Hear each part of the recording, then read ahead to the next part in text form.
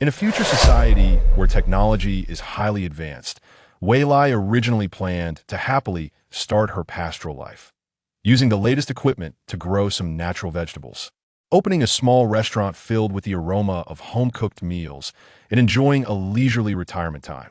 However, reality always loves to hit her hard. Just as she finished debugging her smart greenhouse, an advanced team of interstellar insectoids landed on her experimental field.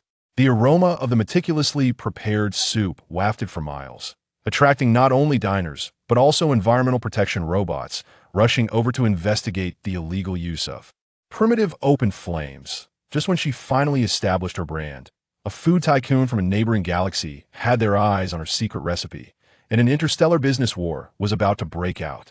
Leisure? Not a chance. Looking at her plans once again disrupted, Wei Lai could only helplessly rub her forehead and sigh. What else can I do? What else? But life must go on. The restaurant still needs to operate. She patted the flour or some futuristic cleaning powder off her apron, her expression shifting from helplessness to determination. Sigh. It seems that to enjoy these leisurely days, they'll have to carve my own path through the thorns. Chapter 1. Your funds are insufficient to provide for the use of the nutrient chamber. Please recharge in a timely manner. Your funds are insufficient to provide for the use of the nutrient chamber.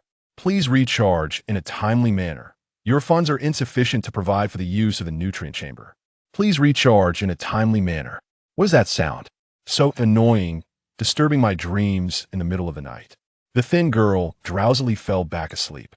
Beep. A piercing alarm rang out, startling Wei Lai awake.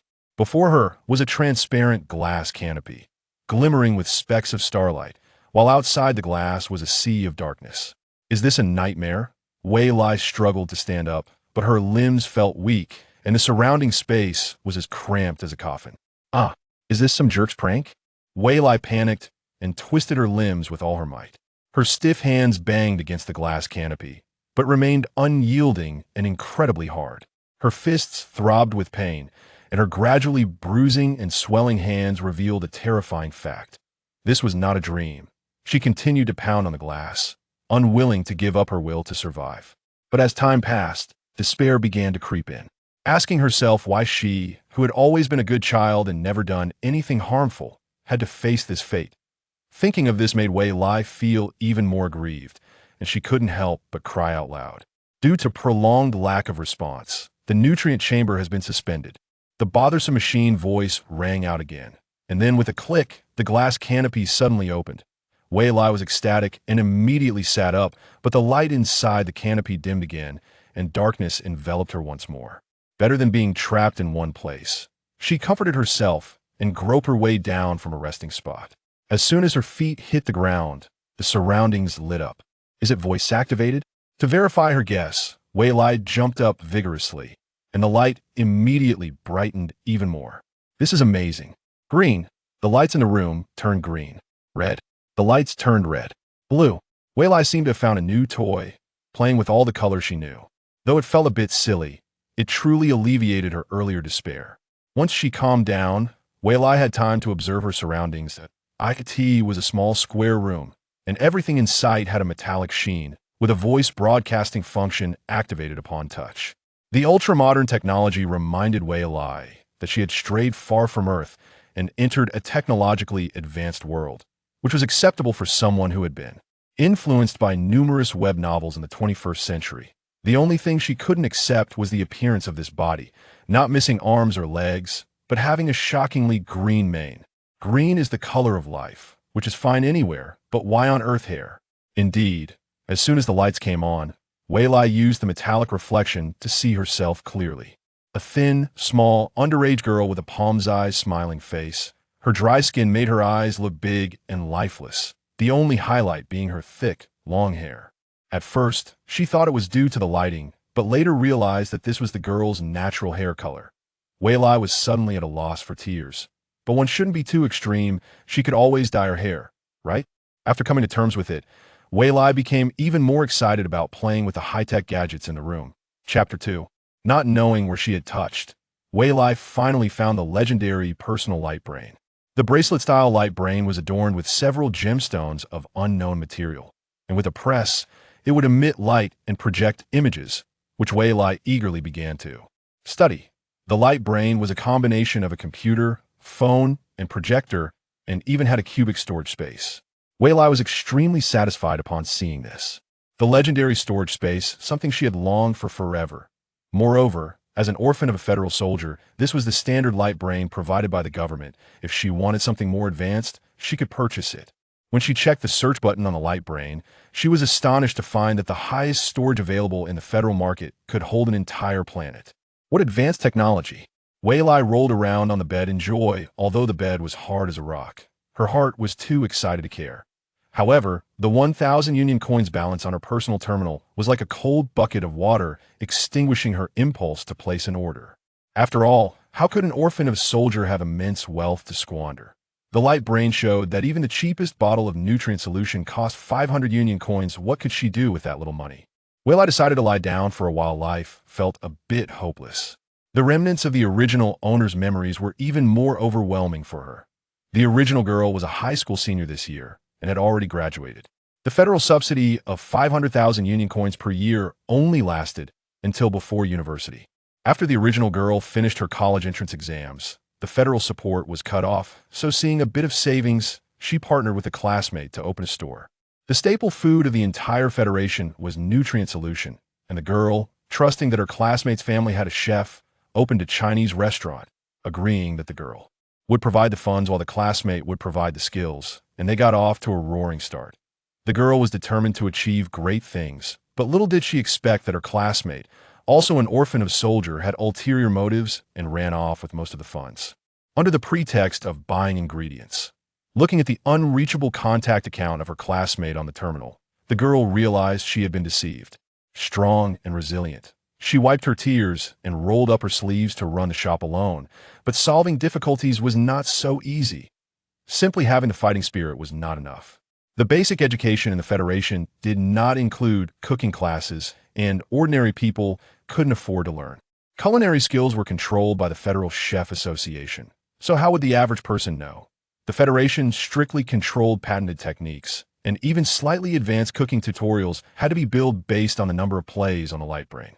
The girl was very determined and spent money without hesitation, purchasing a large number of cooking tutorial videos. Unfortunately, being a natural kitchen killer, the food she produced made passing customers hesitant. Thus, within less than a week, she went bankrupt.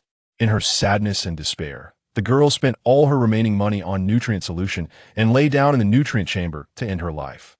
Upon seeing this in the original girl's memories, Wei Lai couldn't help but laugh and cry at the same time. She should be grateful that the price of a nutrient solution was high, filling it up starting from tens of thousands, leaving just enough for herself. Otherwise, she wouldn't even have money to buy a bottle of hair dye. Wei Lai searched on a light brain, and various advertisements for hair dye came flooding in, showcasing the effects with 5D animation.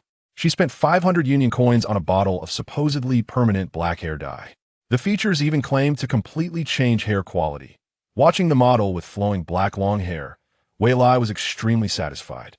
The Federation's logistics were incredibly fast. After placing her order, a logistics robot arrived at her door within 10 minutes. Wei Lai smiled and gave the logistics robot a 5-star rating. Wei Lai admired herself in the mirror for a moment. Black is true love. Chapter 3: The farming space has arrived.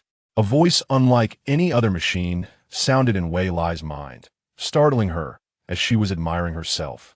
Who? Wei Lai looked around in confusion. I am your temporary space system assistant. La la la. Why are you in my head? What do you want? Wei Lai was extremely angry. After all, the brain is an important organ for people. Although she knew from reading novels that some system stories were powerful, experiencing it firsthand was entirely different. Such inexplicable opportunities were typically out of reach for ordinary people. Host, don't worry, I'm just a stream of consciousness. It seemed to see through people's hearts, leaving Wei Lai at a loss. After a series of brainwave communications, Wei Lai finally felt reassured. It turned out that this system was just a delivery person for the heavenly way. Because in her previous life, she had saved lives as a doctor and then suddenly died on the operating table. She was rewarded with a rebirth in another world, along with a long-awaited space. Died suddenly on the operating table? I thought I was just sleeping. Wei Lai, as a surgeon, had always been diligent, dreaming about performing surgery while sleeping was a common occurrence. Who could have anticipated that such a day would come with unexpected twists and turns? Is there a way to change the space in the light brain?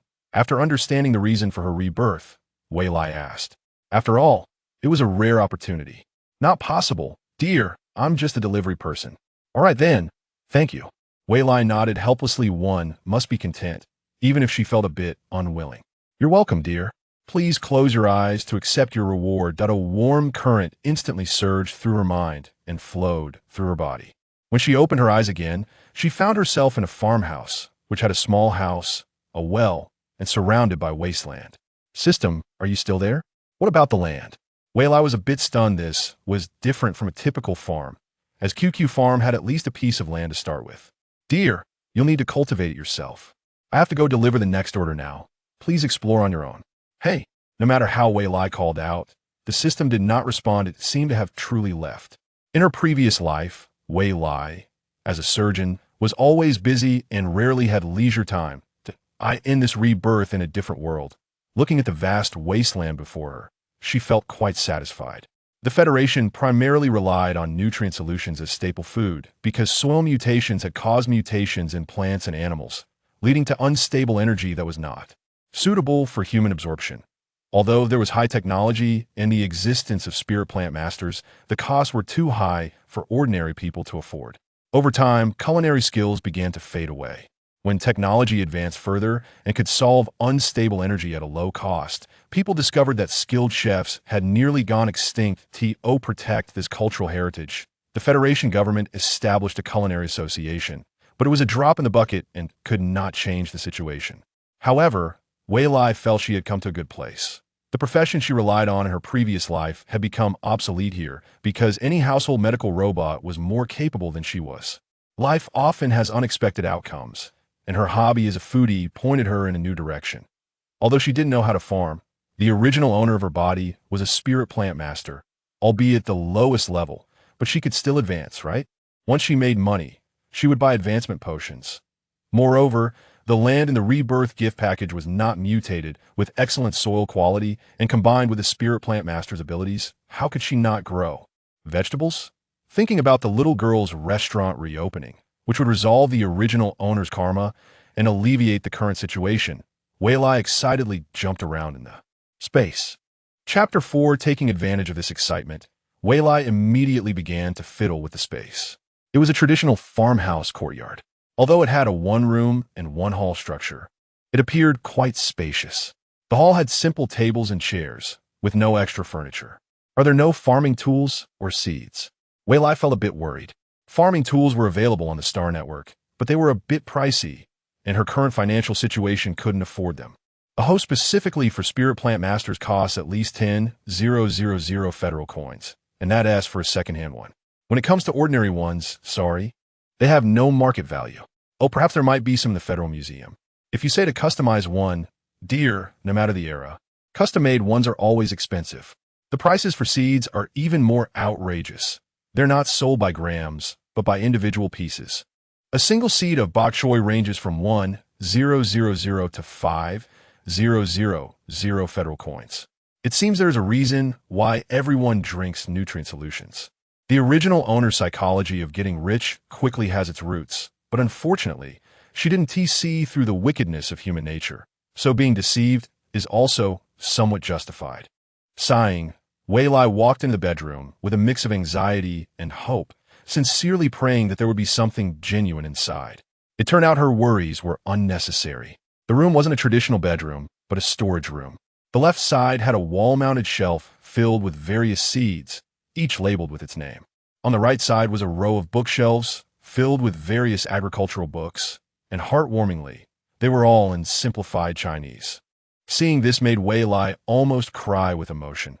If it weren't for the original owner's memories, she wouldn't have understood a single word of the alien language on her brain computer. How rare it was to see her mother tongue in another world. Not to mention the various simple farming tools in the middle of the room. It was all a pleasant surprise. It just lacked a warehouse, which could be added later. Wei Lai walked around outside the house again. The surroundings were all barren land, with nearly 100 acres. Further out, it was a misty area where nothing was clear. The space had a constant atmosphere, with no sun or moon, but there was a gentle breeze. Isn't that strange? She didn't know how the operating system worked. Could it be something from the celestial realm, a product of the heavenly way, with guaranteed quality? Weilai stopped her mind from wandering aimlessly and began to work seriously. The system of interstellar humanity was indeed robust. Weilai used the most primitive rake to till 2 acres of land, without blushing or gasping for breath, and still had some energy left. The original owner had only achieved AB in the federal physical fitness test for school enrollment, which was also the passing standard. It was said that the entry standard for mecha pilots was an A. Don't underestimate the difference of just one level. It was a gap as vast as heaven and earth.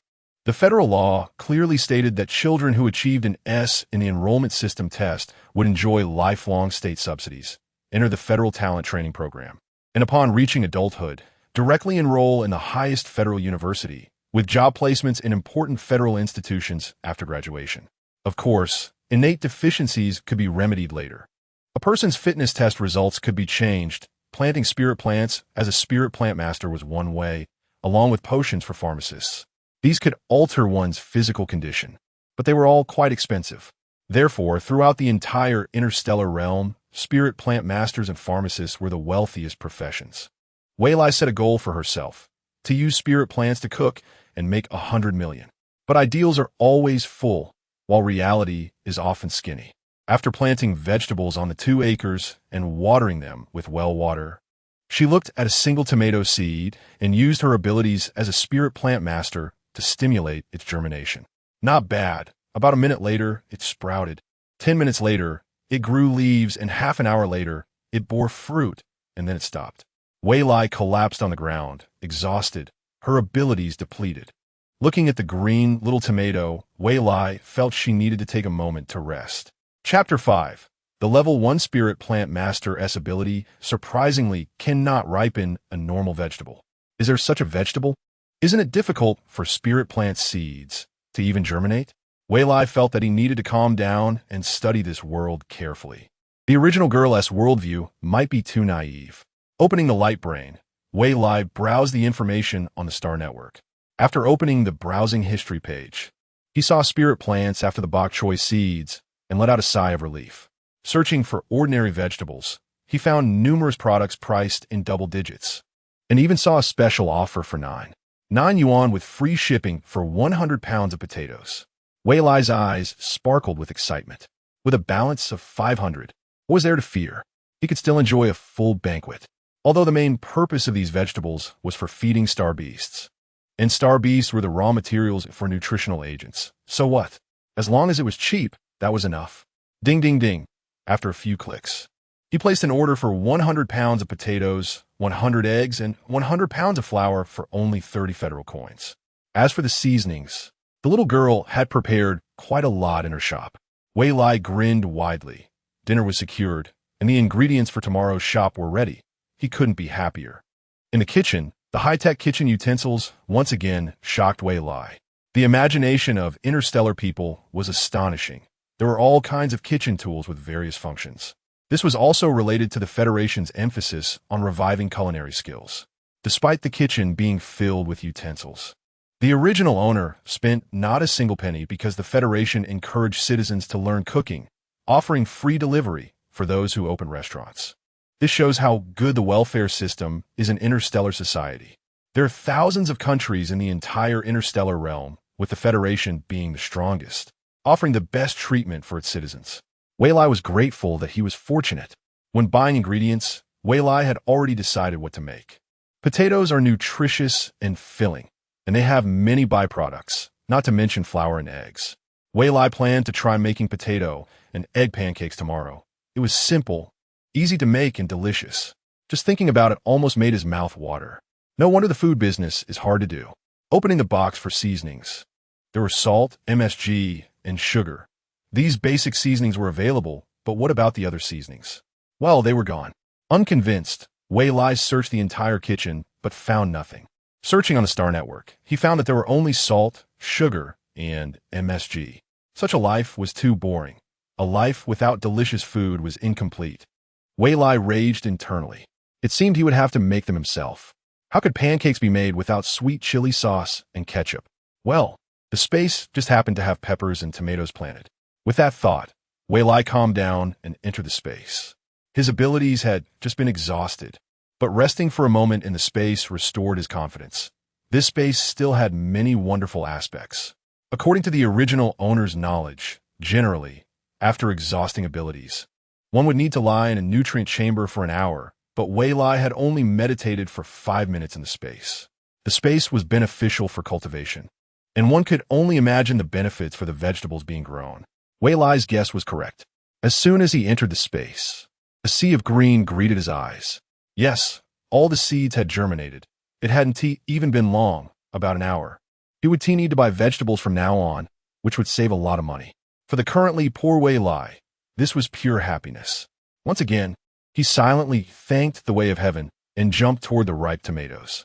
The bright red tomatoes were bending the branches. Now he had ketchup. Chapter 6: Plucking a Tomato. As soon as it enters the mouth, the sweet and sour taste stimulates the taste buds, causing a continuous secretion of saliva. And a warm stream spreads throughout the body. Wei Lai's eyes widened in disbelief. This is a secondary spiritual plant. Normally, a primary spiritual plant master can only cultivate primary plants, and cross-level planting is almost impossible. But in reality, with the farming space, anything is possible. Wei Lai was invigorated and excitedly got busy in the space. Exhausted of spiritual power, he rested and meditated, then exhausted again and meditated, repeating this countless times until nearly half an acre of tomatoes was ripened. He picked up a basket and collected a batch, eagerly moving it into the small house. Just after placing it down and stepping out, a signpost appeared abruptly in front of the house, shining with blinding golden light. Curiously, he walked in to take a look, and it turned out to be a task panel. It seems that the way of heaven loves to play games too, and the golden finger provided is just what he wanted. Cultivate 2 acres of land. Reward: 1 bottle of growth liquid. Harvest 100 pounds of tomatoes. Reward: tomato sauce recipe and ingredients. Harvest 100 pounds of cabbage. Task in progress. Harvest 100 pounds of peppers. Task in progress. Harvest 100 pounds of wheat. Task in progress. Harvest. Wei Lai was so happy facing the task panel that he forgot himself, claiming all the rewards and planning to test their effects. Only cultivating land rewards growth liquid, which is evidently precious. The growth liquid was packed in a transparent glass bottle. The green liquid exuded a vigorous vitality. He opened the cap and poured on the cabbage seedlings. The miraculous transformation began. The seedlings grew rapidly, maturing in an instant. Wei Lai was amazed, tested it with his supernatural ability, and immediately burst into laughter. It turned out to be a primary spiritual plant. This is money. Oh my! A large cabbage spiritual plant on the Star Network is worth 100,000 federal coins. Unfortunately, 1 bottle of growth liquid is only enough to hasten the growth of 2 vegetables. No more talking, let's clear the land. Wei Lai returned to the tool shed, grabbed his tools, and immediately got to work again, panting as he exhausted his strength once more. He decided to take a break. His hungry stomach had been rumbling nonstop. After cultivating another 10 acres of land, Wei Lai received 5 more bottles of growth liquid. While eating tomatoes, he poured the growth liquid on the pepper seeds. According to the task pattern, harvesting vegetables would reward relevant recipes. Wei Lai only knew how to make the tomato sauce recipe. As a foodie, eating is his main essence, and good cooking is secondary. After all, he wasn't as familiar with various seasonings as a real chef. The reward from the task panel just happened to make up for Wei Lai's shortcomings and solve his urgent needs. The 5 bottles of growth liquid weren't enough to harvest 100 pounds of peppers, so Wei Lai decided to hasten their growth with his supernatural ability. After another half a day of work, he finally gathered enough for 100 pounds of peppers. After claiming the reward, he immediately went to the kitchen to experiment with the results. The product from the space must be of high quality. The bright red pepper sauce gleamed enticingly, and he couldn't help but take a taste. The warm sensation made him want to dance. The pepper sauce subtly felt like it contained the energy of nearly secondary spiritual plants. It seems this might be related to the spiritual plant master's supernatural ability. No wonder. The perfect combination of growth liquid and supernatural ability is a divine tool for upgrading. To verify his guess, Wei Lai made tomato sauce, and sure enough, it had the same effect. It seems he would need to use his supernatural ability more while farming in the future. Wei Lai busied himself in the kitchen for a long time, preparing the ingredients for opening the store tomorrow, chopping, washing, and, after organizing everything, he packed it all into the space capsule provided by the light brain. By this time, it was already midnight. Star people have good health, and staying up all month is fine, but considering the original owner's qualified physique, it's better to wash up and sleep. The original owner, who had exhausted the energy of the nutrient chamber, was extremely thin, so he needed to replenish himself. While worrying about all this, Wei Lai succumbed to sleepiness and fell asleep. Chapter 7: A Night of Sweet Dreams Until Dawn. Looking at herself in the mirror, Wei Lai smiled with her eyes narrowed, cheering herself on. A perfect day was about to begin. After enjoying a delicious bowl of tomato and egg noodles that she made herself, Wei Lai decided to head to the shop. The original owner lived on the 18th floor, surrounded by neighbors she grew up with. Seeing Wei Lai leave the house, they all greeted her warmly, indicating the original owner was quite well-liked. It wasn't long before she hitched a free ride. Yes, the vehicles here all fly into the sky. Due to the large population, space utilization in the interstellar city is extreme. Wei Lai, are you really going to continue running the shop? Her neighbor Wang Xiaomei asked cautiously. Initially, she had tried to support her friend's business, but the taste was something most people couldn't handle. Although it wasn't expensive, nutritional supplements were still a better deal. Seeing Xiaomei's expression, Wei Lai understood completely. To earn her first pot of gold, Wei Lai wanted to vigorously promote her food. Of course, my cooking skills have improved. Afraid Xiaomei wouldn't believe her, Wei Lai added, Xiaomei, come to my shop today, I'll treat you for free. Wang Xiaomei hesitated a bit, as she still needed to fly her vehicle to earn tuition. Where would she find the time? But seeing the pleading look on Wei Lai's face, she wavered and said, You really don't have to. It's not easy for you to make money. Wei Lai smiled knowingly. This friend had a good heart, and she could befriend her. There's no need to be polite. You didn't even charge me for the ride. To not delay your work, how about you try the food first? In that case, I'll agree. Although Wang Xiaomei said this, she thought to herself that she would eat quickly and then go induce vomiting later. While they were talking, they arrived at their destination. The shop rented by the original owner was at the end of a snack street, but the name was Grand Gourmet Paradise. Wei Lai took a glance and felt satisfied, deciding not to change the name. After the identity verification by the smart brain, Wei Lai and Wang Xiaomei entered the shop in turn. The retro design restored the style of a 21st century food stall. Please sit for a moment, Xiaomei, Wei Lai said, and immediately went into the kitchen to get busy. With the help of the kitchen robot, Wei Lai shredded all the potatoes into strips, filling up 5 large bowls in an instant. She happily patted the round head of the kitchen robot, truly a great helper in the kitchen. There was no need to hire anyone, saving a significant amount of money. Fantastic. Wei Lai decided to make 2 flavors of potato and egg pancakes, spicy and sweet and sour. Both large frying pans were put to work simultaneously, consuming half of the ingredients. It seemed the preparation was insufficient. She would need to prepare more tomorrow. Wang Xiaomei was a bit restless at the front desk. There was a long queue outside the noodle shop across the street, while there wasn't a single customer here. Should she go attract customers? What if Wei Lai's food didn't taste good? This made Xiaomei anxious, beads of sweat rolling down her forehead.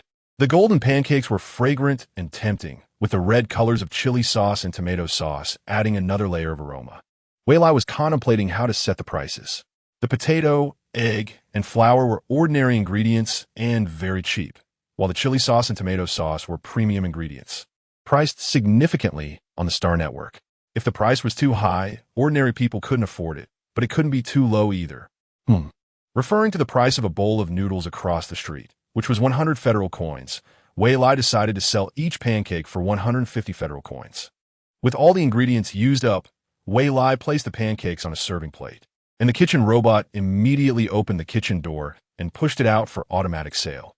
Chapter 8. As soon as the door opened, the aroma of pancakes wafted wildly, and Wang Xiaomei couldn't resist, shouting excitedly, Wei Lai, what is this? It smells so good. It's pancakes with 2 flavors. Do you want to try some? A plate was handed to her, stopping Wang Xiaomei from rushing to buy one from the robot. This pancake is so delicious. Wei Lai, you are amazing. After finishing 2 pancakes, Wang Xiaomei contentedly burped. She was very happy to have tasted such delicious food today. Feeling ashamed of her earlier doubts about Wei Lai's cooking skills, she decided to visit more often and bring some friends along. Thank you for your affirmation. There will be other delicacies tomorrow, Wei Lai said, satisfied that his skills would attract business. After bidding farewell to Wang Xiaomei, who was heading to work, Wei Lai walked to the store entrance. The food sales in the Interstellar Society have strict requirements. Once prepared, they must be placed in sealed preservation boxes. These ordinary-looking preservation boxes are anything but ordinary, maintaining a constant temperature for up to a week and being healthy and environmentally friendly. However, for Wei Lai at the moment, it was a bit of a dilemma. Based on the previous owner's reputation, the store was nearly empty. I miscalculated. I should have saved some for sampling. You should go get a portion from the selling robot. Oh, sorry, that requires money. This is the most basic robot and doesn't have modified instructions. It felt a bit funny and quite frustrating to buy his own food with his own money, and the balance of 470 federal coins stung Wei Lai's heart. Forget it. Let's leave it to fate. Wei Lai decided to take a break in the lounge. Upon returning to the lounge, Wei Lai had just sat down when he entered the farming space. Hard work is the path to wealth, and Wei Lai swung his farming tools with determination. Meanwhile, Wang Xiaomei was diligently fulfilling her promise while driving her flying car. With each customer she picked up or dropped off, she promoted the food paradise. Sister, the pancakes at Food Paradise are really delicious. You must try them. Grandpa, the pancakes at Food Paradise are so crispy. They won't get stuck in your teeth at all. Miss, are you here for tourism? You must try the food. The pancakes at Food Paradise are a must. Yes, don't forget to mention Food Paradise. Wang Xiaomei's fresh and unconventional promotion even led some passengers to change their routes to Food Paradise. After working in the farming space, Wei Lai looked at the ground full of vegetables and decided to increase the variety of food in the restaurant. After all, it was a restaurant, not just a pancake shop. Unfortunately, all he had were vegetables with no meat. The prices of meat on the Star Network were too expensive to afford. Looking at the newly acquired tofu recipe, Wei Lai's eyes lit up. He had found a substitute for meat. In Chinese cuisine, tofu is comparable to meat among vegetables. With excitement, he immediately took action. Thus, the kitchen of the shop began operations again. The restaurant had 3 robots, which was the standard for a typical shop. 2 were selling in the front, and currently, only 1 robot could help in the kitchen. Although it was easier than having 1 person, the robot could only do the most basic tasks. Sigh, still need to make money and then upgrade the robot system. Wei Lai decided that today's lunch would be rice bowls. The process of making tofu was a bit complicated, so it seemed it would have to wait until tomorrow. Wei Lai felt a bit regretful, as he hadn't eaten meat in a long time. He prepared 50 portions, each of tomato and egg rice bowl, fish-flavored eggplant rice bowl, and potato rice bowl. That should be enough, he thought, as he had no experience running a restaurant. Besides, the preservation boxes could keep food fresh for a week, so there was no need to overthink it. After finishing a generous portion of fish-flavored eggplant rice bowl in the kitchen, Wei Lai saved another portion for Wang Xiaomei. I just want to sleep after eating, Wei Lai yawned and decided to go out with the robot to check on the sales situation. Chapter 9, just out of the kitchen, Wei Lai was startled by the bustling crowd outside. If the hall hadn't been closed off with only 2 selling windows open, there would have been no room to step in. As soon as Wei Lai opened the hall's main door, 8 tables were already filled with people. It was astonishing to see 2 boys squeezed on a 1 bench. Boss, do you still have pancakes? A burly man with a bearded face asked anxiously. Another ant from a different table chimed in. Yeah, do you have any left? My grandson loves them. Yes, this is the best food I've ever had. Boss, I want 2 servings of pancakes. A young man in a suit had a look of eagerness on his face. Soon, at least everyone at the tables ordered at least 2 servings, with some even ordering 30 takeouts. The 2 robots selling pancakes had red, glowing eyes that indicated the pancakes had been sold out 2 hours ago, displaying an innocent expression that Wei Lai found quite endearing. Fortunately, Wei Lai had just stocked up on some vegetables in the space, enough to handle the situation at hand. I have some, but they need to be made fresh, Wei Lai replied, adding an apology, worried that customers might grow impatient waiting. To her surprise, the customers in the hall didn't get angry. Instead, they smiled and encouraged Wei Lai to take her time. Being able to buy pancakes was already a blessing. They didn't expect too much. After all, good food is hard to come by. Besides, it was so cheap, much more economical than nutrient supplements. For lunch today, we have a rice bowl series, which tastes great. You might want to give it a try. After recommending the new dish, Wei Lai set up one robot window for selling, one to receive orders in the hall, and sent another to the kitchen to help. After interacting with the customers, Wei Lai learned that this batch of customers were all passengers of Wang Xiaomei from before. It wasn't easy to help someone in need, and Wang Xiaomei was truly genuine. Wei Lai decided to treat her to a big meal later to express her gratitude. This batch of ingredients was all sourced from the space, and the quality was naturally better than before. Sure enough, after making a pot, she measured it with her ability, finding it to be second-grade spiritual food. This would sell for several thousand in the Capital Hotel, and if she sold it for the price of 150 federal coins, she feared it would provoke public outrage. Currently, as a small vendor, she couldn't compete against commercial giants. After some thought, Wei Lai decided to order regular ingredients from the Star Network to avoid keeping customers waiting too long. She had the robots serve a portion of cucumber salad to each table. She then made more pancakes, brushing on her homemade chili sauce and tomato sauce. The food presented a first-grade quality standard, which relieved Wei Lai. First-grade spiritual food wasn't expensive on the market, ranging from 100 to 500 federal coins. So now she didn't have to worry. With her skills, she could easily make a living just selling sauces. Thinking of the little girl's wish, she decided against it and opted to take things steadily.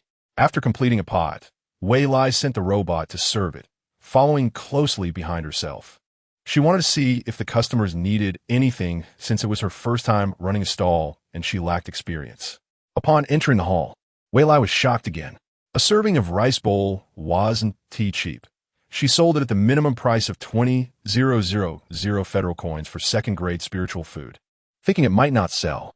To her surprise, all 9 people at the table were focused on eating, with several stacks of takeout boxes beside them. Did I underestimate the purchasing power of interstellar humans? Wei Lai wondered, frowning in confusion. After waiting for a while, no one responded. Wei Lai awkwardly cleared her throat.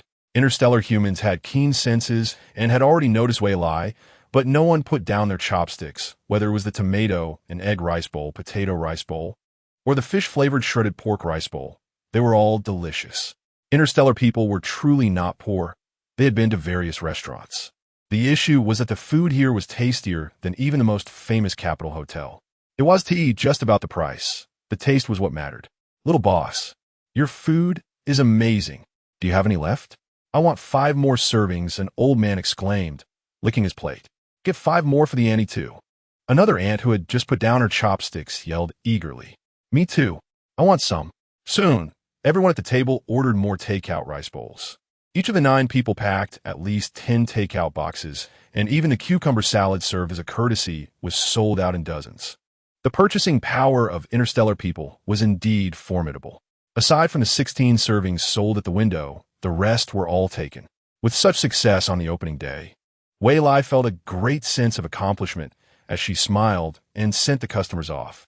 She closed the shop door, ready to take a break before opening again in the evening.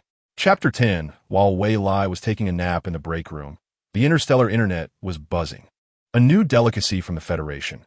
Pancakes, the unbeatable charm of rice bowls on the taste of smashed cucumbers. All the food from Wei Lai's shop made it to the trending list. Various promotional articles were rampant, and with food critics sharing and discussing. There were even live-streaming platforms competing in food challenges. Most interstellar citizens believed it was all hype. After all, the Federation had been focusing on food revival in recent years.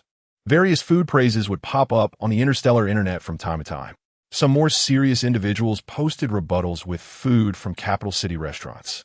However, those who had genuinely tasted the food from Wei Lai's shop were angrily challenging the naysayers nonstop.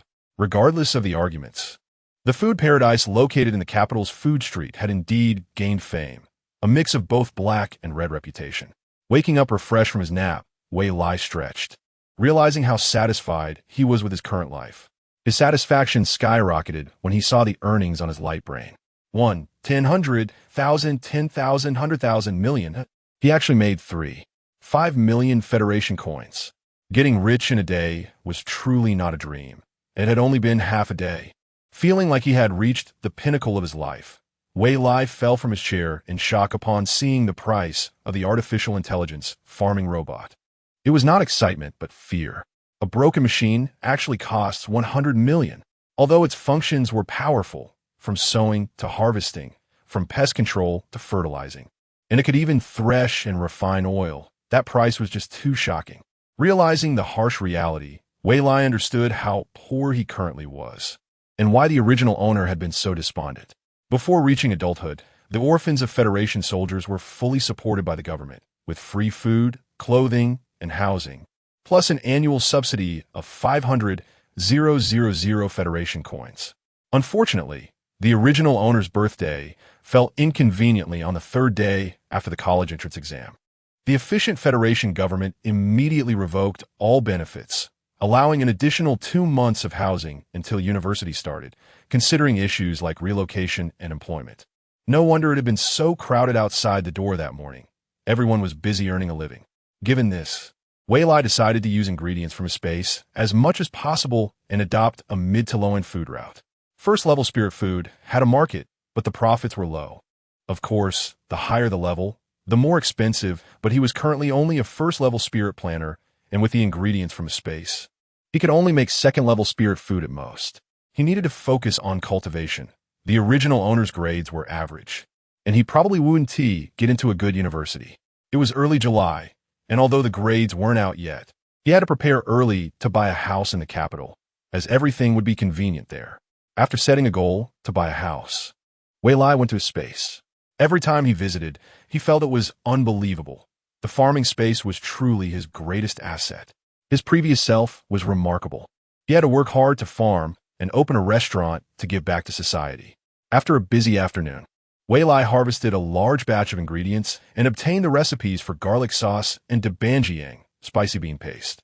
Full of determination, he entered the kitchen and used up all the ingredients. Looking at the kitchen filled with food, he felt a great sense of accomplishment. That night, Wei Lai decided to sleep in the shop's break room instead of going back. Yes, just to save on transportation costs. To make money, Wei Lai decided to change the shop to a window sales model, increasing the original 3 windows to 5, spending 3 million Federation coins to buy 2 more kitchen robots. It pained him to spend the money, but thinking about how he only had 470 Federation coins that morning made him feel relieved. You have to spend a gain, right? The current plan for the shop was robot sales, while Wei Lai himself was not idle. He planned to work hard in farming and cooking to accumulate wealth. The business would still focus on pancakes and rice bowls, as these were currently unavailable food types, and he wanted to make a profit before they flooded the market. The interstellar people were very clever, and Wei Lai didn't dare underestimate them.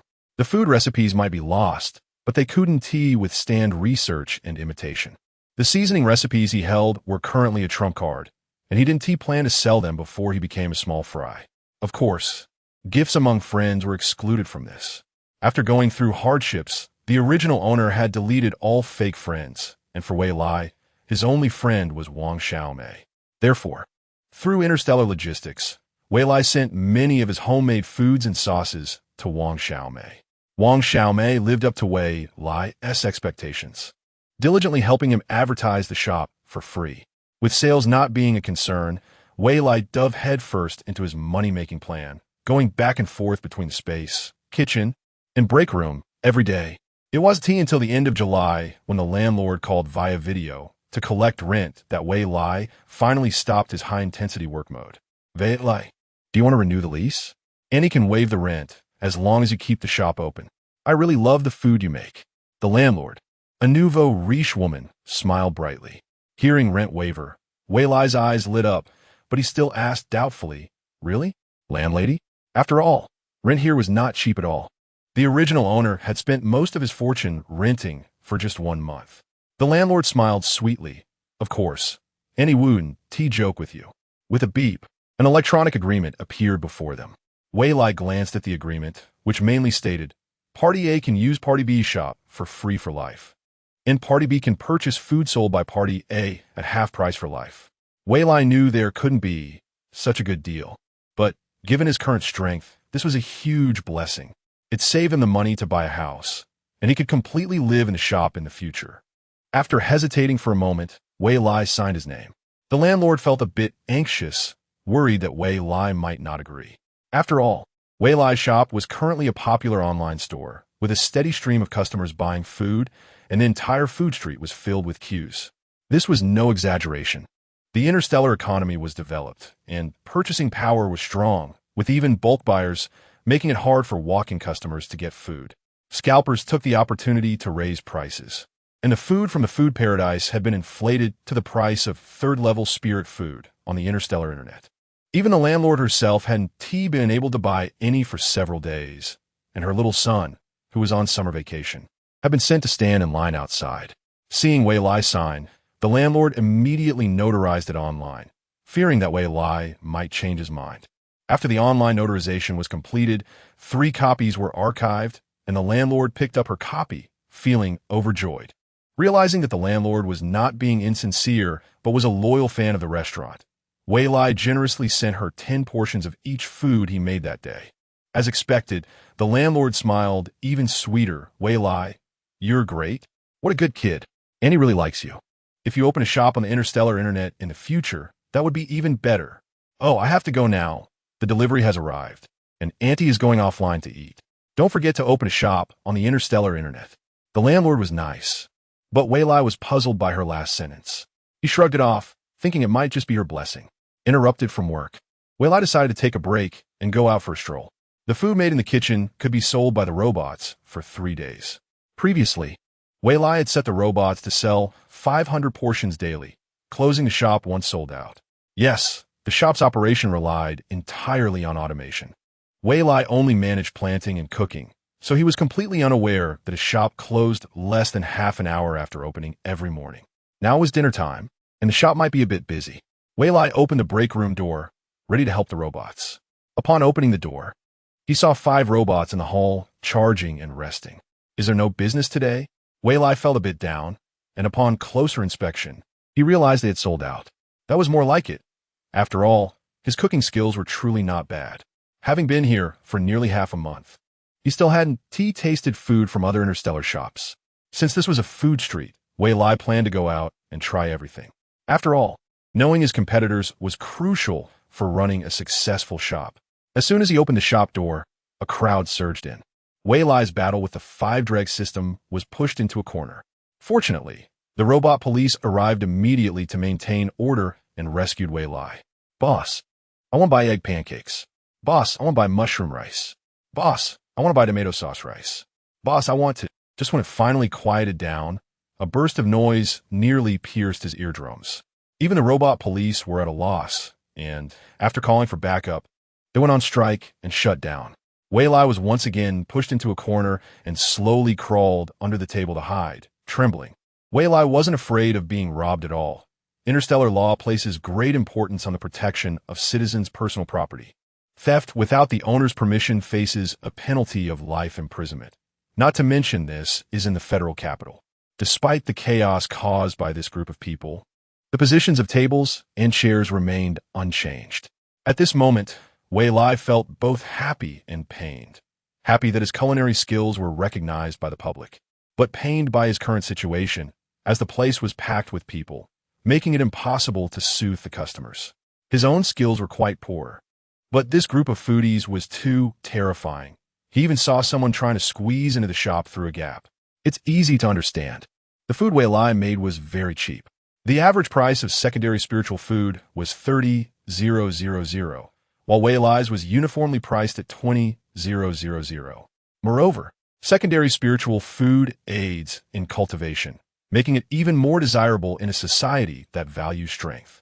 Furthermore, Wei Lai had been diligently cultivating lately and was about to break through to become a secondary spiritual plant master. The spiritual food he produced was remarkable, reaching the level of secondary top grade, with a few even reaching the 3rd level. That was 3rd-level spiritual food. Low-level ability users could immediately advance to level 1 after consuming it, while level 1 ability users could steadily progress to intermediate level 1. How many low-level ability users would be envious of that? More importantly, it was cheap, Third-level spiritual food started at 1 million on the Star Network. But here was only 20,000. At this moment, the shop was surrounded by the Federal Guard, with 6 mech warriors in cool mechs standing and posing. Chapter 11 Boss. We really are unlucky. Just got off the battlefield and ran into this kind of mess.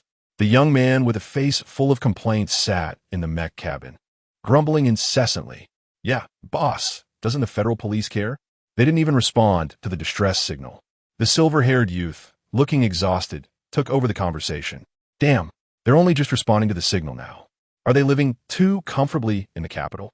They really should go practice on the battlefield. I had a reservation at the Grand Capitol Hotel, and now this mess has delayed me. Enough with the nonsense. The boss hasn't said anything yet. What are you complaining about? Have you forgotten the mission of federal soldiers? Suddenly, the squad chat fell silent. The warrior referred to as boss remained silent, coldly observing the situation of the shops below. After a slight frown, he issued the order, down. In an instant, the mech cabins opened simultaneously, and the federal soldiers dressed in silver-gray combat uniforms descended like 6 bolts of lightning. Before long, they stood in a neat row in front of the shop, their laser handguns ready to fire. Before they spoke, the bloody and sharp aura from just coming off the battlefield made the surrounding crowd gasp, filled with admiration and excitement. They instinctively made way. Those were federal soldiers, the pride of the Federation. The leader was the youngest colonel in the Federation, the dream lover of all interstellar girls, and the goal of every boy's struggle. The soldiers did not utter a word, but someone in the crowd stepped forward to explain the situation. Wei Lai observed everything happening outside through the gap under the table, and the suddenly quiet environment made him a bit uneasy. Just as he was about to turn out using his hands and feet, he was startled by a burst of laughter. Boss, someone is actually hiding under the table. Ha! A mischievous youth knocked on the table. Coward, come out, it's fine now. Another round of laughter followed. Wei Lai stood up angrily, glaring at the other party. He admitted to himself that he was indeed a coward, but did it really have to be said in front of so many people? No one else was laughing. Just him. Wes so funny. Clenching his fists, he really wanted to punch him. Shut up. Li Qin apologized. The laughter stopped abruptly, and Li Qin looked reluctantly at the serious-faced captain. Mu Li exchanged a cold glance, then scanned the surrounding crowd. Li Qin felt a chill run down his spine, suddenly realizing that while such behavior was harmless at ordinary times, it was indeed disrespectful to the dignity of federal soldiers at this moment. He straightened his expression and sincerely apologized to Wei Lai. By the time Wei Lai realized these people were federal soldiers, he already regretted his earlier behavior. Offending them could drown him in the spit of interstellar people. It's fine. I haven't thanked you for saving me yet. Wei Lai planned to smooth things over. The bustling crowd outside the shop was not easy to manage, and it seemed he still wasn't cut out for running a shop. Thinking of the kitchen supplies, Wei Lai decided to seek help from this group of people. Wei Lai rubbed his hands and cautiously approached Mu Li. Commander, could you help me with a small favor? The sharp gaze of this person was too intimidating, and Wei Lai felt scared after asking. Mu Li chuckled and replied, Sure. Just as Li Qin said. He really is a coward. Seeing him agree, Wei Lai was overjoyed. Could you help me count the number of people outside? I plan to limit each person to 1 serving. Mu Li nodded in response. With the boss's permission. A tall young man beside him quickly reported a number on the star net, 1289. Hearing this, Wei Lai immediately gave instructions to the robot. Fortunately, the supplies were enough. Wei Lai hurried back, pieced together a few tables, invited the 6 people to take their seats, and continued, I also need to trouble you to stay in my shop. He then quickly took out a plate of sesame cakes and tea soup, arranging them neatly. Mu Li and his group were already hungry, and upon seeing this, they agreed. They should have been feasting at the Grand Capitol Hotel at this time. Although this shop was small, with so many people in line, it seemed like they should be able to eat something. However, everyone sat on the benches without touching the food on the table. Seeing this, Wei Lai scratched his head, thinking the boss might look down on this. He quickly apologized. I'll make it fresh. I guarantee you'll be satisfied. He dashed to the kitchen. The 6 were not picky. They had gotten used to eating tasteless nutrition agents on the front lines. They just hadn't lowered their guard in this unfamiliar territory.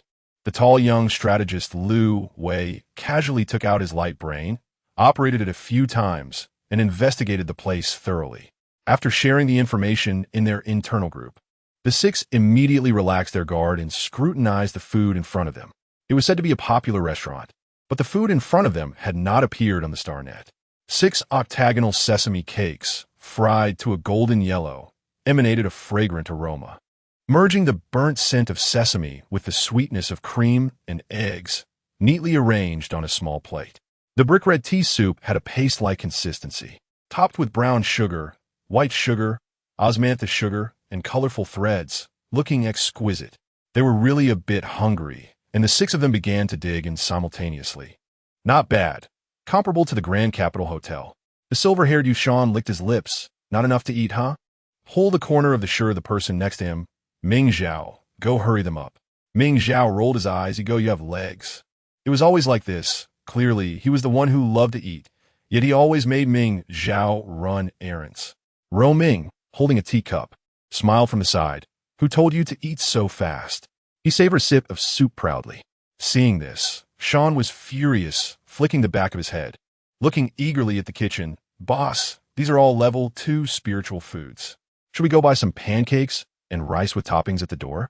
Li Qin also felt he hadn't eaten enough. Before Mu Li could respond, Lu Wei interjected, How long will we have to wait in line? Just wait.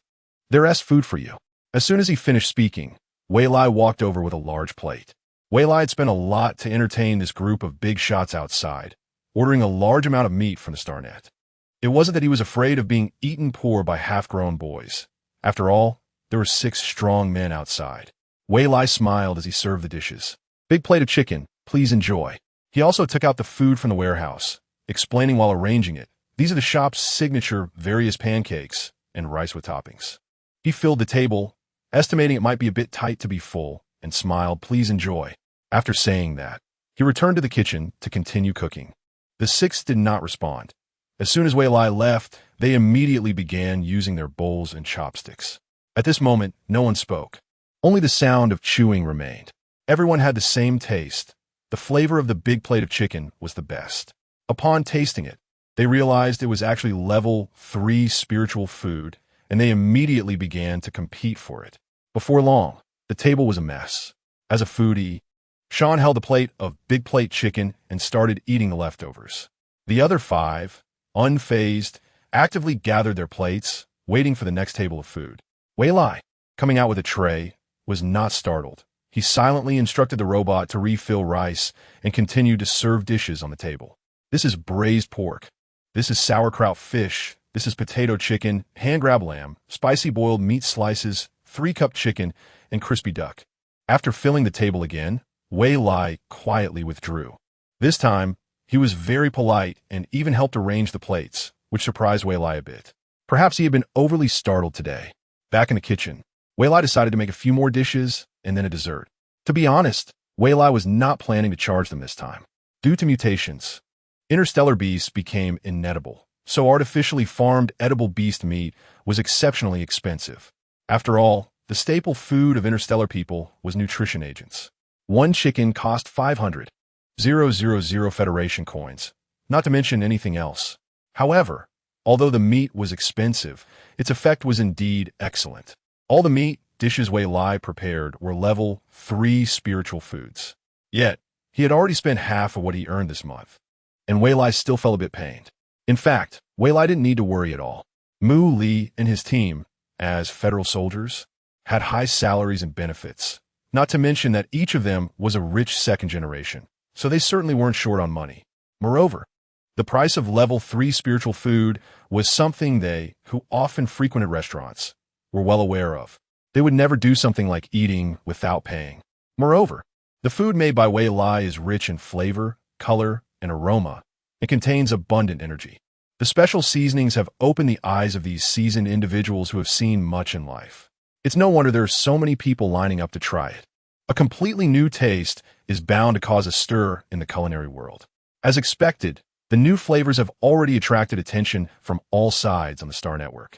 Some culinary masters and researchers have studied the flavors of Wei Lai's food, but due to tens of thousands of years of mutation in plants and animals, many seasoning materials have lost their original properties or even become extinct.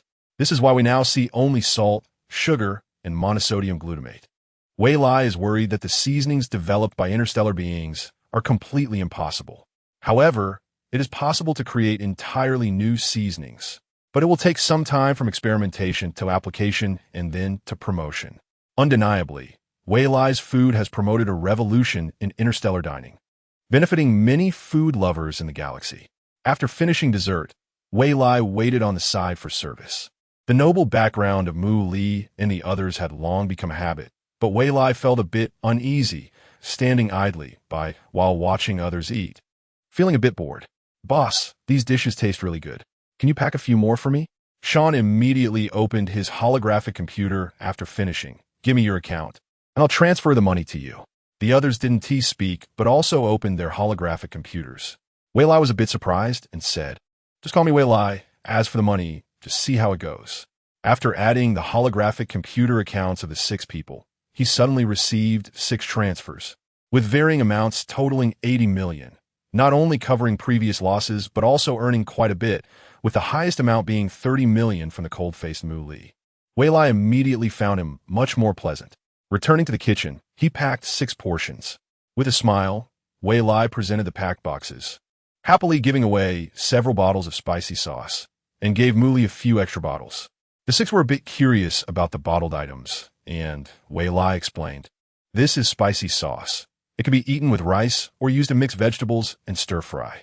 Worried that his explanation might not be clear, Wei Lai took a bowl of white rice from the kitchen, opened a jar, scooped a spoonful onto the rice, and mixed it. "See, you can eat it like this."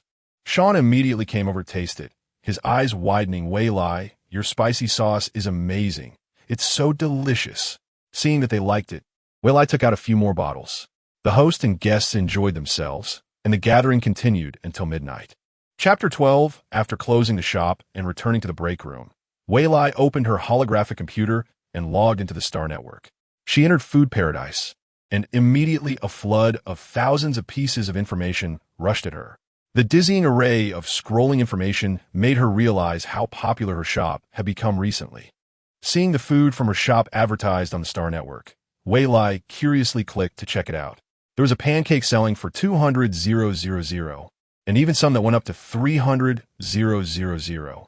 Wei Lai felt she was losing out, as the resellers were making more money than she was. She decided to limit each customer to 1 portion of food per day starting tomorrow.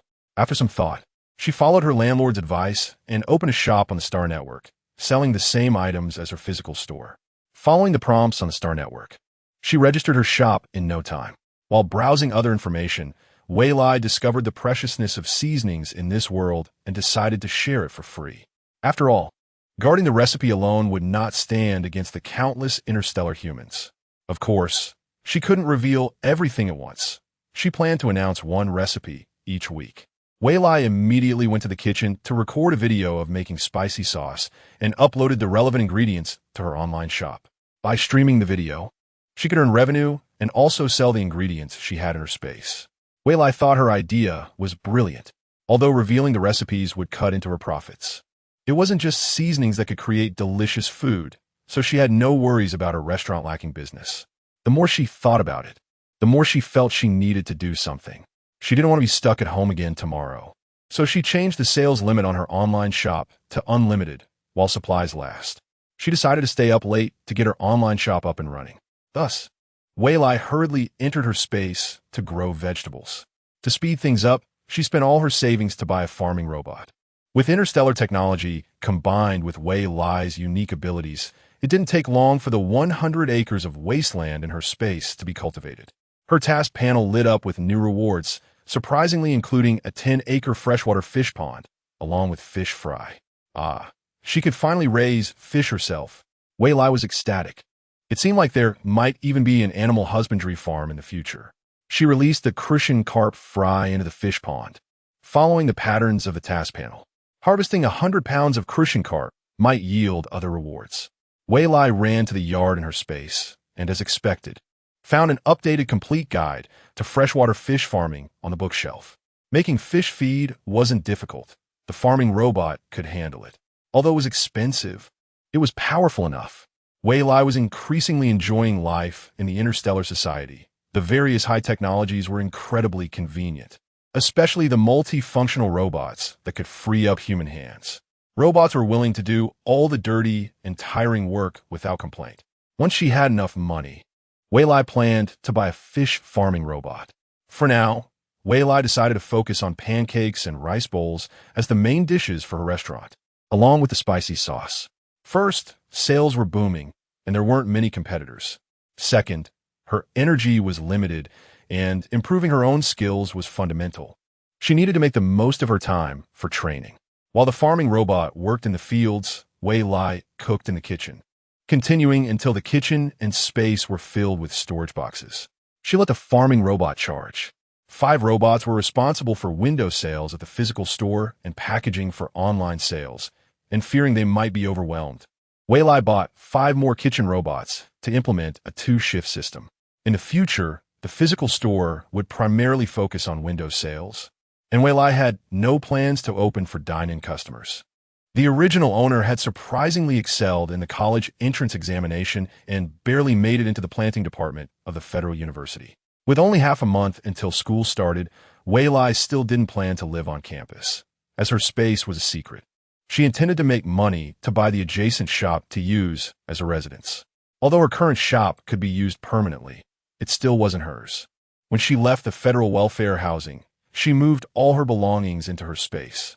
While she could sleep in her space, it wasn't a long-term solution. The break room in the shop was too small and inconvenient for receiving guests. After arranging the robots, Wei Lai opened her holographic computer to improve the online shop information. The online shop name was the same as the physical store, but it offered more products for sale, including various seasoning recipe videos, ingredients, and products. Wei Lai completed and uploaded all the food information and promised her landlord a 50% discount. She also made 50 discount membership cards for not only her landlord, but also for Wang Xiaomei and the 6 influential figures she met today. After the holographic computer notified her that the shop membership cards had been sent out, Wei Lai clicked the open shop icon and logged off. Regardless of others' reactions, it was already 1 a.m., and it was the first time Wei Lai had gone to bed so late since arriving in the Federation. While Wei Lai was fast asleep, the Star Network was buzzing with activity.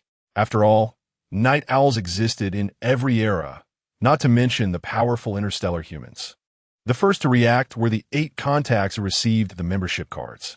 Wang Xiaomei was too busy preparing to drive and earn money to respond, and the landlord had already gone to bed for her beauty sleep. However, the other 6 federal warriors were training in the Mecha training hall at that moment. Upon seeing the information, they immediately canceled their training plans and opened the membership card shop link, entering a buying frenzy. One should not underestimate the purchasing power of handsome men. With money, they could buy whatever they wanted. When Muli saw the free spicy sauce recipe video, he nodded in interest, realizing that he couldn't keep it to himself. This approach of seeking profit while avoiding harm was much better than the stubborn old chefs from several culinary families. The reason interstellar people relied on nutritional supplements as their staple food was precisely because the Chef Association controlled food recipes and refused to make them public, amassing wealth and status through their recipes. The grand hotels across the capital were backed by the Chef Association. Wei Lai's actions might offend the Chef Association. However, considering the meal he had just eaten, Muli thought about recruiting her to the military, but he needed to report this first. He dialed a holographic account, and an elderly man with white hair appeared on the screen, dressed in a crisp military uniform adorned with medals, working at his desk. This was Marshal Mu Guangda, one of the leaders of the 4 military districts of the Federation. "You little rascal, how long have you been back, and why haven't you contacted your grandfather until now?" The old man questioned with a strong voice. Muli, usually expressionless, managed a rare smile. "Grandpa, don't worry. I'll send you some food, and, after you taste it, consider whether to cooperate with her." "You little rascal, it's already late at night. Eating a midnight snack might cause indigestion." The old man complained a bit, but still opened a food box to eat. The taste was unprecedented, although it was a 2nd-tier spiritual food. It was more delicious than the 5th-tier spiritual food from the Grand Hotel. If this chef were cultivated, the Grand Hotel would probably go bankrupt. "Muli, you're responsible for contacting her and establishing a cooperative relationship with the military. Improve the food supply in our southern district and make the other military districts envious." He stroked his beard, feeling that it wasn't enough, so he asked for a few more boxes. "Okay, Grandpa, here's the shop address. You can purchase it yourself." Muli finished and hung up. Mu Guangda chuckled at how stingy his grandson had become and opened a shop link. Various delicious foods filled the screen, and just looking at the pictures made him drool. Watching the rapidly decreasing stock, he felt a bit anxious and immediately grabbed a few varieties. The Star Network users were also going crazy, buying food as if it were the new year. However, they all chose to do so quietly without any promotion. The food from Food Paradise was a rare find, so they wanted to stock up while they could. Many were scared off by the painful experiences from previous purchases at the physical store. Yes, some unfortunate customers had waited in line for 3 days without being able to buy anything. There were also culinary enthusiasts who saw the free spicy sauce recipe and, feeling hesitant, bought a jar of the finished product to try. After tasting it, they were amazed. Those with good writing skills crafted soft articles praising Wei Lai's cooking, receiving numerous likes from various internet users. Various tasting videos emerged, with some directly eating the spicy sauce, while others mixed it with rice or stir-fried noodles. Some even exaggeratedly mixed it with nutritional supplements, and the taste was surprisingly good. After a night of fermentation, the spicy sauce has become a versatile dish. Wei Lai, who woke up early in the morning, immediately turned on a light brain. Learning from the previous lesson of being uninformed, Wei Lai decided to log onto the Star Network more diligently in the future. Upon opening the online store, she was startled to see that the stock levels under each food picture were 0. She thought she had made a mistake last night. Only after seeing the sales figures did Wei Lai realize that the food had sold out. In a great mood to celebrate the successful opening of her online store, she decided to upload the recipes for ketchup and sweet chili sauce today. After finishing breakfast, as usual, Wei Lai got busy in her space. The crucian carp in the fish pond had all grown overnight, but unfortunately, there weren't enough to claim a reward. So Wei Lai used the money earned from the online store last night to buy a fish-raising robot. Suddenly, there were 2 robots in the space, which greatly sped up the planning process. First, she completed her daily ability training in the space, which involved supplying special abilities to each plant. Wei Lai's ability as a level 1 spirit plant master was self-taught through free basic methods on the Interstellar Network, but formal training had to wait until she entered university. Currently, the way Wei Lai enhanced her abilities was by continuously depleting them, something she inadvertently discovered as a newcomer. This is actually extremely dangerous in the interstellar realm, as the air contains many unknown energies. If her energy were to run out, it could lead to a psychic riot, and without timely treatment, it could even damage her potential, ultimately turning her into an ordinary person. Fortunately, Wei Lai, being new and unaware, had the space as a cheat, so she didn't have to worry about this issue at all. Wei Lai returned to the kitchen to perform her main job, recording and uploading the video for the ketchup and sweet chili sauce recipes. With half an hour left until lunch, she stopped making food and simultaneously opened both the physical and online restaurants. The physical store had robots selling, and Wei Lai didn't plan to manage it. This time, lying on the lounge chair, Wei Lai intended to observe the sales situation of the online restaurant throughout. Chapter 13. Wei Lai was eagerly anticipating the launch of her online store's video section. The spicy sauce video had already surpassed 200 million views, and the newly uploaded ketchup and sweet chili sauce videos had reached tens of millions of views, with the numbers climbing at lightning speed. Wei Lai sat up abruptly and checked her balance, which had exceeded 300 million federal coins. On the interstellar internet, free videos were charged per view, with each view costing just 1 federal coin. However, with a vast interstellar population, official statistics indicated that the adult population alone was in the hundreds of billions, not to mention the elderly and children. Wei Lai felt that simply uploading sauce videos could propel her to the peak of her life. Remembering that the house next door was priced at 300 million, she quickly called the real estate agent's holographic number and arranged to meet at the housing authority at 1 p.m. Wei Lai was overjoyed. She was finally close to having her own house. The next-door house had originally been a rice noodle shop, which had seen some business. However, since Wei Lai's shop reopened, it had continuously incurred losses and subsequently closed down. Wei Lai felt no guilt at all. Competition was normal in business, and constant innovation was necessary for progress. Those who could not keep up with the times would naturally be eliminated. just like the noodle shop across the street, which had already introduced spicy-flavored noodles in no time. Continuing to observe the sales of her online restaurant, the sales speed had noticeably decreased compared to last night, but it was still decent. It seemed the power of the sauces was immense. In contrast, the video interface showed that the spicy sauce had reached 1 billion views, with ketchup and sweet chili sauce following closely behind. The sales of corresponding ingredients were also skyrocketing, with some scarce ingredients like chili peppers and tomatoes already sold out. The sales revenue from the ingredients wouldn't last long. Once these ingredients were cultivated, it was likely that no one would buy them anymore. Therefore, Wei Lai decided not to restock and would check the sales situation again during dinner time. Seeing that it was almost time, Wei Lai tidied up and prepared to head to the housing authority to meet the real estate agent. She took a flying car to the housing authority's entrance and coincidentally ran into the real estate agent. Entering the service hall, it wasn't long before Wei Lai's personal property page on her holographic device displayed a property certificate. The Interstellar Society had long since realized paperless operations, with paper documents only existing in national museums. Wei Lai, feeling overjoyed, took a selfie with the property certificate to save in her personal space. While Wei Lai was thrilled about buying a house, the Chef Association was filled with worry. President, so far, the daily revenue of the National Capital Hotel is at an all-time low. The reporting staff member, holding an electronic statistics sheet, was sweating profusely. Moreover, he continued, the elderly man in the middle let out a cold snort.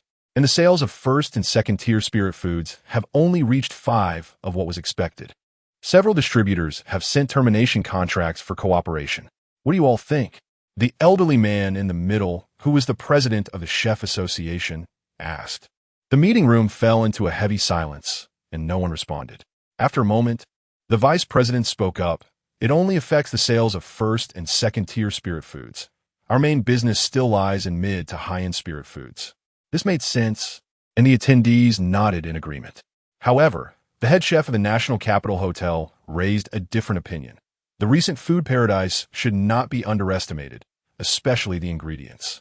After saying that, he signaled his chefs to distribute the pancake rice and 3 types of sauces to everyone.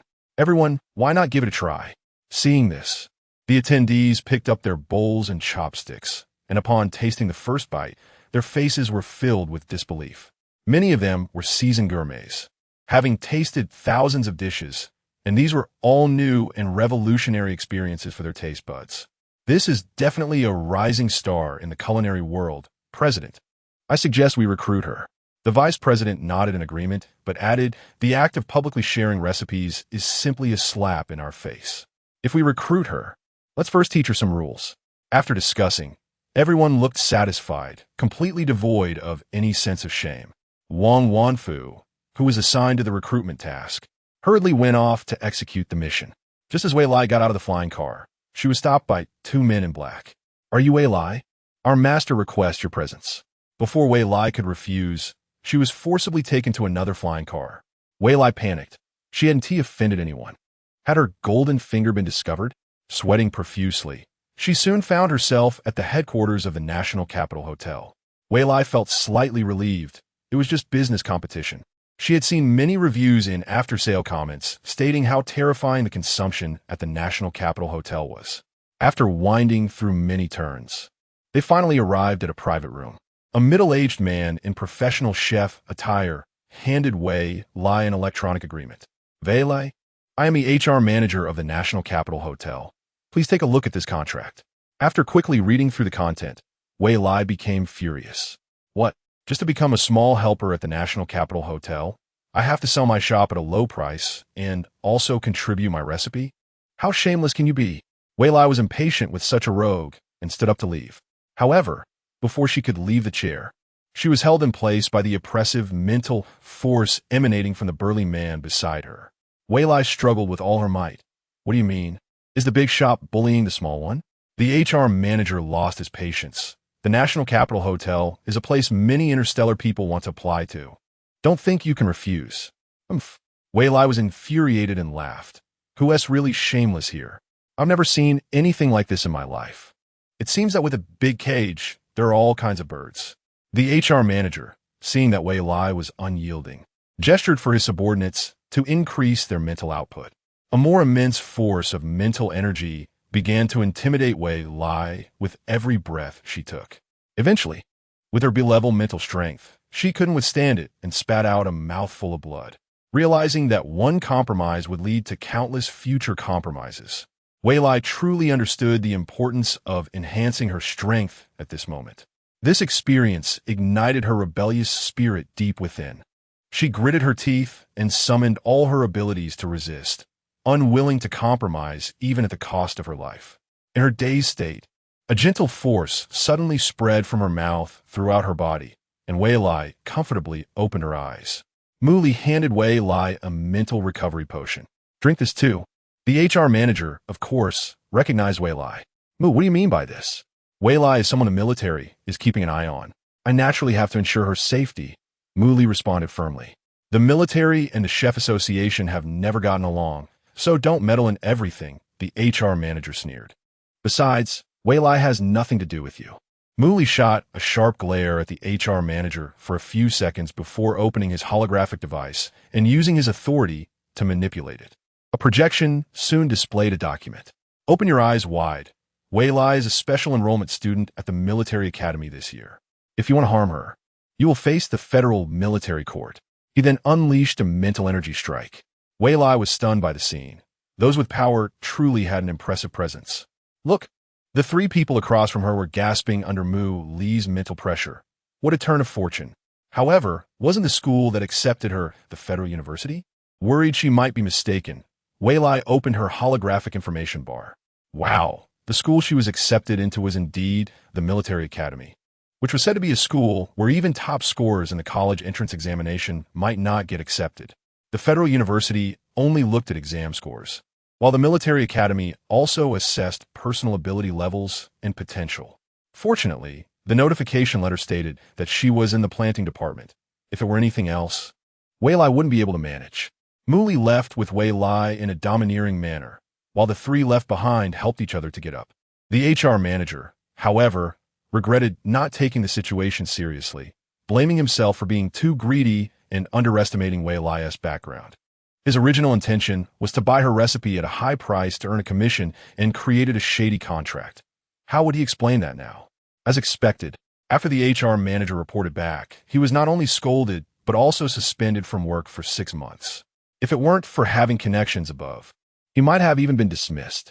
Muley sent Wei Lai back to the food paradise. Along the way, Wei Lai hesitated to speak, but seeing the other person's serious expression, she felt conflicted. When they arrived home, Wei Lai invited Muley into the shop. Muley had been wanting to explain, but seeing the little girl's cute expression earlier, he pretended not to notice her struggle. Curious about why I came to save you, right? Curious about why your university admission letter changed? Wei Lai nodded eagerly, and Muley smiled, thinking she was really a simple girl. Muley decided to explain kindly. Do you know that your ingredient formula is very precious? I know. That's why I uploaded it for free. Seeing that Wei Lai still didn't understand, Muley directly answered, do you think the ingredient formula has really been lost? No, at least. Most of it has been preserved with government protection. The Chef Association built its monopoly over interstellar food based on these formulas. And the backing of the Chef Association is the high-level federal government. Wei Lai was stunned to hear this. No wonder the HR manager had been so arrogant, completely relying on the government as power. So, you help me, you won't get into trouble, right? The other party has the government backing. Muley smiled gently, thinking this girl is quite kind. The Federation implements a policy of joint rule by the military and the government. So, are you willing to submit to the military? Wei Lai thought that since she had already offended the government, this was undoubtedly her last option. Are there any conditions? I can't accept any unreasonable terms. After graduation, serve in the military. Okay, if you don't mind. After all, my physique is only B. It's hard to find work anywhere. Also, your shop will serve the military in the future.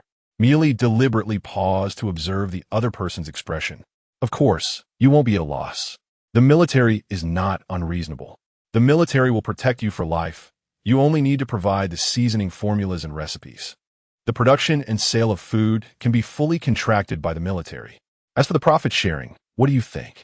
With such rich conditions and the chance to gain a powerful backing, Wei naturally agreed. A 70-30 split, I take 30. Aren't you going to think about it more? Muley felt that Wei could certainly ask for more. After all, aside from the ingredients themselves, Wei's cooking skills were excellent. Once her level increased, the spiritual food she made would not only be of high quality, but also delicious. The current high-level spiritual food, although high in energy, was really difficult to eat. Talented spiritual chefs were currently very rare. After signing the agreement, both parties were very satisfied. The military's meals will rely on you to improve, Muley said sincerely. Looking forward to a pleasant cooperation. Wei happily agreed. Looking forward to a pleasant cooperation. Chapter 14 next. Wei discussed the specific business direction of the shop with Muley. The current shop needs an upgrade, so we'll need to close for renovations. With half a month until school starts. Wei's task for the next 2 weeks is to go to the logistics department of the Southern Military Command to guide them in making secondary spirit food. Once they learn it, the food will be distributed to various locations to open shops, still named Food Paradise. Therefore, the current goal is to compete directly with the current Capital Grand Hotel, ultimately changing the status quo of the entire galaxy, relying on nutritional supplements as their main food source. Wei was very excited about this plan. It felt like they were about to do something big. If successful, it would certainly go down in history, but the process would not be easy at all. The Capital Grand Hotel has a deeply rooted position in the hearts of the people, with complex connections behind it, like a massive mountain looming over them. After making their stance clear, Wei felt a serious sense of crisis regarding her personal safety. At Wei's strong request, Muley agreed to temporarily act as her bodyguard. At this moment, Wei was very satisfied with her foresight, having just purchased the neighboring shop, so she would have to worry about customers not having a place to stay. Wei had previously looked at the property, and the layout was similar, with a resting area and even an extra loft. Currently, it seemed this property could only serve as an investment for at least the next few years. She would have to live in the military academy and the military department to improve her strength. Wei did not plan to act alone until she had a certain level of strength, although she could hide in her farming space. Relying on external resources was not conducive to personal growth. Moreover, in the future, she wouldn't dare to use the ingredients from her space recklessly, and she would need to think carefully before using any that were not available in certain markets. Today was the last day of the restaurant's operation, and Wei planned to make a big impression, try to retain some old customers. Muley said he would come to help, and he also brought over the previous team members to assist. The young masters wanted to experience life, and Wei naturally agreed, as she would need to rely on them in the future. The more friends, the more paths to take. However, it wasn't that simple. Muley's true purpose was to assess whether Wei really had the strength, and by bringing along teammates, it would facilitate comprehensive observation. There were not many people who sought fame and reputation for themselves, but there were still quite a few. Many would steal the fruits of others' labor for their own gain. It was that Muley didn't trust Wei. After all, they had known each other for a short time and couldn't fully understand a person's capabilities yet. This time, Wei purchased all the ingredients from the Star Network, not using the ingredients from her space, as the quantity was too large and might raise suspicions. The existence of her space, such a miraculous thing, was something she preferred to keep to herself. Only the seasonings were produced in her own space, which was also something that had already passed the test. While explaining to Muley, she fabricated an adventure, saying that her culinary skills and seasoning recipes were inherited from a certain reclusive master. At first, Wei felt her reason was flimsy, but Muley showed no signs of suspicion, which reassured her. Unbeknownst to her, this was not surprising to Muley, as it was a common phenomenon in high society. Take Muley himself, for example. His mother came from a hidden noble family, and it was said that their ancestors were ascended cultivators. Thus many descendants possessed spiritual roots. Muley himself had an ice-type spiritual root, and his usual expression was cold as ice, which was actually due to his cultivation. The items previously sold were planned to be put back on shelves, in order to avoid public outrage after announcing the closure for half a month. Wei had been contemplating what new cuisine to add. After thinking for a long time, she decided to introduce tofu, which had not been launched before due to profit concerns, but she did not plan to upload the recipe. No, she wouldn't upload in the future either, at least not for now. With more people helping today, there was no need to worry about not being able to produce enough. To avoid exhausting the 6 young masters, Wei Lai decided to teach them how to make the simplest soy milk, tofu pudding, and pan-fried tofu. Since tofu making would take a bit longer, Wei Lai demonstrated it first before deciding to teach them step by step.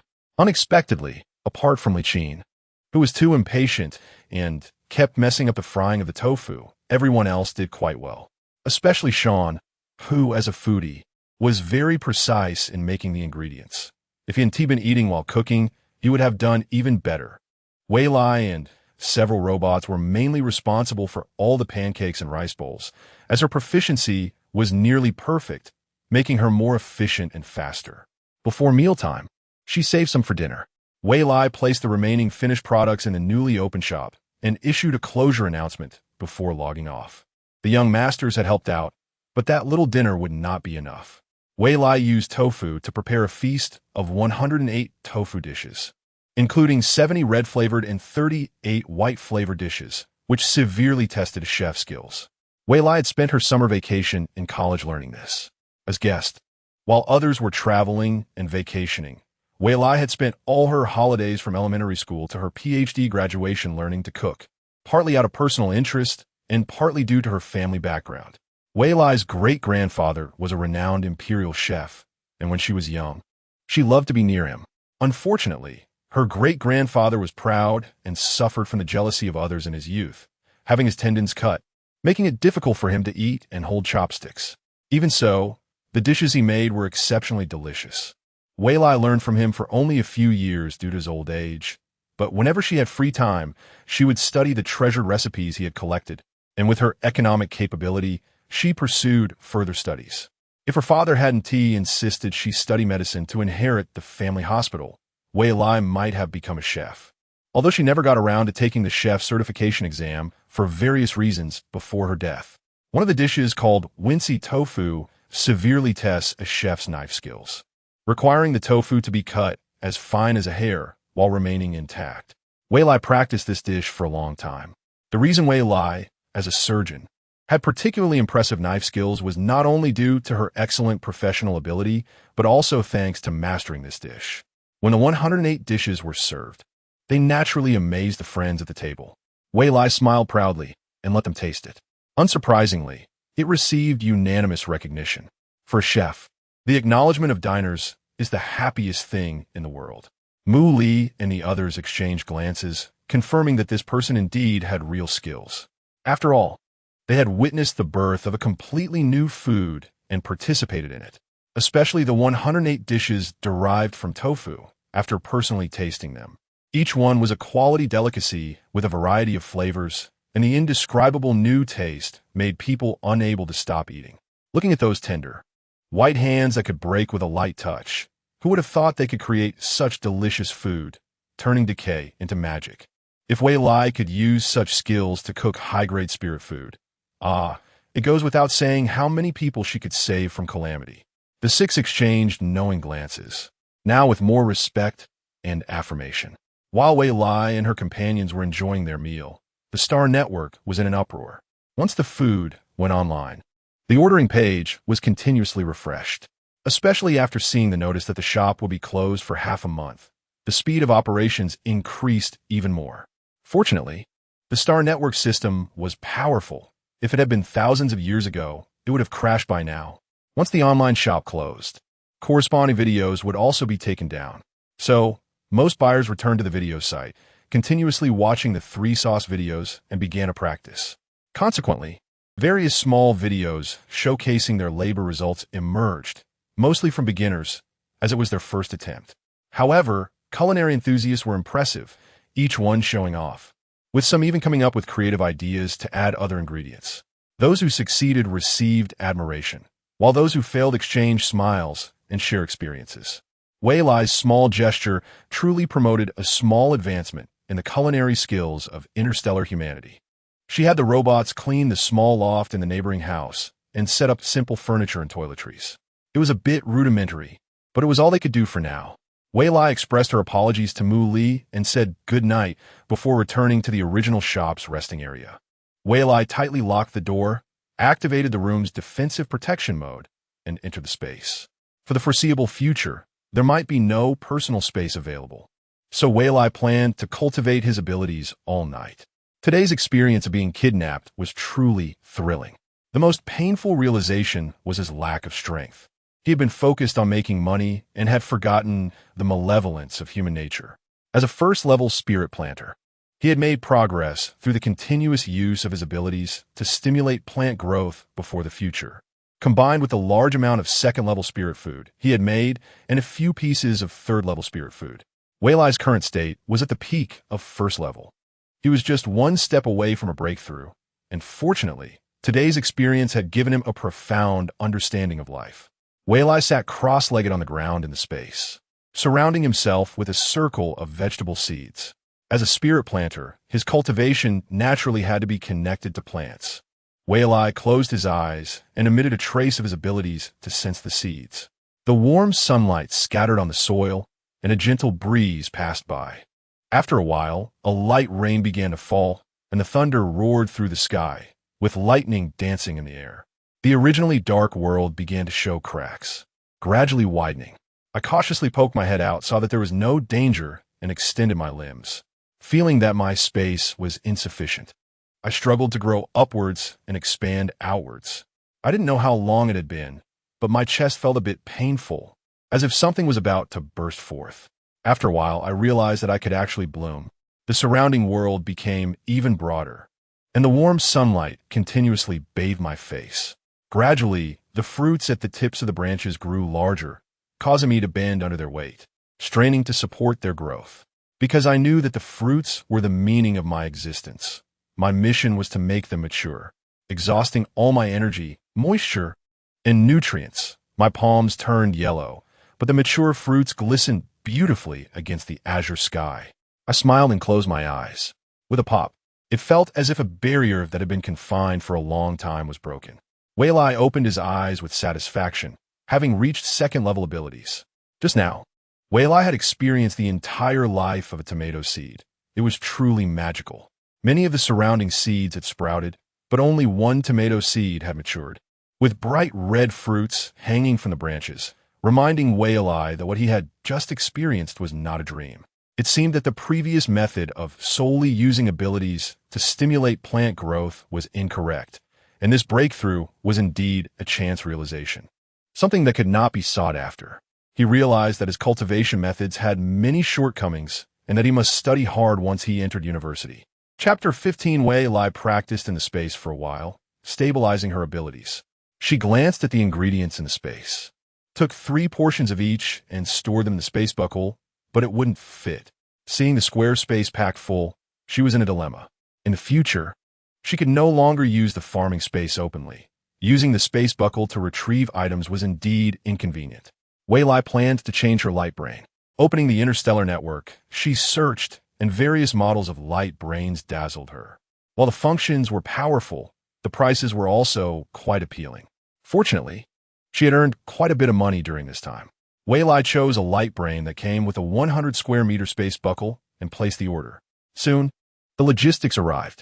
After opening the new light brain, she copied and burned the information, and the old light brain was destroyed by the logistics robot. This was not a waste of resources, but rather a protection of citizens' rights. Before the legal information was perfected, many financial frauds and criminal cases occurred due to the light brains. The information on light brains must be bound to individuals. In such a technologically advanced interstellar society, if there were many light brains with the same information, wouldn't the world be in chaos? Therefore, such a policy was established later, where the old light brain was destroyed in person when replaced, and audiovisual recordings were uploaded for filing. The new light brain was still in the bracelet style, but this model was biologically implanted in the wrist, connecting to a person's nervous system and mental field, making the functions even more powerful.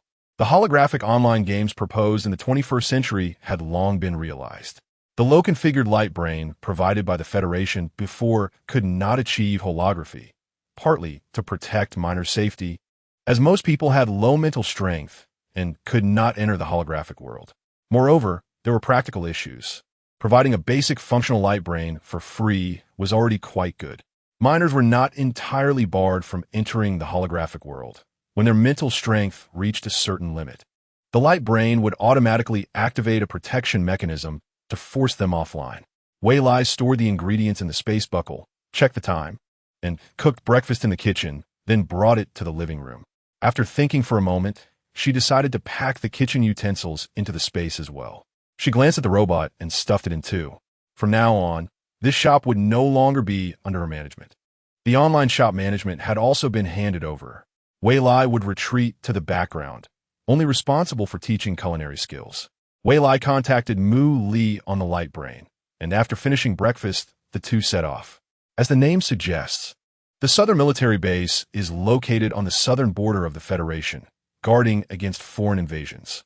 The base was covered by a thick protective shield, and from the outside, one could only vaguely see a giant building. Trying to take a closer look would reveal nothing, not even the building that had just flashed by. Naturally, entering was not easy. Just having an identity wasn't enough. One also needed a pass. Wei Lai was assigned to the logistics department as a temporary cook. Along the way, various high-tech and cool weapons amazed Wei Lai, making her forget her words as she foolishly followed Mu Li closely. Various, uniquely designed battle spaceships were parked in the void, arranged in an orderly manner in the square's open space. After passing through the square, they arrived in front of several giant buildings. After an uncertain turn, the area became open again, revealing a building with the three large characters "Catering Team" written on it. "This is where you'll be working next," Mu Li said, pointing to a young, strong man. "This is the team leader of the catering team, Wu Ligong." Wei Lai hurriedly went up to shake hands, knowing he would be her direct leader from now on. "Leader Wu, I look forward to your guidance in the future. You must be Wei Lai? No need to be so formal. Let's learn from each other," Wu Ligong said, somewhat surprised. Colonel Mu Li had already given him a heads up, so he was naturally clear about her background. Although the girl was young, she was said to be an excellent cook, so the catering team would be in for a treat. Indeed, the catering team was an awkward existence in the base. It was newly established in recent years and was a subordinate department of the Nutrient Development Department. With the lowest combat power, it was looked down upon, and the food quality was often criticized. Although most members had low combat abilities, which was understandable, the situation improved slightly when chefs were hired from the capital's large hotel at high salaries. However, the outcome was still poor, as those chefs were arrogant and did not obey discipline, leading to their dismissal. Moreover, every time the cafeteria opened, most soldiers still chose nutrient agents to fill their stomachs, and only those with insufficient points would come here to eat, resulting in countless negative reviews. Arriving at this time, just in time for breakfast, Wei Lai was pulled by Leader Wu to prepare. Mu Li hurriedly left for something else. After putting on her chef's uniform, Wei Lai was taken to the kitchen. A few people were simmering in several large pots, steam rising from them, but it was unclear what they were cooking. After greeting them, no one spoke, creating a slightly awkward atmosphere. Wu Jigang explained clumsily, "It's not targeting you. This is the norm." Wei Lai understood that every now and then, a basket of ingredients was poured into those large pots. It hadn't been long before she noticed 5 baskets had been added. Were they making a hodgepodge? The smell emanating was somewhat strange. Subsequently, Wei Lai was entrusted with an important task, responsible for a separate window, and a robot was assigned as her assistant. Early in the morning, Wei Lai decided to make porridge and pancakes. With limited time, only half an hour left, she planned to make a pot of porridge and a pot of potato pancakes.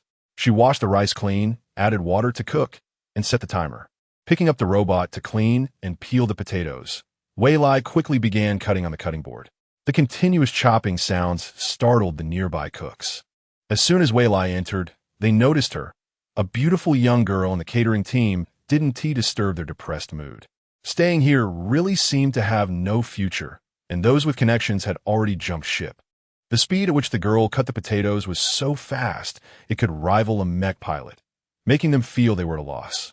After finishing cutting the potatoes, she mixed them with eggs, flour, salt, and monosodium glutamate, adding water for the robot to stir thoroughly. Meanwhile, Wei Lai started rendering the lard. Wandering around the large kitchen, she didn't see any oil. Wei Lai gained a new understanding of the place. Fortunately, there was a basket of grease. Although she didn't know what animal it was from, it should be edible since it was in the kitchen. She took a piece, cleaned it, cut it into cubes, and put in the frying pan. As the pan heated, the grease began to turn yellow and brown, and the sizzling sounds accompanied the rich aroma of the grease. Wu Jigang could no longer hold back and walked over, with a circle of people gathering around. Wei Lai was startled, but quickly scooped up the crispy bits, sprinkled some pepper, and handed it to him. Leader Wu, give it a try. Wu Jigang, of course, was not polite and carried it to a seat. Just as he picked up the chopsticks, he was surrounded by a circle of people, 5 pairs of eyes intently staring at the food in his hand. There was only a small amount, and as soon as he finished speaking, the bowl was empty. Leader, how is Wei Lai so amazing? That grease can be used like this? Yeah, usually it's boiled, but it's so greasy. I didn't expect this crispy bit to be so fragrant and crispy. And what seasoning did she sprinkle? The taste is incredible. The crowd of people discussed in hushed tones, while Wu Jigang smiled mysteriously. That's the chef invited by Colonel Mu Li. He added cautiously, don't underestimate her age. Her skills are impressive. Seeing that it was already 7 o'clock, he hurriedly urged everyone, go, go, go, serve the dishes, breakfast is about to start. Everyone rushed forward, glancing at Wei Lai, not knowing what delicious food was cooking in those 2 large pots. At this moment, Wei Lai approached. Leader Wu, how will we sell it later? Wei Lai had studied the vending machine at the cafeteria lobby earlier and found that everything was sold based on points. Points were likely the soldiers' daily performance scores. After browsing around, many nutrient agent vending windows had different point markings, but since it wasn't sales time yet, the windows were all closed. At this moment, Wu Jigang's black face was rarely a bit red. He hesitated for a moment before continuing, we're offering this for free. It was initially charged, but unfortunately, it couldn't last a week, and complaints kept coming in. The higher-ups couldn't withstand the pressure, and after a meeting, the price was lowered again and again, eventually becoming completely free. The cooking class started with many people, but later only a few remained who loved cooking and were about to be discharged. Wei Lai didn't know the reason, so not only did he not mind, but he also felt he had come to the right place. With it being free, no one would complain if he didn't cook well. The freedom allowed him to research recipes more effectively. The cooking class had a total of 2 windows, and Wei Lai saw that the business had started. He quickly lifted the lids of 2 pots. The porridge had no added seasonings and was thickened from simmering, with a robot responsible for serving it into bowls. Wei Lai took out ketchup and sweet chili sauce to do the final processing for the pancakes. This was a dish where Wei Lai's skills were top-notch, and soon the 2 flavors of pancakes were completed. He evenly cut them into 50 pieces and placed them on plates. 1 serving of porridge and 1 serving of pancakes were sold together. The 6 people in the kitchen first sensed a rich, fragrant aroma and a sweet, sour, and spicy scent that constantly stimulated their taste buds, making them salivate. But they couldn't leave their posts. Wu Jigang, who was supervising, came over and asked, what is this? Haven't the cooking class eaten yet? Wei Lai immediately understood and took out 6 extra servings to set aside. Wu Jigang smiled and took them away. A group of people who had failed the morning training came dejectedly to the cooking class window. They hadn't earned any points and were facing another unexciting day. Ever since the cooking class window was established, everyone's enthusiasm for training had been high, fearing they might end up with dark cuisine. However, the standards were set, and there would always be those who didn't meet them. The food from the cooking class was free and unlimited. Despite this, a lot was left over each day. Today, however, there was a change. The food from Wei Lai's side was sold out in less than 5 minutes, and the other window also ran out within the next half hour. In the kitchen, the members of the cooking class, biting into the pancakes, knew very well that it was thanks to Wei Lai. Is the squad leader, Wei Lai, really here to teach us cooking skills? Of course, why would I lie to you? That's great. Everyone felt deeply moved. Wei Lai's cooking skills had completely conquered them. They had voluntarily applied to come here and persisted for so long, finally seeing hope. Chapter 16 Wang Dongsheng is a very meticulous and serious mecha training instructor, and his training methods are quite effective. He tailors training plans for each soldier, greatly maximizing their potential. The soldiers under him are also very hardworking, almost always meeting the training standards. However, a small group of people in the training hall is clearly distracted. His temper flares up immediately, and he shouts, "Focus!" pointing to the corner. Usually, when he says this, the soldiers quickly snap back to attention. But this time, it has no effect at all. Don't they fear losing their points? Wang Dongsheng is really angry now and quickly walks over, telling them that they will receive 0 points for this training. The same situation is happening in other training departments, but the training officers don't pay much attention to it. Occasional mistakes are normal. Such a small number of people doesn't affect their performance. Throughout the morning, Wang Dongsheng has given 0 points to over 40 people, which has never happened in his career before. This is an immense shame, and feeling extremely frustrated, he plans to visit the cooking team at noon, wondering what kind of dark cuisine they might serve.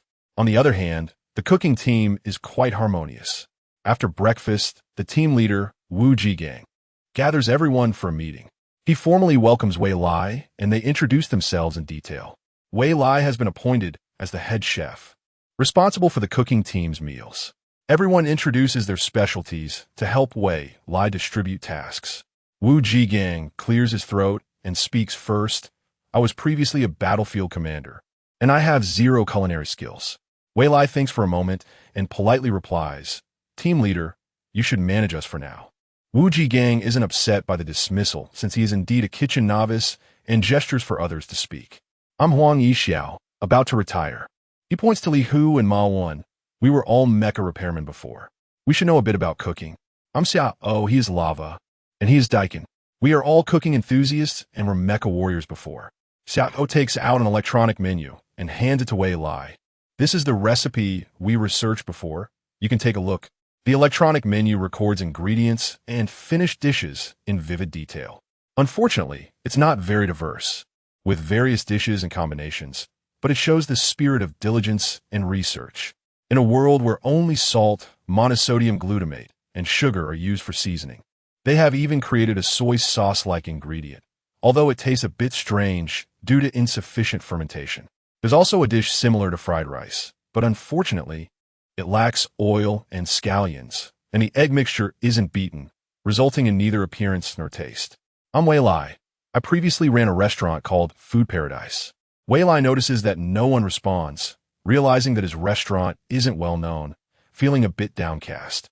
Little does he know that everyone at the military base is prohibited from accessing the interstellar network to ensure confidentiality. "Let's make some condiments," Wei Lai says, pulling out ketchup and sweet chili sauce. This is the main ingredient for making pancakes in the morning. Everyone immediately perks up, their eyes sparkling at the sight of the 2 bottles of sauce. "Team leader, do we have all the ingredients in the cooking team?" Wei Lai worries a bit, knowing they can't take out a large quantity of ingredients directly from the spatial storage. Seeing Wu Jigang shake his head in difficulty, Wei Lai takes out a portion of materials from his spatial storage. "Take a look, it's just these." The 6 people curiously touch and examine them, asking questions. Lava even takes a bite of the tomato. "What is this?" "It's quite tasty, a bit sweet and sour."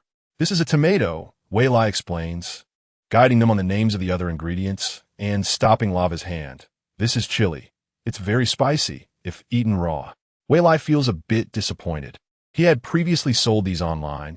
It seems the military department hasn't purchased them for cultivation. Fortunately, he has most of the seeds stored in his spatial storage. Is there any farmland for planting? The cooking team's ingredients are directly procured from planting planets by the logistics department. Wu Jigang glances at the seeds Wei Lai has taken out and thinks for a moment.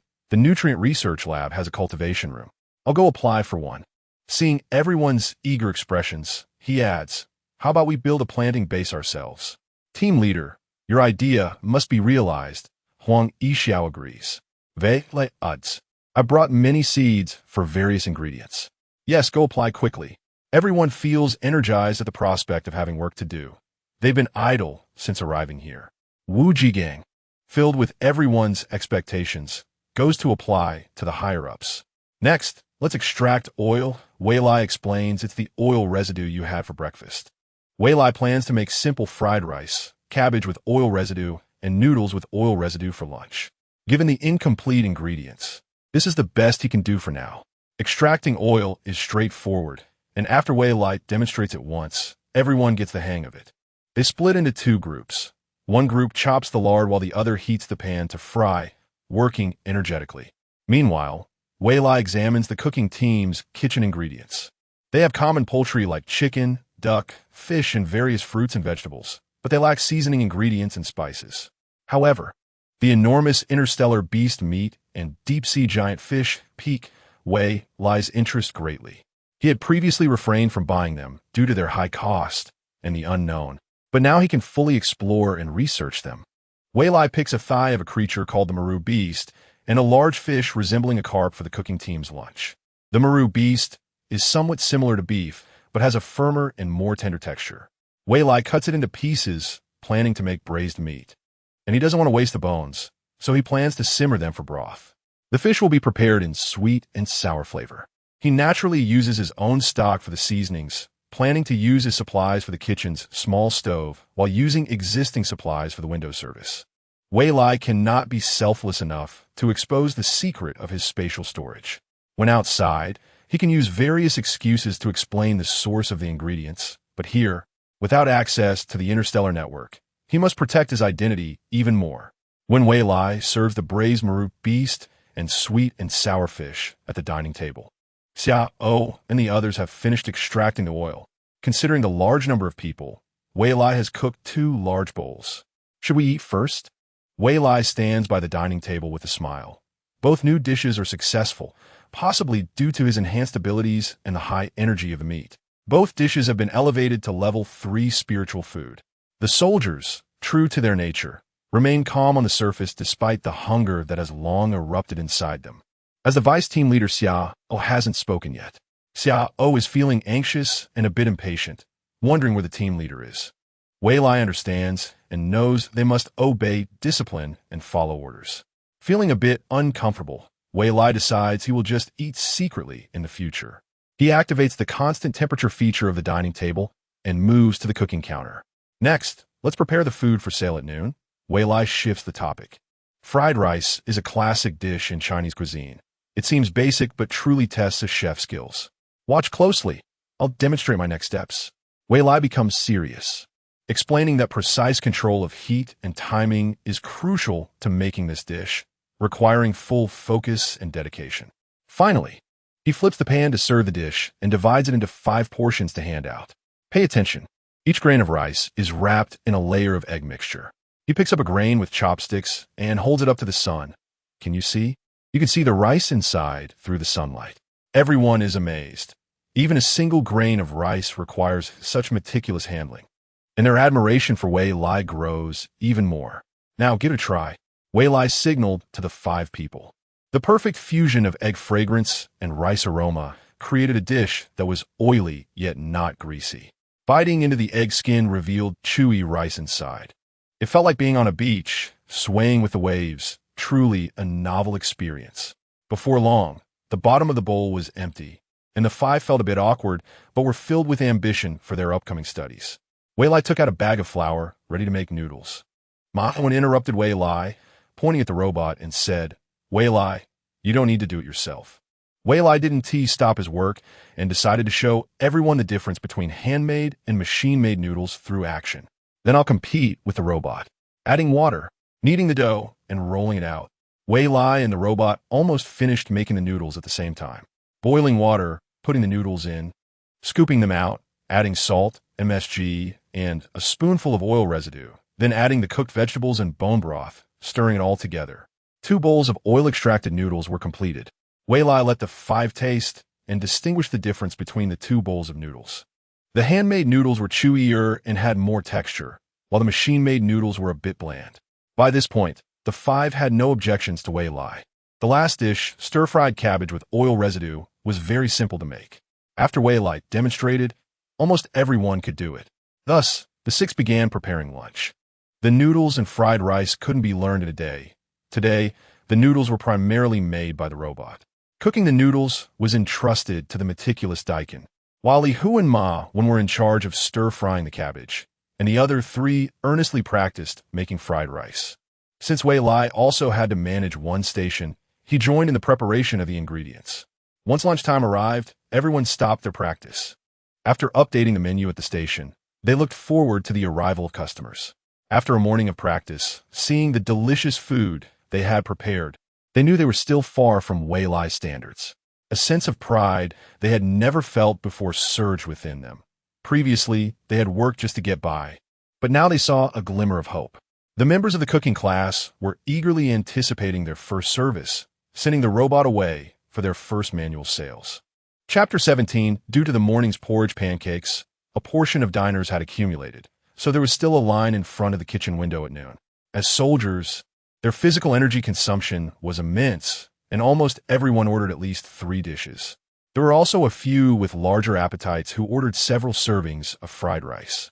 Piles of steaming, fragrant food were served at the tables, immediately filling the cafeteria with a smoky aroma. The soldiers, munching on fruits and drinking nutritional supplements, couldn't sit still. What was that delicious smell? With their keen senses, they quickly found the source and rushed to tell others, resulting in a long line forming in front of the kitchen's 2 windows. The soldiers who had already finished their meals felt unsatisfied, licking their lips and joining the queue. Wang Dongsheng and the other instructors entered the cafeteria, joking and laughing, and immediately figured out the source of the enticing aroma. With a frown, he also joined the line. The soldiers, seeing their instructors, hurriedly made way, and the instructors slipped to the front of the line thanks to the soldiers' retreat. After Wang Dongsheng ordered serving, he asked the server, Huang Yixiao, "Is there anything else?" As an instructor, he naturally had privileges. Wang Dongsheng's mental strength was rated S, and he keenly sensed that there was even more abundant energy inside, far better than the first-level spirit food he held. Huang Yixiao understood Wang Dongsheng's intention, but had yet to try the internal meal himself, so he played dumb and said, "Instructor Wang, we only provide these for lunch." Seeing that he was trying to be difficult, Wang Dongsheng, with a stern face, replied, "Do I need to get it myself?" The other instructors also fixed their gaze on Huang Yixiao. Realizing this was blatant bullying, Huang Yixiao quickly called over the deputy squad leader, Sigh. This group of soldier rascals was truly bullying the weak, but the kitchen had no power or influence. After consulting with Wei Lai, Sigh angrily packed several portions into containers and handed them to the instructors. "Is this all?" One instructor who didn't get a share spoke up. Sigh forced a stiff smile and said, "Instructor Wang, it's not that we don't want to give more. This is newly developed food. We haven't even tried it ourselves yet." After explaining for a while, they finally sent away the intimidating instructors. Sigh approached Wei Lai and sighed. "Wei Lai, I should have broken the rules and eaten first. I really regret it." Wei Lai found this amusing and didn't expect the deputy squad leader to be so adorable. "It's fine. I'll just make more later." After achieving what she wanted, Sigh happily continued working, but she thought to herself that Wei Lai was too naive and needed to be more cautious in the future. The instructors had just tasted the food in their containers when they were immediately astonished and put away their boxes. They returned to the office in agreement and only opened them after closing the door. This is third-level spirit food, and the energy is incredibly abundant. The taste is extraordinary. The instructors began to discuss while eating. One well-informed instructor said, "You guessed it right. I heard she opened a restaurant called Food Paradise." "Oh, so it's that one?" The chubby instructor said with delight. "That is a popular restaurant online, well known on the Star Network. A few days ago, when I was on leave, I bought their pancakes and rice bowls. Just thinking about that taste makes my mouth water." It turned out to be so famous on the Star Network, but unfortunately, the base couldn't connect to the interstellar network, and everyone was unable to verify it for the moment, while the food in their hands was undeniable evidence. Lunchtime at the base was 1 hour. Normally, at this time, the cafeteria would have already served, but today there was still 5 minutes left, and there was still a long line in front of the kitchen window. The soldiers had all brought their own containers, clearly to stock up on food. The kitchen staff didn't mind at all. There had been a chef brought in from the National Capital Hotel before, and this situation had occurred then too. The soldiers were probably worried about going hungry, which led to this anxious mentality. But it was different now. Wei Lai was a truly capable chef and was diligently teaching everyone culinary skills. So there was no need to worry about the issue of having meals one day and going hungry the next. When the time was up, the window had to close. But there were still many people outside. Lawa abruptly shut the window, blocking countless eager eyes. This was really satisfying. In the past, when we were in the kitchen, who didn't look down on us? In the kitchen, no one would go hungry because while making food, they had to keep tasting it. especially for newcomers like Sigh, who practiced countless dishes of fried rice and noodles to stave off hunger all morning. Even so, when Wei Lai was cooking another batch of braised pork and sweet and sour fish, hunger immediately struck. After Sigh repeatedly pinged Wu Jigang's Lightbrain account, he finally arrived, albeit late. As soon as he entered, it seemed he had something to say, but upon seeing his teammates already seated at the dining table with faces filled with hunger and glancing at the fragrant food on the table, the words he was about to say turned around. Should I eat first? As soon as he spoke, only the sounds of chopsticks clinking and food being chewed filled the air. Leave some for me, Wu Jigang exclaimed in exasperation as he quickly took a seat and joined the fray for food.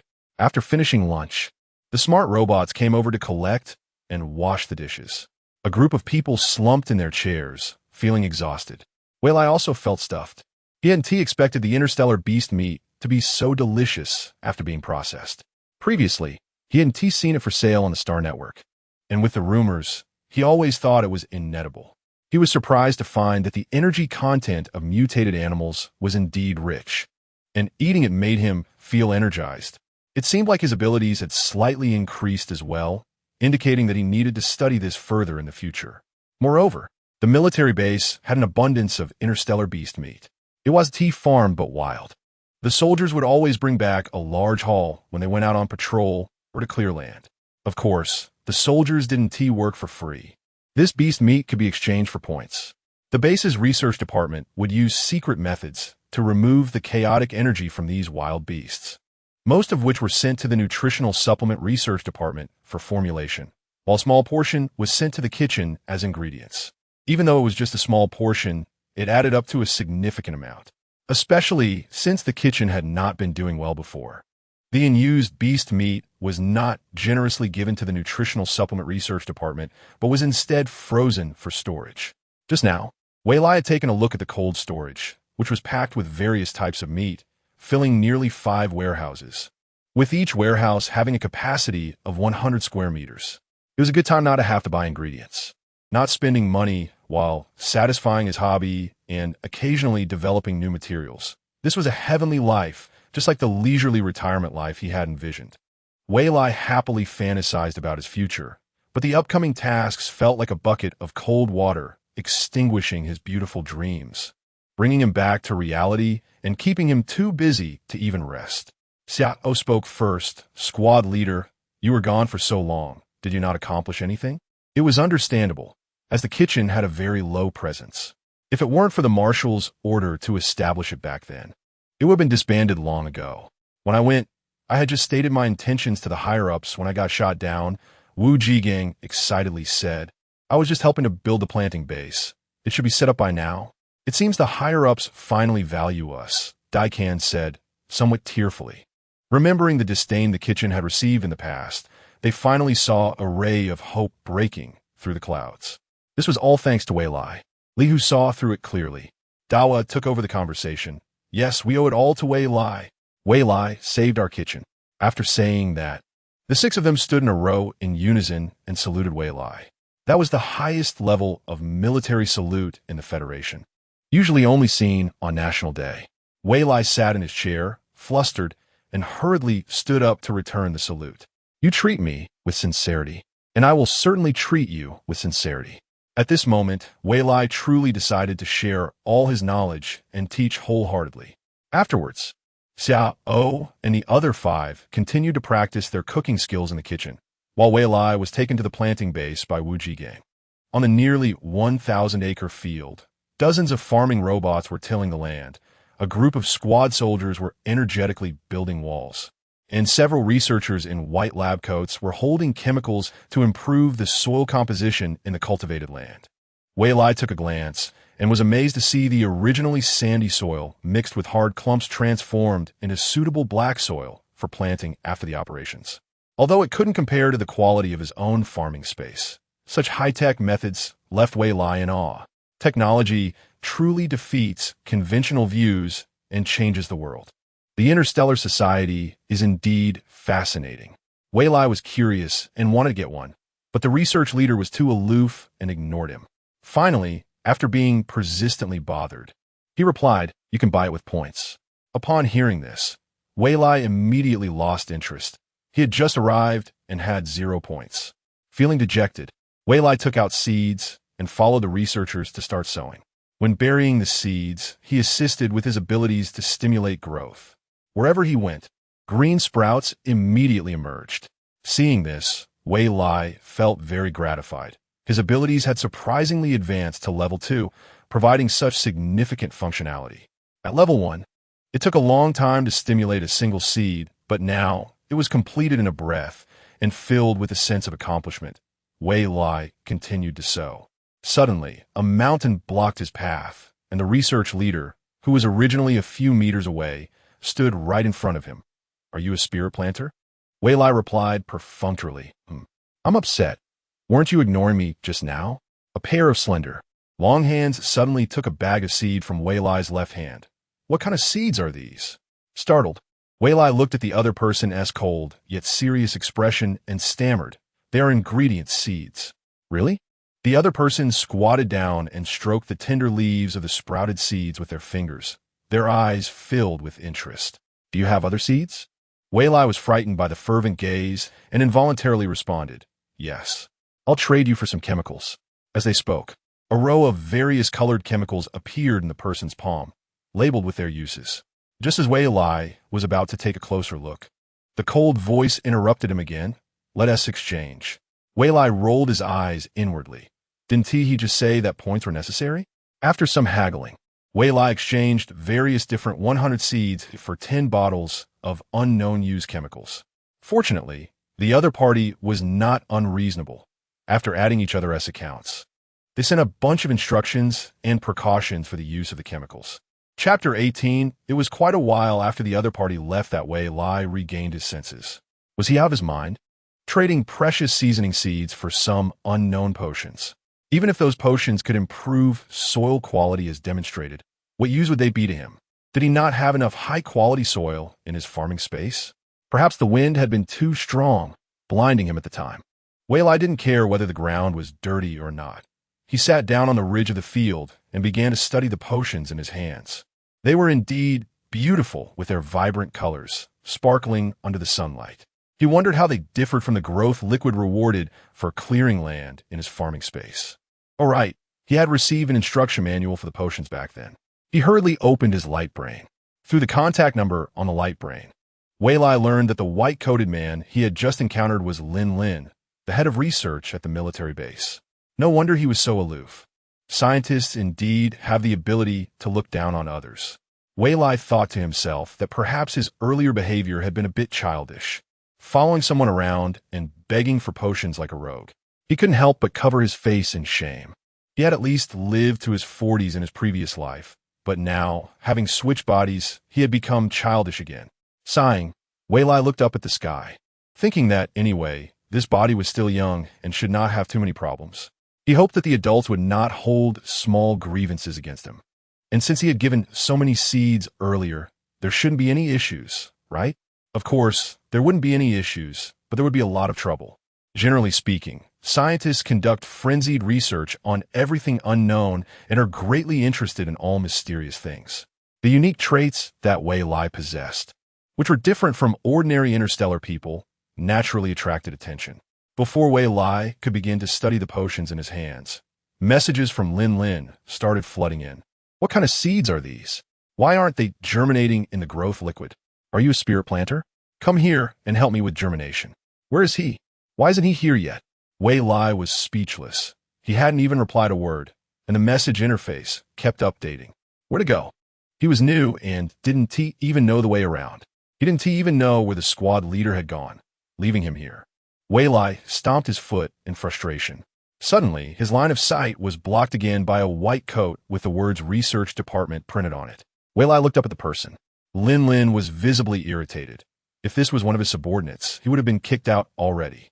They had no sense of time and didn't even reply to messages. In a cold voice, he asked, "Which department are you from?" Wei Lai blinked and gestured for the other party to look at his attire. "The cooking class?" "Yes," Wei Lai added, "I'm new." After saying that, he extended his hands. "Give me the seeds, and I'll help you with germination. There is no need to offend anyone. Anyway, he had nothing to do right now. What was wrong with this world? No matter where he went, he was just a small fry. Seeing this, Lin handed the seeds over and took out a stool to sit beside him, watching the other party's actions with a gloomy expression. The other party was quite short. Standing too close, he couldn't see what was happening, only the swaying of a black head. At this moment, Wei Lai was also feeling down. The light brain indicated that the scientist in front of him was researching mechs. When did he become interested in seeds? If Lin knew Wei Lai's thoughts at this moment, he would curse. The sudden directive from above required all research departments to study plants and animals, fully cooperating with the nutrient research department. Everyone knew that the mech research department had always been the top department in the research building, while the nutrient research department was a pitiful existence. Who would have thought that the sudden directive required them to fully cooperate with the nutrient research department? Anyone would feel disgruntled. He had just been sent to do work on robots and still felt wronged about it. In fact, the nutrient research department was the one feeling wronged. On the surface, it was all research departments cooperating with them, but in reality, it was cooperating with the cooking class. The head of the nutrient research department scratched his nearly bald head, thinking that soon, the nutrient research department might be disbanded and would probably be merged into the cooking class. Was there no longer any value in researching mechs? Lin couldn't understand, not realizing that the culprit was the oblivious Wei Lai, who was working hard. Meanwhile, the higher-ups at the military base were still in a meeting discussing how to properly utilize all resources to support Wei Lai's work. As for the missing Muley and Wu Ji gang, they were clearly on the list. Lin, although a mech researcher, was not only highly intelligent, but also possessed strong mental powers, being an SS-level psychic. While Wei Lai used his abilities to germinate seeds, Lin noticed the unique aspects that set Wei Lai apart from other spirit planters.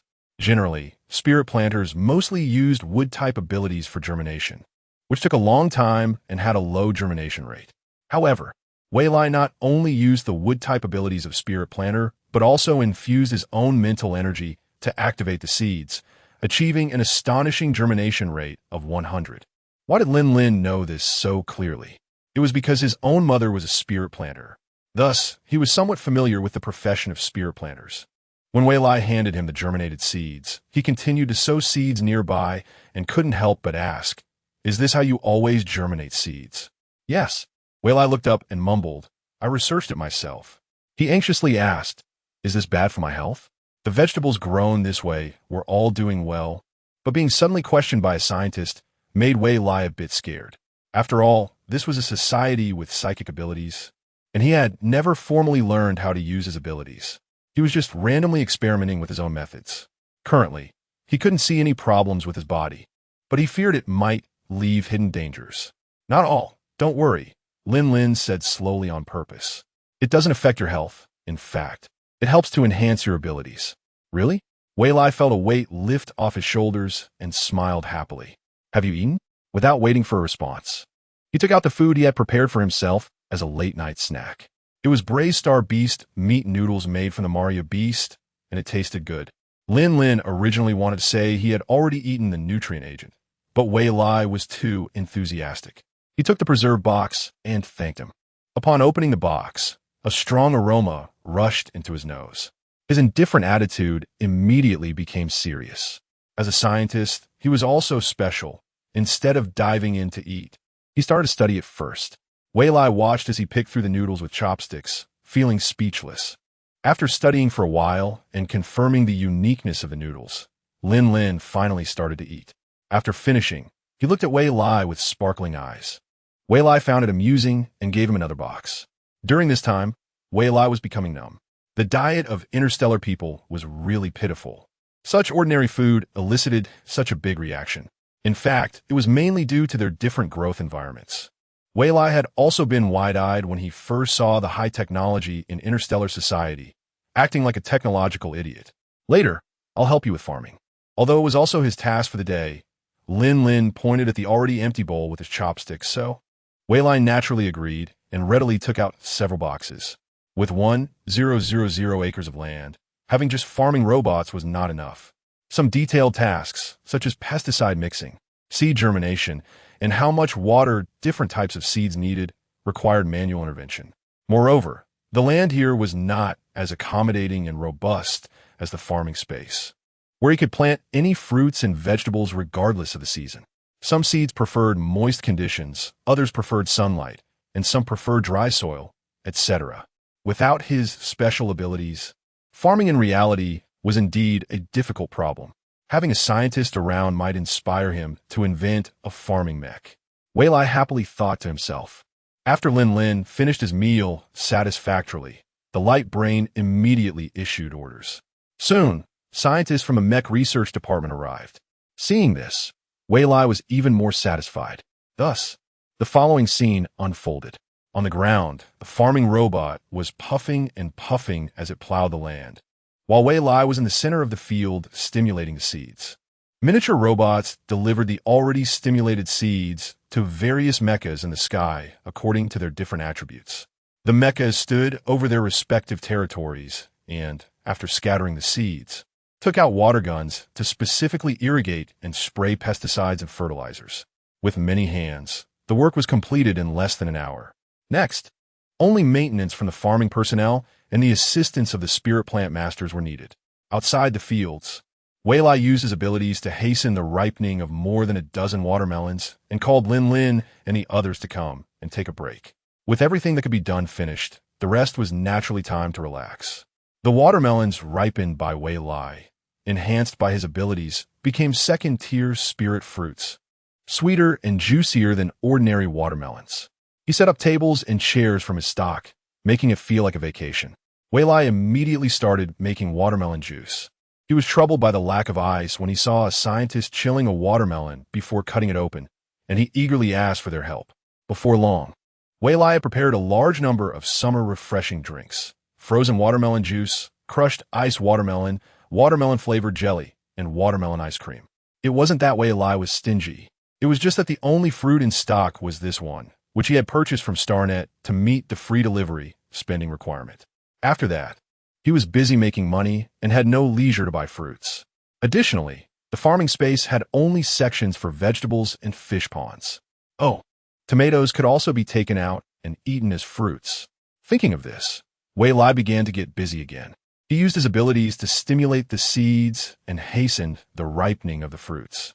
Some tomatoes were cut into pieces and mixed with sugar, while others were juiced with added sugar and chilled. On a cool summer day, lying lazily in a chair under the shade of a tree, enjoying cold drinks and chatting with friends. This life was too comfortable, and Wei Lai contentedly squinted his eyes. Chapter 19. When Mu Li and his group arrived, they saw a crowd resting under the shade of a tree, while Wei Lai was sound asleep in a lounge chair. Wu Jigang, who wanted to wake her up, was stopped. After the events of yesterday, and with the field sown, it was impressive that such a poor system could hold up for so long. Lin Ling lay on a chair and asked, Mu Li, did you dig up this little girl? Her cooking skills are quite remarkable. Mu Li was indifferent to his cousin and bluntly replied, Get up, it's time to work. Seizing the opportunity, he took away the chair. Ouch! Lin Ling bent down to get up and almost bumped into the large tree beside him. He glared at Mu Li, laughing and scolding, Not bad, you've improved. Suddenly, he threw a punch, and the two playfully exchanged hundreds of moves. The people around them had long since gotten used to it, going about their business and scattering. Wu Jigang led 20 spirit plant masters to the planting base. This afternoon's task was to hasten the ripening of all the plants, which was quite a daunting task. With 1,000 acres of land, each spirit plant master was responsible for 50 acres. Currently, this was all that could be spared, and there was no other way. Senior spirit plant masters were too high profile to be invited. Even if invited, they wouldn't dare to be ordered to do hard labor. Junior spirit plant masters were of little use. They couldn't even get seeds to sprout, so what was the point of inviting them? In the end, they could only invite these second and third level spirit plant masters, most of whom were family members of the warriors. The spirit plant masters, however, had no complaints. Their own levels made it hard for them to find jobs in society. They came here at the call of the military base, and while the pay was good, they also got to see their families, which made them quite satisfied. Thus, each of them worked hard to demonstrate their value. Wu Jigang was kept busy, running back and forth delivering ability recovery potions. It wasn't that he didn't want to give each person a few bottles and be done with it. But the ability recovery potions were truly precious. In interstellar society, the most valuable things were mechs, high-level spirit food, and high-level potions. And ability recovery potions happened to be the type of high-level potion. This time, the base had also invested heavily, exhausting a large portion of human, material, and financial resources to support the reform of the cooking class. As the head of the cooking class, Wu Jigang's burden was even heavier, so despite being exhausted, he gritted his teeth and continued to supervise the spirit plant masters to complete their tasks smoothly. Finally, after everyone's tireless efforts, all the plants in the cultivated land matured, and the next step was to leave the harvesting to the farming robots. Wu Jigang contacted the vice captain Sigh through his holographic device, asking him to come and gather the people. Sigh, hurry over, we have a few new partners. Yes, the number of people in the cooking class had increased. They were all there to learn cooking. Spirit plant masters had a natural affinity for plants, making it easy for them to learn culinary skills. Sigh arrived shortly after. Glancing at the 20 people lined up, "Captain, is there anything else you need? Please give instructions." Wu Jigang smiled, already understanding what the other party was thinking, and replied, "How's the learning going?" "Basically completed the task. Just need to practice more," Sigh confidently replied. "Good job." Wu Jigang pointed to the group. "Dinner time is in 2 hours, so practice and teach more. Don't slack off." "Yes, Captain, don't worry." Sigh, pleased with the praise, took the group back, while Wu Jigang stayed behind to sort and pack the crops to take back to the cooking class, as they still needed to prepare seasonings. A small portion of the crops was left for seeds, allowing the robots to continue farming. Wu Jigang returned fully loaded and took a detour to the shade, intending to bring Wei Lai back to the cooking class to work. Wei Lai had already woken up, sipping watermelon juice while watching the two fight. Back in the 21st century, Wei Lai had seen sci-fi movies like Star Wars and the Avengers, but had never seen a real-life version. Watching two interstellar people fight was interesting to think about. However, after just a few seconds, she quickly lost interest. Wasn't it similar to a martial arts film? Unable to contain her curiosity, she said, "Why not use mechs to fight in the sky? It would be exciting to fly around in mechs, occasionally sparking collisions." Unexpectedly, the two stopped their movements and both looked at Wei Lai, thinking how daring it was for someone to openly incite fighting. Wei Lai felt a bit uneasy at the sudden silence. Could it be? Is it not? She then awkwardly laughed. "Ha ha ha ha." Lin Ling burst into laughter. "Wei Lai, you're really something." He leaned against Mu Li's shoulder and continued laughing, realizing she was just a little confused and timid. Mu Li took a few steps away with a disdainful face, but seeing Wei Lai's curious expression, he still explained, "Mechs can't be used recklessly at the base. They can only be used in the training hall. What we were doing just now wasn't fighting, it was merely sparring." Lin Ling added, "It's like a greeting between friends." Wei Lai's eyes widened in surprise. Such a greeting method was too terrifying. Seeing Wei Lai's frightened expression, Lin Ling couldn't help but laugh again. At this moment, Wei Lai also realized she might have been tricked. She stood there unsure of what to do and, upon seeing the captain arrive, immediately rushed over. Thus, the four of them headed to the cooking class together. On the way, Mu Li sent the collaboration plan to Wei Lai, who had no objections and signed her name on the spot. "Aren't you going to take another look?" Mu Li was about to speak when Lin Ling interjected. "I trust Colonel Mu," Wei Lai said confidently about her intuition. Although she knew she was naive, she still had good judgment about people. Moreover, Mu Li had helped her twice, once even saving her life. With such a sense of justice, his character couldn't be too bad. Besides, she had already come here. To put it bluntly, she had already ventured into the tiger's den. If she didn't negotiate with the tiger, would she just wait to be served as a dish? Although the metaphor was a bit exaggerated, it truly reflected Wei Lai's current situation. There was no such thing as a free lunch. If she didn't have the value that the other party wanted, she could only be at their mercy. So far, she had been lucky enough to encounter reasonable and discerning people. If she had been forced into the chef association back then, judging by the personnel manager's attitude at the time, she surely wouldn't have had a good time. The old saying, "a crooked beam will lead to a crooked plank," explained it well. Just one subordinate had such an ugly face. So the internal situation of the chef association couldn't be much better. Trusted by Mu Li, she decided to pay more attention to her in the future. Linling thought that for this period, he might as well blend into the cooking class. Meanwhile, Wu Jigang smiled silently beside them, thinking that the members of the cooking class were all outstanding. Wei Lai, who had long known she had gained 20 apprentices, was still startled when she entered the cooking class. It wasn't because it was crowded. The cooking class was large enough to accommodate hundreds of people, but rather because of the heads of green hair that swayed like a group of seaweed in the wind at the bottom of the sea. No longer a newcomer who had just arrived, Wei Lai had learned some common knowledge from various aspects. The greatest external characteristic of interstellar humans, different from their abilities, was the color of their hair. Fire abilities were red, earth abilities were yellow, water abilities were blue, and wood abilities were green. Interstellar people took pride in the colors they possessed. In contrast, black hair indicated a lack of abilities. Of course, dyeing hair was possible. Aside from being a small pleasure for ordinary people, most wouldn't change their hair color. Wei Lai repeatedly reminded herself to adapt to the local customs, but still couldn't help but laugh out loud. Everyone looked over in surprise. "I'm just happy seeing everyone working hard," Wei Lai quickly explained, awkwardly laughing a few times. Wei Lai went to check the practice results of the cooking class members one by one. She was pleasantly surprised to find that they had all done very well. If there were a proficiency rating, they could reach a standard of 60 points. With an hour until dinner, Wei Lai decided to teach everyone a few new dishes. Of course, at a suitable difficulty level. As we all know, there are many types of noodles, which are not only easy to make, but also convenient to eat, and they are highly nutritious. After the dough is shaped into strips, it can be boiled, stir-fried, stewed, or fried, and finally topped with different sauces. At noon, we taught a simple boiled noodle soup, and in the afternoon, Wei Lai planned to teach everyone about the famous Beijing Zhajiang Mian, noodles with fried bean sauce, and Shanshi's Dao Xiao Mian, knife-cut noodles, in the 21st century.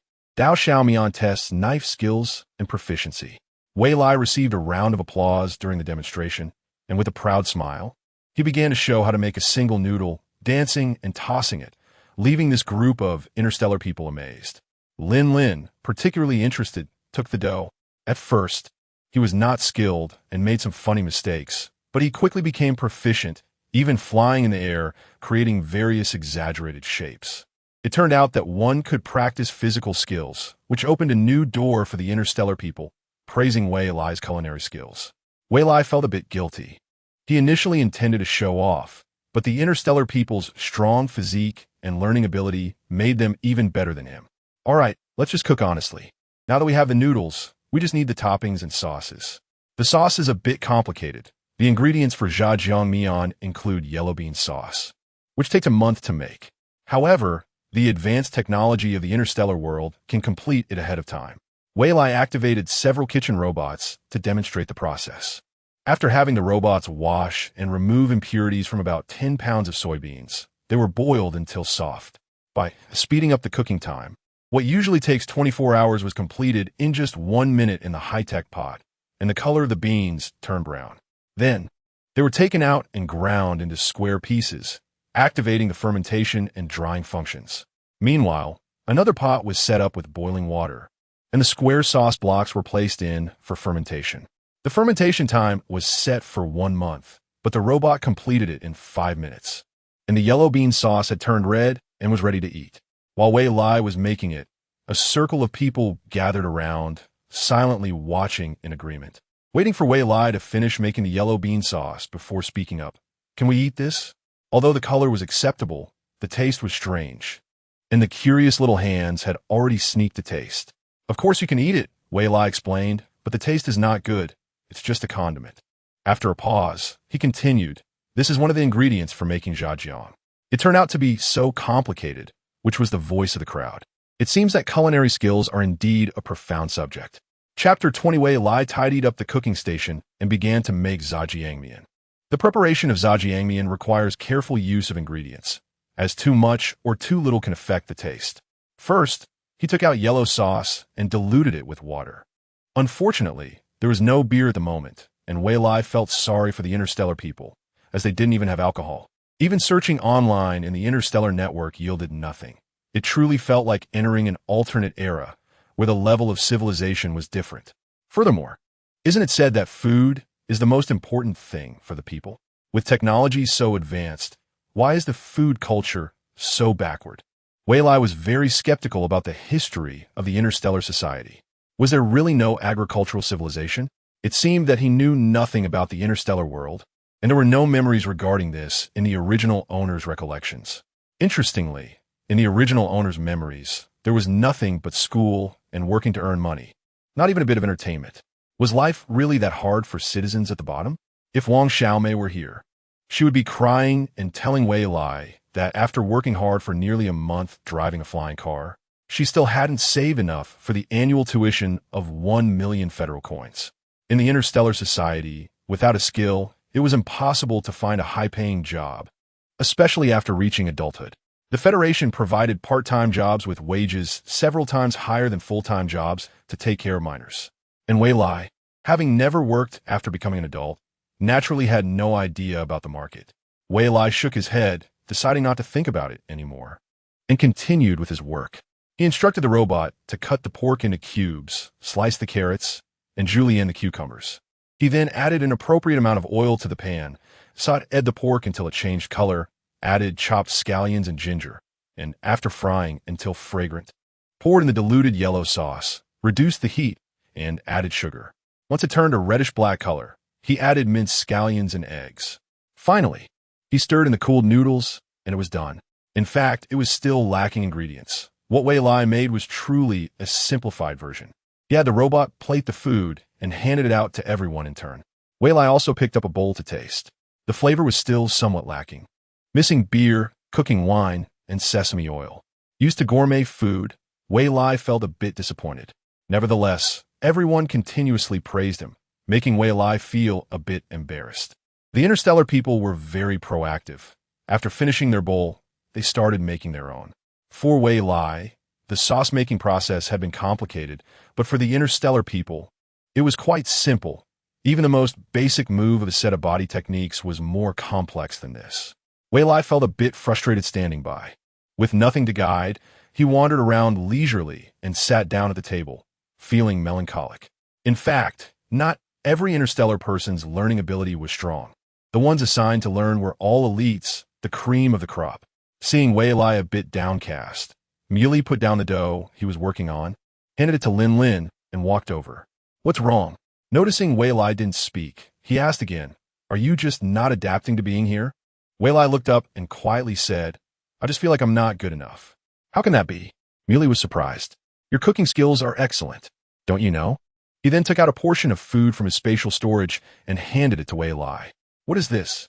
Wei Lai took it, glanced at it, and saw the logo of the Capital Grand Restaurant, with a few bold characters that looked imposing.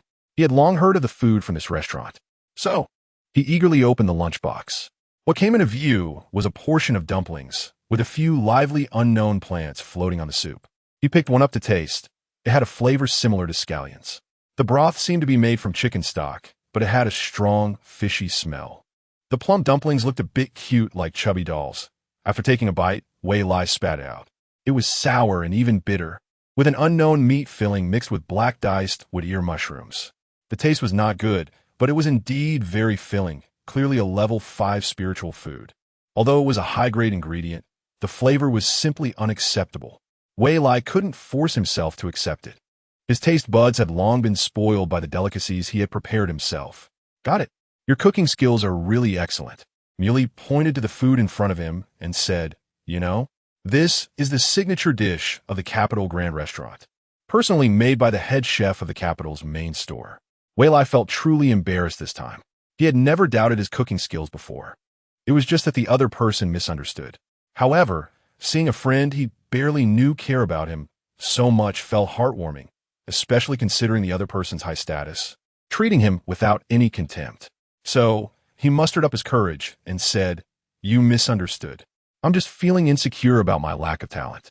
Seeing Muley listening earnestly, he continued, "My qualifications are poor. I just envy how quickly you all learn." What Wei Lai said was indeed true.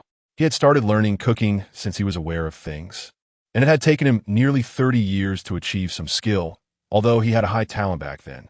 But compared to the interstellar people now, there was simply no comparison. He was completely defeated. Just take the knife-shaved noodles he made earlier as an example. Back then, Wei Lai practiced for a month just to manage to shave out noodles of even thickness, while the person in front of him practiced for only 5 minutes.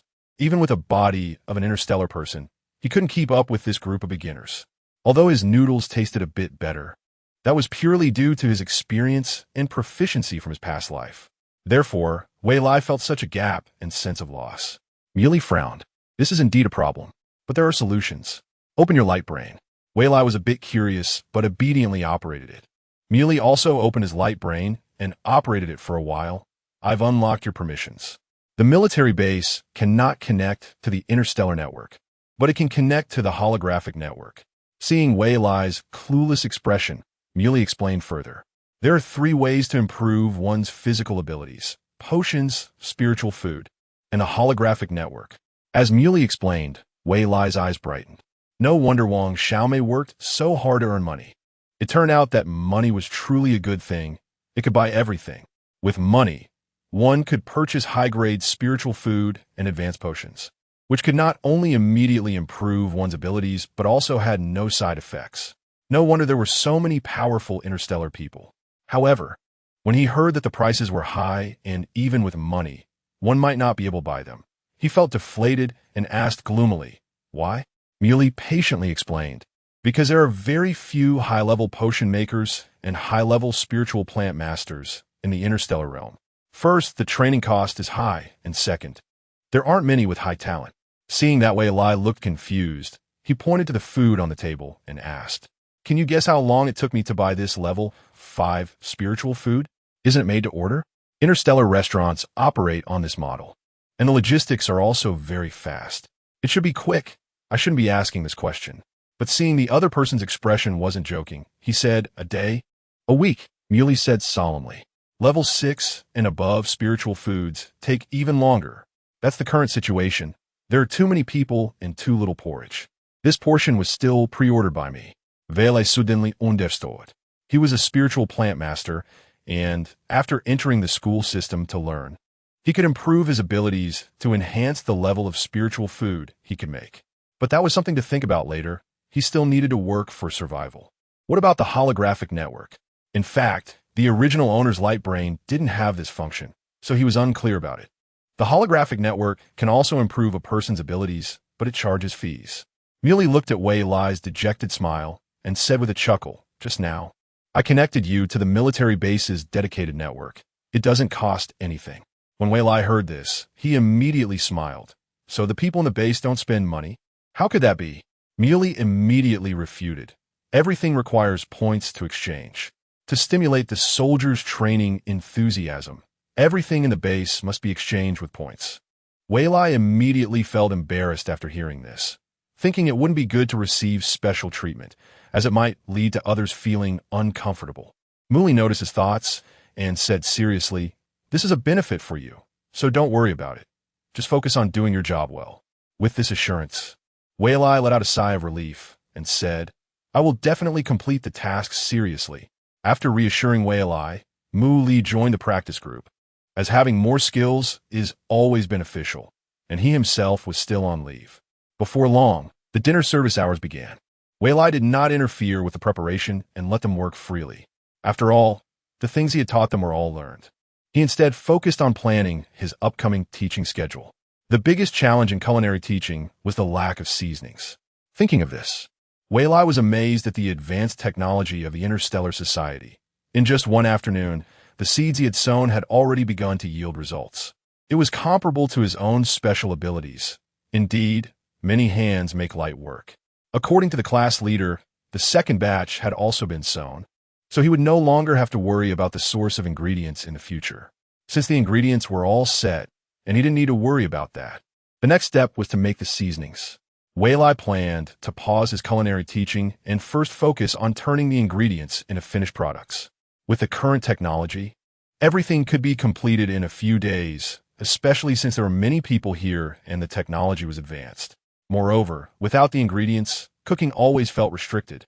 Of course, there were some recipes that didn't require many seasonings, but that shouldn't mean rejecting other ingredients entirely. For someone like Wei Lai, who pursued perfection in food, that was completely unacceptable. After finishing his teaching, Wei also wanted to explore new ingredients and new recipes. The interstellar society was vast, with a rich diversity of plant and animal species, and he really wanted to go out and see it all. However, given his current weak abilities, he thought it might be better to just get some rest. Nevertheless, one must keep moving forward. He currently had no way back and needed to do a good job to demonstrate his value. Having come to this realization, Wei planned to ask the leaders for their opinions during dinner in the kitchen later. Chapter 21, The Kitchen Window at Night, was unusually bustling, leaving many wondering if an international superstar had arrived. Long lines formed in the cafeteria, winding around several corners and filling the place to capacity. The main diners were the soldiers and instructors from daily training, but even researchers who usually stayed in the laboratory for years emerged to join the queue. "Oh, isn't that Xiao Li from the administration building? What brings you here?" "Haha, I'm buying for the leaders." The young man, a bit annoyed, retorted, "By the way, why are you from a nutritional supplement research department here too?" An awkward cough followed. "Hey, we heard a great chef is here, so we came to try it out." "Really? If that's the case, I can apply to work in the administration building. I'll personally come to welcome you," he said with a tone of skepticism. What's so great about that? The nutritional supplement research department hasn't even announced any plans to disband yet. The researcher felt a little uneasy inside, but maintained a calm demeanor. The kitchen staff was busy in the back, and the initial manual selling lasted only a short while before they had to switch to robots. Thanks to the diligent practice of the kitchen team, the food served at dinner was even more delicious than at lunch, with aromas wafting throughout the space. At the back of the line, some young soldiers with less patience were on the verge of tears, anxiously waiting as the line didn't move. There was no choice. Many people had come to buy for others, and quite a few enjoyed stockpiling. In response to popular demand, the kitchen opened 10 windows, but it was still insufficient. "Squad leader, there are too many people," Mawen said excitedly, a classic case of saying one thing while meaning another. "Enough chatter, get to work." Squad leader Wu Jigang scolded with a smile. "All right," Mawen replied enthusiastically. Wu Jigang was actually very pleased as well. He had no idea how popular the lunch was while he was away. Countless soldiers had come to praise the meal, and the food was made by their own hands. It was simply incredible. The culinary profession was truly magical. Just yesterday, he had complained about his cooking, but today he wanted to ensure his hands. This was all thanks to Wei Lai, and he planned to learn more cooking skills from her in the future. Not only the veteran members of the kitchen team, but even the new plant engineers were excited. Due to the nature of their profession, they had also tried to learn cooking. But the teaching videos online were often of poor quality and overpriced, lacking any substantial culinary knowledge. Unexpectedly, just half a day after arriving, they learned real cooking skills, and their eyes sparkled when looking at Wei Lai. At the corner cooking station, Wei Lai, who was preparing the internal meals, naturally noticed this gaze. Initially feeling awkward, she soon comforted herself that it would become a habit. Relaxing her stiff muscles, she focused on preparing the ingredients. As the saying goes, breakfast is gold, lunch is silver, and dinner is copper. Knowing the importance of health, Wei Lai habitually decided to keep dinner light. If the others were present, they would unanimously reject this notion, saying, "What are you talking about? Interstellar people can maintain their health through their abilities. There's no need for such trouble." That was indeed true. The lifespan of interstellar individuals entirely depended on their ability levels. Those above level 5 could live to 200 years, level 6 could reach 300 years, and so on. It was said that the first president of the Federation lived for 1000 years, but unfortunately, no one has surpassed that yet. The average lifespan of ordinary people was similar to that of modern humans in the 21st century, but once one became an ability user, their lifespan started at 100 years. After some thought, Wei Lai decided to make dumplings. The level 5 spirit food she had earlier was already returned to Muli. However, the strange taste still left a shadow, and the solution was naturally to counteract poison with poison. While preparing, Wei Lai recorded a video with her light brain to save time later. Since there were 29 people for dinner and considering portion sizes, Wei Lai prepared 5 large bowls of filling, specifically making 5 different flavors to cater to various tastes. Among them were classic pure pork filling, chive and pork filling, celery and pork filling, 3 delicacies filling, and chicken filling. As for seasonings like cooking wine, sesame oil, soy sauce, and spices, she used her own stock. With such a large workload, she naturally needed the help of robots. However, due to the busy kitchen, no robots were available, leaving Wei Lai feeling a bit frustrated. She glanced around to see scientist Lin Lin playing with noodles, his actions starkly contrasting with the busy crowd around him. Even Mu Li was seriously frying rice. It made sense. After all, he wasn't part of the kitchen team, and it was already a bonus for him to help out. Despite his playful demeanor, the noodles he was tossing were nearly touching the ceiling, and after some time, he finally tossed them into the large pot to boil. Wei Lai tugged at her face and decided to approach him for help. "I have even more fun food to make," she said, pulling at Lin Lin's sleeve. "Really? I'm not lying. Is that so?" Lin Lin blinked, knowing full well but still replied, "Aren't you asking me to help with work?" He waved the noodles in his hand, creating a large circle around Wei Lai before tossing them into the pot. Wei Lai watched in amazement as he formed 5 large rings with the noodles. After only a short time of tossing, he had become a sensation. If this were the 21st century, he would definitely be a popular internet celebrity, far more captivating than those noodle-tossing influencers. It was no wonder he was a scientist in the interstellar era. High IQ individuals were truly impressive. "Can you lend me a small mecha to use?" Wei Lai took a step back, recalling seeing one earlier while they were farming together. It was small, resembling a puppy, and though it didn't have fluffy fur, it diligently delivered seeds and even smartly wiped its own sweat. Lin Lin agreed, as he had nearly finished with the noodles. "All right, I'll help you. But as for the mecha you mentioned, they've all been sent to the fields." "How is that possible? Those little mechas are incredibly cute. How could they be sent to do farm work? They should just be responsible for being adorable," Wei Lai said, feeling a bit wronged. "Aren't we friends by now?" Lin Lin, encountering this delicate girl for the first time, found himself at a loss. All the women around him were like T-Rex, and seeing her on the verge of tears, he quickly opened his light brain. "Look, here's the borrowing record." After a few taps, images of the farming base appeared. Countless mechas and robots were busy, including the mecha Wei Lai had been thinking about. Now, it was Wei Lai's turn to feel embarrassed. "Hehe, I'm sorry. I shouldn't have doubted you." She flattered him with many compliments, but he still seemed unimpressed. So she asked, "What do I need to do to earn your forgiveness?" Lin Lin's eyes lit up. He had been waiting for this moment. "Promise me one condition." "What condition?" Wei Lai felt she had nothing of value to offer other than her cooking skills, so she nodded. Lin Lin rubbed his hands together excitedly. "From now on, you have to save me a portion of the spirit food you make." "Ah." Wei Lai's eyes widened in disbelief, thinking he was going to ask her to teach him cooking skills. She was surprised that the condition was so simple that she immediately agreed, fearing he might change his mind. Deal. Little did she know, a condition that seemed simple to Wei Lai was priceless to others. Just like now, a long line of instructors was seriously waiting, no longer enjoying the special treatment they had at lunch.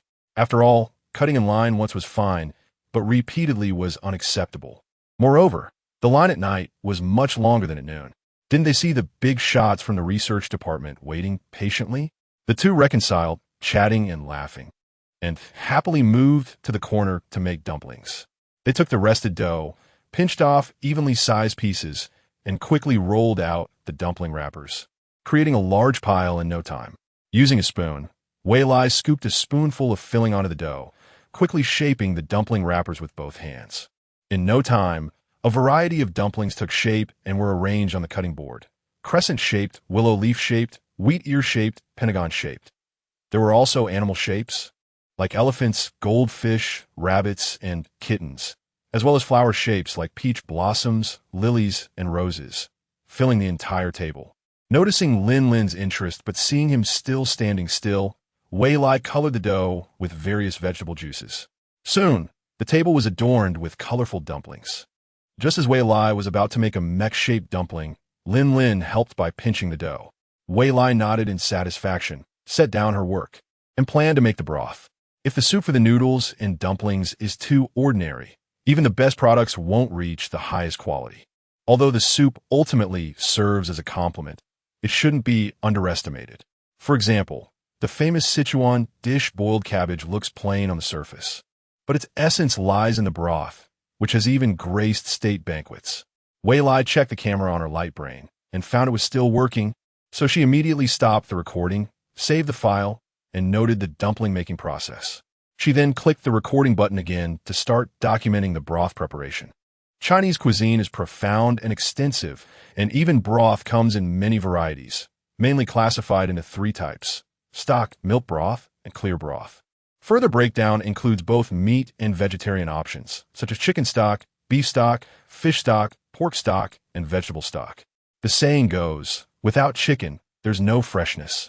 Without duck, there's no aroma. Without skin, it's not thick. Without belly, it's not white, which succinctly summarizes the broth-making process. Among the 8 major cuisines of China, Shandong cuisine is renowned for its freshness and tenderness, and its broth is exceptionally flavorful. Wei Lai decided to make Shandong's milk broth. She took an old hen, pork hock, and pork ribs from the freezer, cleaned them, and placed them into boiling water. After skimming off the scum, she washed them clean and put them in the pot with water to simmer, setting the fire size and simmering time intelligently. Wei Lai then returned to the cutting board to continue making dumplings.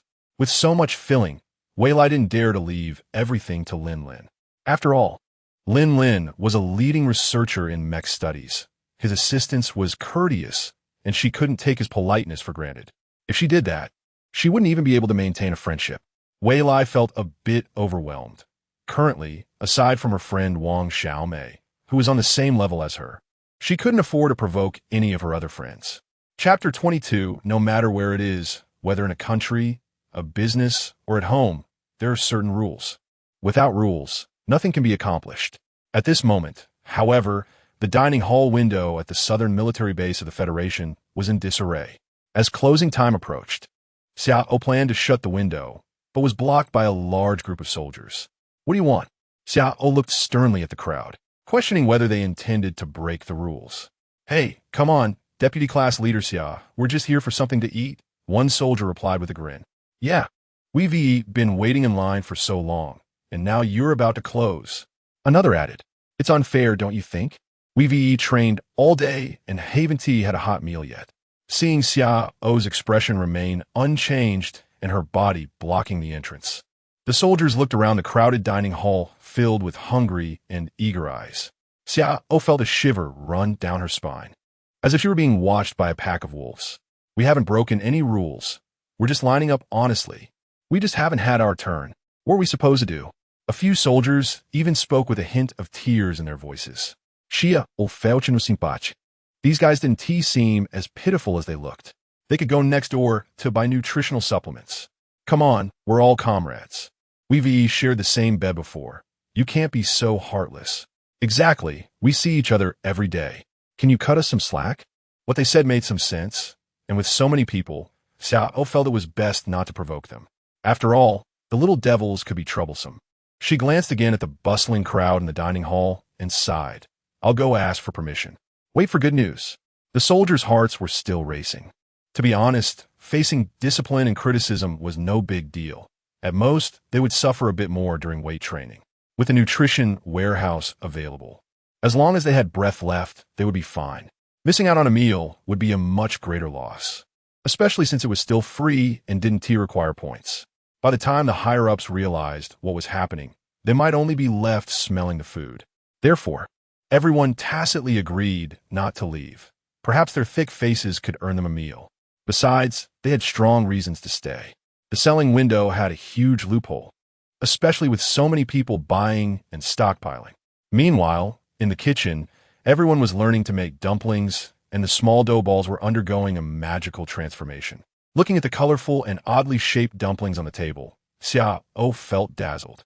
Unfortunately, the big men, used to handling guns and flying mechs, struggled to shape the dumplings properly. The newcomers, the spiritual plant masters, were a bit better, but they still looked quite messy. Lin Lin stepped aside as a few cool mechs held rocket launchers, exuding an impressive aura, while Wang Ji looked down on everyone. The onlookers were amazed and joined the queue to ask for advice. Just then, Xiao hurried over and said, "Colonel Mu, class leader, their SA crowd outside." "What is going on?" Muli asked coldly. "Are they trying to rebel?" "The dining hall is closed. The soldiers outside didn't get to buy food. Xiao mustered her courage to respond. Muli turned to Wu Jigang, looking both doubtful and certain. The total food supply today should be sufficient. This situation shouldn't have occurred. As the head of the kitchen, you shouldn't fail at such a simple task. Wu Jigang was sweating profusely. Muli's calm but intimidating presence was truly frightening. He explained the kitchen was poorly managed before, and not many came to consume, so the higher-ups ordered unlimited free supplies. But now things have changed. It's my fault for not reporting it in time. He slapped his forehead in regret, feeling anxious. After hearing his explanation, Muli relaxed his imposing demeanor and said, "It's not entirely your fault. You've been busy today."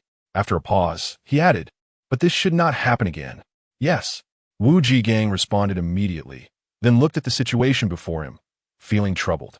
"What should we do now? Please give instructions. Give each person a portion to disperse the crowd."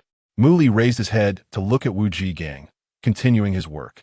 "Why can't you make dumplings properly?" he said, and then added, "Submit a formal application for specific selling rules. For now, it remains free." What kind of break is this? Thinking back to how his father had told him to stay in the kitchen to learn cooking before leaving made him feel frustrated. He had no complaints himself, but he didn't know what his father had said in the family, prompting relatives to flood him with requests for various dishes. Muli naturally rejected them and blocked them. What should have been a pleasant affair had turned sour after such a commotion. Adding to the earlier incident, it seemed this break was not going to be easy. Wu Jigang, having received orders, cautiously led his subordinates back to work. The once lively corner quieted down again. Muli was struggling with the dough in his hands, wondering what was wrong with it. He finally tossed the dough aside. Lin couldn't help but chuckle. "Huh? There is something you can't do?" "Can't do." Muli shot back, his expression cold.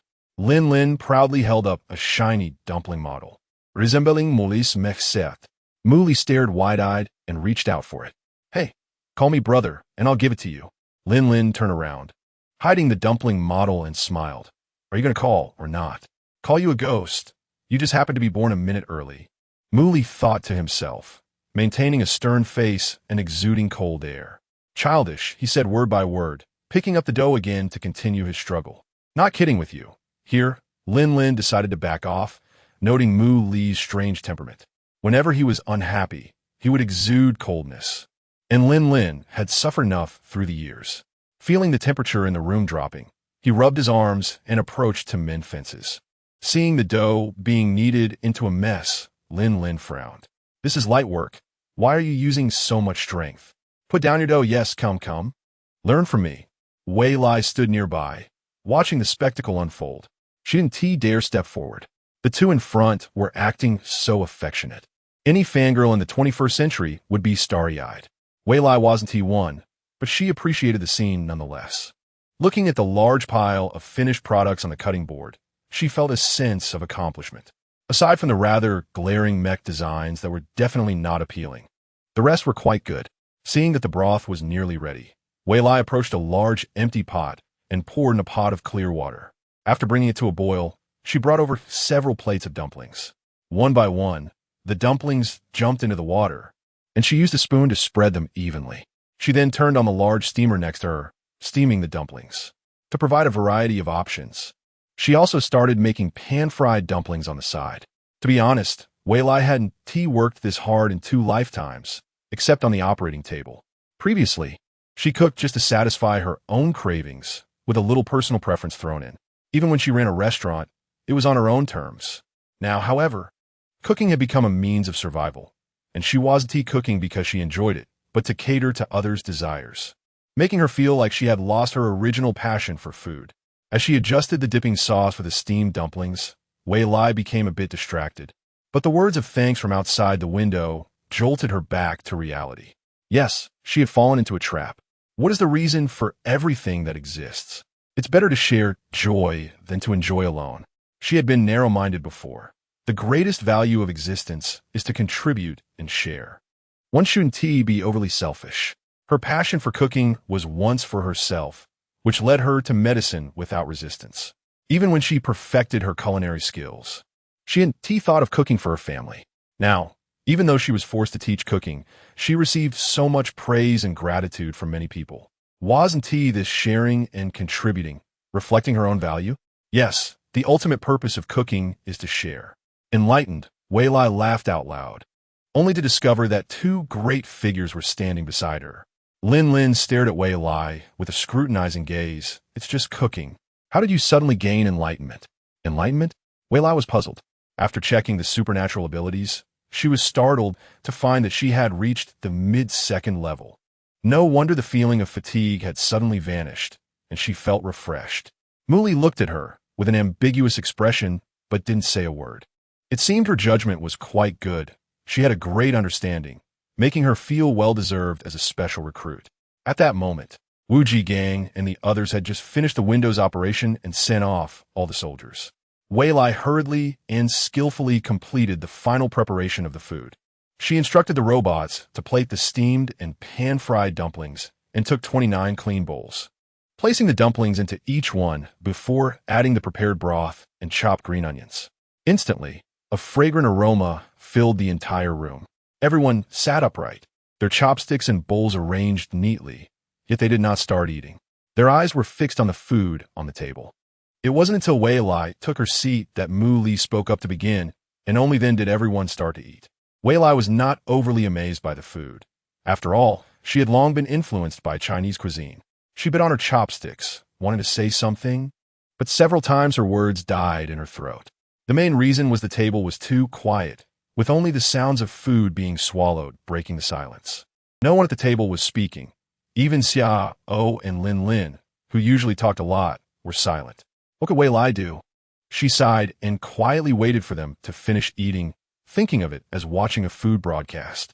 This thought was quite entertaining, with handsome men and beautiful women. Oh, wrong word. In the cooking class, she was the only girl. The genes of interstellar people might be quite exceptional, as there were no ugly people among those Wei Lai had seen. So a group of uniquely featured handsome men dining at one table would be a magnificent feast. Outsiders might think it was a beauty pageant.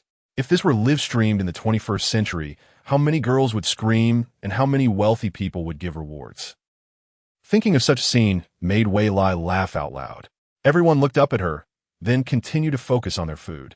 She thought to herself that she should eat more. The third-level spirit food was rare, especially the soup in her bowl, which was extremely fresh. She didn't know how it was made, but she had bitten her tongue several times due to its freshness. Wei Lai was startled, but fortunately, they continued eating without minding her interruption.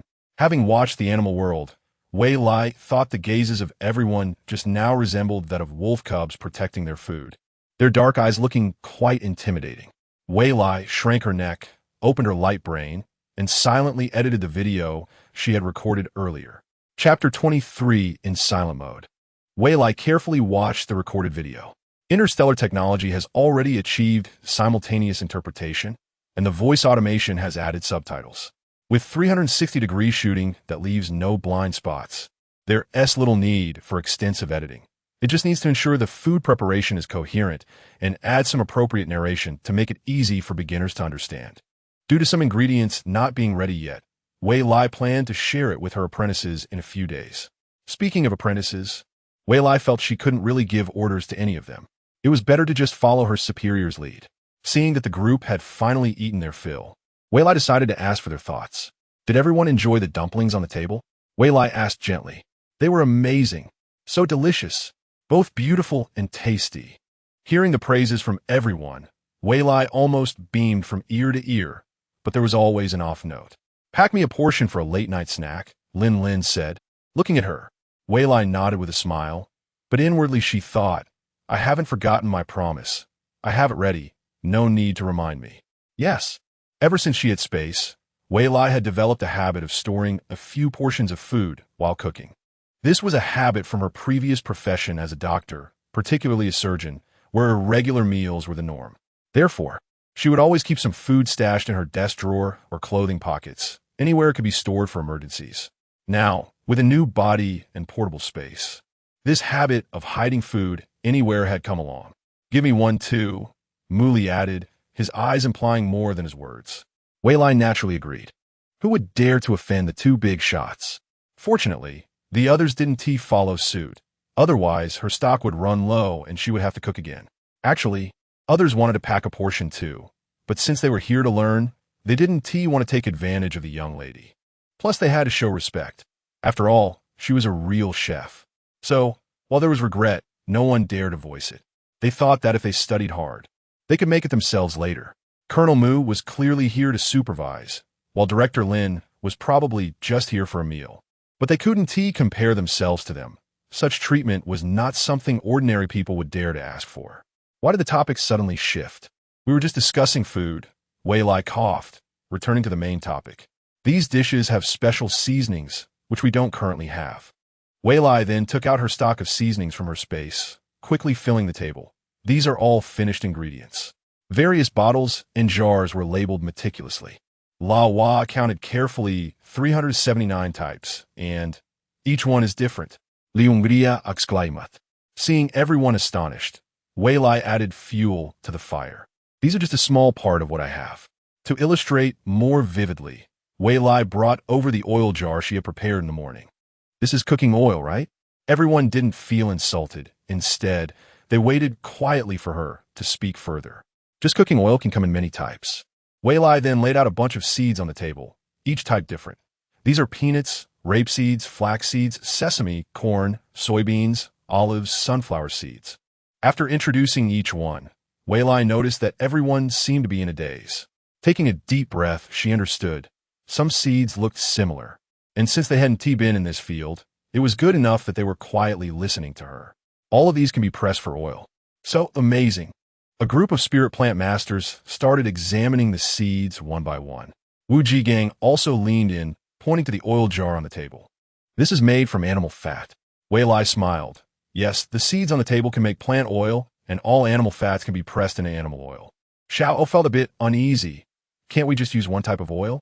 Of course not, Wei Lai retorted. Each type of oil has different nutritional values and components. When making different foods, you need to use different oils accordingly. As a meticulous chef, it's truly frustrating to cook without complete ingredients. Do you understand what I mean? After finishing, Wei Lai looked directly at everyone, especially glancing at the class leader and Mu Li a few more times. There's something urgent in the research department. I have to leave now. Lin stood up, ready to go. Mu Li quickly blocked his path, signaling with his eyes that after eating so much, he should stay to help. Recently, there's nothing big going on in the research department. Don't think I don't know, Mu Li said. Lin immediately shot him an angry glare. I'm not from the cooking class. I need to go back and sleep. Believe it or not, I'll smash your research lab, Mu Li threatened with his gaze. Lin rolled his eyes, genuinely fearing Mu Li's temper. This guy meant what he said. He inwardly complained about how being brothers with him was truly unfortunate. The two exchanged mental communication, and it only took about 2 seconds in front of everyone. The person who just said he wanted to leave immediately changed his mind, probably because he had eaten too much. I remember that the matter has been dealt with, he said, plopping back down in his chair. Go ahead, what's next? Mu Li continued. Feel free to share your thoughts. Seeing this, Wei Lai expressed her idea. First, let us make all the seasonings. Looking at the class leader, she continued. The cooking class window will be closed for a few days to focus on making seasonings. Wu Jigang glanced at Mu Li, who nodded. All right, we'll fully cooperate to complete the task. What's next? Wei Lai looked at the sky. It was already evening. Naturally, she replied. Next, we rest. We'll start working tomorrow. Lin laughed out loud, glancing at Mu Li. It's time to rest, haha. He wanted to help, but couldn't he? Truly a good teammate, huh? Is it really that good? Everyone unanimously felt it was impossible. The military base had a unified rest time of 10 p.m., and it wasn't even 7 p.m. yet. According to the usual routine, they still had to train for another 3 hours. However, seeing the young lady's physique and age, she indeed needed more sleep to grow. Class leader Wu, take Wei Lai to rest. The others can disperse and practice their cooking skills. After Mu Li publicly announced the final decision, he left with a dark face alongside Lin. Since Wei Lai was a girl and not a formal member of the military, Wu Jigang decided to take her to the VIP guest reception building. The facilities inside were luxurious and well-equipped, specifically designed to host leaders from friendly military districts and important visitors. Passing through a series of unknown silver buildings, they arrived at a cluster of luxurious villas. Wu Jigang asked, "Which building do you want to stay in?" "Class leader, can I choose myself?" Wei Lai asked, surprised that she had such a big benefit. Recently, there haven't been any important guests visiting, so they're all empty. Is there really no one? Wei Lai felt a bit scared. With so many villas, it felt like an entire street. It was dark, and if she moved in alone, even though it felt like she was taking over the world, what if something happened? "Oh, right, Director Lin lives in that White House," Wu Jigang pointed. "Isn't he from the Mecha Research Department?" Wei Lai questioned. Since Lin could stay here, shouldn't there be many rooms available? Director Lin's formal identity is the head of the Mecha Institute at the military university. Every year during the school break, he comes to the military base's research department for guidance. So he stays here, Wu Jigang patiently explained. "Now I understand. Class leader Wu, sorry for the trouble. I know nothing about this, so I'll rely on you for advice in the future," Wei Lai sincerely said. "That's what I'm supposed to do." Wu Jigang smiled and suggested, "How about you stay in the building next door? It's also close to Director Lin, so he can look after you." "That would be great, thank you." Wei Lai bowed in gratitude. After a day of interaction, he found that class leader Wu was truly a warm-hearted person, involved in everything personally and caring for subordinates in every possible way. After they bid farewell, Wei Lai turned on the lights in the villa and carefully examined his new home. Seeing the sofa in the hall, he immediately jumped onto it. The previous places he lived in had unknown metal furnishings that were hard and uncomfortable. He thought there were no sofas at all. Lying lazily on it, the sofa automatically adjusted to the appropriate temperature and shape for his body, with some acupressure points subtly warming up. "Is this a physical massage?" Wei Lai yawned while lying on the high-tech sofa. It was simply too comfortable. After dozing for a while and thinking about the work for tomorrow, he struggled to sit up. Since he needed to make seasonings, he naturally needed recipes. He had received many reward recipes in the farming space before, so he didn't have to rack his brain to remember them. However, the reward seasoning recipes were in Chinese characters, and Wei Lai needed to translate them into the Federation's common language. Fortunately, technology was advanced now. He opened his light brain, found the smart translator, and soon all the recipes were translated and organized into a thick electronic book. He then thought that class leader Wu and Mu Li were still working, so he simply sent the recipes to them through his light brain account, letting them study how to proceed and where to start. With these arrangements, they should be the experts. He would just follow their lead tomorrow. After all, many hands make light work, right? If Wu Jigang and Mu Li understood Wei Lai's thoughts, they would probably go on strike. "What do you mean by experts? We're the real outsiders here." Having a former military commander and a colonel who instilled fear in enemies study a recipe book is truly amusing. Embodying the spirit of three cobblers can outsmart Zhuge Liang. The two organized a meeting with all the members of the cooking team. According to the original owner's memories, it was said that once entering the holographic network, a person's consciousness would transform into a spirit body. At that time, as long as the consciousness moved, it would turn into a physical entity indistinguishable from real people, with eyes, nose, body, and so on, and one could smell the fragrance of flowers and taste the sweetness of candy. Moreover, the holographic network was another virtual world where people communicated through spirit bodies. Wei Lai excitedly found the bathroom, casually tidied up his personal hygiene, then immediately turned off the lights and lay down on the bed, opening his light brain and connecting to the holographic network. Chapter 24 in the pitch-black world. Specks of starlight began to twinkle, gradually growing brighter. As the dazzling light slowly faded, the surroundings seemed to become warmer. A gentle breeze blew, carrying the scent of moist earth, while birds chirped joyfully, bringing greetings from the distant nature. Wei Lai slowly opened his eyes and looked around, discovering that he had arrived in a vast grassland. Fresh green shoots emerged from the ground, interspersed with unknown wildflowers, attracting a few butterflies dancing gracefully. He seemed to hear bird calls, but could not see their source. Wei Lai lay back on the grass, and when he looked up at the sky, he noticed what appeared to be a transparent mirror in front of him. Focusing his attention, the mirror became increasingly clear, reflecting a hazy figure. "Is this my spiritual body?" As he examined it, the figure in the mirror became more vivid and lifelike. The reflection showed him wearing a white lab coat with a delicate appearance. resembling his previous self from a past life. Since it was a soul crossing, was the spiritual body also his previous self? However, the complexion looked decades younger, consistent with his current physical age. But why was his long hair green? He didn't have that preference in his past life. Wei Lai roared inwardly. His experiences were indeed incredible, but he still couldn't accept the hair color. If only it could turn black. As he pondered this, the mirror rippled like water. But thankfully, it soon settled down. Looking again, his reflection had transformed to black hair. So that is how it is. Wei Lai seemed to grasp the trick. Thinking about his current appearance, and after a while, he looked again, and indeed, the mirror had helped him realize it. Truly a magical holographic network. He hoped for more surprises. Wei Lai got up, brushed off the dust from his clothes, and planned to take a stroll, but as soon as he stepped forward, the scene before him changed. The surroundings were bustling with voices, buildings towering, and he found himself standing in the center of square. Next to a huge fountain in the square, there was a large display screen rapidly scrolling through information. A large crowd had gathered around the screen. Curious, Wei Lai squeezed in to take a closer look. It turned out to be job postings. Number 23, cleaning the city, 50 energy hour. Number 2578, feeding animals at the zoo, 100 energy hour. Number 50, pruning branches at the botanical garden, 50 energy hour.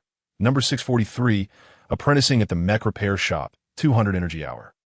A burly man operated his watch and left satisfied. A young man hesitated, glanced at the display screen several times, thought for a moment about his watch, and eventually left as well. A little girl bounced up to the display screen, looked for a long time, pouted and quietly cried, and before long, she disappeared from the spot. Wei Lai stood aside, observing for a long time. He guessed that energy might be the universal currency of the holographic network. Everyone here had a watch. Wei Lai looked at the watch on his left wrist, deep in thought. It turned out that the light brain had been replaced with a watch. Clicking a button, a projection appeared, showing the same content as the display screen. However, there were several unknown buttons in the lower left corner, and Wei Lai decided to press one. The scene in front of him transformed into another screen, with a few lines of text. Do you want to exchange energy? Yes or no? After clicking yes, another interface appeared. Wei Lai examined it carefully and discovered that 100 energy required 100,000 federal coins to exchange. But he found that the energy balance on his holographic network was countless zeros, so he decisively gave up on the exchange. It seemed that what Muley said about free access to the holographic network was indeed reflected here. The little girl who had just cried probably ran out of energy. So it was no wonder. Thinking this, a sudden sharp pain struck his brain, and his body began to turn transparent. In a daze, he heard a machine voice. Insufficient mental strength, forcibly offline. Insufficient mental strength, forcibly offline. Insufficient mental strength, forcibly offline. After calming down for a while, he used his abilities to sort through his body's meridians. Gradually, he felt a slight increase in his mental strength, and his abilities became more stable. The holographic network could indeed enhance one as constitution. Wei Lai found that he was now filled with energy. He wanted to run a few laps outside. After taking a sip of cold water to calm himself, he organized his recent experiences. The duration of staying in the holographic network depended on his mental strength, and energy was the currency of the holographic network world. Moreover, energy and federal coins could be exchanged for each other with such a high exchange rate. Was it possible to earn money in the holographic network? With this thought, Wei Lai became extremely excited. His energy balance had countless zeros. He quickly opened the light brain and found the exchange page. Your energy cannot be exchanged. He clicked again. Your energy cannot be exchanged. After clicking countless times, the same unpleasant mechanical voice repeated, and upon closer inspection, he found several lines of red text below. This is special energy, which can only be consumed directly and cannot be exchanged for federal coins. If you want to exchange, please earn energy points yourself. Had he been too naive? How could he possibly receive immense wealth for nothing? Getting free access to the interstellar network was already quite good. The 1 hour and 13 minutes he had just spent cost him 113 energy. However, he had special energy. Once that 113 was deducted, it was automatically replenished after a while, still that string of zeros. If this continued, no matter how much he spent in the holographic network, his account balance would remain unchanged. What about the energy he earned? Wei Lai planned to try it out now, as he could access the holographic network for over an hour. So he covered himself with a blanket, lay down, and entered the world of the holographic network again. In the kitchen brigade's backroom meeting room, Wu Jigang projected the electronic book that Wei Lai sent him in front of everyone. Share your thoughts. Everyone looked closely. It was all seasoning formulas, but most of the names of herbs and spices were unfamiliar. The spirit plant masters were quite familiar with plants, but they only recognized a few more than the average person. What should they do? Everyone was at a loss and turned their gazes to Muley and Lin Lin. Muley pondered for a long time before saying, "Let us go to the storeroom. Pick out everything you recognize." A group of people then headed to the storeroom. Thanks to the harvest during the day, the storeroom had expanded significantly. Upon entering, they found baskets full of ingredients stacked like mountains, yet organized. Each basket was labeled with descriptions of the stored item's attributes. However, due to the unknown properties of the seeds brought by Wei Lai, most were not labeled. With the help of robots, it didn't take long for them to pick out the recognized crops and place them in an empty area of the storeroom. They categorized them according to the formulas and found that only 29 recipes could be made. However, the electronic book provided by Wei Lai contained thousands of recipes. After further discussion, they decided to start with these 29, but currently, there were no robots available to assist in this area. So they assigned Lin Lin to study the production. However, Lin Lin stated that he didn't know how to make the ingredients, suggesting they observe a manual production process before designing a new robot. Everyone agreed, as this was indeed a complex task. Meanwhile, while making the seasonings, they also needed to continue harvesting crops. The workload ahead was immense, and everyone felt a surge of pressure, but they were full of confidence and passion, as they knew their current work was of great significance. While the kitchen team was working hard, Wei Lai was also busy. Wei Lai accepted a job to prune branches at the botanical garden. He initially thought it would be simple, just trimming branches and sweeping fallen leaves. But it turned out to be anything but easy. This job also required an interview, as using abilities was necessary for pruning branches, and testers would assign different plants based on the level of the interviewee's abilities. After Wei Lai accepted the job through his watch, he received a job introduction letter and followed the instructions in the letter to find the staff at the botanical garden's entrance.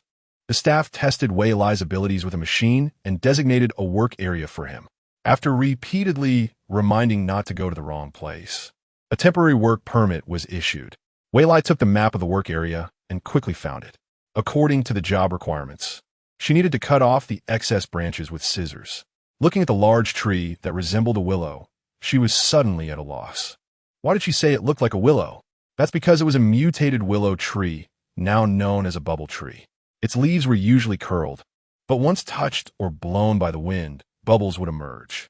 These bubbles were non-toxic but very sticky and lasted a long time, making them difficult to break, and they adhere to people's bodies. However, there was a solution. They would dissolve in water.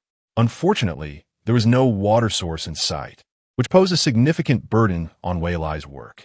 The task required her to prune 5 trees, corresponding to 50 energy. Wei Lai was unaware that she needed to prepare beforehand, investigate the nature and content of the work, etc. She only chose based on the title.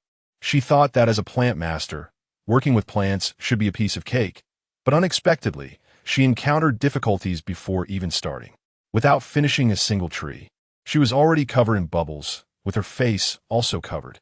Although the bubbles were transparent, they severely obstructed her vision, leading to many mistakes in her cutting. When the work time was over, staff members would come and check. Looking at the red marks on the inspection sheet, Wei Lai felt ashamed. In the end, when settling the bill, she only earned 5 energy. Before leaving, the staff gently told Wei Lai that she might not be suited for this job, as the previous temporary worker was a primary school student who not only completed the work well, but also finished ahead of schedule. Feeling frustrated, Wei Lai spent 10 energy at the Botanical Gardens convenience store to remove the bubble from her body. This meant that not only did she work hard for nothing, but she also lost money. The only consolation was that the money she earned could indeed be exchanged, and the new 5,000 federal coins brought her hope. Earning money on the holographic internet Currently working as a chef was the most effective and quickest way. Seeing that it was getting late and almost 10 p.m., and having not slept the previous night, Wei Lai logged off. She planned to come back tomorrow to work on the idea of opening a restaurant on the holographic internet. And given the special nature of her current job, she also needed to consult further. Chapter 25. In his previous life, Wei Lai attended a military academy for training. So he naturally knew that early rising was essential in the military. Therefore, he set the alarm function on his light brain before going to bed. And after thinking for a moment, decided to set it even earlier, considering that the time and space were different. The Interstellar Society also operated on a 24-hour system, with a year consisting of 365 days and 12 months. However, there were no strict requirements for daily routines, as the interstellar human body was robust enough to work continuously for several days without rest. He had also heard that some high-level psychics could go for years without sleep, even giving it up entirely. As a low-level psychic himself, he still needed to grow, so he set the alarm for 5 a.m. Unexpectedly, just after finishing his morning routine, the household robot reminded him that there was a guest. He went downstairs and saw Lin Lin sitting on the sofa drinking tea. "Good morning, Director Lin. It's getting late. Everyone is waiting for you," Lin Lin replied, sounding a bit resentful, likely due to being worked late into the night. "Oh, then let's go." Wei Lai hurriedly put on his shoes. He hadn't helped out last night due to his lack of stamina, and being late again today would not be excusable. Flying cars and mechas were prohibited in the base, so the two walked there. Last night it was dark, and he couldn't see clearly, but this morning he could take a good look around. All the buildings he saw were made of metal, not all silver, but also green, red, and other colors, likely to convey a sense of solemnity and dignity, mostly using cool tones. There were many exaggerated buildings. Some were suspended in mid-air with no visible support, yet remained perfectly still. Some buildings shimmered as if they were rippling water, changing shapes, and others could only be seen with mental power. Fortunately, the kitchen building looked like a typical cafeteria, although it appeared quite small from the outside, probably around 100 square meters. However, once inside, the space was particularly large, capable of accommodating all the personnel in the base for meals. Wei Lai thought it might be due to space folding technology. In the kitchen, a group of people was busy preparing seasonings. Wei Lai greeted everyone, but realized he couldn't be of much help. So, he went to the cooking station to prepare breakfast. To avoid forgetting, he set up a recording function on his light brain, so that every time he cooked, it would automatically record a video. When he discovered this feature, he was overjoyed. His current light brain wasn't the most advanced. He had only chosen a mid-range model when he replaced it, thinking it would be sufficient. He didn't expect that the higher the model, the more features it had, though the prices were also staggering. So now, Wei Lai had another dream. One must have aspirations to progress, right? In the morning, Wei Lai decided to make a more lavish breakfast. Pancakes, soy milk, fried dough sticks, and buns. As he prepared, he explained the process. The steamer, frying pan, and oil pan were all in operation simultaneously, along with the soy milk maker and blender. Thankfully, with the help of the robots, otherwise, even 10 of him would be overwhelmed. Since he needed to record video tutorials, the first batch of food was quite small. Wei Lai invited Muley and Lin Lin to come and taste it. After all, they were big shots, mostly supervising their subordinates. So his initiative to invite them over could help make a good impression. Sure enough, after he explained his intentions, their stern faces softened immediately. Various kinds of pancakes were served one after another, filling the table. The most famous, naturally, was the Shandong mixed grain pancake, and Wei Lai made many flavors. Egg pancakes, potato pancakes, chive pancakes, fresh meat pancakes, crispy sugar pancakes, persimmon pancakes, thyme pancakes, sweet potato pancakes, pumpkin pancakes. He discovered a lot of seafood and fruits in the storeroom, and also made various seafood pancakes and fruit pancakes. Then he prepared a whole table of buns, with even more varieties. The most famous included Shanghai's soup dumplings, Kaifeng's soup dumplings, Tianjin's dog doesn't care buns, Guangdong's char siu buns, Shandong's Wang Laotu big buns, and Shangqiu's water-fried buns, among others. The fillings were diverse, with meat, vegetables, and starches that could be used, as long as they were mixed well for taste and health. Thinking further, Wei Lai also made steamed buns, both sweet and savory, and spicy ones, along with flour rolls and sesame cakes. As for the fried dough sticks, there weren't many variations. He just needed to ensure they were crispy, appealing, and well-shaped. Finally, Wei Lai prepared 2 bowls of soy milk, one sweet and one savory. He personally brought them to the table and placed them in front of the two. He sat down beside them and asked Colonel Mu, Director Lin, "Do you think we could open a breakfast shop with what's on the table?" Both of them had greasy mouths from eating, but their dining etiquette was impeccable, eating at a steady pace with an air of nobility. Upon hearing his question, they paused their utensils. "We could open many shops," Muley pondered. Lin nodded in agreement.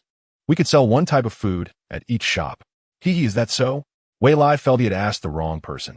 Reflecting on his previous life, he suggested, "How about a pancake shop and a bun shop? And thinking about yesterday's meals, maybe a dumpling shop too."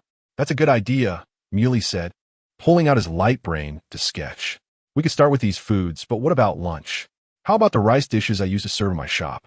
Wei Lai thought for a moment, recalling that he had recorded videos of all these food preparations. He took out his light brain, made some operations, and sent it to Muley. "What do you think?" Upon hearing this, Muley opened the video and watched it with Lin. "Can we make robots that can prepare related dishes?" Lin was dumbfounded. "Isn't this program too complicated? Each dish has a different recipe." Lin was frustrated, as he had just been asked to create a robot that could make seasonings, and now he was being asked to create a cooking robot. He didn't even know all the ingredients yet. His specialty was in combat mechas. Muley shot him a disdainful glance. "If you can't even help with this, what use are you?" Lin was infuriated, his anger boiling over. "Weren't your grades in mecha studies perfect? If you can do it, then go ahead." Muley coldly replied, "That was a minor subject."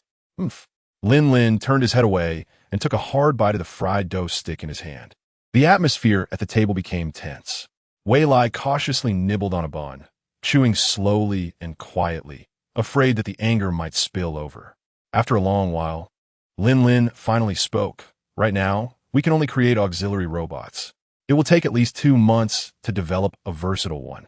7 days, 1 month, 10 days, 15 days, no less." Lin interrupted Muley's words. "If it takes any less, you'd better find someone else." "All right, 15 days it is." Muley had already planned for this duration, which would align perfectly with Wei Lai's schooling to prepare the groundwork. Seeing this, Wei Lai interjected, "Even if the robots are well-made, they won't carry the emotions that a chef's cooking does. Plus, robots can't create spiritual food." Lin laughed. "So I shouldn't research it?" "Dream on." Muley coldly interrupted. "Currently, our plan is to popularize food. The target audience for robot-made dishes is ordinary people, while the food made by chefs is for psychics." So that's how it is. Wei Lai realized he hadn't thought this through. Being not a native, his thinking still carried habits from his previous life. So the next task is to learn how to make food. Muley was also speechless. Up to now, he had only produced 15 out of the 29 recognized recipes since last night. The entire kitchen brigade, apart from himself and Lin and Wei Lai, had been working overnight, utilizing all the robots. "No, we need to continue making seasonings." He then explained the current situation. "This is already quite fast. With such advanced technology, just be content," Wei Lai comforted.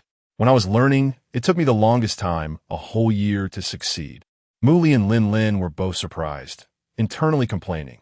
How troublesome, and how can someone be so slow? Just learning one recipe took so long. The two were not interested in making condiments, but they were serious about learning culinary skills.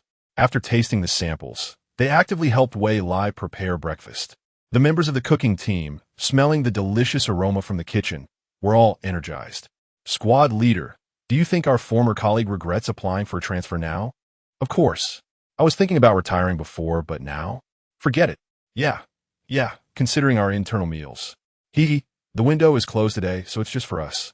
It'll drive them crazy, ha ha ha." All right, focus on the work." Laughter filled the workspace. When breakfast time arrived, everyone put down their tasks and headed to the dining table.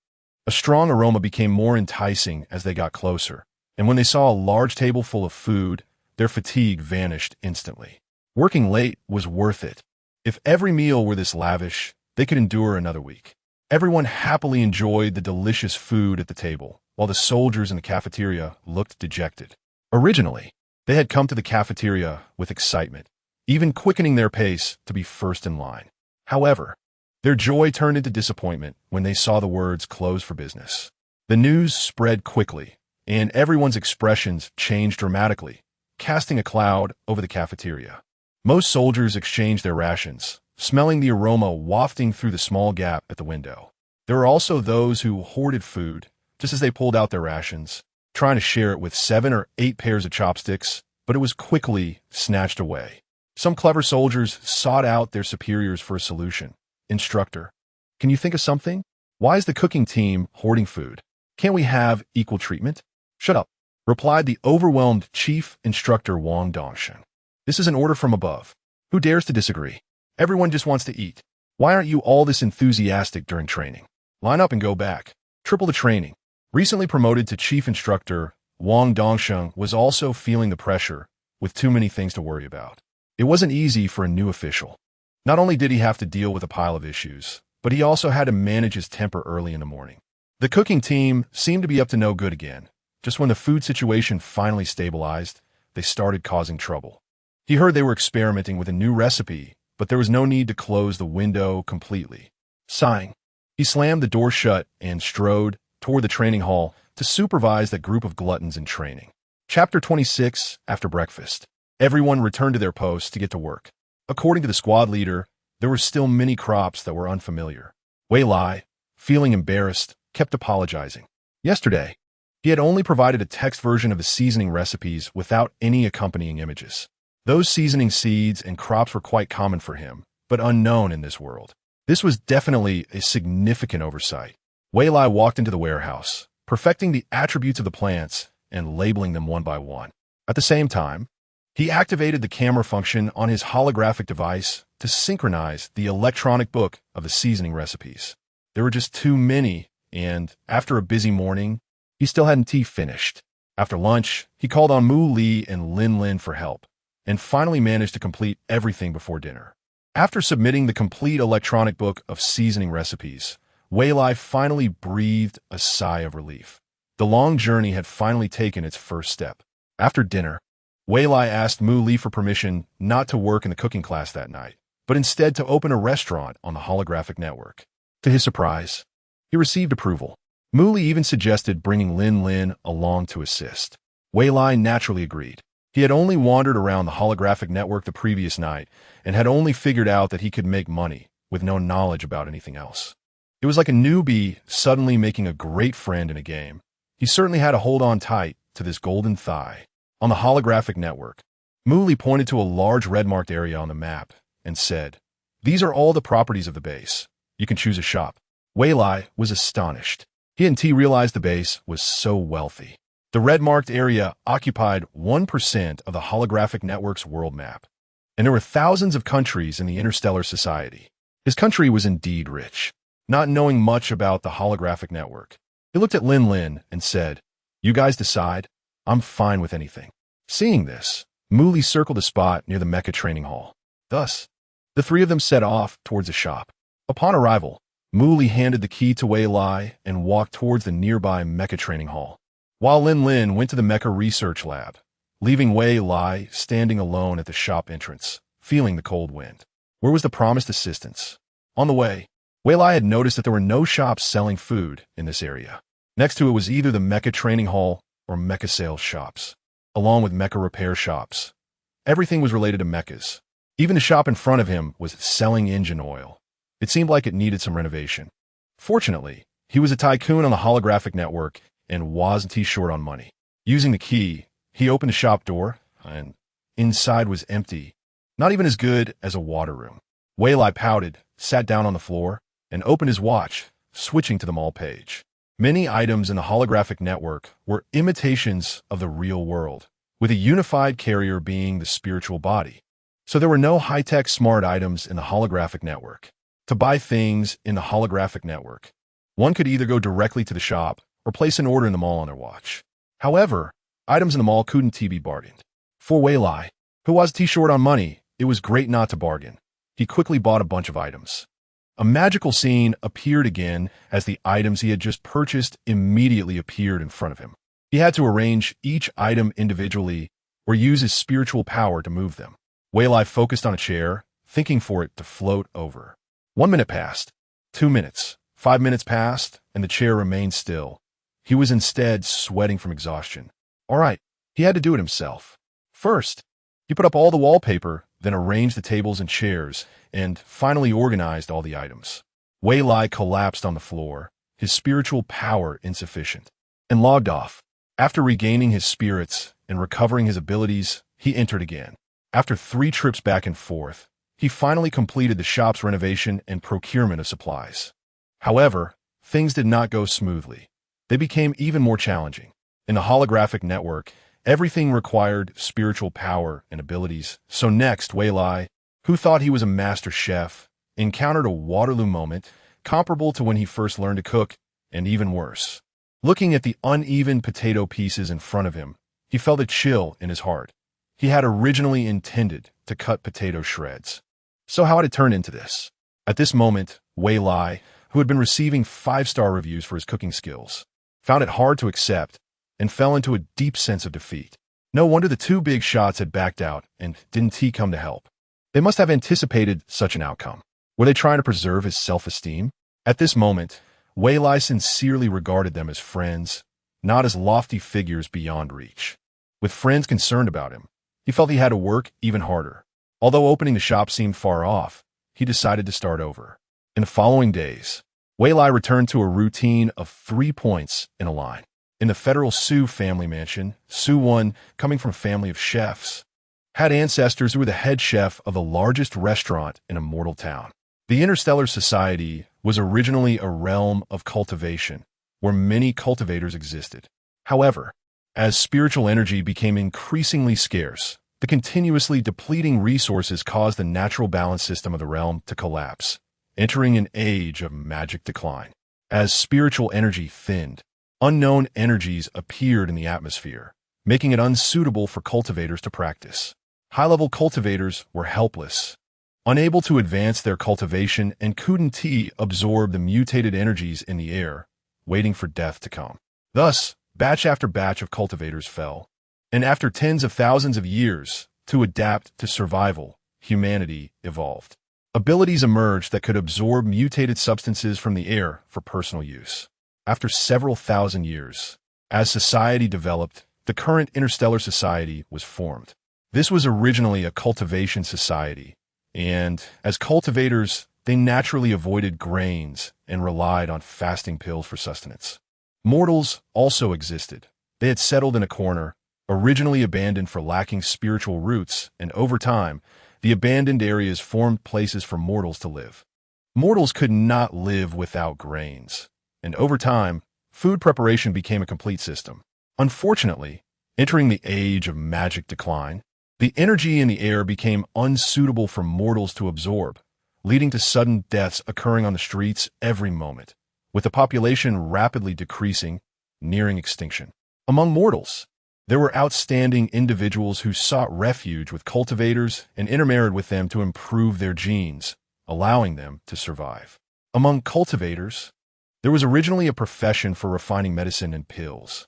When the age of magic decline arrived, and there was insufficient spiritual energy to refine fasting pills, they discovered that mutated spiritual bees could provide filling food while also aiding in cultivation. Thus, nutritional agents came into being. However, the situation only became more brutal, as the heavens seemed to punish these reckless cultivators who wasted resources. Gradually, mutated spiritual beasts became ordinary beasts, and nutritional agents no longer aided cultivation, only serving to fill stomachs. The food that was once looked down upon by the cultivators began to attract attention and gained importance. Unfortunately, the number of surviving mortals was extremely few. The Su family was one of them.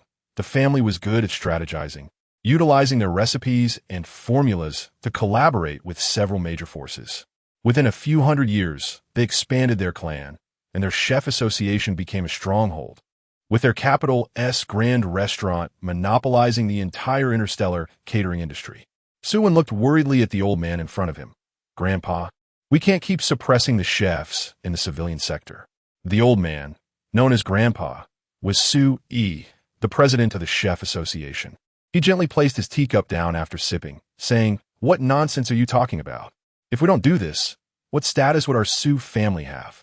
Sue, he certainly knew that what he was doing appeared too dark in the eyes of those unaware of the world's affairs. However, if one didn't have enough ruthlessness, it would be hard to survive, especially in this era of the survival of the fittest. His grandson was still too naive and kind, but the Sue family's lineage was not abundant, all spoiled by his grandmother and mother.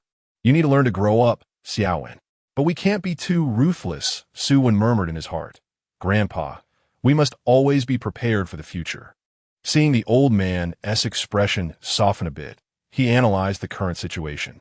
"Grandpa, the chef from the food paradise has been taken away by the military. Now, despite exhausting all channels for information, we have no news about her."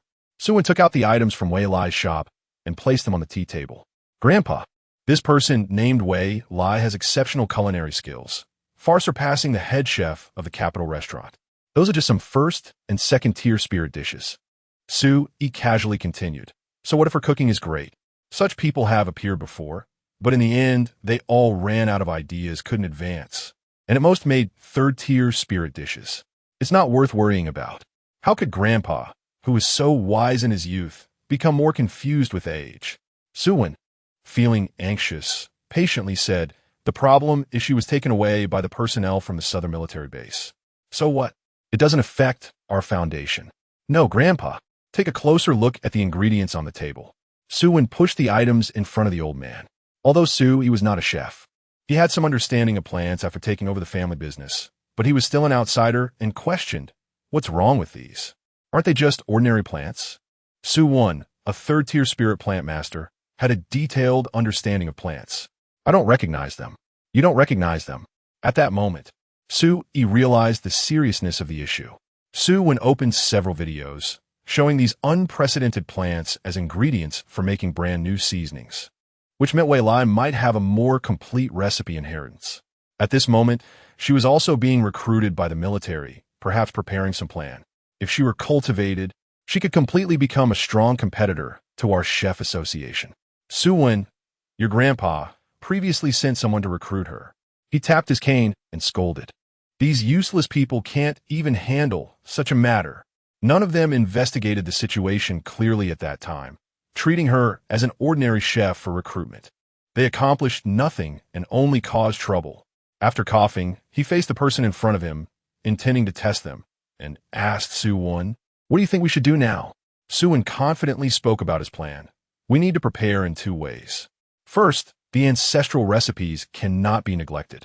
We must start learning and cultivate trusted chefs. Currently, the culinary skills of high-level spirit dish makers are really poor.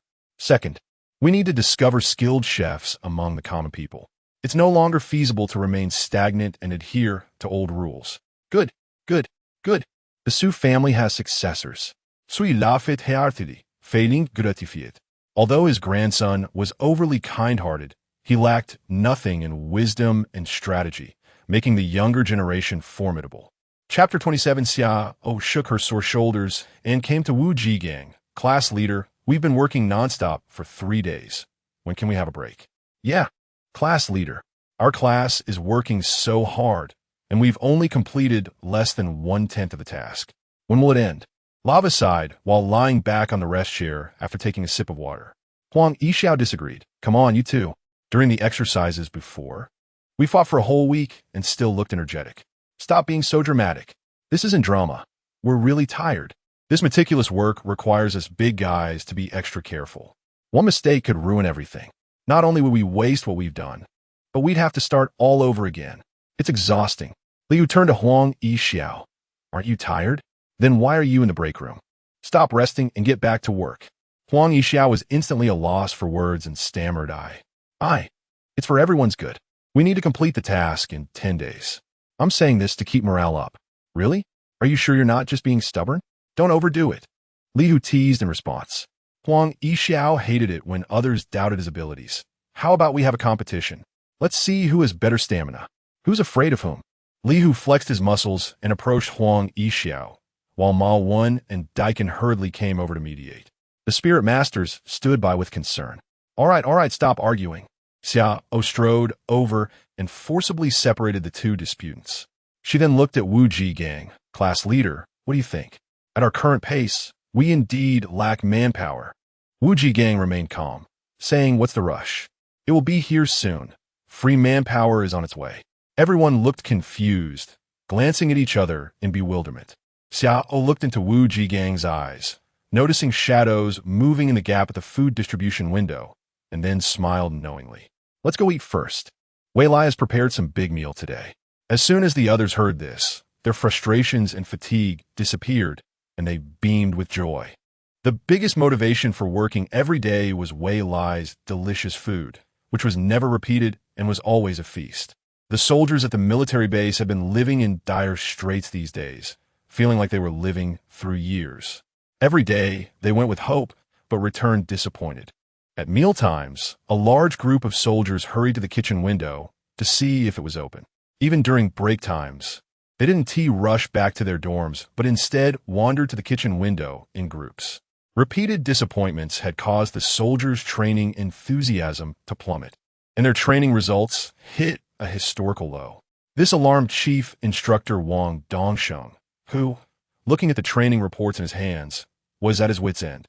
He abandoned his usual nap time and hurriedly called all instructors for a meeting. Look at these results. How can this happen in a military base? Wang Dongsheng angrily pointed at the data sheet.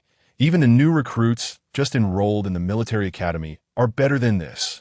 The instructors looked helpless. Not to mention the soldiers. Even their own passion for work had diminished significantly. They had been drinking nutritional supplements, which were unappetizing but tolerable over time.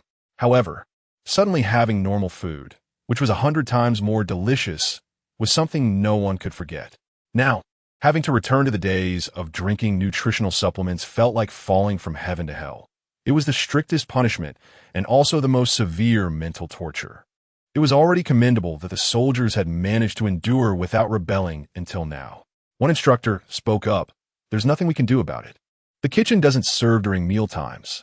What can we do? However, a stern instructor replied, this is a good opportunity to hone the soldiers' willpower. Poor training results are normal. I believe our soldiers want to easily give up the perseverance they should have just for this little temptation. As soon as he finished speaking, another instructor rebutted, that's true. But look at the training performance curve. It has been consistently declining. The only peaks coincide with meal times, while the lowest points are right after meals. What does this show? It shows that the kitchen's food can motivate the soldiers' training enthusiasm. What is our training goal? ISNT it to achieve our training objectives? Therefore, I strongly suggest we apply to the higher-ups to let the kitchen open for business. I pose, if they can't withstand this little temptation, how can they go to battle in the future? The instructors present quickly fell into heated debate, and the meeting room became lively, with voices rising higher and higher, and some even resorting to their abilities. Fortunately, the instructors knew their limits, and although they spoke passionately, there was no real conflict. Otherwise, the ceiling would have been blown off. Wang Dongsheng frowned and shouted, be quiet. I'll contact the kitchen's class leader Wu Jigang and discuss it. The instructors immediately quieted down, looking at the projection in front of them. Wang instructor, what do you need? I'm busy, Wu Jigang said as he put down the basket in his hands. When is your kitchen plan to open for business? That's hard to say. Wu Jigang knew the situation well and gestured for Wang Dongsheng to look behind him. There were about 20 people busy working, with over 100 robots bustling about delivering various ingredients, creating a lively scene. We've been working nonstop for 3 days and have only completed the tip of the iceberg. Wu Jigang sighed.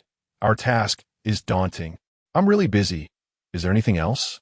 If not, I need to hang up and get back to work. Don't hang up. Wang Dongsheng quickly replied, we can provide support, but hearing this, Wu Jigang immediately smiled, knowing they were both experienced and understood each other's thoughts. He cleverly suggested, help with the work and we'll provide meals. How about that? Deal. Wang Dongsheng laughed heartily and then cut off the communication signal. Wang Dongsheng put away his smile and looked seriously at the instructors. First, send a batch of soldiers to support them, compare the training results, and then discuss further. What do you think? No problem, but which team should we send? The instructors, holding differing opinions, exchanged looks filled with sparks, and the atmosphere grew tense. Seeing this, Wang Dongsheng was pleased. Finally, there was some enthusiasm. The team that had just agreed to let the kitchen open for business would take turns to support, and the specific arrangements would be discussed among themselves. But the daily training goals still needed to be accomplished. Yes, we will complete the tasks. The instructors who were called on stood up excitedly to assure him. On the other hand, the instructors who opposed felt resentful, thinking that a group of people who only cared about food would achieve nothing. And the tension in the air was palpable. Wang Dongsheng, observing everything, nodded in satisfaction, believing that competition breeds progress, and this atmosphere was excellent.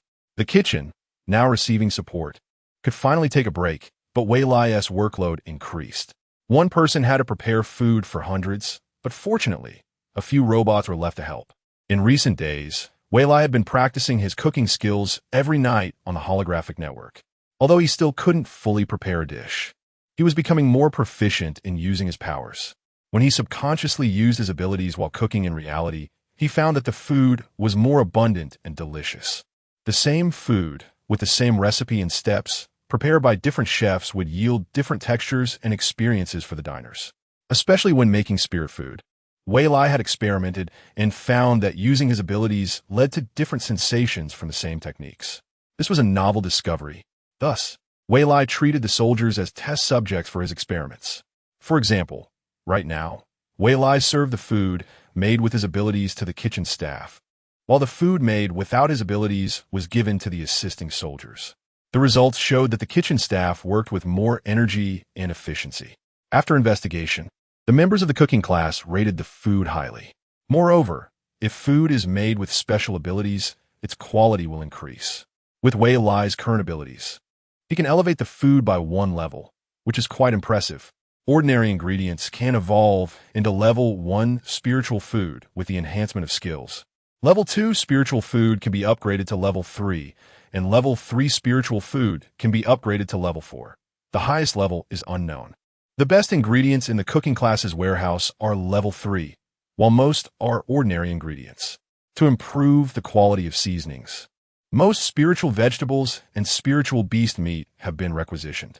Therefore, the food prepared is mostly made from ordinary ingredients. When Wei Lai discovered that he could enhance the quality of food with his abilities, he was very happy and started using his powers while cooking. However, he soon faced a problem, the issue of insufficient energy. When using abilities to cook, the energy would dissipate into the food. Wei Lai is currently at the mid-level of Tier 2 abilities, and after preparing 10 dishes, he would exhaust his energy. Although the base's pharmacist had sent him a few energy recovery potions, Wei Lai did not use them. As the saying goes, medicine has 3 parts poison, regardless of whether it is a restorative. Therefore, after finishing the meals, Wei Lai directly reported that he would not help with the seasoning production. He spent all day in the kitchen using his abilities to cook and practice culinary skills in the holographic network at night. When his energy was about to run out, he would immediately meditate to recover. Although the method was painful and time-consuming, it was not as fast as recovering in his farming space. After all, the energy in the outside air is chaotic. Relying on his own cultivation to recover without using energy recovery potions was initially very difficult, causing significant pain in his meridians. Gradually, the pain subsided, and with more practice, his meridians were subtly widened. Although it was only a slight change, it brought great joy to Wei Lai. Although he had previously recovered energy quickly in his farming space without side effects, his meridians had not changed. The width of the meridians can increase the recovery speed of abilities. Breaking societal norms without relying on any advantages and finding a way to enhance abilities requires immense courage and luck. This is largely thanks to his experiences and knowledge from his past life. Without these, Wei Lai felt that his cultivation would not have progressed so quickly. Take the original owner as an example. There are low-level ability cultivation tutorials on the Star Network, from beginner to Tier 3. And the original owner diligently practiced for over a decade before reaching Tier 1. In less than 2 months in this new world, Wei Lai has already reached the mid-level of Tier 2. This is an astonishingly rapid progress. Chapter 28 at this moment. The enthusiasm of the soldiers in the various training grounds of the base varied greatly. The team participating in the cooking class support work trained with high spirits and smiles, while those who did not participate wore blank expressions. However, there were also some who were unwilling to accept the situation and worked hard to train, but still couldn't catch up with others of the same level, especially after learning the reason. The soldiers lost their motivation to train and simply formed groups to seek out the instructor, requesting to be sent to support the cooking class. "What are you saying?" The instructor was so angry that he jumped up, pacing back and forth, pointing his finger and scolding, "You can't hold your horses for such a small temptation. What will you do when you get to the battlefield? The enemy's temptations are varied, and during combat, you won't even have time to eat. Having time to drink nutrient solutions is already good enough. It's simply hopeless." The soldiers felt embarrassed and ashamed after being reprimanded. The instructor's words made a lot of sense. However, if they missed this opportunity, who knew when they would get another chance? It was said that Chef Wei was still a student and that school would start in about 10 days. Everyone exchanged glances and finally elected a representative to speak up. "Report, instructor, I have a legitimate reason to present."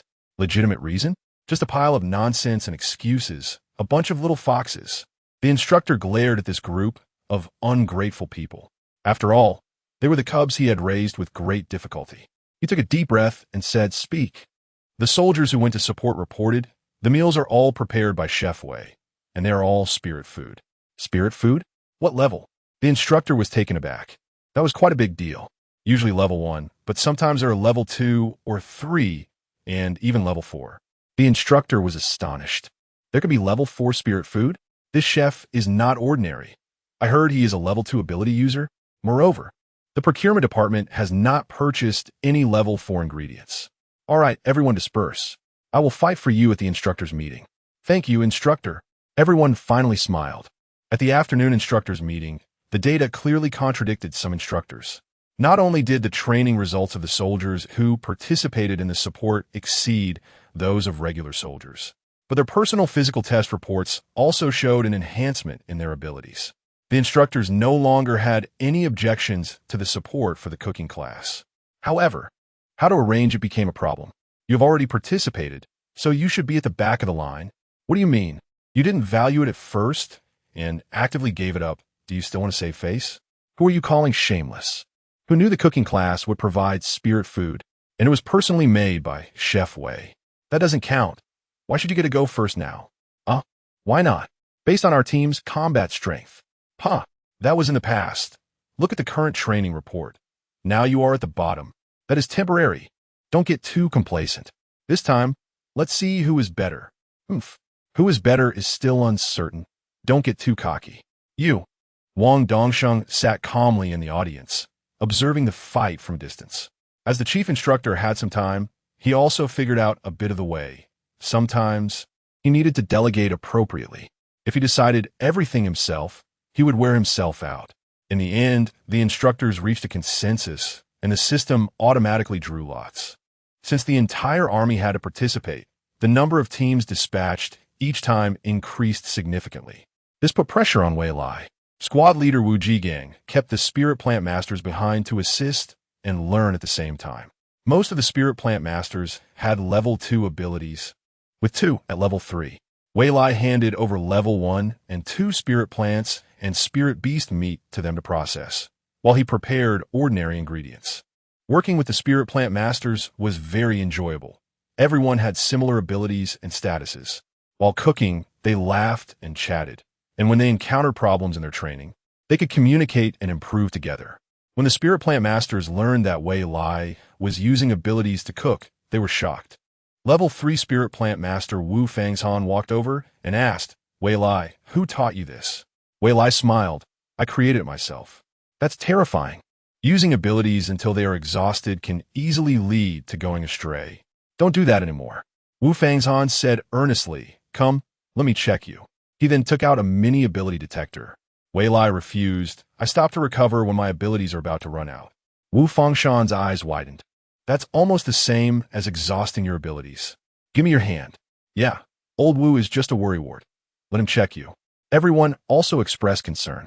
"You're still so young. If you injure your muscles and bones, it will be bad." All were carrying words, which made Future, who had been defensive a moment ago, tear up, and voluntarily placed his right hand on the mini ability detector. Everyone stared closely at the data changes on the detector, and the result left them speechless. Not only was there no problem, but the width of the meridians was also greater than that of ordinary people. Generally speaking, the level of ability corresponds to the width that can accommodate abilities. Future had mid-level 2 abilities, but his meridian width was indeed at level 3. Next, everyone began to ask Wei Lai for guidance. Wei Lai shared everything he knew enthusiastically, acting as a little teacher. In the course of mutual exchange and learning, Wei Lai also learned methods of cultivation that ordinary people did not know. Due to the special nature of spirit plant masters, the time after rain and early morning were the periods when plant vitality was most vigorous. Cultivating during these times was more effective, and if the surrounding environment was full of spirit plants, the effect would be doubled. Thus, in the following days, many spirit plant pots were placed in the back kitchen of the cooking class. A bunch of cooks cooked and cultivated together, creating a feeling of returning to nature and simplicity. That night, just as Wei Lai was about to enter the holographic network to cultivate, he received a video call from Wang Xiaomei. "Xiaomei, good evening." Wang Xiaomei seemed a bit tired. "Recently, there have been a lot of orders for flying cars. Although it's exhausting, I made a lot of money." "Good evening, Wei Lai. Sorry for not contacting you for more than 10 days. Wei Lai felt a sweetness in his heart. "It's okay. You were busy making money, right? You haven't opened the store for over 10 days. Is there a problem? Is the turnover capital insufficient? I have some money and can lend it to you." Wei Lai was well aware of his current situation. He had signed a confidentiality agreement upon coming here and did not want to drag his good friend down. "It's nothing. I just closed the store to practice my cooking skills. I still have some savings." "Is that so? Then I'm relieved." Wang Xiaomei smiled and added, "You made me worry for so long. Speaking of cooking skills, did you know? The Chef Association is holding a cooking competition, and the top 3 will be rewarded with a planting planet. The first place also gets 1 billion federal coins. Your cooking skills are so good. You must participate. Planting planet, 1 billion federal coins?" Upon hearing this, Wei Lai's adrenaline surged. "Really? Of course. I saw it in person." Wang Xiaomei pointed to her dark circles and said, "Do you see why I'm so tired? It's because of the flying car orders these days. The cooking competition can be registered through the Star Network's Chef Association official system or on-site. Since there are free samples for on-site registration, my orders have been particularly high these days." Hearing this, Wei Lai's heart raced, but thinking of his current lack of freedom, he quickly asked, "What's the deadline?" "The day school starts. Wei Lai, you must participate. Because you closed the store before, you hardly have any fans left." "Xiaomei, do I still have fans? But I haven't opened a Star Network Weibo. Don't take offense. I created one for you, and I'm the administrator." Wang Xiaomei said shyly, I should thank you, right? I didn't even think of that. Have you been helping me promote it all along without telling me?" "Well, you know I'm busy with work, so I just forgot." "Speaking of promotion, that's a given. Aren't we good friends?" After saying that, I couldn't help but yawn. "Yes, good friends." Wei Lai, seeing this, kindly said, "Xiaomei, go to bed early. We can chat later." "Okay, don't forget to sign up." After finishing the chat with Wang Xiaomei, Wei Lai didn't enter the holographic network, but started to think about whether to sign up. The rewards are really tempting, and I can also communicate and exchange ideas with chefs from all over the galaxy. Any skill will never improve if you keep the door closed. Only through communication and exchange with peers can you learn from each other and improve. Moreover, the world is so big, there's always someone better. So far, Wei Lai hasn't encountered any chefs better than himself, but that's because the social circles he's been exposed to are limited, even if lacking ingredients. There are still many great chefs in Wei Lai's past life who can make extraordinary dishes. For example, some natural ingredients have exceptional color, aroma, and flavor. Adding too many seasonings can turn them into inferior products. Furthermore, in the interstellar society with thousands of countries and billions of races, what is impossible? Thinking of this, Wei Lai felt a sense of crisis. If he competes in culinary skills on the holographic network, it would be disastrous with his current level. He would just be cannon fodder. Since he can't access the interstellar network, he has no way to understand the competition rules of the culinary contest, making Wei Lai a bit anxious, but you can't rush when it comes to food. It's better to consult a leader. Wei Lai sat on the chair and dialed Muley's holographic number, But unfortunately, the signal showed he was out of service area. Could he have gone to another planet? Wei Lai wondered. Muley hasn't come to the cooking class for 7 or 8 days, and no one knows where he went. Currently, the holographic number can't be reached, and the squad leader doesn't have that authority. After thinking for a moment, since Lin Lin and Muley are cousins, he should know, so Wei Lai dialed Lin Lin's number. Director Lin? The call connected, but where is he? The screen clearly showed a mecha laboratory, with various mecha parts filling the entire room. The giant mecha in the middle was particularly eye-catching, with a large crocodile mouth opening to reveal sharp teeth covered in golden scales, and its big black eyes glowing red in anger as it stared into the distance. Its exaggerated design resembled an irritable giant dragon, making it quite intimidating. If it weren't for its abdomen being wide open to reveal the metal inside, one might think it was real. Chapter 29. Director Lin? Where are you?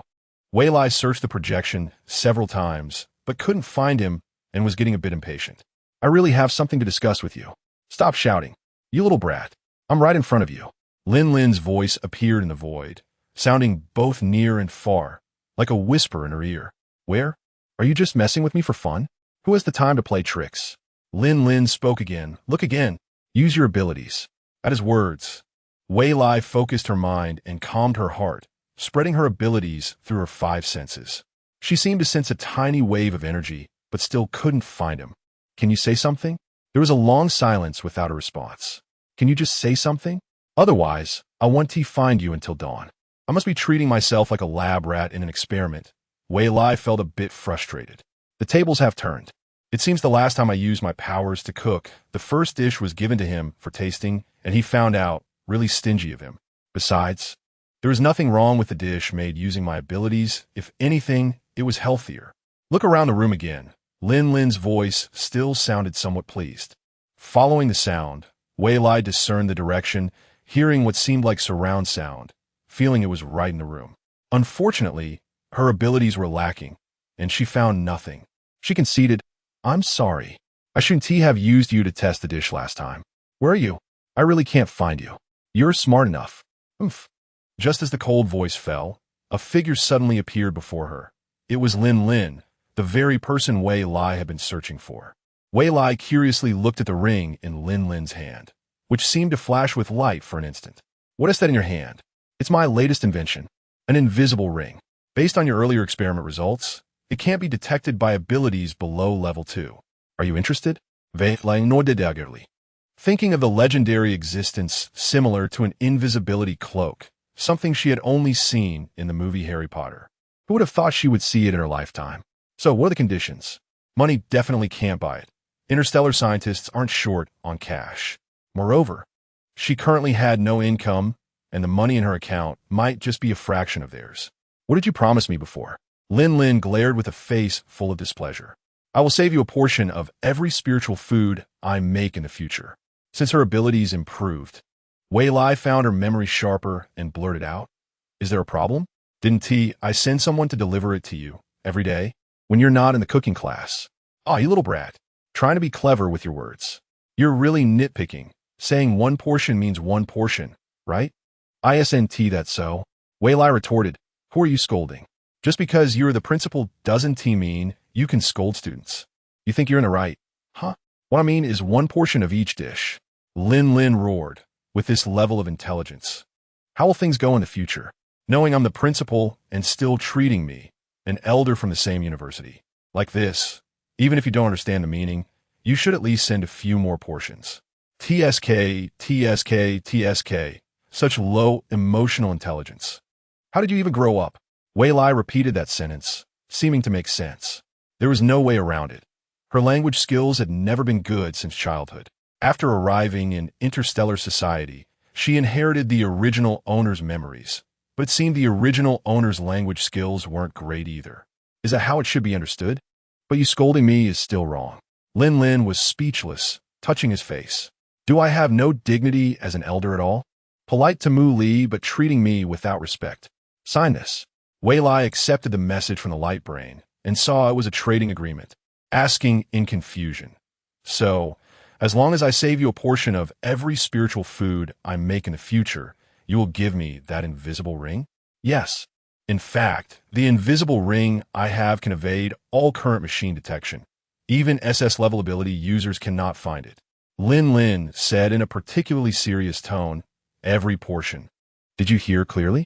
I heard the cafeteria has level 4 spiritual food recently, but what I received was only level 1. Isn't that frustrating? And there was only one portion. I heard you clearly, then it's a deal. Wei Lai quickly signed her name and knowingly sent over a few portions of the level 4 spiritual food she prepared today. The military base also has logistics robots, but they connect to a dedicated network.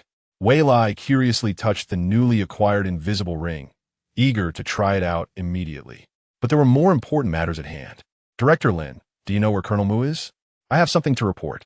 Lin, who was enjoying his meal, didn't even look up. There's unrest at the border. His holiday was cut short and he went off to fight. After taking a big sip of soup, he continued, if you have something, just find your class leader. Why look for Mu Li? How would I know? The highest ranking leader I know is him.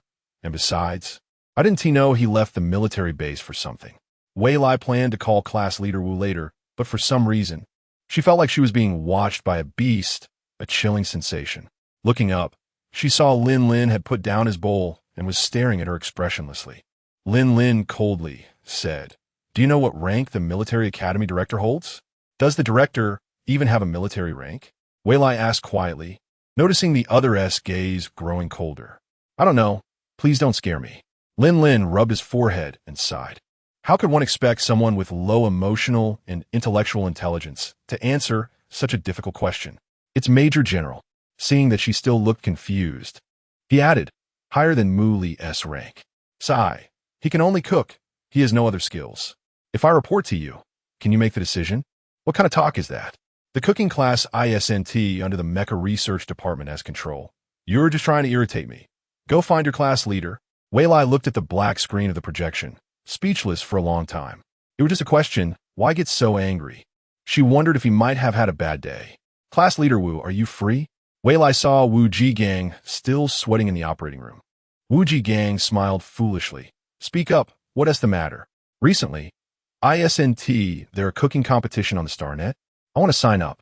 Wei Lai thought. I wonder if the class leader can make the decision. After all, she had signed a contract with the base. In her previous life, Wei Lai had heard that some workers in public institutions couldn't leave the province without prior notice. Moreover, she was currently an external member of the cooking class, and everything required a report. Wu Jigang stopped his work and said directly, is that the case? I received instructions from the higher-ups this morning. I was going to inform you tomorrow, but decided to tell you in advance. Wei Lai's heart trembled, hoping for good news. Wu Jigang smiled as he looked at Wei Lai's expression. The cooking class is putting forward 3 people to participate in the competition. Can I join? Of course you should participate. Are you overthinking it? Wu Jigang glanced at Wei Lai. After all, she was still young and a bit insecure. Produce. Tomorrow all members of the cooking class will set aside their work to learn cooking from you. 1 to select participants, and 2 to prepare for opening a restaurant. Pausing for a moment, his expression turned serious. Wei Lai, the upcoming task is very challenging. I hope you can complete it successfully. I promise to complete the task. Wei Lai confidently replied, Class leader, I've recorded many recipe videos recently. I'll send them to you now. Wu Jigang received the files and was surprised to see there were over 1,000. He randomly opened one, finding it meticulously recorded, with clear steps and detailed explanations and annotations. Even a novice could learn by following along. He expected Wei Lai to have quietly accomplished so much work in just over 10 days, and he sincerely praised. Well done. Wei Lai smiled modestly. Class leader, cooking isn't something you can learn a day or 2. So I hope you can organize the learning process reasonably. Start with the basics, then move on to intermediate and advanced. Wu Jigang glanced again and indeed saw the annotations. What a thoughtful person, considering everything thoroughly. The large pile of videos in hand is a considerable fortune that shouldn't be underestimated. It's quite generous to give them away without hesitation, showcasing a bit of a commanding presence. My understanding of Wei Lai has deepened further. With only 5 days left until school starts, I will come over weekly during the holidays as per the regulations to provide guidance. However, if there are any culinary issues during regular days, Can the class leader compile them for me? I will address them one by one in person then. This is what I should do, and I hadn't thought of it before. The two talked for a long time, parting ways close to midnight. Wei Lai wasn't in the mood to study the invisible ring any longer, so she wore it as a piece of jewelry on her index finger and closed her eyes to enter the holographic network. She couldn't neglect her daily ability training. After about 10 days of training, Wei Lai was able to cut potatoes into shreds, but they were uneven in size and thickness. While feeling gratified by her labor's results, she couldn't help but feel a bit wasteful, as she had practiced with over 100 pounds of potatoes, filling the entire freezer. It felt too wasteful to throw them away, even though she hadn't spent any money. After some contemplation, she decided to make simple mashed potato cakes, which are easy to make and require less ability expenditure. She mashed all the potato chunks and shreds into a paste using a blender, placed it into bowls, added an amount of flour equal to double the excess potatoes, along with suitable eggs and salt, and mixed it evenly before filling it into cake molds. Then, she heated oil in a large pot and fried the formed potato cakes until both sides turned golden brown. Although the making process was simple, it was time-consuming and labor-intensive. Testing a person's patience. Used to having robots assist her, Wei Lai found it a bit uncomfortable since there were no robots in the holographic network. Robots, being artificially synthesized metal, had lost their original source of power and couldn't enter the holographic network. After adding flour and water, the 100 pounds of mashed potatoes increased several times, resulting in a terrifying quantity of potato cakes. Wei Lai calmed herself, emptied her mind, and patiently made them one by one, gradually reaching a state of self-forgetfulness. The aroma of the mashed potato cakes wafted through the ventilation window, drifting far away before slowly dissipating. However, due to the continuous supply of the delicious scent, the entire Met commercial street gradually filled with it. Originally, there were only a few scattered people on the street, but they gradually increased, flocking in groups to Wei Lai's shop, creating a bustling crowd. Seeing that the shop was not open but the lights were on, they were all entranced by the rich aroma wafting from inside. Chapter 30. This is the aura of a level 4 spirit food. It smells so good. It must taste even better. I wonder when it will open for business. As midnight approached, everyone was a bit anxious, but they didn't leave. The shop owner was indeed a master at enticing people late at night. Just when most were about to log off and sleep, the delicious aroma woke them up from their drowsiness. At this moment, Wei Lai was unaware that a crowd had gathered outside. He was immersed in a mysterious aura. Previously, when Wei Lai used his abilities to cook, he simply released his powers, but now, amidst the release of his abilities, there is a trace of energy returning to him, gradually entering his body. This tiny bit of energy was domineering and pure, replenishing Wei Lai's exhausted powers. Originally, he would have been forced to log off after just over an hour, but now, it had already continued for 2 hours. Not every potato pancake gave him that feeling.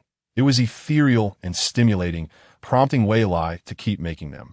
Searching for that strange sensation, he slowly realized that the energy came both from the potato pancakes themselves and from outside. Externally, a group of people was present. Their faces were filled with ecstasy and longing. The unknown energy floating in the air gradually gathered, entwining with the food and its energy, flowing towards him and permeating his meridians to replenish his powers. This energy was neither an ability nor spiritual energy, but what was it? With this question, Wei Lai continued to create, immersed in this mysterious experience. Gradually, it seemed like he could see the food smiling, thanking him for realizing its value. And he could also sense the emotional fluctuations of the crowd outside, gratitude for encountering such exquisite food and an urgent desire to obtain it. Wei Lai had an epiphany and understood everything. Food itself is a form of energy. The purpose of making food is not just to provide it for human consumption, but also to reflect the value of the food's existence. Just now, the potato pancake was thanking him for making it, while the crowd outside was grateful for him creating the food they loved. After finishing all the potato pancakes, Wei Lai found that his powers had once again leveled up, reaching level 3. Out of curiosity, he looked at the food. The potatoes, originally a level 1 ingredient, had been made into level 4 food, likely related to his insights. No wonder the food thanked him. He glanced at the crowd outside. His power upgrade was partly due to them. He decided to sell them at a bargain price of 10 energy per serving. Without robots to help, things were busy, but today he was happy, so he didn't mind. Remembering Lin's dark expression earlier and how much food he had made, Wei Lai generously packaged 10 servings and sent them to him. After preparing everything, Wei Lai opened the window and started selling. So cheap. Is the boss going to lose money? Level 2 spirit food costs 50 energy. Wei Lai smiled. It's a grand opening promotion. Immediately, the expressions of gratitude never ceased, and somehow the crowd kept growing. Seeing this, Wei Lai was not anxious. There was plenty of stock today. Even a large batch more wouldn't be a problem. It was tea until 2 a.m. that Wei Lai sent off all the customers, noticing there were still dozens of potato pancakes left. Currently, he only had 2 friends on his holographic network, Mu Li and Lin. Unable to contact Mu Li, he decided to package everything and send it to Lin. No matter how delicious fried food is, eating too much can become greasy. He had already tasted many while cooking. At this time, Wei Lai fell into a deep sleep, entering dreamland. Meanwhile, Lin was feeling a bit troubled. Suddenly receiving so many potato pancakes. He felt relieved that the other party was considerate, but also a bit frustrated. Fried food is known for being high in energy, and this was level 4 spirit food. After eating one, he couldn't stop himself and went for another, and after 5, his mouth felt greasy, especially since it was summer. And interstellar people still couldn't avoid the heat. Overeating would lead to feeling overheated. The food on the interstellar network can't be stored for more than 24 hours, as they are essentially energy carriers, and further processing destroys the original balance. With about 20 left, Lin distributed them to the members of the Mecha Research Department. The next day, at the cooking class morning meeting, Wu Jigang organized all the members for a brief session. During the meeting, he discussed the arrangements for the coming days and the cooking competition. Thus, in 3 days, an internal cooking competition would be held in the cooking class, and the top 2 would sign up to participate in the cooking competition organized by the Chef Association alongside Wei Lai. After Wu Jigang finished speaking, he looked at everyone, inviting them to share any thoughts. The seasonings aren't finished yet? Maowen said worriedly. We haven't even completed half. Wei Lai replied, don't worry about that. I will teach you cooking using the seasonings that are already prepared. So we want to make the seasoning bottles? Lava raised another question. Wu Jigang immediately projected a schedule, saying, everyone, back this document up. In the future, the cooking class will send 3 people every day to collaborate with the supporting soldiers to make seasonings. The group agreed and opened their holographic devices to back it up. Xiao raised a hand and asked if we go on duty, what about the courses we missed that day? I will record the teaching videos on the holographic device for that day, and I will come to guide you separately the next day. Don't worry, Vice Captain, Wei Lai explained to everyone. Isn't that too much trouble for you? Not at all. Wei Lai squinted his eyes. Compared to you all working day and night, I'm the one who has it the easiest. Still, everyone was concerned about Wei Lai. After all, here, everyone else was at least level, while Wei Lai was only level B and had just recently come of age. Although Wei Lai had gained some weight since arriving, he still looked small and thin. Wu Jigang noticed this and furrowed his brows. Seeing everyone's concerned expressions felt like a gentle summer breeze entering his heart, making Wei Lai want to cry. Having become indifferent and cold-hearted from witnessing life and death in his past life, in this strange world, such feelings were broken time and again. My powers have leveled up to 3. If I'm tired, I will take a break. What? Just a few days ago, you were still at level 2? Leveling up this fast won't cause any problems, right? Quick. Wu Fang's-han, take out your instruments to check. Wei Lai let everyone fuss over him, his mouth curving into a smile, feeling sweet inside. Is there a problem? Really, don't worry. I didn't use any harmful quick-fix drugs. I've been training on the holographic network every night. When everyone heard the mention of the holographic network, their worried expressions eased. The holographic network is indeed a great place for enhancing abilities, but it's also a place only the wealthy can afford. Everyone had accounts on the holographic network, but they hadn't spent much time on it due to their busy daily work. Wei Lai happily added everyone's holographic network accounts and suggested, how about we practice cooking on the holographic network at night? Everyone felt hesitant. The financial cost would be quite high. They all turned to Wu Jigang.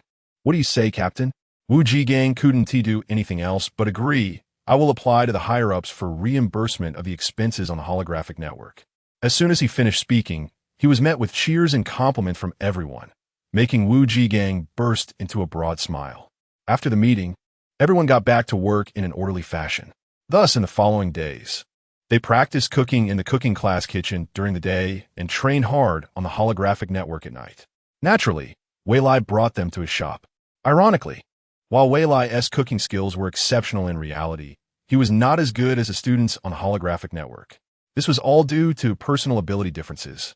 The group didn't look down on Wei Lai at all, and he didn't feel any inferiority or self-pity. Instead, he was spurred on to work even harder, pouring all his energy into learning every day. Seeing this, everyone worked even harder, and thus everyone's skills skyrocketed. This intense practice continued day and night until the day before the cooking class's internal competition ended. Since each participant needed to complete their dishes independently for the competition, a day off was given for everyone to think and reflect. The competition dishes could be ones they had learned before or ones they had innovated themselves. Everyone was very enthusiastic. Although it was a competition, it was also a way to test their learning outcomes. Moreover, this time the competition invited leaders from the entire base to serve as judges. To ensure the fairness of the competition, Wei Lai naturally did not participate and instead served as one of the judges. When Wei Lai learned that he was one of the judges, he was also taken aback. He felt unworthy to be a judge alongside the superiors of this world. He was nervous, yet couldn't suppress his excitement. I can't take it anymore, Wei Lai thought, patting his chest as his heart raced. He was too excited and needed to make something delicious to comfort himself. In the kitchen, everyone was either deep in thought, practicing diligently, or exchanging opinions about their competition dishes. Wei Lai hid in a corner, eating ice to cool himself down. Wu Jigang walked over, glanced at Wei Lai's colorful ice powder, and unconsciously swallowed. Wei Lai understood and immediately handed over a bowl, saying, "Class leader, aren't you going to practice?" "That's not my focus. I'm more suited for directing and managing," Wu Jigang replied nonchalantly. After tasting it, he found it incredibly delicious. "Wei Lai, let's use this ice powder as the drink for tomorrow's event. Okay? Sure. It's very easy to make. And the cooking robot invented by Director Lin can come in handy. I'll send a recipe to the cooking robot later," Wei Lai said, happily scooping up a spoonful of ice powder with strawberries. Lin had developed all the cooking robots yesterday, and as long as the recipe was inputted, the robot would automatically start executing the relevant programs. It was much faster than manual preparation. The finished product looked exactly like the picture in the recipe, full of color, aroma, and flavor. The only drawback was that it lacked spiritual energy, making it ordinary food. However, that was already impressive. At least in the future, the base cafeteria could be entirely managed by the cooking robots, allowing the soldiers to enjoy a feast and freeing them from the painful days of consuming nutrient solutions. Most importantly, having the cooking robot prepare the dishes tomorrow would not overshadow the leaders, but would also treat them well, achieving two goals at once. Chapter 31. After finishing the ice powder, class monitor Wu Jigang secretly approached Wei Lai and handed her a blue potion. Wei Lai blinked and asked softly, "What is this?" Wu Jigang looked around and whispered, "This is a reward from the organization for you, an A-level physique enhancement potion. Remember to be safe when using it." Seeing Wei Lai standing still, he hurriedly urged, "Quickly put it away. If that group of brats sees it, they'll say I'm partial again." Wei Lai was deeply touched and obediently placed the potion into her space wristband. With tears in her eyes, she said, "Thank you." But in her heart, she was clear about the situation. Having honed her skills in the workplace for over a decade in her last life, she quickly saw through it all. Such rewards from the organization shouldn't be so covert. If they were genuine, they should have been given long ago, not now. It was likely that the class monitor had put in a lot of effort and connections to speak well of her to the higher-ups. Wu Jigang smiled and said, "You deserve this, so stop crying. Remember to lie in a nutrient pod when using the potion. It will hurt a lot, and you might end up crying." Wei Lai nodded, remembering his advice and concern. In the afternoon, Wei Lai didn't go to the cooking class, as everyone was busy with their own things. Since it was a holiday, she returned to the villa alone to rest, following the class monitor as reminder.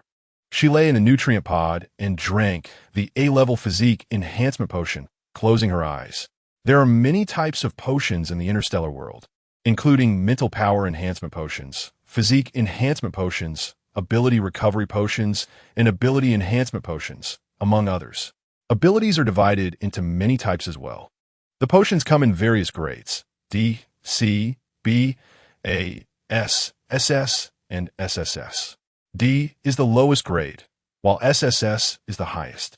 The reason for the SSS grade is that no one knows what the highest grade truly is. Currently, the highest ability users in interstellar society are S grade, though there have been historical accounts of SSS grade super ability users. It is said that SSS ability users can achieve immortality, but no one has ever seen one. This remains a goal that all ability users aspire to. Among all these potions, physique enhancement potions are the most expensive because the interstellar physique encompasses both mental power and physical strength, while others refer to only one aspect. A D-grade physique enhancement potion can stabilize abilities, while a C-grade physique potion can elevate a D-grade physique to C-grade if consumed. The potion in Wei Lai's hand can elevate her physique to A-grade. It is said that in everything, there are gains and losses. To gain something, one must pay a price. When Wei Lai drank the potion, she fell into a deep sleep. However, just a few seconds later, she was jolted awake by excruciating pain. She couldn't even open her eyes, as her eyelids felt heavy enough to crush her, and even breathing became painful, let alone the agony coursing through her body and mind. The overwhelming pain came in waves, crushing her like a tidal wave, sudden and relentless. In an instant, the pain rendered her numb, and she felt like a walking corpse. Countless energies surged out of her pores only to rush back in, as if her body had become a sieve. Her entire body felt as if its veins were being violently torn apart, only to regenerate and be torn again. A never-ending cycle of agony. Her cells seemed to divide into two camps, battling fiercely, with explosions of energy and life-and-death struggles. Her soul seemed to float out, coldly observing everything. Unexpectedly, this observation was only temporary, as soon it too was engulfed by the chaos. Dazed and confused, her mental power could no longer withstand the brutal tearing and began to fight back. It started as a thread, then became a mass, and gradually grew, reclaiming the invading energies as her own, her mental power increasing and condensing into a small ball that returned to her body. By the time everything calmed down, it was already 10 p.m. Wei Lai opened her eyes, greeted by a foul stench. Her body was covered in horrifying stains, and she cautiously held her breath as she slowly walked toward the washroom, leaving a trail of filth behind. Fortunately, the housekeeping robot worked diligently, activating its cleaning mode. The nutrient pod had become a place of sorrow for Wei Lai, the source of her nightmares. Since arriving in interstellar society, her two most embarrassing experiences had both occurred in the nutrient pod. After taking 10 showers, the repulsive odor was finally eradicated, and Wei Lai had time to check her body. Using the basic health check function on her smart brain, she conducted a comprehensive examination. This was the basic version. The advanced one required a medical robot or related testing equipment. While waiting for the results, Wei Lai observed herself in the mirror. Perhaps it was true that one's appearance reflects their heart. The person in the mirror looked increasingly like her previous self. The changes were subtle before, but now, after genetic optimization, they were particularly pronounced. Her skin had become delicate and radiant, full of collagen, youthful and beautiful. Due to her age, she still had a hint of baby fat, lending her a charmingly youthful appearance, a truly cute girl. Despite her mature mental age, Wei Lai admired herself in the mirror, checking her reflection from left to right, feeling quite pleased with her looks. The only downside was that her hair had grown significantly and was dragging on the ground. To make matters worse, her hair color had reverted to green. Where was the promise of a lifelong hair color? This deserved a bad review. Unfortunately, she couldn't access the interstellar network now, so Wei Lai abandoned her irrational thoughts. She took out the hair dye she had bought previously, as she had saved the remaining bit instead of wasting it. Now it could come in handy. After reading the detailed instructions for the dye, Wei Lai calmed her earlier anger. The dye was only suitable for ordinary people. It would become ineffective as an ability user's physique improved, which explained its low price. Having a head full of unruly hair was unacceptable for someone as image-conscious as Wei Lai. However, with only a little dye left, she had no choice but to keep cutting her hair. She showcased her excellent scissor skills, doing her best to maintain her hair. In the end, she managed to cut it into a stylish short haircut. With jet black short hair, a few playful strands sticking up, and her flat physique, she looked just like a handsome young man stepping out of a comic book. Wei Lai was extremely satisfied with her current appearance, feeling her youthful spirit awakened. The health check results came out while she was dyeing her hair. Unsurprisingly, her physique had transformed to A grade, with both physical strength and mental power reaching A grade as well. However, her ability remained at level 3, as this was not a wood-type ability enhancement potion. With her 3 metrics balanced, Wei Lai felt even more at ease. In interstellar society, the physique and ability cannot differ too greatly. If the gap exceeds 2 levels, it can lead to physical defects. The least serious reaction is physical weakness, while severe cases can result in organ failure and various health risks. D-grade physique corresponds to primary abilities, C-grade physique corresponds to level 1 abilities, B-grade physique corresponds to level 2 abilities, and A-grade physique corresponds to level 3 abilities. Therefore, it is incredibly challenging for ability users in interstellar society to improve, as they must also focus on cultivating their physique. It is particularly costly and labor-intensive, which is why high-level ability users are rare. Pharmacists and spirit plant masters are the most lucrative professions in the interstellar world. And one of the biggest reasons is that the potions created by pharmacists and the spiritual food made by spirit plant masters can change a person's physique and abilities. The desire to pursue strength is something every interstellar person yearns for. The current seemingly peaceful state is due to countless warriors risking their lives on the border, defending their homeland.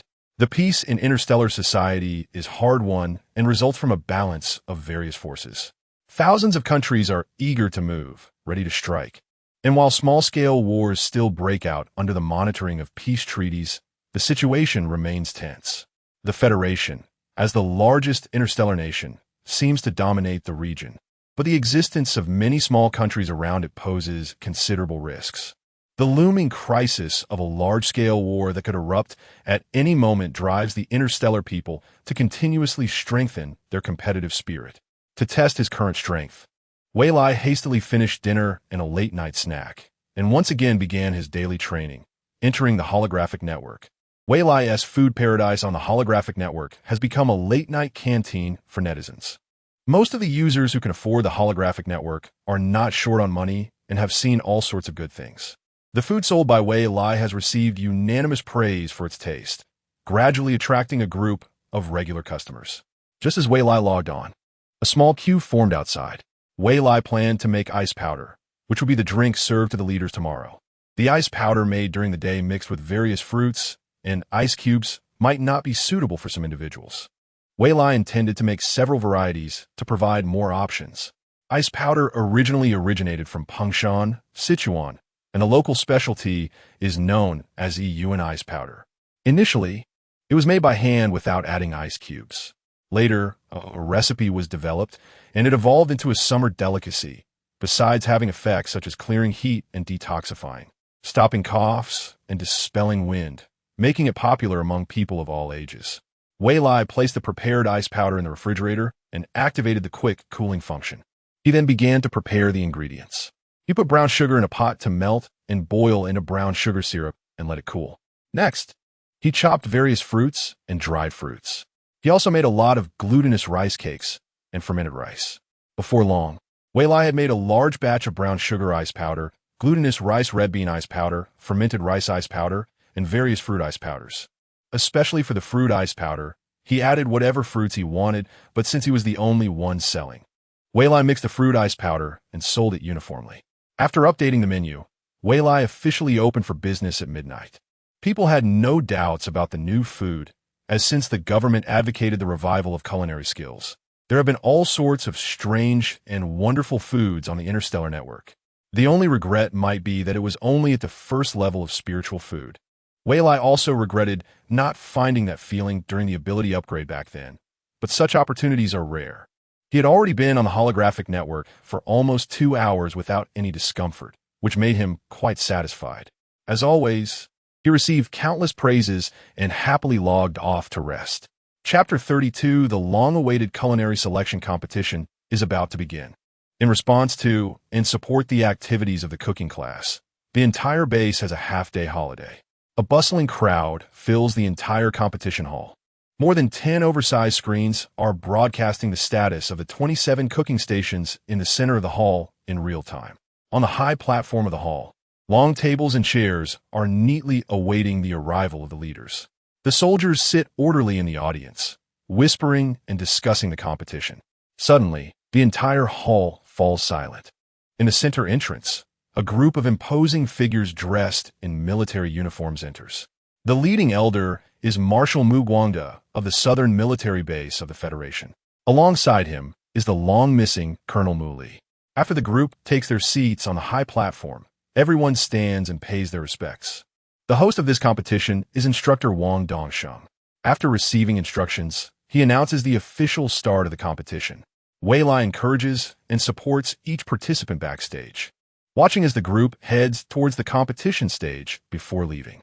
Wei Lai's seat is arranged in the back corner, right next to Lin Lin, and he expresses his satisfaction. He immediately goes over to greet him. Director Lin, long time no see. Lin Lin is not polite, pointing at the ice bowl in his hand, very dissatisfied. You only let me eat this? It's not even spiritual food. The taste is good, but if it's not spiritual food, it's just mediocre. Wei Lai awkwardly says, if the drinks are too delicious, I'm afraid it will affect the scores of the culinary competition later. He rubs his hands and says, just make do with it. The intention is good. Lin Lin sighs. Do you know I haven't slept for days researching this culinary robot? 10 whole days. Finally figured it out, but ended up shooting myself in the foot. Don't be angry. I'll make it for you after the competition, okay? Wei Lai steps back in compromise, genuinely afraid, his ears almost deafened. To avoid disturbing the front row, they whisper to each other. Has the sympathy card lost its effect? Lin Lin ponders for a moment. Seriously looking at Wei Lai, tell me, are we friends? Yes, Wei Lai responds curiously. Then if a friend is in trouble, will you help? Lin Lin continues his line of questioning. Wei Lai asserts firmly, of course. Seeing that he has taken the bait, Lin Lin smiles. However, at this moment, Wei Lai is taken aback, marveling at how beautiful this scene is. Used to Lin Lin's usual carefree laughter, the sudden serious smile is a bit disconcerting. He shivers and says, all right, just wait. Everyone present is a high-level ability user. Even if the voices are low, their keen observation skills allow them to hear everything. Initially, they thought the food in their hands was delicious and wanted to give the culinary robot a good review, but they immediately pulled their hands back. The food in their hands suddenly lost its flavor, and they began to think this girl is being conspiratorial. How could the drinks lower the scores of the contestants? Mu Guangda, being a foodie himself, couldn't sit still upon hearing this. That brat Lin Lin is actually hoarding food. He really wants to go over and give him a beating. However, with so many people present, he refrains from acting and signals Colonel Mu leave beside him to handle it. Wei Lai walks alone towards the cooking class kitchen. Hearing footsteps behind him, he turns to see Mu Li and stops to greet him. Hi, Colonel Mu. Mu Li nods. Can you adapt to life here? The members of the cooking class take good care of me, Wei Lai replies with a smile. But I have to leave tomorrow. Thinking about it makes me a bit sad. By the way, did you want to find me for something? It doesn't seem like a casual catch-up. You should be standing by the leaders in this situation. Mu Li finds it hard to speak. He doesn't have Lin Lin's thick skin, but he has to carry out his grandfather's orders since he is still a subordinate. That eye's powder. Wei Lai blinks. Do you want a serving too? No. Mu Li doesn't even know how to respond. He indeed wants a serving, but his purpose in coming was to bring some for all the judges. Summoning his courage, he says, all the judges should have a serving. Wei Lai, hearing this, asks uncertainly, is that true? Of course it's true. Mu Li helplessly continues. What you and Lin Lin said was overheard. Don't be so carefree in the future, and you don't have to worry about what you think. All the judges are fair and impartial. They won't give your disciple a bad review just because of a bowl of ice powder. In fact, if the ice powder is well made, there might even be extra points for impression, which could lead to a higher score. Hearing this makes a lot of sense, and Wei Lai relaxes, heading to the cooking area in the kitchen. Seeing that Mu Li hasn't left, he says, "Major Mu, you don't need to help me. You can go do your own thing." Mu Li, feeling deflated, doesn't respond and starts making noodles on the side. Having just come down from the battlefield, he has forgotten what food is. The ice powder he had earlier has awakened the hunger in his stomach, and he is now extremely hungry. Yet he doesn't want to lower his pride to ask for food directly. Besides, he just lost face once and doesn't want to do it again. Wei Lai awkwardly smiles beside him, realizing he was being overly sentimental by expecting Mu Li to help him. Watching Mu Li knead the dough, it seems he's going to make his own food. Wei Lai comes to his senses, since he wants to add extra points for impression. He should naturally use the best ingredients. He takes out the highest grade ingredients he can handle from the warehouse and begins to work meticulously. Interstellar spiritual food is not something everyone can make. It requires corresponding ability levels. For example, a level 1 ability user can handle level 1 ingredients and below, and so on. The competition hall is bustling with noise. The instructors temporarily act as commentators, explaining each contestant's cooking process and amusing anecdotes from the competition. In this competition, with 20 judges, contestants must complete 20 dishes on their own within an hour without the help of robots, which is quite a challenging task. Wu Jigang, perhaps not very competitive, simply makes a basic noodle dish. A lump of dough in his hands seems to come alive, with a shake and a pull, a twist and a flick. It magically transforms into noodles of consistent length and thickness, which he tosses into boiling water. He then takes out 20 small bowls to prepare the seasonings. Other contestants' dishes are much more complex, including braised pork, sweet and sour fish, salt and crispy chicken, hand-grabbed rice, ants climbing a tree, 9-turn intestines, and even one contestant is roasting a whole lamb. The instructors and soldiers watch with drooling mouths, and even generals come down to observe. Wei Lai also promptly finishes making the ice powder and, to show his sincerity, delivers 4 types of ice powder: brown sugar ice powder, glutinous rice red bean ice powder, fermented rice ice powder, and fruit ice powder, to each person, bowing and serving them according to rank. Returning to his seat, Wei Lai starts to eat. This time the food is still level 3 spiritual food. It hasn't surpassed the mashed potato cakes made in the holographic network. To be honest, Wei Lai feels a bit disappointed. He still hasn't found that wonderful feeling he had while making the mashed potato cakes. "Give me another bowl." Looking at the long, slender fingers in front of him, Wei Lai helplessly raises his head to look at the other person. "Director Lin, this is a cold dish. It's better to eat less. It's bad for your health." He has only taken one bite of what he has, and the other leaders are also slowly tasting their food. "Who eats like you? Chewing on a peony?" The 4 bowls of ice powder are completely empty, not a bit left. Wei Lai feels he has been taken advantage of, suspecting that the previous deal was a trap set by the person in front of him just to satisfy his foodie nature. Unexpectedly, Lin disregards the advice and says, "I'm Heidi. What kind of joke is this?" Wei Lai's eyes widen in surprise, gaining a new understanding of the person in front of him. Has he become unscrupulous in pursuit of food? Is he making up lies casually? Still uncertain, he asks, "Is that true?" Lin looks at Wei Lai's expression, feeling a bit guilty, but he hasn't lied. A small flame suddenly rises between his fingers. "I'm a fire-type ability user." In order to prove that it wasn't a scam, she specifically brought it to Wei Lai to let her feel the temperature. Wei Lai was startled by the sudden appearance of the flame. Although it was just a small ball, its power was significant and the temperature was quite high, almost making her feel like her hair was about to burn. She quickly begged for mercy. I'm sorry, I shouldn't have wronged you." She hurriedly took out another portion from her space and handed it over. Seeing this, Lin put away her abilities and focused on eating the ice powder. After the scare, Wei Lai suddenly felt a lot of gazes measuring her up. Sitting up straight to take a look, she noticed that the bowls in the leader's hands were all empty. Well then, she couldn't be biased. She couldn't afford to offend any of the big shots present. Fortunately, she had the foresight to prepare a lot of stock. She quickly stood up with a smile and served a portion to each of the judges.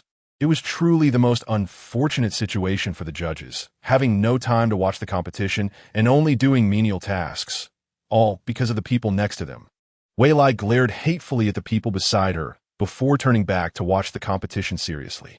Unexpectedly, the people beside her noticed and asked, "Are you mad at me?" "I wouldn't dare to be angry," Wei Lai replied sulkily. "No." "Oof." But Lin Lin was angry. After all, sending me so many bean paste cakes was treating me like a garbage recycling station. She knew full well that food doesn't last long in the holographic network. Wei Lai, knowing she was in the wrong, said, "Aren't you a big eater?" "I have a big appetite, but I'm not a bottomless pit." "Why are you shouting so loudly?" Wei Lai covered Lin Lin's mouth to stop her from saying more and bowed to the leaders who were disturbed.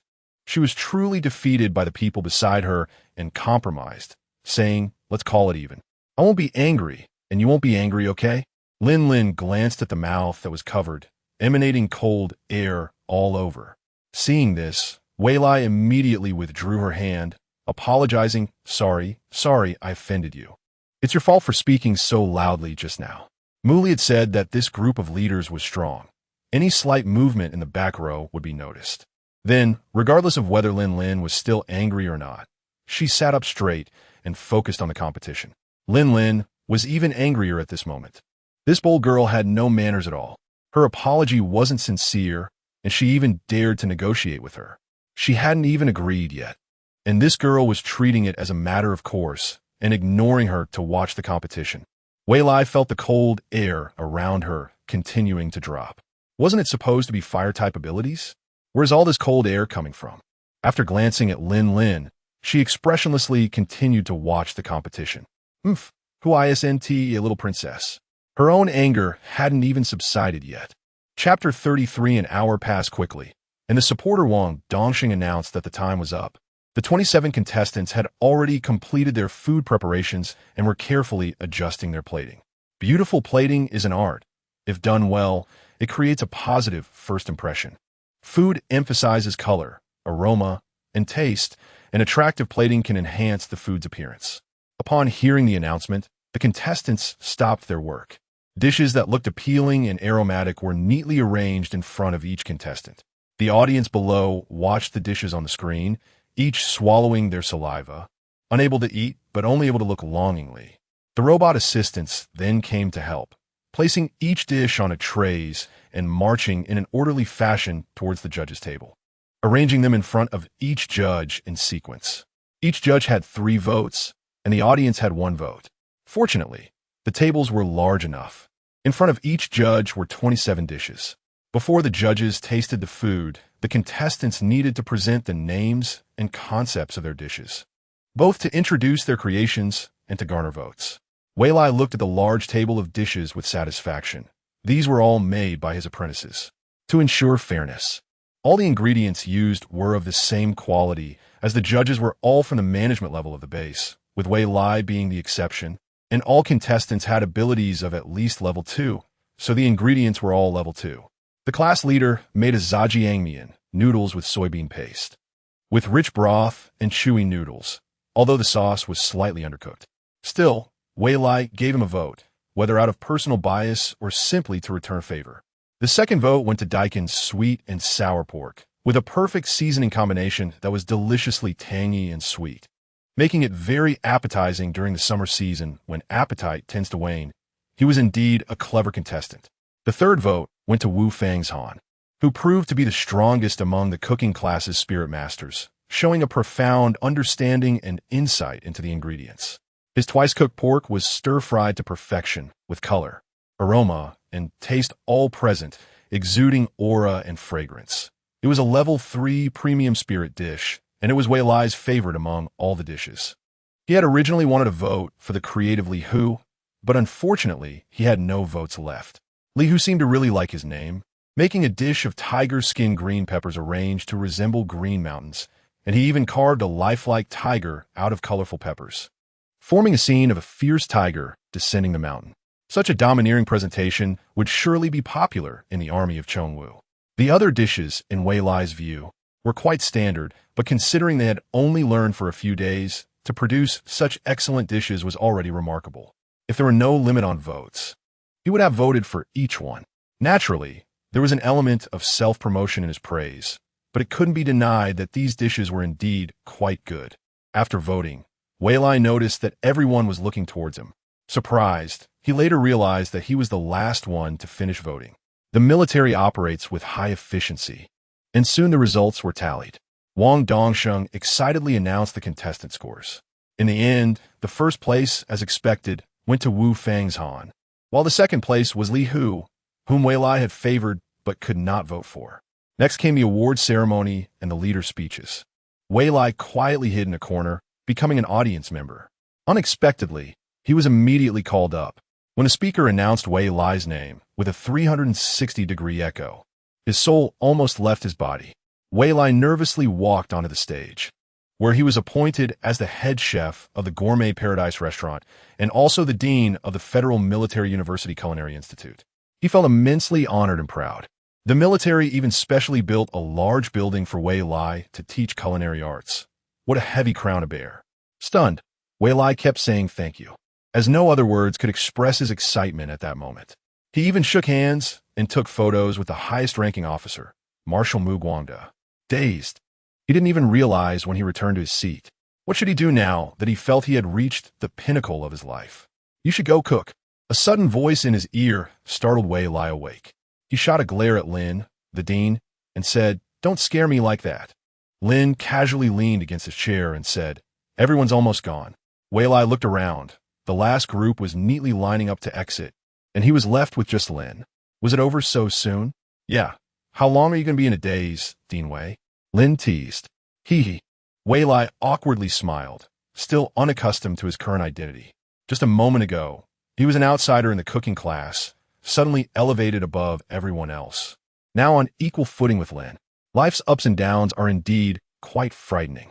Because he was still a student, the deanship wouldn't be officially announced until graduation, with the class leader Wu Jigang currently acting as the vice dean, handling all matters.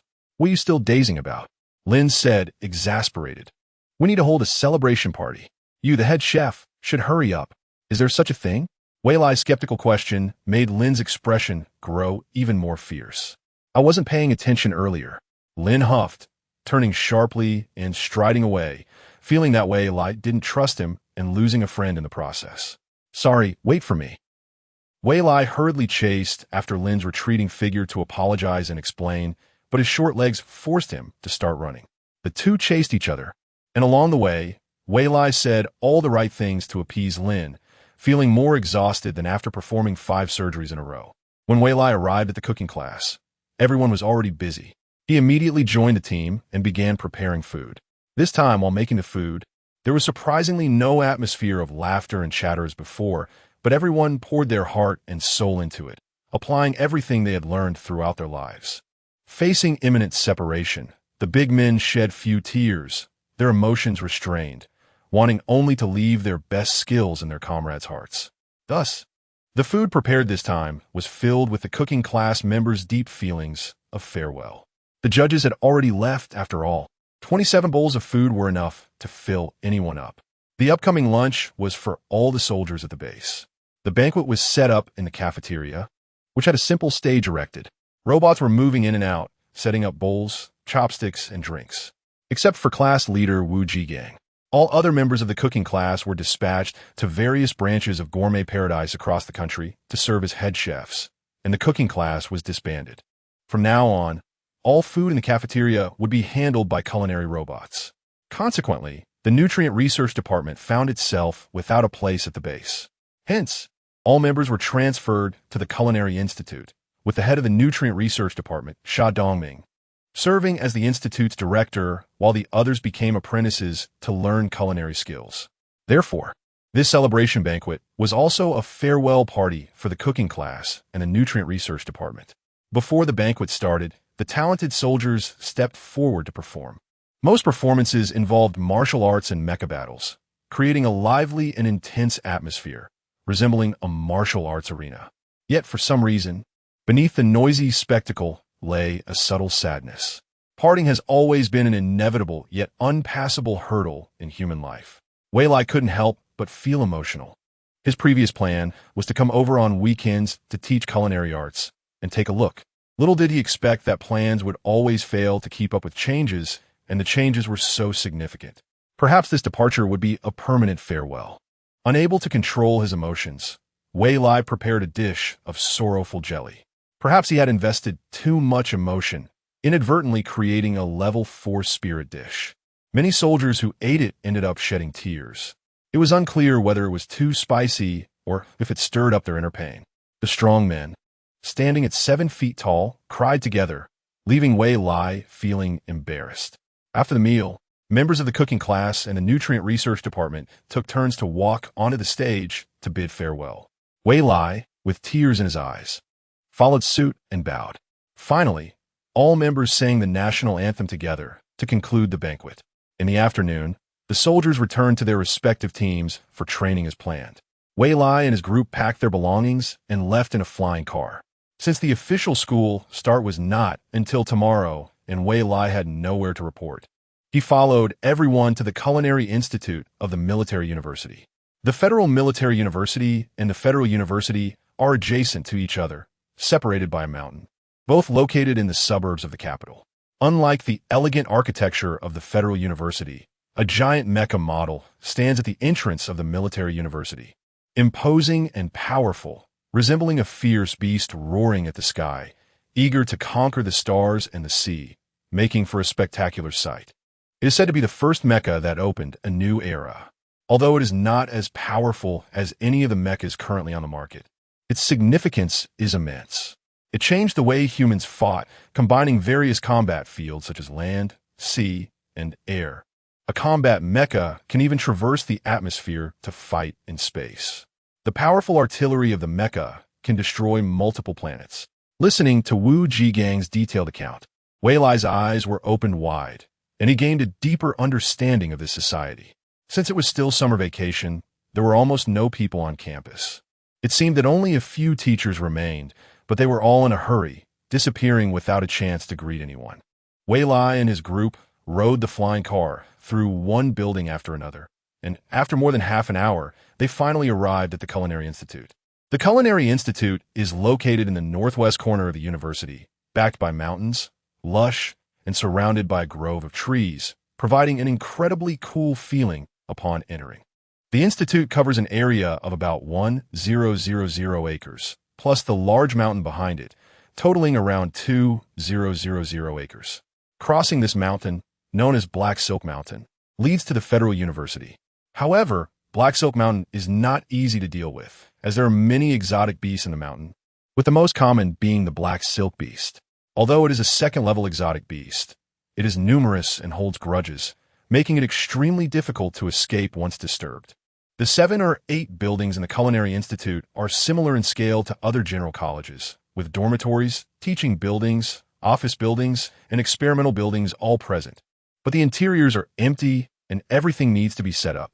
Wei Lai had never held such a high position in 2 lifetimes and was momentarily at a loss. After surveying his territory, he called a brief meeting. Director Wu, Director Xia, what are the plans next? Wei Lai sat in the main seat, looking forward to the insights of the 2 seniors. Chapter 34 Wu Jigang opened his holographic computer and projected a plan in front of him. The biggest issue at the moment was to improve the architectural system of the academy, as well as to purchase equipment, furniture, and facilities. After he finished speaking, he projected the internal area planning of each building. The efficiency was astounding, and Wei Lai was left in awe. All of this would roughly require a budget of 50 billion federal coins. After Wu Jigang finished, he asked Wei Lai how much funding the base had given the principal for running the academy. It was like a thunderclap that awakened Wei Lai. It was exactly 50 billion federal coins. It was perfectly calculated, and this was quite a skill in budgeting. Wei Lai continued, once the National Food Paradise opens, we will receive 10 of the profits every month. By then, we won't have to worry about funding. He added, but for now, we need to figure out how to survive this month. Let's all think of solutions.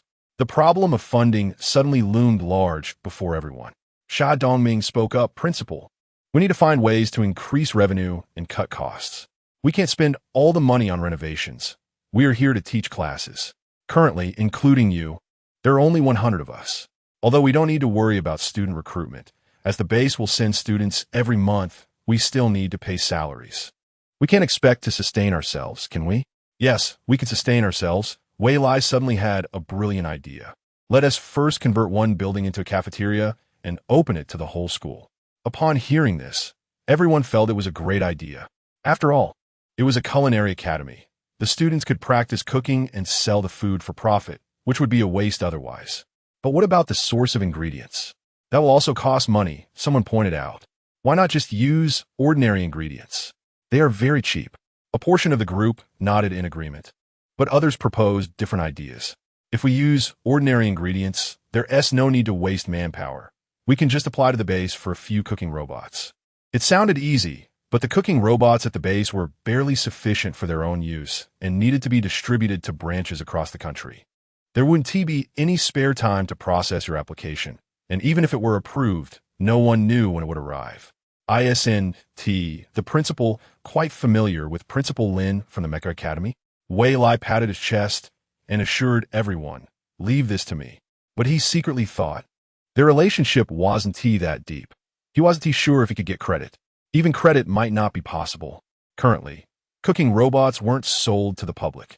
Even if they had the money, they couldn't buy them. He had to bury the pit he had dug himself. Since he couldn't send a message to Lin, Wei Lai planned to go and talk to him in person when he had time. After that, everyone continued to discuss their current predicament. Sha Dongming said worriedly, "Ordinary ingredients, one T-cell for a good price. They're even cheaper than nutritional agents. This idea isn't a long-term solution. We need to plan for the future." The crowd buried themselves in thought. Previously, they were all members of the Nutritional Agent Research Department. While they could study and research, thinking about survival issues was a bit difficult. Sustaining themselves wasn't a problem. They could just drink some nutritional agents. Unfortunately, their current task was significant. They had to master culinary skills within a month. Learning culinary arts without financial investment wasn't feasible. And it wasn't noble to contribute their savings while still needing to support their families. Even if they contributed their savings, it would be a drop in the bucket, and wouldn't solve the current dilemma. Wu Jigang looked out the window at the Black Silk Mountain for a long time before speaking. "We can use the mountain in front of us. Yes, we can eat what the mountain provides." How did everyone not realize such an obvious point? The previously gloomy atmosphere was instantly lifted. However, some raised objections. "I've heard that the black silk beasts on that mountain are quite difficult to deal with." "That's just hearsay. Don't jump to conclusions without seeing it for yourself," someone argued. The others found this reasoning reasonable and agreed with the idea. Afterward, everyone was divided into two groups. Those with lower combat abilities followed Sha Dongming's orders to stay at the academy for simple renovations and the cafeteria conversion. The rest followed Wu Jigang to explore Black Silk Mountain. Even though Wei Lai's rank had risen to A, he still felt weak compared to the elite group from the base, who were mostly S-level. Therefore, he was left behind to cultivate the land at the foot of Black Silk Mountain. Initially, 2 people were to stay behind to assist Wei Lai, but upon seeing the less than 10 acres of grassland, he decisively refused. As everyone left, Wei Lai quickly climbed a large tree and entered the space. It had been half a month since he last visited, and he wondered if there had been any changes. As soon as he entered the space, he was stopped by the overgrown weeds. The rampant weeds were taller than people, blocking his path and obscuring his view. Everything was lush and beautiful, but it was all just weeds. It seemed the robots had run out of energy. Wei Lai sighed and took out a kitchen knife, cutting through the thorns as he made his way forward. The vegetables that should have been harvested were still growing. They had fallen to the ground and continued to sprout new shoots, competing for space with the surrounding weeds.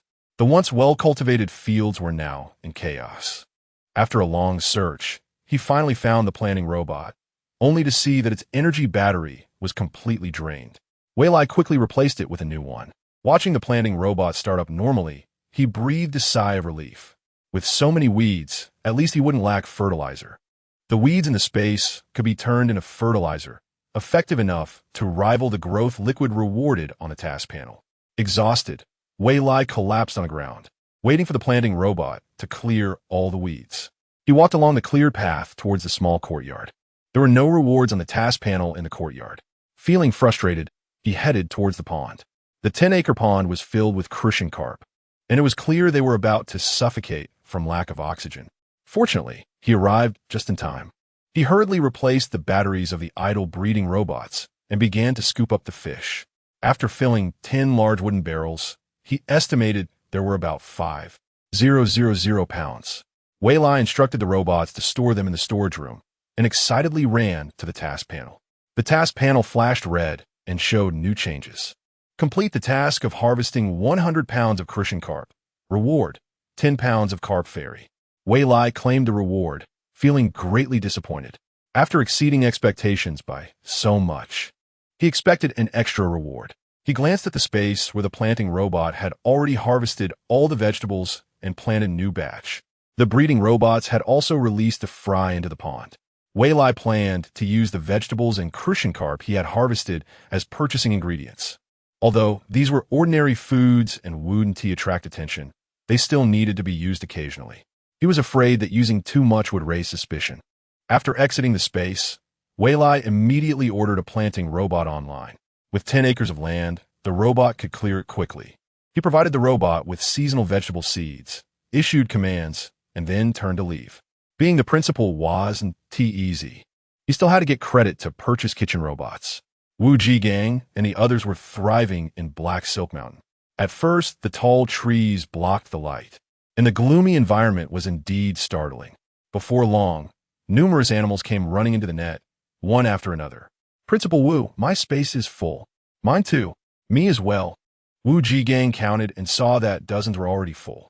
He said, from now on, let us stop capturing ordinary animals. Everyone complied. As the group ventured deeper, the light grew dimmer. They turned on their lights and saw that what they thought were trees were actually black silk beasts climbing on the branches, flicking their bright red tongues and glaring at everyone with glowing green eyes. The group was stirred with fighting spirit and drew their laser pistols to engage in combat. The smell of blood from the slain black silk beasts attracted more of their kind. Other than Wu Jigang, everyone sustained varying degrees of injuries. Being attacked by the black silk beasts caused localized paralysis, slowing their movements. The black silk beasts launched a collective attack again, overwhelming the team and catching everyone off guard. The teammates who came to rescue inevitably got injured as well, resulting in more and more of the originally brave members getting hurt. Seeing the path about to be blocked, Wu Jigang immediately ordered a retreat. The group, who had barely escaped with their lives, rested on the grass. An irritable team member took out a mini medical treatment device to treat his wounds while cursing. Damn it, I could kill a level 3 beast when I was 10 years old, and now, as a strong adult, I'm being chased by a bunch of level 2 beasts. Another teammate sighed. The whole mountain is filled with black silk beasts. No wonder it's called Black Silk Mountain. Is there no way to conquer it? If there were, the Federal Military Academy wouldn't let it run rampant. Thankfully, they couldn't leave the forest. Otherwise, we would all be done for. Dean Wu, what do you think we should do? Should we continue exploring? Just as he finished speaking, someone retorted, that kind of thinking is dangerous. Let's think of a strategy first. Wu Jigang looked at the group who had already healed their wounds and ordered, let us go back and regroup. Since no one could come up with a better plan, they had to follow his orders. At least this trip wasn't in vain. They would at least have dinner sorted. At this moment, Sha Dongming was like a housewife bargaining at the market. How much for this table? 100,000. Are you trying to rob me? Don't you see where this is? The supplier on the opposite side was trembling in fear. Director Sha, then what price do you think is reasonable? In the end, the supplier not only offered a discount, but also included a lot of extras and free installation. The subordinates nearby all gave him a thumbs up, proving he was still the boss wherever he went. Only Sha Dongming felt bitter inside. Now, in middle age, he had long changed from his youthful temper. Unexpectedly, to save costs, he had to revive his old ways. He touched the few strands of hair on his head, feeling distressed. Thanks to Sha Dongming's meticulous calculations, all the buildings were set up properly, with the decoration and internal facilities being the best, saving a total of 5 billion federal coins. If it were just one person, that would be more than enough for a month, with some leftover. But now there were 100 people, and not only did they need to cover living expenses, but also the daily maintenance of the buildings. There just wasn't enough money. Troubled, Sha Dongming paced back and forth, carefully patrolling again to see where he could save a bit more. Chapter 35, the Federal Military University, covers a vast area. with a considerable distance between just two teaching buildings, not to mention the space between different colleges. Therefore, there are small flying car vending points in front of each college. And of course, they can also be rented. For Wei Lai, renting is not very cost-effective, as she will be spending at least 4 years here.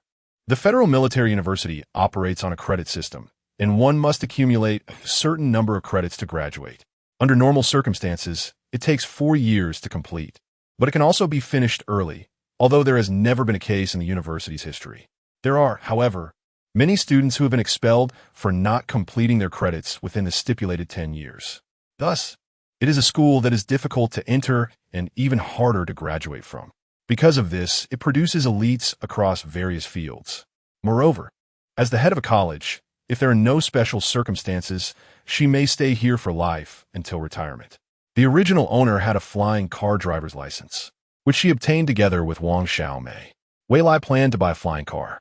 The flying car was sold by a realistic intelligent robot, which greeted Wei Lai politely as soon as she walked in. "Hello, dear customer. How can I serve you?" The vending robot approached Wei Lai with enthusiasm. "I want to buy a flying car. Do you have any recommendations?" Wei Lai looked at the robot, her eyes shining. It was just too cute, resembling a chubby little boy, dressed in blue overalls and a white top, speaking in a babyish voice. If she hadn't just seen it charging itself, she would have thought it was some teacher's child from the school. "You are in luck. We just received a batch of new cars today, with innovative styles and complete functions that will surely satisfy you." As she spoke, Wei Lai was led into the shop. There were various styles and colors available, and if she wasn't satisfied, custom orders could be made, though the prices would naturally be higher.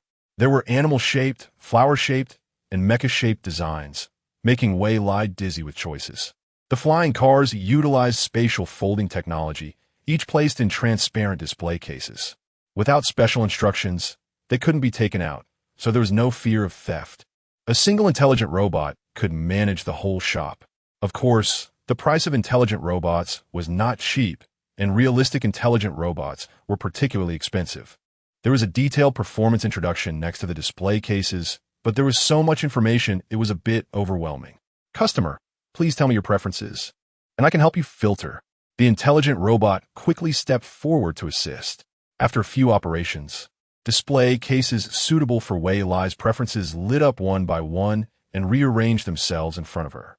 Wei Lai was amazed by this operation, as interstellar technology constantly refreshed her worldview. This thoughtful, intelligent robot was so human-like, she wanted to take it home. Of course, that was just a thought. After looking for a long time and comparing various performances, Wei Lai settled on a mushroom-shaped flying car, which had 4 seats. Could be set up with intelligent navigation and driving, could charge as well as use energy batteries, and could even change its shape according to the owner's wishes. "How much is this?" "You have a great eye. This is our best-selling flying car. It costs only 10 million federal dollars. "What do you mean by only? That's so expensive. It should be missing a zero to be reasonable." "Will I try to bargain? Can I get discount?" "It's currently the back-to-school promotional season, with a student ID. You could buy it for half price." The vending robot paused for a moment before responding with frustration. Wei Lai looked speechlessly at the robot's adorable big eyes. If she didn't bargain, would the vending robot sell it at the original price? That's too sneaky. Who programmed this? They really know how to make money. "I won't report until tomorrow. I don't have a student ID yet. Is the admission notice acceptable?" "Sorry, customer, only a student ID can get the discount." Wei Lai felt disheartened. It was just a day away, and she might not have time tomorrow. The distance from here to the Mecha Academy was also quite far, and with her 2 legs, it might take her a whole day to walk. Feeling deflated, she said to the vending robot, "If you let me touch your little face, I'll buy it." Wei Lai thought she would be refused, but surprisingly, the vending robot agreed. "Beautiful lady, the energy batteries here are also quite good. Would you like to buy a few?" They were soft like jelly and warm. The simulation technology was impressive. Of course, little cutie. Wei Lai swiped her light brain account, and then realized she had fallen for a pretty boy trick, even though it was a little boy. She couldn't help but admire the talent of the person who made such a realistic, intelligent robot. They really knew how to do business. With the memories of the original owner, Wei Lai was still a bit unskilled at the beginning of her driving, bumping around a bit, but fortunately, the road was empty, and there weren't many people around. Otherwise, there could have been an accident. Flying cars couldn't be driven recklessly. The system on the car would plan the driving route based on the destination and the surrounding traffic conditions. If a car flew over its route and collided with another flying car, a robot traffic cop would immediately come to deduct points or issue penalties. Wei Lai slowed down, carefully practicing her driving along the aerial road, and by the time she reached her destination, she had barely grasped the driving memory. Unauthorized personnel are not allowed to enter. A robot security guard blocked Wei Lai's path. Why am I unauthorized? I'm the head of the Culinary Institute and a new student in the planning department. Wei Lai swiped her light brain again, but she was still not allowed in. The information displayed stated she was an outsider, and the robot security guard said bluntly, "Please leave quickly, or force will be used to expel you." It repeated this 3 times. Seeing the fierce-looking robot seem like it would really pull out a weapon, Wei Lai fearfully stepped out of the Mecha Academy's research building's perimeter and found a place to sit down. It was understandable that they couldn't verify if she was a student since she hadn't registered yet. However, the light brain ID clearly stated, head of the Culinary Institute at the Federal Military University. Why couldn't the robot verify this? It was previously said that her identity would only be officially announced after she graduated. So now she could only fulfill her duties as the head, but couldn't enjoy the privileges on the surface. Wei Lai felt a bit wronged, but upon calming down and thinking, it was actually for her protection. With her current strength, she couldn't command respect. Moreover, she was still a student in the planning department of the Plan Institute. Wei Lai felt her thoughts were still insufficient. The base had considered things thoroughly for her. With a capable team of subordinates, after a month of hard work teaching culinary skills, she could completely become a hands-off manager and focus on being a student. The light brain call she had been trying to reach finally connected, and Wei Lai quickly greeted, "Good afternoon, Director Lin." Lin was quite unhappy. He had finally come up with a new research topic for mecha studies. With the structure of his ideas all planned out, but was interrupted by a series of light brain messages. "Say it, what do you want?" Wei Lai could tell he was in a bad mood, probably because she had disturbed him, but she still smiled and said, "I have something to discuss. I'm at the entrance of your research building, and the robot security guard won't let me in." Wait. Lin opened the system for the entire building and made some adjustments in the access permissions. "All right, you can go in now. The robot will take you up." Upon hearing this, Wei Lai immediately got up and walked toward the entrance. This time when she swiped her light brain, there was no alarm, and the security robot was polite, even sending a little robot to guide her in. Wei Lai was taken into a small waiting room, and Lin was already seated at the head of the table waiting for her. "Speak. What is it that you need to say in person?" Could you lend me a few culinary robots? I'll return them once I apply for them." Wei Lai asked with an expectant look on her face. Lin understood, but replied, "But those things aren't so easy to borrow. You want to take advantage of me? How can you suspect my character like that? I said I would return them once I apply for them. Do you know how difficult it is to control culinary robots at the military base nowadays? Generally, it's impossible for ordinary people to apply. And what do you want to do? Open a store? The base is currently responsible for store sales." Lin's relentless questioning left Wei Lai speechless. "I'm going to open cafeteria." Lin had no choice but to confess. "At the Culinary Academy?" "Yes. Dean Lin, the culinary robots were developed by you and your team. You must have a way, right?" Lin smiled slyly. "I do have the authority. But why should I lend it to you? There's no benefit in it. What do you want in return? The Culinary Academy hasn't even fixed the front gate yet." Wei Lai looked helpless, showcasing his poverty like a broken pot. "It won't bankrupt you." Lin looked at Wei Lai's expression, which was as if he was single. "From now on, anyone from the Mecha Academy who consumes at your cafeteria will get a 50% discount, which shouldn't be difficult for you, and I won't ask you to pay it back." Wei Lai smiled with satisfaction. "Deal. I'll also give you a lifetime free card. However, how many culinary robots can your authority get?" Lin took the lifetime free electronic card and said, 10 units. Wei Lai was very pleased with this number. Originally thinking of asking for 5 units, this far exceeded his expectations. He immediately edited a contract and signed it. "When can I get them?" "I'll deliver them to you tomorrow." Lin took the contract, signed it. "When will your cafeteria open?" "I'll come to support you then." Wei Lai thought for a moment. This time was worth it. Even though he would distribute countless 50 discount cards, it would bring in countless customers without him needing to promote it himself. It seemed like a transaction, But he didn't suffer any loss and instead gained. So he gratefully said, "When school officially starts in a week." "Also, thank you, my friend." Wei Lai extended his hands to hug the other person. Lin Lin, however, stiffened and felt unnatural. His whole body was heating up, and his ears turned red. But the oblivious Wei Lai didn't notice. Lin Lin tried to change the topic while pushing Wei Lai away. "What are you talking about? Didn't you say we're friends? All right, go get busy if you have something to do. I still have work to do." After saying that, he closed the door. Wei Lai was pushed out of the conference room, thinking he was really busy with work and didn't want to disturb him, and turned to leave. Lin Lin waited until he heard the footsteps fade away before calming down. That brief hug made his heart race unusually fast. His ears were also heating up and turning red, and inside, it felt like there was a fire burning, which was completely abnormal.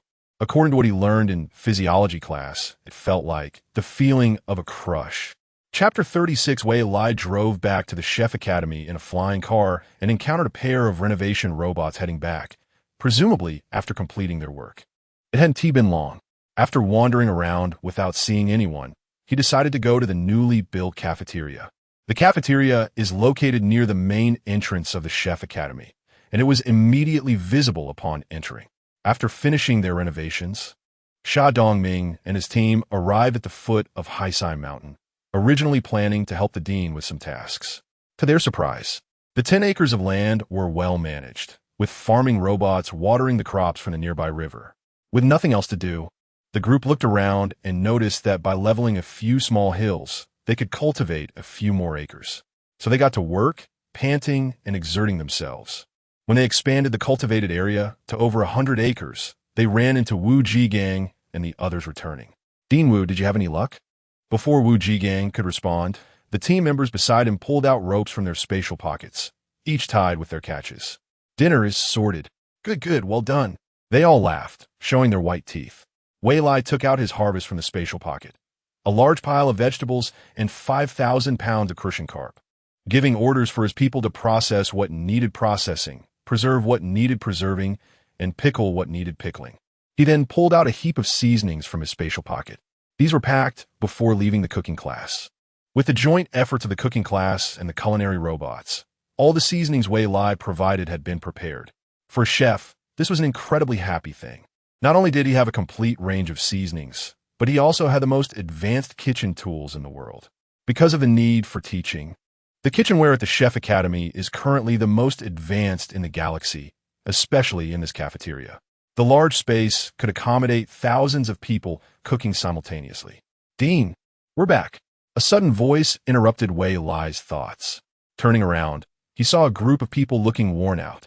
With a thud, their catches appeared out of nowhere, piling up on the entire countertop.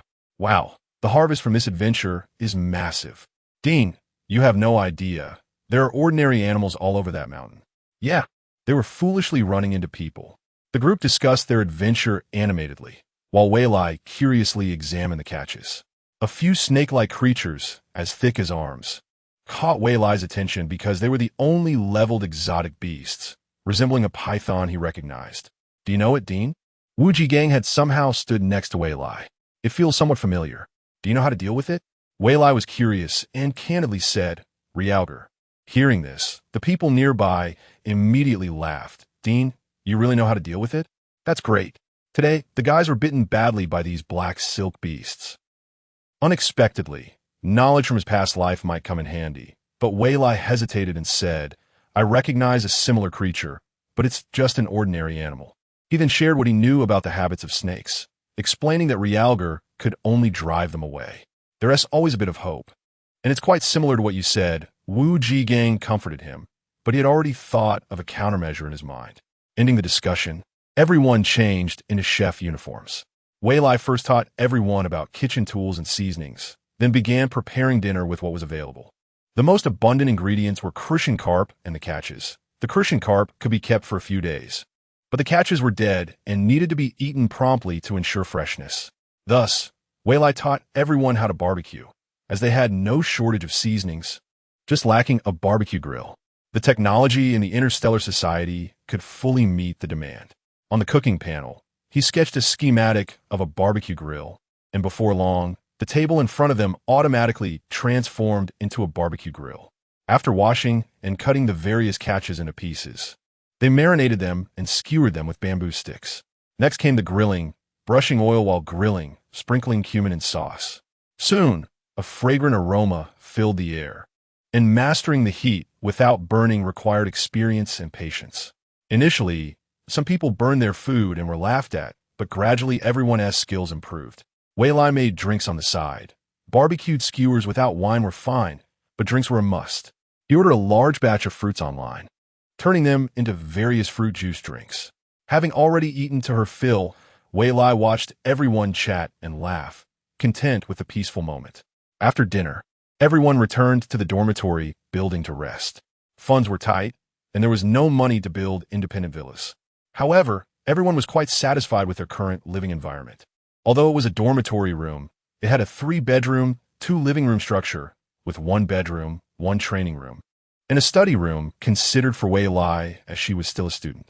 The other room was a small lab. As most of them came from research backgrounds and couldn't shake their love for research.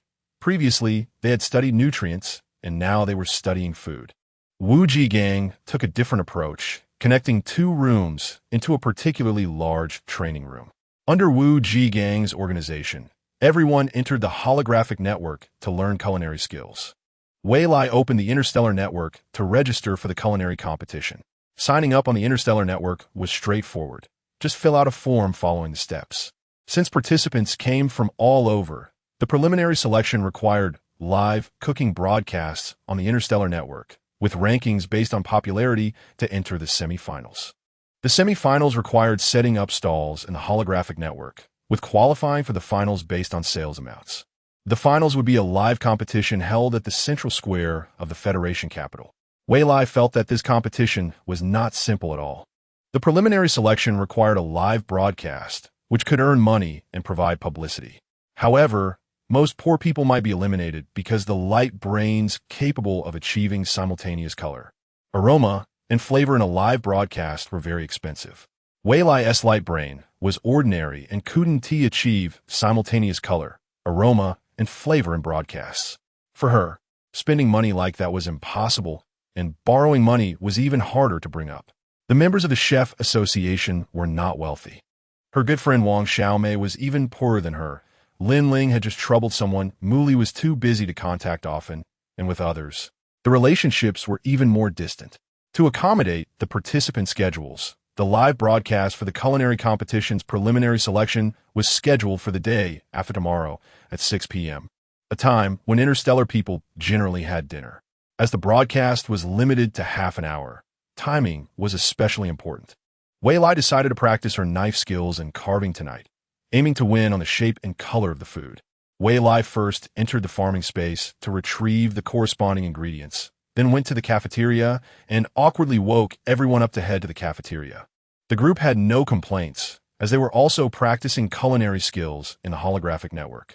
Wu Ji Gang contacted the former members of the cooking class to share the live broadcast link, so 125 members learned alongside Wei Lai, both online and offline. Before starting the cooking lesson, she made sure to turn on the recording function. Wei Lai explained while demonstrating. Knife skills were a fundamental course for a chef. Knife techniques were mainly divided into slicing, cutting, chopping, cleaving, smashing, and scoring. Each method was a profound subject. Slicing could be subdivided into straight slicing, push slicing, pull slicing, sawing, chopping, and rolling. Cutting could be divided into retreating knife cuts, pulling knife cuts, diagonal cuts, reverse cuts, sawing cuts, and shaking cuts. Chopping required the knife to fall quickly, accurately, and evenly. Cleaving was mainly divided into straight cleaving and following cleaving. Smashing was simple, using the knife to hit the ingredients until they were crushed or smooth. Scoring had the meaning of carving in it, but not entirely, mainly referring to making various knife patterns on the ingredients, with methods mainly being push scoring, pull scoring, and straight scoring. For each knife technique, Wei Lai demonstrated with the corresponding ingredients while answering questions on the spot. A chef's basic skills were not easy to practice. It took Wei Lai 6 months to see initial results. During her time in the cooking class, due to limited time, she directly had everyone get on the stove to teach cooking, which was somewhat counterproductive. but it was also a form of quick learning. Now that there is plenty of time, it's natural to start from scratch. Once again, something happened that made Wei Lai feel embarrassed. The powerful understanding ability and strong physical skills of the interstellar people allowed them to achieve, in just 1 hour, what Wei Lai had accomplished in 6 months. At first, Wei Lai was busy going back and forth giving instructions, but later he could only look on helplessly. Wei Lai felt that recording videos might be somewhat unnecessary, as everyone could basically replicate his actions. As for proficiency, that was just a matter of time. They could improve with more practice. The apprentices he found for himself at the base were all quite impressive. Seeing that it was still early and that this group of apprentices had such strong comprehension skills, Wei Lai decided to teach them the art of spooning, so as not to waste the ingredients for practice. Spoon skills are also one of the basic skills for chefs and are especially important in the cooking process. Wei Lai first demonstrated the basic posture for spooning, and then he showed the basic methods. Spoon techniques can be mainly divided into small flipping, large flipping, assisting flips, turning, and arranging. Each technique can be further subdivided. Wei Lai spoke until his mouth was dry, but he gained a lot. No matter how much he taught, the apprentices were able to accept it and also extrapolate, which made Wei Lai feel incredibly confident. After teaching for a while, everyone was practicing to improve their proficiency. Wei Lai finally had some free time and started practicing carving in a corner. Naturally, there are many carving knives, but an experienced master can make do with just a kitchen knife. Moreover, nowadays, any kitchen robot can create various complex carvings. However, to attract the audience's attention, Wei Lai planned to use an ordinary kitchen knife to carve exquisite patterns and shapes. It is quite difficult to complete the carving and cooking of ingredients entirely by hand within half an hour. But now, with the strong body of an interstellar person, Wei Lai decided to give it a try and push his limits. The purpose of doing this was not just to compete for awards, but also to improve his culinary skills. Although he had been cooking since his arrival, he had not practiced carving, while robots could handle it. Wei Lai did not want to lose this skill. Manual carving has more vitality and liveliness than that done by robots, and it also helps to cultivate a chef's patience and aesthetic sense. Unsure if his apprentices wanted to learn this skill, Wei Lai still recorded a video and shared it in the Interstellar Network Learning Group.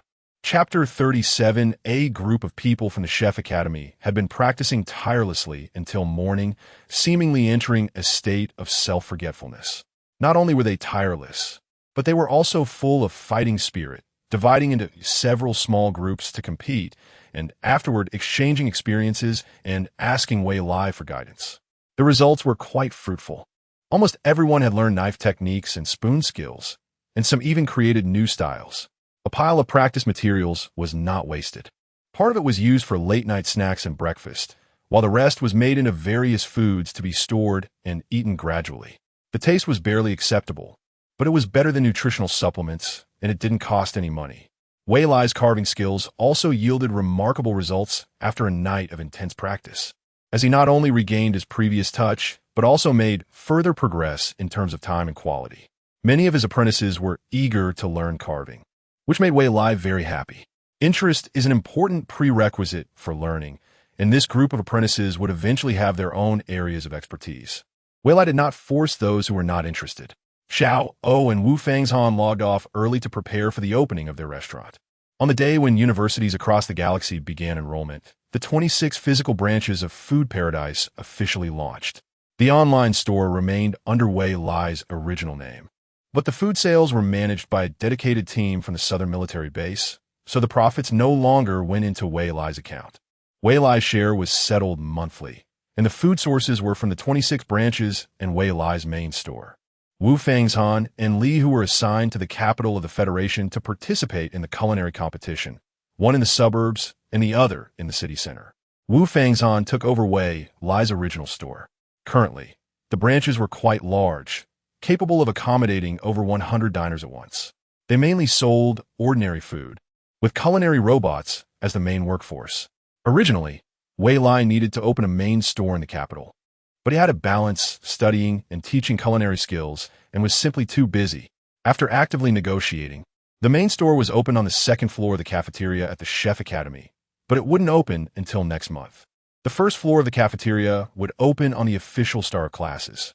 There were thousands of planets in the galaxy, and the farthest distance between two planets required a month of travel by spaceship, which coincided with the time from the notification to the star classes. To accommodate students from remote planets and prevent them from missing registration due to late arrivals, the galaxy unified the reporting time from 1 day to 7 days. This allowed everyone ample time, extending the summer vacation accordingly. Today was the first day of registration, and to avoid wasting time in line, Wei Lai set out early. Since he lived on campus, he soon arrived at the new student registration hall. Perhaps he had come too early. The main door was tightly shut, and there was no sound. Wei Lai had a stroll around nearby and found a stone to sit down and wait quietly. At that moment, Wang Xiaomei called on video. "Wei Lai, where are you now?" she asked while biting into a bun. "I'm at the military university for registration, but I came too early," Wei Lai replied. "Ah," Wang Xiaomei squealed. "That's great, Wei Lai. I also got into the military university, so we can see each other often. I'll come find you as soon as I finish eating." "Okay, I'm near the new student registration hall," Wei Lai said, examining a painting on the wall that looked somewhat familiar. "Xiaomei, where are you having breakfast?" "I'm at your restaurant," Wang Xiaomei replied, picking up a fried dumpling and taking a bite. "Your fried dumplings are so delicious. I've eaten 5 portions already." It seems that practicing cooking during the half-month closure was definitely worth it. After swallowing a large bite of dumpling and letting out a satisfied burp, she added quietly, "I noticed the chefs at the restaurant have changed. Are they new hires?" Wei Lai felt a bit awkward, unsure how to respond. If he told the truth, it might lead to unnecessary trouble, and exposing himself seemed premature. So he replied somewhat ambiguously, "I sold the shop. It just has my previous shop's name." "My previous shop had some fame, right? It's worth quite a bit." "What a pity, Wei Lai. Your cooking is really amazing," Wang Xiaomei lamented, feeling the food in her bowl suddenly lost its flavor. She initially wanted to come over to support her friend's business. Seeing this, Wei Lai comforted her. "I still have some shares in the shop. Thank you for your support. Plus, my current identity is that of a student, so my studies come first. I opened the restaurant during summer vacation to earn tuition, but opening it now would distract from my studies." Wang Xiaomei was instantly uplifted, her mood improving, and her appetite returning. She smiled and ordered another portion of fried dumplings from the robot waiter. "No wonder the taste of this chili sauce hasn't changed. Did you invest using the 3 recipes you shared online for free? That's why the recipes were taken down during the closure." Wei Lai thought to himself, "This friend is really smart. She guessed part of it correctly." Indeed, he had invested using the recipes and culinary skills. "Xiaomei, you're really impressive." He realized they couldn't continue discussing this topic. If they did, his privacy would be exposed. He quickly changed the subject, "By the way, I registered for the federal culinary competition you recommended to me. Cheer for me when the time comes." Wang Xiaomei smiled and said, "Of course, no need to mention it." After finishing the last fried dumpling in her hand, she said, "Okay, you go ahead and line up. Send me your location. I'll be right over." "Sure. Be careful on the way," Wei Lai replied before logging off. He opened his holographic computer to check for messages. Currently, there weren't many discussions about food paradise on the Star Network, as it was still breakfast time and many people had not gotten up. Some were busy rushing to work without time to comment. However, the few comments that did exist were all praises, likely from old fans. The online store, however, remained consistently popular. Breakfast mainly consisted of buns, soy milk, dumplings, noodles, wontons, and pancakes, along with other items like congee, fried dough sticks, and rice balls, offering a rich and comprehensive variety at different price points, depending on the food quality. Since the Southern Military Base was the main supplier, soldiers received a uniform 50% discount, while members of the Southern Military Base, as family members, received an astonishing 30% discount. Although the base's purpose was clear, to attract more talents to enlist, the discount made Wei Lai a bit sad. He estimated that once the main store opened, there probably wouldn't be much profit. The military university was not open to the public, and the students and instructors at the military academy all had military status. Wei Lai regretted that he had applied to open the main store on the 2nd floor of the Chef Academy cafeteria for the sake of convenience.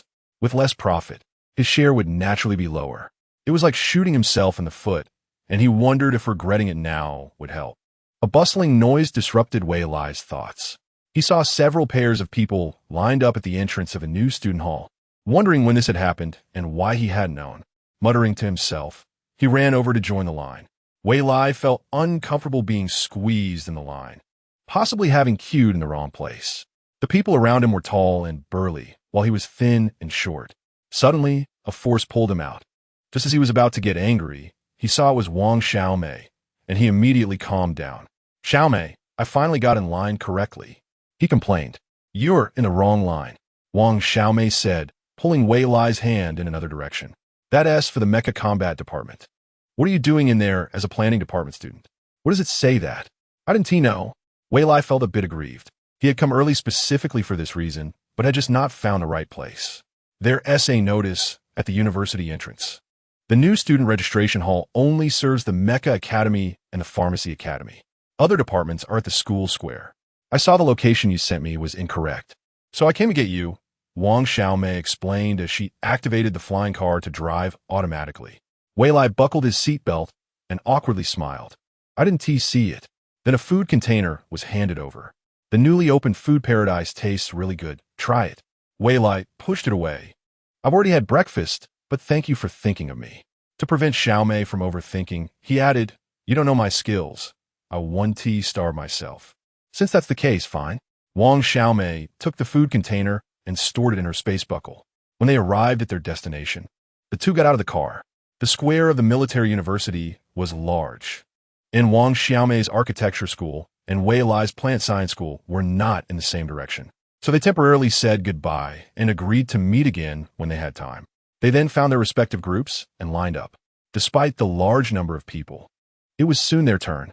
Wei Lai followed the steps to scan his light brain number and then went to another group to test his supernatural abilities. For teaching convenience, new students were grouped according to their abilities. The planning department was a popular major, attracting a lot of students.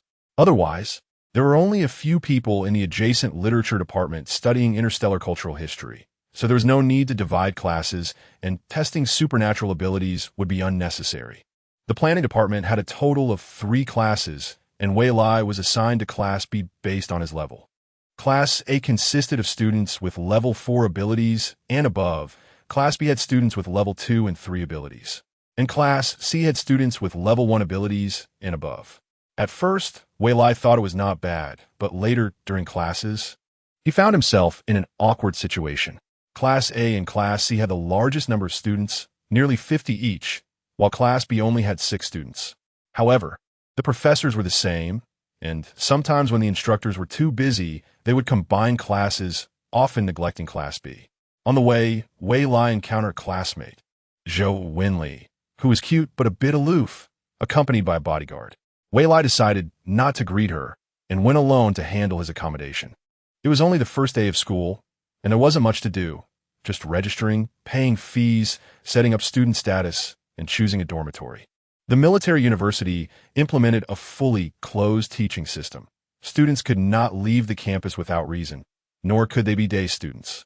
Wei Lai originally wanted to save money since there was accommodation at the chef school, but unfortunately, things didn't go as planned, and he ended up spending more money. Wei Lai, who felt like an old ant inside, was reluctant to live with a bunch of young girls, even if there were no common topics. He didn't want to deal with trivial matters. He decisively gave up on the 4-person and 2-person rooms and chose a single room instead. After paying a hefty sum again, Wei Lai felt heartbroken. His savings were continuously depleting, but he had no income at all. He would have to break even by next month. And with over 30 days left, he wondered how he would get by. He found his room number and opened the door. It had basic furniture, but he still needed to add more. Looking around the room, he realized everything would cost money. So he thought it would be better to go back to the chef school to stay that night. He had just asked the dormitory robot, and there was no curfew or room check. As long as he attended classes on time, it didn't matter where he stayed at night. Chapter 38. Shortly after breakfast, Wu Jigang led a team to Heisai Mountain to deal with the aftermath. The remaining students from the Culinary Academy, under the leadership of Sha Dongming, continued to practice their cooking skills. The sounds of chopping, clattering, and sizzling filled the air, creating a lively atmosphere. Since they had tasted the delicious meals they had prepared themselves, everyone's enthusiasm for learning surged dramatically. They applied the rigorous and diligent attitude they once had as researchers. continuously pursuing improvement and striving for excellence. As a result, the ingredients were rapidly dwindling. Shweli, who was responsible for managing the ingredients, worked diligently and never forgot to take care of others while practicing. As soon as she noticed anyone running low on ingredients, she promptly dispatched robots to replenish them. At that moment, several robots reported that many types of ingredients had already run out. Shweli quickly stopped her work and approached Sha Dongming to report, "Director, we're running out of ingredients." Sha Dongming wiped the beads of sweat from his forehead with a towel, handed his task to someone nearby, and said, "Let's go check the storage room."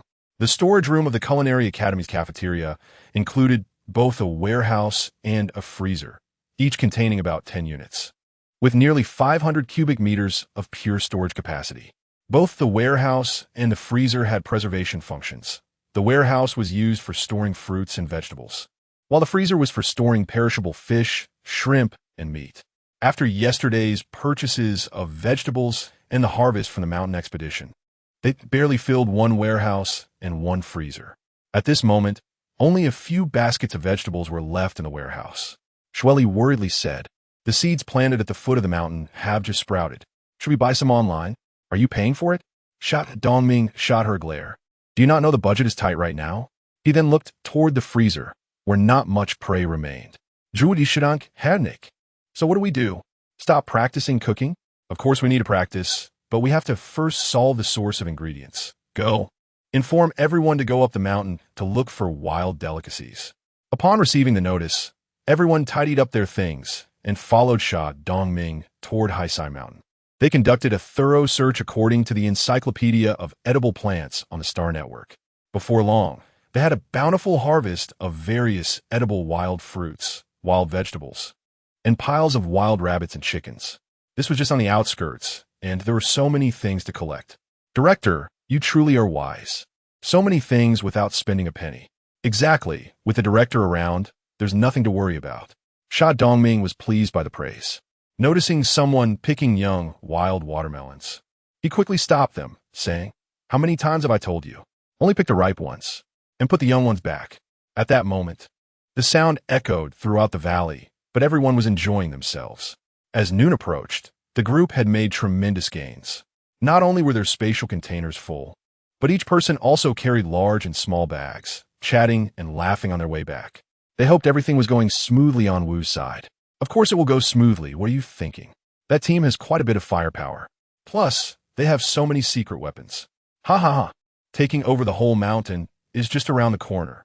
Laughter startled a group of wild seagulls hiding in the branches, which flapped their wings and scattered. What a pity. So many plates of braised bird wings. Come on, can you still fit that in your hands? I can hang it around my neck. That's a good idea. After checking in, Wei Lai returned to the Culinary Academy. After wandering around and finding no one, she guessed they were either clearing land or exploring the mountain. So she headed straight to the cafeteria and started moving baskets of vegetables from her spatial container until she filled the entire warehouse. Fortunately, these were all from her own farming space, so there was no need to spend money. She naturally claimed they were purchased. Hearing a commotion outside, she stepped out. "Director Sha, you seem so happy. What good news do you have?" Wei Lai approached, pouring cups of tea for everyone. "We went foraging, and let me tell you, this mountain is truly a treasure. We just made a loop around the outskirts, and even the spatial containers couldn't hold everything." Sha Dongming put down a string of wild chickens he was holding, took a sip of tea, and remarked, "This iced tea is really nice." Seeing how much everyone had in their hands, as well as what was in the spatial containers, Wei Lai estimated the warehouse would be full soon. "I bought some ordinary vegetables, and I've already filled the warehouse." Sha Dongming bluntly asked, "How much did that cost?" "Go settle the bill with Kaid Fang." However, he thought to himself that it was a waste of money. "Oh, it was just a little bit. Can't the academy head help? You all will have to handle things when school starts. I must cover this." Wei Lai quickly replied. Kaid Fang smiled and said, "That sounds good. The dean is indeed generous." Shweli, have the ingredients sorted and cleaned by the robots, then store everything in the freezer. Wei Lai quickly instructed a few people to help. She then chatted with Sha Dongming. "Director Sha, what are your plans for the back mountain?" "That depends on whether Dean Wu is successful. If all goes well, we can convert the entire mountain into a breeding farm and we can sell our own produce. Sha Dongming elaborated, sketching out an ambitious plan. Wei Lai clapped her hands in excitement, exclaiming, "Director Sha, you're truly insightful. You've spoken to my heart.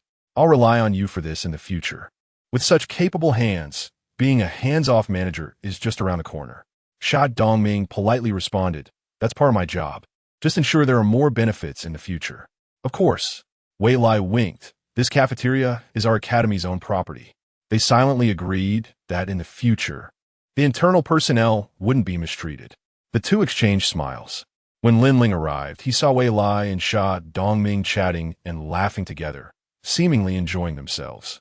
Suddenly, he felt a bit uncomfortable. After working hard all day, running around, and finally securing the order, he hadn't even had a sip of water before rushing over to deliver the goods. Coldly, he said, "What are you two so happy about?" Sha Dongming immediately stepped forward to greet him. "Rare guest. What brings Dean Lin here? Please take a seat." Lin Ling sat down as instructed, staring coldly at Wei Lai. He picked up the tea that had been handed to him, took a sip, and remarked, "The tea is nice." Wei Lai felt uneasy under Lin Ling's gaze, not understanding what had offended him. Remembering yesterday's transaction, she asked, "Dean Lin, are you here to deliver goods?" "Deliver what goods?" Sha Dongming interjected. "Oh no, I forgot about that," Wei Lai said, slapping her forehead and trying to explain to Sha Dongming. However, Sha Dongming was slightly disapproving. "The cafeteria won't have to worry about business. The dean gave out tens of thousands of half-price cards for 10 cooking robots. Isn't that a losing deal? Such things will have to be handled by yourself in the future. Dean Wei is too young and has been tricked without even realizing it." He then looked at Lin Ling, attempting to salvage the situation. "Dean Lin, let's negotiate the transaction from yesterday again. Isn't 50% a bit expensive?" Lin Ling knew the score. If they were to negotiate, it had to be Wei Lai herself. He declined. "The agreement has already been signed." "What?" Sha Dongming exclaimed, glaring at Wei Lai with disappointment.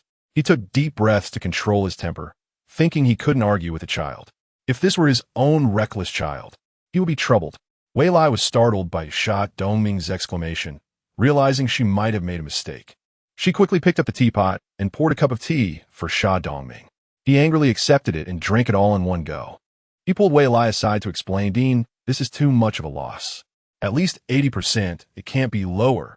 Lin Ling watched coldly from the side, seeing how close they were. Why couldn't they just speak openly? Who wouldn't hear them? Oomph.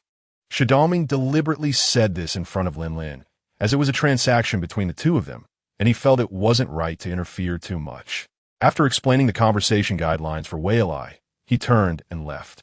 After listening to Sha Dongming's detailed analysis, Wei Lai felt a bit foolish about his actions yesterday.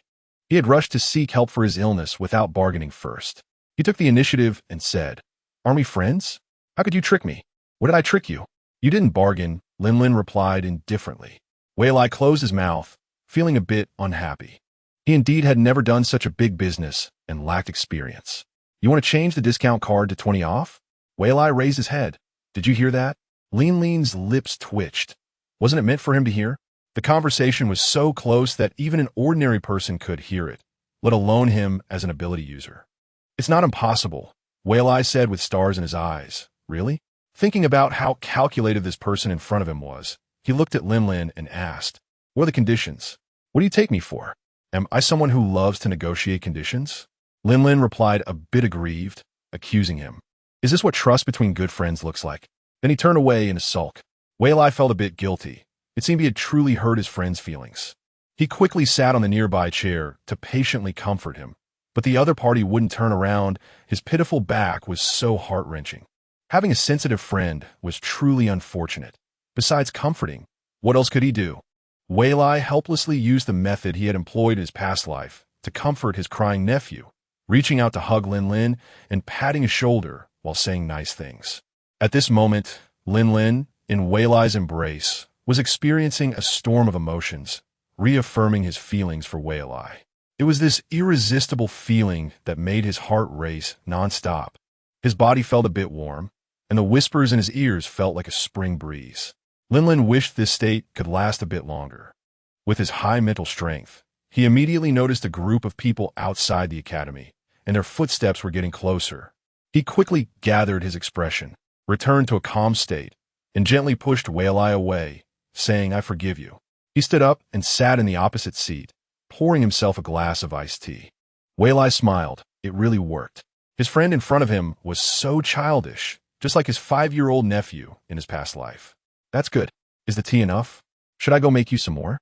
The shouting outside interrupted Wei-Lai's movement towards the kitchen. "What's going on? Is something happening? Why is the noise so loud?" Wei-Lai looked towards the source of the sound. Chapter 39, a person came covered in blood, looking disheveled, but upon closer inspection, it was the team that had gone exploring in the morning. What happened? Wei-Lai anxiously followed behind. Several squad leaders supported the unconscious Wu Ji gang towards the medical room. And after placing him in the medical chamber, they finally caught their breath and began to recount their experiences from the day. Wu Ji gang had led a team of 20 into the depths of the dark black silk mountain again. The morning air was fresh, filled with the sounds of birds and the fragrance of flowers. However, as their footsteps deepened, the surroundings felt eerily silent, and the smell of decaying leaves and the gloomy atmosphere made everyone feel a bit uneasy. "Captain, something seems off," whispered Su-Sidian, the member with the highest mental strength in the team. It was indeed too quiet.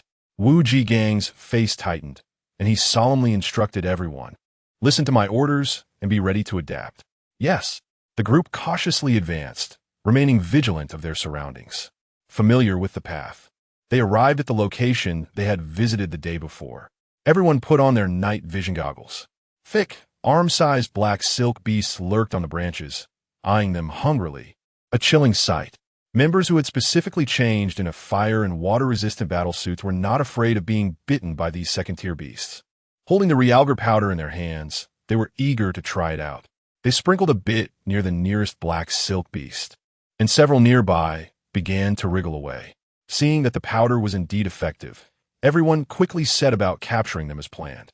The squad leaders, having split into 4 small teams, took the lead, using the realgar powder to nimbly drive the black silk beasts into the traps they had set up. Other members intensified their abilities to slay the trapped prey. Before long, they had wiped out more than half. The group did not let their guard down and continued to remain alert during the battle. They finally breathed a sigh of relief once the area was cleared. Team leader Fong Nuo smiled, saying, "We'll have extra rations tonight." Turning to Wu Ji gang, he asked, "Director Wu, should we continue to explore further?" Team leader Su-Sidian suggested, "Maybe not. I just have a feeling something isn't right. Did you notice that the black silk beast today hardly resisted? That's because the realgar powder is very effective," said second team leader Lu Fuwei, pointing to the vial in his hand. "That's true." Su-Sidian nodded, but still felt uneasy. "Can you trust me just this once? I really think there's a problem." The others unanimously felt that Su-Sidian was overthinking it. Su-Sidian could only look expectantly at Wu Ji gang, even if there was danger. They had to take a look. Wu Ji gang pointed deeper into the jungle, then pointed toward the academy's direction, saying, "It's too close to the Chef Academy here. If we don't eliminate this hidden danger, we will be the first to suffer. If something really happens, we can call for support," fourth team leader Zhao Shi proposed. "Distant water cannot quench a nearby fire." Wu Ji gang immediately pointed out the key issue. The group realized this and stopped discussing it. Wu Ji gang then addressed everyone again. "I know you were all researchers before, and your experience in real combat is limited. I want to force you. Those willing to continue exploring with me can stay. Those who don't wish to can return immediately." As soon as he finished speaking, there was silence. No one turned to leave. Ever since putting on the Federation uniform, they had not thought about taking it off. Although they had been cooped up in the research lab doing experiments, they still yearned for a chance to fight passionately. Wu Ji gang smiled, a genuine smile. The group continued forward and once again dealt with several waves of black silk beasts. The smell of decaying animals and leaves grew stronger in the depths of the jungle, making it hard to breathe. The group activated the air purification function on their battlesuits, which helped a little. After passing through patches of jungle, they suddenly came upon a huge cave. It was pitch black inside, and they could not see what was within. However, the cave mouth was crawling with black silk beasts, leaving no place to step. The group adjusted the lights on their night vision goggles and cleared the black silk beasts from the entrance. Team 1 and Team 3, follow me in the front.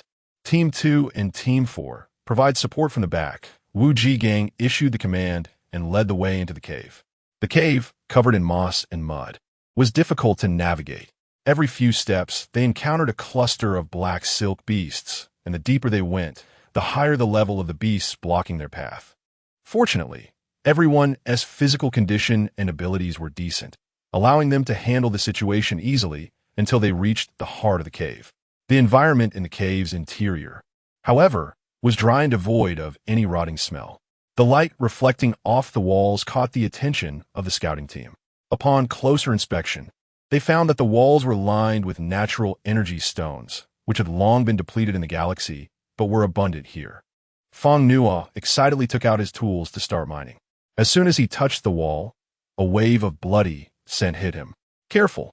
Feng Nuo quickly dodged, but his left foot slipped, unknowingly stepping on something.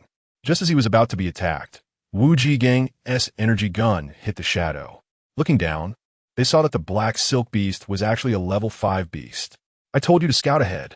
What are you doing?" Wu Gang scolded. Feng Nuo quickly admitted his mistake. "Director Wu, it's my fault. I got distracted by the energy stones on the wall." Hearing this, Wu Gang looked at the wall, his eyes widening as he surveyed the area. The walls were covered with faintly glowing energy stones, and he felt a surge of excitement. However, a sudden flash of green light made him realize there was danger. He quietly ordered everyone enter a state of alert. They cautiously moved deeper into the cave. As they progressed, the view opened up, and the green light illuminated the entire cave. The glowing objects were none other than the eyes of the black silk beasts. Everyone was startled. 7 or 8 level 6 black silk beasts guarded a massive creature in the center, which had its eyes tightly shut but was glowing, clearly in the process of advancing to a level 7 beast. Handling level 6 beasts was already challenging for the group. If the creature in the center succeeded in its advancement, it would be unimaginable. They immediately entered a combat stance. Wu Gang increased the output of his abilities, and the energy gun released a huge fire column towards the central black silk beast. The others quickly reacted, firing their various colored energy guns. The 7 or 8 level 6 black silk beasts opened their gaping jaws and charged at them, protecting the central beast. A fierce battle ensued, with flashes of blades and blood flowing everywhere. The venom of the level 6 black silk beasts was surprisingly corrosive. The group's reaction was slow, and the protective functions of their battle suits began to fail. Wu Gang and several team leaders intensified their firepower against the central beast. Watching as the massive creature began to writhe, seemingly shedding its skin and being reborn. With a glance, they signaled to use all the realgar powder they had. The newly formed skin seemed a bit tender, and when it encountered the realgar powder, it sizzled and charred. The group became even more proactive in sprinkling the powder. The massive creature let out a painful howl, ceasing its shedding, and opened its venomous eyes. Its mouth opened, and streams of glowing venom shot out like arrows towards the group. They scattered to avoid it, but those who were not quick enough found their suits splattered with a drop of venom, which created a hole and caused blood to flow profusely. The areas where the venom touched began to corrode heavily, shocking everyone. With the addition of the massive creature, only 3 black silk beasts remained, giving them an overwhelming advantage. The group continued to dodge and shoot, and their injuries multiplied. Zhao Shi, who was observant, noticed that the venom splashed against the wall had no effect and immediately alerted everyone. "Quick, cut chunks of energy stone to use as shields." With a plan to counterattack, the group's morale surged again, providing cover for Team 1 to mine energy stones. The situation took a turn again, with shields in hand. They managed to kill all the level 6 black silk beasts, leaving only the massive creature that had failed its advancement. The group was exhausted from the prolonged battle, with some energy guns overused and only able to resort to using their abilities barehanded. Their bodies were covered in wounds of all sizes. "Director Wu, we can't keep this stalemate. The mutated black silk beast in front of us is tough to deal with," Lu Fuwei said again while dodging an attack. At this moment, the exhausted Wu Gang recalled Wei Lai mentioning the vital points of a similar creature she knew. "I'll go for its weak spot. You all provide cover." Once they left Wu Gang's first line of defense, the group became flustered. But in order to provide cover, They braced themselves against the attacks, taking injuries while more came to replace them. Wu Jigang cautiously maneuvered to the back of the strange beast, locating its weak spot. With his left hand gripping the creature, he aimed his energy gun with his right hand and fired vigorously. The creature struggled violently, shaking its entire body. Wu Jigang was repeatedly slammed against the wall, hitting the still wet venom, causing his combat suit to tear. The tremendous impact seemed to shatter his bones and flesh, and he coughed up blood several times. Yet, he still held on tightly with his left hand, increasing the output of his powers with his right. Finally, at the moment the beast collapsed, its limbs went limp, and it fainted. Director Wu, seeing this, everyone rushed over. A quick check revealed the carotid artery was still beating, and they sighed in relief, collapsing to the ground. Captain Fong Nuo of the team quickly took out the medical device and rushed to treat the director. After the treatment, he still didn't wake up. Upon checking his body, they discovered his bones were completely shattered, and tears immediately filled Fong Nuo's eyes. Not good. Hurry up. Director Wu needed treatment in a medical pod. Hearing this, everyone gathered around, and a few less injured individuals hurriedly lifted Wu Jigang and rushed outside, with Fong Nuo quickly following. Captain Zhao Shi of Team 4 and his members were left behind to handle the aftermath. So many people were injured, they had to make up for their losses. Zhao Shi instructed his 4 subordinates to rest for a moment. Once their powers recovered, they would immediately raid the entire cave. The 4 followed his orders and rested on the spot, taking out food boxes to eat. After all, one must be well fed to work properly. Captain, our academy has struck it rich this time. Yeah, a piece of low-grade natural energy stone is worth over 100 million, and there are plenty of high-grade ones here. Stop dreaming. You might not even get a piece. How is that possible? Then what are we working so hard for? This land belongs to our academy, but the academy belongs to the military university. Everyone felt disheartened, and the food in their hands lost its flavor, making it even harder to find motivation to work later. Seeing this, Zhao Shi comforted the 4. It depends on Principal Wei. If she can protect this batch of energy stones, we might get a few pieces. What if she can't? That was such a disheartening comment. The remaining 4 silently turn away. Chapter 40 Natural energy stones are the dream of all ability users because they can be directly used to enhance one's abilities. In the past, these stones were abundant across the vast interstellar space, but due to the reckless mining by humanity, resources have been depleted. Natural energy stones are also non-renewable resources, and so far, none have been discovered for hundreds of years. However, a large number of natural energy stones have been found in Sigh Mountain, which is indeed tempting for Wei Lai. But the people from a chef academy come from the military, and their loyalty is certainly not high. Therefore, Wei Lai did not dare to take any action and looked to the person in front of her to seek their opinion. Sha Dongming seemed a bit dazed but still adhered to his principles and asked Wei Lai in return, "What plans does the director have?" This was a critical question. A poor answer could lead to accusations of having problematic thoughts, but he did not want to go against his conscience either, leaving no way out for himself. It was best to first listen to Dean Lin's opinion. After all, he was young and might not handle such a significant matter well. Lin looked meaningfully at the two, especially noticing Wei Lai's flickering eyes.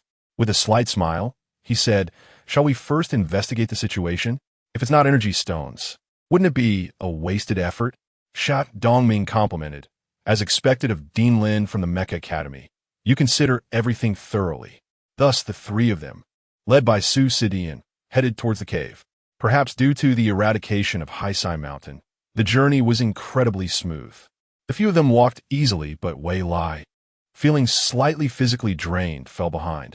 Whether intentional or not, Wei Lai noticed that Lin would often stop a few steps ahead to wait for her, clearing away weeds and rubble on the side of the road, making it easier for Wei Lai to walk behind. Wei Lai felt warmth in her heart. This good friend was indeed kind and considerate. After walking for nearly an hour, they arrived at the entrance of the cave. Su Sidian pointed at the dark cave and said, "It's very dark inside. Everyone put on your night vision goggles. Also, watch your step. The ground is covered with the bodies of the black silk beasts we killed and haven't had time to clean up. Although they're all dead, there might still be some stragglers, so everyone should be careful." Wei Lai, panting, volunteered to walk at the back. The 3 noticed that her stamina was indeed lagging. so they did not insist. Lin Lin took a step back and walked in front of Wei Lai. The gloomy passage seemed endless and pitch black. Even with night vision goggles, there was not much sense of safety. To Wei Lai, the piles of black silk beasts along the way looked like thick snakes, making her shiver with fear. Having been afraid of snakes since childhood, she felt this was scarier than walking through a haunted house, trembling as she leaned against the wall, her legs feeling weak. Seeing this, Lin Lin walked back a few steps, casually picking up the corpses on the side of the road and storing them in his spatial pocket. Wei Lai naturally witnessed all of this from behind, and after that, with no more terrifying black silk beast corpses appearing along the way, she felt immensely grateful. This friend was truly worth having. She would definitely share any good things with him in the future. The narrow passage gradually widened, and the darkness gave way to glowing walls. Everyone touched the walls and confirmed, "These are really energy stones," Sha Dongming exclaimed. Zhao Shi and the others heard the noise and immediately came out. "Dean, Director Sha, Dean Lin, there are even more inside. Follow me." Wei Lai walked to the back, quietly collecting the scattered energy stones on the ground every few steps and placing them into her farming space. As they walked, Wei Lai lost track of how many she had collected. The farming space was within her consciousness, and no one could discover it as long as she did not expose herself.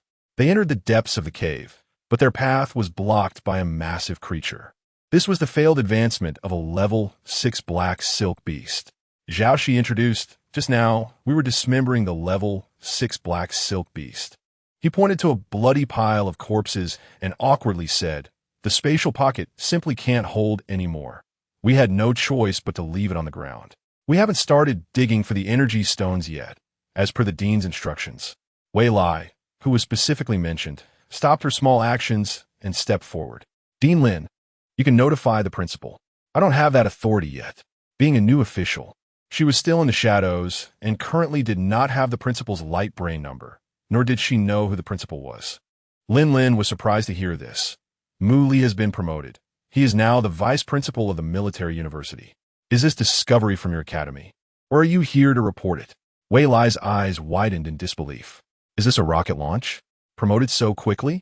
It seems that the big shots will always be big shots. She then found a place with more energy stones and better lighting to dial Mu Li's light brain number. This time, it connected immediately, suggesting that the signal improved after transitioning to a civilian position. "Principal Mu, I'm currently in a cave at Heisai Mountain and have discovered a large number of energy stones." Wei Lai took a few steps to let the person on the other end see her environment clearly.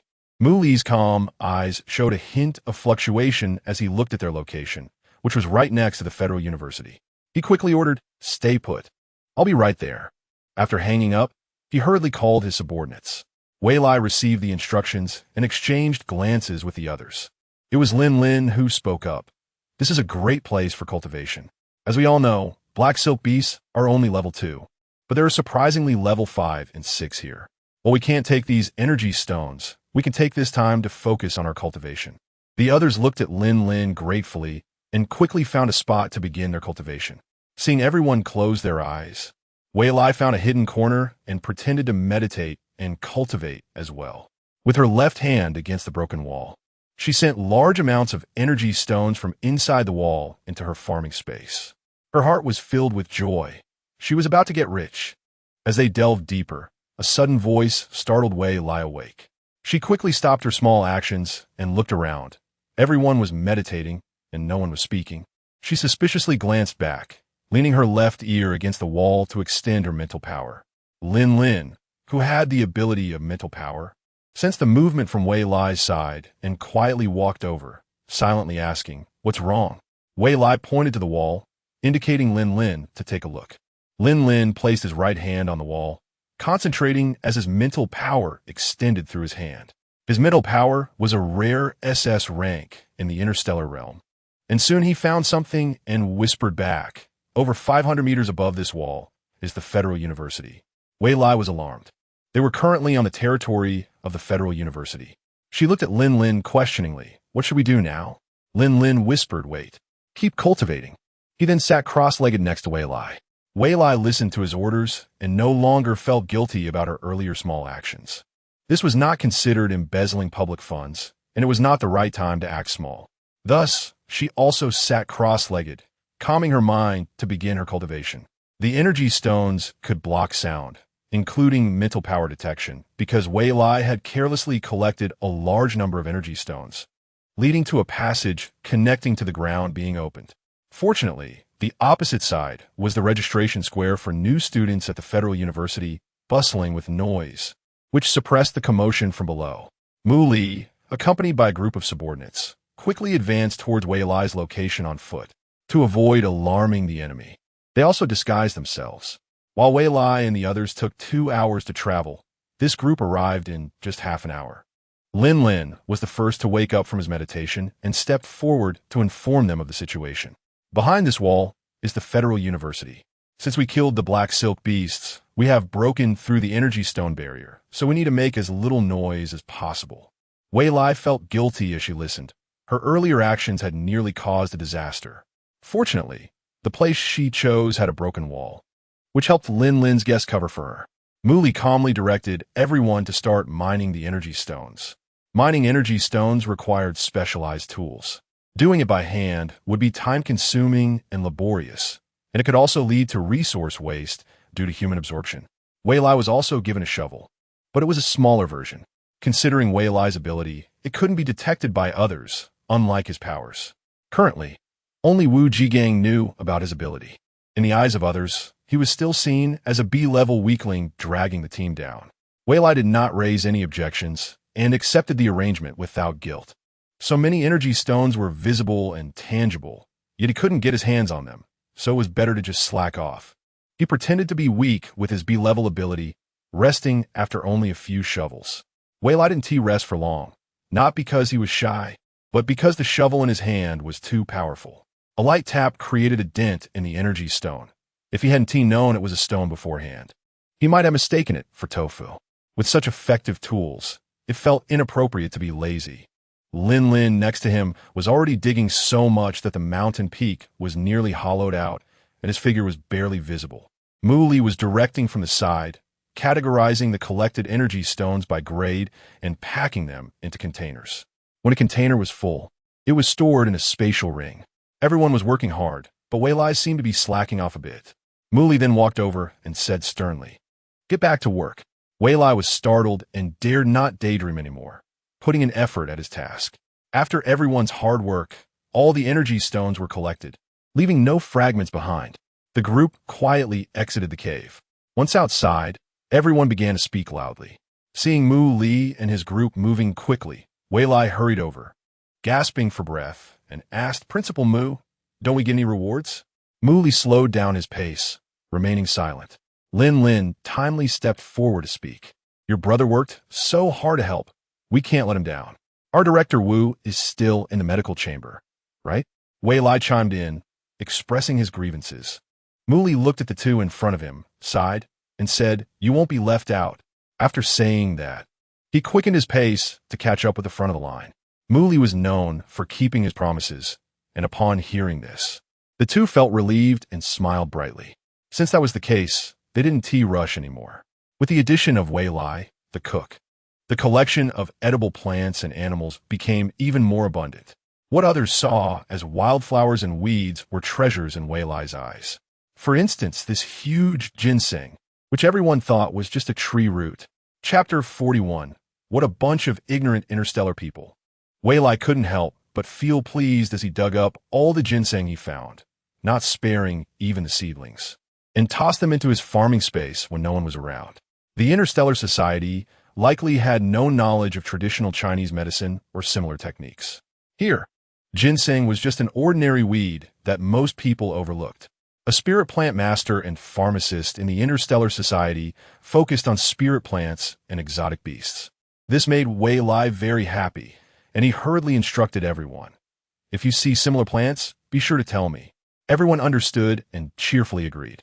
After all, Wei Lai was a spirit plant master, and it was normal for him to be enthusiastic about plants. Thus, they brought various unfamiliar weeds to Wei Lai. As Wei Lai was carefully digging for ginseng, a palm appeared in front of him. "This thing looks a bit like a mushroom. Take a look." "This is Lingji." and the quality is so good. Wei Lai took it and saw that it seemed to be 500 years old. The longest ginseng he had just found was only 300 years old. His voice trembled with excitement. "Where did you see this?" Linling laughed and said, "Come with me." Under an ancient tree, clusters of lingji were growing like they were free, and Wei Lai nearly fainted from happiness. Linling quickly supported the weak-legged Wei Lai and asked, "What is this? You're so excited. It's just an ordinary plant." Wei Lai looked at him with a clueless expression and then thought that it indeed served such a purpose here, calming down and saying, "Lingji has benefits, such as protecting the liver and detoxifying, preventing and treating cardiovascular diseases, preventing high blood pressure and strokes, and it can also resist oxidation and delay aging." "Wait, this thing can delay aging?" Muli asked curiously. Wei Lai joked, "Friend, do you want to live forever? This thing has that legend, but it's impossible." "Where did you see that legend?" Wei Lai felt annoyed. He couldn't just say he studied medicine in his previous life. Although he was a surgeon, his mother was a traditional Chinese medicine practitioner, so it was hard not to be influenced by that since childhood. Moreover, this plant appeared frequently in historical dramas. He had to come up with a reason, saying he saw it in miscellaneous books. Linling didn't continue to pursue the matter. But the next thing he said made Wei Lai irritated. "What do you mean, I'll give you half? What does a mech researcher need plants for?" Wei Lai had to patiently reason. "Although we are good friends, we can't take away what others like. Even if you found this, it's useless to you." Linling had to tell the truth. "My mother is a spirit plant master. She might even be your mentor. Consider this an advance gift for apprenticeship." Upon hearing this, Wei Lai compromised. "Your mother is a spirit plant master, but she probably wouldn't care for this. It's just an ordinary plant, not even a spirit plant. You don't need to worry about that. With our friendship, isn't it worth this little price?" Wei Lai was left speechless and pouted, "All right. But if you see anything similar later, you must tell me."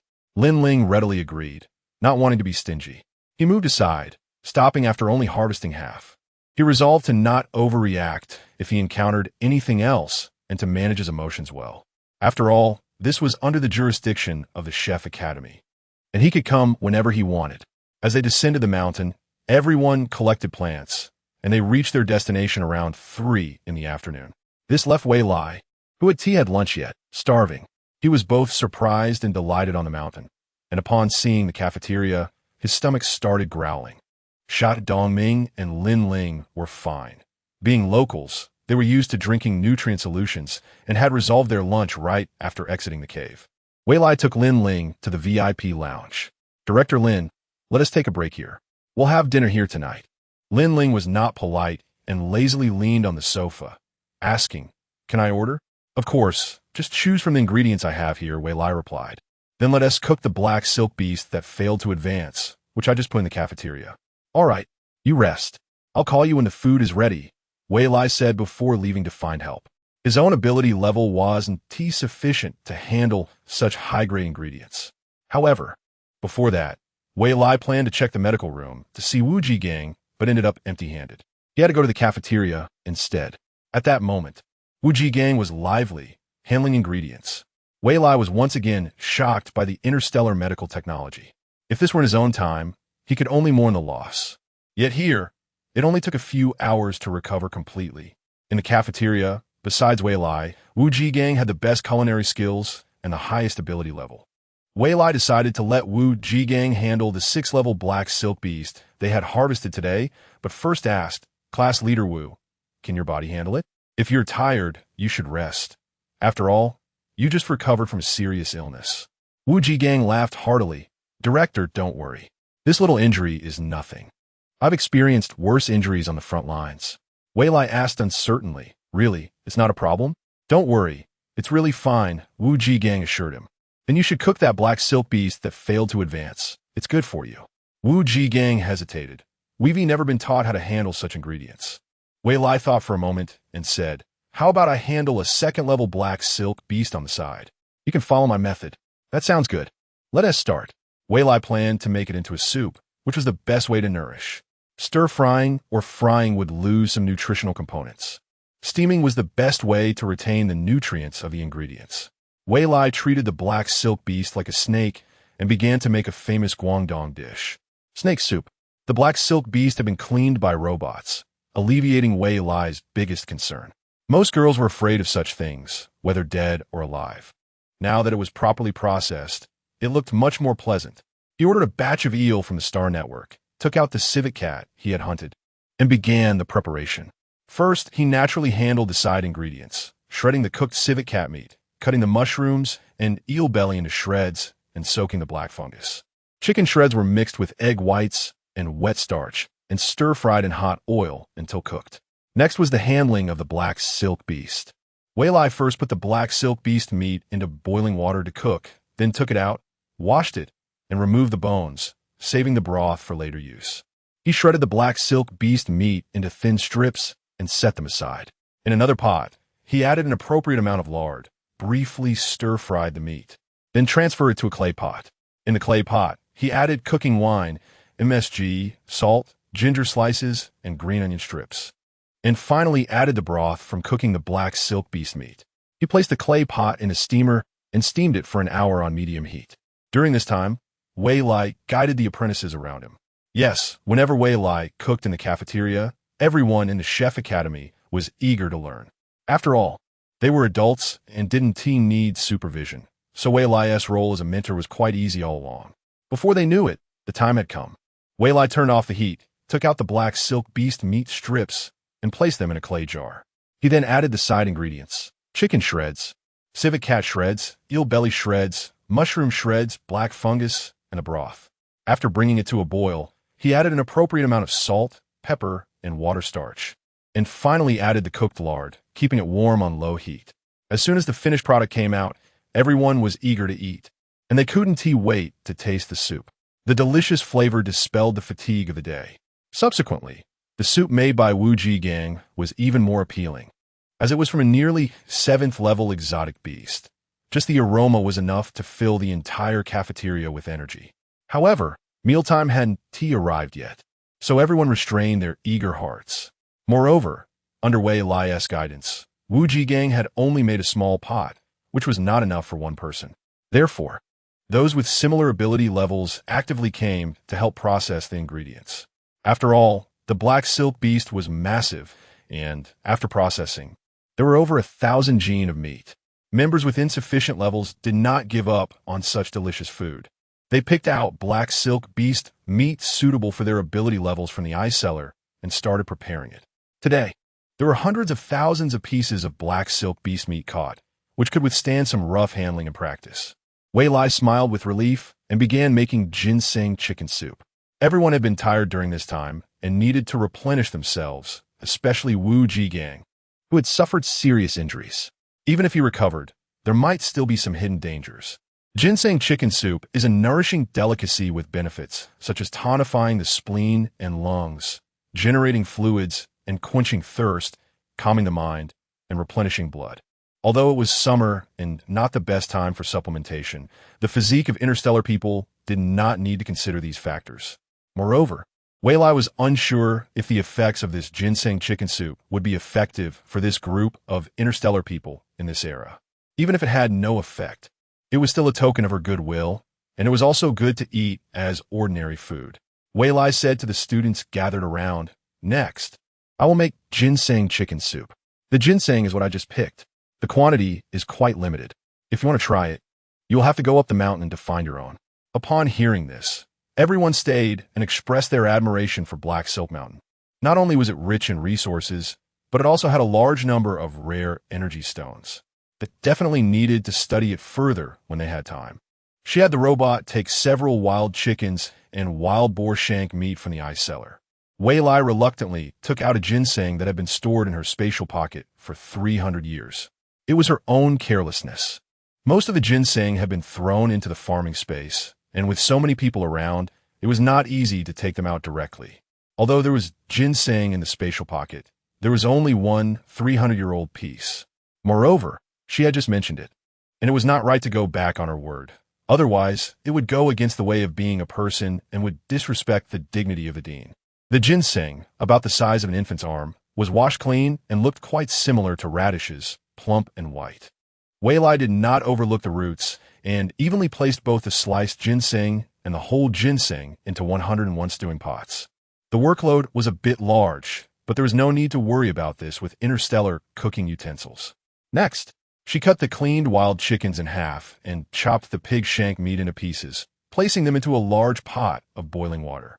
After skimming off the foam and blood stains with a spoon, she rinsed them clean and evenly placed them into the stewing pots.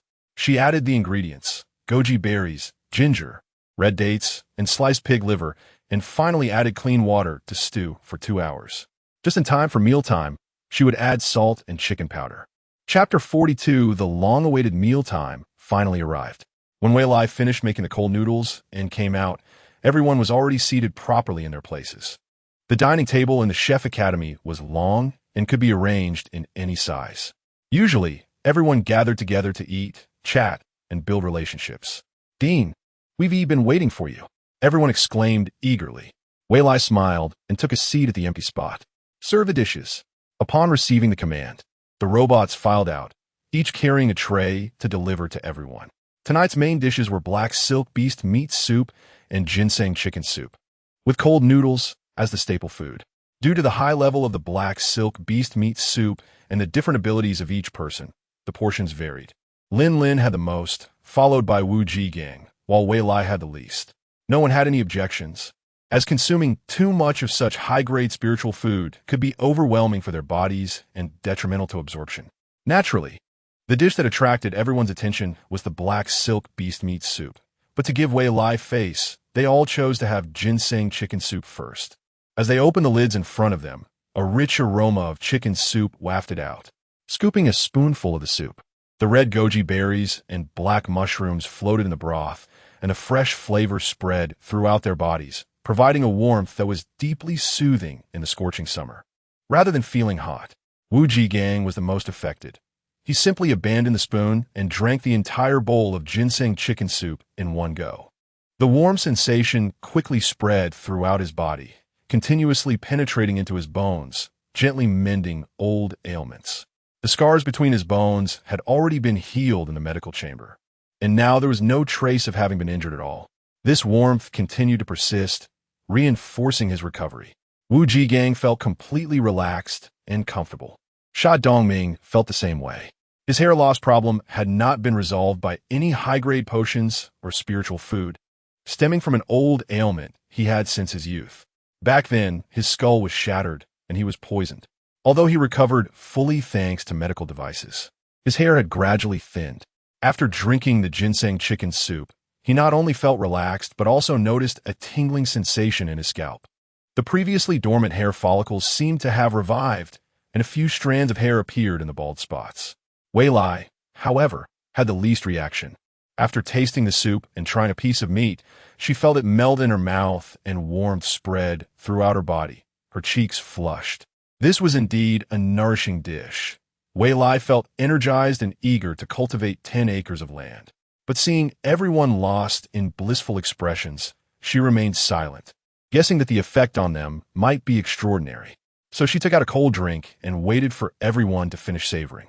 Lin Lin was the first to react, turned to Wei Lai and saying, "This ginseng chicken soup can actually help remove old ailments."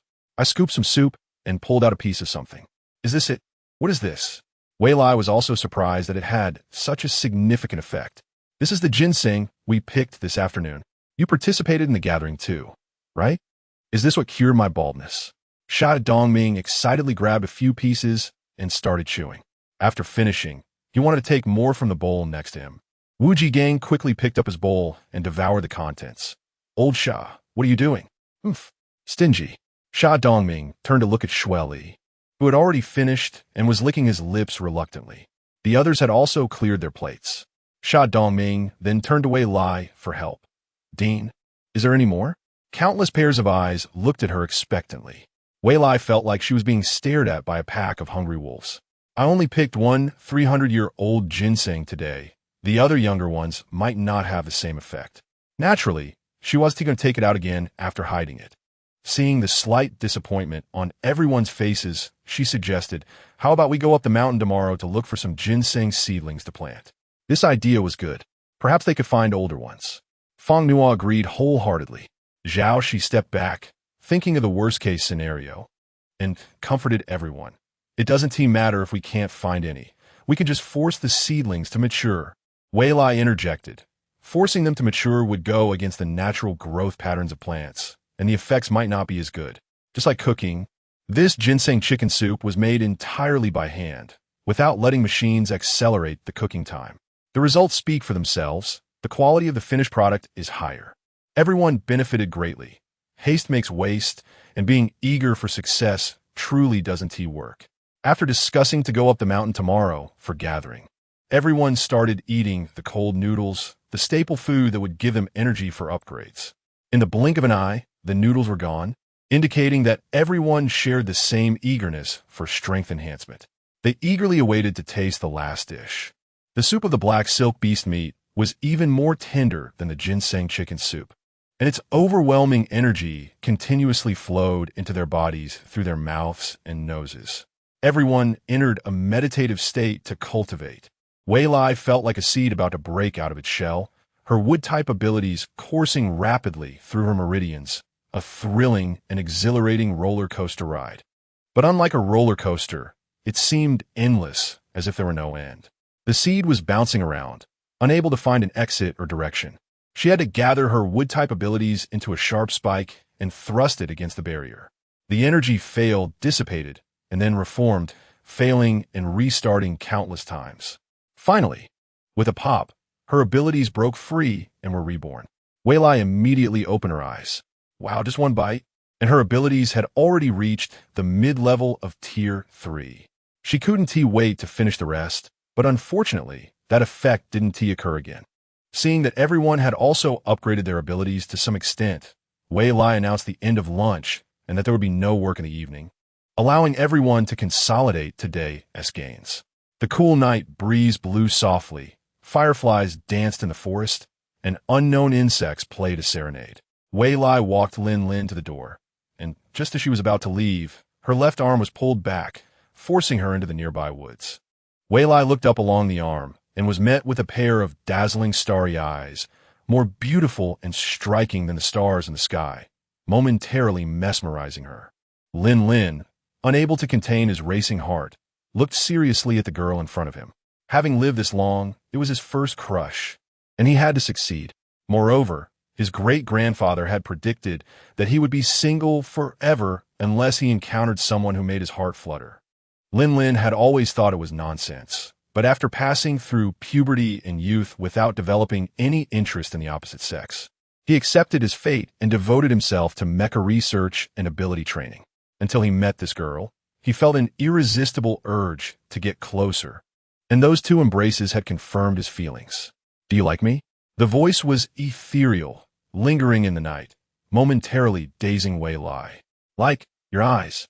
Before she could finish her sentence, a kiss landed on her forehead. "I like you too."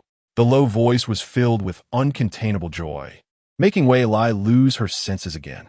How could such a beautiful voice exist? Looking into those even more dazzling eyes, she unconsciously tiptoed to kiss him. But the person in front suddenly lowered his head, and Wei Lai's lips brushed against his forehead. She froze for a moment, regaining some awareness. But at that moment, glowing symbols appeared around them. Wei Lai tried to cover her eyes with her hands, but her hands were tightly grasped by the other person. Unintelligible words twisted and circled around them, dazzling and captivating. Then the glow split into two streams and entered their consciousness. Wei Lai immediately pushed the person in front of her away, feeling like crying at the contract that appeared in her mind. What did I just do? She looked at the smiling face of the other person in despair. Aren't we good friends? Yes, we are good friends, and more than that. Lin Lin walked slowly towards the girl in front of him, looking down at her. You agreed to it yourself just now. I didn't force you, he said, his tone turning a bit aggrieved.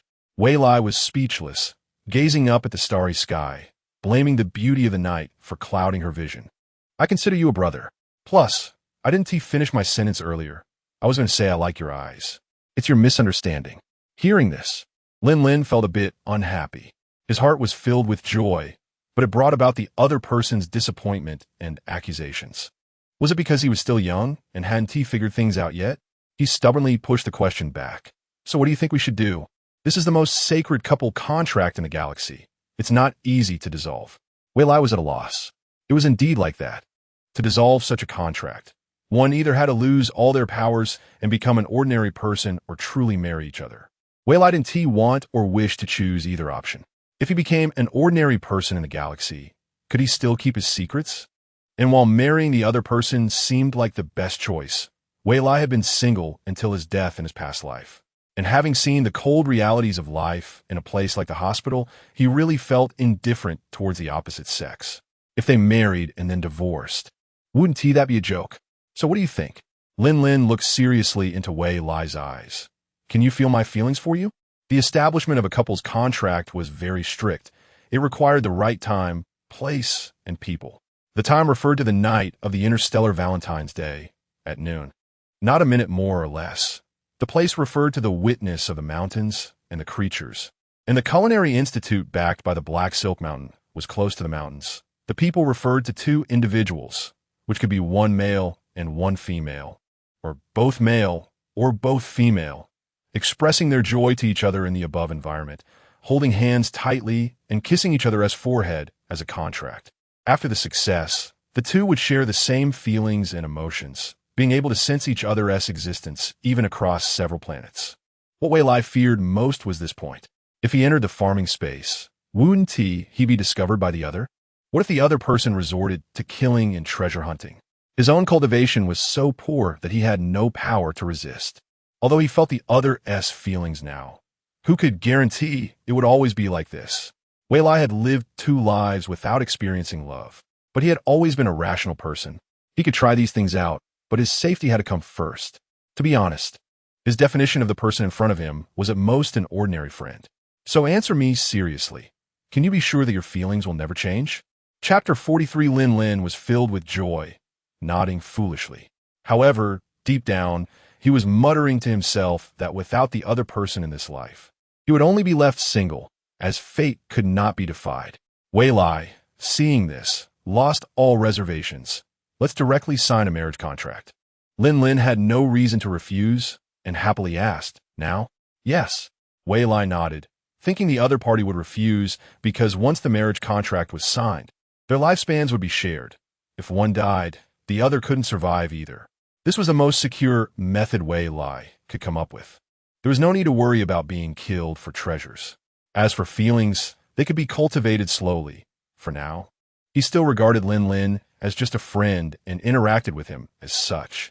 Everything is up to you, Lin Lin smiled indulgently. The long journey of 1,000 miles had finally taken its first step. The two took a drop of their own blood and swore before heaven and earth, with the heavenly way as their witness. Brighter fluorescence appeared around them, and incomprehensible runes danced wildly, lingering for a long time until the couple's contract appeared, merging with their blood to form a new contract that returned to their consciousness. Why was there an additional soul-binding contract? Wei Lai felt a bit desperate. Did this mean they would be bound together for all eternity? It felt like lifting a stone only to smash his own foot. It seemed a bit not worth it. He didn't notice the other person's emotions were on the verge of exploding. Lin Lin, holding back his anger, gritted his teeth and asked, "Am I that annoying?" Wei Lai, lost in his own sadness, replied without hesitation, "A bit." What? Lin Lin was truly angry this time. He wanted to hit someone but hesitated a bit and ended up smashing a nearby large tree. The roar and the sound of the giant tree falling startled Wei Lai, who quickly realized what he had said. Don't misunderstand, what I hate is myself. It also stems from me, so I'm blaming myself. Lin Lin pointed out the truth. That's good to know. Wei Lai rolled his eyes hard. What? Lin Lin roared again. I'm not forcing you. Wei Lai turned sideways to accuse him. Wasn't it you who set the trap? Who was it that held my hand and wouldn't let go? If you had let go, the contract wouldn't have formed at all. Lin Lin's eyes flickered, but you didn't try to shake your hand off either? Wei Lai felt frustrated, blaming himself for being tempted by beauty at that moment. But the fact was set, and there was no way to change it. Wei Lai sat on the grass, looking up at the starry sky, and, after a long time, said, "Let's have a good chat." Lin Lin calmed down when he saw the topic had shifted. Everything tonight was beyond his plan, but he had achieved his goal, which was overall very successful. Go ahead, what do you want to know? How old are you this year? Wei Lai asked frankly. Lin Lin felt a bit awkward. He was 40 in spirit, while Wei Lai looked at most in his early 20s, which was a typical case of an old cow eating young grass. Lin Lin, however, didn't know how to respond at that moment and vaguely said, "My constitution and abilities are both SS, and my lifespan is over 400 years." Wei Lai didn't expect the person in front of him to have such a high cultivation level. If his own cultivation couldn't keep up, it would be him who would be at a disadvantage. But Wei Lai believed in his abilities, and with so many energy stones in his farming space, he didn't need to worry about this issue. With a wicked sense of humor, he asked, "Have you already lived for over 300 years? Should I call you Grandpa Lin?" Lin Lin laughed, partly out of anger. "Look at my face. Do I look that old? I'm only 68 this year." "That's still quite old." "I'm only 18, Wei Lai replied seriously. At this age with SS cultivation, he indeed counted as a teenager, but in Wei Lai's era, he would have already been a gray-haired old man. "How did I notice that ever since I confessed to you just now, you have been so familiar with me?" Lin Lin felt frustrated, surprised that Wei Lai had grown so bold. "Does it make you happy to tease me? Having signed so many contracts, you could be considered my closest relative now." Wei Lai naturally let go of himself, unlike before when he lived with a mask, and said with relief, "I'm happy.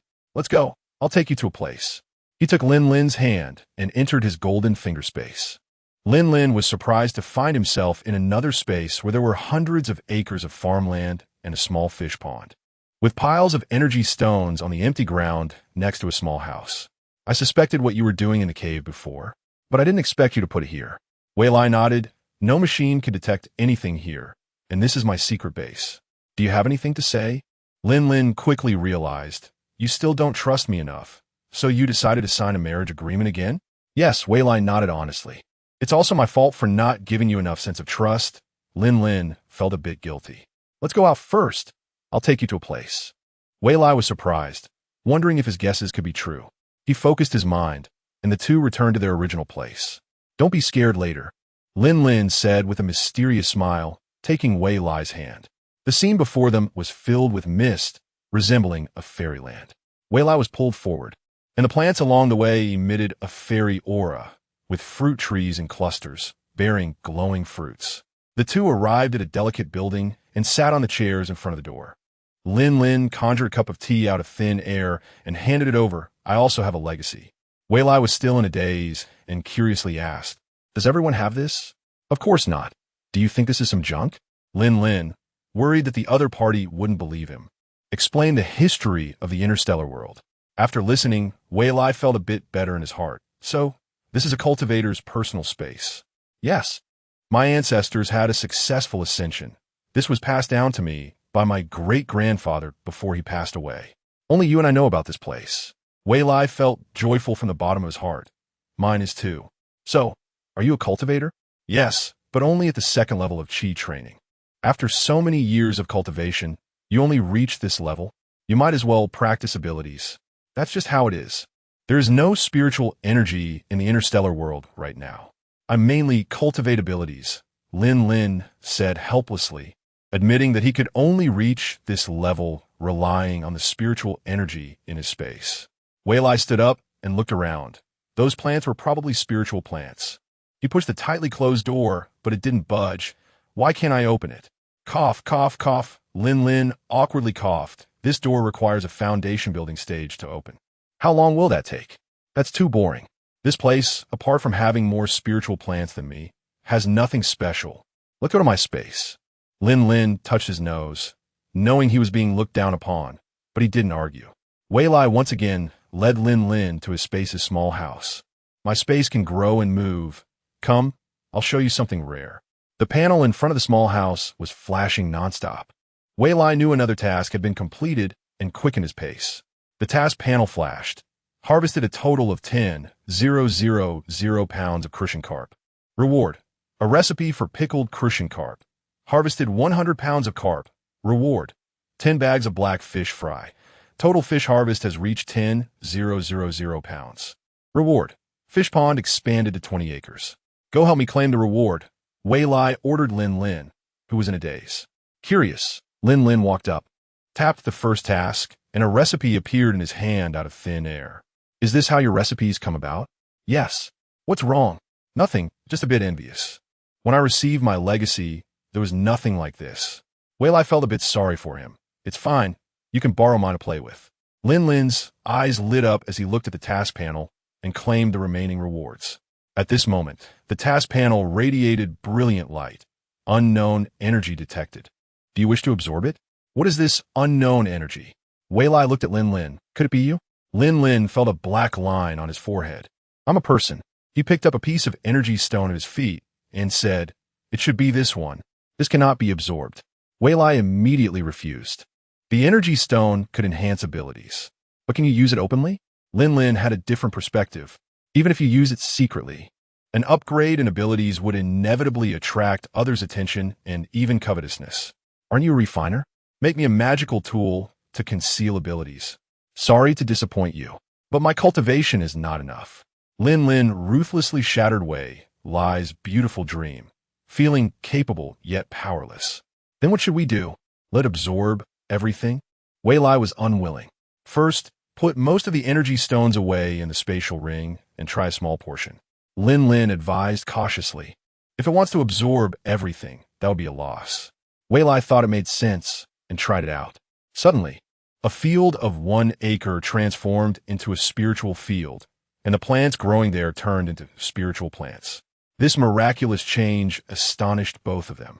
Next, the energy stones were continuously absorbed, and hundreds of acres of fields turned into spiritual fields, with the spiritual plants all at the first level. Looking at his halved wallet, Wei Lai hesitated. Should I keep trying? Lin Lin could see Wei Lai's reluctance and suggested, leave the high-level energy stones and let it absorb the rest. Don't worry. Muli promised to give some energy stones as a reward. All right. Wei Lai took out a large pile of energy stones from the spatial ring and placed them in the field. Immediately, a massive amount of spiritual energy emerged from nowhere, increasing until the space became hazy. These are third-level spiritual plants. Lin Lin exclaimed. Do you want to try another high-level energy stone? Wei Lai was also surprised, but after searching for a long time, he still couldn't find one. He just couldn't bear to part with it. Lin Lin chuckled helplessly. Fine, you keep it. When a reward comes, I'll try it myself. You said it. No backing out. Naturally, Wei Lai was happy not to waste his own energy stones. He couldn't help but yawn. It's almost dawn. You should go rest. Lin Lin patted Wei Lai's soft short hair. And you? I'm not tired. Didn't you say you wanted to play with me? All right, then you focus on farming and raising fish. If you get tired, you can rest in a room behind the small house. That's my renovated living space, and it has everything. Wei Lai, having gained a laborer for free, felt a bit happy. The so-called contract did have some benefits. The previous Lin Lin wasn't so easy to deal with. Everything had to come with conditions. Lin Lin watched Wei Lai disappear before him, feeling sweet inside for some unknown reason. Chapter 44. The sun rises in the east, and the morning glow fills the sky, marking the beginning of a brand new day. Almost all federal citizens are full of energy, hurriedly leaving their homes not to exercise, but to enjoy a hearty breakfast. Those who arrived early look in surprise at the long queue that is already filled up. Instead of getting angry, they begin to tease each other. Hey, buddy, why are you here so early? The tall, skinny guy at the front of the line laughs. I live nearby. His arrogant tone is quite irritating. The rule that no more than 30 people can queue at once is strictly adhered to. And the newly opened food paradise has a sign indicating cooperation with the Southern military base. Seeing the line full, people wander back and forth nearby, and the originally quiet street quickly becomes lively. Suwon mingles among the crowd, coming to check things out after hearing reports from his subordinates. He observes the bustling scene before him, and the crisis he had sensed earlier seems to be even greater than he had imagined. Just yesterday, the sales of ordinary food at the Federal Capital Hotel were only half of what they usually are. The sales of mid and low-grade spiritual food were decent but still down by 10. The sales of high-grade spiritual food, however, have remained unchanged. His reforms must accelerate. The doors have opened. Someone cheers, and the crowd rushes in, filling all the seats in the restaurant. Those who can't move fast enough have to obediently line up outside. Citizens from planets outside the Federation consider even queuing a luxury. After hearing about the restaurant's fame, they come to the online store to buy a bit to try. Unfortunately, they can never grab any food when it refreshes. One by one, they can only cry and leave messages below. In just over a day, Food Paradise has become the hardest food to buy in the history of the Star Network. The officer in charge of managing Food Paradise is all smiles, praising his subordinates for their effective hunger marketing. However, the junior soldiers dare not take credit, knowing it was a fortunate mistake. There are simply too few chefs, so they can only manage things this way. More chefs need to be trained in culinary schools to expand their operations. Su-won, with his quick speed, manages to grab the last available seat. While he is momentarily lost in thought, the diners at the table start ordering.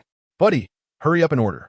A young man sitting across the table picks up a juicy soup dumpling and starts eating. "We only have half an hour to eat here, you know." Su-won smiles and thanks him, opening the smart ordering device on the table. There are various types of noodles, dumplings, pancakes, and buns, and he orders one of each. "Buddy, you have a good eye. Can you finish all this?" The young man kindly says they don't allow takeout here, and if you don't finish, they're a fine. Really?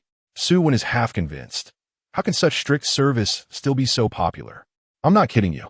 Just yesterday, there was a brother who didn't know the rules and ordered one of everything. He had to pay 5 times the price to leave after not finishing." Su-won replies, "But you've ordered quite a bit too." "Huh, I brought my own takeout boxes. It's just a pity we can only buy one of each." The young man proudly packs most of his food. Su-won doesn't mind. After all, he isn't short on money. Soon, a robot waiter comes to serve Su-won, and the table is immediately piled high with plates, 3 layers deep. "Buddy, you're really a tycoon. You even ordered the limited supply of spiritual food." Su-won ignores the young man's chatter, taking a bit of each dish and beginning to eat. After the first bite, his brows furrow tightly, and as he finishes all the ordinary food, his mood sinks lower and lower. By the time he gets to the first and second tier spiritual food, dark clouds are gathering above him. When the mealtime is finally over, Su-won leaves with a sullen expression after paying a 5-fold fine. This makes the nearby young man breathe a sigh of relief. Who isn't happy when enjoying good food? Today, he encountered a peculiar person. There truly are all kinds of people in the world. Su-won takes a flying car home, feeling frustrated with nowhere to vent. What does this reform mean? He has already mastered the family's traditional cooking skills to perfection. But compared to what he tasted today, it's simply showing off. Su-won arrives at his grandfather's study and recounts everything. After listening, He glares at him. "Get it together. This is just the beginning." Su-won forces a smile but still feels little anger. "Grandpa, I really don't understand what you mean by beginning. Have I become foolish from studying?" He shakes his head in disappointment. The southern military base is declaring war on us. With this insight, Su-won suddenly realizes, so can we find cooperation with the other 3 military regions to jointly resist the southern military base? Su-yi is not optimistic and analyzes. Cooperation is a bit difficult. The Federation has always kept military and political affairs separate with clear boundaries. His deep gaze reveals determination. But we can sow discord. What about that food paradise? Should we just let it grow? Su-won raises the next difficult question. Currently, how many locations do they have? Su-yi prompts. 26. I understand now, Grandpa. Su-yi suddenly sees the light. This indicates that the chefs they are currently training are still insufficient. Before they grow and manage to expand, we can increase the intensity of our reforms. We should also scout for promising chefs at culinary competitions and speed up the recruitment of high-grade spiritual plant masters to monopolize high-grade spiritual plants. This way, we can slow down their growth. The grandfather and grandson exchange smiles. However, not only one side is planning for the long term. The opponents are also discussing in a meeting. Southern Military Base Conference Room, Mu Guangda shakes hands with 3 marshals in succession. Long time no see. After all members are seated, Mu Guangda speaks again. The purpose of this gathering of the 4 military regions is to discuss important matters. He gestures for Wu Jigang to speak. "Hello, everyone. I am Wu Jigang, the Vice President of the Federation Military University Culinary Institute. Our culinary school is currently recruiting students." Stop. Old Mu, what do you mean by this? Are you recruiting here while we are still recruiting soldiers? The leader of the Eastern Military Base, Beisha, interrupts Wu Jigang without hesitation. "Old Ba is right. What exactly do you mean?" The leader of the Western Military Base, Hao Lian, speaks up. "Don't rush. Can't you let the young man finish his speech?" Mugwanda quickly explains, all right, you must be thirsty. Xiao Wu, bring the soup. Upon hearing the instruction, Wu Jigang serves a bowl of soup to the leaders and introduces, this is a level 6 black silk beast meat soup. After a long pause, the leader of the northern military base, Fu Baiyering, who had not spoken before, asked suspiciously, is this made by your culinary school? Mugwanda proudly replies, of course. It was made by my assistant, Xiao Wu. Come on, Xiao Wu, tell everyone about it. Wu Jigang straightens his back and says, yes. This is what our director taught me yesterday. My cooking skills are just average. I've only been learning for less than a month. Beishas smacks his lips, still wanting more. What about your director's cooking? Can you bring some out? Yes, hearing is not as good as seeing. Hao Yin agrees. Wu Jigang glances at Marshal Mu's expression and breathes a sigh of relief. Fortunately, he found a 300-year-old ginseng last night and had Wei Lai prepare it this morning. He takes out dish after dish of ingredients and places them in front of everyone.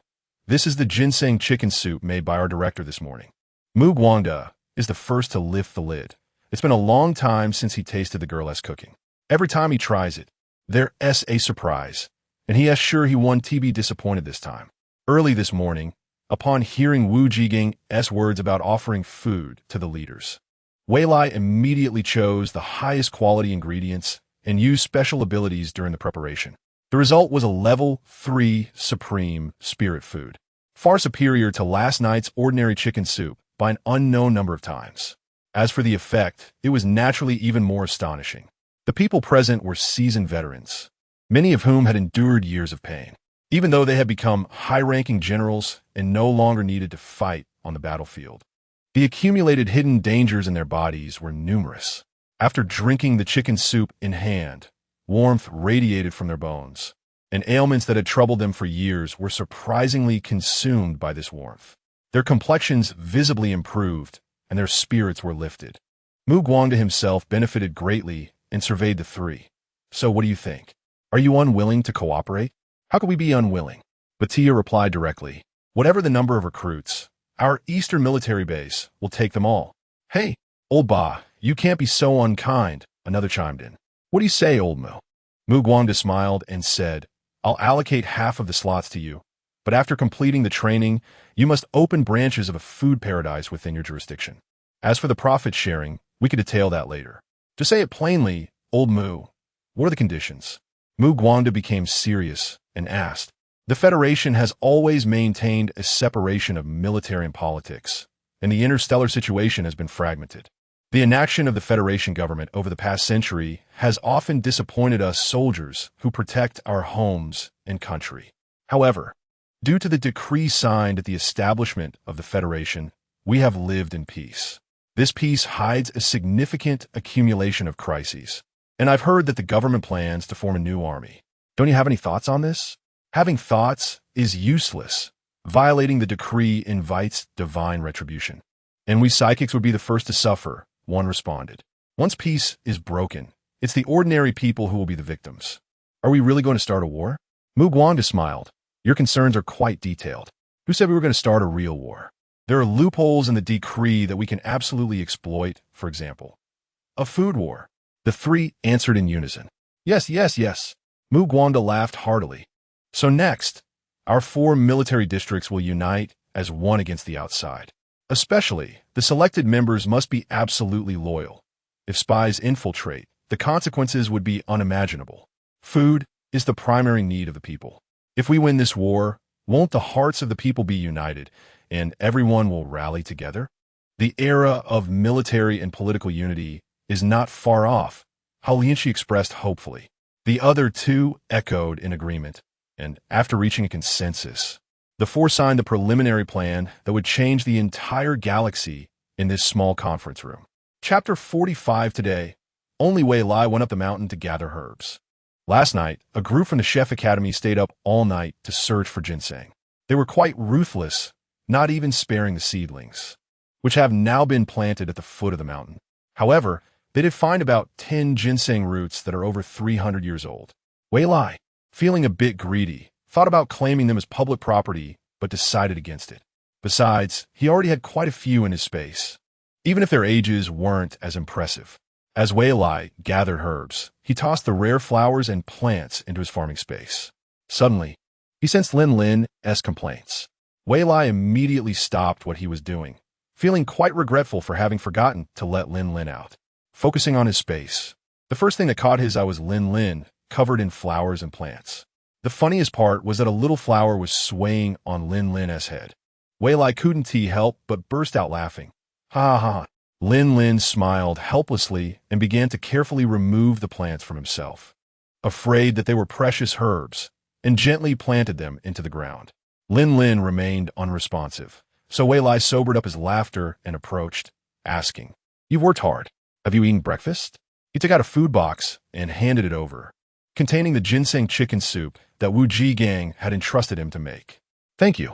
If you hadn't come, I would have been gnawing on cabbage," Lin Lin said, taking the food box to the table in the small house. "This isn't enough, is it?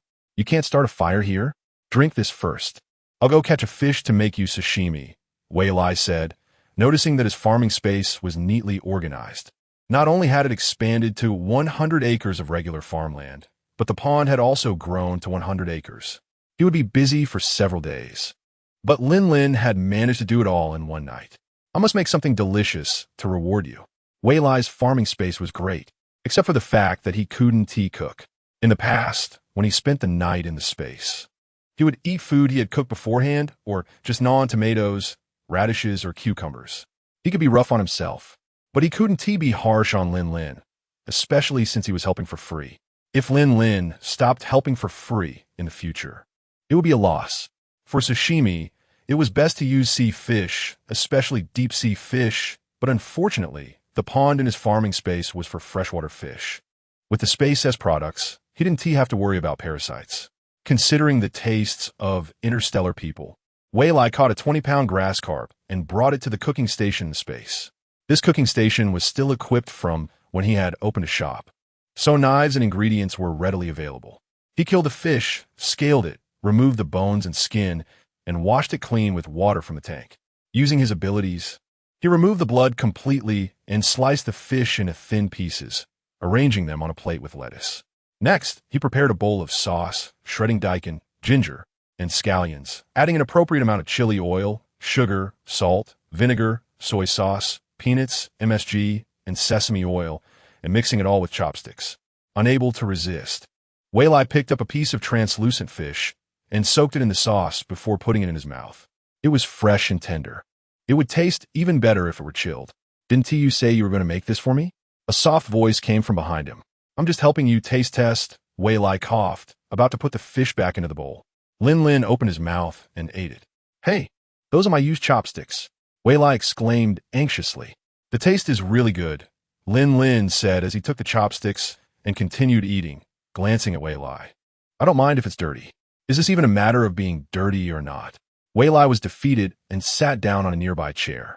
Lin Lin ate while pulling out a stack of papers from the space and handing them to Wei Lai. "Do you recognize these characters?" Wei Lai took a look and saw that they were all recipes written in Chinese characters. It was normal for these interstellar people not to recognize them.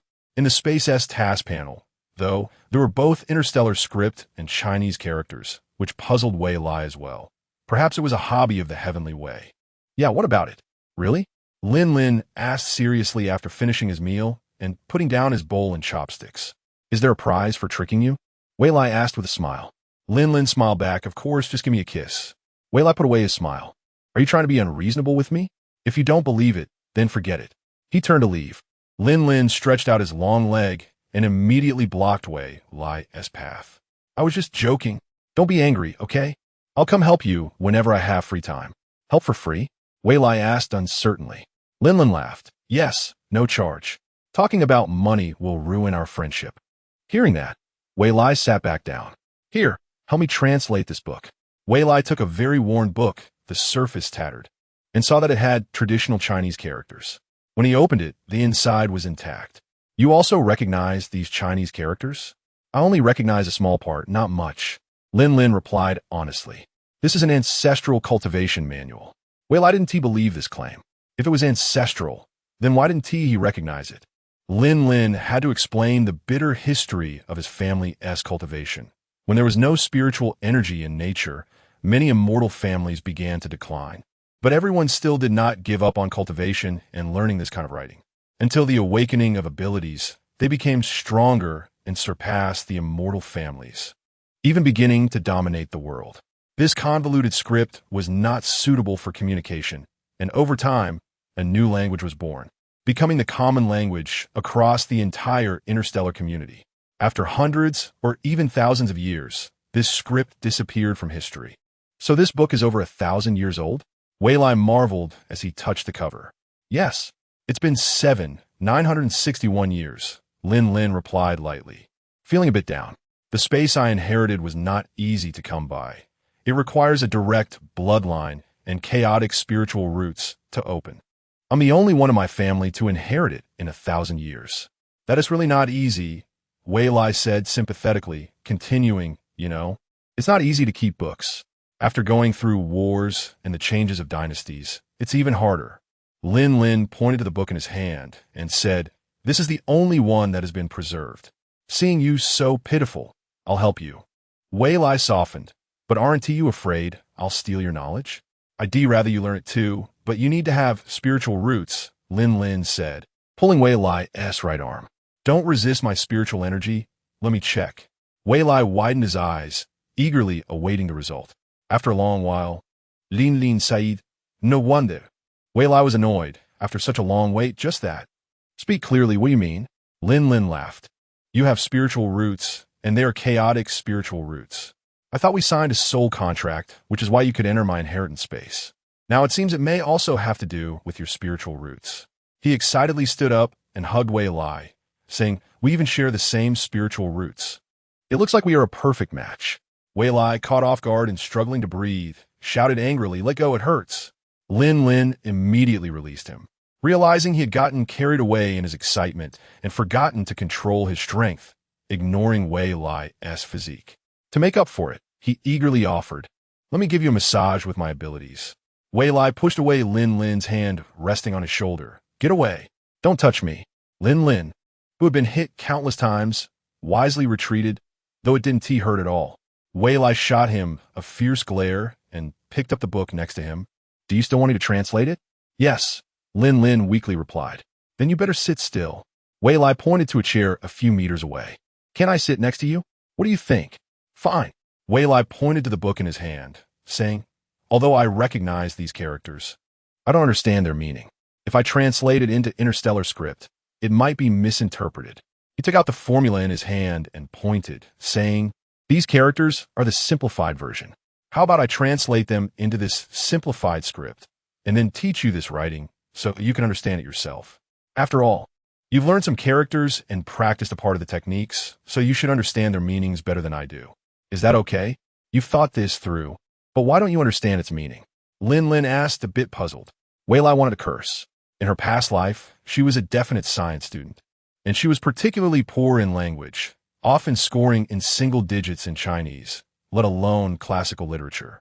The only reason she recognized traditional characters was that she had a college roommate from Taiwan who had taught her simplified characters out of humanitarian spirit. So over time, she got to know traditional characters. Naturally, she couldn't reveal her identity from her previous life.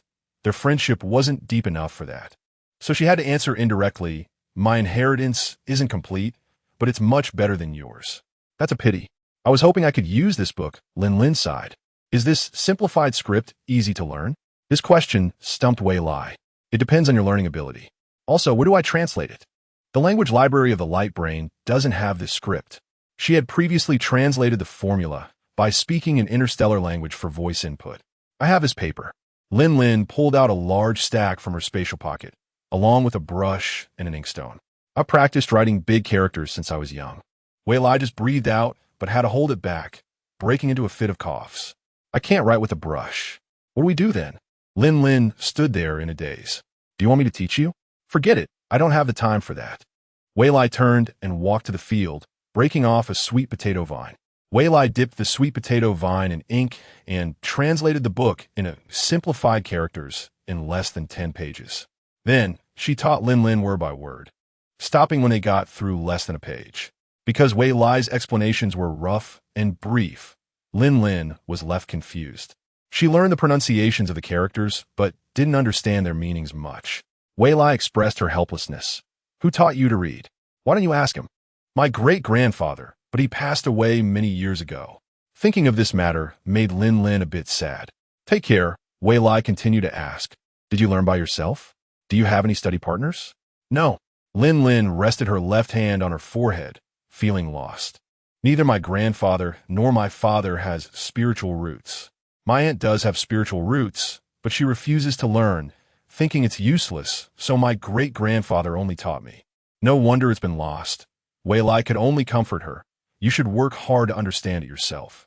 Chapter 46. The two stepped out of the space and searched for fruit trees on the mountain. The Black Silk Mountain in summer was lush and refreshing. After climbing over hills and searching, they collected a bunch of fruit trees. Wei Lai was not familiar with the mutated plants and animals of the interstellar world, so he only looked for the fruit trees he knew from his past life. Peach trees, pear trees, apple trees, orange trees, etc. In addition, he also harvested a lot of watermelons and grapes, picking most of them and transplanting many as well. By the afternoon, the two parted ways. Lin Lin had to deal with official business after being absent for half a day, as the academy was still very busy during the school opening period. Wei Lai leisurely strolled back to the academy alone.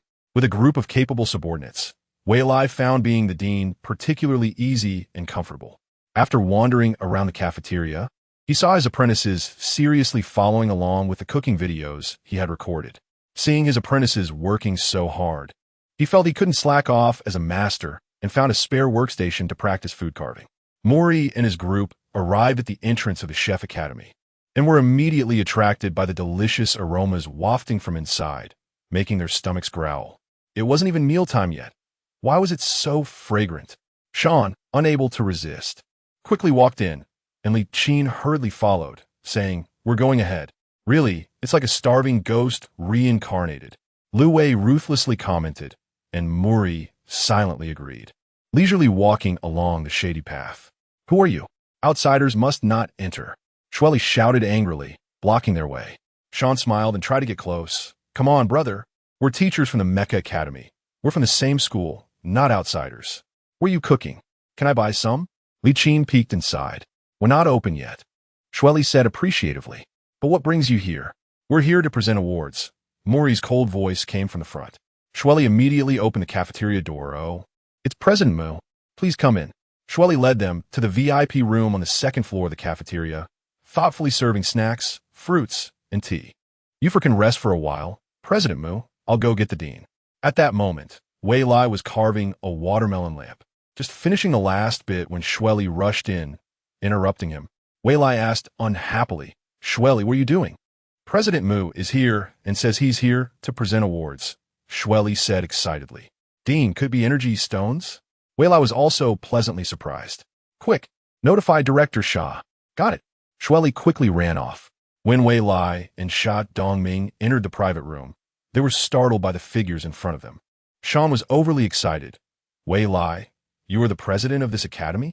Wei Lai smiled shyly, yes. Great. Li Qin said boisterously. Let's order some dishes. We're all starving. Of course, Wei Lai happily instructed. Shueli, go downstairs and bring some good food. Mori felt awkward and smiled. Sorry to trouble you. Not at all. President Mu, you're too polite, Wei Lai said, pulling out a chair to sit down. Seeing the momentary silence, Xia Dongming opened the conversation. What brings President Mu here? His eyes couldn't hide his eagerness. Mori took out a box and placed it on the empty table. This is a reward for discovering energy stones. Just this box? Wei Lai felt a bit disappointed. They had dug up so many energy stones that they could have buried the cafeteria. But he and Xia Dongming opened the box together. Inside, they saw a pile of high-grade energy stones, enough for each person to get two. Mori noticed the disappointment on their faces, but this was his best effort. Another part of the reward will be issued at the beginning of next month. What reward? Wei Lai perked up, eagerly asking. 100 billion federal credits as your school funding. And the salary benefits for each of you will be doubled, Mori answered seriously, paying attention to their reactions. Xia Dongming was the first to beam. This is really a timely blessing, President Mu. We were just worried about lacking funds. Haha, come on, eat more. He personally served dishes from the robot's tray. The academy's salary is handled by the school, right? Wei Lai chuckled. I thought it was the academy that was issuing it. This is quite the laugh, haha. Can't blame you for thinking that. It wasn't included in the school system before. It was my oversight when I just took office. Mori said apologetically. Also, I have one more thing to discuss with you. I hope you can build a staff cafeteria separately. I will instruct the finance department to allocate funds for you. Wei Lai was not very familiar with construction, so he nudged Sha Dongming. Sha Dongming understood and said, why not expand the cafeteria? We were originally planning to open the main store of the food paradise on the second floor. Now we can move it to the third floor and set up a staff cafeteria on the second floor. What do you think? That sounds good. Make it as big as possible. All the faculty and students will come to dine then. Murray frowned and said, but the school has nearly 100 million people. I wonder if you can accommodate them all? Of course not. Wei Lai was startled. Our academy only has 100 people, and we plan to open the first floor cafeteria when school officially starts, but it will all be made by culinary robots. The main store of Food Paradise will open in the second month after school starts. After all, the students aren't graduates yet. Adding a staff cafeteria now. Mori frowned. What about Dean Wu? Wu Ji had just returned from the base and heard that President Mu was visiting, so he hurried over. When the private room door opened, Wei Lai was surprised. Dean Wu, we were just talking about you. Sha Dongming dutifully recounted the discussion they had just had. After listening, Wu Ji smiled mysteriously. President Mu and the dean don't need to worry about the staffing issue. The 4 military districts have joined forces, and soon a large number of students and talents will be sent here. I also brought back 100 talent from our base to learn culinary skills. So before school starts, all the cafeterias will be ready, and the main store of Food Paradise will open as planned. Wei Lai felt gratified on the side. This was the benefit of having capable subordinates. Just going out brought back so many surprises. The once poor and backward academy was about to become prestigious, which was quite exciting. The world was changing too fast. It was a bit hard to accept. Next, Mori and his group had dinner together, and after saying goodbye, everyone started working overnight to expand the cafeteria. Wei Lai also didn't idle.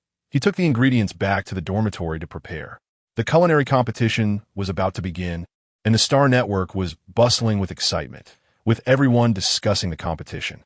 Many fans were promoting their idols, and the various compliments made Wei Lai feel that no matter the era, fans were a unique existence. Wei Lai entered the live broadcast room through the registration number link on the Chef Association's official website. Since it hadn't started yet, it was pitch black. He adjusted various functions to make the viewing experience as perfect as possible. While he couldn't achieve taste and smell sharing, at least he could create an audiovisual feast. After everything was set up, it was time for the live broadcast. Hello everyone, I'm contestant number 970. First, I want to apologize. My light brain function isn't perfect, so you can see and hear but can't taste my food, Wei Lai said while starting to carve a radish. These flowers are for everyone. As visitors entered Wei Lai's live room and heard they couldn't taste the food, they all wanted to leave. But they were soon captivated by the 6 white roses that appeared before them. In less than a minute, they were amazed. How did the lady do that? She has magical hands. 6 white roses, each with a unique shape and alluring posture, glisten with dew, as if they were just picked. If not seen with my own eyes, I would really think they were alive. One by one, gifts in the form of mecha cannons rained down during the live stream. Thank you all for your gifts. Today, I will be making a summer drink, so pay attention. My speed will be very fast. Wei Lai took out a watermelon and secured it on the cutting board. With both hands, she quickly began to carve with a knife. The comments on the screen were filled with astonishment at Wei Lai's speed. Is the girl operating a mecha? Her hand speed is so fast. I can't see anything at all. I don't know. Who knows what she's doing? Go practice your eyesight, ha ha ha. With 5 minutes left, Wei Lai completed the bowl's preparation. And next, we will make the food. What was still before everyone was a complete watermelon, and the netizens grew impatient. Miss, it's still a watermelon. It hasn't changed at all. Hurry up and reveal the answer. Wei Lai was busy with her operations, and a bowl of ice powder was already formed. Then she added ice cubes, soothing the netizens. Don't worry, the surprise will appear soon. Wei Lai playfully tapped the surface of the watermelon skin and said, "Open sesame." As soon as she spoke, the fruit peel fell away, revealing exquisite patterns of flowers, birds, insects, and fish, vividly alive. Wei Lai quickly poured the ice powder into the gap at the top of the watermelon, and a magical scene unfolded once again. As flower buds slowly bloomed into a vibrant red, the fish also came to life, swimming to the bottom of the bowl and merging with the ice powder. At this moment, the ice cubes emitted wisps of smoke, making this beautiful scene even more surreal. This drink is called Flowering Years, and I hope you all enjoy it. The startled netizens quickly showered her with gifts, as this was the first time seeing such a delightful dish. "Miss, here is my address. Can you sell it to me?" "Same here, I'll pay double." "Same here, I'll pay triple." "Same here." With 3 minutes left, Wei Lai immediately called for votes. "If the popularity reaches 10 million, I will randomly draw one person to give a gift.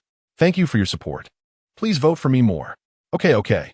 The screen was filled, and soon Wei Lai's popularity rose from over 5 million, reaching 10 million with 30 seconds left. Wei Lai immediately held a lottery, thanking everyone for their support, and congratulated the fish that loves to eat flowers for winning the prize, which will be sent out immediately after the live stream. Thank you once again. Goodbye. Chapter 47. As soon as the live broadcast ended, Wei Lai immediately packed up the food he had and sent it out. Then he opened the interstellar web and waited for the preliminary results. Unfortunately, he couldn't see the videos of other contestants, which was a bit regrettable. The live broadcast of the culinary competition was available for all StarWeb users to watch. But to prevent cheating, contestants could not see each other's performances. Wei Lai felt a bit anxious, as if he had returned to the time of waiting for college entrance examination results. Previously, it was like crossing a narrow bridge amidst thousands of troops, and now it felt similar.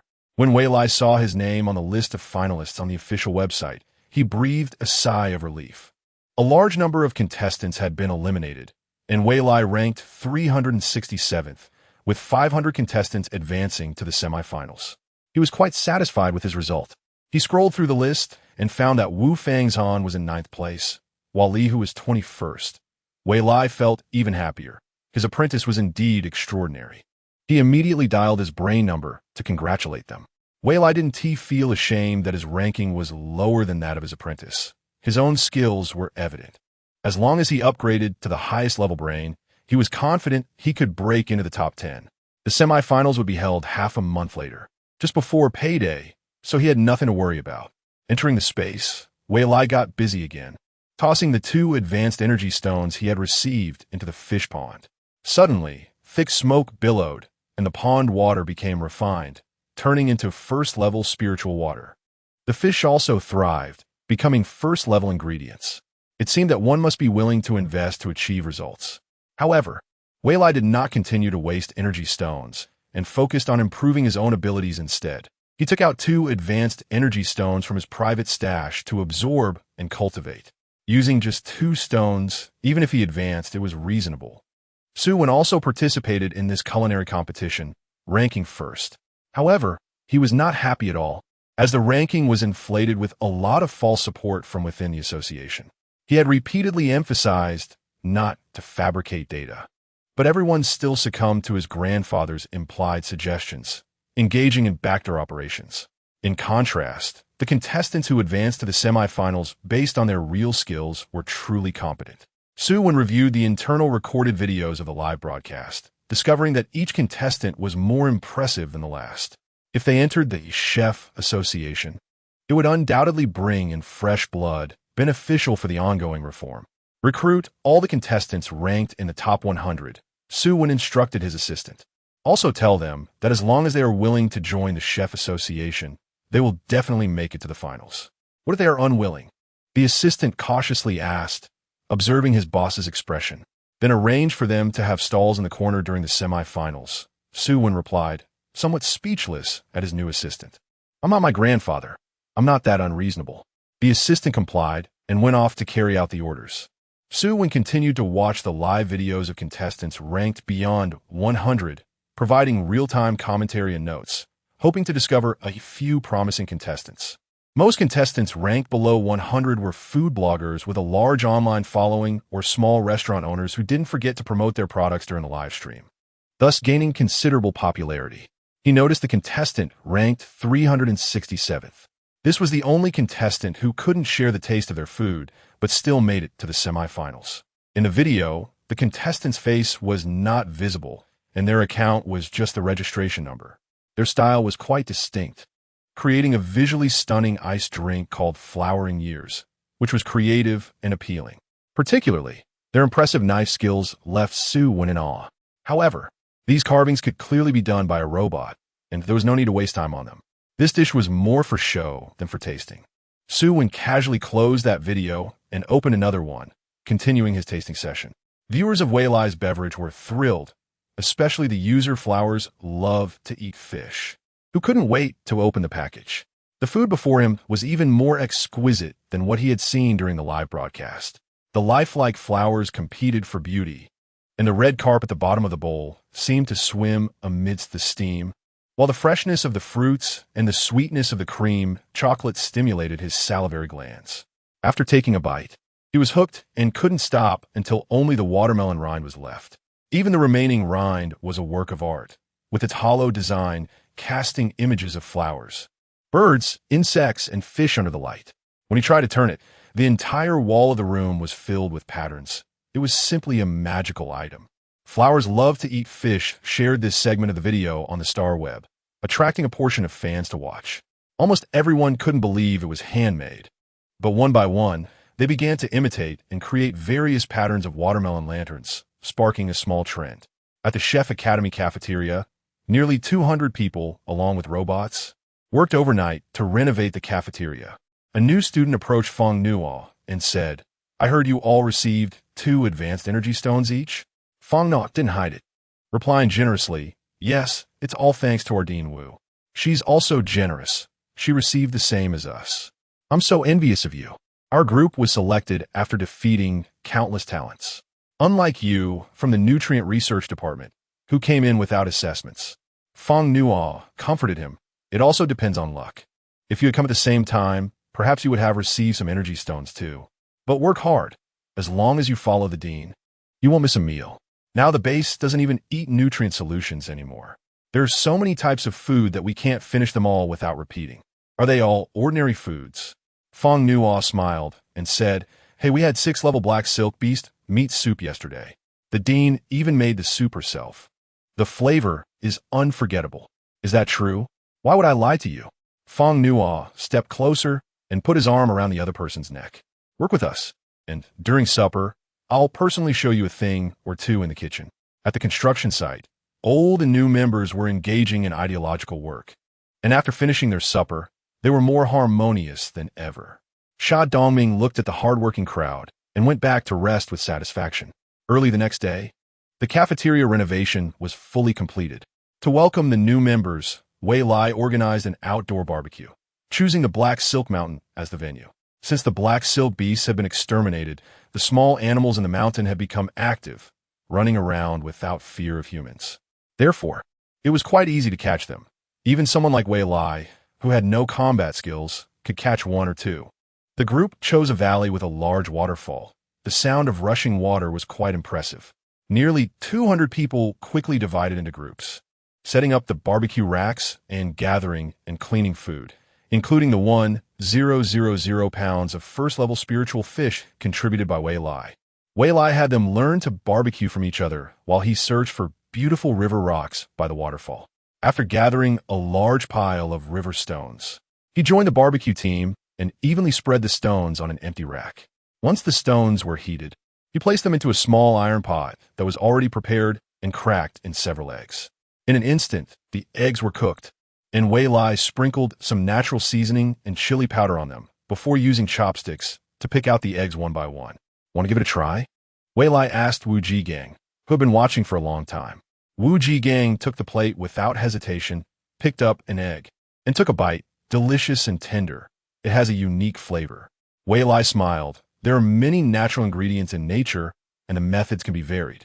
There's no need to stick to just one form. Just like this barbecue, you can use hot stones under the sun without fire or energy. How could the dean have such thoughts?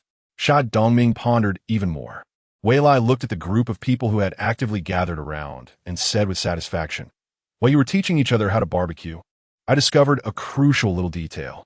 You explained every step in great detail, even down to the seconds. But this method can be accomplished by robots. What is the value of our existence as chefs? Does anyone know? To create delicious food, Kaid raised his hand and spoke enthusiastically. Good answer. Wei Lai shifted his tone. The value of delicious food lies in the experience of tasting it. Everyone's opinions were in agreement. Since everyone understands the value of delicious food, we should not make such a basic mistake. Wei Lai became serious and looked at the crowd, saying, the success of a dish is not only limited to knowing how to make it, but also to fully utilizing the integration of the food with other ingredients, as well as the emotions and unique abilities involved. For example, if the same dish is made by a happy person and a sad person under identical conditions, the final product will evoke different feelings and experiences. Another example is frying 2 eggs, one with special abilities and the other without. The results will be the stark difference between ordinary food and spiritual food. Do not underestimate ordinary food when you add your abilities and personal experiences to it. It can also transform into spiritual food. Wei Lai pointed to the fried egg beside him and said, the ingredients for this dish are ordinary food. The crowd looked visibly surprised, as it clearly felt like a level 1 spiritual food. The barbecues you made all taste the same, like copies and reproductions. This should not happen. Let's practice well from now on. Wei Lai pointed to the lush mountains and said, the ingredients for barbecuing should not be confined to what I taught you. You need to try and innovate. After receiving Wei Lai's guidance, everyone had a sense of realization. Wei Lai was very happy. Having such clever disciples really made things easier. In the afternoon, various scenes appeared by the riverside. Some were grilling fish on stone slabs. Some were cooking goose off stone, and especially there were various types of skewers. Grilled watermelon peel, grilled mushroom meat skewers, grilled tomatoes. Even roasted suckling pig and roasted goat. It was no longer just about roasting wild chickens, wild rabbits, and fish like before. As the sun set, everyone returned with full loads. Through this team-building trip, the friendships among the members began to blossom, and their understanding of food preparation reached a new level. They discovered that by fully understanding the ingredients, they could create the ideal, delicious food no matter how they cooked it, although they might not achieve it yet. Their enthusiasm for learning was unprecedentedly high. Chapter 48 in the following days. Wei Lai taught everyone cooking skills during the day and practiced cooking alone in the holographic network or cultivated in the farming space at night, living a carefree life like a wandering cloud until the day of the official start of school. Following the information on the admission notice, Wei Lai found Class B of the planning department. When she opened the door, there was no one inside, so she thought for a while and chose a corner seat. Soon, a tall girl with big eyes walked in with an air of arrogance and coldly sat in the front row. Hello, my name is Wei Lai. Wei Lai took the initiative to greet her, but her outstretched hand received no response for a long time, making her feel a bit awkward. My name is Zhou Wenli, and I don't like to interact with strangers. Wei Lai looked at the back of the girl's head with a black line. It seemed that this classmate was not easy to get along with, so she walked back to her seat out of boredom. Then, the remaining 4 classmates arrived one after another, and Wei Lai lost interest in getting to know them. Each sat coldly occupying their corners of the classroom, with a considerable distance between them. Wei Lai no longer expected any camaraderie from her classmates. This situation continued for a while until their instructor arrived late, breaking the awkwardness. Hello, teacher. Wei Lai followed the others in greeting as they took their seats.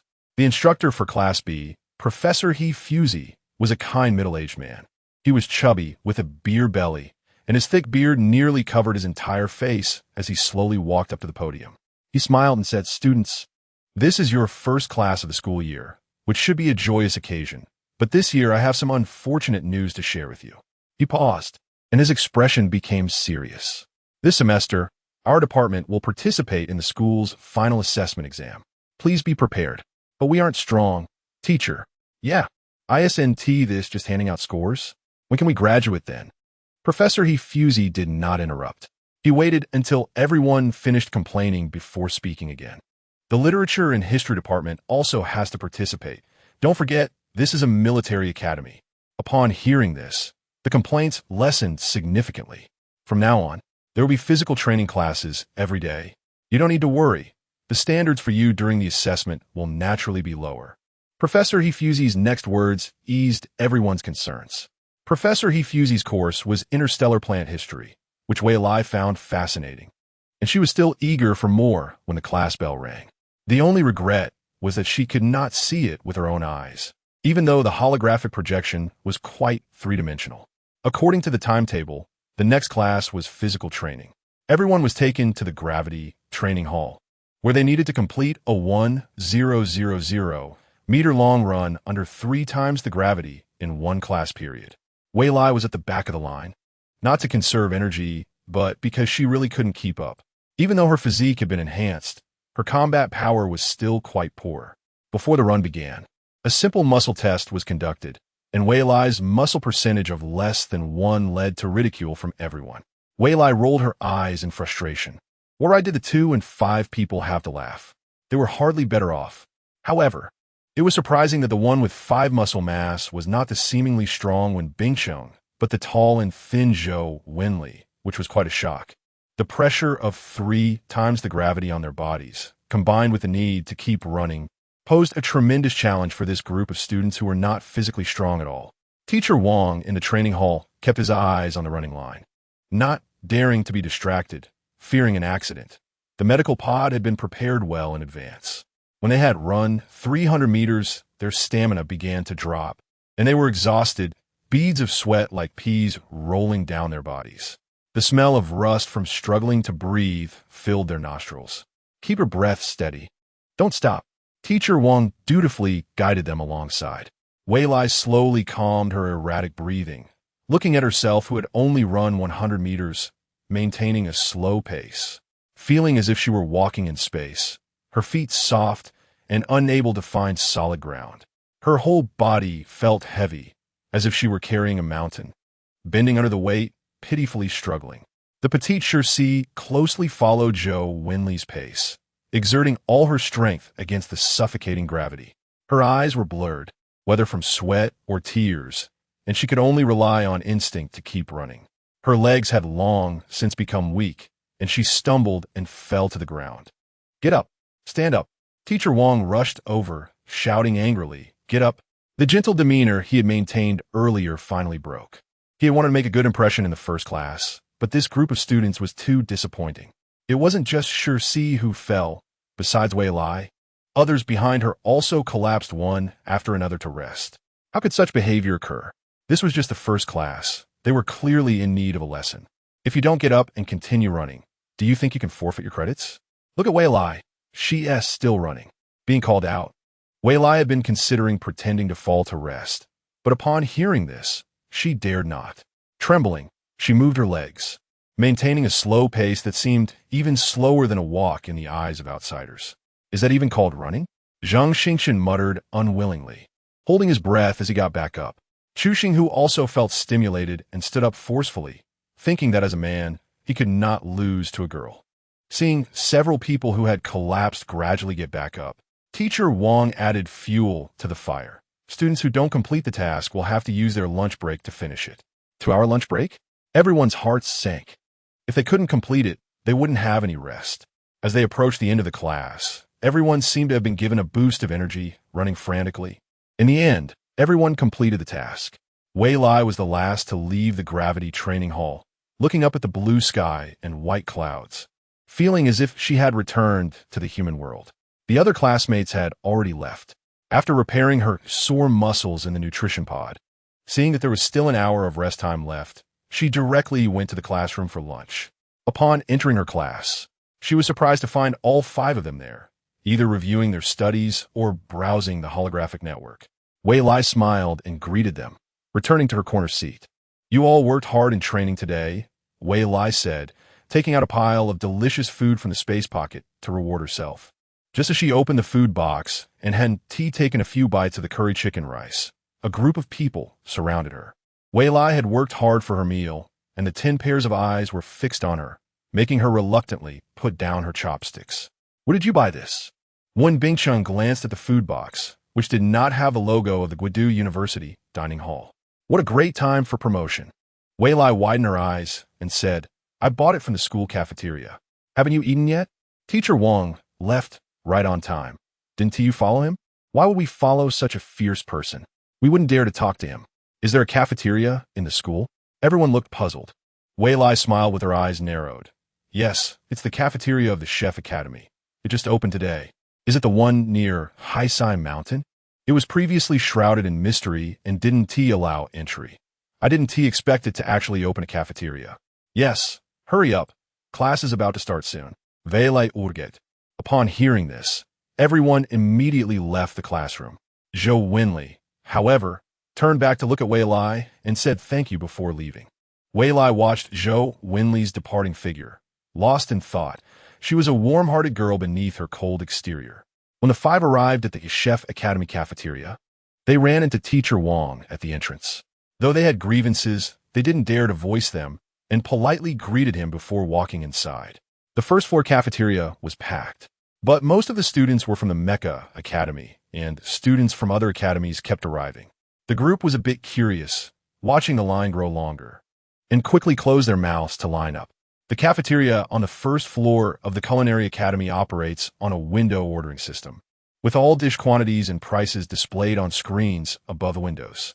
There are nearly 100 windows, each selling different items. 5 people decided to line up at 5 different windows, each buying 5 portions, and since there were so many dishes, they managed to avoid repetition. Fortunately, the efficiency was high, and they completed their purchases in less than 5 minutes. Should we eat here or go back to the classroom?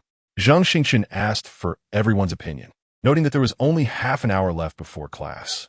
In fact, the 5 weren't really hungry as they had already consumed nutritional supplements. They were tempted by the delicious aroma of food from Wei Lai, which prompted this trip. Stepping into the cafeteria, they were further enveloped by the enticing smell of the food.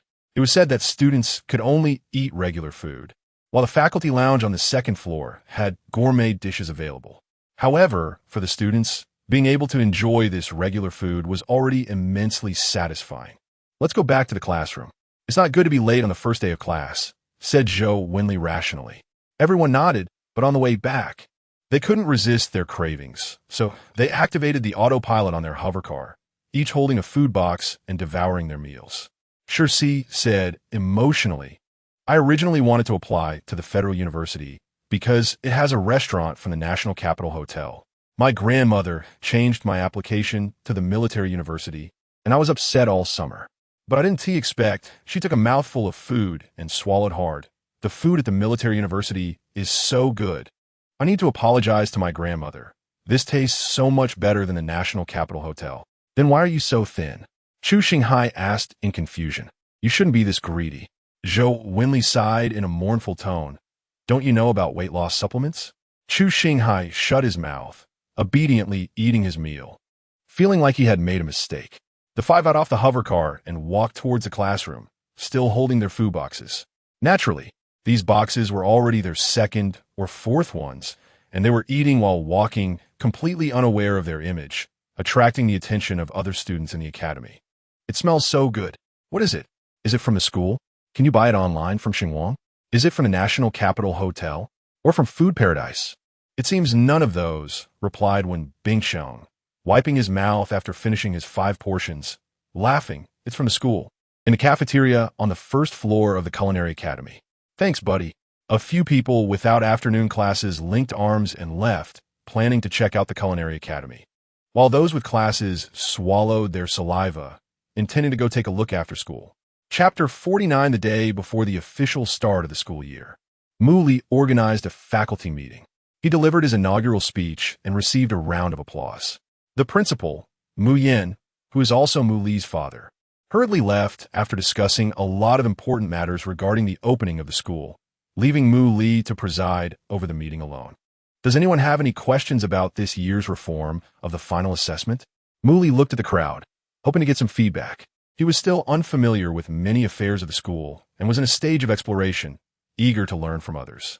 A mentor from the Department of Literature and History spoke frankly. Is this academic assessment method suitable for all students? It is clearly not appropriate for our college. A group of frail scholars cannot compete in physical strength with soldiers. This made the others laugh and take a few sips of water. The newly appointed principal is still too young and hasn't considered things thoroughly. Transferring military training methods to the liberal arts classes is completely unfeasible.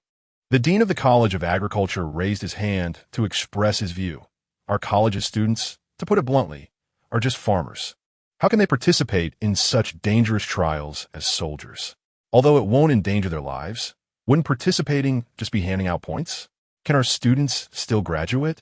His words sparked agreement from many mentors. Mooley humbly took notes and asked, "So what do you think should be changed?" The dean of the College of Architecture suggested, "Lower the assessment standards a bit more, or set the tasks according to each college's specialties." "That's a good idea. I agree." "Me too." Many people raised their hands in agreement. Mooley had no objections. "All right, let's implement this. Please compile your college's assessment standards and submit them later for specific planning. However, all colleges must strengthen physical training and must not slack off." Everyone assured him there would be no problem. Before the meeting ended, Mooley presented everyone with a 50 discount meal card, wishing them a pleasant life. He signaled his assistant, Sean, to distribute them. The teachers lined up to receive their electronic meal cards from assistant Sean. Lin did not join the crowd. He already had a free card, though Mooley had one too, but he was the first to receive it. He happily returned to his college and handed over a large stack of discount cards to his assistant for distribution to the students of the Mecca College. The teachers who received the meal cards chatted as they exited the conference hall. "The Culinary College? Is that the one newly built this semester? I saw it was still under renovation a couple of days ago. It was bustling with activity, but they didn't allow any visits for inspections. So they were really building a cafeteria." "Seems so. The name sounds good, and besides, there's a 50 discount card. Then let's go check it out tomorrow. I hope the food inside is tasty." "Of course.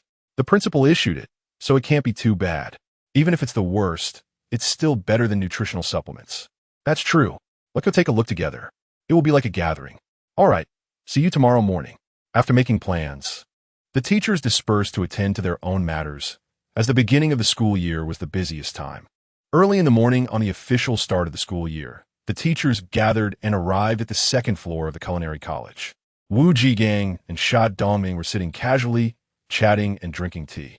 Suddenly, a large crowd rushed in, surprising them greatly. They thought there wouldn't be much business on the first day, especially since no publicity had been done and there were no advertisements on the campus network. They had only opened the college doors and allowed entry to the cafeteria. Sha Dongming immediately sent his subordinates to attend to the teachers. Unlike the fully robotic service on the first floor, the second floor currently had all manual production and service. With nearly 100,000 faculty and staff across the school, it seemed that 200 workers were still not enough. After serving one batch, even the leadership of the college had to join in the food preparation. Wu Jigang took on the task of making noodles, while Sha Dongming acted as a waiter, serving tea and water, busy to the point of panting. In the end, they had to rely on the inventory they had practiced earlier to cope with the situation. However, the teachers who came for breakfast had their eyes opened. None of them were strangers to gourmet food. Most were regulars at the capital's big hotels. They never expected to find such delicious food at their own school, with a dazzling array of dishes. It was no less impressive than the newly opened food paradise, and perhaps even better. Everyone was well off, and with the 50 discount card, they practically tried everything offered for breakfast, posting photos and comments on social media, making their colleagues and friends from other industries envious of those who did not come. As soon as breakfast time passed, the doors of the second-floor cafeteria were promptly closed. This caused panic among teachers rushing over who had no classes, leaving them empty-handed. With no choice, they had to eat on the first floor. Although it was ordinary food, it was still infinitely better than nutritional supplements. To avoid competing for seats with the students, most chose to take their meals to go. Wu Jigang called a short meeting to discuss the earlier situation. Normally, when cooking, everyone was relaxed, careful, and serious. However, the constant cooking just now was similar to their usual training in the base, which was hard but also enjoyable. How about we also provide some ordinary food on the second floor and add a few more kitchen robots? Didn't Dean Lin send us over 100 machines before? Lu Fuwei rubbed his sore shoulders. Also, the second floor cannot be without robots. We can't cut costs there either. We miscalculated the number of diners, which exhausted everyone. Su Indian agreed. Exactly, we must have robots to help with the chores. Tasks like serving dishes and wiping tables are not meant for humans. Fong Nuo continued. The preparation time for high-level spirit food is too long. Let us focus on spirit food below level 3. Sha Dongming noted down their opinions. Good suggestions? Anyone else? Kai Defong pulled out an electronic ledger and said, based on the sales data just now, the sales of high-level spirit food were the highest, accounting for a large portion of the total revenue. Therefore, I do not agree to give up this segment directly. But we're not a profit-making organization. Why do we need to make so much money? Shueli complained. Moreover, isn't our focus on learning culinary skills? The better the food we make sells, the more we can test our culinary standards and improve continuously, Zhao Shi countered. Everyone felt that Zhao Shi's point was valid, but Shueli's words also had merit, leading to a lively discussion among them regarding this issue. Seeing this, Wu Jigang declared, the dean previously suggested that half of the cafeteria's revenue be distributed as bonuses for our teaching staff who are about to start classes. What do you think? That must be agreed upon. Director Wu, Director Xia, you must agree. No one opposed the idea of extra income. Who would refuse more money? If they could earn more, that would be the best. The dean was young, but had great ambition and was truly generous. Where could they find such a leader? It was wonderful to be assigned to work in the culinary college.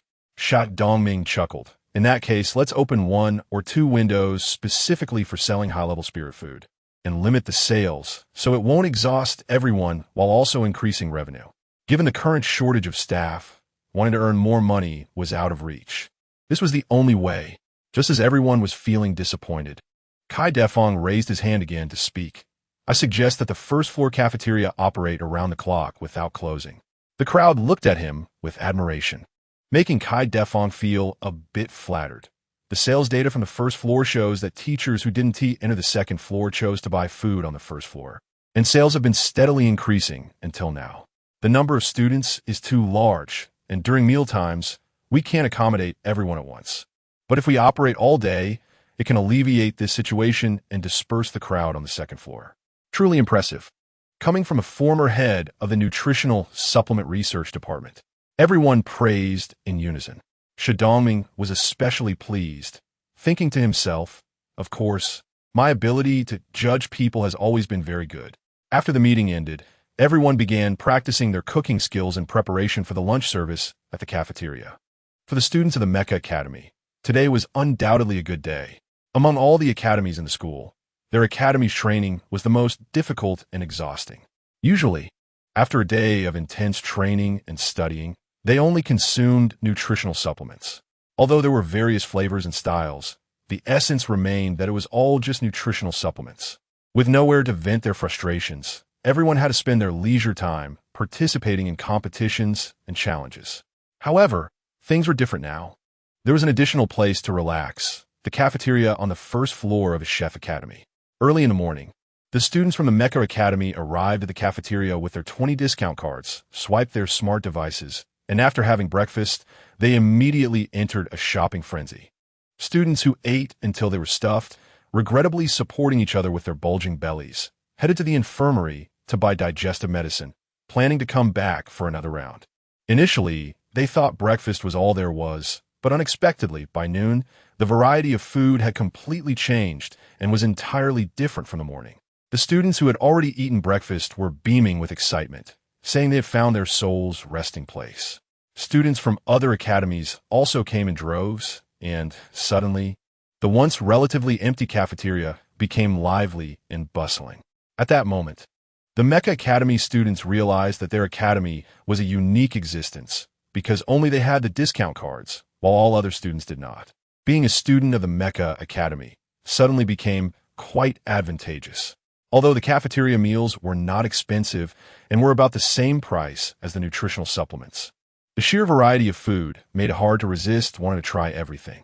No matter how much pocket money one had, it was never enough. Having such a discount card was like a timely help in a snowstorm. As a result, more and more students sought to get close to the Mecha Academy.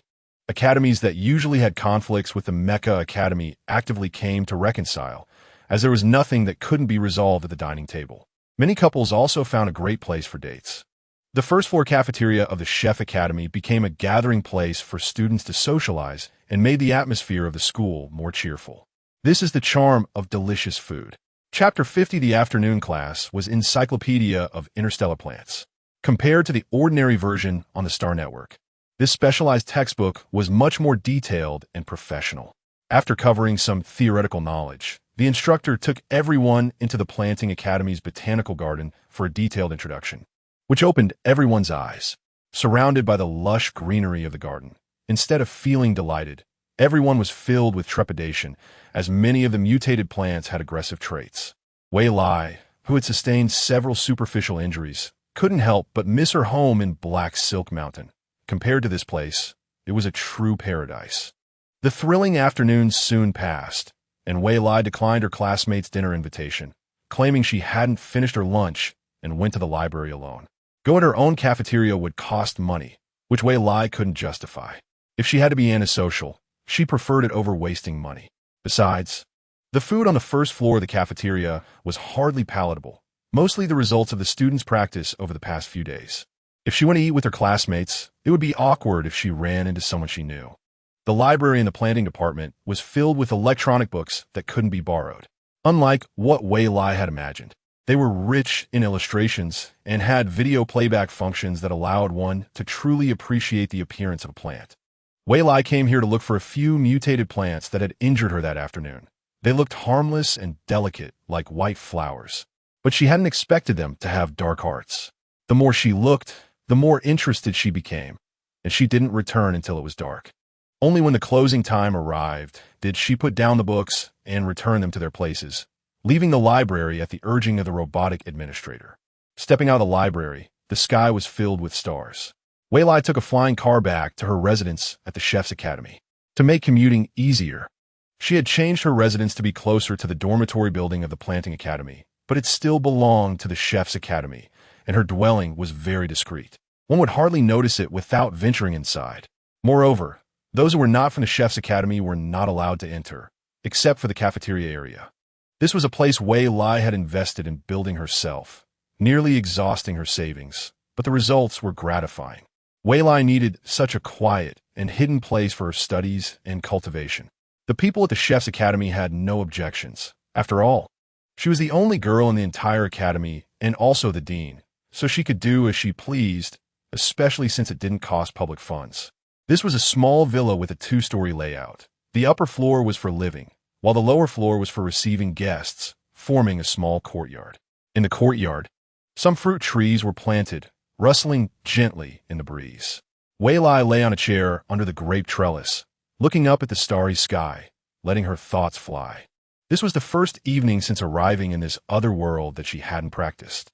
Before the school year began, Wei Lai had almost finished recording her cooking videos to hand over to Wu Ji Gang. From now on, she only needed to spend 1 or 2 days each month to guide him. Out of selfishness, Wei Lai still kept some skills to herself, as she still needed to participate in competitions. Moreover, Chinese cuisine was profound and extensive, and there were many recipes she had yet to master. Additionally, with the space continuously rewarding her with new recipes, there was much for her to learn. If she hadn't mastered it herself, she naturally couldn't teach others.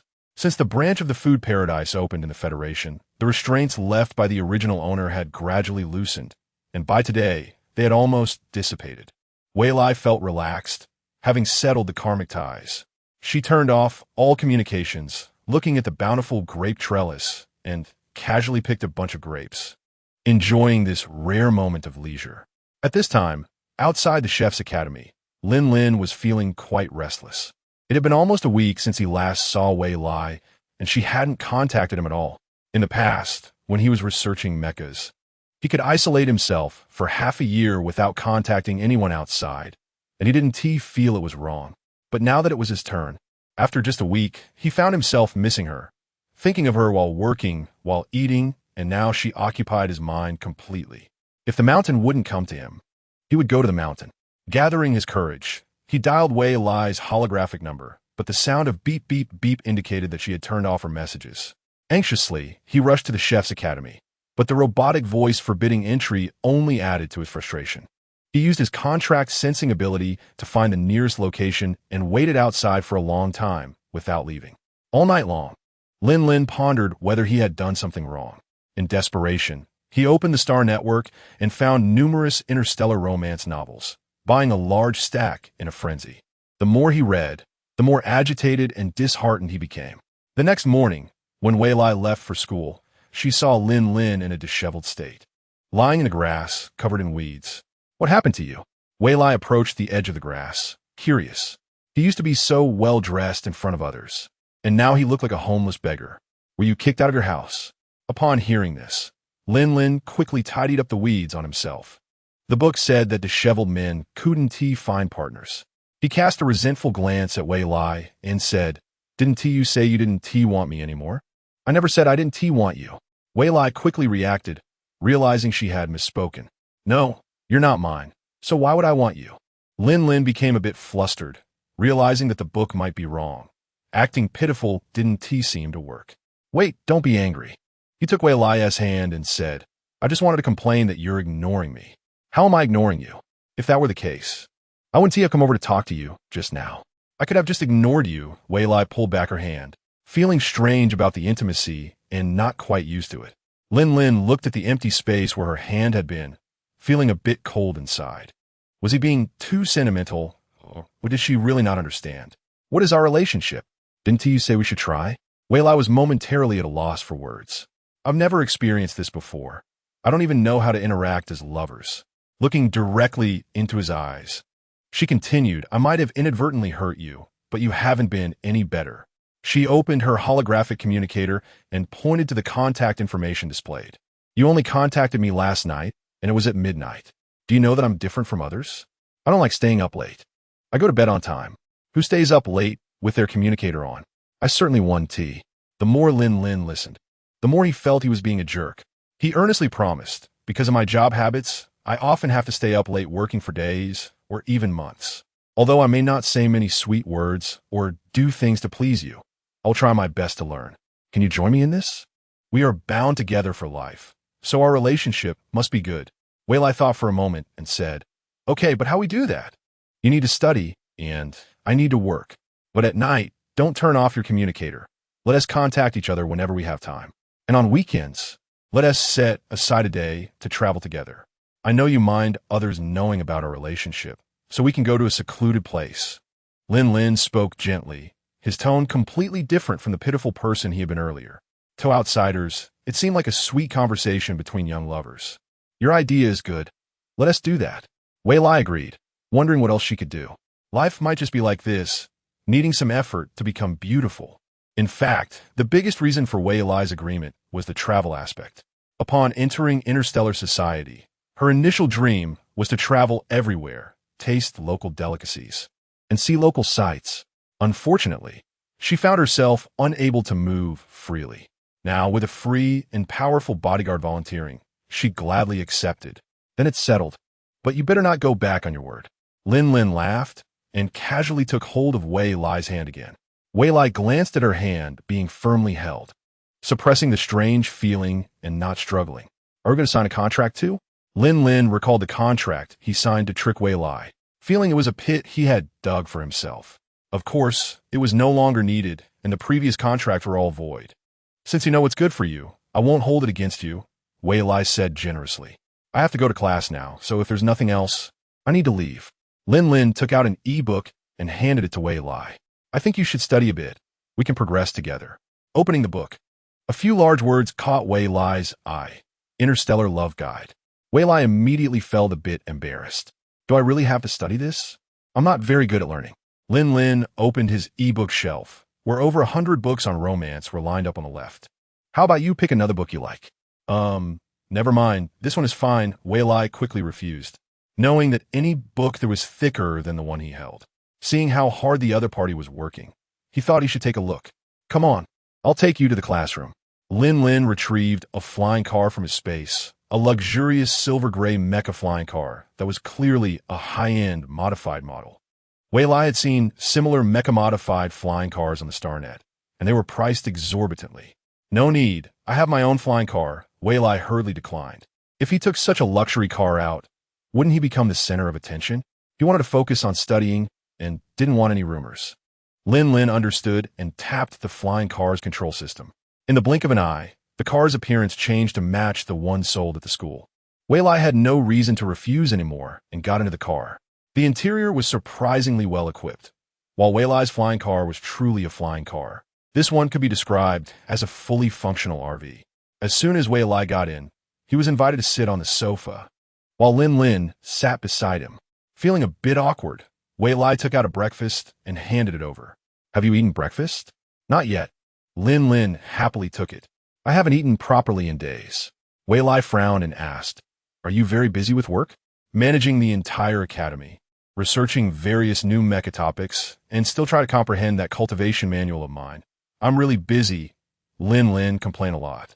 As someone who was hands-off, Wei Lai didn't understand the busyness of being a principal, but just listening made him feel a bit troubled. It seemed he needed to improve the academy's benefits in the future. "Then you should try to find time to rest." "Yeah." Wei Lai awkwardly gave Lin Lin a hug. According to the Interstellar Love Guide, they were supposed to kiss goodbye, but Wei Lai firmly rejected that idea. This felt different from a comforting or thankful hug between friends, and a strange feeling made Wei Lai flee the scene. Chapter 51. When Wei Lai entered the classroom, it was noisy, with everyone intensely discussing something. Wei Lai immediately joined the conversation. "What are you guys talking about?" "Wei Lai, you're just in time. Come and help us reason this out," said class monitor Zheng Xingchen angrily. "I just received a video from teacher He telling us to go to class A for the next lesson." After saying that, he looked at Wei Lai with expectation. "Why?" Wei Lai asked, sensing the situation. "Exactly. Why do they in class get to stay there while we have to go over? Are they bullying us because we are fewer in number?" Zheng Xingchen said, rolling up his sleeves in indignation. "Is it really just about this small matter? If we have to go, then let's go. What's there to be angry about?" Wei Lai said, looking confused. "So what do you want to do? Skip class?" "Ha ha ha ha ha." Everyone laughed, even Zhou Wenli, who usually had a bit of a poker face, cracked a smile. When Bingcheng patted Zheng Xingchen on the shoulder, who was left speechless. "Bro, I told you no one agreed with your idea. I just wanted to reason it out, and you guys aren't cooperating at all," Zheng Xingchen said, dejectedly resting his head on the desk. Chu Xinhai comforted him. "This is reality. Personal grievances have to be set aside for the collective. And do you all know who the teacher for the next class is?" "Who is it?" "The youngest senior spirit planter in the Federation." "Ah," Shirsi exclaimed, jumping up. "It's Master Zhonghui. She's my idol. I'm so happy. I never expected she would become my teacher." "Stop dreaming." Zhou Wenli couldn't stand Shirsi's silly face anymore. "She's a guest professor and only teaches a class for freshmen every year. Not only our class, but even class C has to go over." Zhang Xingchen looked at everyone and said, "You all know more than I do. Why didn't you tell me? I look like a clown now." "Who knew you didn't know? Aren't you the class monitor?" When Bingcheng retorted, who was the one shouting as soon as they arrived, not giving us a chance to speak. Zhang Xingchen felt ashamed. His impulsive personality was indeed a problem. "I did this for everyone." Although he didn't want to be class monitor, he genuinely wanted to do something for the class. "Don't be angry, class monitor. It's our fault." With everyone's comfort, Zhang Xingchen finally calmed down. After enduring a tough physical training session, all members of Class B went to the classroom of Class A together. Although they said the classrooms were on the same floor, they had never really interacted before. Since they had to enter the medical pod to recover their sore muscles after physical training, they arrived a bit late. The crowd almost filled the entire classroom, and the six of them could only sit in the back row. The noise suddenly stopped, and it became quiet. At the classroom entrance, a young lady walked gracefully in, standing behind the podium, smiling at everyone. "Hello, students. I'm Zhang Hui. As a first meeting gift, I have something small for you." Suddenly, a fragrant aroma wafted through the air, and fluffy white objects floated down to each student's hands. Wei Lai watched as a small ball in her right hand gradually grew larger until it was the size of a fist. Curiously, she looked at Zhou Wenli next to her and whispered, "What is this?" Zhou Wenli also looked confused. "Yours is a bit bigger than mine. Why?" Wei Lai took a closer look and noticed that the sizes of the balls in the hands of the surrounding students were also different, with slight variations in color. Zhang Hui observed everyone's reactions with satisfaction and then spoke. "This is a mutated plant I discovered while collecting plant specimens in outer space. It grows under conditions that defy the norm. It doesn't need water, soil, or nutrients. It just grows in the wind. I call it the Wu-Zai fruit. What you have in your hands is both its seed and its fruit. Zhang Hui walked off the podium, holding her own Wu-Zai fruit, which changed in size and color, and said, "Isn't it curious that each person's is different?" "Yes. Teacher Zhang, tell us." Zhang Hui shook her head. "Can you guess?" A student immediately raised their hand. "Is it originally different?" Zhang Hui denied this answer. "They are the same. I didn't do anything when I planted the seeds. They were all the same until they reached you. So it's because of ourselves?" A student said softly. Zhang Hui smiled happily. "You finally got it right. Now for the second question. Why do the Wu-Zai fruits in your hands exhibit these changes? You could discuss in groups. I'll give you time." After saying that, she strolled around the classroom. The members of class naturally formed a discussion group. After placing the 6 differently sized and colored Wu-Zai fruits on the table, they began to change. The colors faded away, turning white, and their sizes unified back to the original small ball size. The 6 were stunned, looking at each other, and reached for their own. A magical scene occurred again. The small ball transformed back into its previous form. Wei Lai was amazed. If she hadn't experienced it firsthand, she would have thought it was magic. Nature truly was astonishing. She gently touched the soft, cool ball, squeezing it, feeling something flowing inside. "Hey, class monitor, what are you doing?" Shi looked at Zhang Xingchen, who had fur all over his mouth, with disdain. "Why are you biting it? Aren't you afraid it's toxic?" Zhang Xingchen wiped his mouth and said, "I just felt it must taste good, so I wanted to try it. But this thing is soft to the touch, but very hard. I almost broke my teeth." Hearing this, Wei Lai couldn't help but twitch her mouth. She took out a cup, a plate, and a watermelon knife from her spatial pocket and handed them over. "Wei Lai, you really thought ahead," Zhang Xingchen said with a smile as he accepted them. He placed the Wu-Zai fruit on the plate, cut it open with the watermelon knife, and poured the blue liquid into the cup. This liquid contained the energy of a level 3 ability, and everyone urged Zhang Xingchen to taste it right away. "How does it taste?" "It's icy and refreshing, incredibly delicious." Zhang Xingchen squinted his eyes in enjoyment. Seeing this, the surrounding people followed suit. When Wei Lai took out 5 more sets of tools, Zhou Wenli couldn't help but speak up. "Wei Lai, how do you have so many plates, cups, and watermelon knives? You don't have any more, do you?" Seeing that other students were also looking over with eager eyes, Wei Lai, sweating a bit, replied, "Of course not. This is all I have. I just like cooking, so I prepared some." With that answer, everyone stopped asking further questions and continued to study what they had in hand. Zhang Hui quietly approached the side, feeling gratified to see this group of thoughtful young people. In a glance, she noticed something familiar on a small girl's left index finger, but couldn't recall what it was, so she walked away thoughtfully. As Wei Lai noticed the teacher passing by, she turned her attention back to the ball in her hand. She had noticed the teacher's glance earlier, which was not malicious at all, just curious, but it made Wei Lai feel a bit uneasy. High-level ability users could indeed see the ability states of lower-level users freely, but this lack of privacy was something Wei Lai found hard to accept. Wei Lai poured water into the cup with the Wu-Zai fruit, and the previous white color turned yellow. She took a gentle sip. It was sour with a hint of bitterness, unlike what Zhang Xingchen described. A thought popped into Wei Lai's mind. Could this be related to her mood and abilities? But she wasn't sure. The Wu-Zai fruit disappeared after the water was poured, and its outer skin dissolved into nothingness. Since there were no more experimental subjects, Wei Lai could only observe the behaviors of the people around her. Most of them also cut open the fruit without seeds, while some were using their abilities to probe.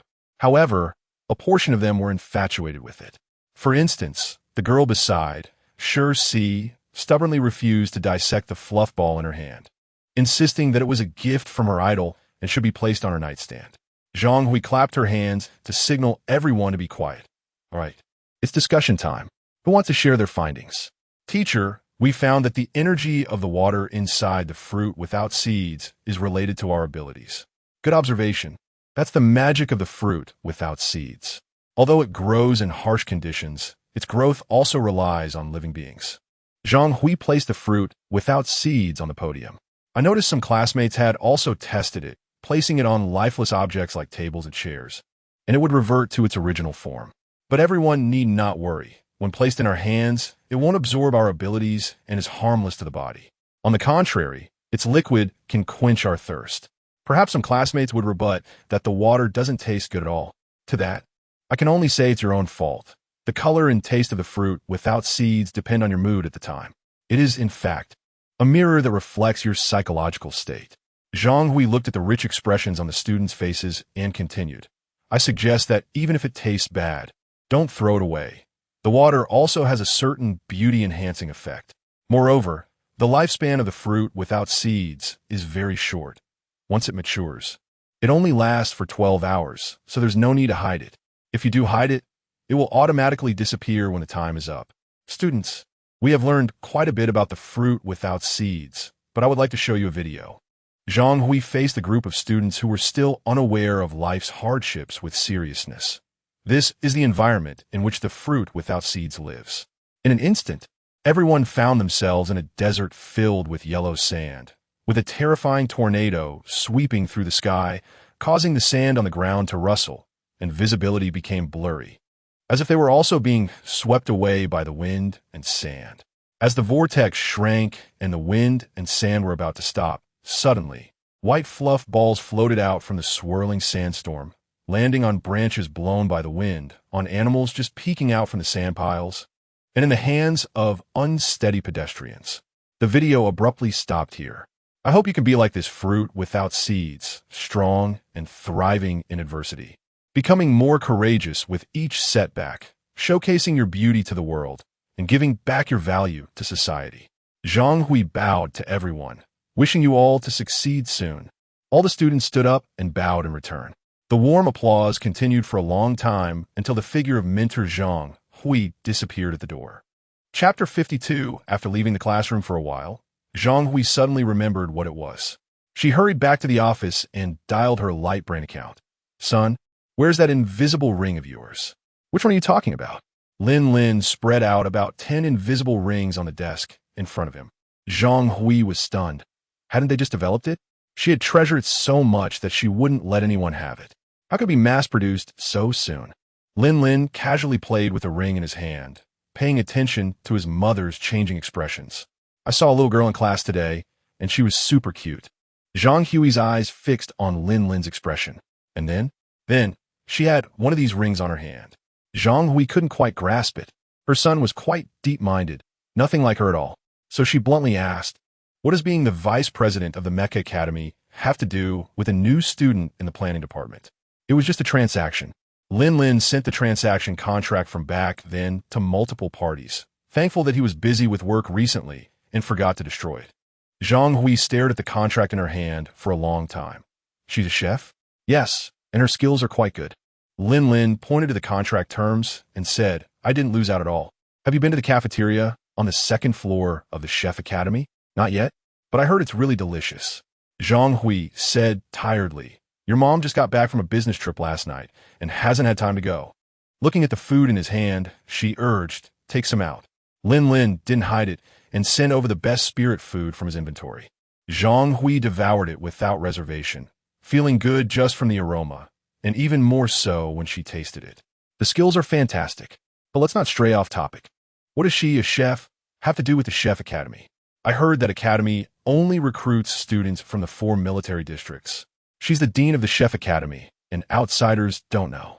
Don't go telling others, Lin reminded. Hey, you little brat, am I someone who talks nonsense? I never ramble on serious matters. Zhang Hui vaguely understood some things and wondered why he was so protective of her. Lin's heart surged, but he remained calm on the surface. You're overthinking it.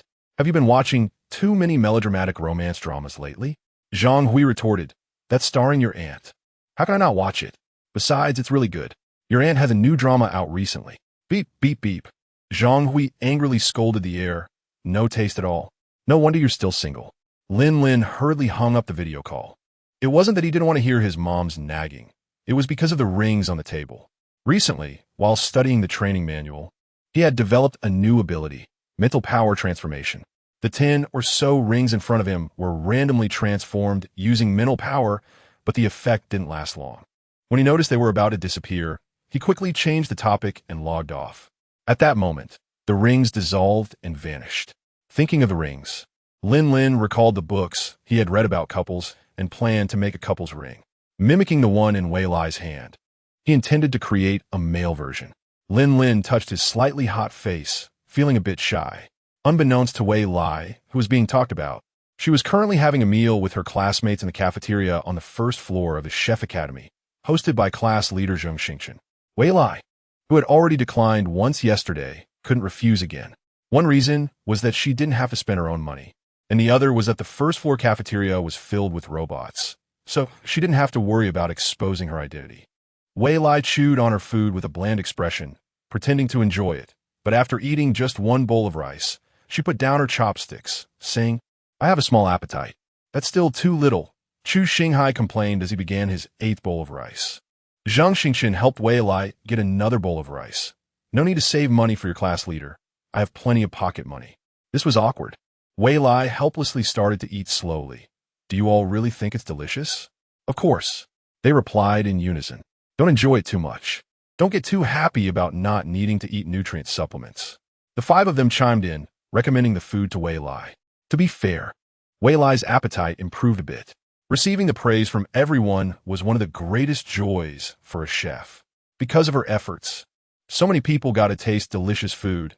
Her hard work wasn't in vain. Once the food paradise expanded, Star citizens would not only get to taste ordinary food, but also delicious spirit food. That was a beautiful vision, even though the Federation hadn't covered it yet. "Can we share a table with you?" 2 boys in planting department uniforms gently inquired from the side of the aisle, the taller one speaking. The table where Wei Lai and her friends sat was an 8-seater against the wall. Looking around, there indeed wasn't any empty spot for the 2. They shifted a bit and made room on the edge. "Thank you," said the tall boy. "I'm Su Won, a new student from Class A of the planning department. Nice to meet you all. I'm the class leader, Tan Shun." The boy who had been silent until now introduced himself, and then continued to eat without saying another word. Everyone didn't mind and began introducing themselves in turn. Afterward, it became a bit awkward, as they were not familiar with each other.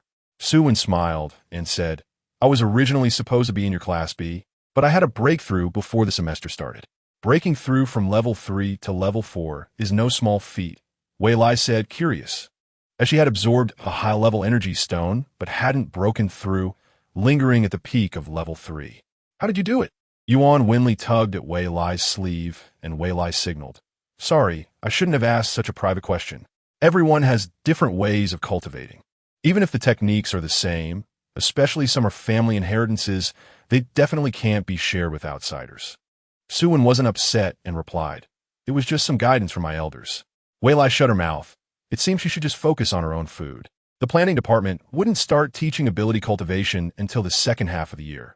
The first half was purely theoretical knowledge. Sigh. She'd have to figure out herself. "Have you tried the food at Food Paradise?" Suwon squinted his eyes, glancing at Wei Lai inadvertently. "Of course, I've had it." When Bingcheng complained again that the food on his family's online store is too hard to grab. "I can't usually leave school, so I can't go buy it on site. What a pity for my delicious spirit food." Chu Xinghai sighed. "But isn't there food sold here too?" Zhang Xingchen rolled his eyes, saying, "Although we can't get spirit food yet, there'll be a day. I heard the Chef Academy is currently enrolling students. Their scope of business will surely expand then." Enrollment. Shirsi's eyes lit up.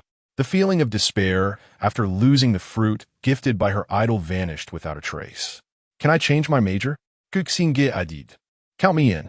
Seeing that others also had the same idea, eager to try, Wei Lai had to break their fantasy with a heavy heart. "You don't meet the standards. They only recruit from the 4 military districts."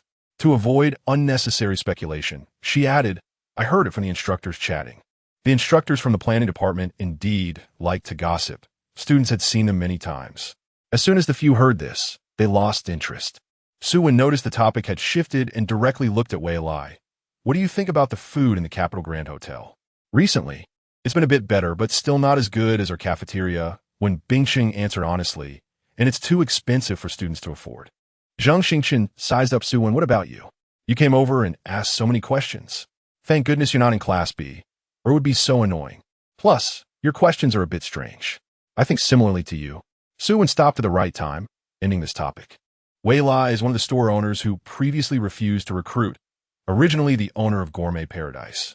Although Gourmet Paradise is no longer what it used to be, With a wide variety of dishes and an elevated taste, it has a lot to do with her. However, Suwon still doesn't believe that the Wei Lai in front of her could have such good culinary skills. Wei Lai, aren't the dishes not tasty? Wei Lai came to her senses. Of course they are delicious. It's just that I have a small appetite.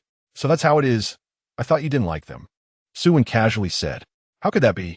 You're overthinking it. It seems that she's still not suitable to eat in the cafeteria. Even someone she has known for less than a few minutes seems to be able to see her expression. Wei Lai touched her face. This expression that couldn't hide her thoughts was inherited from her past life. She really envies Zhou Wenli's face. Sometimes having a poker face has its advantages. Suwon took out 7 food boxes from her hands and handed them to everyone. I am a chef, and these are the dishes I have recently researched. Please help me taste them and give some feedback, okay? This is a level 2 spirit food, brother, quite a big deal. Chu Xinghai was the first to open a food box. Wei Lai and the others expressed their thanks in turn. Looking at the food box in front of her, Wei Lai was also very curious. She had never communicated with other chefs before and didn't know how the culinary skills of interstellar chefs were. Inside the food box was a portion of steamed eggs, which Wei Lai considered to be an extremely ordinary dish. Just eggs alone can be made delicious. However, this portion had many added ingredients, unknown beast meat, vegetables, and beans, which looked colorful and beautiful. Steamed eggs should be fresh and tender, melting in the mouth. But this portion had clumped eggs. It was not soft, but rather hard. Besides not mixing the egg liquid well, there was too little water added, and the steaming time was too long. However, the beast meat was fragrant and chewy. How does it taste? Suwon asked with a smile. Not bad, quite good. Brother, your culinary skills are pretty good.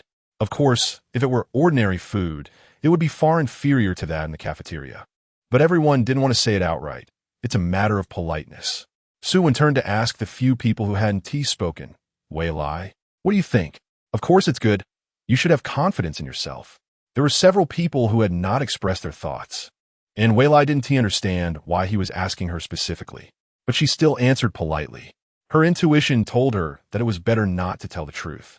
Besides, her evaluation was not wrong. It was much better than the level 5 spirit food dumpling she had eaten at the National Capital Grand Hotel before.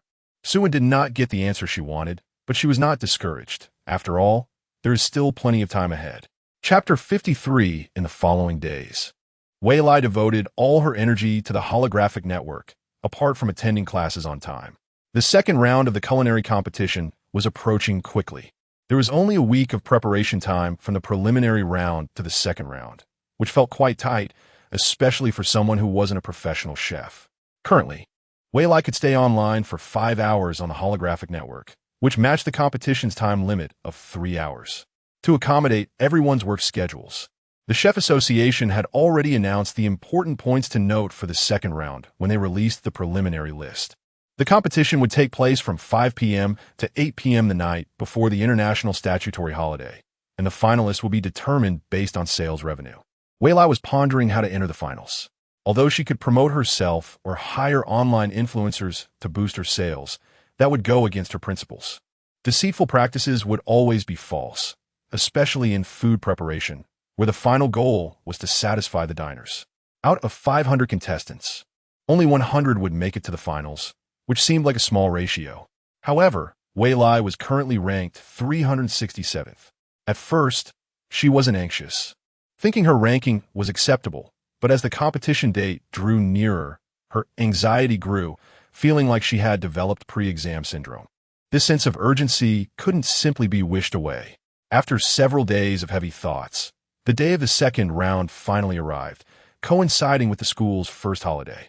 The holiday schedule in Interstellar Society was similar to what Wei Lai was used to, 4.5 days of work followed by 2.5 days off. What are you all doing during the holiday? Class leader Zhang Xingchen suggested. How about we participate in tonight's culinary competition together? Sure, but I wonder if the food is expensive? Sigh hesitated, noting that her pocket money for the month was nearly spent. I'll treat you all, let's go, Zhang Xingchen said, noticing the hesitation among the group. Chu Xinghu immediately chimed in. We can't keep letting you spend money. Let's go make some money on the holographic network this afternoon. That's a good idea. We can earn money for food and also practice our abilities, when Bingsheng said. looking at Chu Xinghu with approval. Wei Lai raised her hand. I won't be going. I'm participating in the culinary competition and need to prepare. The others were a bit taken aback, realizing they had a chef among them, but had never known. Reflecting on how many times Wei Lai had declined to join them for meals at the cafeteria on the first floor of the culinary school. They recalled that the only time she had gone was when she didn't have much appetite, perhaps because she found the food unappealing. Zhou Wenli was the first to react. Wei Lai, what number is your stall? We'll come support you. The others also came back to their senses, saying, we'll all go support you. Why didn't you tell us earlier? It's already after school, and many people have left. Otherwise, we could have promoted it a bit. You silly. You can still post it on social media. Right, and also post on the Star Network. Wei Lai, what number is your stall again? Wei Lai answered earnestly. Isn't that a bit inappropriate? Wouldn't it be cheating? How could it be cheating? Even with just us, we can't gather many people. Are you worried that we might lose money if your food doesn't taste good? Sure, C analyzed. We still have a bit of money, right, class leader? Zheng Xingchen nodded in agreement. Anyone who can make it to the second round has decent skills. Besides, how could it taste worse than nutritional supplements? Wei Lai stubbornly held her ground, saying, my cooking skills are decent, but I think this behavior isn't right. Wei Lai, you're misunderstanding us. We're just promoting, not coercively boosting your sales or anything dishonest.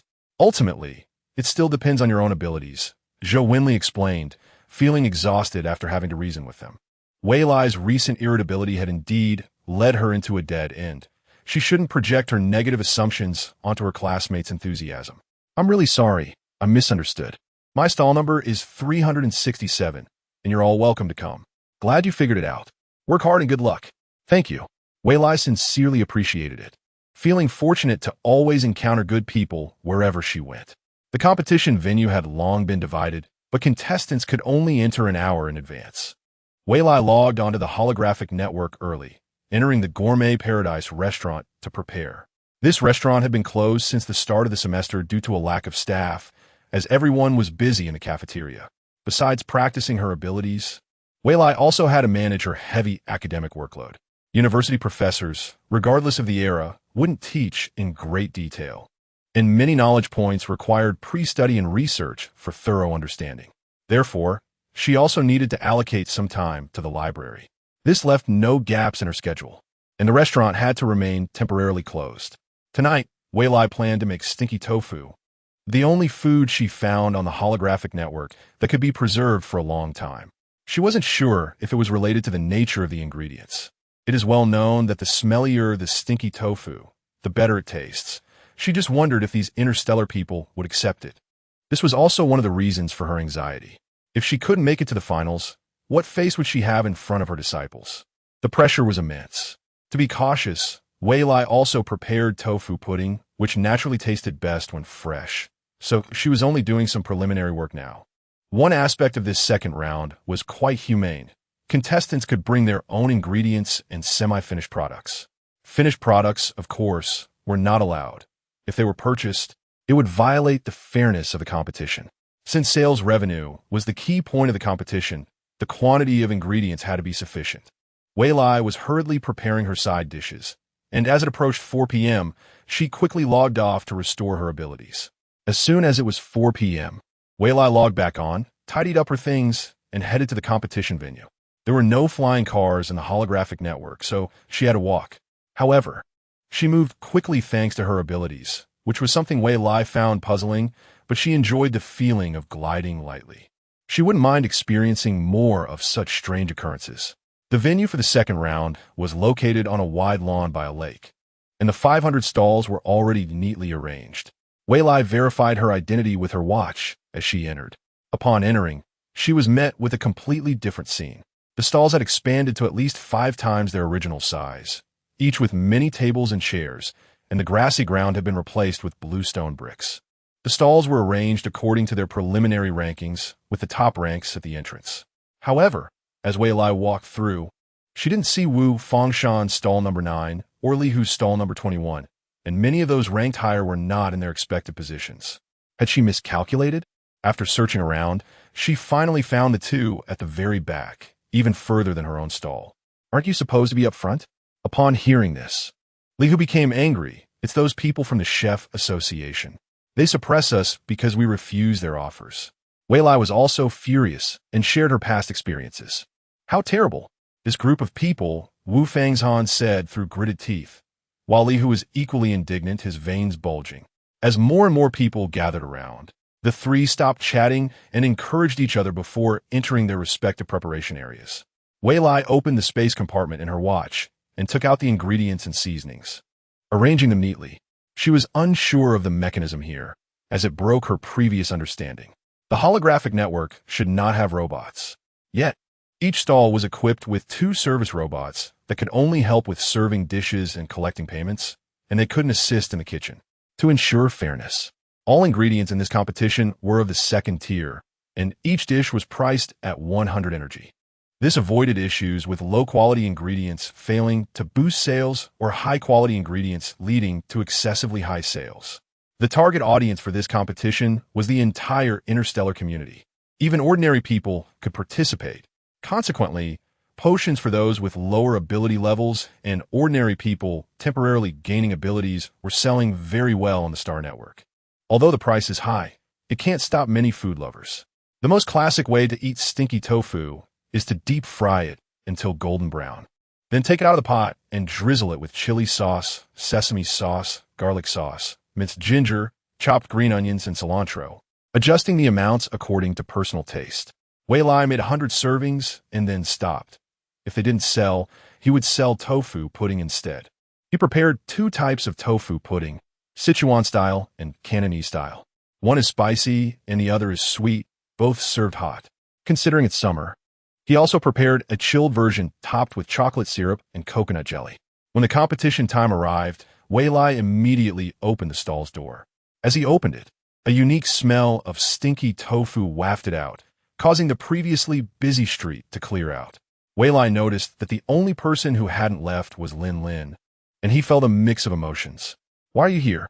he asked, which dampened Lin Lin's good mood. She quickly entered and found a spot where she could see the kitchen. "What are you selling?" "I'll have one of everything." "Can you handle this smell?" Wei Lai asked in surprise. Lin Lin, holding her breath, stiffly replied, "It's okay," retracting her right hand that was about to grab an air freshener. "As long as you can handle it. I thought no one would appreciate it." "How could that be?" Lin Lin watched as a robotic waiter placed a plate of stinky tofu in front of her, hesitating before picking up a piece. "What is this?" "Deep-fried stinky tofu.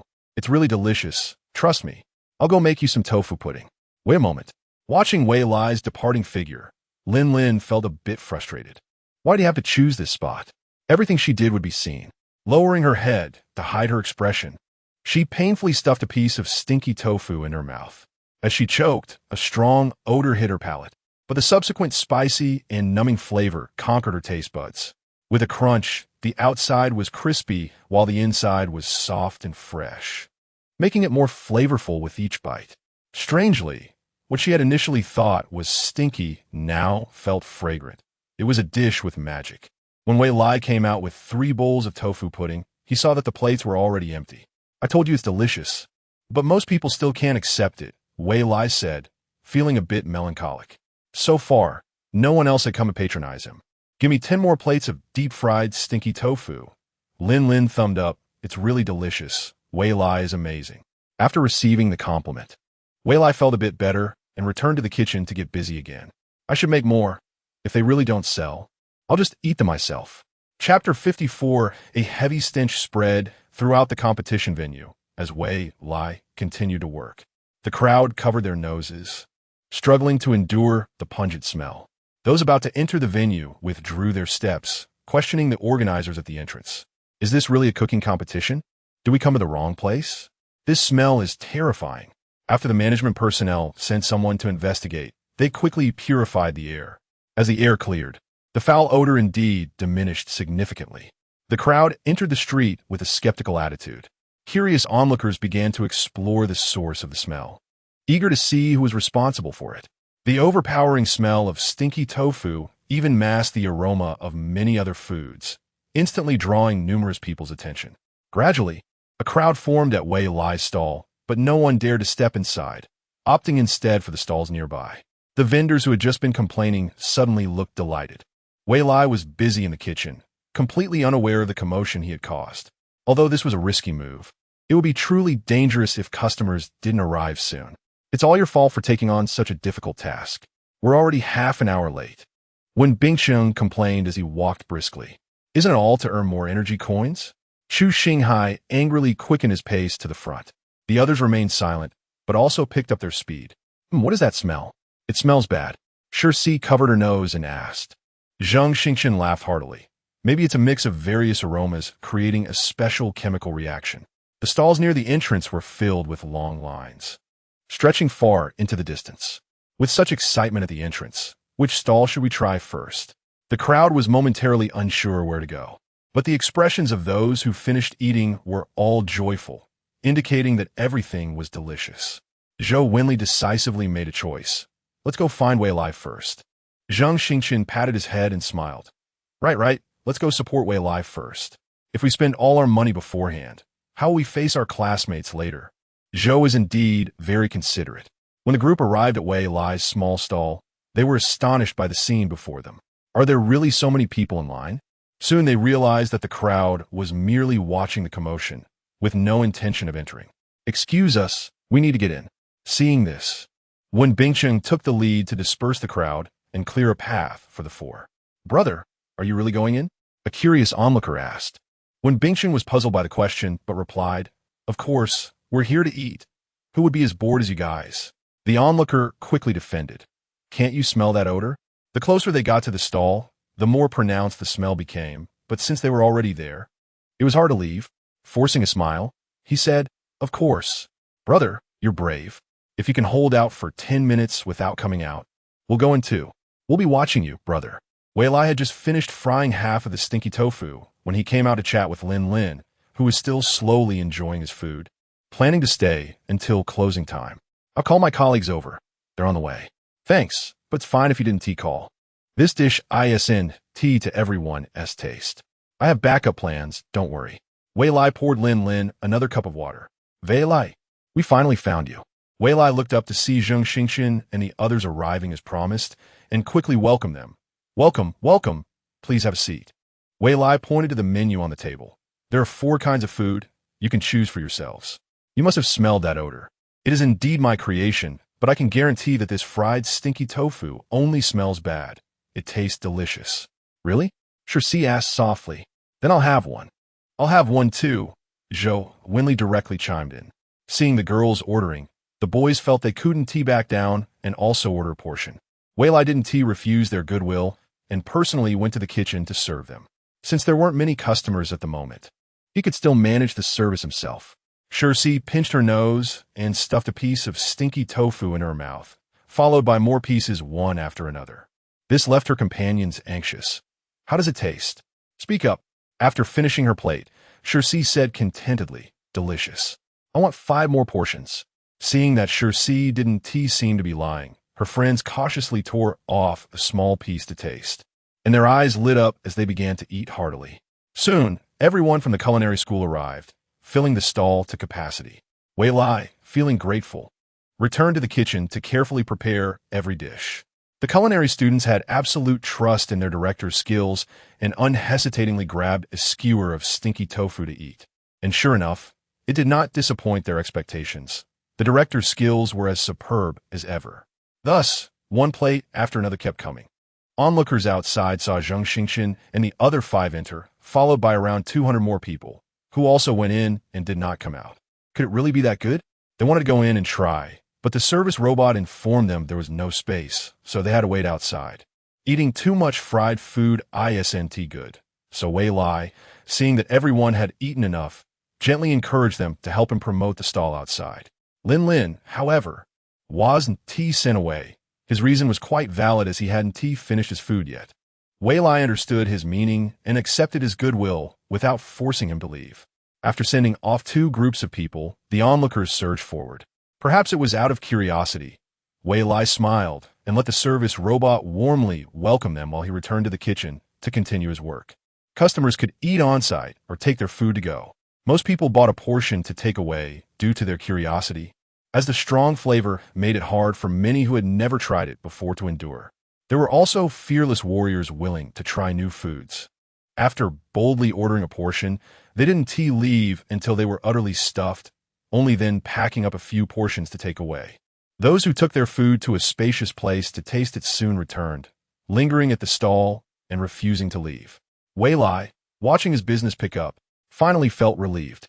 He looked at the crowded stall in disbelief. Many who had overeaten didn't leave, taking digestive medicine right on the spot to continue the feast. To boost sales, Wei Lai assigned a service robot at the entrance to handle takeout orders, while Lin Lin was drafted to serve dine-in customers. The competition rules didn't say it was prohibited, so Wei Lai made full use of the situation. This was Lin Lin's intention anyway, so he didn't resist. He willingly took on the task, moving even faster than the service robot. Not to mention, Lin Lin's face attracted many female customers, significantly increasing sales. Feeling a bit embarrassed and afraid of being recognized by acquaintances, he put on a mask, yet he still encountered the situation. He carefully glanced around and found Wei Lai showed no signs of minding, which left him a bit disappointed, but he continued to work silently. Wei Lai's stall became well known among the diners, with people exclaiming it was a miraculous food from the stars. Not trying it at least once would lead to lifelong regret. Word of mouth spread rapidly, and almost every stall had people discussing it. Su heard about this from his subordinates and quickly sent someone to buy a portion.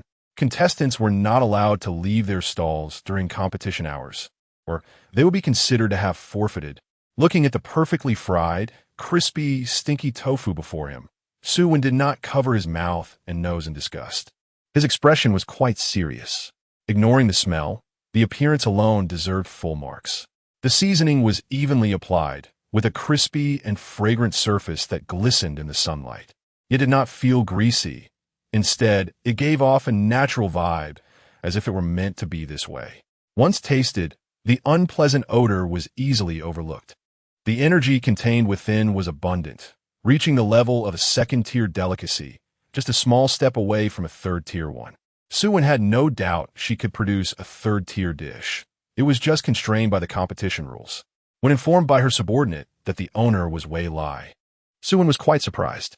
Of a similar age to herself, yet possessing such exceptional culinary skills, it's no wonder that the initial food paradise had once been so popular.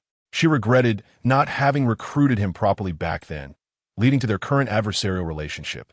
However, Su did not anticipate that Wei Lai would be connected to the current food paradise, which caused her to underestimate him and miss the chance to suppress him. As time passed, the diners indulged themselves, eagerly boosting sales for their favorite stalls until the competition time was up. All the diners were cleared out. The 500 stalls disappeared in an instant, as if it had all been a dream. Beneath their feet was lush green grass, and in front of the 500 contestants was a giant screen displaying their sales figures. The scrolling numbers on the screen changed rapidly, stopping in less than a second. A mechanical voice announced the results of the competition. To ensure fairness, the results were publicly announced. Wei Lai placed 10th, letting out a big sigh of relief. Wu Fangzhan and Li Hu maintained their ranks, sticking to their initial performance levels, which pleased Wei Lai. However, it was quite astonishing that the first place went to Su Wan, someone he had only recently met, which left Wei Lai feeling incredulous. He then recalled that he had been the first in the preliminary round. He speculated that the delicacies he had treated himself to might not have truly reflected his actual skill level. He intended to congratulate her, but saw that she was already surrounded by many people, so he decided not to join the crowd. Overall, Wei Lai was satisfied with this competition. Not everyone liked stinky tofu. Those who loved it were passionate about it, while those who disliked it were put off by its smell. He felt content with his results, especially since the earnings from this competition, after deducting one for the competition fees, would all belong to him. This delighted Wei Lai, who had been worried about not having enough money for his trip tomorrow. The funds had just come in. He hurriedly operated his watch, converting all the energy coins he had just earned into federal currency without leaving a single one behind. After saying a quick goodbye to Wu Fangzhan and Li Hu online, he logged off in a rush. Chapter 55. The vast and boundless starry sky, mysterious and unfathomable, carries countless thoughts and fantasies of humanity, creating magical myths and legends. Wei Lai never imagined that in his lifetime, he would have a moment so close to it. looking out the window through the glass at the stars emitting various fluorescence. The beauty is beyond words. Lin, who was piloting the spaceship, glanced at Wei Lai, who looked captivated and felt a bit perplexed. It's just some meteors and planets. What's so special about it? After we pass through a meteor field, we'll be there. Meteor field? At the moment of Wei Lai's doubt, a chaotic mass of floating stones rushed towards them outside the window. The spaceship quickly maneuvered through the gaps at incredible angles. Each time it felt like a collision was imminent, the spaceship would narrowly escape, making it even more thrilling than a roller coaster. By the time the spaceship slowed down, Wei Lai was already exhausted. I know you're skilled at flying, but could you take it easy on me and fly slower on the way back? Lin looked at Wei Lai's pale cheeks and quickly apologized. Okay, I'll be careful. Do you want to rest for a while? Seeing the blue planets in front of him, Wei Lai shook his head. No, let's go down first. It would be a pity to miss the show. This is the closest planet to the Federation, mostly covered by oceans, with only a thin layer of land. Hence it's called Ocean Star. As the name suggests, there are plenty of seafood, and Wei Lai chose this destination immediately when selecting places to travel. Every year, Ocean Star experiences a beast tide, which occurs tonight from 11 p.m. to 2 a.m. So, after knowing the results of the competition, Wei Lai hurriedly logged off and came here with Lin. In the past, when technology was underdeveloped, the beast tide was a disaster for Ocean Star every year. But now it's different. It has become a tourist spot for interstellar humans to observe the tide, as well as a good place to purchase exotic marine beasts. During this time of year, seafood is particularly abundant, especially since there are rumors of mermaids, which is another reason that attracted Wei Lai.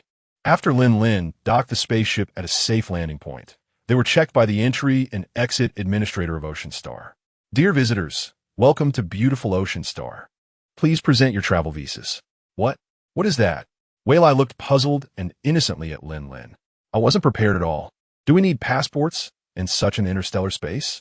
Lin took out 2 electronic certificates and showed them to the other party. The entry and exit administrator took a look, scanned the electronic list of personnel entering and exiting, found no issues, and returned it to the 2. Have a pleasant journey. Wei Lai curiously glanced at the electronic travel visa in his hand. Did you get this for me? Thank you. Then he thought of a question.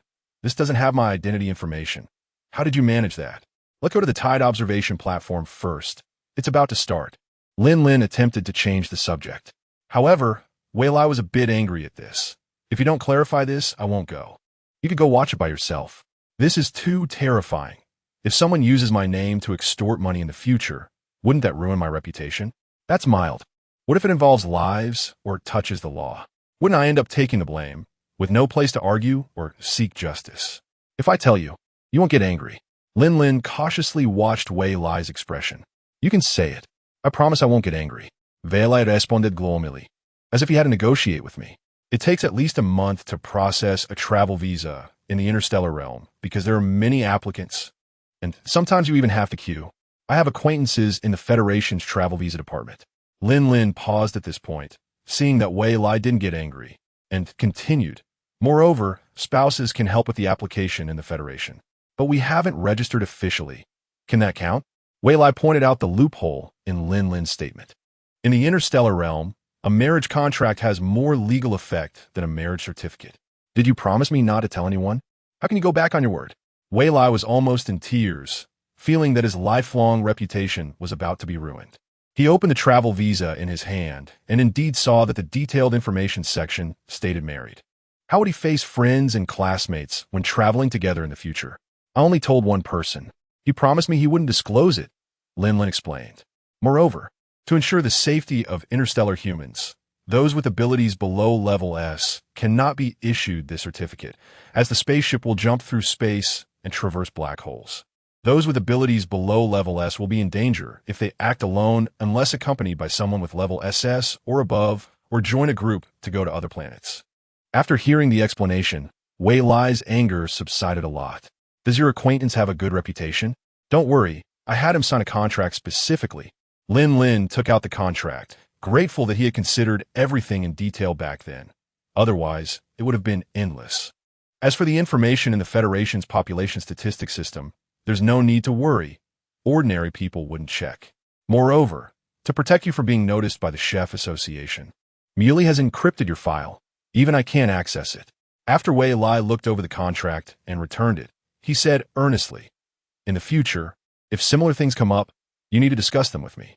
If you had told me it would take a month to get the visa, would I irrationally demand to get it done in a day? The government isn't run by my family. Don't think of me as so childish." Wei Lai felt a bit guilty. This place was still his choice. The original owner had never left the Federation, and Wei Lai had never been either.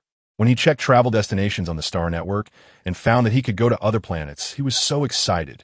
At that time, Lin Lin told him to focus on preparing for the competition, and he would handle other matters, so Wei Lai naturally didn't think much of it.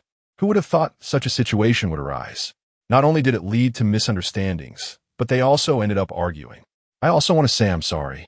Thank you for your patience." Lin Lin didn't mind. "Since we've reconciled, let's get out of the flying car." The two of them initially hid in the flying car to avoid being seen arguing. The self-navigating flying car had already reached the destination. The tide observation platform on Ocean Star is located on land, less than 1 kilometer from the ocean.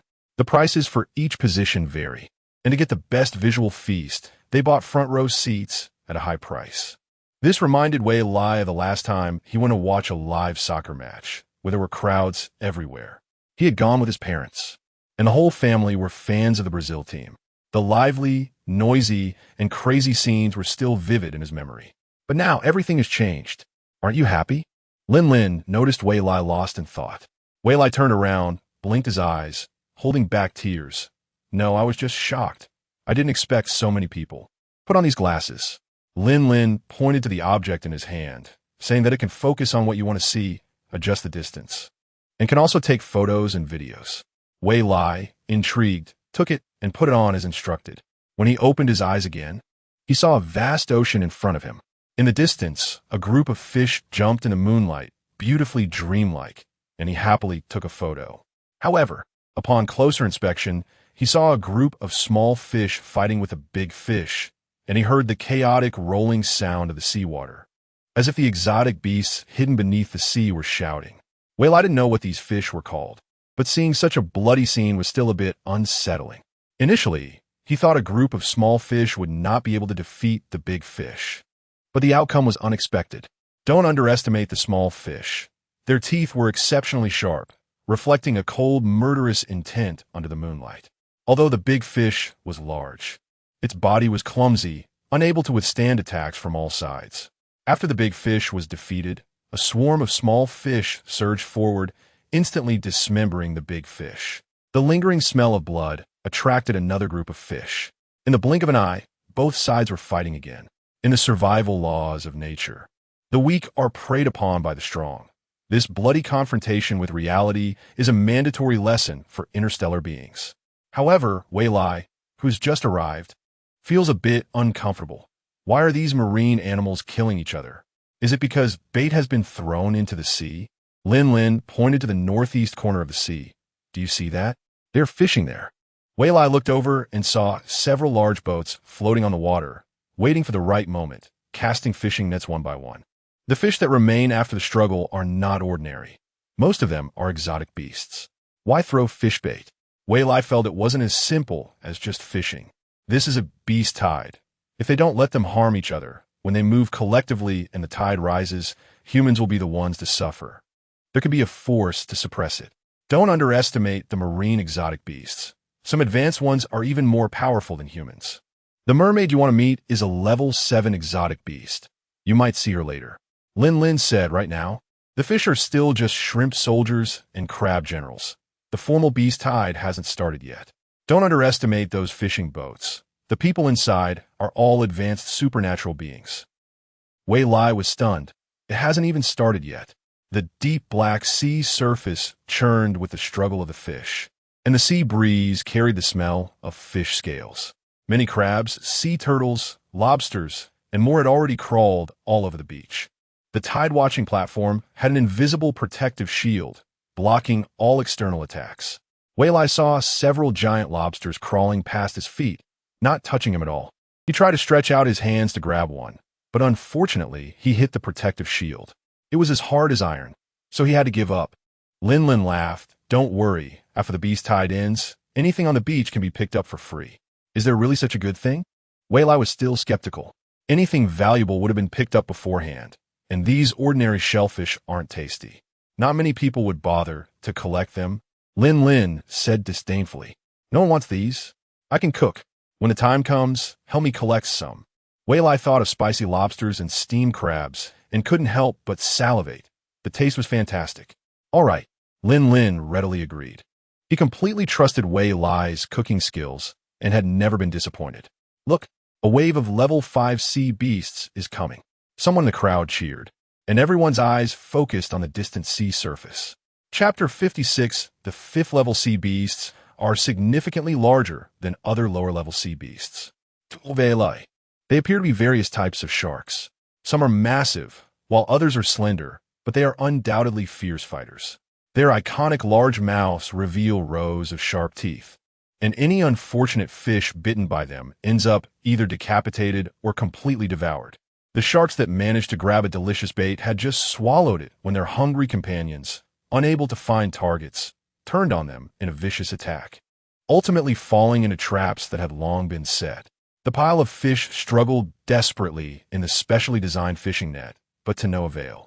It is unclear whether the net has any special functions, but soon the fish inside stopped struggling and were docilely placed into the fisherman's hold.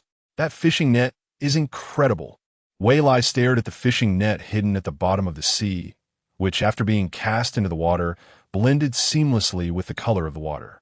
If it weren't for the glasses he was wearing, he would never have noticed it. Lin Lin was puzzled. The surrounding female audience was cheering for the sea beasts fighting, even placing bets on the fish they favored. Yet his partner was focused on the fishing net, wondering what was so interesting about it. However, Lin Lin patiently explained to Wei Lai that is silk spun by an 8th level exotic beast, the water spider, which has functions such as paralyzing the nervous system, concealment, and corrosion. But humans cannot come into direct contact with it. See that fisherman? He is wearing special gloves that can isolate the corrosive properties of the spider silk. How come the fish in that net haven't been corroded? Look at those fish in the net. None of them are decayed. This spider silk loses its corrosive properties upon contact with water. Fish skin can just neutralize it. However, while the spider silk loses its corrosive properties, it still has a paralyzing function, which is how it can capture these marine exotic beasts. Vele Siget, reflecting on a natural law of mutual generation and restraint in the food chain, realizing that breaking any link could lead to a species explosion. Before he could ponder too long, he was interrupted by the screams and cheers of the crowd behind him. Go! Kill that stinking octopus, 3-headed eel, 1,000-legged octopus. Finish off that 3-headed monster. Oomph. Wei Lai had no choice but to shift his gaze to the new wave of marine exotic beasts in the center of the screen. The most eye-catching was the battle between the 3-headed eel and the 1,000-legged octopus, which completely shattered Wei Lai's previous impressions from the seafood market. The eel was as robust as a barrel, with 3 heads side by side, sharing a long segment of body in the middle. Its 3 tails tightly wrapped around the octopus, looking so ugly that it was hard to look at. It emitted a fluorescent glow, electrocuting everything it touched, causing a massive die-off of ordinary fish and shrimp in the surrounding water. The octopus was even more exaggerated, its size swelling dozens of times, with thousands of tentacles wildly flailing. Each suction cup was powerful, adhering to the sea surface and moving quickly as if it were on solid ground. Unfortunately, the 3-headed eel was not to be underestimated either. The 2 beasts tightly entwined, engaging in a unique melee battle. Although the trapped 1,000-legged octopus had portions of its body cooked by electric shocks, its powerful self-healing ability was rapidly regenerating. Each suction cup on its tentacles was firmly attached to the eel's body, continuously injecting toxins into its opponent. The 3-headed eel twitched a few times as it felt the effects, increasing its electric attack, with its 3 large mouths wide open, trying to bite down on the round head of the octopus. However, the octopus's head was too smooth for the eel to find a grip, evading several attempts, which infuriated the eel, causing it to thrash wildly and create waves several meters high, with water flooding into its mouths. Watching this, Wei Lai couldn't help but find it a bit amusing. It was both ugly and foolish. The two sides reached a stalemate, neither gaining the upper hand. And ultimately both suffered injuries, seemingly ending in a draw. The thousand-legged octopus had most of its body cooked, the burnt smell wafting into the audience area, while its newly formed parts were too fragile to withstand the three-headed eel's attacks. The three-headed eel wasn't faring much better either. Many of the octopus's toxins had entered its body, paralyzing its internal muscles and slowing its movements. Yet its three tails still held tightly onto the thousand-legged octopus, stubbornly trying to drag its enemy down with it. Finally, the fisherman could no longer watch. A fishing net was thrown over, and both beasts were captured and sent to the human dining table. This was a case of the mantis catching the cicada, unaware that the yellow oriole was behind. The two sea beasts likely died without understanding that they were providing clothing for others. Wei Lai, do you want to try some seafood? Lin Lin pulled out an electronic menu for Wei Lai to look at. The seafood listed was all freshly caught. If you want to specify a particular fish to eat, you can also pay a deposit for them to catch it, but the price will be much higher. There's such an operation? That's quite a business strategy. Wei Lai took a careful look. The earlier three-headed eel and thousand-legged octopus were both on the menu. As they were six-level sea beasts, their prices were not cheap. However, who among those traveling here would mind spending a little more? The sales were excellent, and they were about to sell out. Wei Lai ordered a portion of the thousand-legged octopus and returned the menu to Lin Lin. Why don't you order a few for yourself? I don't know if they taste good. One portion is enough for me. It certainly can't compare to what you cook, but the seafood here has a unique flavor. Lin Lin honestly praised, I also ordered the most famous dish here for you. Wei Lai was a bit excited, but when the robot delivered the order, he was taken aback. Looking at the adult fist-sized black eyeball in the food box, Wei Lai asked, how do you eat this? Is this even edible? Lin Lin demonstrated by taking a straw from the side of the food box and poking a hole in the fish eyeball, then started sucking it up enthusiastically. So refreshing. Seeing Wei Lai dumbfounded, he urged, hurry and drink it. The eye of the fifth-level ice crystal shark should be consumed while fresh. After an hour, it will turn sour and rotten.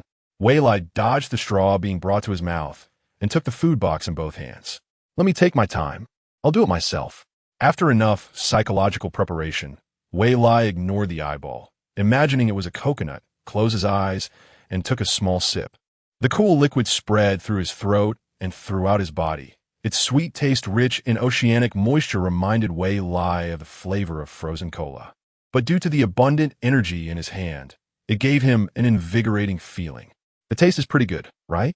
It also has the effect of refreshing and improving eyesight. Look, don't you feel like your vision has improved a bit? Lin Lin said with a smile. Wei Lai looked around and, sure enough, could see even the tiny fish in the sea clearly. However, the price was too high, twice that of the thousand-legged octopus he had bought. Although he didn't pay for it himself, he felt a little heartache for some reason. Wei Lai shook his head to dispel his thoughts and took out the food box containing the thousand-legged octopus. It was quite a large food box, but he had no idea what it contained. Upon opening it, there was only a shallow layer inside. It was clearly a section of the thousand-legged octopus's tentacle, but it had been chopped into countless pieces. Wei Lai poked at it with his knife and fork, and to his surprise, it was still alive. The frequency of movement of the pieces was not high, but they visibly grew larger. Wei Lai then understood why the food box was so big. He speared the smallest piece, dipped it into the accompanying sauce, coated it evenly, and put it in his mouth. The fish meat, covered in sauce, no longer wriggled and solidified into a piece. The chewy taste was reminiscent of jelly, but it also had a salty and fragrant flavor. This dipping sauce is truly amazing. Wei Lai didn't continue eating. After one piece, he stopped and stored the food box in his space for later exploration when he had time. At this moment, the beast tide reached its peak. The sea surface was densely packed with marine fish surging upwards, which would be a bit frightening for those with a fear of crowds. This was not the previous minor skirmishes, but a real battle. The seaside also experienced a tsunami, with waves crashing towards the observation platform. Wei Lai felt a bit restless, wanted to flee. This is a tsunami. However, no one in the seats left. Everyone looked excited. Lin Lin looked at herself with a puzzled expression, as if her behavior was quite strange. Then, she seemed to think of something and leaned over to softly ask if she needed to go to the restroom. Wei Lai quickly said no, but feeling embarrassed to admit she was scared, she could only pretend to sit upright, masking her inner anxiety and fear. In the blink of an eye, the tide viewing platform was submerged by the rushing seawater. Wei Lai, frightened, closed her eyes, and after a long time, it seemed she had not been eroded by the seawater. Lin Lin had been observing Wei Lai for a while and finally realized that Wei Lai's earlier anxiety was actually due to fear of this. "You coward. Just open your eyes. It's nothing. There's a strong barrier here, and even a laser energy cannon can't break it." When Wei Lai heard about the laser energy cannon, she remarked that it could shatter planets. The surrounding noise continued, and her fear diminished significantly. Slowly opening her eyes, she felt as if she had entered an underwater world. The entire tide viewing platform was submerged, but the safety barrier was incredibly strong, enveloping all the viewing stands, towering into the clouds, isolating the spread of the seawater. It was clear that the water surface was still rising continuously, but no matter how high it rose, the height of the barrier remained even higher, keeping everything within a safe distance. Not a single drop of water splashed onto the stands. Moreover, within the safety barrier, the audience continued to do what they were doing, unhindered in their actions, and the air felt just as it always did, without any sense of oxygen deprivation. The snack-selling robots were still diligently working, moving back and forth along every aisle. Sitting in the front row, the biggest sensation was the close contact with marine life, making the high-ticket price worthwhile. Behind the thick, invisible barrier, Wei Lai watched as waves of colorful and diverse fish swam past her. A silly giant turtle kept bumping against the safety barrier, not only achieving nothing but also getting dizzy, so it simply withdrew its head into its shell, swaying with the waves. Unfortunately, it crashed into a sea lion, which, annoyed, slapped a few times with its flippers and then stomped a few times with its tail. The poor turtle seemed to hear the sound of its shell cracking, but still didn't poke its head out to retaliate. Realizing its opponent was too strong and its small body couldn't withstand the commotion. The peaceful scene before her didn't last long. The seawater continued to rise, and the muddy sand at the seabed suddenly joined the turbulence, turning the water before her murky and difficult to see. Meanwhile, the tide viewing platform started to move. Chapter 57, What is going on? Is the viewing platform about to collapse? The tide watching platform was swaying, not violently, but in conjunction with the scene before them. It was quite frightening. Wei Lai was terrified and exclaimed, "What is happening?" Her speech was already unsteady. She clung tightly to Lin Lin's arm, trembling all over, her palms sweaty. This is a tsunami. In the news broadcasts of her previous life, very few survived after encountering such disasters on the beach. At this moment, she felt it deeply. Some people nearby were even screaming wildly, intensifying Wei Lai's fear. "It's okay, it's just the tide-watching platform adjusting the viewing angle." Raising the foundation a bit, Lin Lin comforted her, "Open your eyes, don't be afraid." The strong feeling of weightlessness combined with the incoming sea breeze made Wei Lai even more terrified. But under Lin Lin's reassurance, she opened her eyes. She realized she was now in midair, and the ground beneath her feet had stabilized. It turned out the entire tide-watching platform had been raised countless feet, far above the water surface, reaching a safe distance. This height was perfect for watching the beast tide. Wei Lai glanced back at the crowd beside her. Their screams sounded ghostly, yet their faces were filled with excitement. What a bad habit. The crowd didn't blame Wei Lai. Instead, they secretly rejoiced that their prank had succeeded. Besides Wei Lai, many were crying in fear. The distance between the tide-watching platform and the ocean had returned to what it was initially. The most significant change was in the sea. Originally, there were only 3 or 4 fishing boats, but now there were over 100. Fish were constantly being caught and processed, and the lower-tier sea beasts were nearly finished off. The sea surface regained a bit of calm, but this calm seemed like the prelude to a storm. The originally bright night sky suddenly became overcast. The lights on the viewing platform became even brighter, illuminating the landscape before them. The appearance of a dozen 7th-level sea beasts stirred the audience's enthusiasm even more, cheers piercing the eardrums. Wei Lai heard people discussing that the sea beasts before them were actually mermaids. Her eyes widened, adjusting her glasses to take a closer look. Suddenly, she was met with a pair of clear blue eyes, and she hurriedly looked away, thinking it might be her illusion. 7th level corresponded to the level of a 6th level ability user among humans, most of whom had awakened intelligence, possessing the wisdom of human children. Mermaids were the failed products of beast-human transformation, with human upper bodies and fish tails, yet still retaining the instincts and behaviors of fish. In truth, mermaids were quite unattractive. A bit disappointing. Their hair was full of seaweed and parasites, and one mermaid nonchalantly pulled a strand of seaweed and stuffed it in her mouth. They had no eyebrows or noses, sharp protruding mouths, and their cheeks were covered in scales. The only beautiful feature was their pair of blue eyes, clear and transparent like jewels. Wei-Lai was mesmerized, intoxicated by the sight, while the mermaids before her seemed to glow with countless halos. Becoming extraordinarily beautiful, how could such beautiful creatures be harmed? Wei-Lai's anger surged, a voice in her heart constantly urging her to confront those hunters. Don't look at their eyes. A large hand blocked her line of sight. The mermaid's eyes had a hallucinogenic effect, exposing the viewer's inner darkness and compelling them to act. After adapting to the darkness, Wei-Lai's mindset calmed down. It seemed her self-control was still insufficient. How did she fall for it? Lin was somewhat reluctant to remove his right hand, his eyelashes fluttering against her skin, yet he felt very comfortable inside. How about now, feeling better? Much better. Thanks for earlier, Wei-Lai replied, still shaken, realizing she had completely transformed moments ago, her thoughts and actions beyond her control, thankfully aided by a benefactor. Wei-Lai scanned the audience around her. Many were also entranced, clamoring to go down, wailing like ghosts. What are they going to do? Wei-Lai pointed at the crowd, unwilling to admit she had been one of them moments ago. Don't worry, most of them just want to enjoy this feeling. They can't use their abilities behind the safety barrier. Nothing will happen. Lin pointed to a few staff members. They're watching over everything. It was astonishing how many people liked to experience this feeling of being controlled. The world was indeed full of surprises, especially the oddities that existed everywhere. However, in the illusion, mermaids were indeed the most beautiful things ever seen. Most of these people were likely beauty enthusiasts. Without the filters and halos, mermaids reverted to the ugly appearance Wei-Lai had initially seen, and remembering not to look into their eyes, she found the spectacle on the sea to be extraordinary.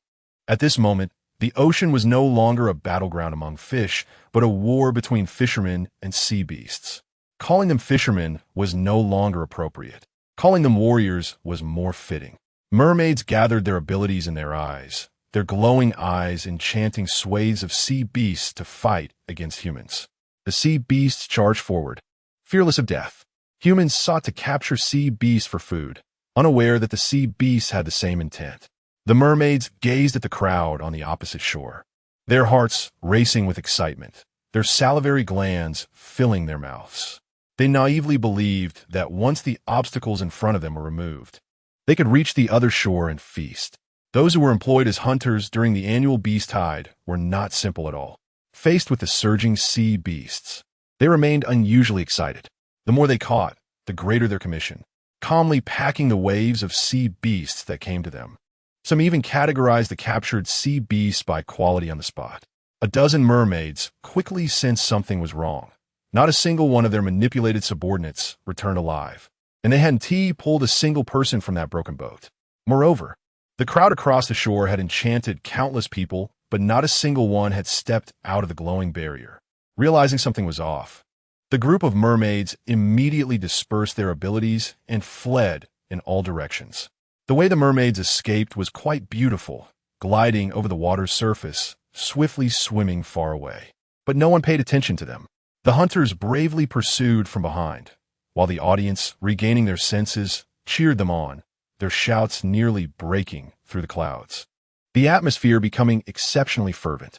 Meanwhile, the battlefield on the surface of the sea was also extremely intense. The hunters abandoned the large ships, their small boats moving as fast as arrows, lifting into the air with the giant waves, then sinking back into the water to advance rapidly. But the mermaids were equally fast. Their silver tails cut through the surface of the sea, moving so quickly their shapes were indistinguishable. This chase lasted quite a while, with the hunters gaining nothing. Eventually, half of them gave up, and a dozen attacked a single mermaid. However, the result was not ideal. The team of over 100 hunters only caught one. Why don't they capture the ones that fled to the deep sea? Vele Puzlet, poking Lin Lin's arm with her small hand. Every time the hunters reach the edge of the deep sea, they turn around. They never linger, Lin Lin said gravely. Deep-sea beasts are not something humans can handle right now. However, even though they are the rulers of the sea, they cannot survive in shallow waters, which gives humans a place to survive. So that is how it is, Wei Lai realized. No wonder there is such a thing as a tide-watching platform. These sea beasts basically posed no harm to humans. They were purely here for the trial. However, with human interference, the losses were significantly greater.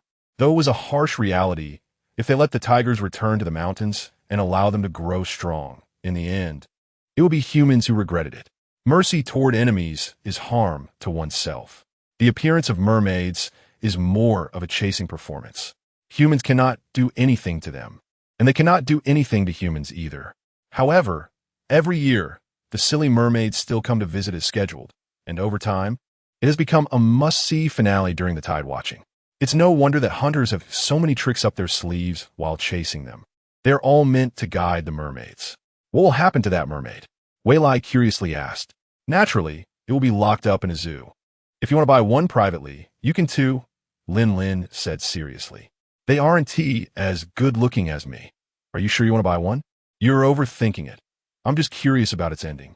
I thought it would be dissected. After all, its eyes are so magical, Wei Lai replied with a pout. So that is how it is. Lin Lin felt speechless at her unknown jealousy, realizing she was just overthinking it. The only valuable part of the mermaid is its eyes. But once detached from the body, they lose their effect and become ordinary beads. However, the zookeepers will train them to create fixed hallucinatory scenes, like a dating experience venue. Should we go try it? Not going. Wei Lai directly refused, looking at the sinking tide, watching platform, and asked, "Is it over?" "Yes." Lin Lin replied with a listless expression. "That's good. Help me go down and collect seafood." Wei Lai said happily, "Don't give me a long face." "Who are you showing it to? You promised to help, and you can't back out." I haven't backed out. Lin Lin gestured for Wei Lai to look at the staff by the sea. "We have to wait until they finish gathering before we can go over." "What are they gathering? Didn't they just catch so many sea creatures?" Wei Lai asked in confusion. "The big waves just now washed up many rare ingredients from the seabed. Don't think that the sea only has sea creatures. There are also many sea plants." Wei Lai understood, like kelp and seaweed, right? Then why are there still many people behind us who haven't left? Are they hoping to pick up some bargains? Wei Lai asked quietly. Lin Lin nodded. Then the two looked at the staff to see what they were searching for, memorizing their shapes and sizes one by one. Who knows, if they find something, they might make a fortune. Of course, this was mainly Wei Lai's idea, and Lin Lin could only go along with it. Chapter 58. As soon as the personnel from the tide viewing platform left, a group of eager onlookers surged forward, rushing from the stands to the sea. Wei Lai hurriedly pulled Lin Lin to join the fray. After a frantic search, they were greatly disappointed. The bucket only contained some worthless kelp. This was the fate of the illiterate. They couldn't even recognize treasures right in front of them. With her limited knowledge of interstellar marine flora and fauna, Wei Lai realized she couldn't handle this task. Feeling exhausted, she leaned against a rock and instructed, "You're quicker than me, so you take care of the treasure hunting. I'll just collect ordinary seafood.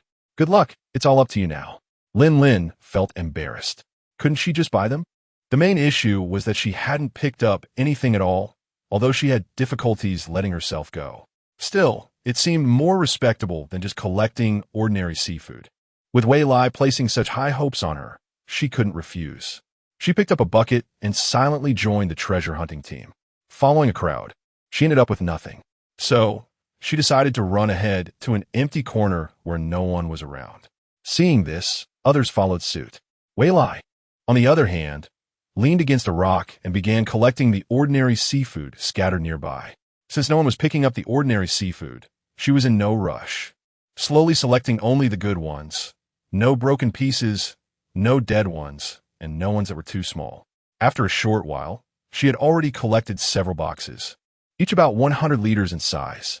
These were the boxes she had previously bought for storing fish, and now they came in handy.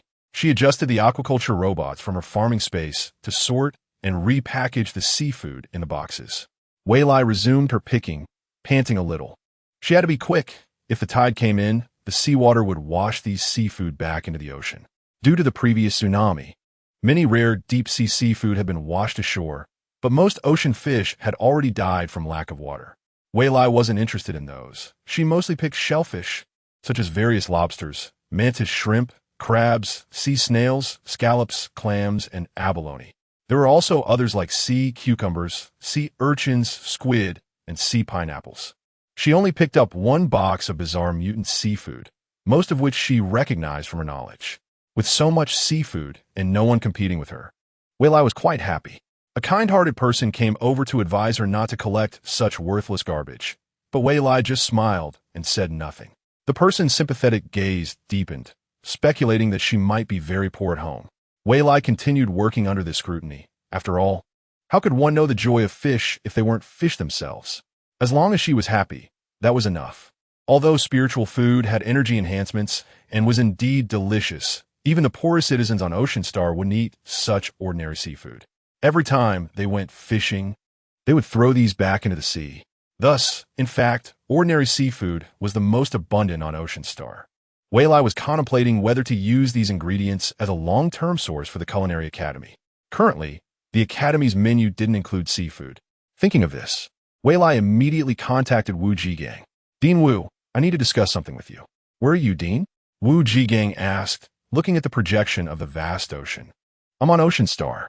Weilai zoomed the view to cover the entire beach. "Look, there's seafood everywhere, and the best part is they're all free. I can't even collect them all. I've gathered nearly 10,000 pounds of seafood and have barely moved 50 meters. We'll come right over." Wu Jigang understood Weilai's intention. Collecting all the seafood on this beach would save a lot of expenses. The biggest deal was that it was a brand new food source that would surely create a stir. There was also a huge business opportunity and profit to be made here. Wu Jigang logged off and immediately gathered everyone to head to Ocean Star. Weilai didn't expect Wu Jigang to cooperate so well and trust her so much. Wasn't he worried that she wouldn't know how to handle these ingredients? It seemed her culinary skills had already won everyone over. Since that was the case, she couldn't let them down. While purposefully collecting seafood, Weilai thought of many recipes. She realized that it would be impossible to complete this task with just her hands. Clearing a space, she took out cooking equipment. To avoid others snatching her ingredients, she set up a tent to block outside views and the external air, fearing that the aroma might attract a crowd. It wasn't that she was stingy. People are inherently selfish in the face of profit. Moreover, her actions didn't harm the interests of the country or herself. Weilai checked the seafood she had collected. The most abundant were large lobsters. She took out over 200 lobsters, each weighing around 10 pounds, and used 5 kitchen robots to clean them before steaming them over a fire. Time was limited. She needed to finish before Wu Jigang and the others arrived to prove that her decision was not unreasonable, but genuinely useful. She had to let them taste the value of this ordinary seafood, which would motivate her even more during the collection. Steaming large lobsters was very simple. The most important factors were the steaming time and the seasoning. After Weilai finished, Wu Jigang and the others arrived. Weilai hurriedly invited them into the tent. The tent had an exterior of less than 5 square meters, but was surprisingly spacious inside. It was windproof, waterproof, and earthquake-resistant, one of the interstellar black technologies. "Dean Wu, Director Shah, you all have worked hard. Please come in." Weilai instructed the robots to serve the dishes immediately, one for each person. This dish is steamed lobster. It's very simple to make. I've also shared the recorded video in the group, so everyone could try it. There are many ways to cook it: braised, stir-fried, boiled. Everyone should give it a try. This taste is amazing, everyone exclaimed in unison. Perhaps it was due to the enhancement of abilities and the pollution-free water source of Ocean Star. The flavor was at least 10 times better than anything they had eaten in their previous lives, though unfortunately, the quantity was a bit small. "We're going to need everyone's help. Our goal is to clear the entire beach." "Dean, don't worry, we'll work hard." Everyone solemnly pledged. Weilai also joined the massive cleanup effort. Over 200 people joined the team to collect ordinary seafood.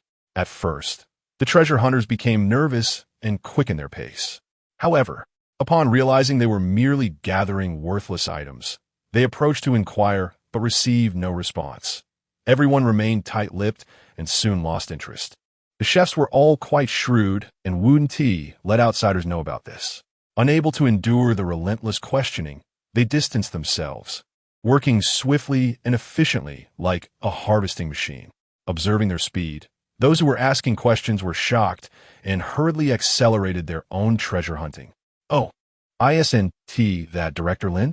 Lin, who was bent over picking sea plants, stiffened and turned to face the newcomer. Director Xia, you're here too. Xia Dongming chuckled. Don't worry, we want to compete with you. We're just collecting ordinary seafood. Lin hadn't expected to see Director Lin treasure hunting. It was quite a rare sight. There was a stark contrast. She didn't seem like someone who would do such a thing. Had she changed her ways? Or was the Mecha Academy short on funds? It didn't seem like that either. The hobbies of young people today were truly strange. Little did they know that, in the eyes of outsiders, Xia Dongming and his group were the odd ones. 7 or 8 people quickly surrounded this small area. Lin recognized the situation and figured that Wei Lai must have summoned them. Since she had already lost face in front of acquaintances, she decided to let go and search more carefully. Her vast spiritual power surged out, targeting each glimmering point. Everyone worked together, and before dawn, they had finished collecting everything. Wei Lai served bowls of seafood porridge to everyone. Meanwhile, Lin was invited over by Xia Dongming. Seeing this, Wei Lai exchanged glances with him, encouraging cooperation, and smiled as she handed it over. Here, Director Lin. Lin cooperatively took it over, as there would be plenty of time in the future to see the light of day. Wei Lai had indeed put a lot of effort into this seafood porridge, adding all kinds of fresh seafood without holding back. Bluefish, shrimp, crab, sea cucumber, abalone, scallops, clams, squid, and so on. However, the method was primarily based on Cantonese-style seafood porridge, which was delicious and nutritious. Everyone was exhausted after a long night, feeling both hungry and tired. After tasting a spoonful, they were conquered by its freshness, and they kept coming back for more until the soup was completely gone. Wei Lai declined the suggestion of returning with the people from the culinary school, saying that there was a seafood auction in the afternoon, and she wanted to experience it. Wu Ji Gang did not stop her. It was good for young people to gain more experience. Xia Dongming had no objections either, but he was a bit concerned about Wei Lai's safety. After consulting Lin's opinion, he said to Wei Lai, Director, let's go back together with Director Lin later. Traveling in a group is not very free anyway. Wei Lai was very happy. Xia Dongming and the others automatically filled in the gaps as if they had come on a tour group, which was nice because they didn't have to lie to cover up the past. Thank you, Director Lin. Lin glanced at the back of Wei Lai's head with a half smile. You're welcome. The others didn't notice the unusual interaction between the two and happily returned home, eager to do so, especially since the director had posted many videos of seafood preparation in the study group. Although they hadn't tasted it personally, just looking at the pictures made them drool. Once everyone left, Wei Lai's eyes lit up as she pulled the other person's hand into the tent. Excitedly looking at Lin, she asked, What good stuff did you find? Lin obediently took out about 10 boxes from the space and quickly filled the empty ground. Curiously, she opened the nearest box. The colorful pearls almost dazzled Wei Lai's eyes. Each one was round and plump, about the size of a walnut, slightly translucent, and she joyfully rushed over. Who wouldn't like that? I saw that many girls picked some too, so I thought you might like them, so I collected them. She pulled over another larger box and opened it, saying, I didn't throw away these clams either, although most of them are first or second grade. I like you so much. Wei Lai gave a big hug and turned around to continue opening boxes. Lin's previous grievances vanished in an instant as she stared at Wei Lai's back in a daze. She said she liked me. What should I do? Oh no, my heart is racing, thump thump. Chapter 59. The Seafood Auction Fair is an annual event on Ocean Star, bustling with excitement comparable to the New Year celebrations. Outside the auction, various stalls are filled with a dazzling array of goods, with people coming and going, creating a lively atmosphere. Sister, can I get this string of shell necklaces for 500 Federation coins? Wei Lai is bargaining in front of a small jewelry stall. Miss, the lowest price is 600 Federation coins. I can't lower it any further. I sell them for 1,000 Federation coins to others.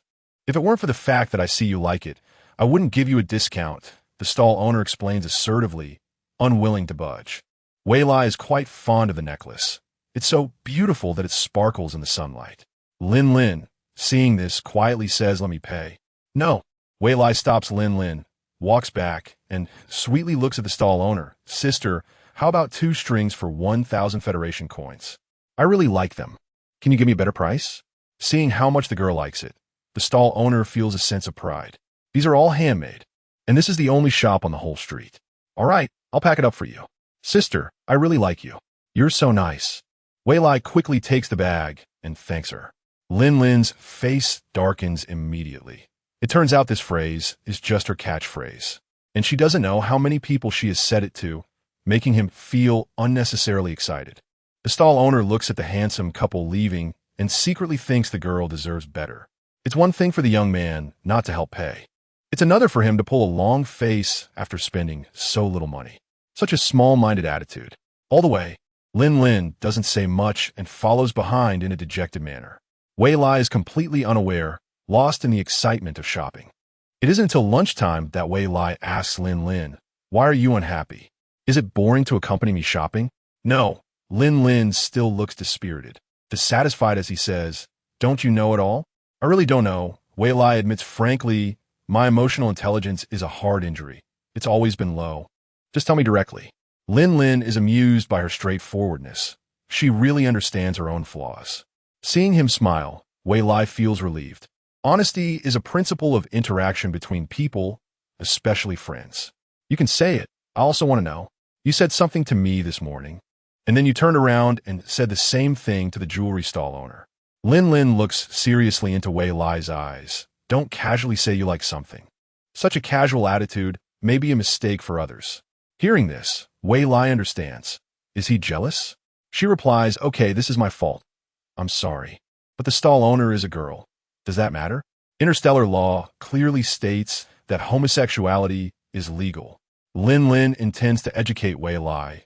In some remote planets and small countries, even bestiality is legal. Wei Lai's eyes widen, her face full of curiosity. "So that means there are beast people?" "Naturally. There are." Lin Lin nods. "They mostly live on beastman planets. How about it? Are you interested?" Wei Lai nods repeatedly. "Let's go there next time." How did the topic shift? Lin Lin's expression turns serious. Don't change the subject. Does just apologizing for your earlier behavior suffice? After a long silence at the dining table, neither of them speaks. Wei Lai contemplates, while Lin Lin just stares at her. Wei Lai is trying to figure out how to appease an upset boy. She takes out the book Interstellar Dating Guide and starts flipping through it. The more she flips, the more she feels that their roles seem to have reversed. The book states that girls tend to throw tantrums more often. Flowers? Not appropriate. Suddenly her eyes light up at a line. Lin Lin is still in a daze when Wei Lai hugs him. When she tries to leave, he quickly pulls her closer, hugging her tighter. Fortunately, they are in a private room. It would be so awkward if someone saw. Wei Lai pushes him hard, but it has no effect, and she is hugged even tighter. Unable to do anything, she just has to make do with it. From this angle, she can see the sea view outside the window, which feels quite nice. Lin Lin feels at ease at this moment. All his anxieties and worries disappear in her embrace. It isn't until the robotic waiter knocks on the door to serve the dishes that they separate and sit down properly. "Dear customers, all the dishes are served. Please enjoy your meal. Have a great time." The robotic waiter sees that there are no further instructions and turns to leave. This seafood restaurant is the most famous on Ocean Star, and every time you eat here, you have to wait a long time. Wei Lai and the others made a reservation yesterday. However, after arriving today, it still took a considerable amount of time to wait for the dishes. This restaurant is indeed very popular. Lin Lin, however, wishes this waiting time could last a little longer. Both of them order the signature dishes, which are rated 5 stars online. Wei Lai takes a photo first before starting to eat. Originally, interstellar cooking mainly involved steaming and boiling. But since Wei Lai contributed all her ingredients to the Southern military base, this situation has improved somewhat. However, the Southern military base only sells basic seasonings at the gourmet heaven, such as oil, soy sauce, vinegar, chili oil, etc., and the formulas have not been disclosed. but just these can change eating habits. And since Ocean Star is only an hour's journey from the Federation, this seafood restaurant keeps up with the times. Several of its signature dishes incorporate these ingredients. The sashimi here is especially authentic. Not only is the presentation exquisite and pleasing to the eye, but the various fish meats are also incredibly tender, with no fishy smell. The key is the sauce. It's unknown how it's blended, but it gives the fish a magical quality, similar to the seasoning used for the octopus she tried before. Wei Lai calls the customer service robot to ask if they can sell the sauce. The customer service robot politely replies that it is a secret recipe and not for sale. Wei Lai has no choice but to ask the customer service robot to call the owner so she can speak with him directly. While the customer service robot goes to call the owner, Wei Lai rests her chin on her hand, staring blankly at the food in front of her. I can help you analyze the ingredients of these sauces. Lin proposes an idea. What good is knowing the ingredients? Didn't you design and create a seasoning-making robot? The program and method are crucial, Wei Lai says irritably. I know the owner definitely won't sell the recipe. I'm just curious about this sauce. During their conversation, the store owner knocks and enters. She is a kind-looking grandmother. The two immediately stand up to greet her and invite her to sit down. Are you looking to buy the umami sauce? Yes, Wei Lai nods. Just a small jar will do. I really like this flavor. Thank you, of course. This is our restaurant's specialty, the owner proudly states. So many tourists come just for this umami sauce. Therefore, it's often in short supply, so I can't agree. Wei Lai is very disappointed, sitting there in a daze, feeling gloomy. Since you didn't refuse our request, but came personally, there must be conditions, right? Lin guesses. You're quite observant, young man. You guessed it right. The owner praises him, then looks at Wei Lai, saying, I saw Wei Lai's name in the reservation information. Being mentioned, Wei Lai is surprised. You know me? I don't know you. The owner shakes her head. However, you placed 10th in the cooking competition yesterday, and my grandson was 11th. He mentioned you in front of me and has been thinking about tasting your fried stinky tofu. Would it be all right to exchange it for the umami sauce? Who would have thought that the situation would take a turn for the better? Of course. Wei Lai takes out 5 or 6 food boxes from her storage, each containing 10 pieces. Fortunately, she practiced offline and is grateful for her habit of keeping a stock. Wait, I'll call my grandson. He should be done with kitchen work by now. The owner doesn't open the food boxes for inspection. She can't tell the difference. If not, that calculating grandson would keep nagging, even more than an old woman. So the three of them quietly waited for the arrival of the seafood restaurant's chef. But the shop owner was not idle and recommended many fun and delicious places, instantly lifting the atmosphere. Are you going to the auction later? Yes. I heard there are many rare seafood and specialties. Wei Lai recalled that this was the information he saw on the Star Network. Not just that, there are also weapons and potions made from various sea creatures and clothes and accessories that young girls like. The shop owner glanced at Wei Lai's outfit and said, At such a flowery age, why are you dressing so simply? Then he glared at Lin and lectured, Young man, you dress so neatly and stylishly. Why don't you spare some effort to dress up your girlfriend? Lin indeed hadn't thought of that and learned his lesson, saying, I will change. Thank you for the advice, Grandma. Wei Lai felt a bit embarrassed. Ever since arriving in the interstellar world, it seemed he hadn't bought clothes for himself. In his past life, Wei Lai was busy with work, mostly wearing work clothes. And now, at the base, he had chef uniforms, and at school, he wore student uniforms. This outfit was also from the original owner, which was quite comfortable, so he had thought about buying anything. Mainly because the clothing in the interstellar world was of such good quality. It was temperature regulating, warm, drought resistant, and cool. In the original owner's life, this piece of clothing had been worn for many years. He wore the same outfit in winter, and not only was it warm, but it was also lightweight, flexible, and convenient for movement. In short, if one lived in a slum, they wouldn't have to worry about clothing. Buying one outfit could last a lifetime. But looking at his dingy outfit compared to the shop owner's flamboyant appearance, if one overlooked her aging face and pale hair, anyone would think they were looking at a young girl. Come, let me introduce you. This is my grandson Ding Shun. Hello. Ding Shun looked to be about the same age as Lin and resembled the shop owner. Is this stinky tofu? Ding Shun opened the food box and took out a skewer to hand to the shop owner. Grandma, try this. The shop owner didn't mind the smell at all, but still closed the doors and windows tightly before starting. It wouldn't be good to affect the customers' meals. Indeed, it lived up to its reputation, a truly magical food. After tasting it, Ding Shun beamed with joy. Wei Lai, do you have more? I want tea let you suffer. How about one bottle for 3 food boxes? Deal. Wei Lai took out all 50 or so food boxes from his space pocket. The other 3 were immediately shocked. The shop owner and Ding Shun thought, what to do if the surprise comes too quickly? While Lin Lin wondered, why does my partner love to hoard food so much? Chapter 60. The Ocean Star Auction Conference is the annual grand event of Ocean Star. This year coincides with an international public holiday, attracting a particularly large number of travelers from all over the world. Wei Lai and Lin Lin arrived an hour early, but they could only sit in the lobby as all the private rooms had been booked. So what now? The entire hall was empty with not many people, but there were many robots setting up the venue. Wei Lai felt a bit conflicted. Did that mean they had to wait on the chairs for an hour? Lin Lin opened the online shopping mall on his holographic computer and suggested, how about we shop online together? Wei Lai understood the implication. It was time to treat himself to some new clothes. Plus, after making some money yesterday, he felt he shouldn't skimp on himself. However, he still wanted to clarify the financial matters, so he opened his holographic computer and said, let's buy our own things. Seeing this, Lin Lin didn't push further. He couldn't force someone to accept his goodwill. He picked up the auction conference brochure and started looking through it.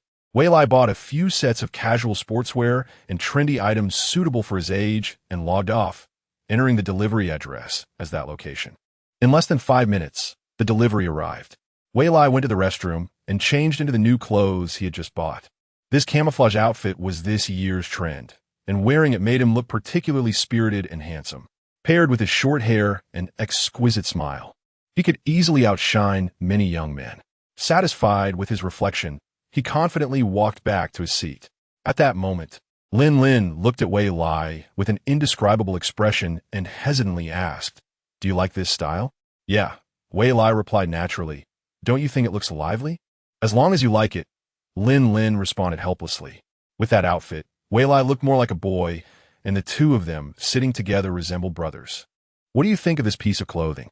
Lin Lin pointed to a shell-patterned colorful outfit in the brochure. It's pretty, but isn't it a hassle? Walking around would make shell clattering noises. Isn't that just a walking noise machine? Wei Lai complained. Lin Lin quickly added, it can resist attacks from level 5 alien beasts. It's beautiful and practical. I don't need to participate in field training, so it's unnecessary. I'm just wasting time. Wei Lai directly refused, feeling it didn't match his aesthetic. Don't you know you need to participate in field training for your final assessment? Lin Lin questioned. They should have notified you. Our teacher said the assessment focuses on professional knowledge and won't involve much in terms of combat requirements. You're too naive. What unfortunate soul would want to team up with a bunch of deadweights? If you go training without any combat capability and encounter alien beasts, what would you do? You wouldn't even have time to call for help. You still need to strengthen your abilities and pick a piece of clothing with strong defense. At least it can ensure your safety and give you a better chance of escaping during the training assessment. If you fail the assessment, all your hard work for half a year will be in vain, and you'll have to redo it. Lin Lin rambled on and on. Wei Lai was left speechless. Fine, I'll take a good look myself. After all that talk, it was just about complaining that he couldn't choose clothes properly. But Lin Lin wasn't wrong. The clothes in the brochure were indeed better than those online. With a sigh, Wei Lai flipped to the women's clothing page and began to seriously browse. The clothes online were mostly ordinary, and defensive and offensive clothing was hard to come by. Since they were at the auction, it was indeed worth considering buying a piece. Although thinking about the price would definitely be high, that was an unchangeable reality. Rarity equates to value. Wei Lai carefully compared the cost-performance ratio of various clothes.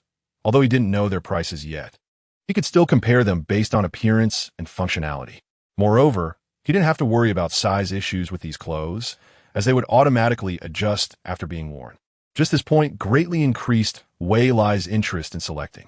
The two of them whispered and discussed for a long time, but still couldn't reach a consensus.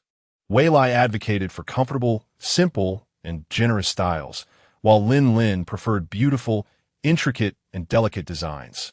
In the end, Lin Lin could only concede because ultimately, the clothes were for Wei Lai to wear, and what made him happy was the most important. As they were discussing, more people gradually filled the venue.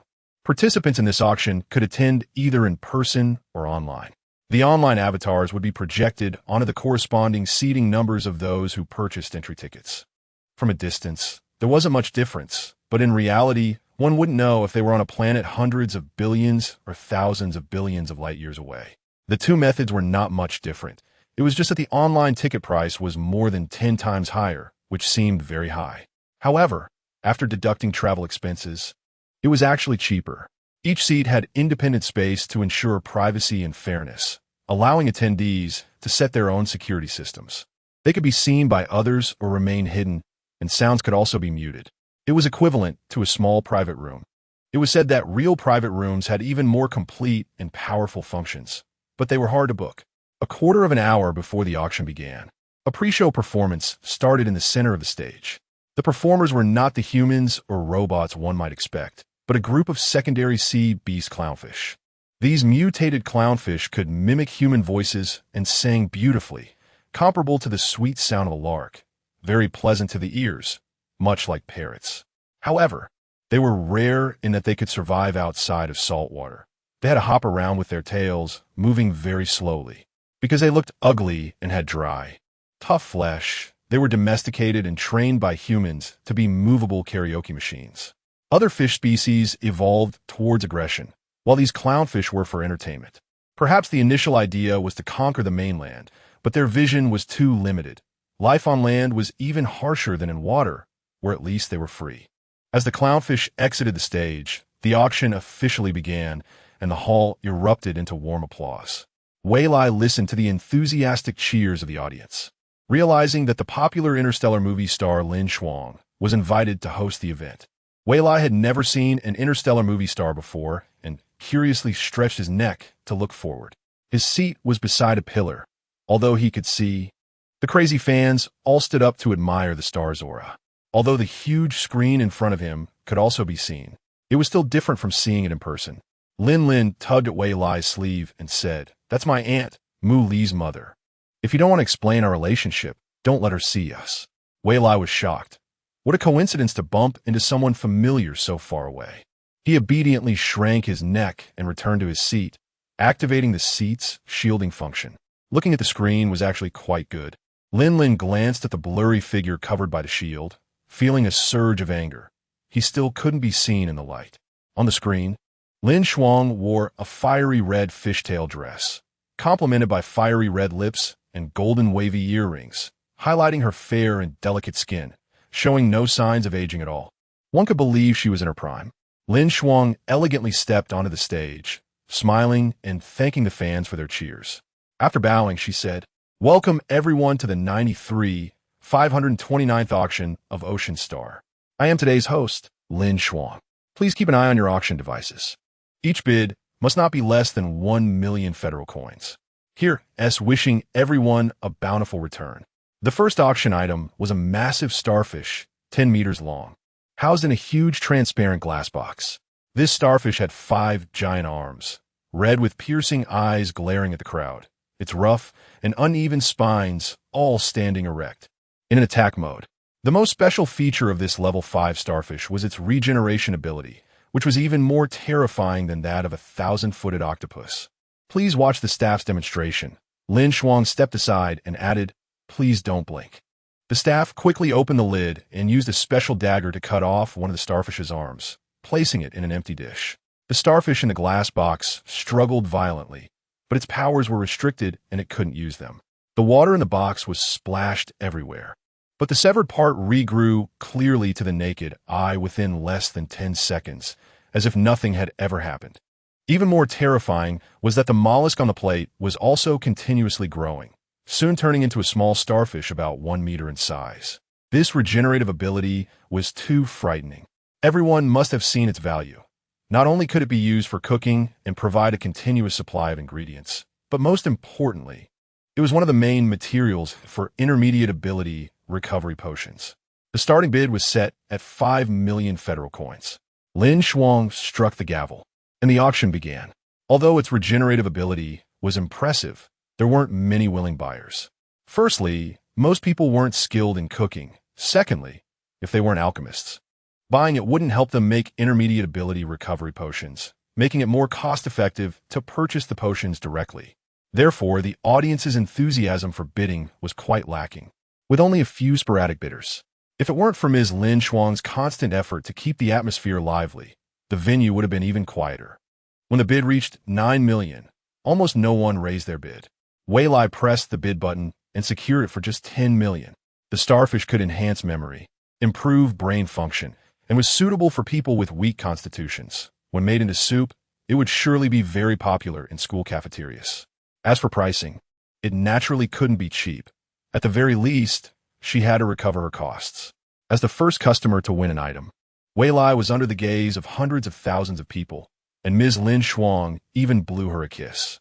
Wei Lai felt no psychological burden at all and graciously accepted it. Because of the barrier of the seat, no one could see her clearly, allowing Wei Lai to sit comfortably and bid without worry. Meanwhile, Lin felt like he was in trouble while Wei Lai was bidding. He had been so flustered earlier that he forgot to activate the seat's shielding function. Sure enough, his aunt saw him. Thinking about the upcoming confrontation made him quite annoyed. His aunt was great in every way, but she talked too much and loved gossiping. The reason Mu Li was not fond of speaking was that he had been driven crazy by his aunt when he was young. The subsequent auctions were all seafood, and Lin had no interest or mood for them. On the other hand, Wei Lai was very happy. A large pile of seafood ingredients at levels 5 and 6 had surprisingly attracted very few bidders, all of which ended up being cheap for her. Thinking about the signature dishes that would be added to her upcoming Food Paradise store opening next month, she couldn't be happier. Watching Wei Lai successfully bid one after another, Lin silently mourned for her. Successfully drawing Ms. Lin Shuang's attention was not a good thing. Chapter 61, the auction for the upcoming Level 7 and Level 8C beasts, reached a small climax. Wei Lai gave up on bidding. She hadn't bought any defensive clothing yet, and her wallet had already shrunk by nearly half. Even if she wanted to buy something, she had no money left. She poked the person next to her with a finger. "Can you lend me some money? I was just discovered by my aunt." "Are you sure you want to talk to me?" Lin said with a stern face. "Weren't you keeping your distance and treating me like a stranger just a moment ago?" Wei Lai sat up straight and whispered, "That doesn't affect your lending me money. I will pay you back. If you're worried, we can calculate interest and write an IOU. Calculate interest and write an IOU. Are you treating yourself as an outsider?" Lin took a deep breath, suppressing the pent-up frustration, and played along as a stranger, saying coldly, "How much do you need? 10 billion federal coins will do. That shouldn't be too much, right? Although this amount is huge for an ordinary person, you're a rich person." After all, she could even afford a spaceship, which she customized herself, far exceeding the market price. "I'll pay you back as soon as I get my salary." Wei Lai's personal holographic brain received the transfer notification and immediately assured her. She didn't even know how much her salary would be, but the monthly store dividends would definitely not be small. "You can choose not to pay me back, as long as you don't make me angry and treat me better." Lin sighed. This was really frustrating, but it was her choice, and there was no returning it. No wonder that person, Mu Li, couldn't stand the constraints of the marriage contract and got divorced. "I will definitely pay you back. I'll also try to change your opinions.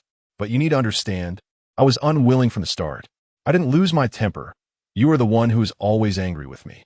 Everything has to be done step by step. Don't you think you're too eager for success?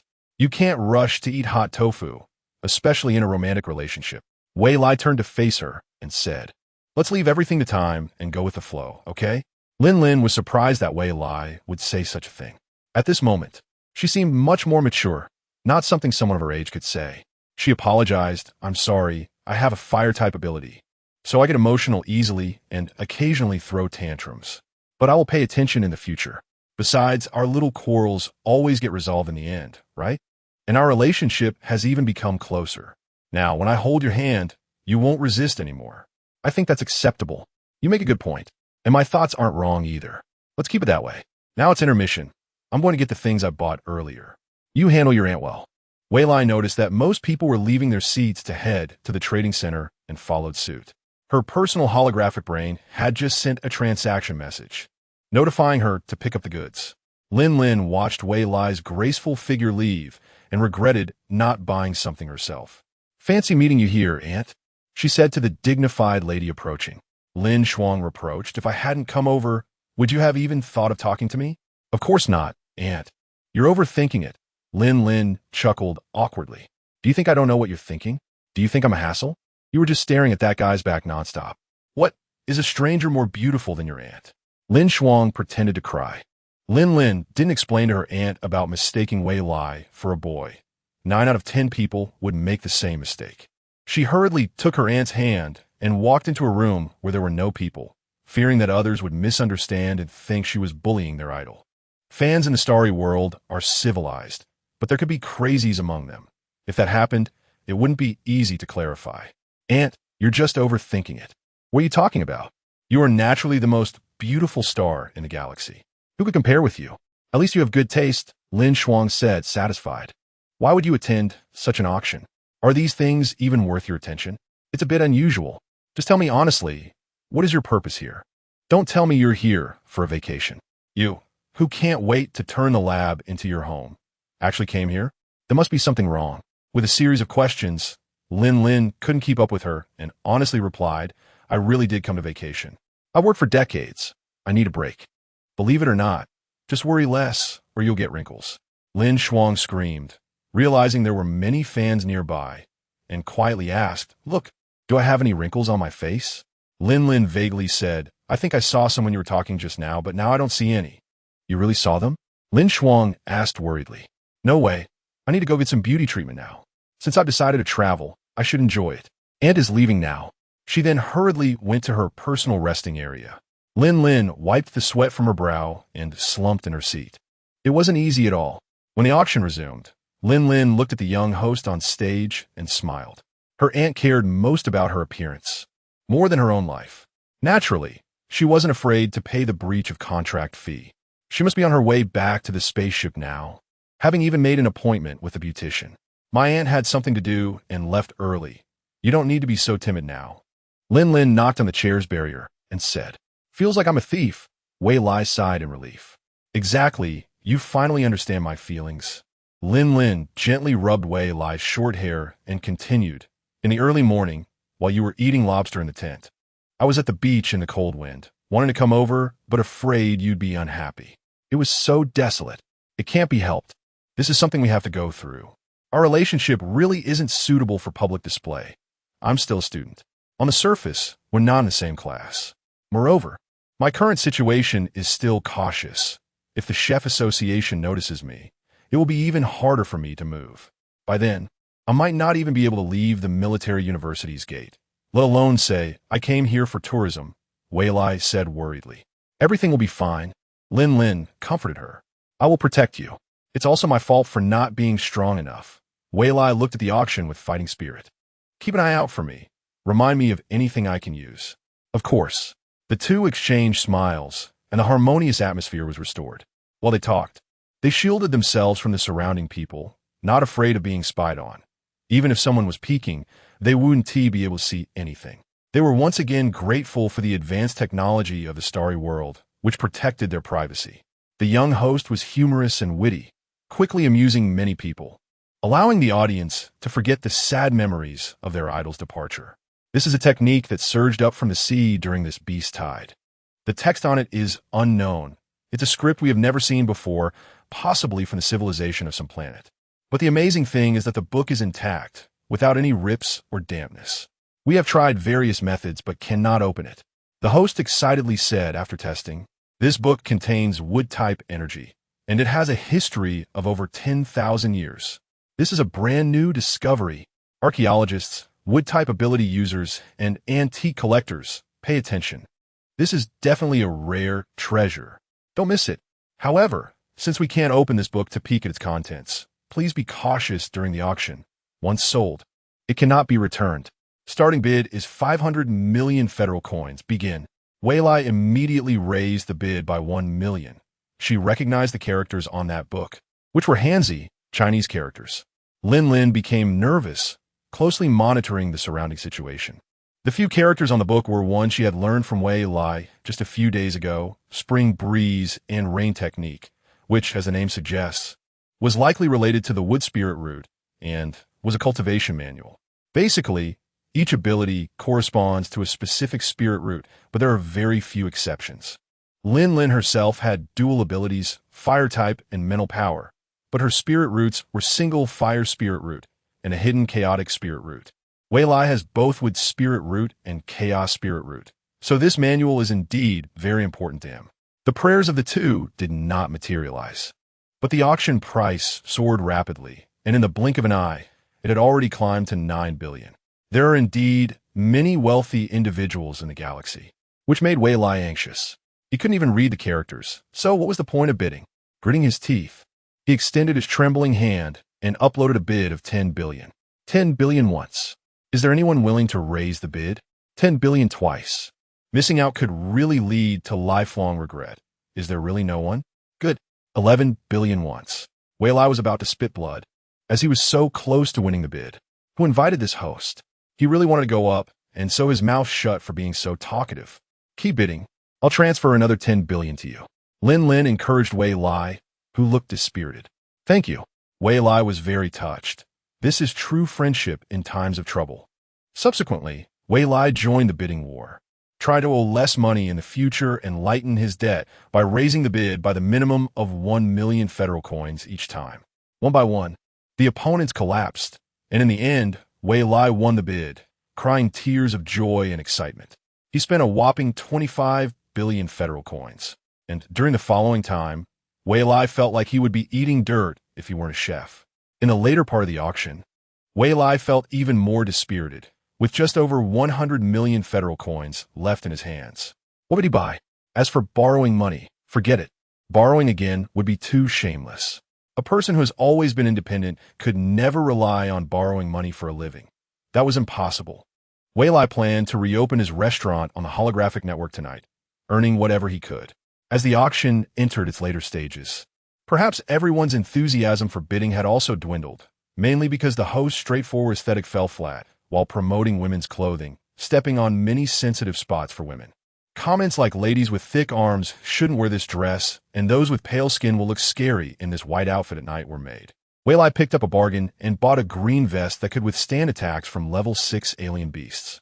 In the host's words, it was something that looked like a turtle, but to Wei Lai, it was very practical. He only spent 5 million federal coins on it.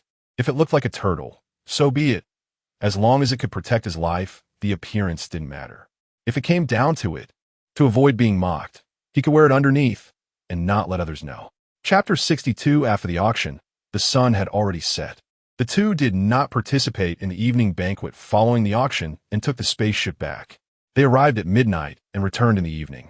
But the scenery in space remained as beautiful as ever. After bidding farewell to Lin, Wei Lai returned to the Chef Academy, where Wu Jigang invited him to taste the new dishes they had developed. Wei Lai naturally agreed with pleasure. It turned out that after everyone in the Chef Academy returned, they spent the entire day learning seafood cuisine. The novelty of the new food ignited their passion for creativity. They experimented with various cooking methods, and indeed, they innovated several recipes, all of which were incredibly delicious. How is it? Everyone eagerly awaited the chef's feedback from Wei Lai. It's fantastic. Wei Lai gave him a thumbs up. Everyone cheered and felt proud that their skills had been acknowledged. They could hardly imagine that just half a month ago, they were still struggling with basic ingredients. And now they were able to innovate recipes, all thanks to the chef before them. Wei Lai also brought out the sea creature he had auctioned off, saying, "These are for you too. Practice seriously. Dean, this seafood is so delicious, but no one appreciates it. If we sell it, wouldn't we make a fortune? You're thinking too much. We can barely keep up with the current workload, let alone sell seafood. Are we looking to overwork ourselves? Right now, we don't seek practicality. Let's wait a few days and discuss it when the new students arrive. We said a few days before, but now it's still a few days. This is dragging on. What do you know? Recruiting students is not that simple, and some are from other bases, so we must be selective." As the conversation meandered, the atmosphere in the meeting room remained harmonious. Sha Dongming signaled for everyone to quiet down. "Let's have a brief meeting to discuss the seafood. Everyone is welcome to share their thoughts and speak up." Wu Jigang was the first to speak. "I think we can make seafood the signature dish of our food paradise. So we should develop as many dishes as possible. Since it's the main store, it must have its own characteristics. Dean, do you have any recommended recipes? I suggest we refine the categories on the third floor. Snack bar, noodle shop, dumpling shop, wonton shop, bun shop, pancake shop, barbecue shop, grilled fish restaurant, etc. to create a true food paradise. As for seafood, I think we could set up a seafood buffet, which is a very manageable model for regular food. Lai shared many ideas, referencing Food City models he had seen in his past life. How do you all feel about this idea? The applause echoed throughout the meeting room in agreement. Since everyone agrees, let us learn a few new recipes today. By the way, has everyone had dinner? Wei Lai was pleased with the acknowledgement from everyone, which also highlighted the backwardness of interstellar food culture. He knew that his suggestions were based on the successful experiences of many entrepreneurs, but he wasn't sure if they would be suitable in the interstellar setting. However, it seemed that suitability was not a concern. With such a strong team, they could adapt to anything. It's almost 9 p.m. Of course, we've eaten, but the dishes made by the dean must be supported. They're definitely delicious. Are you all hungry? We had dinner early, and we're just about to have a late-night snack. Come on, Dean. Let us all head to the kitchen together. Wei Lai smiled and began to work with everyone in the kitchen. Just now, when Dean Wu asked if there were any new recipes, it reminded him of several dishes that were perfect for starting a restaurant, especially in a situation with insufficient manpower. I will demonstrate each recipe once. Everyone, please pay attention. Next, Wei Lai demonstrated the models for seafood buffet, hot pot buffet, and barbecue buffet, and the participating students were very happy. The other students could hardly contain their excitement and planned to try it after Wei Lai finished his explanations. Hot pot is a magical dish. There are non-spicy options like seafood flavor and mushroom soup, as well as the classic spicy beef tallow hot pot, with spiciness adjustable to personal taste. Everyone needed to pay special attention to the proportions of the ingredients. Wei Lai carefully added the ingredients into the pot, and soon, a strong and spicy aroma filled the air, causing a series of sneezes. Everyone focused on learning how to prepare hot pot ingredients. The hot pot ingredients could be added to any food, making it a magical seasoning. There are even more dishes derived from hot pot, like skewers, spicy hot pot, and cold pot fish, among others. Wei Lai demonstrated several recipes in a row. All right, everyone, study hard. The dean needs to go back and get some sleep. We have classes tomorrow. Wei Lai yawned, ending today's lesson. It was almost midnight, and he still had to open a store in the holographic network to earn money.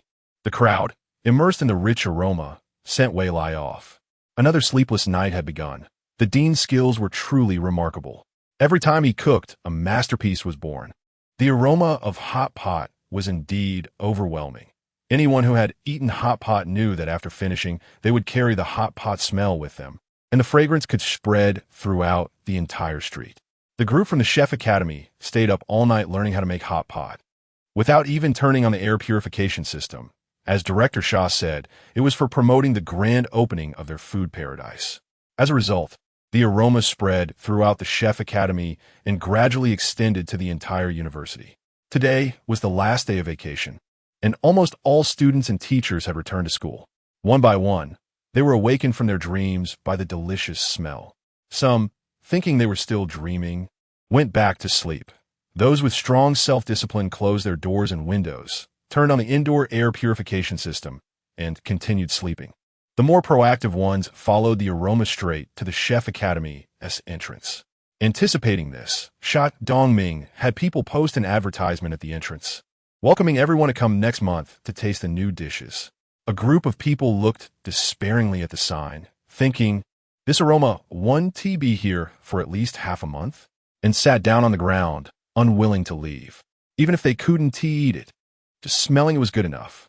This was a group of passive people, while the more extreme ones made numerous complaint calls, and many administrators were busy taking notes until dawn. Muli was awakened by a pile of assistants who had come to sort out the complaint call information.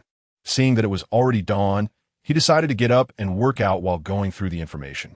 After finishing the reviews, he got up and headed to the Chef Academy alone. Before he reached the entrance, he was startled by a crowd of people. The entrance to the Chef Academy was surrounded by a small grove, and at that moment, it was filled with dazed people, their expressions a mix of sadness and joy. Muli couldn't help but laugh and cry at the sight. As the newly appointed principal, His information was posted on the school's homepage. So everyone naturally recognized Mu Li. They rushed to him, crying out, "Principal, you have to stand up for us. The Chef Academy is being unreasonable. How can we live like this? Please, let the Chef Academy start selling early. We can help out for free." "Principal, shut up," Mu Li said coldly, his sharp gaze piercing through the crowd like an eagle. "Everyone, go back. Such a small temptation and you can't handle it? Are you still military university students?" Everyone was stunned, wondering why the new principal was so frightening. They exchanged glances, not taking the initiative to leave. Very few who had come were timid, but most of them were too scared to move. Mu Li continued to release his cold aura and pressure, staring at everyone as he said, "If you don't leave, I'll deduct credits." Upon hearing this, everyone dispersed in a hurry. "Sean," a person hiding in the crowd, stumbled and almost fell to the ground, stammering as he looked at the newcomer. "Boss, what are you doing here? Leading the way in violating discipline?" Mu Li questioned. Sean took off the disguise hat he was wearing and explained, "I came to investigate the situation." "I don't believe you." Mu Li shot him a sideways glance. Sean looked embarrassed, feeling that he couldn't control his cravings. What could he do? His feet seemed to have a mind of their own. Besides, he hadn't gained anything from it. "Come on, let's go in together." Mu Li smirked, fully aware of Sean's character as his subordinate for many years.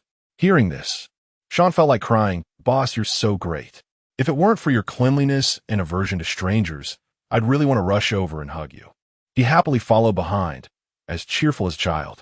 At that moment, Wu Ji Gang from the Culinary Academy received a notification from the robot guard and came out to greet Sha Dongming, who had just put down what he was holding. "Principal Mu, please come in."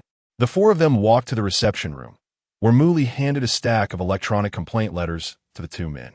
Sha Dongming had anticipated this, while Wu Ji Gang instructed the robot to bring out a series of new dishes. "Principal, try this.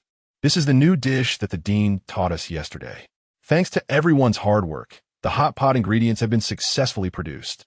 With dozens or even hundreds of ingredients perfectly blended through their abilities, the formation of the hot pot ingredients itself was a spiritual food, currently capable of producing 7th-level spiritual food. The pot served to Mu Li was one of those." As soon as the lid was lifted, Mu Li was stunned, while Sean couldn't help but kneel down, exclaiming, "This is food only gods can eat." He looked at Mu Li with starry eyes, waiting for him to pick up the food first. Mu Li picked out a cooked mantis shrimp, unsure of how to start. Wu Ji Gang and Sha Dongming exchanged glances and sat down to demonstrate how to eat it. After finishing the mantis shrimp, Mu Li was amazed by its incredible flavor. "What kind of ingredient is this? It was ordinary food, right? How did it turn into a 2nd-level spiritual food?" Wu Ji Gang explained, "This is seafood, an ordinary food from Ocean Star. As for why it turned into spiritual food, we don't quite understand either. It was discovered by chance. But it's definitely related to the hot pot ingredients. Other non-seafood ingredients, when cooked in it, only turn into 1st-level spiritual food at most." Feeling flushed and sweating from the spiciness, Mu Li lost his usual calmness. After taking a sip of iced drink, he turned to the clear soup hot pot.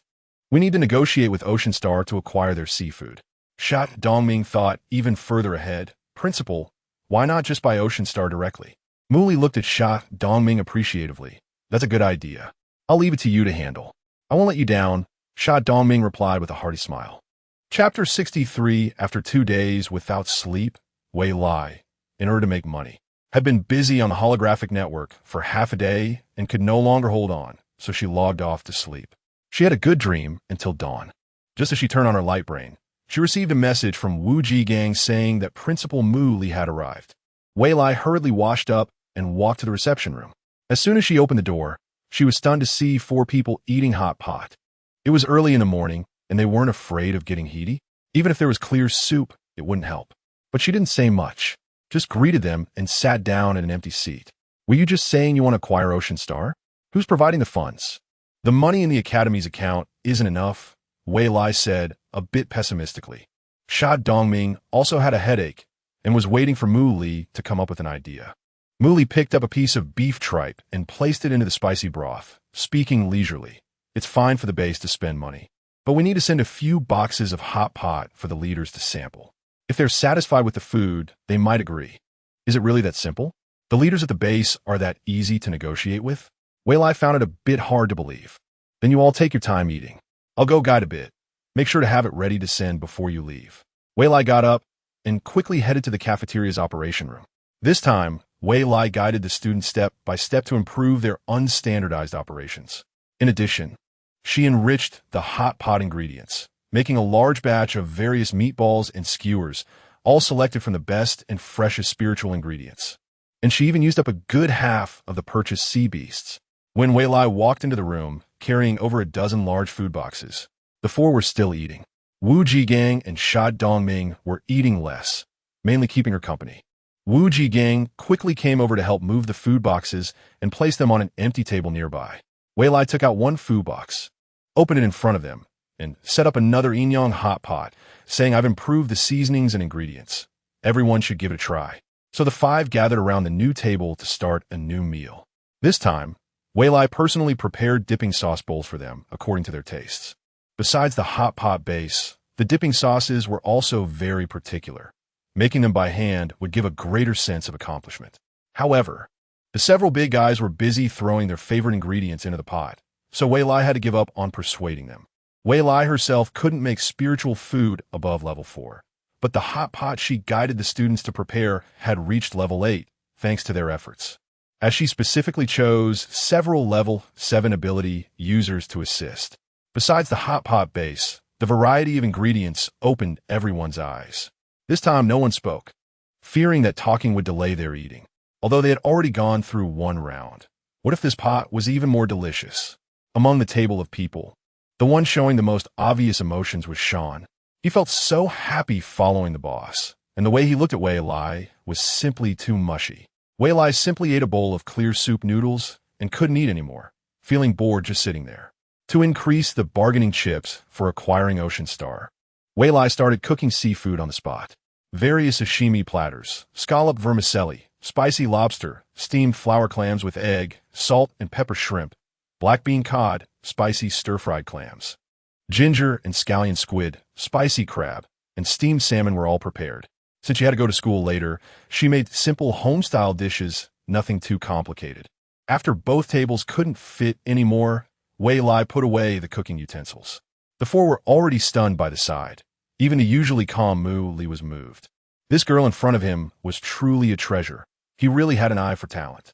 Since Mu Li didn't pick up his chopsticks, the other three quietly prepared themselves, behaving very obediently. Yet their eyes were fixed on the dishes, eagerly anticipating. Even Wu Jigang and Sha Dongming, who had been poisoned by Wei Lai's cooking before, were not spared. Today's spread from the principal was absolutely exceptional, all top-tier spiritual food nearing level 2. And the raw materials were ordinary ingredients. Although it wasn't as high level as what they made themselves, the skills were truly incomparable. The principal had always said that the highest realm of a chef was based on experience and feel. It seemed he still had much to learn. Principal Mu, do you think this table of dishes is acceptable? Wei Lai directly asked for her purpose. Yes, Mu Li replied as usual, succinct, but his expression was extremely serious.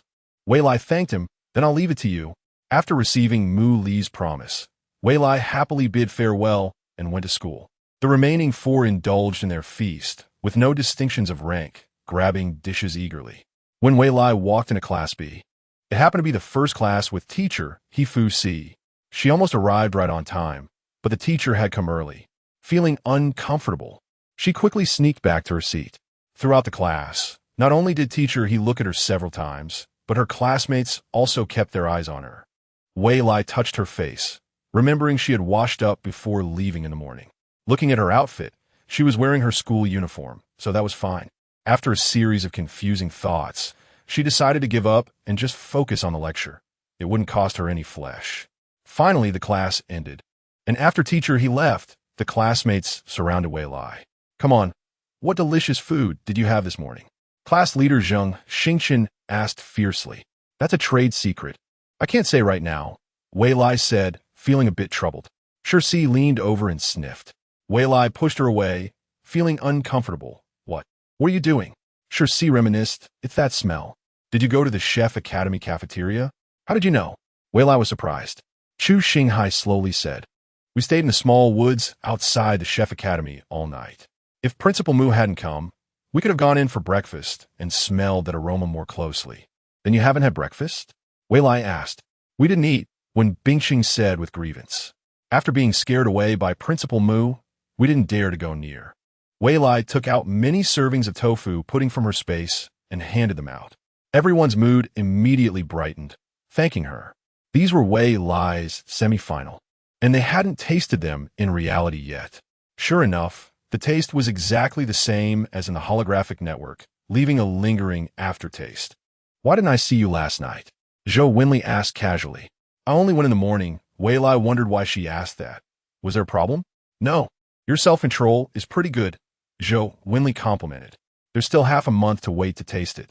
This feeling is really unbearable. I don't know what it is, but it smells so good. That aroma is simply amazing.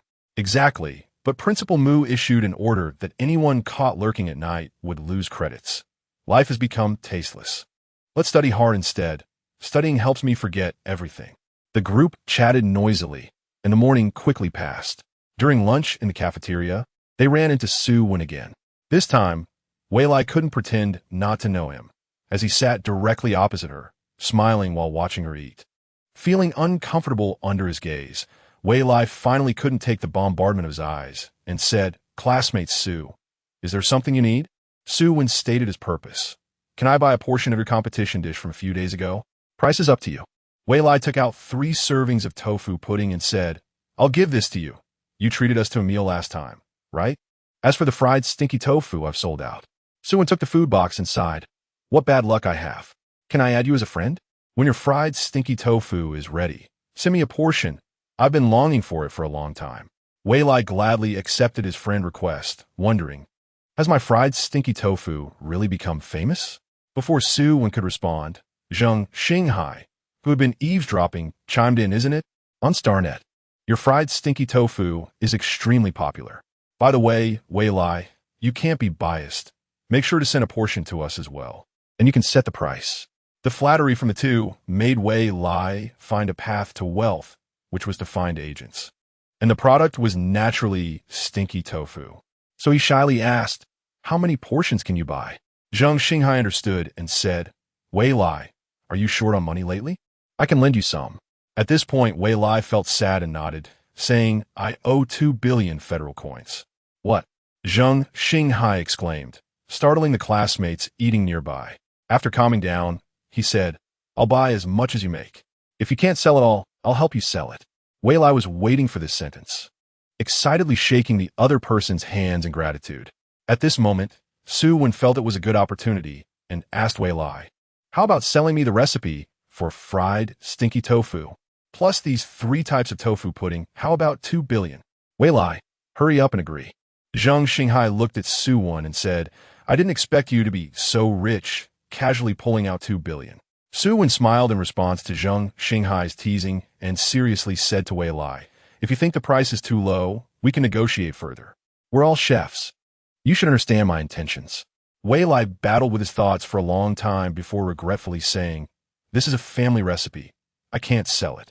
Although it's not good to deceive, this was the best excuse he could come up with. If he sold the recipe to others without permission, it would violate the agreement signed with the base. If disaster struck, he would offend both sides and have a hard time living. Su Wen still didn't give up and continued to persuade, 25 billion is also acceptable. Su Wen had high hopes for these dishes. They had great research value, and spending a little more wouldn't be a loss. He could always earn it back, even more. Zheng Xinghai looked at the spendthrift Su Wen with disappointment. Brother, you can't just throw money around. That's a family tradition. No amount of money can buy a legacy. Don't make it hard for Wei Lai. Saying this, he gave Wei Lai's shoulder a light push. Wei Lai cooperatively said, I appreciate your kindness. I'm really sorry, but I can't sell the recipe. I'm afraid my ancestors will come back from their graves to scold me. How about this? When I make the fried stinky tofu, I'll send you a few extra portions. All right. Su Wen reluctantly agreed and quietly began to eat, but outsiders could clearly see his displeased expression. Wei Lai and Zheng Xinghai exchanged a glance and quickly resumed eating their meals. Upon receiving the glance, Zhou Wenli and the others also sped up their eating. Chapter 64. The 6 people quickly finished their meal and headed back to the classroom to continue their classes. Wei Lai walked to the back, contemplating whether to set up simple small booths on the first floor of the cafeteria. There was no privacy at all during meals, which felt somewhat uncomfortable. After returning home that evening to discuss this with Wu Ji Gang, the next day, the cafeteria installed many 2-person, 4-person, 6-person, 8-person, and 16-person booths. They used transparent glass partitions that allowed people inside to see outside, but not the other way around. If all the seats were taken, outsiders couldn't open the doors. This delighted the students of the military university, who quickly set aside their previous grievances and praised the changes on the campus forum at no cost. In the following days, Wei Lai's fried, stinky tofu became a campus sensation, with almost everyone having a skewer during breaks. Wei Lai made money until his hands were sore, but the increasing orders took a toll on his studies. After being called in for a talk by the homeroom teacher, Wei Lai decided to give up this side hustle. The main reason was that he was too busy to find any time to rest. The base had sent another 1,000 trainees. Wei Lai, who seemed idle to them, was drafted. Every day after class, he had to return to train them for 3 hours before he could go home. Wei Lai also had to run his business online, leaving him with almost no time to make fried, stinky tofu anymore. To avoid suspicion and protect his identity, the recipes he had used in front of others would not appear on the food paradise, while he could freely share them online. However, he still altered his online persona to avoid being recognized by acquaintances. This weekend, Wang Xiaomei, who hadn't been in touch for a long time, invited Wei Lai to go shopping, so he declined the trip with Lin Lin. Lin Lin was not upset, as he was busy with work too. The mecha competition organized by all federal universities was about to start, and he had been invited to be a technical consultant and judge. While shopping and chatting, Wang Xiaomei and Wei Lai discussed the mecha competition, both curious and deciding to go watch it together. Since it was organized by the school, the mecha competition was scheduled for a holiday, and the venue was at the Federal Military University. This time, the host was the Federal Military University, and the competition coincided with the grand opening of the Food Paradise flagship store. The school also entrusted the Culinary Academy with the catering for the competition. So Wei Lai got busy again. Training qualified chefs was Wei Lai's top priority at this stage. Everything else was secondary. To handle the catering for the mecha competition, Wei Lai launched a fast food plan. Various meal sets were priced uniformly, making it easier for robots to calculate costs and allocate staff. The Culinary Academy, with over 1,000 students, became much livelier. Although one dorm building was not fully occupied, the numbers were small but elite. The 200 members from his southern military base would stay at school to teach, while the other trainees would be assigned to various locations to open Food Paradise branches after graduation. The branch trainees would return to school regularly for training and could also apply to teach. Members of the cooking class who had originally applied to return to teach were all approved by Wei Lai. He missed them after such a long time. However, it would take at least a month from application to return, and they had to train their successor well. Sigh and the others felt a bit regretful, but were not bothered at all, thinking they would see their class leader again soon and wholeheartedly teaching the new successor. Time slipped through their fingers, and the highly anticipated mecha competition officially began. Many students from other schools came to the military university, turning the originally quiet holiday into a bustling atmosphere, with crowds coming and going on campus. The mecha competition venue was in the square of the military university, and even at dawn, many people had gathered. Wei Lai was unfortunate enough to be appointed as a volunteer, advising students from other schools. Wei Lai did not like this job at all, as he was constantly asked various questions, many of which were bizarre and absurd. Sitting in a chair, he scrolled through his holographic device and chatted. Wang Xiaomei was also unfortunate to be appointed as a volunteer, and although they were not in the same area and were far apart, they could only complain in this way. Wei Lai's post was by one of the side gates, and the military university had 3 side gates and 1 main gate. His companion was a male student from the history department who was hiding under a large tree, engrossed in a thick electronic book. When faced with inquiries from outsiders, he would respond with either or yeah, leading many irritable individuals to want to fight him. But his tall and sturdy figure, combined with being an advanced SS-level psychic, made it difficult for them to act on their feelings. Most had to swallow their anger and vent their frustrations on Wei Lai. After enduring this once or twice, Wei Lai finally couldn't take it anymore. Why should he suffer this unwarranted disaster? He decided to stop talking altogether. However, realizing he didn't want to be complained about, he listed various questions on a panel. Being a volunteer also earned him credits. Although it was just one credit, even a mosquito is still meat.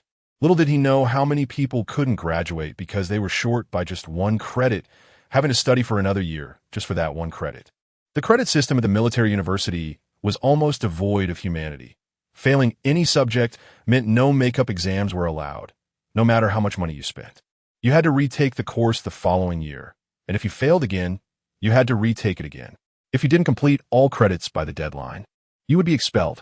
Of course, there were ways to quickly earn credits, such as participating in various competitions. As long as you placed in the top 3, you could earn some extra points. The amount of extra credit depended on the competition's prestige. This mecha competition was one of the competitions with the highest prestige. The first place could earn a whopping 15 credits. To put this into perspective, an average student could only earn about 10 credits in a semester, which is just the average score. Those who did not earn this credit would have to study for another 6 months.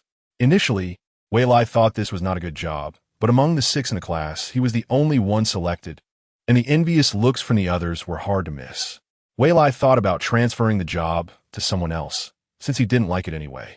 When he realized this thought, he was met with looks of disbelief from others, who would have thought that the school's system immediately rejected his request, stating that it was a system selection that could not be changed. If he forced a change, it would result in a deduction of credits, not just losing that one credit, but also having an additional credit deducted. Wei Lai had no choice but to accept this reluctantly. After complaining to Wang Xiaomei, he learned that they were both in the same unfortunate situation. Moreover, Wang Xiaomei was even more unfortunate. While she also had only one credit, she had to work continuously for 2 days without rest, while Wei Lai only needed to be at the main gate from 6 to 9 a.m. on those 2 days. Why 9 a.m.? Because that was the start time for the mecha competition.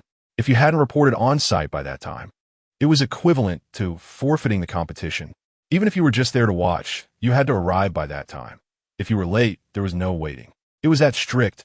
Casual entry and exit were impossible. With comparisons come hurt feelings, so Wei Lai happily accepted it. This schedule also allowed him to attend the grand opening ceremony of the Food Paradise flagship store, albeit from behind the scenes, which made him feel a bit bittersweet. Ever since Wei Lai set up a panel at the entrance, the number of inquiries decreased. In fact, there was still a robot consultant present. Wei Lai and the male student were essentially just decorations, showing the military university's respect and welcome for external competitors. So, at first, the male student didn't take it seriously. Only after Wei Lai set up the panel did the male student lift his noble head and glance at Wei Lai, thinking that this person wasn't too stupid.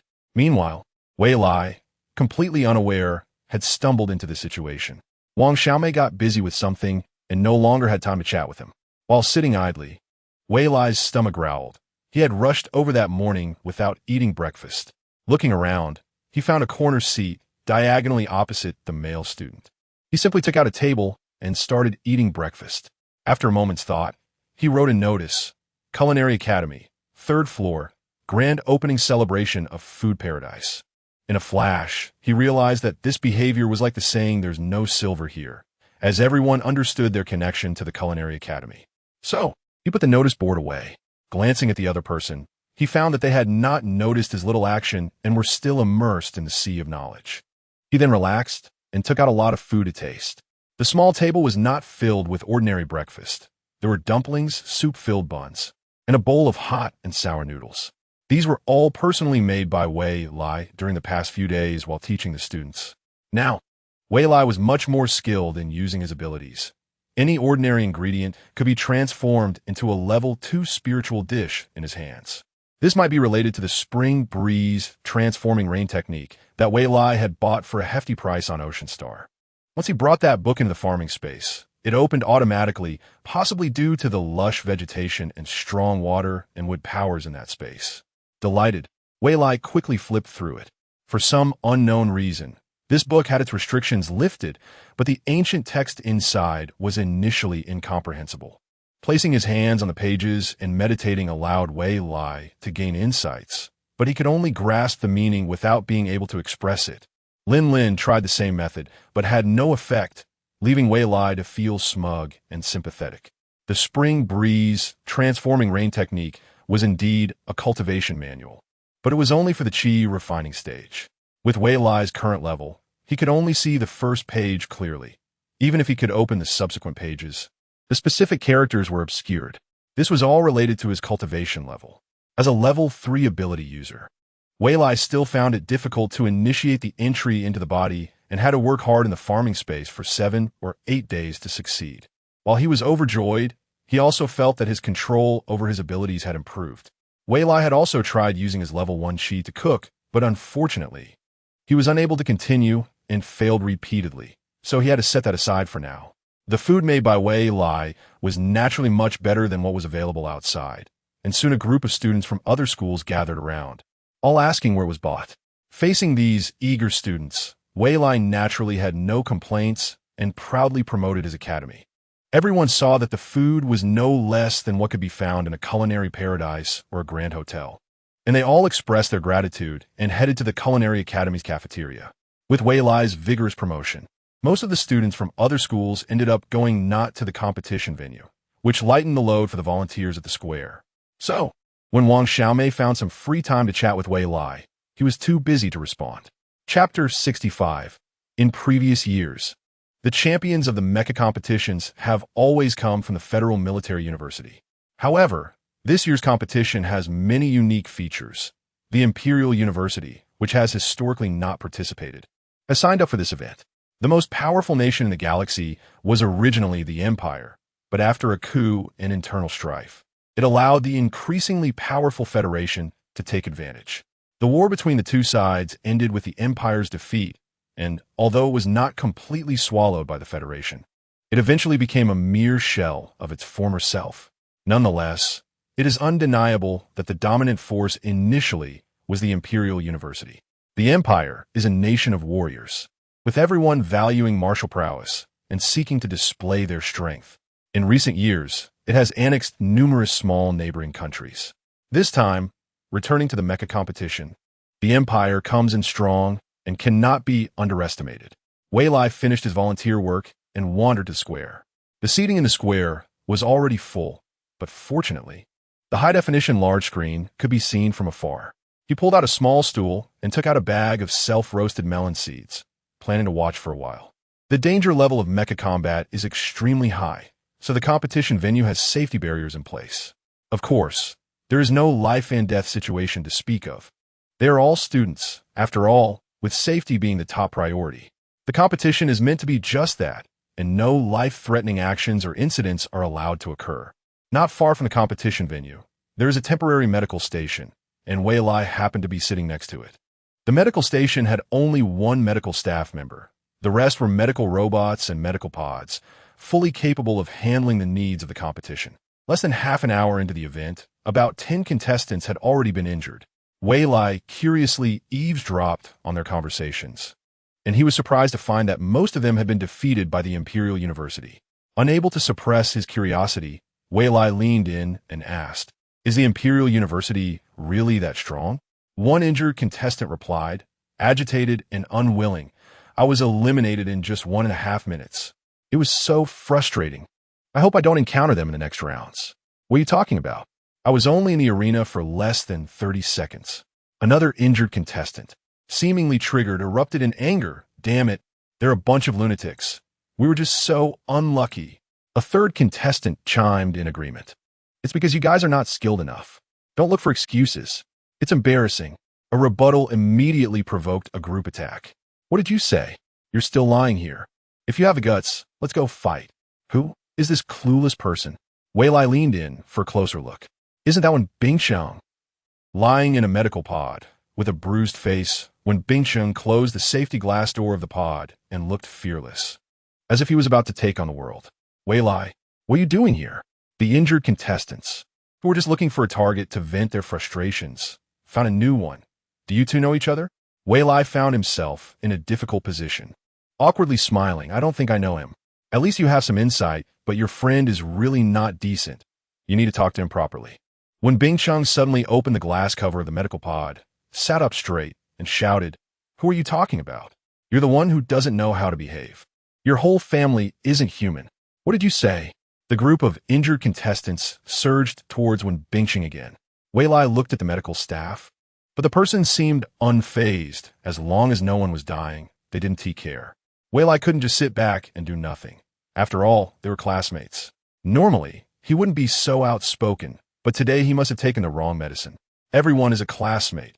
We may not be from the same school, but we live in the same galaxy, so let's just talk nicely. Unfortunately, no one listened. They were still engaged in a fierce argument, fearing that someone might get seriously hurt. Wei Lai took out some bowls of milky white crucian carp soup and handed them to the injured contestants. Just a little something? Forget my friend. This crucian carp soup is really delicious. You should try it. Your friend is indeed a good person, unlike others. Wei Lai quickly covered Wen Bingqing's mouth and said, "This crucian carp soup is a new dish launched by our school's Culinary Institute today, specifically prepared for you contestants. It has miraculous effects on fractures and injuries."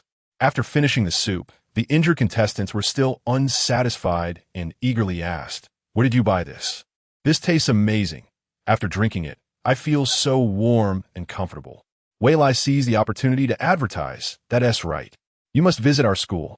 You can't miss the Culinary Institute's cafeteria. Today is the grand opening of the third-floor food paradise. The crucian carp soup you just drank is buy one get one free. In addition, there's also scallion pig's blood soup, carrot corn rib soup, and nourishing pigeon soup on promotion. You can get them for half price with your mecha competition registration number." Before Wei Lai could finish, the injured contestants could no longer sit still. Without caring about their half-treated injuries, they grouped together to go buy food. Wen Bingqing couldn't hold back either and got up. Seeing that his complexion was rosy, Wei Lai did not stop him. The two then walked out of the medical station, but declined the invitation to go to the cafeteria together, with Wei Lai saying, "I want to watch the competition for a while longer. The mecha competition seems quite exciting." Wen Bingqing saw this and did not insist. After all, Wei Lai brought out so much crucian carp soup, he must have been there before. From his vantage point, Wei Lai noticed that many people had come out, and their destination was not the medical station, but the Culinary Institute's cafeteria, making him jump for joy. He packed up his little stool and entered the competition venue. Naturally, there were no empty seats in the front row, but Wei Lai managed to find the best viewing spot in the middle row. Watching up close, the thrilling and blood-pumping feeling was especially intense. At this moment, he understood why Wen Bingqing seemed like a different person.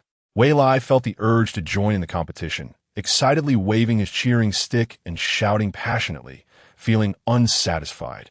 "Classmate, why aren't you cheering for your own school?" The girl next to him, who was from the same school, seemed a bit angry.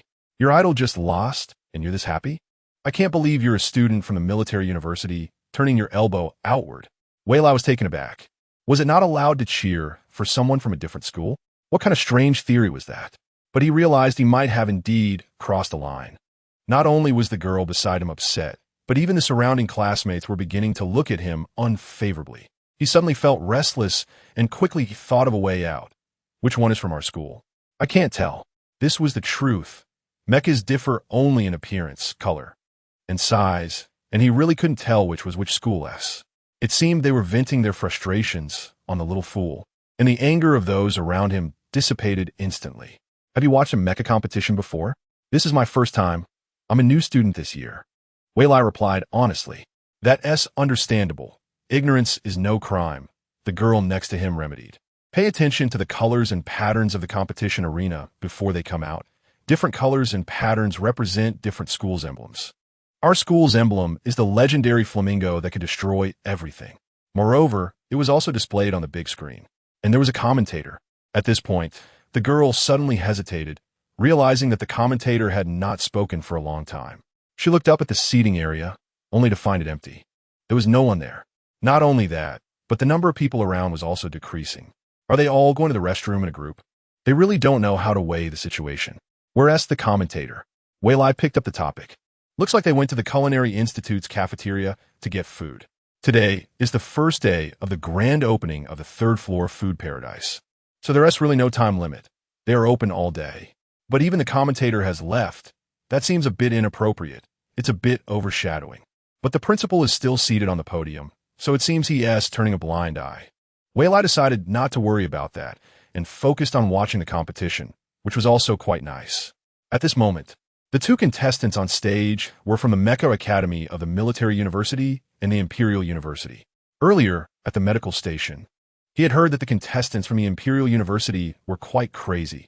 This time, he was truly in for a treat. According to the girl next to him, both contestants were very popular and extremely strong.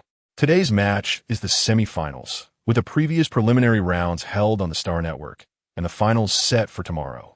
On the Star Network, the two competitors have maintained their winning streak without any losses, and now they have been selected by the system to face each other, making it a thrilling matchup. The most captivating aspect of a mech competition is similar to that of martial arts masters. A strong entrance and seizing the initiative are crucial. Both competitor cheerleaders are fervently shouting encouragement, and they do not disappoint. One pilot descends dramatically in their mech, while the other makes a calm, yet whirlwind entrance, both equally matched. Even the mech designs are dazzling, featuring the latest research-based mech skins and the most trendy and professional configurations. The head-to-head battle is indeed spectacular, with flashing blades and back-and-forth exchanges, where the fight blurs the line between the two. The two competitors on the field are incredibly fast, almost like afterimages. Wei Lai can only draw on his mental energy to observe, but after a short while, he can no longer keep up, and everything before him remains blurry. With no other option, Wei Lai seeks help from Lin at the judges' table. Can you provide me with some high-tech device to see the match clearly? Wei Lai sends a message via his holographic communicator. As a judge for the mech competition, Lin not only considers the competitors' results, but also factors in the high-difficulty techniques used to defeat the opponent and the actions taken by the competitors to determine the overall score. Thus, some fortunate competitors who fail almost every match can still make it to the finals, though this situation is extremely rare. Lin, as an SS-level psychic ability user, can clearly see the competitors' every move without external aid, but the organizing committee still distributes assistive glasses to each judge. These glasses resemble decorative eyewear, so when Wei Lai puts them on, it raises no suspicion. He then instructs the beverage-selling robot to deliver them. The beverage-selling robot at the competition venue is a general term. It not only sells drinks, but also various snacks and small items for cheering. Many students present wear glasses featuring their school's logo, which release virtual fireworks and hearts in the void, and can even be programmed with messages to confess to their favorite idols.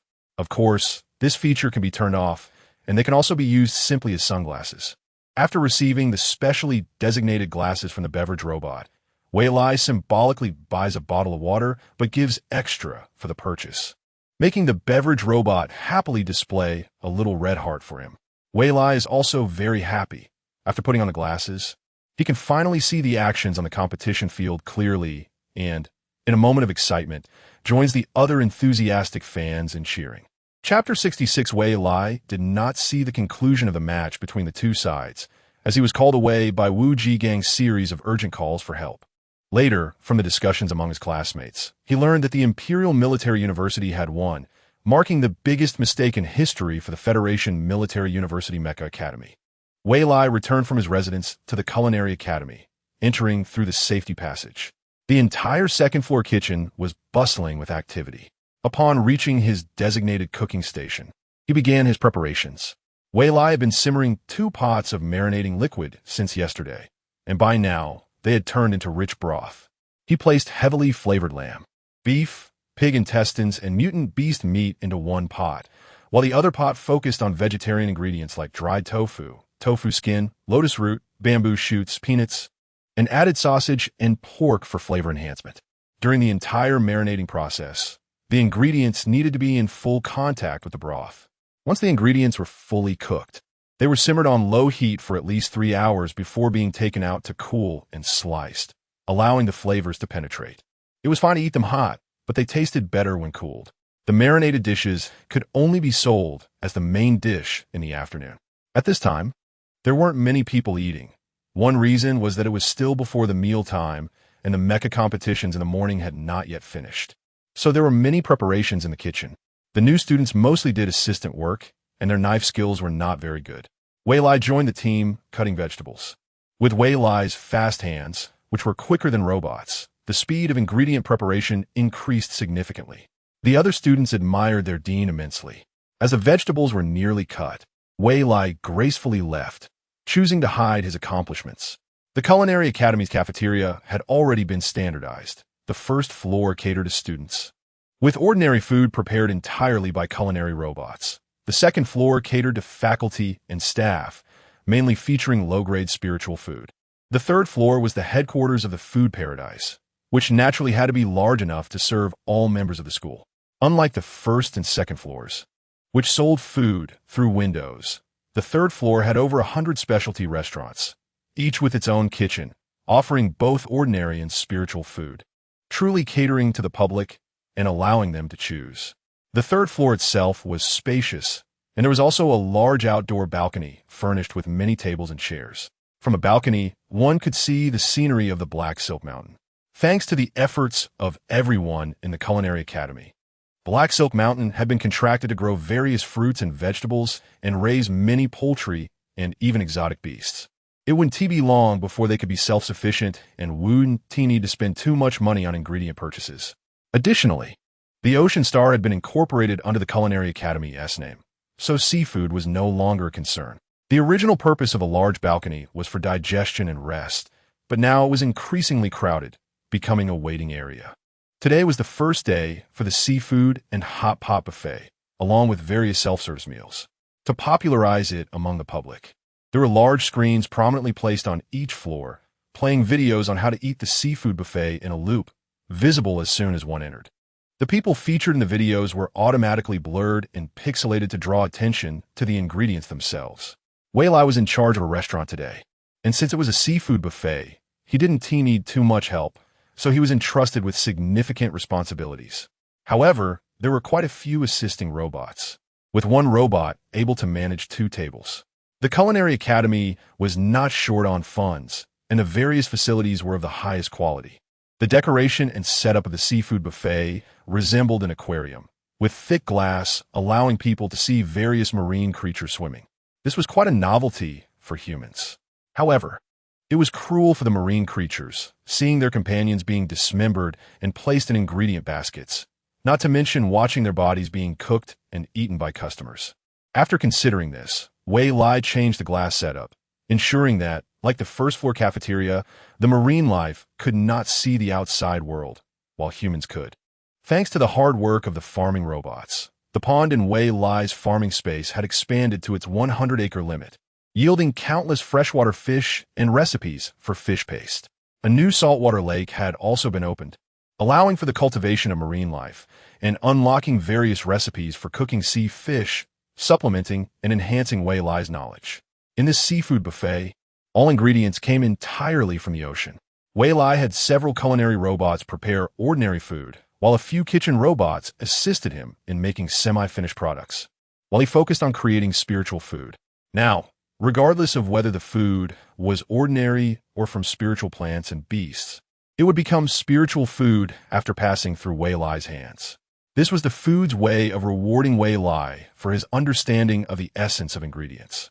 At this moment, the seafood buffet had not yet opened because Wei Lai had not finished preparing the dishes, and there were not many people queuing outside, just a few scattered individuals.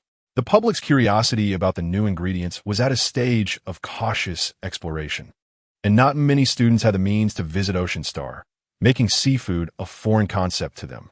Wei Lai didn't pay much attention and continued to prepare the dishes at a leisurely pace.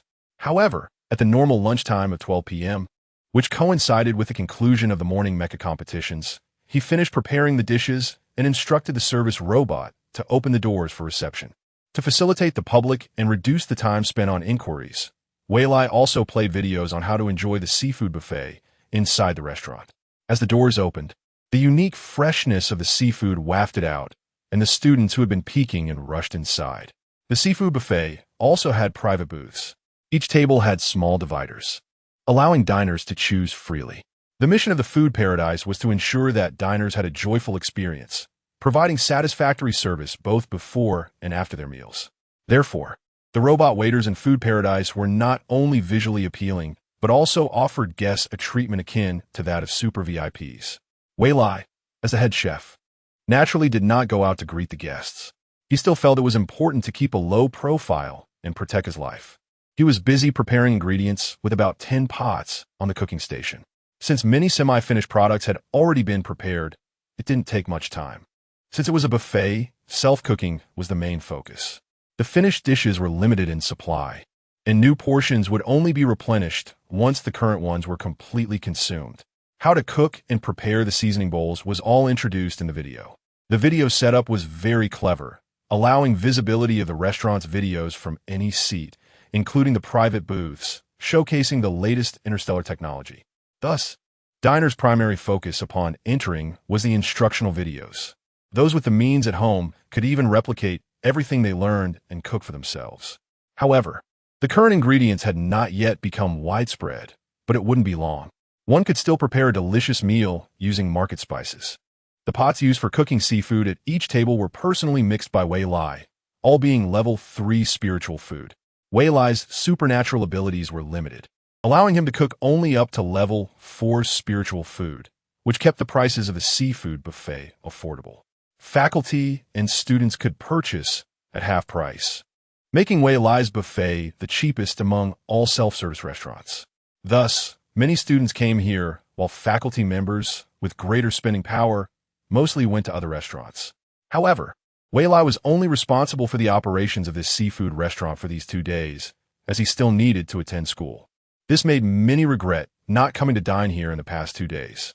Under Wei Lai's management, this seafood buffet outshone all the other restaurants on the 3rd floor. Although the food quality was not high, it was exceptionally delicious, offering great value for money. Students who had visited the seafood buffet had no desire to leave. The food was so good, they felt they might swallow their own tongues. Would it matter if their stomachs were full? A few doses of digestive medication were all it took, and some even brought many healing devices to treat their discomfort before continuing to eat. A few students, if not for the competitions, wouldn't have wanted to leave at all. Thus, the seafood buffet presented a series of bizarre scenes. A large group of people came in happily, but after a while, they came out with long faces, turning back every few steps, reluctant to leave, like a traveler who doesn't want to part from home. Or they came out waddling with their round bellies after using up their digestive medicine. Word spread quickly among students about Wei Lai's seafood buffet, from 1 person to 10, from 10 to 100. Soon, the area outside the restaurant was crowded, and the passageway was blocked. The welcoming robot reported this situation to Wei Lai. Wei Lai furrowed his brows for a long time, puzzled. Since it was the opening, there were no limits on quantity or time. He thought that with so many restaurants to disperse the crowd, there wouldn't be too much queuing. Who would have thought this would happen? Wei Lai didn't know how to evaluate his own skills. He was delighted to receive recognition from many diners, but he didn't want to be seen as the only one thriving among a multitude of dim lights. What did this indicate? It indicated that there were flaws in his teaching of culinary skills. Although many had graduated under his guidance, none surpassed him. While Wei Lai was dissatisfied with his apprentices for not striving harder, they felt aggrieved as well. In their eyes, Wei Lai was an unattainable mountain. No matter how hard they tried, they could never reach his level. This was because, as Wei Lai taught, his own skills continued to improve, leading to the current situation. Fortunately, the break time for the Met competition was only 2 hours, so those who couldn't get in line had to choose another restaurant. Other students either cheered as a team or volunteered for the competition. After many students and staff were found to have rushed out for meals in the morning, the organizing committee strictly prohibited anyone from leaving the competition venue without reason, or they would face severe penalties. Therefore, seeing that they couldn't get a spot, they had to regretfully leave for other restaurants. Contestants dared not abandon the competition. If they did, it would not only damage their school's reputation, but also let down their many fans. Almost no one would give up the competition for food, but there are always exceptions. At this moment, a fearless student directly gave up the competition and went to the restaurant to feast alone. Because of this one person, Wei Lai couldn't close the restaurant for a break. In the kitchen, he swung his spatula with resentment, suppressing his anger as he looked out the window. This person seemed so familiar. It was like he had seen them somewhere before. Chapter 67 Charlie is a freshman in the Mecha Research Department of the Imperial University Mecha Academy, but his mecha combat skills are legendary at the university. He not only dominates among freshmen, but has also defeated countless upperclassmen. He has won numerous championships in mecha competitions organized by the Empire. This time, he has been sent to participate in a mecha competition organized by the Federation. Throughout his more than 10-year career, mechas are the only thing that brings him joy and excitement, and he has always taken pride in it. In his eyes, mechas are the most wonderful things in the world. However, this trip to the mecha competition has opened the door to a new world for Charlie. After finishing the competition in the morning, he planned to have a nutritional drink and then rest in the lounge. Unexpectedly, the volunteers at the competition venue guided them to the cafeteria of the Chef Academy for a meal. Doubtful at first, they were half pushed and half led to the entrance of the Chef Academy. A rich fragrance wafted out from inside, dispelling their doubts. How could the military academy have such good treatment? At first, he thought it was a prank by the volunteers. After all, the Federation and the Empire have never been very friendly. As soon as the group entered the cafeteria, they were shocked by the promotional video.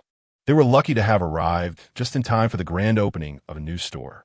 Charlie had long been aware of the Chef Academy's reputation as a food paradise on the StarNet. Unfortunately, the branches were only in the Federation, and the food on the online store was even rarer. Charlie had waited for half a month to snag a first-class scallion pancake on the online store, and the taste still lingered in his memory. Charlie rejected his companion's suggestion to eat on the first floor and headed to the third floor alone. A group of inexperienced guys. Although the first floor was cheap, he wasn't short on money. The prize money from various competitions over the years had made Charlie a wealthy man. Upon reaching the third floor, he was indeed not disappointed. The air was thick with the energy of spiritual food. Charlie did not blindly follow the crowd to buy discounted restorative soup for contestants, nor did he wander aimlessly. High-level spiritual food could be found everywhere, but delicious spiritual food was hard to come by. Relying on his keen sense of smell, he walked past various restaurant doors until he arrived at a seafood buffet restaurant. Charlie stepped inside. With the enticing aroma, it felt as if he had entered a true paradise. After figuring out how to prepare and taste the dishes, Charlie lost himself in the world of gourmet food. Before long, he was stuffed. The food was piled up in his mouth, but he was reluctant to spit it out. Observing nearby diners, he saw some even taking digestive potions. Charlie purchased many at a high price, and as it approached 2 p.m., many diners left, allowing Charlie to scavenge their digestive potions. "Bro, are you planning to fight until closing time with all those digestive potions?" The chubby trader joked, only to find that Charlie agreed with a nod. "Don't you have a competition or other responsibilities this afternoon?" "I do," Charlie replied honestly. The chubby trader was surprised. "Aren't you afraid of being penalized?" "If I get penalized, so be it. It's no big deal," Charlie said nonchalantly. The trader admired this classmate even more. If he were penalized, his father would beat him to death. But he also worriedly said, "Penalties can affect graduation. Think about it. Unless you switch to another school." Charlie scoffed, confident that with his credentials, he wouldn't have trouble finding a school willing to accept him. And there was no way he wouldn't graduate. Switch schools? He widened his eyes in surprise, then joyfully exclaimed, "Thank you for the great suggestion." The chubby trader was baffled, but seeing the extra money he received, thought about how he could buy a few more meals and didn't think much of it as he cheerfully said goodbye. Charlie returned to his seat, applied for withdrawal from his current school in the school system, and then applied for a transfer in the interstellar school main system. After resolving his concerns, he indulged in the gourmet food. Meanwhile, Wei Lai, who was preparing ingredients, suddenly remembered who the familiar person outside was. He had just seen him. Wasn't he that Charlie, hailed as the #1 mecha pilot in the Empire? In the morning, Wei Lai had cheered for him loudly, even being viewed as a traitor by his classmates. Now seeing his idol, who also enjoyed the food he made, Wei Lai's fan spirit swelled. He wielded the spatula with even more strength. Since he couldn't go out to meet his fans, making dishes for his idol was also a source of happiness. Thus, Wei Lai went above and beyond, making the next dishes not only tastier but also of a higher level, reaching level 4. At the same time, Lin Lin, a judge at the mecha competition, felt somewhat uneasy.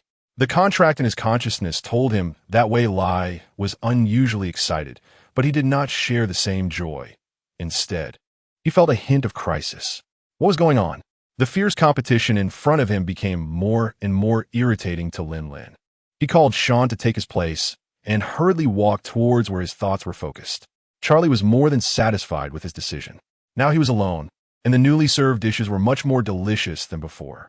Individual stir-fries were far more enticing than large pot meals. The teacher leading the Imperial University team had waited a long time for Charlie to return.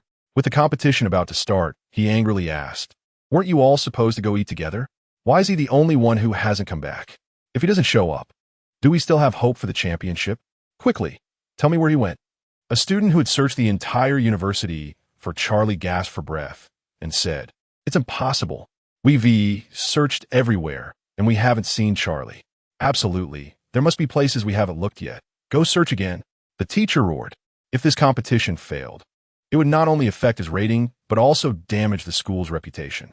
A classmate who went to the cafeteria with Charlie cautiously speculated. Charlie said he went to the third-floor cafeteria of the Chef Academy. Maybe he's there. Upon hearing this lead, the teacher hurriedly drove a flying car over.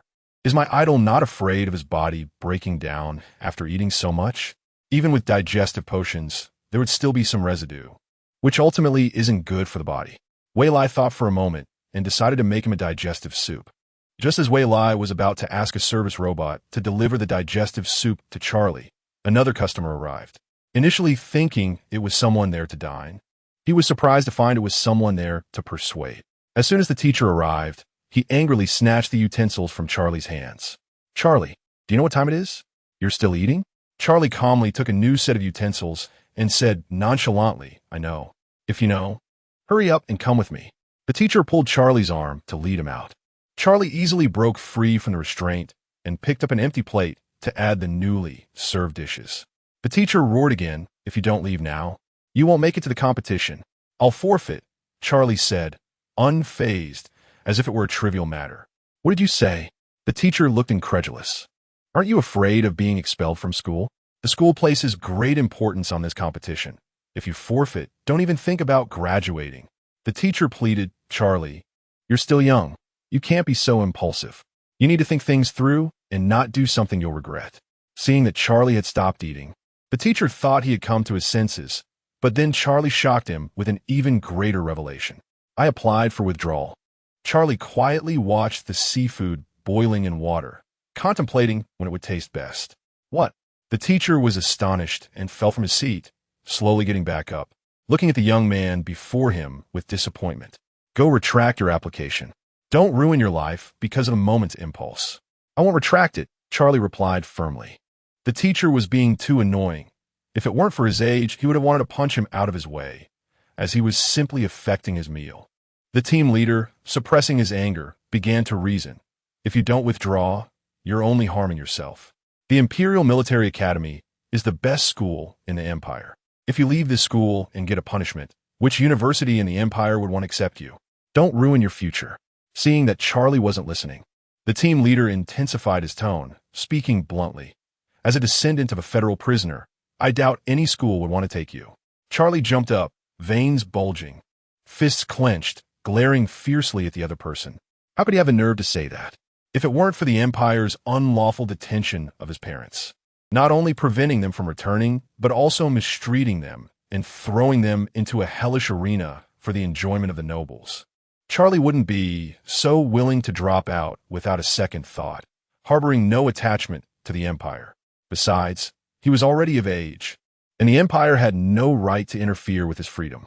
Charlie was born in the arena, where his mother, 9 months pregnant, had to fight barehanded against beasts.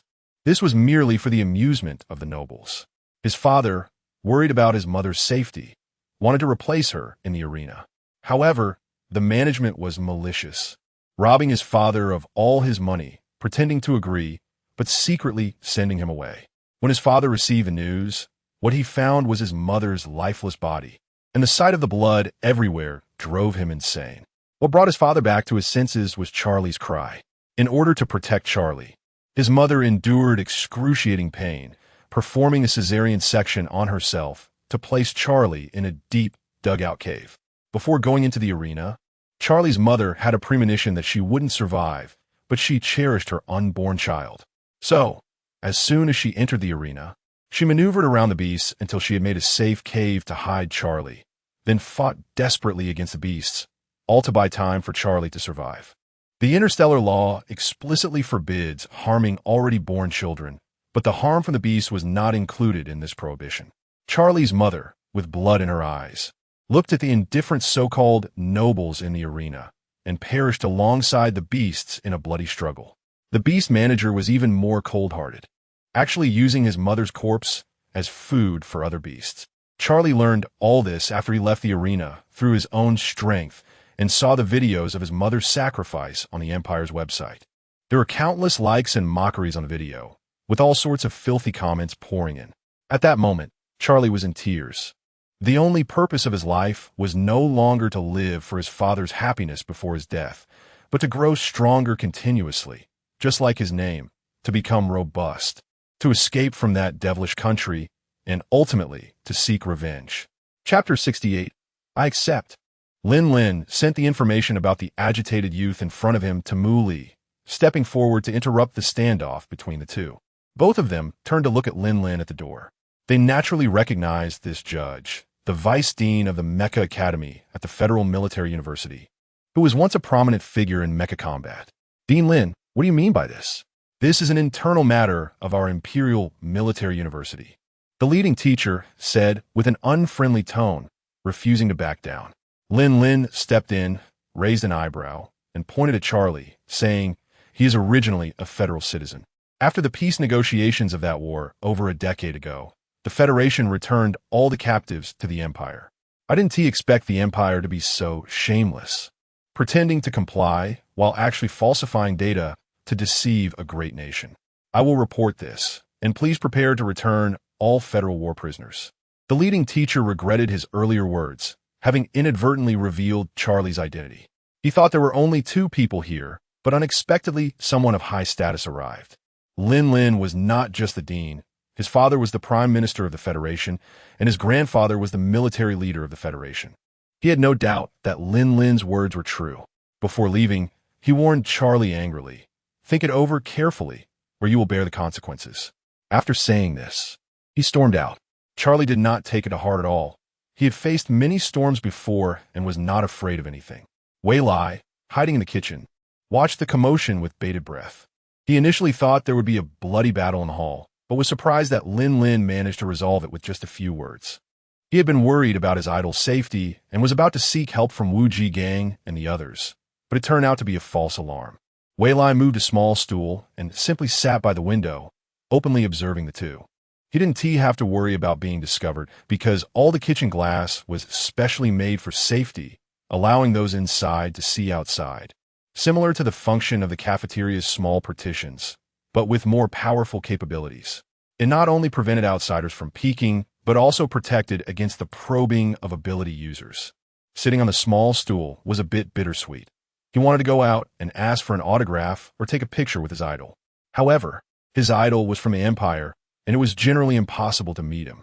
Hearing the argument outside, just now, it seemed his idol would remain in the Federation, which made him happy but also a bit sympathetic.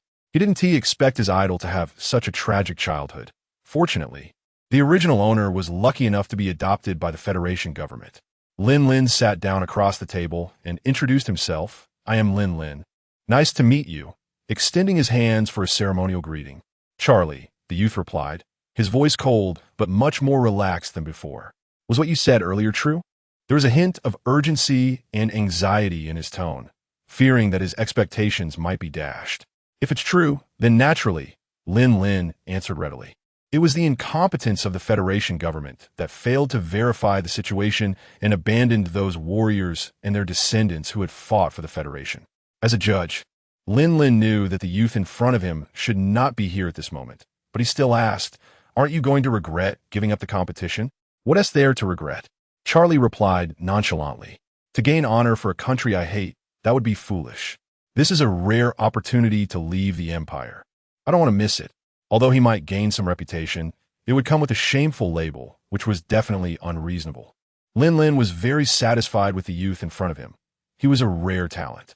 Throughout his mecha competition history, he had never suffered a defeat, and his ability system was excellent. In this competition, he ranked first in overall strength and was a strong contender for the championship. It was a bit impulsive to give up the competition at such a critical moment.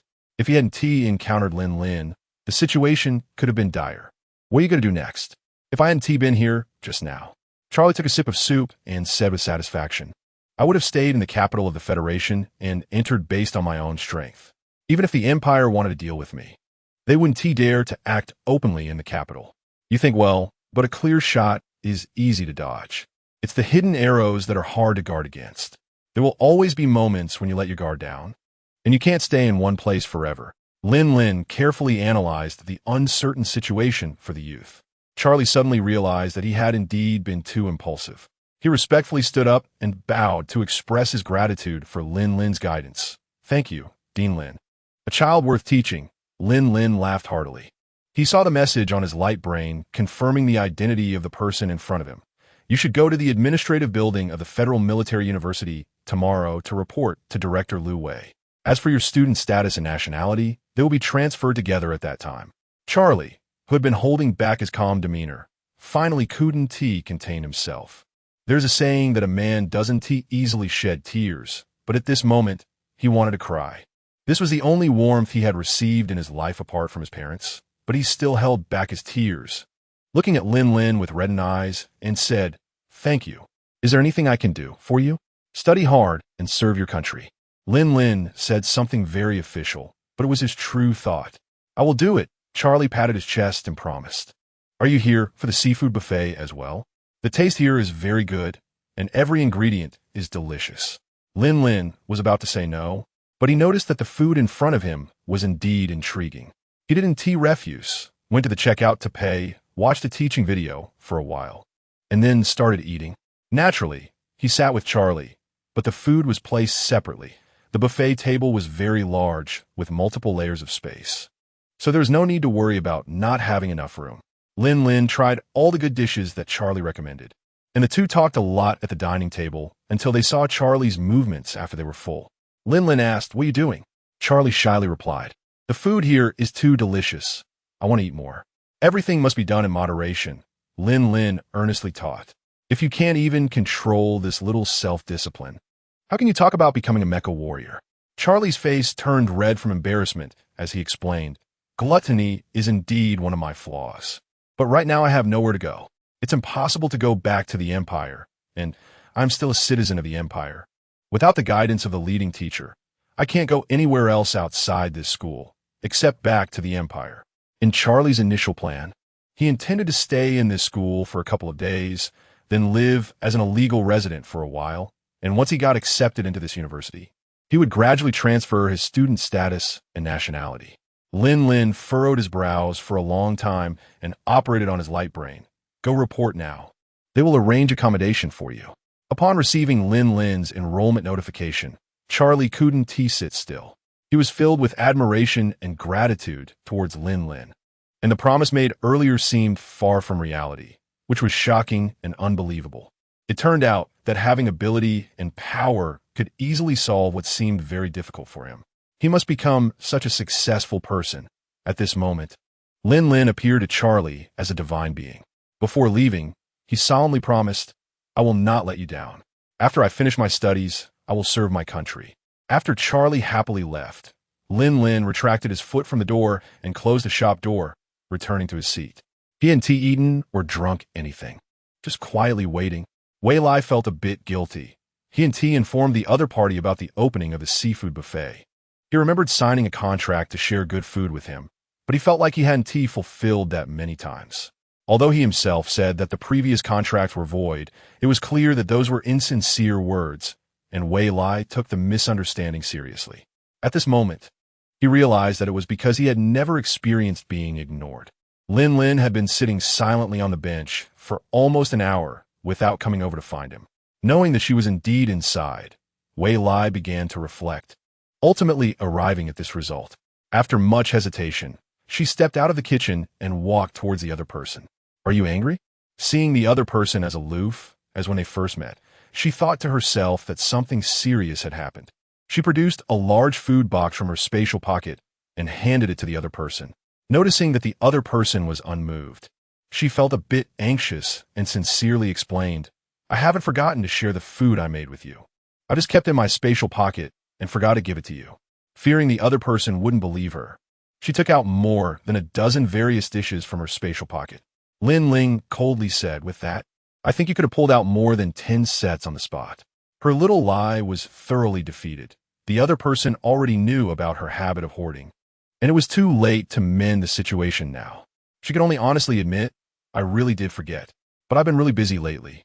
Don't use being busy as an excuse. Forgetting means you haven't been thinking about me, right?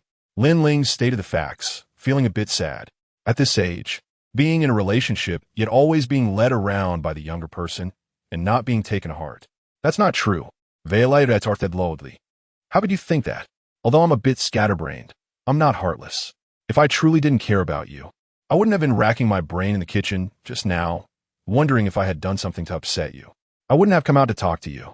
Lin Ling was touched by her words, pulling her hand and letting her sit beside him. All right, I'll forgive you for this one thing. I hope you could try to forget less in the future, and I will remind you constantly. But there's one question I can't understand. Can you answer me honestly? Wei Lai felt uneasy under his gaze, which seemed even more intimidating than before, as if she owed him a huge sum of money. But hadn't she already paid back the 2 billion federal coins when the store dividends were issued a few days ago? Straightening her back, she affirmed, I can. Between 2 p.m. and 3 p.m. just now, your emotional fluctuations were significant. You seemed extremely excited. What happened? Lin Ling said word by word, his eyes fixed on Wei Lai's expression, not letting any subtle movements escape his notice. Chapter 69. Wei Lai widened his eyes and murmured, How did you know? Then, with a shift in thought, he considered a possibility and guessed, Is it because of the contract? Lin Lin nodded and explained, when a partner's emotions are extremely agitated, such as in ecstasy, deep sorrow, rage, or terror, the other party can sense it, and they can even perceive where the other person is, even if they are thousands of miles apart. So, you sensed my emotional fluctuations and thought something had happened, which is why you left work to find me. After receiving Lin Lin's affirmative answer, Wei Lai felt inexplicably sweet inside. It wasn't a big deal. He was just excited to see his idol. You still chase stars? How come I didn't know? Lin Lin said with disbelief on his face. Wei Lai pursed his lips and shyly said, The one I just met today is Charlie.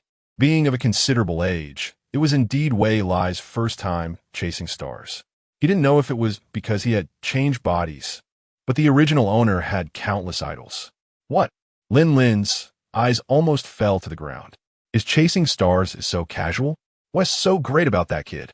Are you a fan of his looks or his talent? Wei Lai thought he had found a kindred spirit and nodded happily, both. However, he didn't receive the same response, and the other party's face seemed to darken.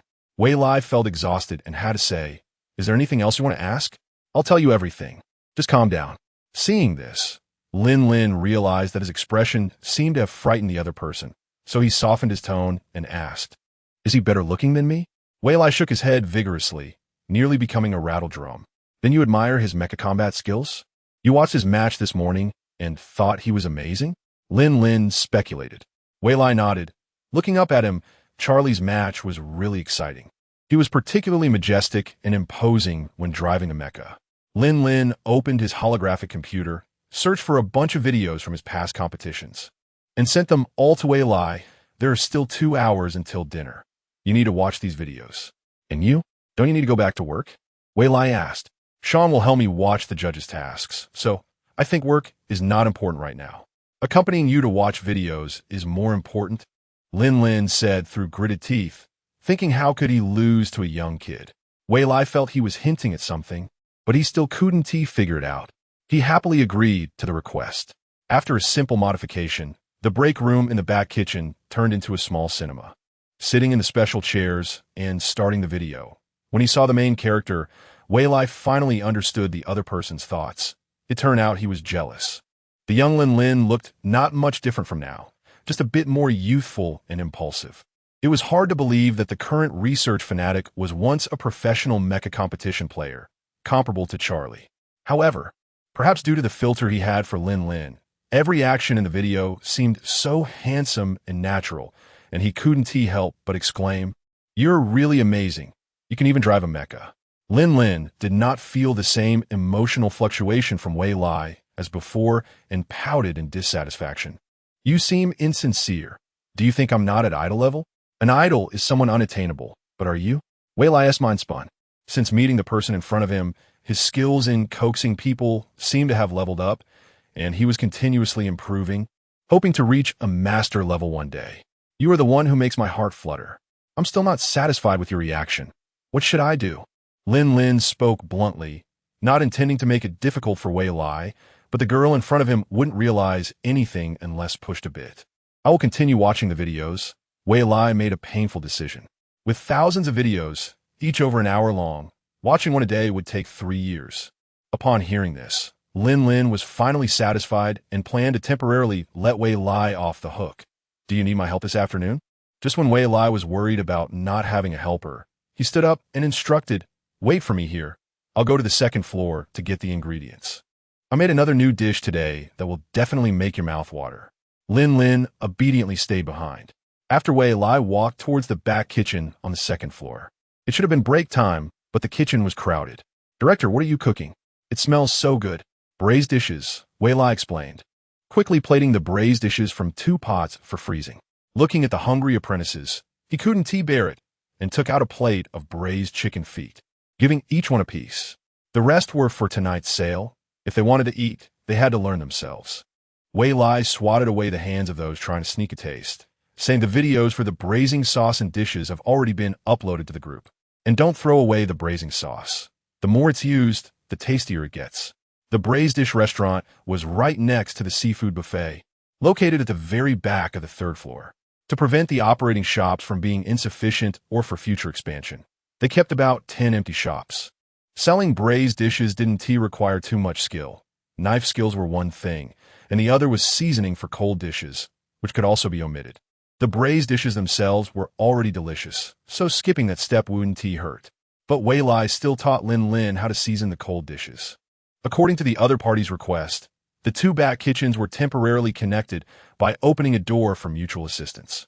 Before officially opening, the 2 of them naturally had a big meal first. Otherwise, it would be hard to work without motivation. As expected, the braised dishes received high praise from Lin Lin, especially the various braised meats.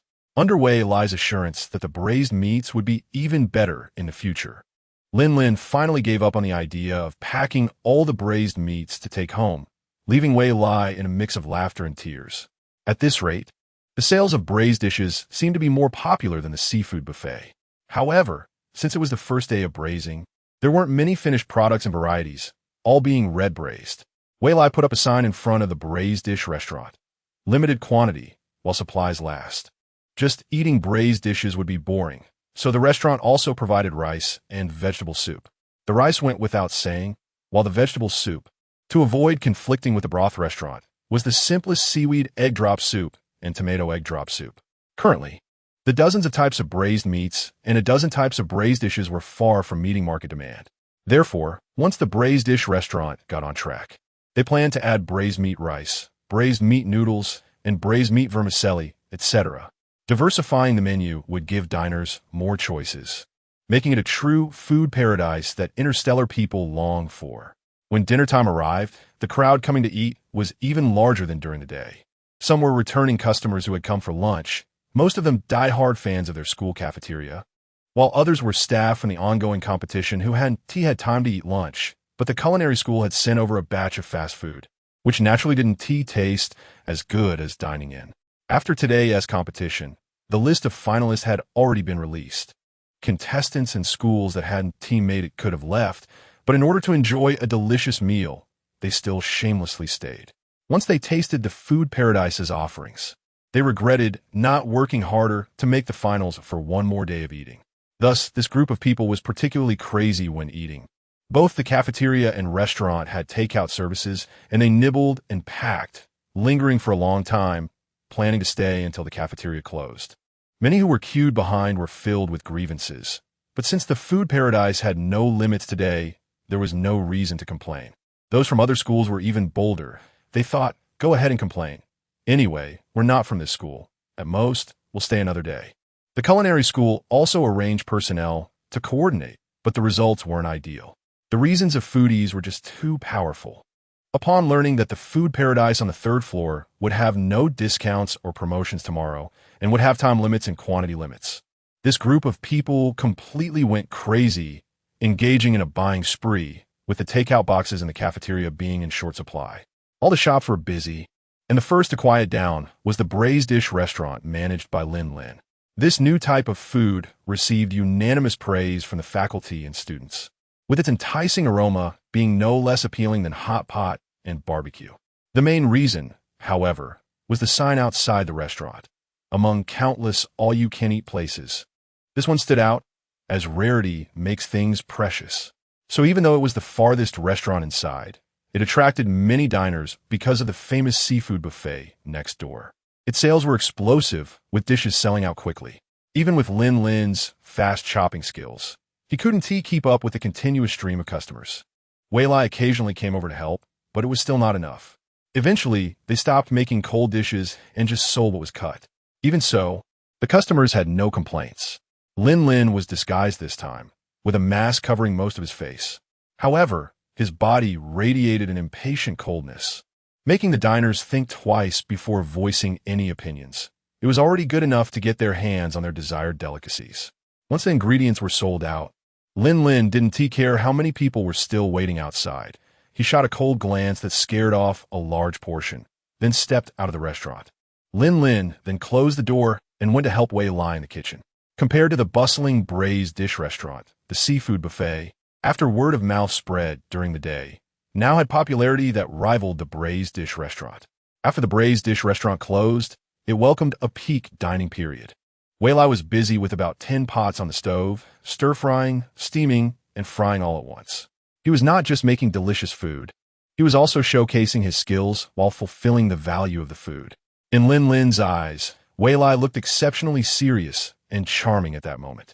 The Met competition was exciting and captivating, but little did they know that the process of making food was also a delightful experience for both body and mind. Tonight, the Culinary Paradise headquarters was bustling, and by midnight, people gradually left with a sense of regret because the discount promotion time had passed. They would open for regular business hours tomorrow. However, upon learning that the cafeteria on the first floor was open 24 hours, the faculty and students from other schools who were leaving to return to campus made plans. One by one, they started packing food at the first floor cafeteria. They could save what they couldn't finish for later. High-end takeout boxes were also available for sale online. Some of the most advanced ones could preserve food for over a decade.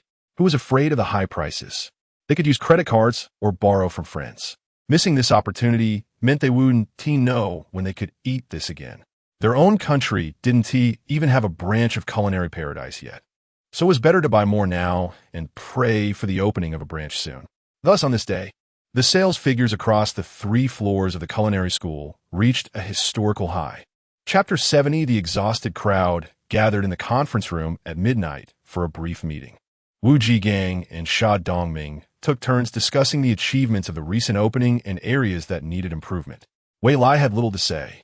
It was supposed to be a day off, but everyone had to work overtime due to the opening, and it stretched into the late night. They directly distributed half of the revenue on the spot, according to their ranks and workload. Lin naturally received a share, and it was quite substantial since his revenue was second only to Wei Lai's. The fatigue of the crowd dissipated at the sight of the money. Nothing brought more joy than financial rewards. The newly arrived trainees were particularly happy. Although their bonuses were the smallest, it equaled 3 years of their salaries. Striving for selection turned out to be a wise choice. Next, they naturally dispersed. Those who needed to rest went to rest.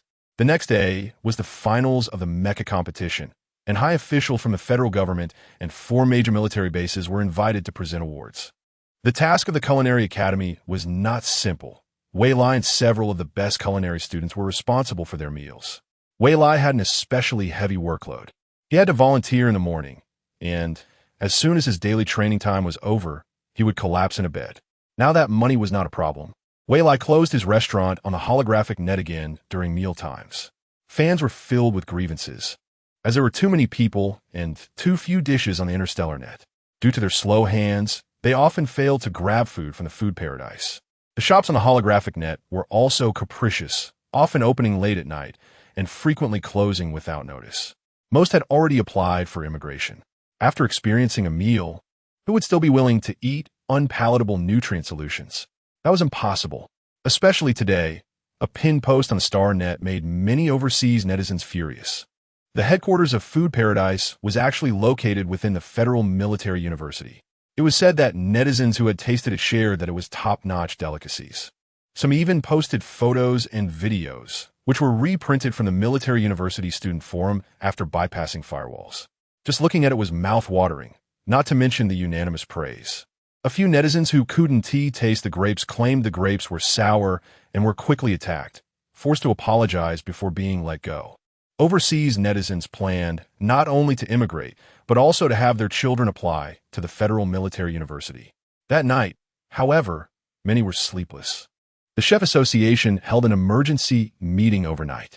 The conference room was filled with low pressure, shrouded in dark clouds. Coupled with the thunder and lightning outside, it felt like entering a grim judgment hall of the underworld. Contestants and teachers who dined at the Federal Military University Culinary Academy today praised the food there. Suwon, who studied at the Federal Military University, felt the same. Initially, he was still guessing whether there was a connection between the Culinary Academy and Food Paradise. But now it was confirmed, especially after the headquarters of Food Paradise opened on the 3rd floor. Suwon personally went to investigate, but due to too many people in line, he could only buy food at a high price, packing a portion from each store. He thought that was all their strength. But unexpectedly, a new braised dish restaurant opened at night, overshadowing all other cuisines. No matter how delicious the food was, once it entered his mouth, it tasted like chewing wax, making it hard to swallow. Suwon hurriedly packed a few portions and returned. Suwon tasted the ingredients his grandson brought back, and, after confirming the source, flew into a rage, his eyelids twitching. He sensed that this crisis would not be easy to overcome.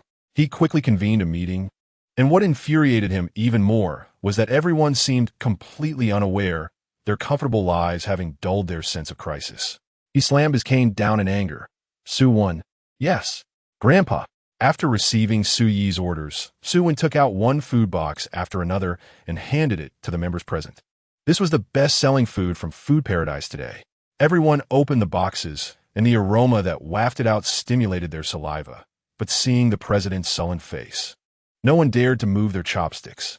Minister Ma, who had been paying close attention to Food Paradise, exclaimed in surprise, "I had heard that Food Paradise released this dish."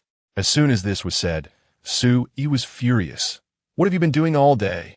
This is a dish from the headquarters of Food Paradise. Don't tell me you don't know where its headquarters is?" Minister Ma truly did not know, and his face broke out in a cold sweat, trembling with fear, but he also knew that not telling the truth would lead to even greater punishment. So he weakly replied, "I really don't know." Suwon sneered, looking at everyone. "Does anyone know?" The crowd lowered their heads to the point where they were level with the table, each one silent. Suwon was also quite disappointed. Usually, they held their positions and didn't obey his orders, but at critical moments, they were all unreliable. He coldly answered for everyone. On the 3rd floor of the Federal Military University Culinary Academy. After a pause, he added, "And today's pinned headline on the Star Net is this: You shouldn't be unaware." Yuan Shifeng, the director of the Chef Association, watched from the sidelines. He had originally been the vice president, but Suwon, a young kid, had parachuted in and directly replaced him, demoting him to director, which had become a source of amusement for many of his previous adversaries. Now, it was impossible for him to work diligently. It would be good enough not to retaliate. Yuan Shifeng naturally understood Su's intentions, but after so many years of acting as the executioner, he was not only abandoned by everyone, but had also gained very little benefit. Most of the profits have been submitted. Why should the Chef Association be inherited by the Su family for generations? Suy glanced at Yuan Shifeng, his eyes flickering, and asked, "Old Yuan, what are your thoughts?" Yuan Shifeng named, feigned ignorance, and said, "What could be done? We cannot afford to offend the military." The followers of Yuan Shifeng chimed in, "President, we really have no power over this. The food from Food Paradise is indeed much tastier than in our national restaurants. He glanced at Suwon and said, "Little Sue, isn't there a reform? I think it's pretty good. Continue with it. Maybe the culinary competition can indeed unearth some advanced chefs." But in his heart, he did not agree. Just looking at the culinary competition, the insider's game was too much. Just relying on Suwon's culinary skills to win first place was completely laughable. There were indeed two talented individuals, but unfortunately, they still had military backgrounds. Anyway, he just did not have faith. Moreover, since Suwon took office, there had not been many good things. At the very least, even the oil and water that could be fished out had decreased significantly compared to before. He was not satisfied with the responses of the two. But everyone else was silent, all of them like grass on the wall, useless at critical moments. He then ordered, "Each of you must write me a report or plan of no less than 1,000 words and submit it to me by tomorrow morning." Everyone perfunctorily responded. This kind of punishment was not new, and writing 1,000 words was not a big problem. After Suh and his son left, the people in the conference room finally began to discuss. What did the president mean? This punishment seemed too light this time. In the past, they could write recklessly, but today seemed different. Yuan Shifeng calmly picked up a piece of translucent braised meat and satisfiedly tossed it into his mouth, saying, "The president is planning to take us as scapegoats." This made a group of people anxious. "Director Yuan, what should we write to satisfy the president?" In an instant, they surrounded him, offering to serve him, massage him, pat his back, knead his feet, and feed him, all of them fawning over him. After enjoying a moment, Yuan Shifeng took a comfortable breath and said, "Just write according to little Su's reforms. It will likely avoid scolding." The old president wouldn't blame his own grandson, right? Director Yuan was indeed wise and capable after being vice president for many years. "What are you talking about? You should be the one in charge, Yuan president." "Yes, only under President Yuan's leadership can our association thrive." "Exactly. Look, little Suh has only been president for a few days and has already made such a big mistake." Yuan Shifeng had heard enough flattery. He stood up, adjusted his attire, and said solemnly, Dismissed. Go back and write your opinions properly." Yes. Everyone nodded and bowed, clearing the way for Yuan Shifeng to exit first. Subsequently, a group of people left with their heads held high. Little did they know, everything in the conference room was being monitored. "Grandpa, don't be angry." Suwon stepped forward, patting the old man's back as he coughed violently, and carefully fed him a cup of water until he calmed down. At this moment, Suh was filled with regret. Yuan Shifeng was someone she had promoted herself, who had fought alongside her and helped build this foundation. Without her support, Yuan Shifeng would still be scavenging for a living on a remote planet. Not only was he ungrateful, but he also wanted to rebel and replace her. His ambition was considerable. This time, she wanted to see what he was capable of. "Suwon, how did you find out about him?" Suwon's expression darkened as he looked at his grandfather and said, "Last week, on my way back during the holiday, I encountered an assassination attempt. Fortunately, the bodyguard you sent to pick me up arrived in time. Otherwise, my life would have been in danger." Suh exclaimed in fear. "Why didn't you tell me? Such an important matter, and you kept it from your grandfather." After we subjected him to severe interrogation, we learned that it was Yuan Shifeng who sent the assassin. His influence in the association is deeply entrenched and not easy to deal with. To avoid alarming the snake. And since you have always trusted him, I couldn't act without sufficient evidence, Suwon replied, presenting a stack of documents in front of Suh. These were all pieces of evidence of his bribery. Suh took the electronic files and grew angrier as she read, trembling with rage. No wonder the reviews for the Capital Grand Hotel have been getting worse over the years. I originally thought it was because the chefs were lacking skills or the recruitment conditions didn't meet their expectations. I always believed it was the chef's greed that led me to take drastic measures. I didn't expect the real greedy one was him. He actually harmed so many senior chefs for his personal gain. Exhausted, Suh leaned back in her chair and sighed. "Suwon, your grandpa is getting old. This matter will be left to you. I believe you can handle it." Suwon took the emblem of the Chef Association and promised, "I will, Grandpa. Just focus on your recovery. There's no need to worry too much. I can manage on my own." Chapter 71 that night.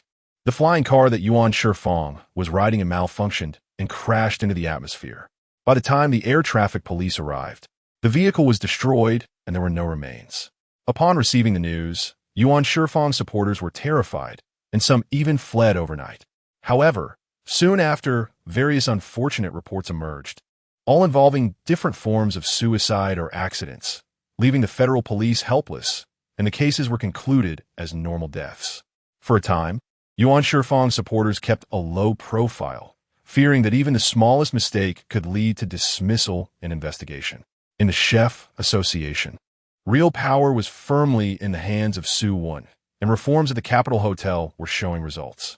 The Capitol Hotel was an established brand in the interstellar dining industry, with branches all over the world. Apart from impact on sales in the federal capital, everything else was normal. Over half of the top 100 participants from the last culinary competition had already pledged allegiance to the Chef Association, waiting for the finals during the winter break to formally take up their positions. Su encircled Wei Lai's name several times, contemplating whether there was any possibility of recruiting her. The last recruitment attempt had not gone well, inevitably leaving a negative first impression. Su Wen had not encountered Wei Lai in the cafeteria for several visits. Since the establishment of the partitions in the cafeteria, she had repeatedly hit a wall. Several calls to her communication device went unanswered, with messages stating the owner was busy and to call back later, leading Su Wen to suspect she had been blocked. Analyzing the previous two culinary competitions, Su Wen concluded that Wei Lai had won mainly through clever strategies, without much standout performance. The only notable dish, the fried, stinky tofu, had been replicated through extensive research with many senior chefs, and the final product was nearly perfect. At this moment, Su Wen decided to give her one more chance. If she couldn't get through this time, she would give up. "You have dialed the communication device that is no longer in service," the automated response echoed. Su Wen's face darkened completely. This was a universal method of blocking someone on the interstellar network, and she never expected to experience it herself. When she had seen such posts before, she had mocked others for their lack of character. Now that it was her turn, she could no longer laugh it off. As an ability user at level 3, how could she possibly travel to an alien planet? It was said that the investigation was still about a federal orphan, and the investigation materials showed that she had no part-time jobs or any means to afford a trip to an alien planet. It was clear that she had blocked herself. Su Wen frowned and directly deleted Wei Lai's communication device number before logging off in frustration. Meanwhile, Wei Lai, whom Su Wen considered unapproachable, was feeling quite wronged. Ever since the Chef Academy brought in 1,000 students, she had been busier than ever. Later, with the opening of the main store of the Food Paradise and the mechanical competition, she was overwhelmed, especially during the finals. After military and government leaders tasted the food from Food Paradise, the number of delivery orders surged. Others could refuse, but these big shots could not be offended. The government made only a few orders, but the military districts, except for the southern military base, placed countless large orders, daily no less. After much negotiation, the quantities were not reduced. Rather, shortly after, the 4 major military districts sent another 1,000 students over, under the pretense of helping with packing and delivery. Wei Lai was speechless. Packing and delivering were tasks that robots could handle, and using human labor only slowed things down and created more problems. As a result, Wei Lai became even busier, and as the dean, she had to showcase her skills whenever new students arrived. Furthermore, given the current situation at the Chef Academy, her role was indispensable. The initial 100 students had mostly graduated, but the academy still needed to train chefs and manage 2 floors of restaurants without tarnishing its reputation. Every dish had to meet basic standards before being served to customers. This led to a shortage of experienced chef instructors, forcing Wei Lai back into teaching. Not only did this occupy her after-school rest time, but even weekends were consumed. There was hardly any time to respond to ordinary messages. Even Lin Lin's messages were only replied to roughly once a week. After over 2 months of busy work, everything finally fell into place. Weekends were finally free, and Wei Lai fulfilled her travel promise with Lin Lin, embarking on a journey to explore an alien planet. At this time, Wei Lai did not answer Su Wen's call. Their destination was the previously chosen Beastman planet. The Beastman planet was remote, far from the Federation, and even traveling there by spaceship took a whole night. With such a great distance, The signal was naturally poor, and they couldn't even connect to the interstellar network, let alone anything else. Initially, Wei Lai found the alien planet beautiful and spectacular, but after a while, she became visually fatigued and accustomed to it. Furthermore, with no access to the interstellar network, she found herself even more bored. As Lin Lin piloted the spaceship, Wei Lai felt she could not help and thought it unfriendly to rest. So, they started chatting. Have you been to the Beastman planet? Wei Lai had searched the interstellar network for a long time, but the information was not very complete. It was said to be a very backward planet where many could not even afford the most basic communication devices. It was no wonder she had never seen them on the holographic network, which piqued her curiosity even more. The more unknown, the stronger the desire to explore. After navigating through a cluster of asteroids, Lin Lin replied, I haven't either. This is troublesome. Are we just going to wander around? Wei Lai couldn't help but complain. Lin Lin chuckled lightly. Then you need to stick close to me. If you get lost, it will be even more problematic. Wei Lai rolled her eyes at her, thinking how could a grown adult get lost? Just then, seeing another asteroid cluster outside the glass screen, she worriedly said, Focus on flying the ship. I won't disturb you. I'm going to my own space. That's fine. You can prepare more vegetables. When we arrive tomorrow, we'll just in time for the trading market, Lin Lin reminded. Wei Lai nodded in agreement. It was said that the Beastman planet lacked edible vegetables, while exotic meat was their specialty, which would be perfect for trading and making some money. The currency used on the Beastman planet was not the federal currency, but their own specialty, star stones, and they only accepted transactions in star stones. It was said to be a kind of glowing, transparent stone, not very useful, but durable and attractive as currency. Of course, one could also exchange for star stones locally, but the exchange rate was quite unfavorable, 10,000 federal coins for one star stone. Wei Lai wondered why the Beastman planet set the exchange rate so high. Even if exotic beasts were valuable, it shouldn't be so outrageous, especially considering the planet's backward civilization. It had been a long time since she visited her farming space, but it was now in perfect order, without a single weed. This was due to the 3 robots in the space that Lin Lin had modified, greatly enhancing their lifespan and functions. Recently, Wei Lai had been quite extravagant, purchasing the highest-grade energy stones dedicated to robots, which allowed them to operate tirelessly for at least a year with just 1 stone. Currently, Wei Lai's space was divided into 3 parts: 100 acres of arable land, 100 acres of freshwater lake, and 100 acres of saltwater lake. This state had persisted for a long time. Even after exhausting her energy stones, she had only upgraded the 100 acres of arable land to level 4 spiritual field and the 100 acres of freshwater lake to level 2. The saltwater lake had not been upgraded due to insufficient energy stones, leaving the marine life there ordinary. For some reason, in Wei Lai's space, it was always spring. It was now winter, but even in summer, she never felt the heat. Since this was a farming space, shouldn't the focus be on farming? Wei Lai looked around the space and noticed that there seemed to be some uncultivated land within the vaguely defined arable area. To verify her suspicion, she decided to give it a try. After retrieving the long-unused farming tools from the tool shed, Wei Lai began to work. As soon as she cleared an acre of land, the task panel showed a new change. Eagerly, she leaned in to take a look. Clearing the 101st acre of uncultivated land. Reward: 10 level 1 mutated plant fire spirit seeds. Wei Lai was overjoyed and quickly accepted the reward to plant it in the level 4 spiritual field. Then she used her abilities to cook it. The urgency stems from Wei Lai's unfamiliarity with this mutated plant. The seeds and fish fry from the spatial rewards are not mutated, and despite studying interstellar botany for nearly half a year, he is unaware of the existence of a mutated plant like the fire spirit seed. The level 1 mutated plant in a level 4 spirit field ultimately produces a level 2 outcome, which is closely related to the amount of his ability being transmitted.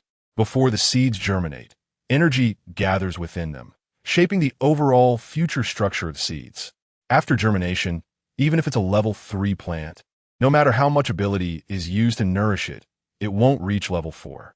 This is a practical experience Wei Lai has gained from repeatedly inducing the seeds. The level 2 fire spirit plant is quite short, but its leaves are lush and elongated, growing out like sharp knives, and the leaves are extremely sharp. presenting a fiery red color overall. Even the flowers it blooms are fire red, easily overlooked if one doesn't pay attention, shyly hiding among the leaves. Wei Lai's farming space has a special function. Normally, as people know, any plant that bears fruit must undergo pollination. But there are no bees or other insects in Wei Lai's space, nor has he performed artificial pollination. In such a situation that goes against plant growth, all the plants bear fruit peacefully, and the yield is abundant, which can only be described as miraculous. The fruits of the level 2 fire spirit seeds are the size of fingernails, crystal clear, resembling beautiful rubies.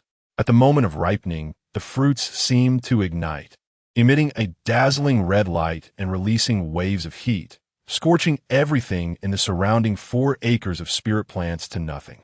Wei Lai was also startled. Had he not run fast, even his hair would have been scorched. Fortunately, his clothes were unharmed due to their high defensive capability. Wei Lai hurriedly instructed the farming robot to stay away from these 10 level 2 fire spirit seeds. The farming robot has no defensive capability at all, and if it were harmed, that would be a huge loss. The farming robot is not cheap. It has been modified and cannot be bought on the market. He took out a box specifically for storing mutated plants from the spatial bracelet, which he had purchased in a frenzy on the day he received his salary. Taking advantage of having plenty of money and a large space to buy many seemingly useless items at that time, he stuffed them all into the spatial bracelet, which is currently the most advanced in the interstellar realm, with a storage capacity of 500 square units, so there's no need to worry about not having enough space. Wei Lai carefully picked off over 100 fire spirit seeds, planning to take them out of the space to show Lin Lin, who has a fire-type spiritual root and should know a bit about them. Chapter 72. Wei Lai was holding a box of fire spirit stones, wandering aimlessly beside Lin Lin, hesitating whether to show it to him. However, seeing that he was seriously piloting the spaceship, she didn't dare to disturb him. If something went wrong, it would be terrible. But she was really anxious. She didn't know what use this thing had, and it was bothering her. You've walked back and forth 108 times already. If there's something, just say it, Lin Lin said, looking ahead and carefully avoiding the black holes in space. Will I disturb you? Wei Lai asked cautiously, afraid of causing an accident. Lin Lin turned to look at her and frowned. Is it very important? I guess it's important. Wei Lai scratched her head. If she couldn't figure it out, it would gnaw at her for several days, driving her crazy. For her, it was indeed a very important matter. Lin Lin switched the spaceship to autopilot mode, walked over to Wei Lai, and extended his left hand. Give it to me. The spaceship could also drive itself. Wei Lai was amazed and handed the box over, saying, Is it safe for the spaceship to do this? Lin Lin paused for a moment as he opened the box. The current flight path is in a safe zone, so there shouldn't be any problems. Don't worry, I'll get you back safely. Wei Lai's anxious heart calmed down a bit as she sat in the chair across from him and said, What you have in your hand is fire spirit stones, a reward from the farming space. I don't know what it's used for, but I wanted to show it to you after cooking. Lin Lin held a fire spirit stone in his hand and examined it thoroughly. He had indeed never seen such a thing before. However, the abundant fire spirit energy inside made him feel very comfortable. He tried putting it in his mouth. It melted instantly, sweet and warm, and tasted amazing. His long-dormant fire-type ability suddenly felt a bit of movement. Lin Lin's eyes lit up as he poured the entire box of fire spirit stones into his mouth. And then he fell into a trance right on the spot. This alarmed Wei Lai, who wanted to get closer to see. But the overwhelming fire energy caused the nearby sofa to ignite spontaneously. Unable to approach, Wei Lai had to keep her distance. The spaceship only had that one set of sofa that couldn't withstand the heat. Everything else was high-tech. Wei Lai kept glancing at the spaceship's direction and then at Lin Lin, who was engulfed in flames, busy turning her head back and forth. The fire was strange. It suddenly appeared on Lin Lin's body, yet his clothes, eyebrows, and hair were unscathed. Only the sofa beneath him suffered, and there was no tendency for the fire to spread. The flames weren't vigorous, but the temperature was extremely high. The temperature inside the spaceship was originally 25 degrees, but it kept rising, reaching 35 degrees and continuing to climb. Wei Lai was sweating profusely, drinking water and eating cold drinks, but nothing worked until the indoor temperature reached 50 degrees. The The spaceship's emergency cooling system saved her. Otherwise, she would have been roasted. While Wei Lai was bored, lying down and staring at the stars, the person across from her finally showed some change. Lin Lin suddenly opened his eyes wide, and the flames surrounding him dissipated immediately. However, a flicker of flame appeared in his eyes, fleeting yet unmistakable. The joy he felt was hard to contain. His ability had actually leveled up, and his fire-type ability had reached level 8. Wei Lai was startled by the sudden embrace, but quickly calmed down, asking, "What happened? Are you okay? What effect did the fire spirit stones have on you?" Lin Lin smiled brightly. "Lai Lai, you really are my lucky star. These fire spirit stones can help fire-type abilities level up. There are very few people in the galaxy who can break through level 8, and now I am one of them." Wei Lai was also happy for him and proudly said, "Of course, my luck has always been great." Then she shifted the topic, saying, "But still, just call me by my name. It feels too awkward like that. I get goosebumps all over." "No." Lin Lin decisively refused, playfully calling out, "Lai Lai, Lai Lai, Lai Lai, Lai Lai." Wei Lai was speechless, feeling utterly defeated, and finally said, "All right, you've called it nearly 100 times. Do as you wish." "Isn't that great? It feels friendly," Lin Lin said, gazing deeply at the girl in front of him. The intense feelings in his eyes made Wei Lai's heart race, and she hurriedly broke free from his embrace, leaving behind a sentence, "Focus on piloting the spaceship before retreating into her farming space." Lin Lin stopped his pursuit, smiling affectionately, and returned to the pilot's seat. Lai Lai had received good things and immediately shared them with him, worrying about his safety while guarding him for so long. How could not be moved? The continuous efforts finally bore some fruit, which made him happier than advancing his ability. In her farming space, Wei Lai sat quietly for a long time, her racing heart finally calming down, but her mind couldn't stop wandering. She tried to push everything aside and focused on working hard to forget the earlier chaos. Unknowingly, she harvested several boxes of fire spirit stones, feeling a bit like crying without tears. What on earth was she doing? Although these fire spirit stones were useful for his abilities, she shouldn't be so eager to take credit for planting so many. Frustrated, she tugged at her long hair. The only thing that comforted her was that the task panel had new rewards again. Harvested 500 fire spirit stones and rewarded with 10 seeds of level 1 mutated plant. The no-fruit plant. Wei Lai claimed the reward and began to plant again. She recognized this plant, but it lived in a desert-like, dry environment, and she didn't know if it would thrive here. She planted the 10 seeds in a piece of spiritual land, and suddenly, an entire acre turned to sand. This scared Wei Lai. Such a situation had never occurred before. After cooking a batch, the land did not change back. It remained sandy. Attempts to plant other plants failed, and only the no-fruit plant could survive. Wei Lai then planted other plants in the previously cultivated spiritual land with fire spirit stones. But the result was that even a no-fruit plant couldn't survive. This made Wei Lai worried. The planting conditions for mutated plants were too harsh, and large-scale planting of future mutated plants could lead to waste of her spiritual land. Currently, there were no energy stones to advance her spiritual land. Next, Wei Lai continued farming and harvesting. On the newly opened ordinary farmland, she harvested a large batch of regular vegetables and took out several baskets of level 4 spiritual plants from the warehouse. After packing everything, she stored it in her space before exiting, just in time to arrive at her destination. The Beastman planet was far from the Federation, so public travel spaceships only made one round trip to the Federation every week, and private spaceships were even rarer. The duty administrator at the aviation reception, Ijiao, was woken by the system's broadcast. He glanced at the time, surprised that the public travel spaceship shouldn't arrive this early. Turning to the large screen, he realized that a private spaceship was coming to visit from outside the atmosphere. He quickly opened the entrance passage, allowing the other party to enter. "Welcome, dear guests, to the Beastman planet." Ijiao and 2 robots personally went to greet them. Ijiao was a snake-type beastman, tall and imposing, recognized as a handsome guy among the snake tribe, receiving countless love letters from beautiful women across various tribes every day. Unexpectedly, today he scared a newly arrived human female into screaming.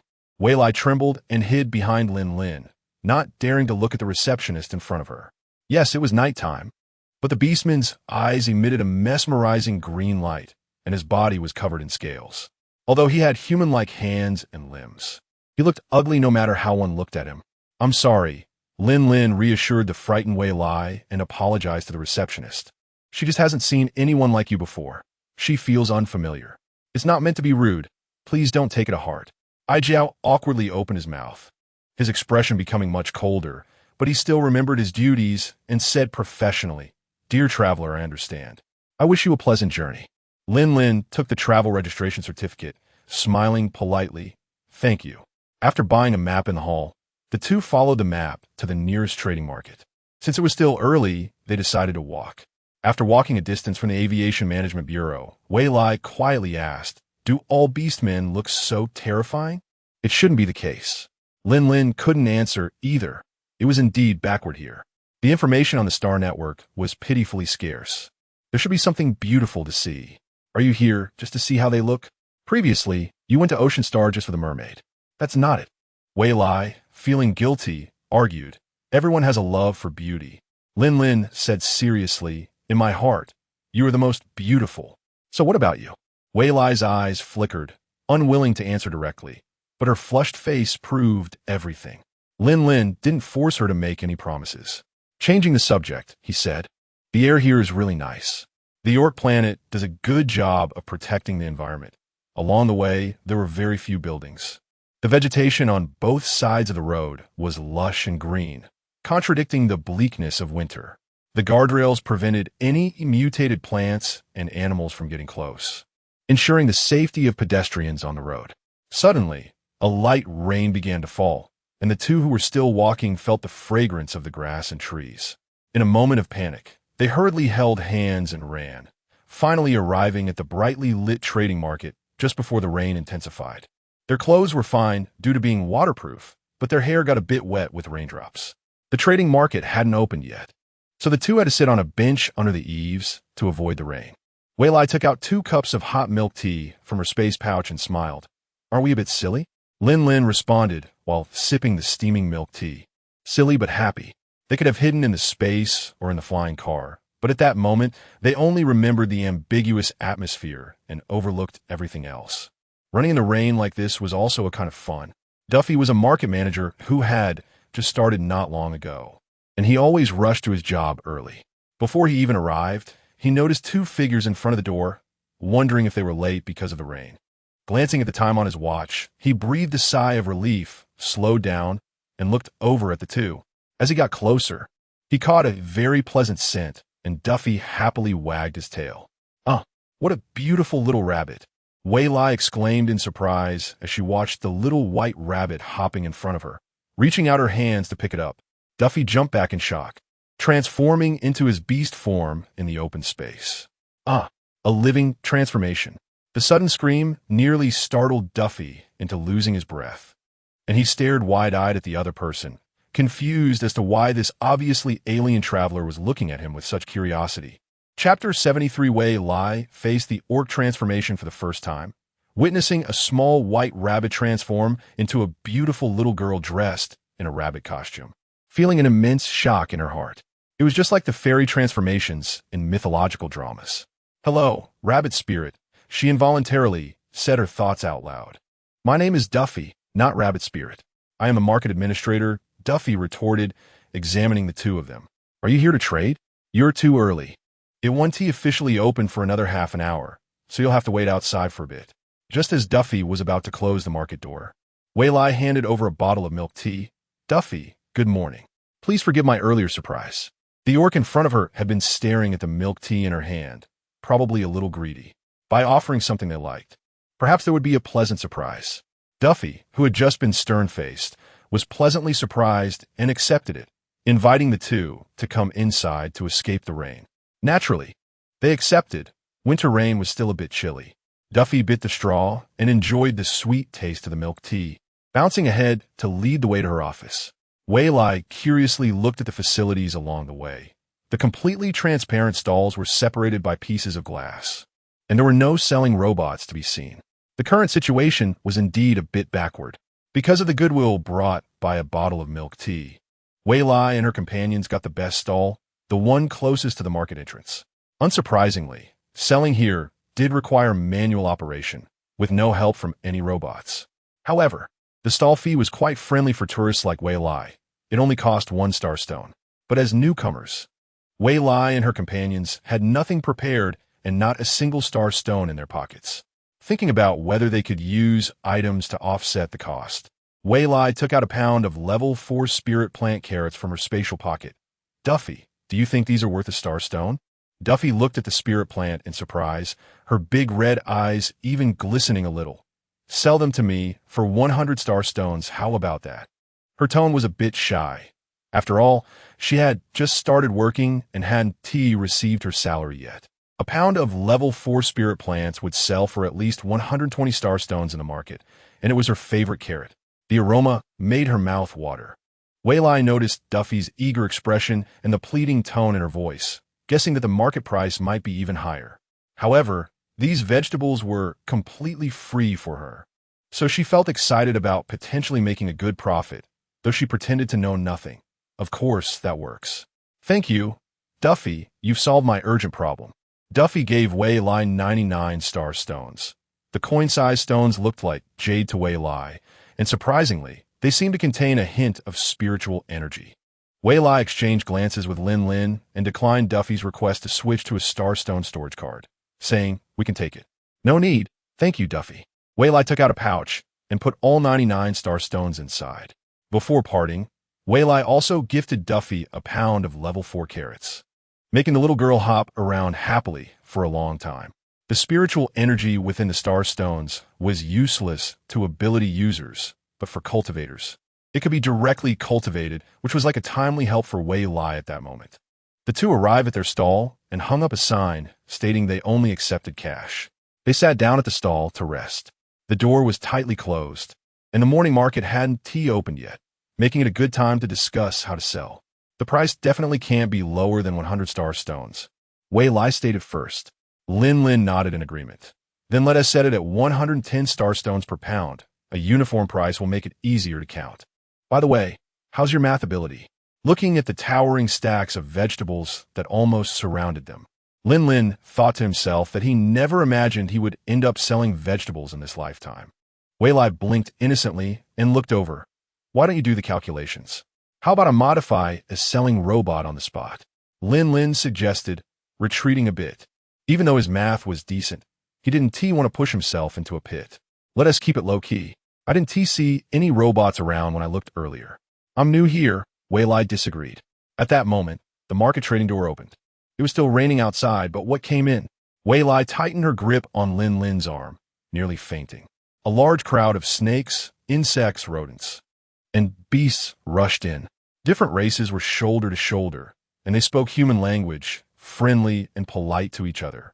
When the crowd saw Wei Lai and Lin Lin's stall filled with fresh vegetables, the noisy chatter paused for a moment before starting again. A large portion of them surrounded the stall. How much for a pound? How are you selling it? Give me 5 pounds. The sight of enormous mouths emitting a strong smell of blood frightened Wei Lai so much that her legs went weak and she collapsed to the ground. Pulling Lin Lin's body in front of her as a shield, trembling and stuttering. You sell it. I'm scared. Lin Lin gently stroked Wei Lai's hair, reassuring her. Don't be afraid. I'll handle it.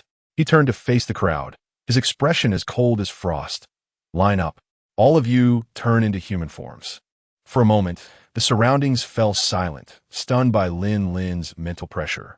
After a long while, recognizing that the high-level ability user in front of them was human, they obediently transformed into human forms and lined up. The uniform price is 110 star stones per pound, Lin Lin said, releasing his mental pressure, cash only. Luckily, each small stall had a simple operation desk with a fair scale, a wash basin, and a simple cutting board. However, there were no pockets or plastic bags. Fortunately, this batch had come for business and had plenty of bags similar to plastic ones, but with more functions that changed according to the size of the items stored. With great elasticity, peeking outside, Wei Lai noticed that everyone had transformed into normal human forms, so she slowly got up to help Lin Lin. A sheep tribe ant bought a lot of cabbage but didn't have enough cash. So Lin Lin allowed her to use the bag in her hand as a partial payment. The sheep tribe ant happily agreed and hummed as she returned to her stall. Not every beast man liked to eat vegetables. Even though these were level 4 spirit plants, they couldn't sway the determination of carnivores. Nonetheless, only the internal sales at the market resulted in half of the vegetables being sold out. Seeing this, Wei Lai didn't say anything nice and immediately replenished the stock. Lin Lin's hand for collecting money paused for a moment, speechless. How much do you plan to sell? Wei Lai pointed at the star stones. Such beautiful things. Shouldn't we exchange a bit more? An orc who was frowning over the lack of change said, The boss must like star stones. No wonder you only accept cash. I have a piece of intermediate star stone. Can you change it? This intermediate star stone appeared a vast ocean blue, definitely a blue crystal. But it contained no spiritual energy. Moreover, one intermediate star stone was worth 1,000 low-level ones, making this trade not worthwhile at all, no matter how beautiful it was. Wei Lai apologetically said, I don't like the color or material of this star stone. Do you have anything else? The orc didn't mind, and indeed had many external visitors who valued the aesthetics of star stones and collected them. One by one, they took out 5 or 6 colorful intermediate star stones. Wei Lai took a closer look. Almost all were crystals, but one piece that looked like emerald caught her attention. Pointing at it, she said, I like this one. Do you have any similar ones? I can exchange all my vegetables for it. The orc hesitated a bit and cautiously said, My female is pregnant and wants to eat some sour fruit recently. Do you have any here? The other party was likely a spirit planter. Otherwise, how could they have so many spirit plants? Wei Lai cleared the previous few baskets of vegetables and took out several baskets of fruits from the spatial pocket, including hawthorn, sour jujube, plum, blueberry, and green apple. These were all wild fruits found on Heartwarming Mountain, later cultivated by herself. Wei Lai took one fruit at a time, placed on a plate, and handed it to the other party. Try it, they're all sour. The beast man was not polite, took a taste, and felt like his teeth were about to fall out from the sourness. But his eyes were filled with joy, saying, I want all these baskets. In the end, Wei Lai received 5 intermediate star stones, happily placing them into her spatial pocket. Just as she finished placing them, a group of little beast men arrived, but they were not there to buy vegetables. Boss, do you have sweet and sour fruits? This group of little beast men was quite cute, each one standing on tiptoe, looking at her with big watery eyes. Wei Lai revealed her white teeth and smiled. Of course I do, little friends. She took out several baskets of fruits from her spatial pocket, giving each one a strawberry to try first, saying if it's delicious, then you can buy more. The adorable little ones puffed up their cheeks, wriggling with excitement, their bright eyes expressing their fondness. Next, Wei Lai sold about 10 pounds of fruit. When it was the turn of one little beast man to pay, he encountered difficulties. The little beast man, with tears welling up in his eyes, cried softly, I'm still short of 50 star stones. What should I do? Wei Lai was about to offer it for free, but the surrounding little beast men quickly took out their pocket money to chip in, collecting a few coins, but they still fell short by 5. The other little beast men were helpless, and the crying little beast man began to wail loudly. Just 5 more and I'll waive it. Wei Lai felt soft-hearted and handed the packed fruits to him. Unexpectedly, the little beast man refused to take it, insisting that Wei Lai should not suffer a loss. Wei Lai was at a loss, praising the little beastman's good character while also feeling anxious, thinking that if he kept crying, it would look like she was bullying a child, which would not reflect well on her in front of the other customers. Then you can exchange something worth 5 star stones with me. The little beastman stopped crying and looked at Wei Lai with admiration. You are really nice, big sister. This is a level 3 BAS beast for you. He generously handed over a large leg and happily took the already packed fruits to leave with his friends. Wei Lai looked uncertainly at the approximately 50 pounds of beast meat in front of her and asked Lin Lin, who was counting money, Is this much really only worth 5 star stones? How many federal coins is that? 50,000 federal coins. 1,000 federal coins per pound. Lin Lin realized and exclaimed, That's so cheap. Wei Lai felt excited inside. If this was the market price, the Culinary Academy could completely purchase ingredients here. Good quality at low prices, a real bargain. But thinking about having to spend star stones to buy them, Wei Lai felt a bit troubled, so she stocked up on even more vegetables and fruits. Lin Lin beside her was on the verge of tears, wanting to go on strike. Chapter 74, while Wei Lai was sorting vegetables, Lin Lin planned to go out for an inspection. Wei Lai did not stop him. Many beastmen still preferred their beast forms and hadn't adjusted their mindset yet, not intending to leave their safe little territory.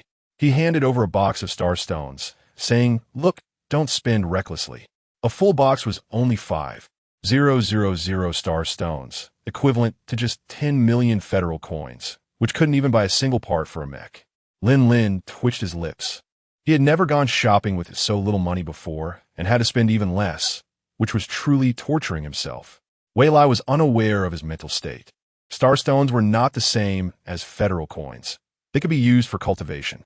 Although he was a bit stingy, he was not at all reluctant to spend on important matters. The rain outside grew heavier, and the beastmen coming in became fewer. Customers in front of Wei Lai's stall dwindled. He heard the market announcement that it would close in an hour. He still had plenty of vegetables and fruits left. And although this was the third new batch, Wei Lai was not happy at all, as he was earning too few star stones. To the left of the stall was the market entrance, and to the right was the golden, snub-nosed monkey Annie, who also sold fruits. However, most of her fruits were of lower quality, looking bad and seemingly old, some even shriveled. Before Wei Lai sold fruits, there had been a long queue at her stall. After Wei Lai brought out several baskets of fresh, high-quality fruits, she had no more business, even though her prices were much lower. To keep the peace, Wei Lai endured the sarcastic remarks from the golden, snub-nosed monkey Andy. After Lin Lin left, her harsh words came even more frequently, driving away several of Wei Lai's customers. Now there were no customers left, and Wei Lai was furious, deciding to stand up for himself, as no one dared to fight in the trading market. "Hey, what are you selling?" Ugly and deformed, Wei Lai put his hands on his hips, adopting a posture like a shrew scolding in the street. "These are all natural, wild-grown. Don't think your round ones are any good. Maybe they've been treated with growth agents and fertilizers. Is that safe for humans? You could get poisoned." The golden, snub-nosed monkey Annie, with her sharp features, appeared extremely ugly to Wei Lai, especially with her words, which scared away a few beastmen who were about to buy fruits. Wei Lai was fuming and retorted, "Don't talk nonsense without evidence, or I'll sue you. I'm a spirit plant master. Why would I need growth agents and fertilizers? I think those fruits of yours are the ones over-fertilized, growing into weird shapes due to excess nutrients. You." The golden, snub-nosed monkey Annie jumped up on her stall and looked down, saying, "Shameless human. Spirit plant masters aren't something you see everywhere, so don't speak carelessly. Are you feeling guilty? No one believes your nonsense." Her shrill screams attracted a crowd of beastmen who began to doubt Wei Lai's vegetables and fruits. Wei Lai shot a fierce glare at her and took out a potted young peach tree, using his powers to cook it, determined to prove his abilities. A large amount of wood-type powers surged out, causing the roots and stems of the sapling to thicken and grow, branches stretching out and flower buds starting to bloom. Soon, a beautiful peach blossom tree appeared before everyone. Seeing the astonished expressions of the crowd made Wei Lai very happy. However, the golden snub-nosed monkey Annie did not miss this opportunity to mock. "So what if it's blooming? Maybe you're running out of powers? Not a single fruit has grown yet. You don't even know that flowers need pollination. How ignorant can you be?" Wei Lai crossed his arms and retorted, then looked at the crowd, asking, "Is there any beastman who can help me with pollination? I'll give his peach tree to whoever helps." The crowd was eager to try, but many didn't know what pollination was. "I'll do it." The small beastman who had been crying earlier squeezed through the crowd and transformed into a giant bee, flapping his wings and flying over. Wei Lai instinctively dodged, realizing he meant no harm. A fist-sized bee must have been a world record. The small beastman happily flitted among the peach blossoms, collecting nectar, enjoying the sweetness, but not forgetting to work. "Miss, I'm done." The small beastman transformed back into his human form, shyly standing aside. Wei Lai handed him a cup of strawberry milkshake, saying, "Thank you, little friend." Then, using his powers, he cooked the pollinated peach tree. In no time, the petals fell gracefully, and green fruit began to form, rapidly growing, turning red and ripe, exuding the sweet scent of peaches. Wei Lai finally stopped channeling his powers. The entire peach tree was a level 3 spirit plant, delighting the spectators. In certain situations, spirit plant masters indeed resemble magicians, showcasing the miraculous transformations of plants to the audience. Amidst the applause, Wei Lai kept his promise and gifted the 1-meter-tall, fruit-laden peach tree to the small beast man. The golden snub-nosed monkey auntie was left deflated by the reality, her spirits crushed. Wei Lai didn't pursue the matter further, not out of generosity, but because there was no time to waste. The customers lining up to buy fruits were plentiful, and many vegetables were sold as well. Fortunately, Lin Lin returned midway. Otherwise, Wei Lai would have truly been overwhelmed. He was not good at counting money. Several times he miscalculated, nearly provoking the beastman, but thankfully, the small beastman beside him helped out just in time. After bringing in 3 more batches of goods, he finally sent off all the customers, and the morning market was just about to end. Lin Lin went to the market management department to return the stall. Wei Lai gave around 10 different flavored milkshakes to the small beast man, saying, "Thank you, honey." Honey bashfully accepted the sweet milkshake, replying, "Thank you, Sister Wei." "Why did you come out on a rainy day?" Wei Lai asked curiously. It shouldn't be possible to see bees in winter, especially on a rainy day. This world had many unreasonable existences, but the habits of many animals had not changed much. I came out before it started raining. I was originally going with my friends to the flower garden to collect nectar, but I didn't expect it to rain, Honey explained, finishing the milkshake and licking his lips, happily adding, "Rain is good. Otherwise, I wouldn't have met Sister Wei." Wei Lai smiled, narrowing his eyes and bending down to say, "I'm also very happy to meet you.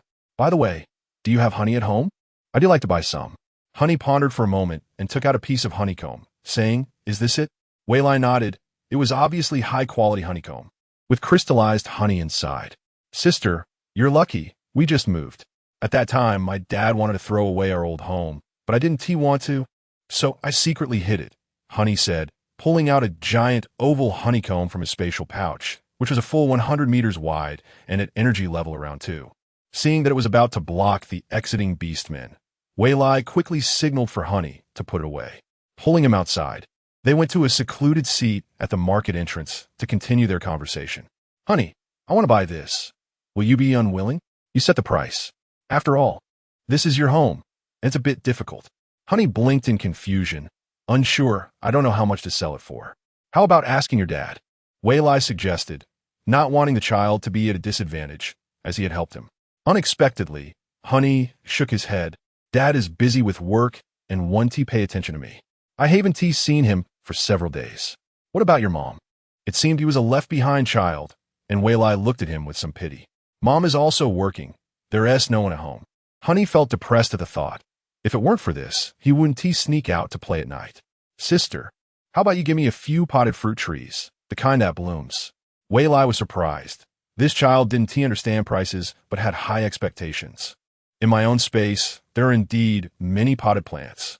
This was due to the initial lack of arable land when I started farming, and my laziness to cultivate more land. However, I gathered too many fruit tree seedlings from Black Silk Mountain, and it felt wasteful to throw them away.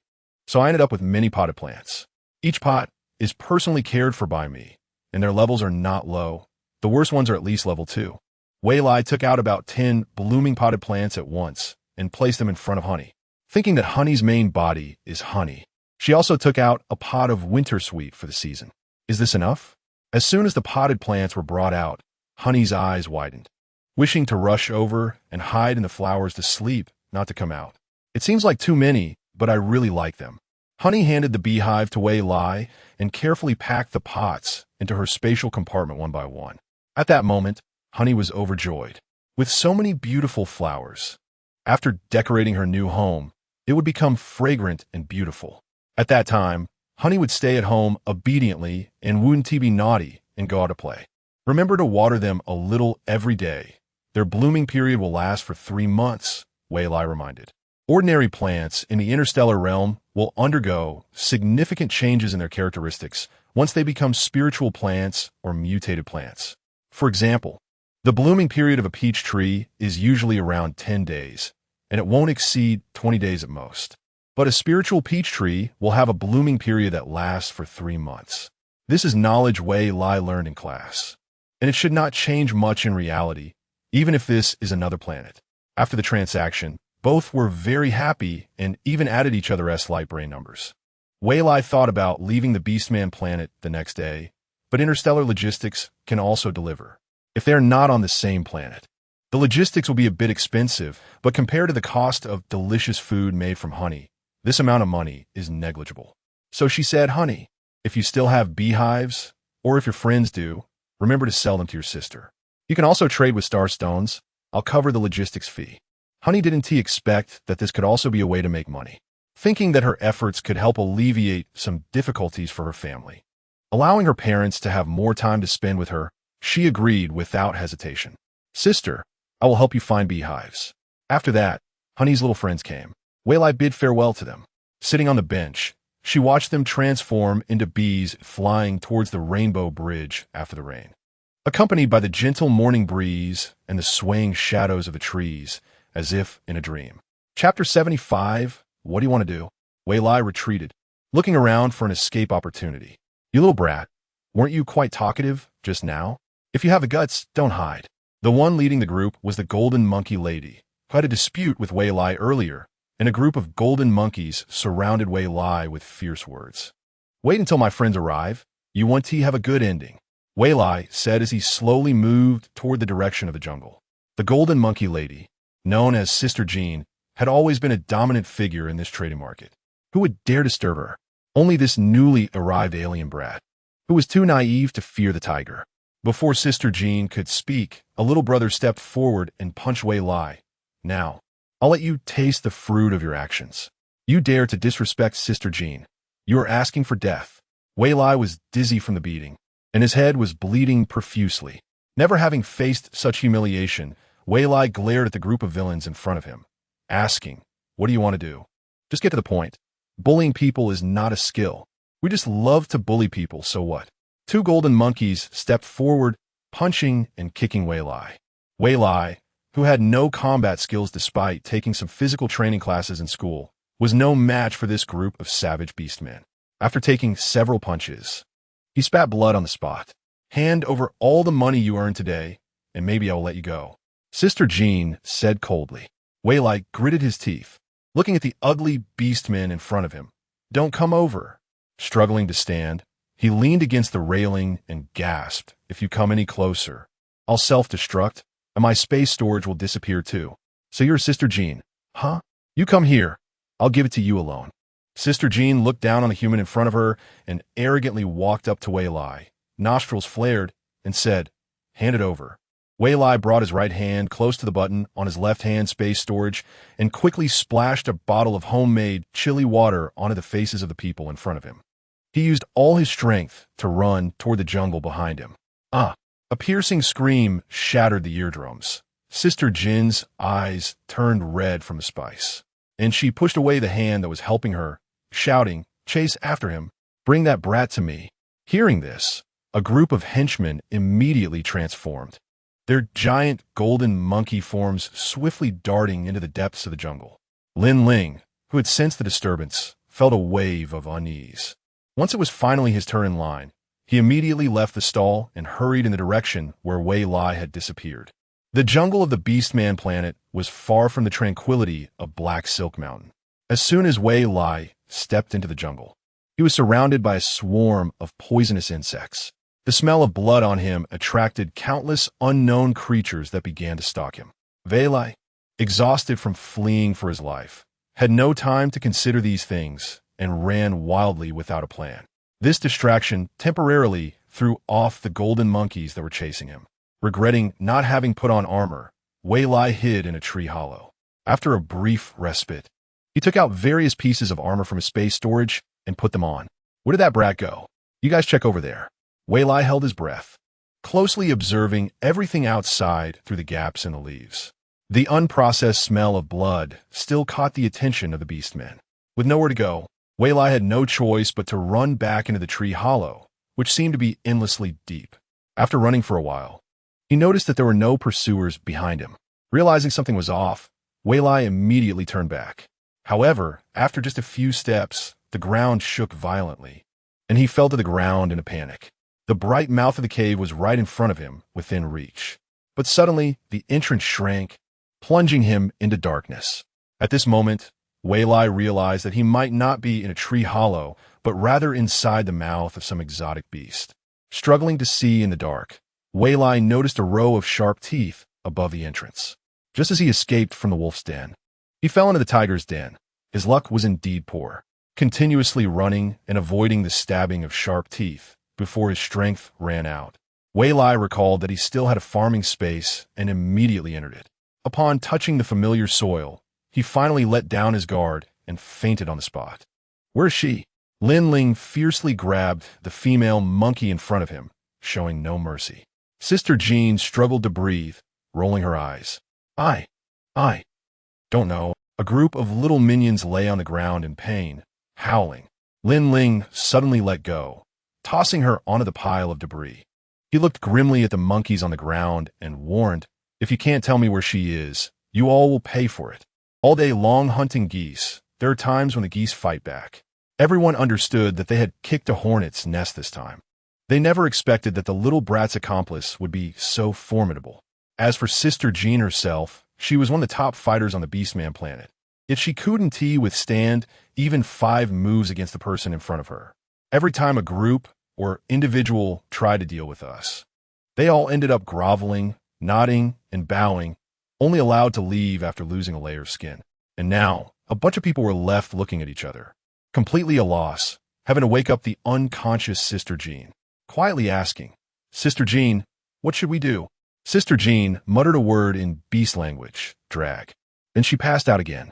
The loyal followers immediately reacted, realizing they must have informed Sister Jin's elder brother. Sister Jin's brother was one of the top 10 fighters on the Beastman planet, and a mere outsider would soon learn how deadly things could get. Lin Ling watched as the previously dispirited monkeys and that little leader whispered to each other, looking surprisingly invigorated. Snorting coldly, he said, "Don't think about any bad ideas. If you fall into my hands, you won't behave." A wave of psychic energy radiated out. A group of beastmen couldn't stand the headache, transforming into their beast forms and rolling on the ground, howling like ghosts and wolves, with towering trees crashing down all around. Yet none pleaded for mercy. Each of them had painful expressions, but still harbored plenty of malice. Lin Ling frowned at these merciless beastmen, showing no signs of mercy, and used his psychic power to bind them one by one. Since they wouldn't voluntarily confess, Lin Ling planned to hypnotize them using his psychic abilities. Insolence. A voice that pierced the eardrums interrupted Lin Ling's actions. Lin Ling looked coldly at the newcomer, another monkey. Jin Biao was tall and strong. Even though his true form was a golden monkey, he was born with immense strength. After receiving his sister's distress signal, he rushed over without stopping. Seeing his sister on the ground, he transformed on the spot, his fur bristling, eyes glaring at the weak human in front of him. Suddenly, his entire body shot out like lightning, creating a gust of wind that rustled the leaves. Lin Ling easily dodged, not wanting to harm the innocent, and asked suspiciously, "Do you know them?" After missing a hit, Jin Biao took a stance and uprooted a tree as thick as a bucket, throwing it over. "You dare to harm my sister." Lin Ling, indirectly receiving the answer, changed from his previous indifferent expression, a heavy, murderous aura spilling out, and suddenly hurled fireballs at Jin Biao, turning the giant tree to ashes in an instant. Jin Biao, in the process of dodging, was unfortunately hit. In an instant, his entire golden fur ignited like a raging fire. He rolled on the ground countless times before managing to extinguish the flames. Just as he was about to stand up and counterattack, a wall of fire surrounded him tightly. Grabbing a branch, he leaped up to escape the engulfing flames. Relying on his monkey tribe's agility, Jin Biao dashed back and forth through the jungle, evading Lin Ling's waves of attacks. Lin Ling frowned as he watched the panicking monkey, giving a warning glance at the captives trying to escape on the ground. He took out a dozen miniature automatic combat mechas from his space storage and distributed them one by one. After receiving the order, the mechas saluted humanely before executing the command. Before long, Jin Biao was surrounded by the mechas. Unfamiliar with the situation, Jin Biao thought these were toys and completely disregarded them, planning to continue attacking Lin Ling. However, just as he made a move, being hit by bullets one after another, it was clear that they were just toys that they looked down upon. It was too late to escape at this point. As the bullets entered his body, the muscles first went numb, and the immobile Jean Biao fell from the sky, kicking up a cloud of dust. Immediately, countless sounds of explosions erupted as the bullets detonated inside him. In an instant, flesh was torn apart, and his face became a blur, clearly reduced to a mass of meat. Seeing her brother turned into a defeated pawn and his life hanging by a thread, Sister Jean crawled over, her nose running, pleading for mercy. "We were blind to not recognize the Great One. Please spare us." The subordinates also begged, "Please, spare us." Noticing that the big boss in front of them hadn't reigned in his murderous aura, they cried out, "We really don't know where your companion went." In the end, she walked into the territory of the man-eating tree, and we didn't follow her. After receiving Lin Lin's report, the police of the Beastman planet rushed to the scene. This was a federal general, and a small country couldn't afford to offend him. After navigating through countless ruins in the jungle, they finally found a pile of severed limbs of monkeys, clearly habitual offenders on the Beastman planet. Usually, they would turn a blind eye, but now that they had provoked a big shot from the Federation, things were no longer that simple. When Sister Jean and the others saw the police arriving, they felt a glimmer of hope, crying out, "Please save us, we were attacked by villains." Before they could finish, they were interrupted by the police. "You are suspected of kidnapping, fighting, and intentional murder. Come with us for a trip. You need to reflect on your actions in jail." Jean Biao, who had just regained some consciousness, fainted again upon hearing this. Originally, as one of the top 10 experts on the Beastman planet, he had always been flattered by those in the government, and even though he had done many bad things, he had never seen the police dare to speak to him like this. Seeing that there was no hope for rescue, the golden monkeys tried to escape, but they were all injured and couldn't evade the pursuit of the trained police, falling behind one after another. With their crimes already serious, resisting arrest would only add to their charges, and they would likely spend their lives in prison. The unluckiest was still Jean Biao, who had already been blown to a mass of flesh, with no good meat left on him. When Sister Jean refused to be arrested, he was used as a shield, and in the end, he became a sieve. By the time he was sent to the medical room, he was barely clinging to life. This is the truth that good and evil will eventually be rewarded. It's not that retribution doesn't come, it's just that the time hasn't come yet, and in the end, he was betrayed by his own kin. Chapter 76, The Man-Eating Tree, is a unique existence on the Orc planet. It can be described as a mutated plant that can move as fast as lightning. Yet, it resembles an ordinary tree and does not speak or take on human form. Even the dominant orcs in the jungle dare not confront the man-eating tree directly. One of the tree's most notable features is its ability to mimic the forms of all plants in the jungle, making it undetectable by any technology. It only reveals its flaws when hungry, displaying a large tree hole that emits various enticing scents, attracting animals of all kinds. Lin Lin, guided by the sensing of their contract, relentlessly pursued the man-eating tree, destroying countless trees along the way, but achieving nothing. Infuriated, Lin Lin planned to set the mountains on fire. The head of the Orc Planet Police Station, who rushed to the scene, advised General Lin, "Calm down, please stay calm." The head of the police station was a black bear orc, usually lazy and slow in his actions. However, at this moment, he moved with unusual agility, tirelessly chasing after Lin Lin, finally arriving before disaster could occur. Seeing that Lin Lin's attitude softened a bit, he quickly ordered the area where the man-eating tree was active to be cordoned off. Outside, Lin Lin was anxious, while Wei Lai was not having an easy time in the farming space. Fed up with his lack of combat power, Wei Lai took out all the star stones he earned that day and began to cultivate. As long as he reached the 3rd level of Qi training with the Spring Breeze and Rain technique, he would be able to learn an attack spell. But his current 1st level of Qi training was far from the goal. The star stones continued to be consumed, turning into dust that scattered onto the fields as fertilizer. Cultivating immortality and developing supernatural abilities are two different practices. Supernatural abilities relate to mysterious meridians, while immortality cultivation is more related to the body's acupoints. This worked in Wei Lai's favor, as he had been a surgeon for decades and was familiar with all the acupoints. Therefore, with the supply of spiritual energy from the star stones, Reaching the second level of cultivation was a matter of minutes, with little obstruction. He only accumulated a bit of dirt on his body and healed the injuries he sustained earlier. Seeing that the method was effective, Wei Lai generously used up all the star stones and finally reached the third level of Qi training. Eagerly, he opened the spring breeze and rain technique to learn the only attack spell he could currently practice, Rain of Arrows.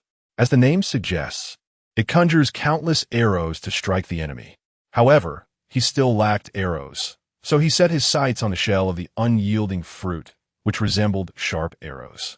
After successfully piercing a holy maiden fruit with thousands of thorns through countless attempts in the space, Wei Lai exited the space to test its effectiveness.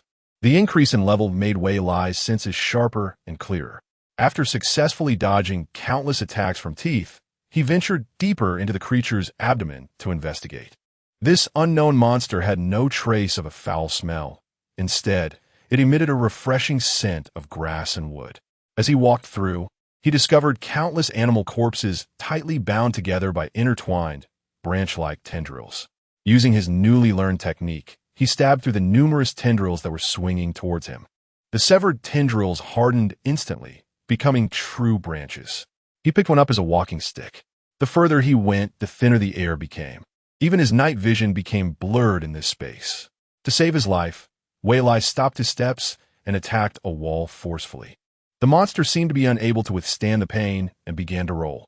Wei Lai lost his balance, rolling continuously in the gaps, yet his attacks did not cease. Lin Lin, of course, noticed this unusual tree and rushed over, throwing fireballs at the man-eating tree without hesitation. Soon, the man-eating tree was engulfed in flames and fled. The black bear, who had been lying in ambush for a long time, landed a punch. Inside the monster's body, Wei Lai felt the temperature rising, and a heavy stench nearly made him hold his breath.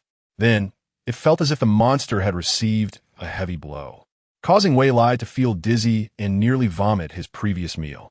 Just as he was about to collapse, he saw a light and quickly crawled toward it. Before he could even marvel at seeing the light of day again and the beauty of the blue sky and white clouds, the massive black eyes and sharp fangs of the black bear in front of him scared him into unconsciousness.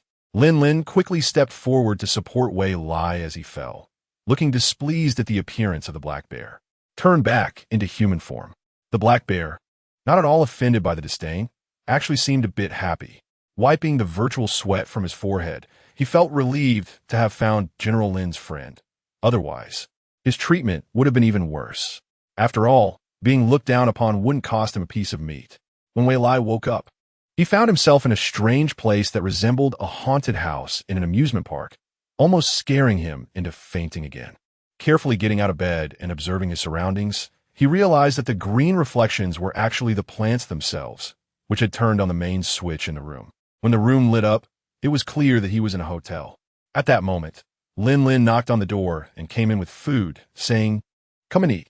The delicious smell made Wei Lai's stomach growl immediately, and he unceremoniously took the food and placed it on the living room table, devouring it hungrily. "This meat is delicious. What animal is it from?" Lin Lin, sipping on milk tea, replied, "It's from a level 5 supernatural beast, the colorful deer. No wonder the meat has so many colors. I thought it was intentionally dyed." Wei Lai picked out another piece and chewed it slowly. "How much star stone did you spend on this?" "I didn't spend any money. I traded 10 kilograms of level 4 corn for it," Lin Lin casually replied, then asked, "Do you have anything else to say?" Wei Lai curiously glanced at him, wondering if this was a request for compliments, and responded, "You're really amazing. You're quite the businessman." "Anything else?" Lin Lin's mouth twitched. This was not what he wanted to hear. "Isn't that enough?" Wei Lai racked his brain and said, "You're too smart. You're definitely a great businessman. At this rate, you'll become the richest person in the Federation and even the richest in the entire galaxy." "Enough." Lin Lin forcefully interrupted Wei Lai's nonsensical flattery, stating directly, "Earlier, when you were in danger, why didn't you call for help? With your own abilities? Do you think you could survive?" Wei Lai fell silent. Indeed, with his strength, he couldn't even survive outside the school gate. But that didn't mean he would always be weak. Looking at Lin Lin, who was angry out of concern for him, he said seriously, "I knew you would come to save me. guided by the sensing of our contract. Moreover, at that time, I had no power to resist, and I didn't even dare to call for help. Remembering the scene of being beaten and chased, Wei Lai still felt a lingering fear. If it weren't for the existence of his life-saving talisman, the farming space, he might have already been a corpse. Lin Lin regretted not arriving in time, allowing Wei Lai to suffer so much. After showing a video of the group of monkeys being beaten up, he said, "I've avenged you.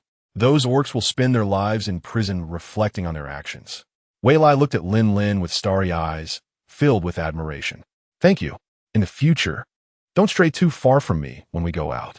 Lin Lin didn't want to experience that fearful separation again. Wei Lai obediently nodded and asked, "Is this a hotel?" "Yes, it's the best hotel on this planet. I only paid a deposit of 1,000 star stones. Later, you need to settle the bill." As Lin Lin tidied up the food containers to wash them, Wei Lai grabbed the corner of his clothes. "How much is the room fee?" "For 2 days. It's a total of 10,000 star stones." "Did you earn a lot this morning? Don't you want to spend it?"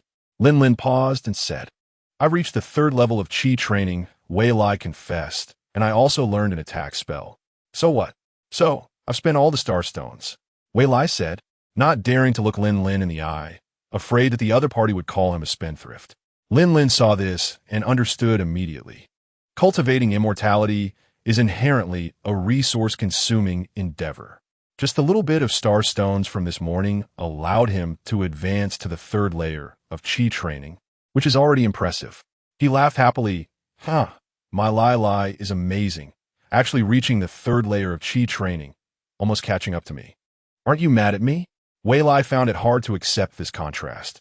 It seemed that the person in front of him didn't understand him deeply enough. "What's there to be mad about?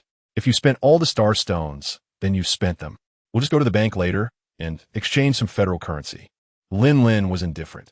In the face of improving strength, money was definitely not an issue. Besides, he had plenty of federal currency, so much that he couldn't even count the zeros. No way. The thought of having to exchange federal currency made Wei Lai feel a pang of heartache, even though the money wasn't his. "What do you want to do then?" "The trading market just opened this morning, but the house payment has to be made today." After pondering for a moment, Wei Lai said, "This morning, how much exotic beast meat did you buy?" "Bring it all out. Here, it is 1,000 pounds of various kinds of beast meat." Various food ingredient boxes filled the floor, and Lin Lin took out 6 star stones, saying these are the last few. Wei Lai was speechless. The person in front of him was the real spendthrift, having gone from 5,000 star stones to just 6. And it was only half a day later. Feeling frustrated, he pulled out several large bundles of bamboo skewers and said, "Make me some meat skewers. We'll sell grilled skewers in the afternoon." Lin Lin was dumbfounded. Why did they have to set up a stall again? Weren't they supposed to be on vacation? Seeing Wei Lai's impatient tone, he obediently got to work. Of course, 1,000 pounds of meat still needed to be cleaned and sliced. It was no small task. Lin Lin had no choice but to modify and create a kitchen robot to help him. The best hotel room was well equipped, even with a small kitchen, which solved the problems of water and processing. Wei Lai wasn't idle either. He studied the exotic beast meat and made barbecue sauces and seasonings.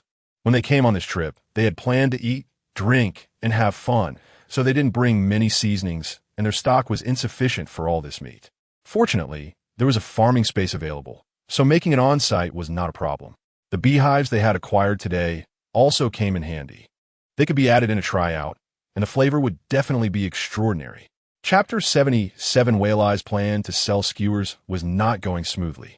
First, he was unfamiliar with the area. He had no idea which street was which. Second, there were barbecue shops everywhere on the orc planet, making the competition fierce. Finally, and most importantly, he had no idea where he could set up a stall without being charged. The poor 6-star stones he had couldn't even buy a cup of water. Discounted water was still selling for 10 star stones a bottle. With no other options, Wei Lai had to seek help from the local resident, Hani. Unfortunately, he was unable to get in touch. The adorable Hani was a good child, following his mother's advice, lying in a small bed and enjoying a lovely afternoon nap. Disappointed, Wei Lai looked at the confusing streets and left everything to Lin Lin. "It's up to you." "No problem," Lin Lin said, pulling Wei Lai to sit on a bench on the street. when the big black bear received Lin Lin's holographic video call. He was so scared that he dropped his lunch, fearing that this living king of hell would come looking for trouble, especially since he had frightened Lin Lin's friend. After understanding the situation, the big bear breathed a sigh of relief and immediately summoned all the members of the police station to come and support them. When Wei saw 100 police officers approaching him, he was shocked again. He hadn't done anything illegal. "They're here to help," Lin Lin explained. Wei still didn't believe it. Why would they help an outsider like him? He tugged at Lin Lin's arm, wanting to escape. "General Lin, hello." The leading police officer quickly came forward to greet him. Lin Lin responded coldly, but the officer was extremely enthusiastic and even inquired about Wei's well-being. Wei was dumbfounded, unable to believe what he was seeing. Was Lin Lin's reputation really that great, already known across the galaxy? The big black bear took the two of them to the largest food street, not only paying for the stall fee, but also helping set up the stall with his subordinates. Wei felt a bit guilty and sent over a lot of hot milk tea. It was around 4 p.m., and the food street hadn't officially opened yet. The pedestrians were sparse because it wasn't time for the Orc planet's designated end of work. However, Wei planned to grill all the meat skewers first and keep them warm in a thermal box, which wouldn't affect the taste at all. Just as he was about to say goodbye to the police officers, they caught a whiff of the enticing aroma and immediately stopped in their tracks. Most orcs on the Orc planet were carnivorous, as meat resources were abundant and nutritional supplements were rare. Compared to nutritional supplements, meat was cheaper, making them particularly sensitive to the smell of meat. The big black bear swore he had never smelled such delicious meat in his life. So, he shamelessly asked General Lin, "Can we buy some?" Since the goal was to make money, it didn't matter who he sold it to. Lin Lin nodded and handed over a large skewer. "How much do you think is reasonable?" The big black bear was taken aback. How much should he say? Skewers were generally very cheap here, priced at around 10 star stones each. But since this was General Lin selling them, and they were so delicious, he hesitated and said, "How about 20 star stones?" Lin Lin stared at him expressionlessly, but inside he was muttering, "So cheap?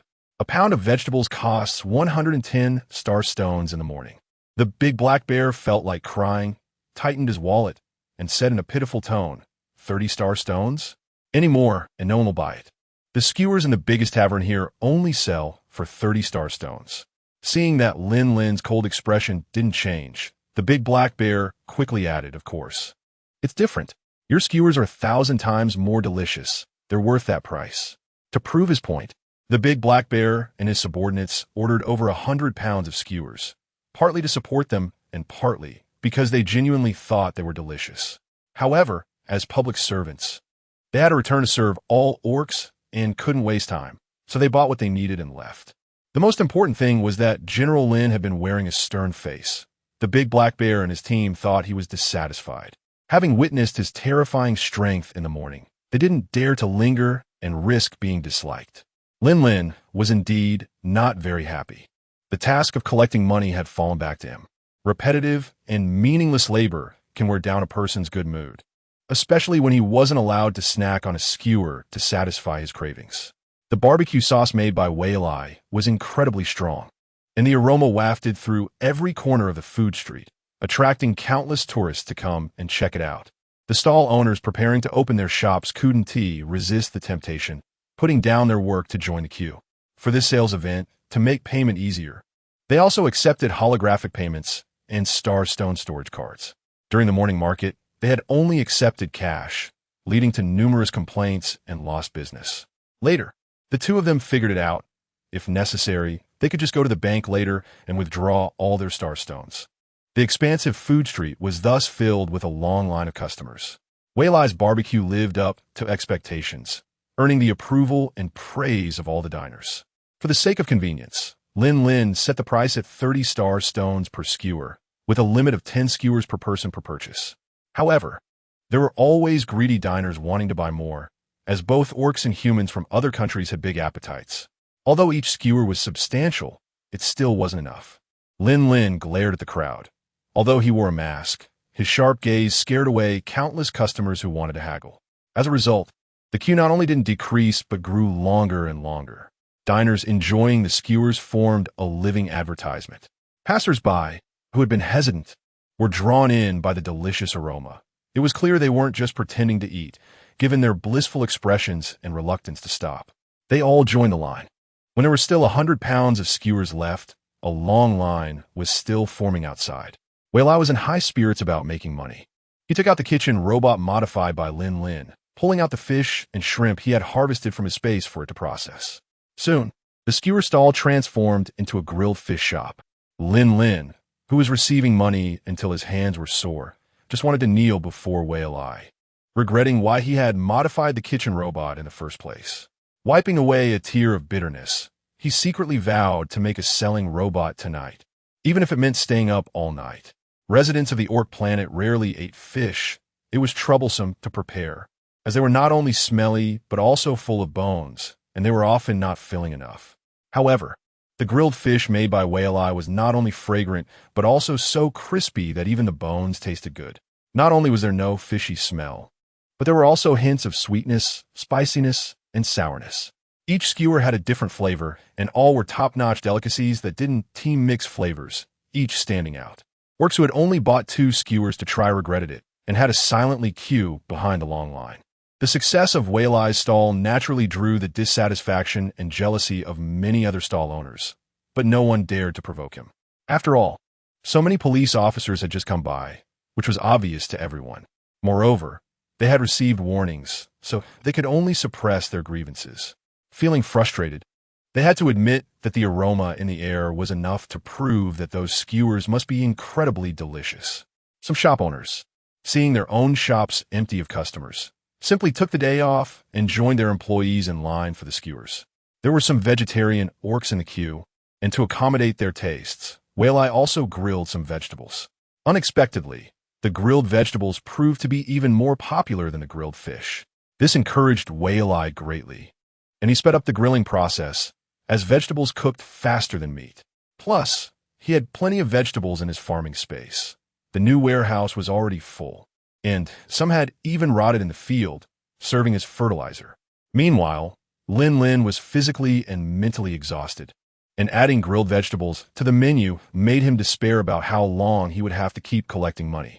Compared to his own negative work attitude, Wei's hands became a blur, and the smile on his face never stopped.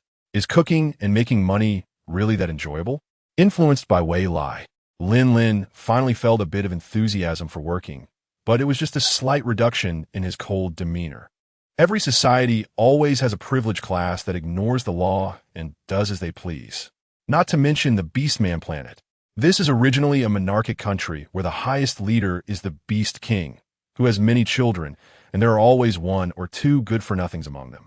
Alistair, the youngest son of the Beast King, was spoiled while growing up with no hope of inheriting the throne, and spent his days indulging in eating, drinking, and having fun. Today, as usual, he gathered a group of friends for a night out at the biggest tavern. Unexpectedly, several companions actually made excuses not to come, claiming they had to queue for grilled skewers. Furious, Alistair smashed his favorite mech model and hurried over with his subordinates. He wanted to see what kind of food was so delicious that it stole away his little brothers. "Prince, let's just queue," his attendant advised, urging him to calm down. If he caused trouble, he'd just get punished by the Beast King, which wouldn't be worth it. "You've been punished over 100 times this month, and your monthly salary has been halved." Alistair angrily sat on the soft chair, his chubby arms lifted several times only to be put down again. If his salary decreased further, he wouldn't even have money to eat. He wasn't an adult and currently had no income from a fief. Although eating in the palace was free, it was not at all liberating, with rules that were excessively strict. He lowered his head in frustration and said, "Then you go ahead and buy it for me at a high price. It smells too good." "All right, Prince." The attendant instructed a few guards to protect the prince well and went alone to the front of the queue. When the attendant spent 1,000 star stones to buy 10 skewers of grilled meat from the customer at the front and hurried back, he encountered a blockade in the queue. "Wow, I didn't expect this kind of operation. You're impressive, buddy. It's almost my turn. Do you want to buy back?" Seeing the path blocked, the attendant had no choice but to reveal his identity. When the crowd saw it was a palace guard, they immediately quieted down and made way. However, this also gave some beastmen an idea to make money, and they started acting as scalpers selling skewers. Alistair could no longer resist his cravings and eagerly grabbed the skewers, devouring them quickly until only 10 bamboo sticks were left. The attendant, being perceptive, went to buy more, leaving only one guard to closely protect Alistair. Chapter 78. After finishing over 100 skewers of meat, Alistair let out a huge burp, yet he still wanted to eat more, even considering buying some to take back for his father and mother to taste. However, he had been waiting in line, and it still wasn't his turn. With him and his guards combined, they could only buy 100 skewers, so he immediately contacted the butler who was staying at his residence, summoning everyone to line up. By then, there would be countless skewers of grilled meat, and just thinking about it made Alistair's mouth water. But ideals are ultimately just ideals. The accompanying officer returned with heavy steps. "Your Highness, the grilled meat is sold out." "What? Say that again." Alistair could hardly believe his ears. Had he just heard the year's worst joke? Why was there still a line ahead? Now they were selling grilled fish and grilled vegetables, as well as grilled shrimp. The officer opened a food box in front of the prince. It looked tempting and smelled good, but Alistair didn't like it. Unable to bear the disappointment, he burst into tears. Alistair, being a tiger in his true form, scared away the surrounding queue with his cries, and the line dispersed significantly, leaving only the high-level beastmen struggling to hold on. The accompanying officer was in a cold sweat. Once the prince started crying, it would be endless, and there was nothing anyone could do. A clever guard, seeing this, handed a skewer of grilled fish to Alistair.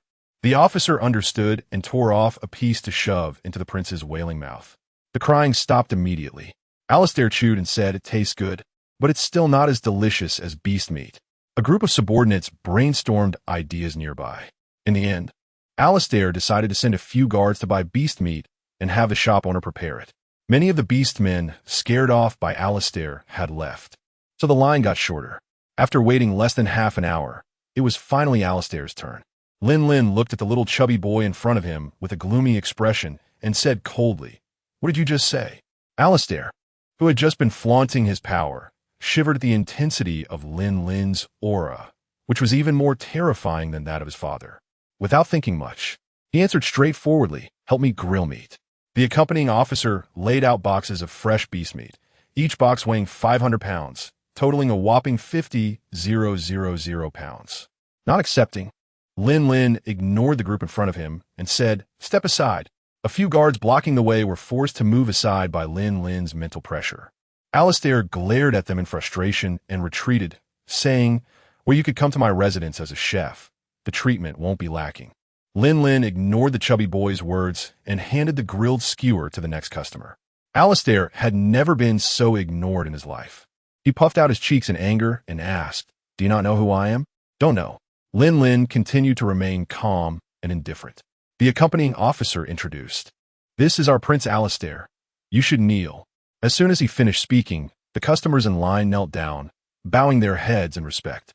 On this planet, no one dared impersonate royalty, especially Prince Alistair, who was the most beloved little prince of the Beast King. Impersonating royalty on the Beastmen planet could lead to a death sentence. Only then did Lin look at the little chubby boy in front of him. But he had no intention of kneeling. A mere prince of a small country wanted him to kneel? Not even the Beast King had that qualification. "Bold commoner." The accompanying officer shouted angrily and sent 2 guards to apprehend him. Wei Lai, unable to stay in the kitchen any longer, came out upon hearing the commotion. He saw 2 beast men flying backward and crashing heavily onto the bluestone floor, unable to get up. The ground cracked like spider silk where they fell. The customers present were stunned, looking at Lin in disbelief. He actually dared to challenge the authority of royalty. What a man. Alistair's chair was shattered by the force of the air, and he leaned on his guards to steady himself. "Who are you to dare to disrespect royal authority?" Lin opened his holographic device and displayed his identification. Alistair was so scared that he collapsed onto the ground. Although he was useless, he had followed interstellar politics to some extent. The young man in front of him was actually the legendary war god from over a decade ago, a leader whose army had swept across the battlefield, causing the Empire to retreat step by step before finally settling in a corner to avoid disaster. Even the Beastmen planet had nearly been affected. With just him alone, he could destroy a planet. Naturally, he looked down on an obscure prince like himself. He had heard that this person had transitioned to a different profession but he never expected to see him here.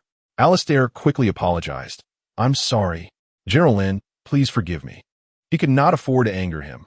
Otherwise, even his father could not save him. A dying guard crawled over to Lin Lin to apologize. Lin Lin frowned tightly and said unhappily, Do you still want grilled meat? No, no. Alistair shook his head vigorously and pointed to the pile of ingredients, saying, Consider this an apology. Please accept it. Did he think such a small gift could appease his anger? Lin Lin's expression turned even more unfriendly. After understanding the whole situation, Wei Lai was very satisfied with the 50,000 pounds of ingredients and answered on behalf of Lin Lin, I'll accept this gift. Don't block the way. If you want to buy food, line up. No special treatment for anyone. Little chubby Alistair had no thoughts of buying food anymore and pleaded, Please don't report me to my father, okay? Wei Lai laughed out loud. You think too much. We're leaving tomorrow. We don't have the time to report you. Alistair was still worried. His eyes, now squeezed to a fine slit by the meat, looked expectantly at Lin Lin, waiting for his words. Lin Lin, being tugged by Wei Lai, reluctantly agreed to Alistair's request. I want to do anything boring like that, but I can't guarantee for others. You handle it yourself. Alistair broke into a smile and turned seriously to the onlookers. The customers quickly covered their mouths and obediently reformed the line. Alistair and his subordinates left in disgrace.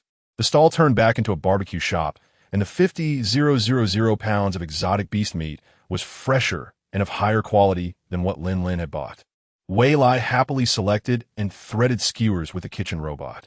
Upon learning Lin Lin's identity, everyone voluntarily paid for their food, shopping self-service. Lin Lin's job of collecting money was put on hold. He initially thought he could take a break, but unexpectedly was instructed to continue threading skewers. Wei Lai returned to the position of barbecue chef, grilling thousands of skewers at once, testing his stamina and continuously improving his skills through the repetitive process. After grilling over 100,000 skewers, Wei Lai surprisingly sensed a hint of the ingredients' thoughts and the patrons' voices, just like when he made fried potato cakes on the holographic net. Both the ingredients and the customers were grateful to him.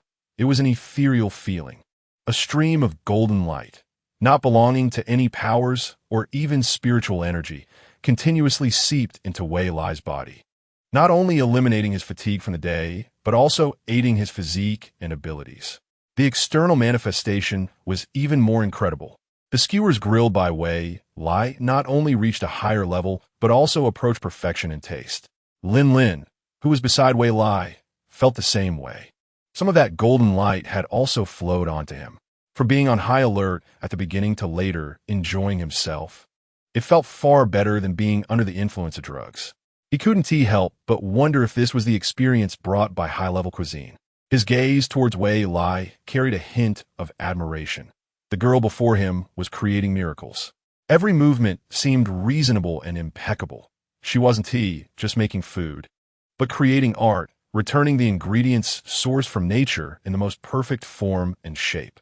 The food street had no fixed hours for opening and closing. Some even operated all night long. Wei Lai's barbecue stall never closed, continuing to serve customers until the early morning.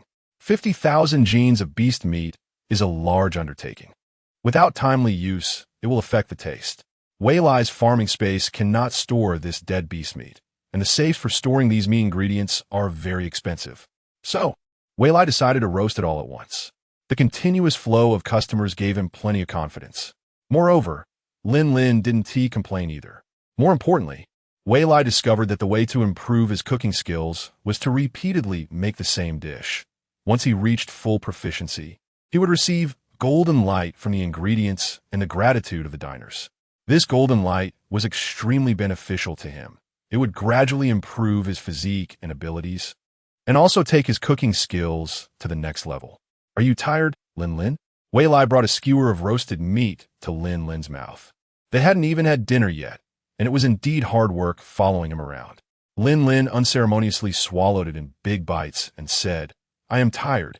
Can you let me take a break? He took a few more skewers and started munching, finally remembering that he hadn't eaten yet, feeling a bit guilty.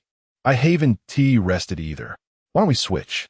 Taking advantage of the freshly roasted food for sale, Wei Lai also grabbed a few skewers to eat. Lin Lin was speechless, Roasting himself would be wasting food. Waste was secondary. If it couldn't be sold, they wouldn't make money. And the girl in front of him would surely push him hard. Let us just skip it. This little bit of work, I ascend, tiring at all. That night on the Beastman planet, half of the Beastmen couldn't sleep because of Wei Lai's barbecue stand. Beastmen living in remote areas rushed here overnight to buy food. However, some thought it would be fine to come back tomorrow. The stall would still be there and wouldn't run away. They didn't expect that Wei Lai's barbecue stand was a one-time sale, and by the time they came back the next day, it was already deserted. Returning customers were heartbroken, regretting their earlier laziness in not wanting to queue. Otherwise, they could have bought more.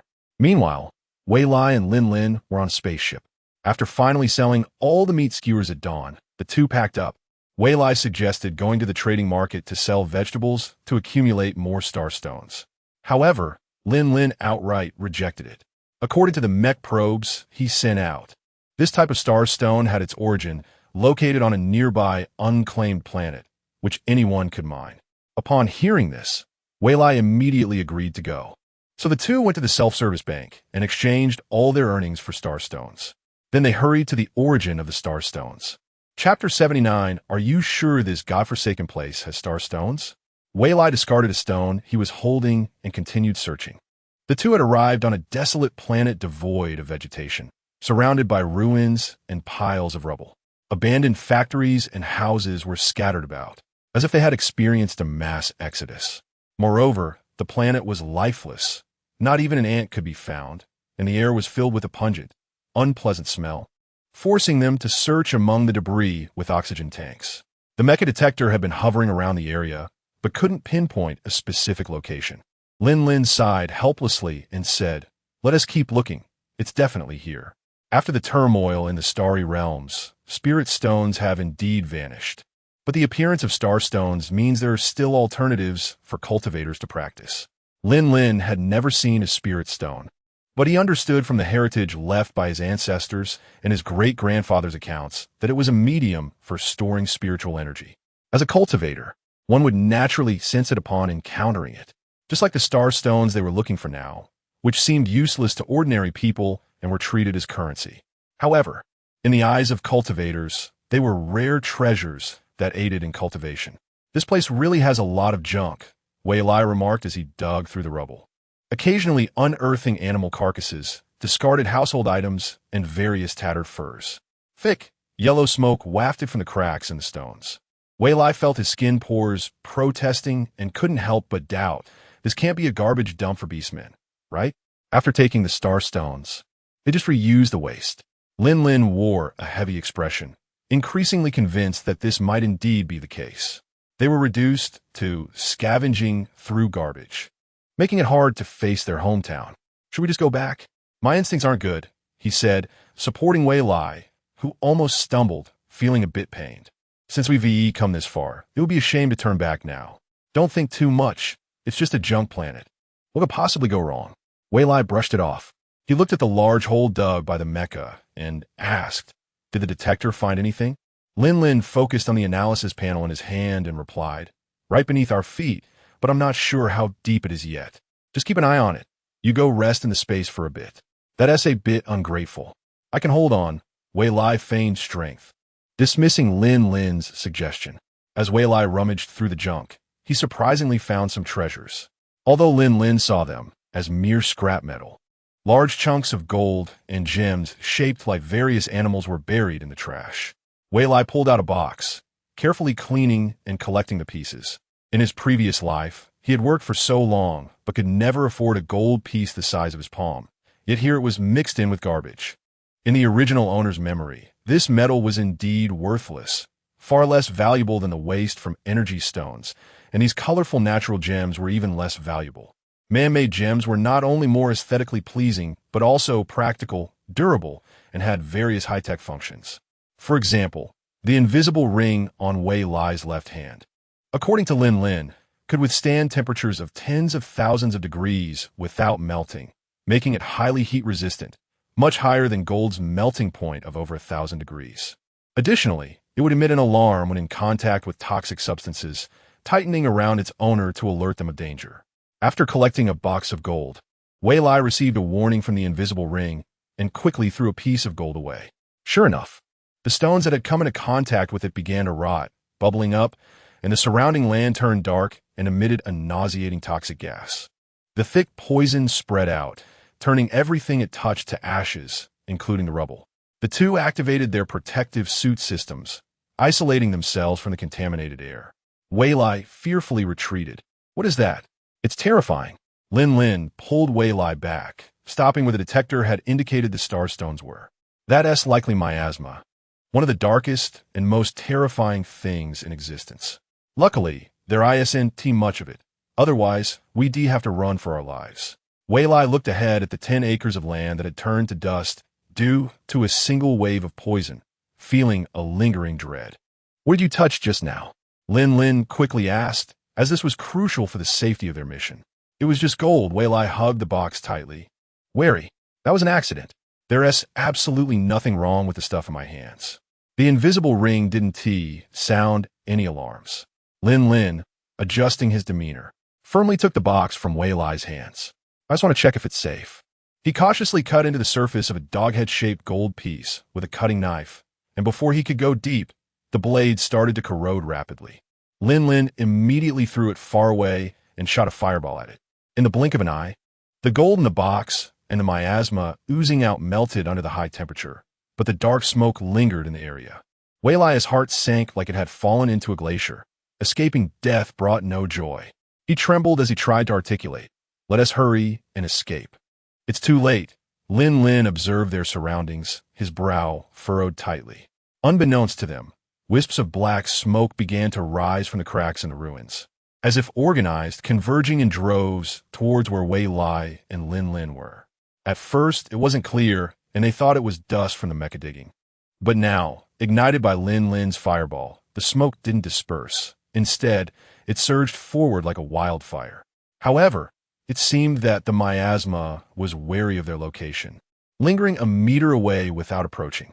Yet, the black gas outside continued to gather, and soon, despite it being daytime, the sky darkened as if clouds were pressing down, and the air became heavy. This was not a sign of rain. It seemed the planet was about to explode. Finally, the detector found the raw star stones over 10,000 meters deep in the pit. The two exchanged glances and jumped into the hole together. This was their only path to survival. They had no choice but to go.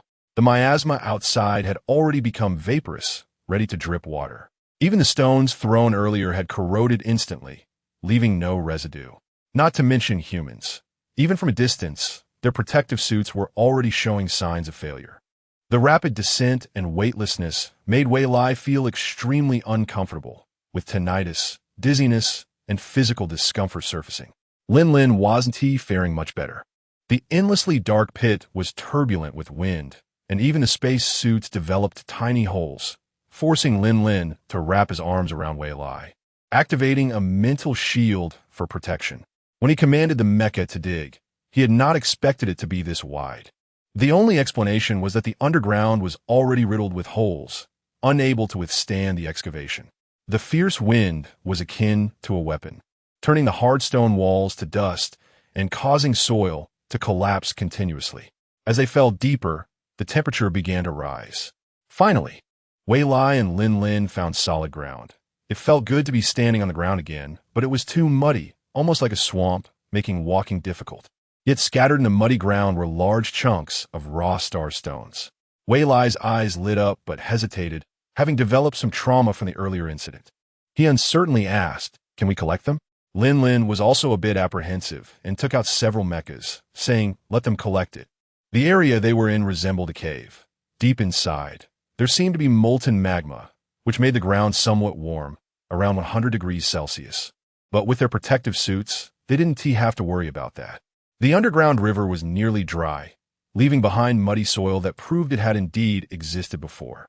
Looking around cautiously, there was no so-called miasma or violent wind. The two of them breathed a sigh of relief and found a flat stone wall to lean against and rest for a while. How do we get out later? Digging any further down would lead to magma, and that temperature would be unbearable for the protective suits. Wei Lai was filled with worry, facing a life-and-death decision for the first time. It was all his fault for being too greedy. If he had left when Lin suggested it, he wouldn't have these troublesome problems. He had pushed himself into a desperate situation and dragged others down with him. How ungrateful that was, even though it was unintentional. Frustrated with himself for being blinded by immediate benefits, Wei Lai kicked the stone in front of him hard. Lin, however, was indifferent. Having fought for decades before his transfer, he had experienced all sorts of storms and was completely unfazed by this small predicament. He said, "No need to rush. My battle mech can handle these things easily. If worst comes to worst, we can just hide in the space. But then we would still have to come out at the same spot. I just don't know what will be left after this planet explodes. If the miasma is left behind, we will be surrounded by it as soon as we exit the space, and the consequences would be unimaginable. Can your mech withstand the erosion of the miasma?" Wei Lai asked anxiously. If it couldn't, would they really face death? It was rare for heaven to give him a second life. He had lived for less than half a year, had not seen the beautiful scenery, nor tasted the delicacies of the entire galaxy. "It should be okay," Lin said, not entirely sure. His battle mech was made of the best synthetic metal in the galaxy, resistant to high temperatures and corrosion, impervious to water and fire. Over the years of fighting alongside him, it had proven its worth. Although it had sustained some damage along the way, it had not affected the core components. Magma was not a problem. Many parts of my battle mech were made using temperatures similar to those of magma. Upon hearing this, Wei Lai's dim eyes finally showed a glimmer of hope. He generously said, "If your mech gets damaged, just let me know the repair and maintenance costs, and I'll reimburse you." It was rare to get money from Wei Lai, who was known for being stingy, so Lin readily agreed with a nod. After resting against the wall for a while, Wei Lai felt uncomfortable with his legs curled up. He stood up, wanted to move the large stone in front of him. Although the stone weighed about 500 pounds, to a strong interstellar person, it felt as light as foam. However, when Wei Lai tried to move it, it felt exceptionally heavy, exceeding its actual weight. Left with no choice, Wei Lai had to seek help from Lin. As the two exerted all their strength, even using their abilities and cultivation, they finally managed to pry open a gap. Just when they felt victory was within reach, a vortex suddenly appeared in front of them, sucking both of them, as well as the mech that was mining star stones, into it. Chapter 80. The two of them, accompanied by the mecha that was digging for star stones, suddenly appeared in a closed stone chamber. Judging by the scale and setup, it felt very much like a tomb. The two exchanged glances and joined hands to explore further. The long corridor was lined with stone walls carved with vivid images of birds and beasts, so lifelike that it seemed they could walk out of the walls at any moment. These were all unheard-of creatures, exuding a celestial aura, along with painted flowers, plants, and trees. After passing through the long corridor, they arrived at a spacious hall. The hall was quite empty, with only a high platform on the northern wall that seemed to be dedicated to something. The statue on the platform glowed with a white light, somewhat blinding. Upon closer inspection, they discovered it was a benevolent-looking old man. As the two approached to greet him, unexpectedly, the old man seemed to sense their presence and suddenly opened his tightly shut eyes. His deep-set pupils resembled vast oceans, as if he could see through the vicissitudes of life. Two beams of brilliance shot out towards their faces. Caught off guard, they were completely powerless to resist and fell into a deep sleep. When Wei Lai opened his eyes again, he found himself in another stone chamber. The only difference was that this chamber was much smaller, with no long corridor or spacious hall. Only countless glowing orbs floated in the air. Inside the orbs was a rich white light, obscuring what was actually inside, but it was clearly something remarkable, emanating a spiritual aura that made Wei Lai feel refreshed and invigorated. This sensation was incredibly novel. He had never breathed such refreshing air in 2 lifetimes. A voice filled with the weight of time suddenly echoed in Wei Lai's ears. "Choose a legacy." Wei Lai looked around, but found no one nearby. Could that voice have come from the old man earlier? And were these glowing orbs the opportunity he sought? Wei Lai's eyes sparkled with excitement. Fortune had finally smiled upon him. This uninhabited planet was indeed a treasure trove. Not only did it possess the extinct star stones that could replace spirit stones sought by cultivators, but it also held lost legacies. But with so many glowing orbs, which one should he choose? Wei Lai was in a dilemma. It would be great if he could take them all. As if understanding Wei Lai's thoughts, A cold scoff suddenly interrupted his actions. You can only choose one. Ignorant child, do not be greedy. Hearing the displeasure in the old man's tone, and fearing he might end up with nothing, Wei Lai suppressed his unwarranted thoughts. Indeed, it was wishful thinking. Encountering such an opportunity was already a blessing from his ancestors. So how could he be greedy? The old man was actually powerless during the end of the Dharma age. He had collected a vast number of legacies and left this secret chamber when his lifespan was exhausted. Naturally, he hoped that a fated person would take them all. But after waiting for countless years, it was only at the moment his last remnant of consciousness was about to dissipate that this girl appeared. It was not that he was stingy, but with his current abilities, he could only ensure the completeness of one legacy. The boy also had good potential, but unfortunately, there was not enough power for both of them to enter the secret chamber. Watching the glowing orbs dim noticeably at a visible rate, Wei Lai hastened to select one, choosing the brightest one. Since they were all orbs of condensed spiritual energy, the brighter, the better. However, the observing old man secretly cursed the girl's lack of discernment. The higher the legacy, the more spiritual energy it consumed. How could one only look at the surface and overlook its essence? Unfortunately, he no longer had the strength to remind her. Watching the girl's misguided actions made him feel sorrowful for the tragic fate of cultivators everywhere. The heavens were unjust. When the glowing orb entered Wei Lai's consciousness, a torrent of profound knowledge surged in, continuously flooding his brain's memory cells, causing his temples to throb and making him dizzy. He had to close his eyes and meditate to regulate his breathing. After a long while, Wei Lai finally opened his eyes, his gaze frighteningly bright. How fortunate he was to have obtained the legacy of ancient food cultivation. He would no longer worry about cooking taking time away from his cultivation. The only downside was that food cultivation focused on the way of food, lacking combat skills, and emphasizing the natural way. The stone chamber before him turned pitch black, with not even a finger's breadth of visibility. After Wei Lai obtained the chosen glowing orb, all the other orbs in the chamber shattered instantly, dissipating into nothingness. Proud of the keen senses of a cultivator, he could see in the dark, but for someone with a fear of enclosed spaces, it was somewhat unfriendly. After walking around the stone chamber several times without discovering any mechanisms or hidden doors, it seemed that the entire chamber was naturally formed, square and box-like. But there were no signs of human craftsmanship, completely resembling nature's handiwork or a special spell from the era of cultivation.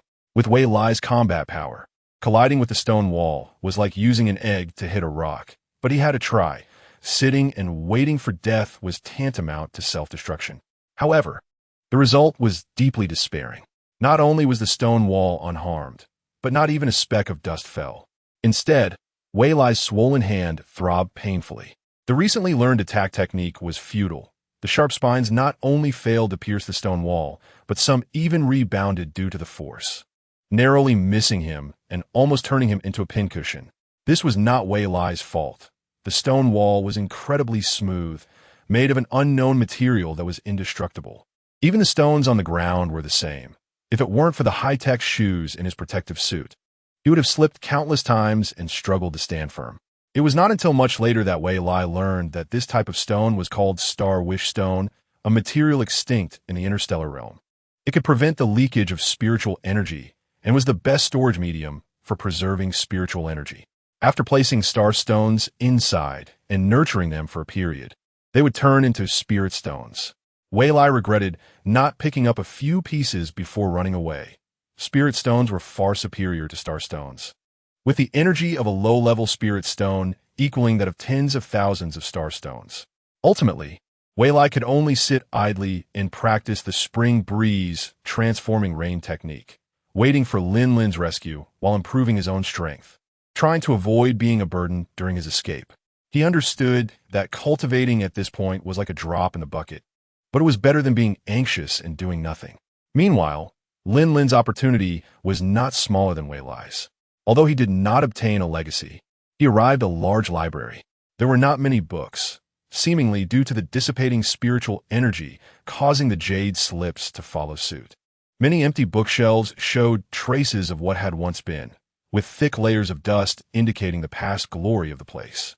However, The remaining jade slips and books opened Lin Lin's eyes and filled him with joy, even though they contained only a tiny amount of spiritual energy. His ancestors had mentioned that during the prosperous age of cultivation, books were made from spirit stones. He never expected to encounter them in his lifetime. Lin Lin carefully examined the scattered hundreds of jade slips. Although they were not secret techniques, merely introductory books, they were exactly what he currently needed. With these, after learning from them, understanding his ancestral legacy would become much easier. The small building in the space had long coveted this knowledge, and now it seemed there was hope to unlock it. Without hesitation, he gathered all the jade slips into his possession and carefully explored the library to see if there were any omissions. But contrary to his expectations, before he could reach the second floor, the entire building began to shake and collapse, various stones and debris falling down. Unable to evade in time, Lin Lin had no choice but to activate his battle mecha and leave this once glorious place. Following the guidance of the contract, he rushed toward the direction where Wei Lai was. Upon exiting the library, he found himself surrounded by magnificent ancient buildings, but unfortunately, they were collapsing and being destroyed due to the ground subsidence. Lin Lin had no interest in investigating. It was clear that this place might have once been the site of a flourishing cultivation sect, but he did not know why it had sunk underground. When Lin Lin punched through the stone chamber, Wei Lai did not rush over, but stood there in a daze. Realizing that the other party had never seen his mech armor, he opened the hatch to reveal his face. "Hurry up and come in." The ground was collapsing, and Wei Lai snapped back to his senses, climbing up the ladder outside the hatch with hands and feet. "Your mech is so cool," Wei Lai exclaimed sincerely. Among the mech competitions he had watched, none had a design that could surpass the one in front of him. Not even his idol Charlie's mech was this impressive. Lin Lin accepted Wei Lai's praise, focusing on piloting the mech, wanting to show that his skills were not inferior to that young punk Charlie. The two had initially come to a stone chamber, where an elderly man sat quietly on a high platform, revealing a tragic smile. He released all his spiritual energy towards Lin Lin, then shattered into dust. At that moment, the two, trapped in the hot magma, were struggling to move forward in their mechs. It was manageable at first, following the guidance to break through the magma and return to the surface. However, the thick, dark miasma ahead blocked their path, leaving them in a dilemma. If they stayed stagnant, even the strongest mech couldn't withstand it.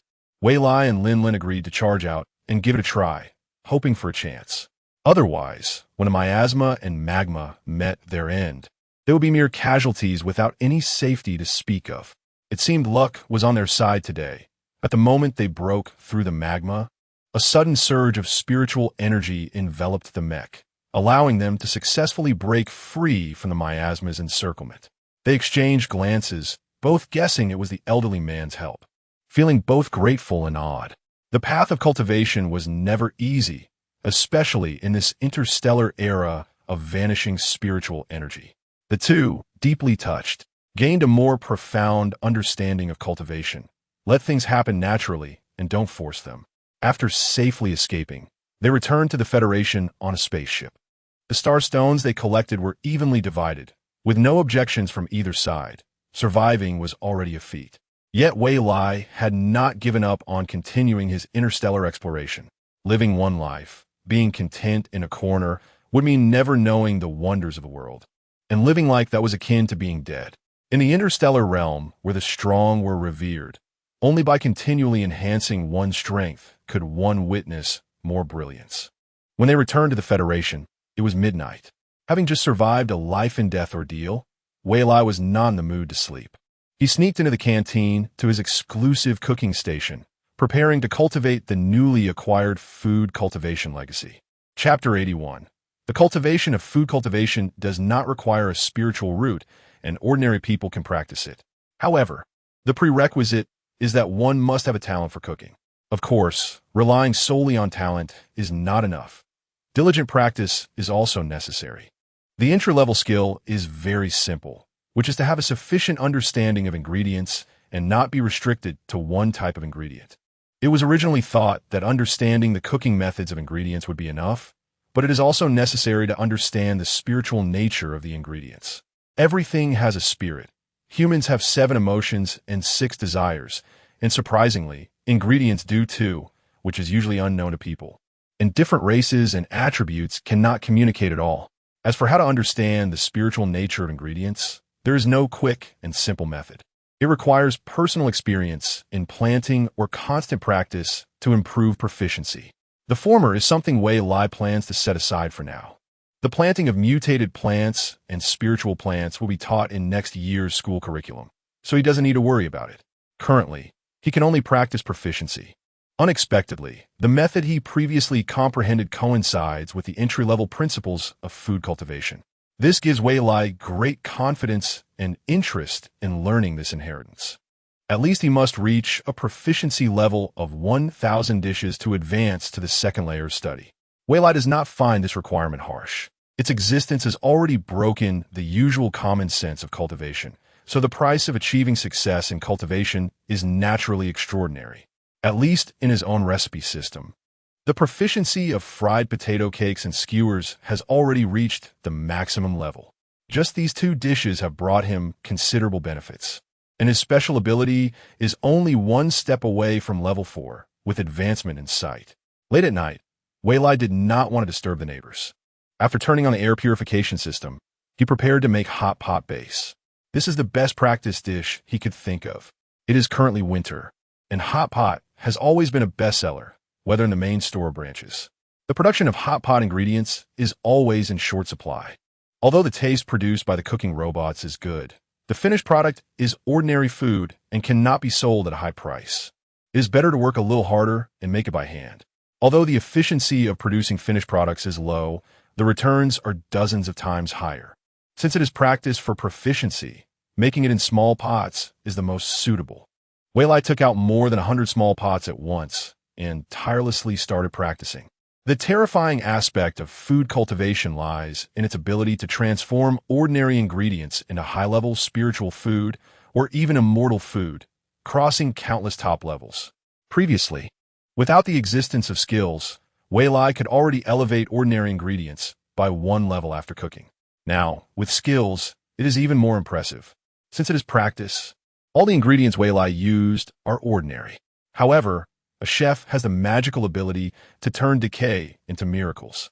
Under the operation of the skill, the first pot of hot pot base surprisingly turned out to be a level 2 ingredient, which is much stronger than using wood-type special abilities. This is the difference between formal training and self-taught methods. Encouraged, Wei Lai continued to work hard, finishing 100 pots before moving on to the next 100. As time passed, the level of the hot pot ingredients kept rising, from level 2 to level 3, and then from level 3 to level 4. By dawn, the hot pot ingredients he made had reached a terrifying level 5. Seeing the students arriving at their workstations one after another, Wei Lai put down the spatula. He was worried that being too high profile might scare the psychologically fragile students. Originally, when Wei Lai first started teaching, the students were all diligent and eager to learn. However, soon after, some began to struggle to keep up. The more ambitious students had to practice overnight to catch up. Later, with a reminder from Director Shah, Wei Lai slowed down his pace. The latest batch of students did not have great qualifications. The base could not allow so many outstanding students to enter the culinary school. The initial 2,000 high-quality talents were already an exception. The sharpest and most outstanding soldiers naturally had to stay in the army to serve the country, rather than come to be cooks for a lifetime. All soldiers applying to the culinary school had to give up their ambitions for battlefield expeditions. And those who initially aspired to serve the country could not accept this condition. The initial attraction of so many talents was due to favorable policies, and they had become accustomed to nutrient solutions. Few could resist the sudden feast of food. However, things are different now. The base has undergone reforms, abandoned nutrient solutions, and cooking robots have become widespread in various federal bases and small outposts, although this is limited to the federal army. Most federal residents still rely on nutrient solutions for food. However, the situation has changed significantly. At the very least, federal residents now consider what to eat each day, unlike before when their only option was nutrient solutions. When the economy was better, they only thought about whether to go to the capital's big restaurant for a meal. Now, the prices in the food paradise are very cheap, slightly more expensive than nutrient solutions, but as soldiers, they can buy at half price. Moreover, the capital's big restaurant has also undergone reforms. Prices are similar, but the variety is still a bit limited. However, the reputation of the old brand remains, and business is comparable to that of the food paradise. Currently, the food industry in the Federation is dominated by the food paradise and the capital's big restaurant, leaving little space for other small eateries to survive. This is not due to monopoly or boycotts, but because they are simply powerless in the face of food giants. Good morning, Dean. A large group of students arrived one after another. After greeting them and offering encouraging words, Wei Lai left the kitchen and returned to his room to change clothes. After a night of being surrounded by various spices, his clothes were practically ready to be used for cooking. When the students arrived at the cafeteria, they were stunned by the dean's labor results. Thousands of boxes of finished hot pot base were being stored by robots according to their levels, constantly being transported back and forth, busy nonstop. After cooling, the hot pot base was packaged and preserved in 1-pound bags, with at least 100 bags in a box. The dean did all this alone in one night, which is equivalent to the workload of all the students in a day.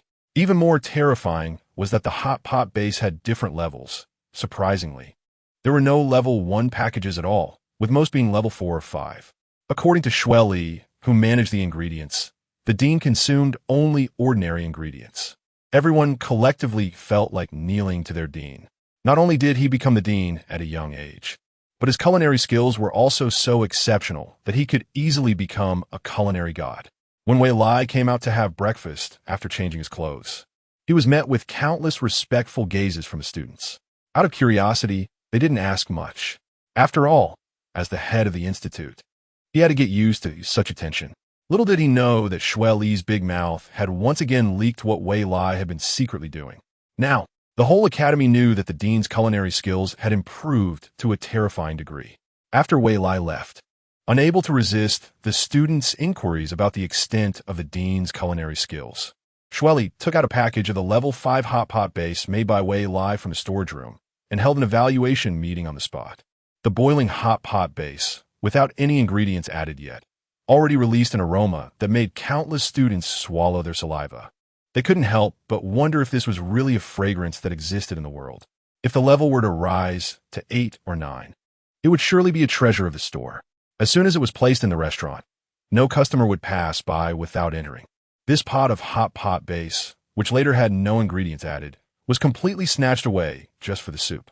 The enthusiasm for work and study among the students that day was akin to being injected with adrenaline, and they remained excited all day long. As the end of the semester approached, the recent courses became very tense. Even the homeroom teacher, Foss, who never extended classes, was giving extra lessons during breaks. This semester's final exam was crucial for everyone's learning progress, determining whether they would repeat a year or advance to the next level, all in one decisive moment. Especially for students who were only tested on cultural subjects, they needed to strengthen their physical training. The final exams for all students in the school were certainly not easy. In Wei Lai's view, it was a combination of military training and practical assignments, requiring a lot of effort without guaranteed success. There were only 15 credits for the entire semester, with only 3 credits coming from regular scores, and most people usually only earn 2. 12 credits were based on the final assessment, which included many uncertain factors. The completion of tasks is a big issue, and the unity of the team also needs to be assessed. If matched with enemies, or if the whole team lacks a high-level warrior, the situation could be dire. Finally, if the total score in the interim assessment is less than 10 points, one has to retake the course. Wei Lai is not worried. Just by volunteering, he already earned 1 point, and participating in the culinary competition got him 1 point for reaching the 10th place in the semifinals. Adding to his usual scores of 2 points, he already has 4 points. As long as he scores half of the points in the final practical assessment, he will pass completely, based on the average score of 8 points from previous year's interim practical assessments. This is nothing to worry about. So while others are busy and anxious, Wei Lai does what he needs to do at his own pace. After school, he still has time to practice the spring breeze transforming rain technique.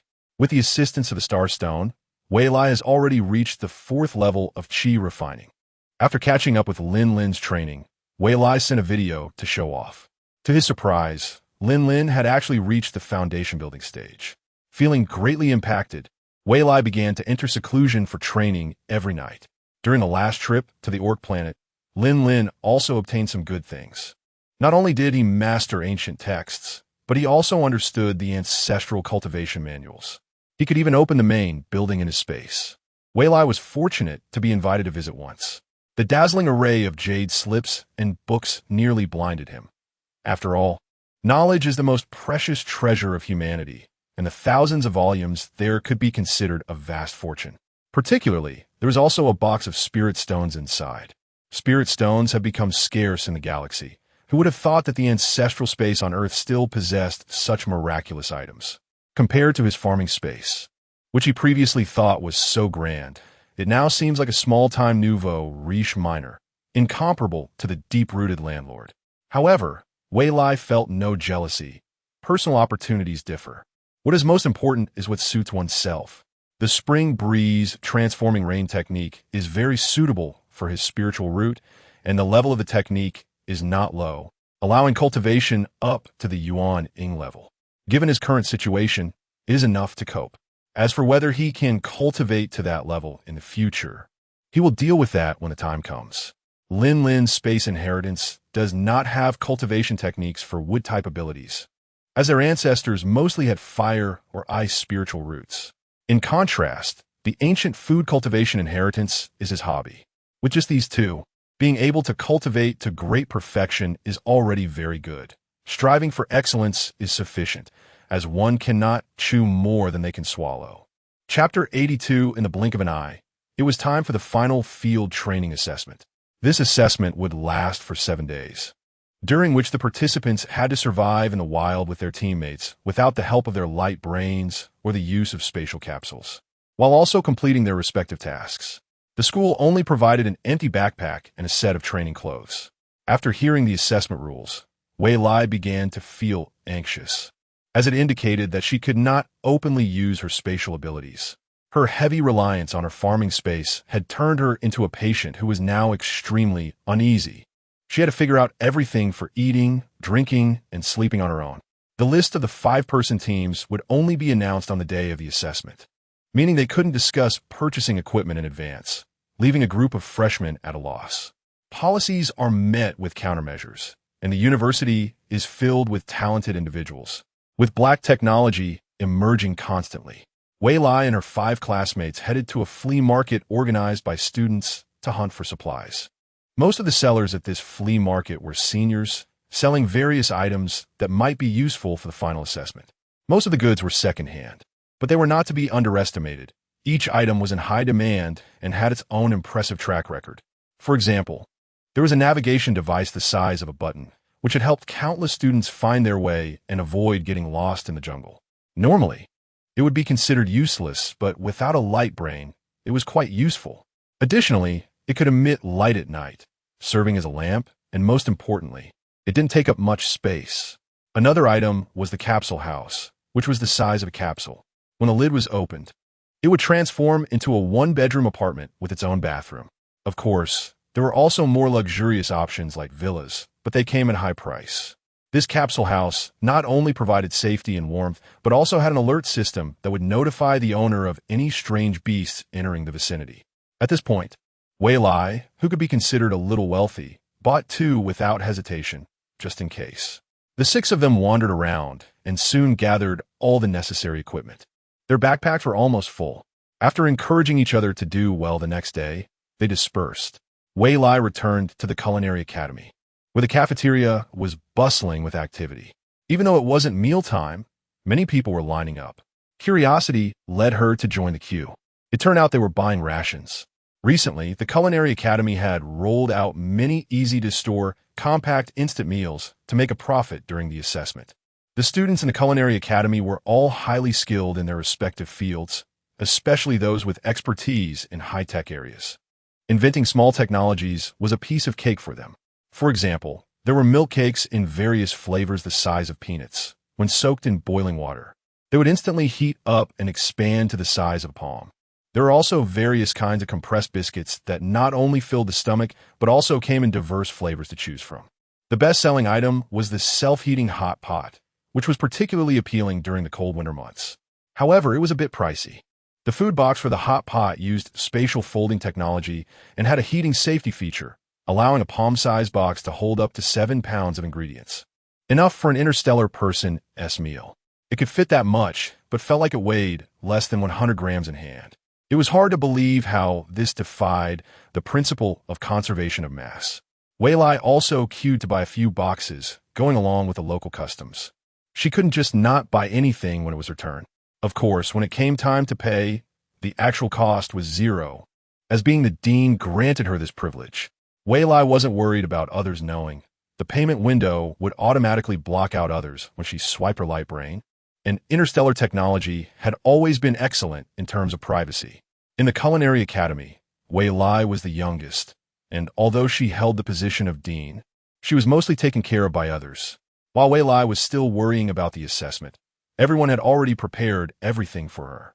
A simple arm bag, less than 5 inches in size, contained all the essentials: commonly used medicines, toiletries, and even a versatile folding knife. Wei Lai felt grateful and quietly accepted this gesture of care. Meanwhile, Lin Lin had previously reclaimed an invisible ring, and the ring's capabilities upon returning to Wei Lai's hands were astonishing. Previously, it was just invisible. Now it could defend against the attacks of level 8 and below beasts or level 7 ability attackers 3 times, and after using it 3 times, it could be restored to its original state after being exposed to sunlight for an hour. On the day of the assessment, all the faculty and students gathered in the school's grand auditorium for a mobilization meeting. After the principal's speech, all the students immediately received a text message on their light brains, which contained a list of teams for the assessment. Wei Lai's luck was quite good. At least she had 2 acquaintances. One was her classmate Zhou Wenli, and the other was Su Wen, whom she had met a few times. The 6 in the class exchanged glances and were delighted to be grouped together, but apart from Wei Lai, the others sighed in disappointment. Shirsi's reaction was the most obvious. She sighed and looked sympathetically at Wei Lai and Zhou Wenli, saying, "You two are really unlucky." Zhou Wenli remained indifferent and didn't seem to care. Wei Lai felt a bit uncomfortable and pushed the other 4 to the front, saying, "I appreciate your good intentions, but we're all freshmen, right? It's not a big deal. Maybe Zhou Wenli and I will score higher than you." "Okay," Zhou Wenli agreed. "Let's gather." After saying that, she ran towards the square. Seeing this, Zhang Xingqian and the others quickly retracted their things and hurried to follow her. Suwen looked at the team list in his hand and took a meaningful glance at Wei Lai's name, surprised to encounter her again. It was an unexpected gain. He turned to Wang Chali, whom he had just spoken to, and said, "I'm Suwen from Class A of the Planning Department." Wang Chali, Mecha Combat Department. After introducing himself, Chali closed his mouth, dismissing the assessment as a trivial matter, likening it to child's play while so many people were worried. The federal combat capability indeed needed improvement. Although the Empire had many shortcomings, it was ruthless in training students' combat skills. Suwen felt a bit awkward. No matter how much he spoke, the others around him didn't respond. The occasional reaction was just a strange look in his direction. Did he have something on his face? Wang Chali, however, thought that the guy named Suwen was overly talkative, like a gossiping woman. He didn't pay attention to him, yet Suwen was still excitedly talking away. He hoped the other 3 teammates wouldn't be so annoying. Otherwise, he would be driven mad during this assessment. When Wei Lai and Zhou Wenli arrived, they spotted Chali from a distance, although he had cut his bangs to obscure his eyes.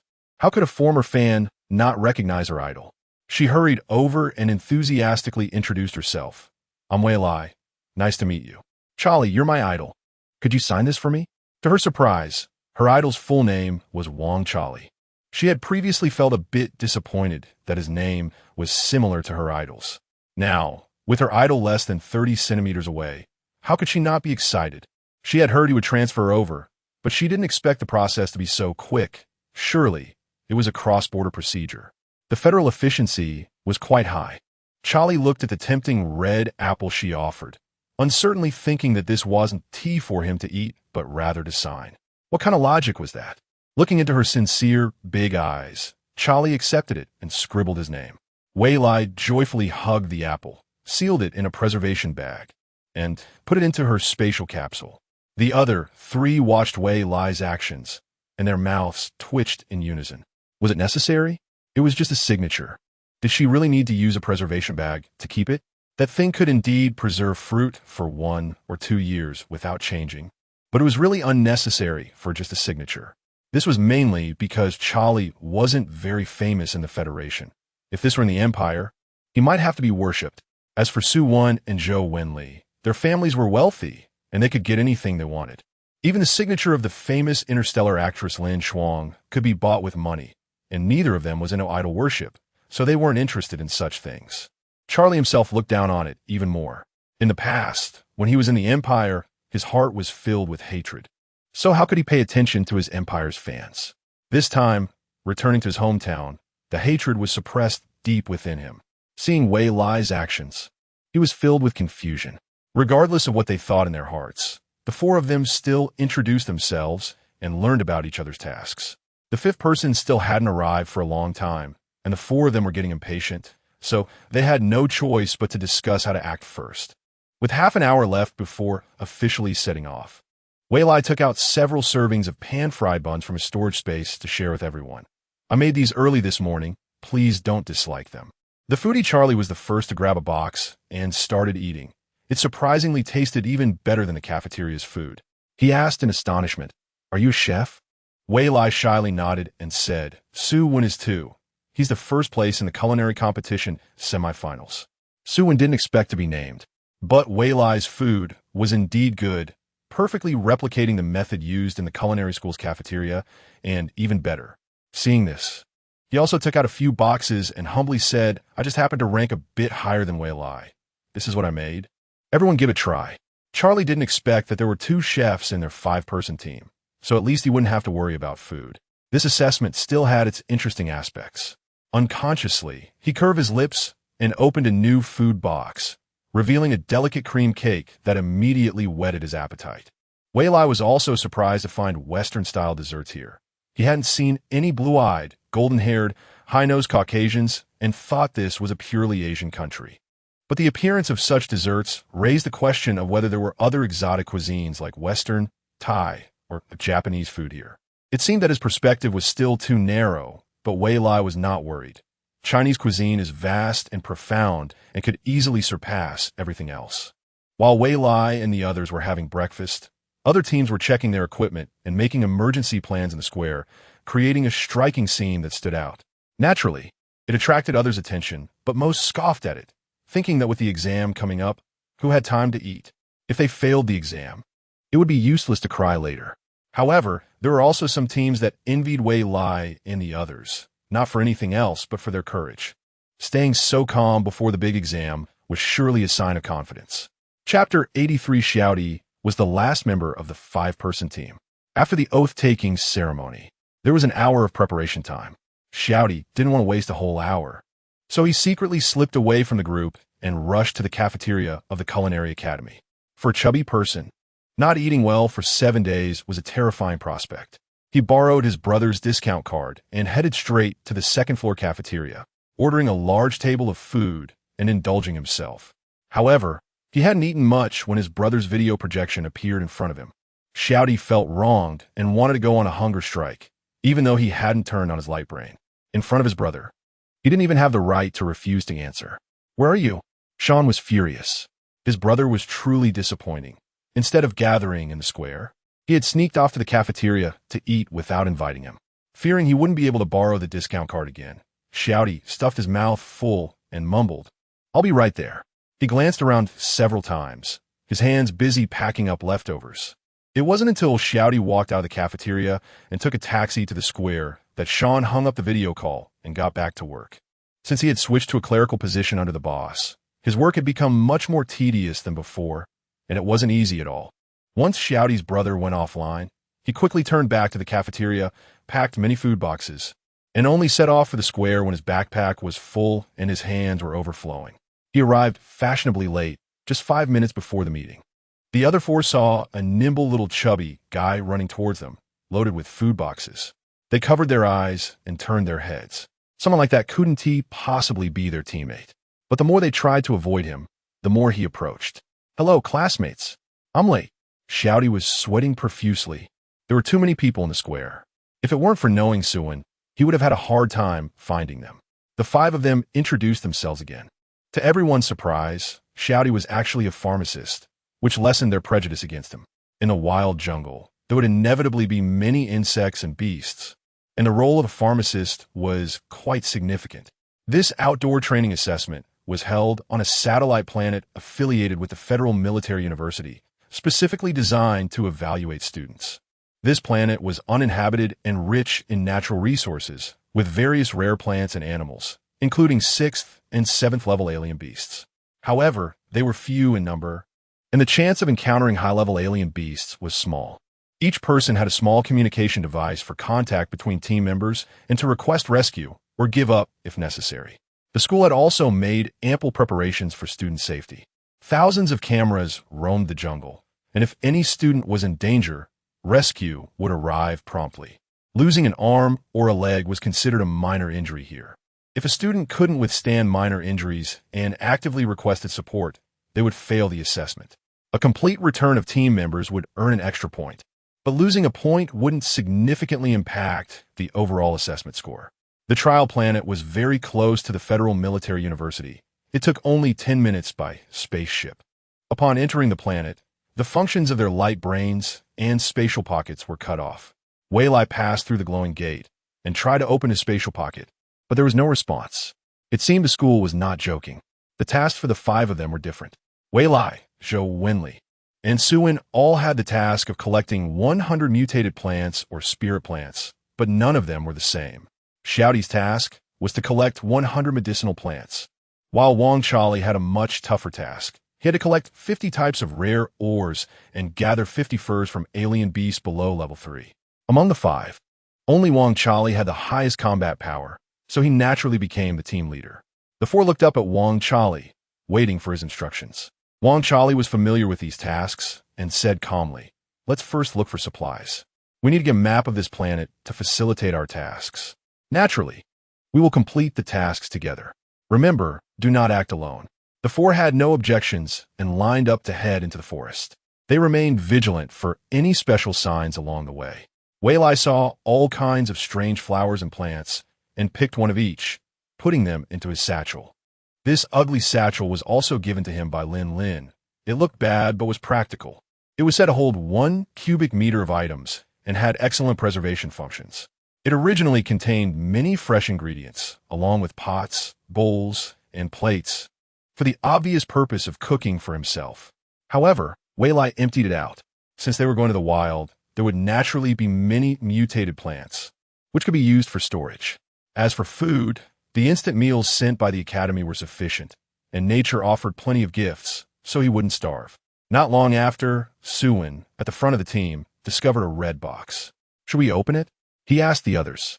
Charlie nodded, but still signaled everyone to stay a bit farther away and handed over a long stick. Suin used the stick to open it, and a bunch of small white worms immediately crawled out. Waylai, frightened, hid behind Zhou Wenli. The grass that those worms crawled over, which had been lush and green just a moment ago, instantly turned yellow and wilted. The few of them stepped on a few worms, but there were still too many. Shouty shouted, "Step back. These worms are delicious. We can't just squash them." He then took out a vial of potion and sprinkled it evenly over the worms. After a while, the worms were surprisingly cooked and smelled quite fragrant. "Help me collect them. They're really good." Shouty stuffed a few worms into his mouth, chewing them enthusiastically. Waylai felt he might not be able to eat his lunch now. "Really?" Wang Chali was quite interested, seeing Shouty enjoying them so much. It seemed they were probably not poisonous. He picked one up and tasted it. It was indeed good. The other three looked down on this food, but still squatted down to help collect them. Zhou Wenli approached the red box, intending to use it to store the worms. But seeing that it seemed to have a compartment inside, she called out, "Does anyone have a small knife?" Charlie took out a dagger and walked over. After knocking and tapping on the box, he found that there was indeed something inside. After prying it open with the dagger, he discovered 2 pieces of flint. "Not interested. Do you guys want this? It can be used to start a fire, boil water, and cook food." Wei Lai suggested this can be kept in interstellar society. This ancient method of fire-making has long been eliminated. But since high-tech items are not allowed here and none of us have fire-type abilities, it can come in handy. Are you going to cook? Charlie asked, since he had to collect furs from alien beasts anyway. The leftover beast meat would be perfect for filling their stomachs. The others looked over. Being able to eat fresh meals in the wild was certainly welcome, especially if it was cooked by a chef. Who would refuse? That depends on Suin. I brought enough food, Wei Lai replied. He didn't want to become a full-time cook. His goal was to collect plants as much as possible and enhance his understanding of interstellar flora.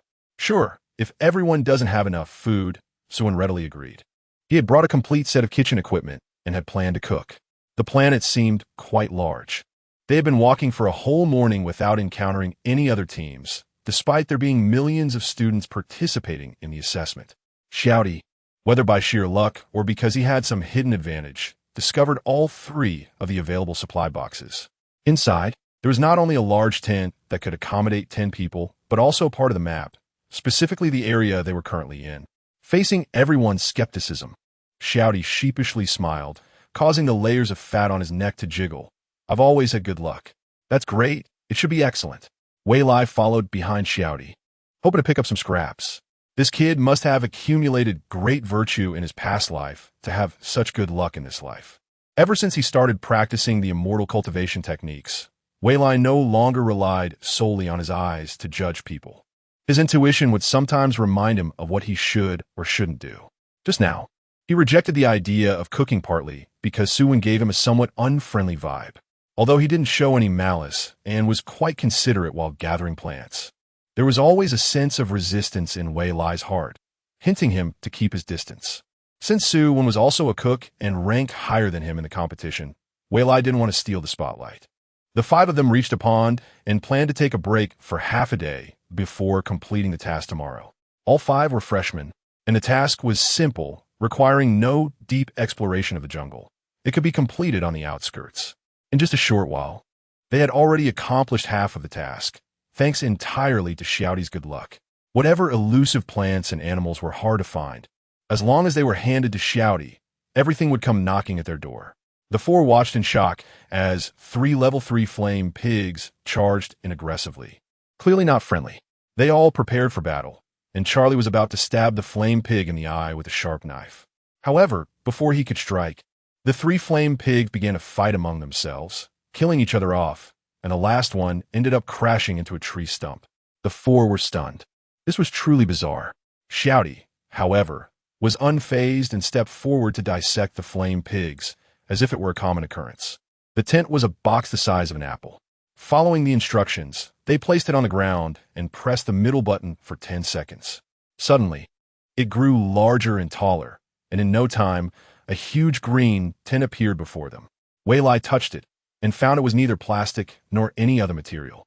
It was cool and very hard, made of an unknown metallic substance. It was truly magical. Upon entering, they found not only 5 living quarters, but also a washing area and a hall, fully equipped and clearly prepared for the students of this trial. However, this tent had a fatal flaw. It was afraid of fire. The 5 had no choice but to build a mud stove outside. Xiaodi, carrying many food boxes, was unwilling to gather firewood, but upon hearing that Su-Won and Wei Lai were chefs, he reluctantly left behind the food box he was halfway through, wiped his greasy mouth, and followed behind Charlie. Wei Lai was only there to assist Su-Won, while Zhou Winley was responsible for fetching water by the pond. Chapter 84. Among all the exotic beast meat, the 3 flame pigs have the highest level. Naturally, we will eat this for lunch. Each pig weighs around 200 pounds, which is more than enough for 5 people. Suin plans to roast 1 pig, boil another, and make soup with the 3rd. The flame pig lives up to its name, being entirely red. Even the fat is red. Wei Lai helps to cut the pork into pieces. What size should I cut it into? Su-Won, who was busy roasting the pig, said, about the thickness of a thumb will do. Wei Lai picked up a suitable sized kitchen knife from the cutting board, and even though she knew the knife was sharp, she habitually went to the water's edge to find a stone to sharpen it. After feeling it was sharp enough, Wei Lai began chopping on the cutting board. She not only cut both pigs, but also picked out the bones and chopped them into smaller pieces, placing them in a nearby bowl. At first, Suwon was focused on roasting the pig, but soon he was attracted by Wei Lai's knife skills. He had seen her carving watermelons on video before and knew her knife skills were quite good, but seeing it in person was somewhat unbelievable. How could a person's movements be faster than a robot? Yet the example before him proved that it was true. Unable to help himself, he praised nice knife skills. Upon closer inspection, every piece of meat was of uniform size and thickness. Even the bones were the same. This must have taken years of practice. However, Suwon still felt she was too focused on technique. If a robot could do it, why rely on manual labor? Grasping the flavor of the ingredients was what mattered most, wasn't it? At noon, Suwon's 3 dishes, roasted pig, boiled pork, and pork rib soup, received unanimous praise from everyone. After eating the meat of the flame pig, there was a warm sensation in the body, which related to its fire attribute. Wei Lai thought the flavor was a bit bland. The roasted pig would be better with a bit of honey and spices. The boiled pork was simply boiled with nothing added, but its natural flavor made up for its shortcomings. The pork rib soup had some spices added, but the sour and pungent spices masked the rich aroma of the broth, making it somewhat strange. However, in front of everyone, she didn't voice her thoughts, and the steam from the soup covered her awkward praise. It seemed everyone was still hungry, and Shouty suggested having hot pot for dinner. With about 500 pounds of exotic beast meat, it would be impractical to leave it uneaten while on a mission. Carrying it would be tiring, and discarding it would be a waste, so cooking in a hot pot was the best option. Wei Lai also contributed some hot pot ingredients from her quick meals. Originally thinking only Shouty and she had bought the hot pot ingredients, she was surprised to see Zhou Wenli had packed about 10 boxes. And Charlie's backpack was even more exaggerated, containing fried rice and fried noodles, not less than Shouty's. After dinner, the 5 of them returned to their rooms to rest. Not far away in the jungle, a group of 5 was in a very difficult situation. The leader was Wei Lai's class monitor, Zheng Xingchen. Among the group, only Zheng Xingchen was from the planning department, while the others were from the mech combat department. They should have had an easy time, given their high overall combat power. Unfortunately, one senior in their group was in his final year and only needed this semester's credits to graduate. However, his task was the hardest. He needed to capture 3 level 6 exotic beasts alive, and level 6 exotic beasts could only be confronted by at least level 5 ability users. In this team, apart from the senior, who was a level 6 ability user, the others were all level 3 or 4, and naturally, Zheng Xingchen was the weakest among them. But he didn't slack off and helped wherever he could. However, level 6 exotic beasts were extremely dangerous. Killing one was already very difficult, let alone capturing one alive. Thus, graduating truly was very challenging. All 5 had sustained injuries to varying degrees, especially that senior, who was severely injured and still insisted on pushing through. Despite spitting blood, he managed to injure one level 6 exotic beast and stuff it into a special bag for capturing exotic beasts. Sorry, everyone, the senior said, catching his breath as he distributed many medical treatment devices to everyone. Captain, don't say that. If it weren't for you, we wouldn't have made it far in this jungle. Everyone comforted the senior. This jungle could not be traversed by a group of level 3 or 4 ability users alone. Did you guys smell something fragrant just now? Zheng Xingchen's focus was a bit different from the others. It was already 1 o'clock in the afternoon, and the team members who hadn't eaten felt hungry upon hearing this. In the end, it was the senior who spoke up. Let's follow the scent. There should be classmates nearby. Plus, we really need to rest, as the medical device doesn't work that quickly. The team members had no objections and helped each other toward the source of the fragrance. But luck was not on their side by the time they arrived. Wei Lai and the others had long since fallen asleep. The tents had excellent defensive capabilities, so there was no worry about outside interference. The stove outside still had some soup left, emitting a fragrant aroma. The 5 were very polite, not disturbing or sneaking food. A team that could set up such a large tent was not to be underestimated. The 5 found a flat ground about 100 meters away, set up their tent, and took out their food boxes to eat, moving cautiously. Charlie, who had been pretending to sleep in the tent, had already noticed the 5 outside. Realizing they meant no harm, he felt reassured and went back to sleep. Wei Lai, who didn't have the habit of napping, began to practice the spring breeze transforming rain technique in her room. She was now at the 4th level of Qi cultivation, able to make a seed bloom in a second. This skill, if applied to attack-capable mutated plants, would provide more security during battles.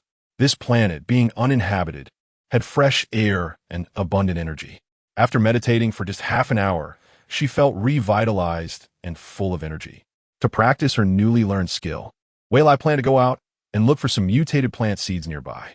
At the edge of the pond, the water plants were particularly abundant, even during winter. Weilai found a withered yellow foxtail grass, which was also a mutated plant. Its spikes were extremely sharp, and within a meter of it, it would launch an attack. Being pricked would cause both pain and itchiness, with some spikes penetrating the skin. It would take several washes in water to resolve the issue, as the spikes softened upon contact with water and gradually detached from the skin. This was a difficult mutated plant to deal with. The training suits issued by the school had a certain level of defensive capability, so they wouldn't be fatal under the attack of mutated plants and animals below level 5, but minor injuries were unavoidable. Although Weilai dodged quickly, her face was still hit a few times, but being close to the pond, she immediately washed her face and didn't feel much pain. After finally collecting 70 or 80 seeds of foxtail grass, Weilai sat cross-legged on a large rock by the pond and commanded the seeds to attack the pebbles at the bottom of the pond. At first, she missed several times, causing water plants to grow abundantly on the pond surface. As her practice deepened and her skills improved, she not only managed to pierce through a pebble, but also made a grass grow from it. With only a few seeds left, she could consecutively pierce through 5 egg-sized pebbles, even making them curve in the water. Weilai, what are you doing? Charlie strolled over, noticing she had been there for quite a while. I'm practicing my ability. Weilai showed him openly. After using her wood-type ability, the seeds could pierce through the pebbles, although at a very slow speed, making her feel a bit embarrassed. Charlie didn't underestimate Weilai's ability, although his lightning ability could shatter pebbles. When he practiced in the past, he was similar to Weilai. Every ability has an offensive nature, and for new students in the Federation, not having learned it before, but being able to comprehend this was already a sign of exceptional talent. Once she ran out of seeds, Weilai suggested catching some crabs, shrimp, and fish for the hot pot dinner that evening. Charlie readily agreed. Everyone would want to eat something fresh. The dehydrated vegetables and exotic beast meat they had prepared always had a somewhat lacking flavor. With Charlie's ability to assist, Weilai only needed to help pick them up. Using psychic abilities, a pile of weeds was turned into several baskets. Although the craftsmanship was a bit rough, they were sturdy and could bear weight. The lightning was conductive, and with a crack, it plunged into the water, instantly killing many creatures in the pond, which then floated upside down. Zhang Xingqian noticed some movement in the pond and seemed to see a familiar face. After greeting, he walked over and tentatively asked Weilai. Weilai paused while picking up fish, turned around to look at the newcomer, and said, "Class leader, you're here too? What a coincidence. This is our team leader, Charlie." Weilai introduced the two, and Charlie, with an indifferent expression, acknowledged it and discreetly went to the other side of the pond to continue fishing. Zhang Xingqian came over to help catch fish and looked at the basket full of fish and shrimp, asking, "Are you guys cooking?" Weilai was busy sorting through the catch, releasing the smaller fish and shrimp, and said, "We're preparing ingredients for hot pot. We're almost done collecting. You can also catch a few." This team didn't have the authority to invite friends. Zhang Xingqian understood the implication in Weilai's tone and replied, "Our team doesn't have chef, but we have enough instant food. We even brought a few tubes of nutritional supplements, so we won't starve." After saying that, he couldn't help but yawn. Even after being treated with a micro-healing device, he still felt a bit tired. His body needed sleep to fully recover. Weilai sensed the fatigue in the class leader's voice and asked, "Are you injured? You sound really tired." Zhang Xingqian didn't hide it and shared the dangerous experience he just had. Weilai sighed after listening. "You guys really had bad luck. We didn't get hurt at all." Zhang Xingqian envied Weilai's good fortune, but was too exhausted to linger and had to say goodbye to the future. However, Weilai grabbed the hem of Zhang Xingqian's clothes and said, "Later, I'll make some fish soup over there. You should come over in about 2 hours to try it. Fresh fish soup can help replenish some energy." "Good classmate. No need to say that. If you need anything in the future, just find me. I'll definitely be there." Zhang Xingchen couldn't help but feel that meeting good friends while out was wonderful. No need to be polite. We're in the same class, so don't mind it. Wei Lai quickly killed a few large fish by the water and urged the class leader to go back and rest. Wei Lai was cooking privately, and Charlie would definitely want to share. But whether to make some for the other team members was a bit hesitant. They had agreed to have hot pot for dinner. To avoid overthinking, Wei Lai made 6 bowls of fresh fish soup in the corner, planning to pour out whatever was left over. Chapter 85 in this assessment. Wei Lai didn't bring any seasoning, and since Suwon was napping, he didn't want to disturb him. Instead, he used natural spices. During the morning exploration, he found wild ginger, garlic, and a bit of winter bamboo shoots, sliced them, and set them aside for later use. He took out a large empty food container, cleaned it, and it was just right to use as a pot. There was a lot of fat left from the flame pig, so he chopped a piece, fried it until it released yellow oil, and used chopsticks made of branches to remove the oil residue. Then he added the ginger and garlic to stir fry until fragrant. After that, he added the cleaned fish pieces one by one and fried them until golden brown, added water and winter bamboo shoots, and simmered on medium heat until it turned milky white. Charlie had been watching for a long time and frowned, saying, "Isn't it a bit lacking in salt?" He enjoyed good food and had tried to learn cooking before. Basic seasonings were essential, otherwise it would be hard to eat. Yet, Wei Lai didn't use any salt MSG or sugar that he recognized. However, the crispy oil residue looked tempting to taste. Wei Lai understood and handed over the oil residue in the small food container, saying, "I didn't bring salt, but I collected the fruit of the salt bush. It could be used as salt." Charlie looked at the unknown substance in the bowl incredulously. Can this be eaten? In the world Wei Lai knew, it was indeed non-toxic, but in this world, many plants and animals had mutated. He had tested these materials beforehand, and they were non-toxic, with only the salty taste remaining instead of sourness. To verify his conclusion, he took a chopstick full and put in his mouth. The level 3 beast meat was indeed flavorful. Even the oil residue was tastier than what he had made at the Southern military base. After all, he had inherited the ancient culinary skills. Even this bowl of oil residue was level 5 spiritual food. Seeing that Wei Lai was fine, Charlie relaxed his guard. After tasting it, he couldn't stop and cleaned all the grease afterward, starting to cook. Having just seen how to do it, the steps were simple. However, without Wei Lai's special technique, what Charlie made was only level 3 spiritual food, and he glanced at Wei Lai with envy. Wei Lai chuckled and patted his hands, offering to help and guiding him. Try using your abilities, but not too much. Let your abilities cover every molecular structure of the food. When he finally made a plate of level 4 spiritual food, Charlie was very proud. The taste was quite good, but he was still curious and asked, "Aren't your abilities only level 3? Wei Lai was momentarily stunned by the question. He had let his guard down and had inadvertently revealed too much. He said seriously, "I have ancestral techniques. If you don't tell anyone, how about I share half of the fish soup with you?" To avoid affecting others, Wei Lai made the food in a small tent, completely isolating it from the outside air. At this moment, the fresh aroma of the fish soup wafted out, although the contained energy was only level 3. Charlie had seen that the original ingredients were all ordinary things. Everyone has their secrets, and Charlie didn't mind having one more friend, especially a chef. So he smiled and said, "Of course." When the fish soup was finished, Zhang Xingchen also arrived on time. The 3 of them shared the soup, and Wei Lai only took half a bowl. Using unprocessed, natural ingredients, the taste was comparable to delicacies. Zhang Xingchen originally thought his classmate was just an ordinary chef, but he didn't expect the cooking skills to be this good. Moreover, after drinking the fish soup, he clearly felt his bodily functions revitalized, even more vigorous than before he was injured. Is this what an interstellar chef is like? Such amazing skills. No wonder the capital's grand hotels attract so many admirers. Even if the taste is lacking, the strength it brings cannot be overlooked. No wonder the Federation is vigorously reviving culinary arts. The impact was not only felt by Zhang Xingchen. Charlie's realization was significant as well. Having suffered countless injuries throughout his life and undergone many treatments that only addressed the symptoms, he didn't expect that a small bowl of fish soup would improve his long-standing ailments. As soon as Zhang Xingchen left, he said, "The training is over. Can I add you as a friend? What to do when the surprise comes too quickly? My idol wants to add me as a friend. Ve la nodedagerli. His eyes sparkling. Charlie, however, was dazzled. Is this what friends are like? As night fell, the night sky on the trial planet was especially bright and stunning. Under the starlit sky, the five of them happily dined by the pond.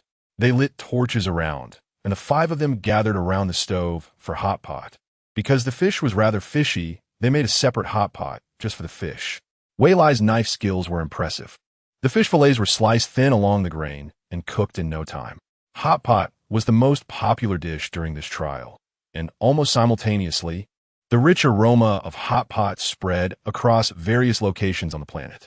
In front of the monitors on the trial planet, a group of deans and high-ranking officials from the Federation Military University were constantly watching the candidates' movements, but their expressions were not very good. When they saw a student relying on instant food and exchanging task items with others while sitting back and enjoying himself in the tent, their faces darkened completely. A heavy pressure lingered in the room for a long time. On the second day of the trial, even before the afternoon, the five-person team's tasks were completed ahead of schedule, and they returned to rest by the pond. The five submitted their task completion requests on the communication devices provided by the school. Soon, two armed hover vehicles arrived from the horizon. The two who got out were unexpectedly Lin and Sean, which surprised Wei Lai greatly, but he still treated them as strangers and respectfully approached to greet them. However, Shadi had no such thoughts and ran up to give her brother a big hug. "Brother, I miss you so much." Sean dodged, looking disdainful as he scolded. "Did you gain weight?" "Yes." Shadi's words made Sean unable to bear to look at her. It was too embarrassing. "Stay away from me. There are cameras everywhere. Do you want me to be reported for favoritism?" Shadi, however, was not angry. She took a few steps back with a smile. Her brother had a sharp tongue, but a soft heart. Everything was for her own good. "Are you five sure you want to complete the tasks ahead of time?" Lin asked in a businesslike manner. "Yes," the five answered in unison. They had already discussed it. This place was not very convenient for living and eating, so leaving early was naturally best. They all took out their task items, organized them, and placed them in front of themselves. Sean and Lin checked them one by one, and, after finding no issues, they collected them and scored on their work panels.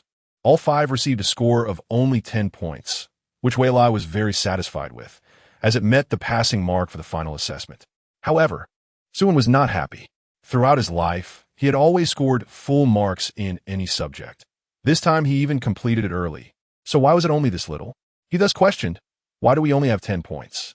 Not allowing you to use the light brain is to make you experience a sense of crisis and improve your combat ability without technological support, Sean said unhappily.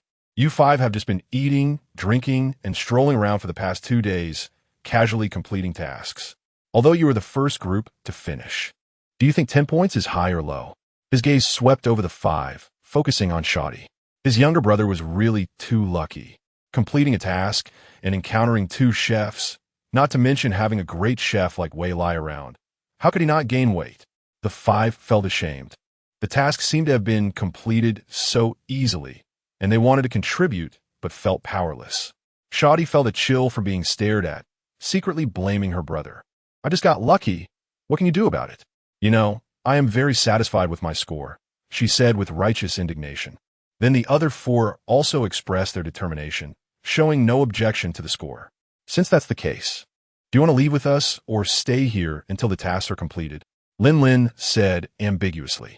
This time, the ease with which this group of candidates completed the trial due to the instant food from the culinary school had made many high-level officials unhappy. They felt that without increasing the difficulty, the candidates would not be able to meet the assessment goals. The bystander Wei Lai realized that trouble might come knocking at his door, and a sense of crisis made his eyelids twitch uncontrollably, prompting him to instinctively want to refuse to get in the car. However, Sean drove off immediately with the other 4, leaving him no time to react. Well, there was no point in regretting it. Wei Lai stood there in a daze and asked Lin, is it only 4 people who can be carried? Yeah. Because of the surveillance, Lin couldn't be too affectionate in front of him. After Wei Lai got in the car, he explained the purpose of his visit. Wei Lai felt a bit wronged. It's a loophole in your trial rules. How can you blame the Chef Academy? You are the head of the Chef Academy and need to take full responsibility, Lin explained. You can take 80% of the total earnings from this service station, and I will help you. Only then did Wei Lai smile and negotiate. I just need one sample of all the mutated plants. The rest can be exchanged for exotic beasts. No problem at all, Lin readily agreed, but added with concern, however, you might have to work a bit harder. And the food you make must attract most of the students to come and buy it to complete the task. It's great to practice cooking openly, but I can't show my face. You'll have to sell. Isn't there a vending machine? Lin recalled the painful experience of being forced to be a vendor on the orc planet. Since then, he had prepared a sales robot in his space, just in case such a situation occurred again. Wei Lai thought of this too and laughed at Lin's frustrated expression. The two quickly arrived at their destination. Upon getting out of the car, they saw the restaurant standing in the middle of a pile of grass, with the words Gourmet Paradise Service Station shining in the sunlight. Upon entering the kitchen, everything that should be prepared was ready. Wei Lai, feeling uneasy, quietly asked, "Is there surveillance in the kitchen?" "No, don't worry. Culinary skills are considered personal intellectual property in the interstellar realm. Filming or broadcasting without permission is illegal." Seemingly understanding what Wei Lai was thinking, he added, "You still can't use your light brain here, so..." The unspoken words were naturally understood by Wei Lai, meaning he wouldn't be able to access his space for the next 5 days. In fact, he had already gotten somewhat used to it over the past 2 days of trials. It takes 21 days to form a habit, and the process is inevitably arduous, especially when correcting bad habits. But as long as one perseveres, nothing is impossible. Chapter 86. What food is the most delicious? Wei Lai thought for a long time, moved a large pot, and started cooking hot pot ingredients. All the spices were of level 3. After preparing them in small pots, he placed them into the large pot and practiced continuously until the energy in the pot reached the level of a 7th grade spirit food. He then asked Lin, "Is this level enough?" "Enough." Lin gave Wei Lai a thumbs up. "I'll take it outside and let it keep cooking." At this time, it was the evening of the 2nd day of the trial, and the rich and overpowering aroma of hot pot spread throughout the entire trial planet through Lin's special exhaust dispersal. Many candidates who were eating fast food caught a whiff of this fragrance and found it hard to swallow the food in their hands. Fast food was just ordinary food, which was worlds apart from spirit food. Some candidates who were trying to exchange task items for fast food also gave up on the idea. Which chef is cooking? It's simply irresistible. They all followed the scent. Wei Lai was in the back kitchen preparing various delicacies, while Lin discussed with the big shots in the monitoring room about setting the prices for the dishes based on the candidate's task completion. Mori interrupted everyone's discussion and said to Lin with a serious face, "Send over a few portions of the dishes first. How can we set prices without trying the food?" The subordinates were stunned for a moment. Then they all broke into wide smiles and agreed, as expected of the principal. "This meal will depend on you these days, Dean Lin." Lin was both amused and helpless, saying, "There are foodies everywhere. Don't worry. The packages are already on their way." Mori's serious nonsense was truly adorable. Such a rich aroma could not fail to attract magical beasts. Beasts above level 3 had developed a certain level of intelligence and were lurking in groups around the service station. Unfortunately, there was a safety barrier around the service station, which only humans could pass through. Therefore, safely reaching the service station was not an easy task. Candidates had to trek over mountains and wade through waters, as well as break through groups of magical beasts of varying levels. In short, getting to eat something delicious was not easy. Some candidates nearby rushed to this place, but were blocked by a group of magical beasts.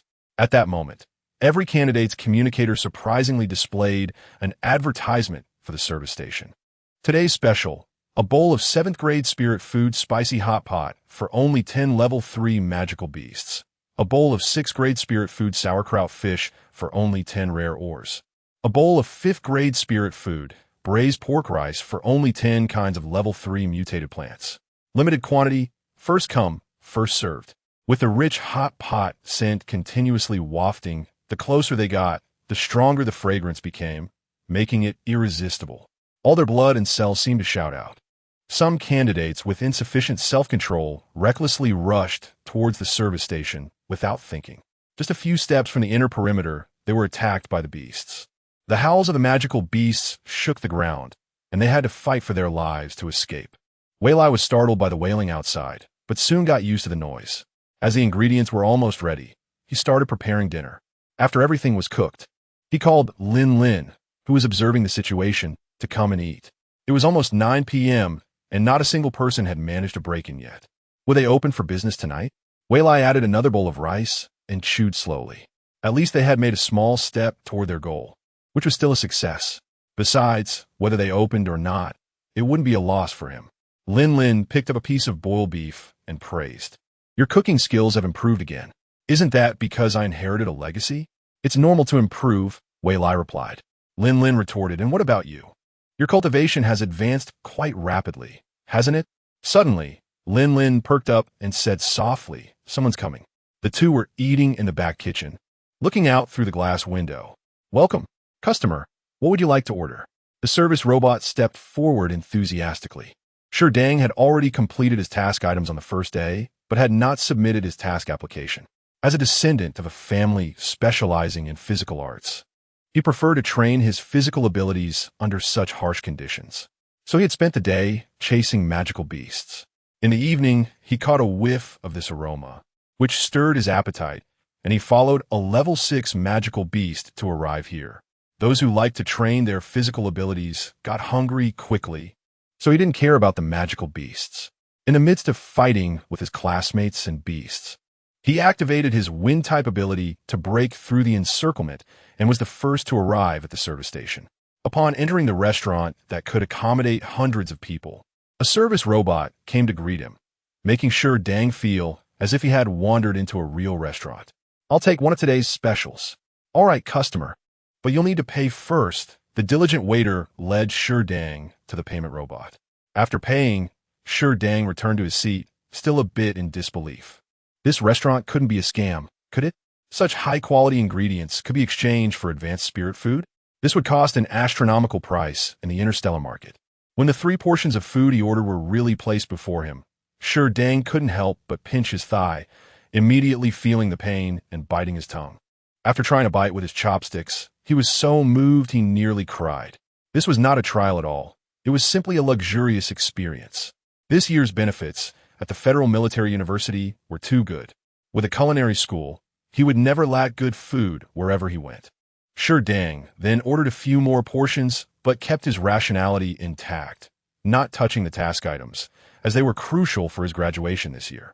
Thinking about graduation possibly meaning leaving school, Sure Dang secretly resolved to perform well and stay to teach. Therefore, he couldn't afford to lose points in this assessment. By the time Wei Lai and Lin Lin had finished dinner, they were now eating fruits afterward, and it was almost 11 p.m. Should they close? Wei Lai looked at the people outside. Lin Lin lay on the sofa and said, "You go rest. I'll keep an eye on things. This place has to stay open until the trial ends." The temptation of delicious food is also a test. Hearing this, Wei Lai stopped in his tracks and asked, "Does that mean those who come in to eat will score lower?" "Not really. Those who can get in are not weak. But those with high strength who don't come and show greater resilience. There isn't a fixed scoring standard. It's quite suitable for assessing the quality of the candidates." Wei Lai complained, "No wonder there are so many students repeating the year. The requirements are so strict. Aren't they afraid of student complaints?" Lin Lin stood up from the sofa, walked in, and coldly said, "Oh, you become bolder. Are you planning to file a complaint?" Wei Lai was speechless, took a few steps back, and stammered, "I was just saying it casually. Don't take it seriously." Lin Lin burst into laughter. "You're really easy to fool." Wei Lai angrily turned around and slammed the door of the break room shut.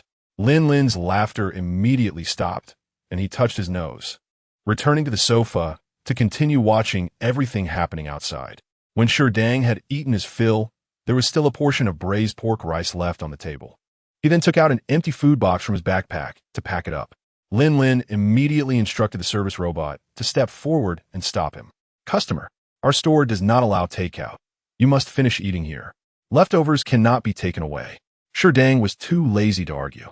What kind of ridiculous rule was this? He had been to countless restaurants since childhood and had never encountered such a rule devoid of human rights. "Customer, if you don't stop, I'll deduct your credits." Sure Dang was startled awake by the shout. What? Deduct credits?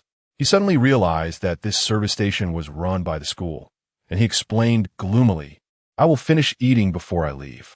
However, the service robot, with its human-like demeanor, did not leave and stared at Shi Dang's actions without blinking.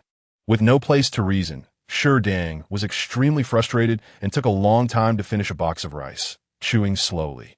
Seeing this scene, Lin Lin's eyes darkened. Cheap food couldn't possibly taste that good. It's absolutely impossible to take the food away. Otherwise, it would encourage the emergence of bad practices. Those who want to slack off and complete the assessment cannot do so. Just as Lin Lin predicted. When Shi Dang walked out of the service station and returned to the jungle, he was surrounded by a group of candidates. "Shi Dang, I'll pay you. Can you help me buy a portion?" "Don't listen to him. Who doesn't have money? I'll help you collect the task items. You owe me pack it." "Me too." After this group finished talking, Shi Dang lazily said, "You can't pack it. Otherwise, you'll lose credits. However, the food is really delicious. Step aside. I'm full and need to go back to rest." Hearing this, the crowd still made way, but uncertain questions arose. Is the food real? Of course it's real, and it's personally made by the president of the Culinary Academy. Shi Dang recalled the flavor from earlier and encouraged everyone. Such expensive dishes only require this little effort. It's really worth it. Everyone keep it up. The hearts of those who stayed in place began to waver. The president of the Culinary Academy is indeed a mysterious figure. Although no one knows who he really is, every dish he makes is fiercely sought after. For example, a few months ago, when the main store of Food Paradise opened, the seafood buffet and braised meat restaurant, they were both personally prepared by the president. The queue to eat was incredibly long, and the taste truly lived up to the store's name. It was a flavor found only in paradise. But the president seems to be very busy and rarely cooks personally. Halfway back, Shi Dang turned around again and said, "I've already eaten half of today's special supply. In half an hour, it will be tomorrow, so everyone keep it up." Once he said this, who could resist? They quickly formed teams and charged towards the beast herd. The power of unity has always been terrifying. After the candidates fought desperately, a breakthrough finally appeared.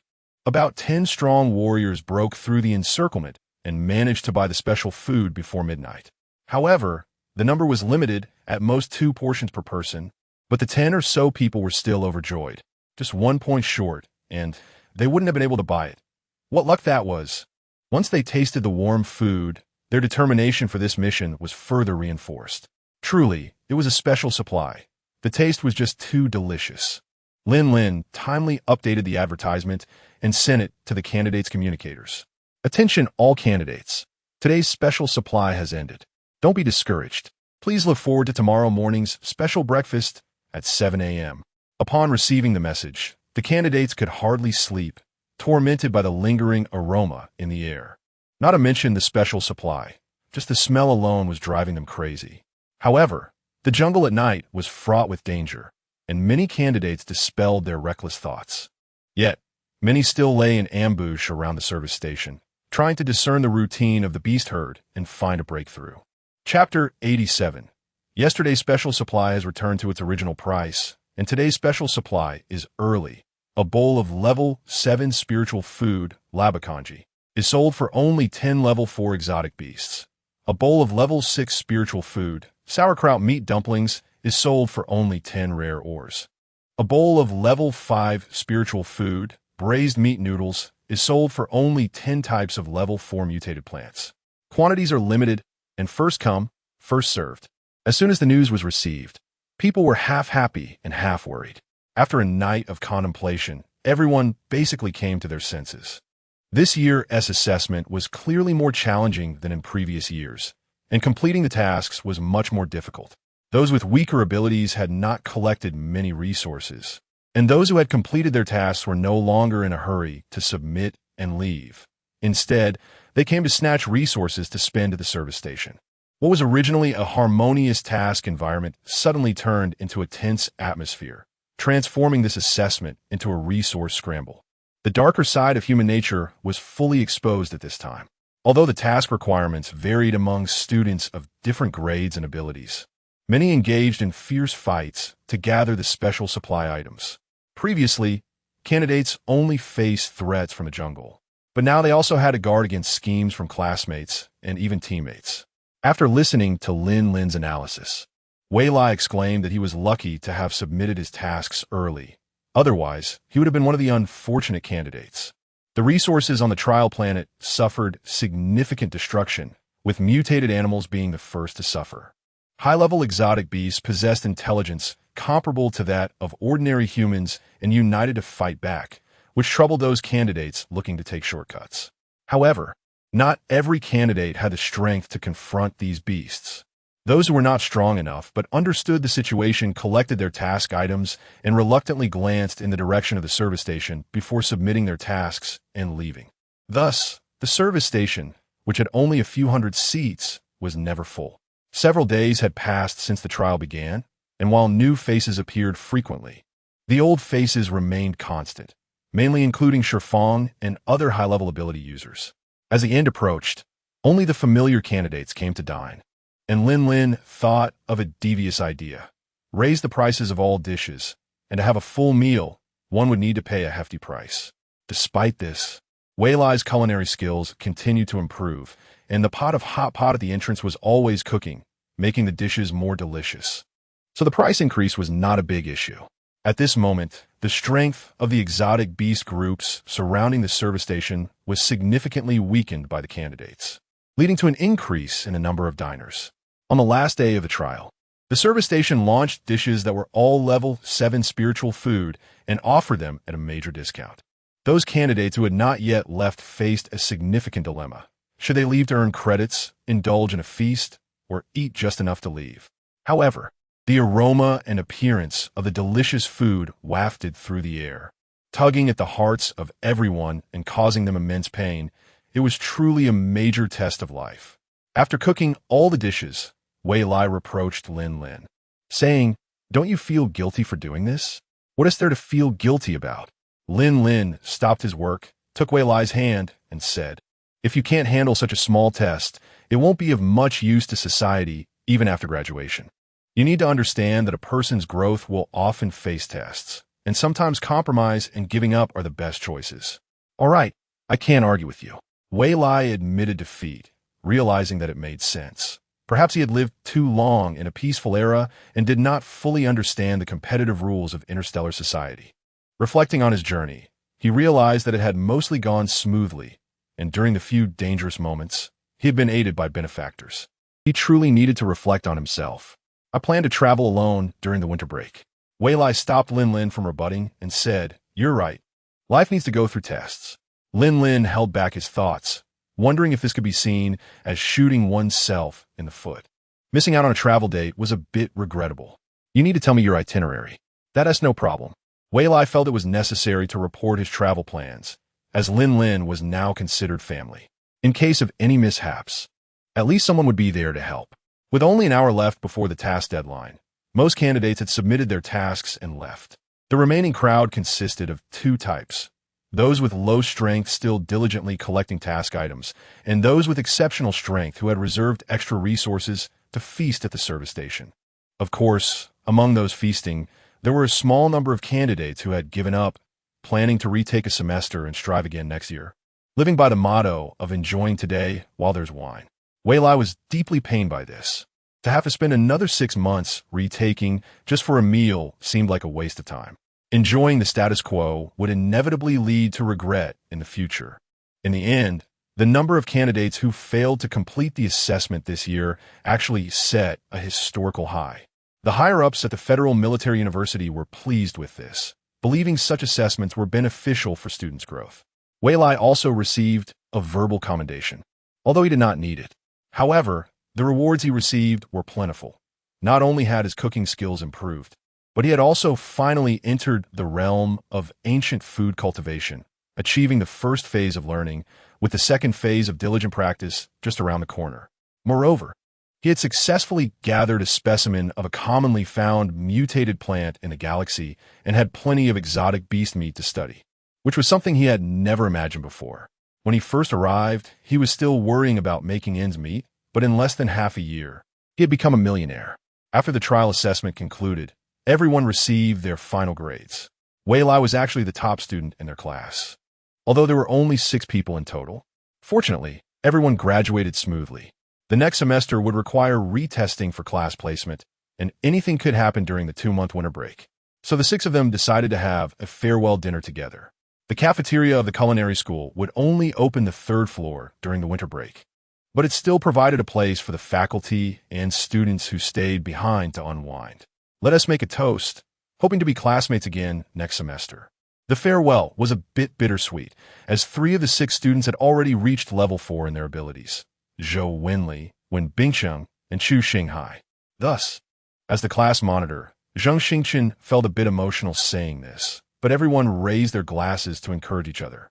The culinary school had recently launched a fruit wine series, which, although not very strong, was beloved by the faculty and students. When Wei Lai was making it, he also prepared some white wine, beer, and sorghum liquor, but fearing that students might lack self-control, he only sold them in the staff cafeteria. The wine had been on the market for less than a month, yet its sales were leading the pack, even surpassing other dishes, thanks to its novelty and the curiosity of everyone. "What plans do you have for the winter break?" Wei Lai asked, wanting to find a companion for his travels. After all, he wanted to travel, and having a familiar face to go with would be nice. Except for Wei Lai, who was an orphan. The other 5 had to deal with a myriad of relatives and various chores, such as attending family and friend gatherings or being thrown into some corner for intensive training and study. Their lives were packed, leaving no free time for leisure travel. They looked at Wei Lai with a collective sense of grievance and said, "Take our wishes with you and have a great time." Wei Lai understood. His previous life had also been a life of arrangements, but looking back now, it was filled with happiness, representing the hopes and love of his family. He enviously told the 5, "You all need to work hard during the winter break too." Soon, Wei Lai was collectively attacked playfully, but the cheering and banter showed no signs of anger. Rather, it brought their friendship closer. As the gathering was about to end, Wei Lai gifted the 5 of them 10 large bags of jerky. This was his reward from the assessment, with several tons of beast meat processed into cured meat, marinated meat, smoked meat, and meat floss stored in the cafeteria's warehouse. The origin of this batch of beast meat is known to many insiders, and no one has any doubts about it, but there is a strong interest in the methods of preparation. Wei Lai naturally shared everything he knew and even created many dishes. He selected the best beast meat to make various flavors of jerky to send to friends and family. Although there is no concept of celebrating the new year in the interstellar world, he still followed his own customs and sent out many gifts during these days. Once again, he received praise and reciprocation from everyone. Each person's return gift reflected their personal interests, and the most bizarre one came from Xiaodi. In such an advanced, technological environment of interstellar medical aesthetics, the existence of overweight individuals is truly astonishing. It indicates that this person either has a medical condition or just loves to eat too much. Naturally, it was impossible to take rations away from a foodie. Therefore, Xiaodi's return gift was unexpectedly 100 pounds of level 5 exotic beast meat, which left Wei Lai both dumbfounded and relieved. At least he received something in return. The most speechless return gift came from Charlie, who simply gave a sum of money to settle the matter. Those who didn't understand the truth might have thought they were buying goods, and the halo of being an idol instantly diminished significantly. After the gathering, Wei Lai returned to the Culinary Academy. In a few days before the holiday, the peak business period arrived again, with many people having farewell meals. However, the most discussed topic at the dinner table was still the upcoming final assessment, with everyone complaining about the school's malicious intentions. As the dean of the Culinary Academy, Wei Lai naturally heard a lot. To comfort everyone's wounded spirits, Wei Lai personally took charge of the kitchen and supervised the shops, rotating through each one. With this plan, the complaints from students did indeed decrease, while the number of students choosing to stay at school increased. This inadvertently increased the Culinary Academy's revenue, as the students originally planned to undergo strict intensive training during the winter vacation. However, with Wei Lai's interruption, they had to temporarily adjust their study plans. Naturally, Wei Lai could not shirk his responsibilities and had to stay for teaching. Days passed like this, and Wei Lai's personal travel plans were never successfully implemented. But he welcomed the finals of the culinary competition, as early as when the re-examination ended. The Chef Association notified the 100 contestants that the finals would be held in the Federation, scheduled for 2 days during the winter vacation. with specific times to be announced later. Now that the time has been sent, Wei Lai realized he had only 1 week left. So he had to put aside all other tasks and focus on practicing his culinary skills. Chapter 88.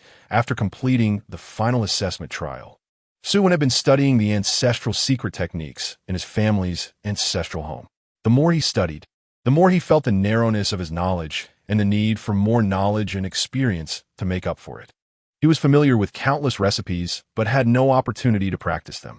Discarding his own identity, he sneaked into the kitchen of a hotel in a remote planetary capital as an assistant chef. Su, come here. Chef Ku Hao glared at the intern in front of him, his mind racing with confusion.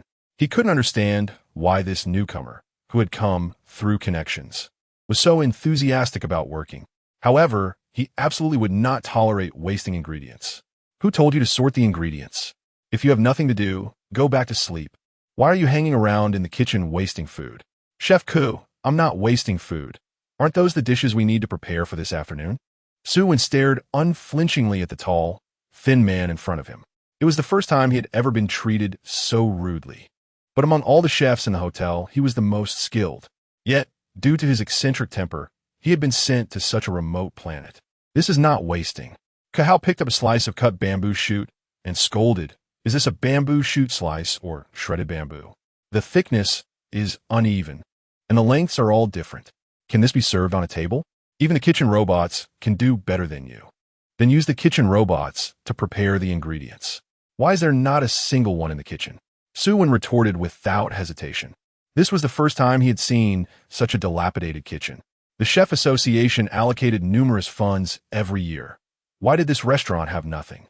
Even if the planet was poor, a restaurant shouldn't be like this. Kid, what do you know? Don't show off in front of me. You want to get anywhere with that attitude. If you have the ability, buy a few yourself.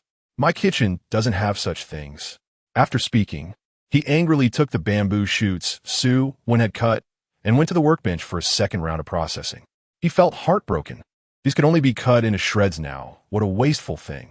In the entire kitchen, there were only 3 people, including Su. How could he possibly help? He walked over to Huang Jinquin's side to help scale fish. Master Huang, why don't we buy a few kitchen robots? This kind of work takes a lot of time. Just as Su was scraping off half of the scales from a lively carp with brute force, it took the opportunity to jump into the nearby water tank, splashing Su all over. Wipe it off. Huang Jinquin tossed a large towel onto Su. We haven't received any funding from above for decades. The energy stones for kitchen robots are so expensive, we can't afford them. Chef Ku has a sharp tongue, but a fragile heart.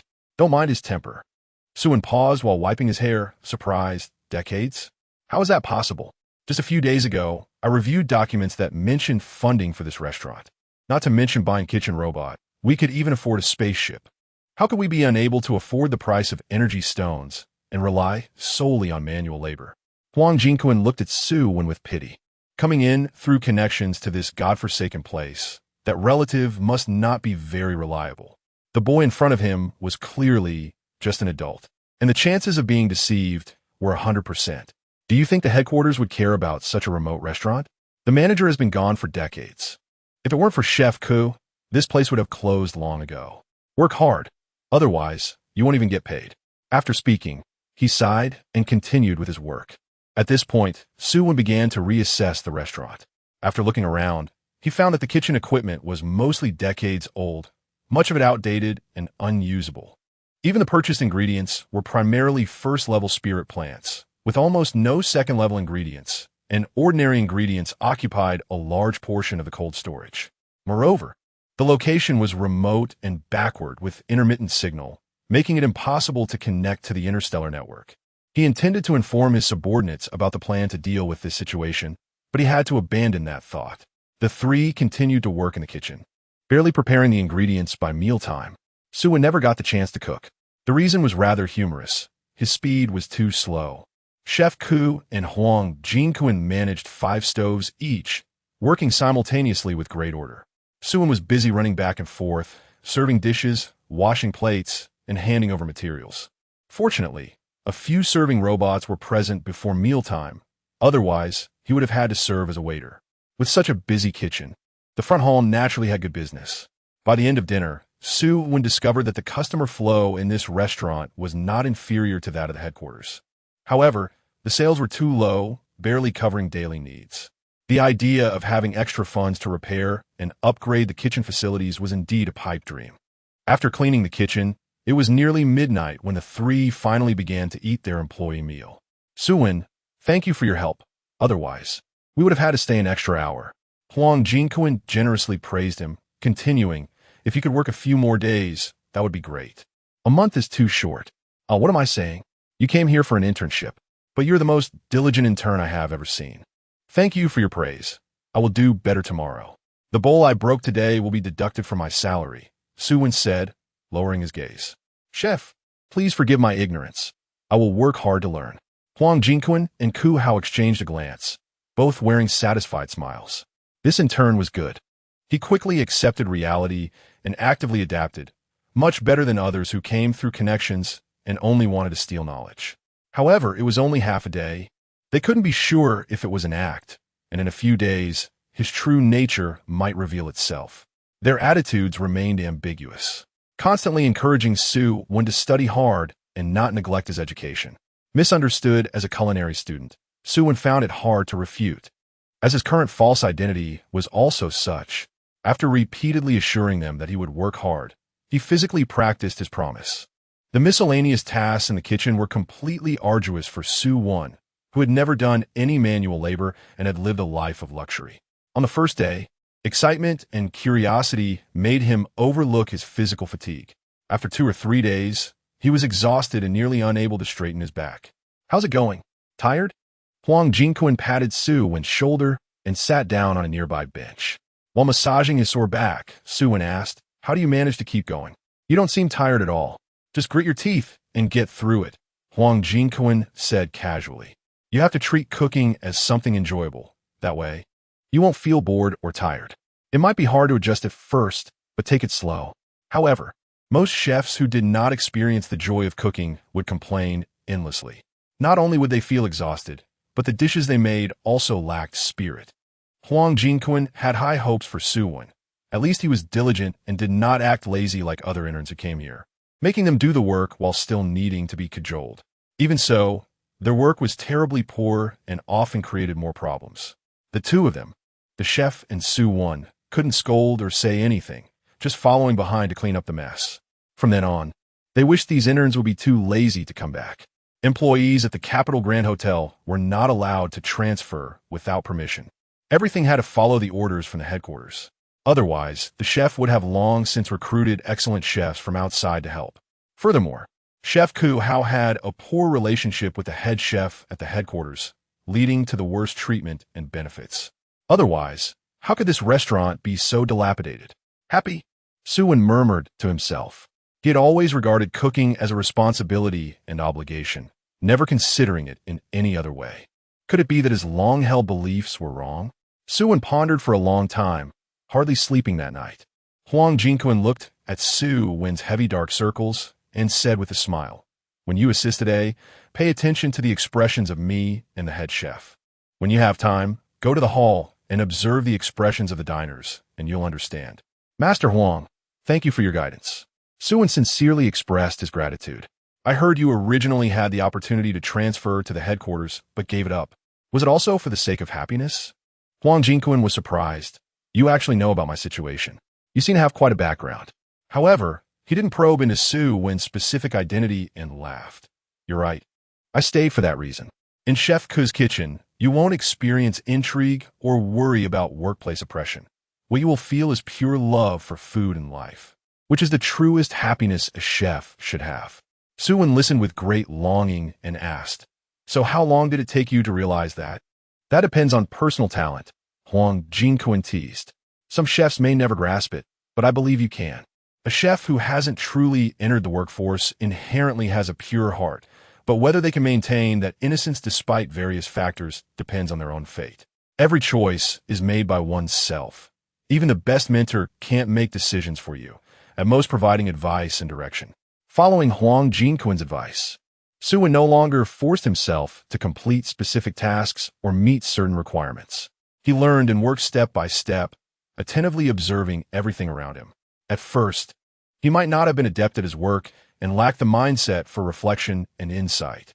Once he became proficient, Su truly experienced the happiness Huang Jinquan spoke of. This happiness was the original intention of a chef, the intention to make good dishes. Not just about how skilled he was, but about his attitude toward cooking. Having successfully completed his internship, Su gained a lot, and his culinary skills improved significantly as he rediscovered his original intention. Su privately asked Huang Jinquan and Chef Ku if they would be willing to work at the headquarters, but both declined. Su was not surprised and left after offering his blessings. Back in the Federation, Su dealt with a bunch of corrupt officials in the Ministry of Finance and personally transferred decades-late funds into Chef Ku's account. He also granted privileges allowing Chef Ku to recruit employees independently, without being controlled by the headquarters. This move met with strong opposition from the head chef of the National Capital Grand Hotel, but Su was unceremonious in warning him and severely criticized his inaction. Treating the branch's head chef differently due to personal selfishness was against employee responsibilities, if it weren't for the other party's considerable contributions. Su would have seriously considered dismissing him.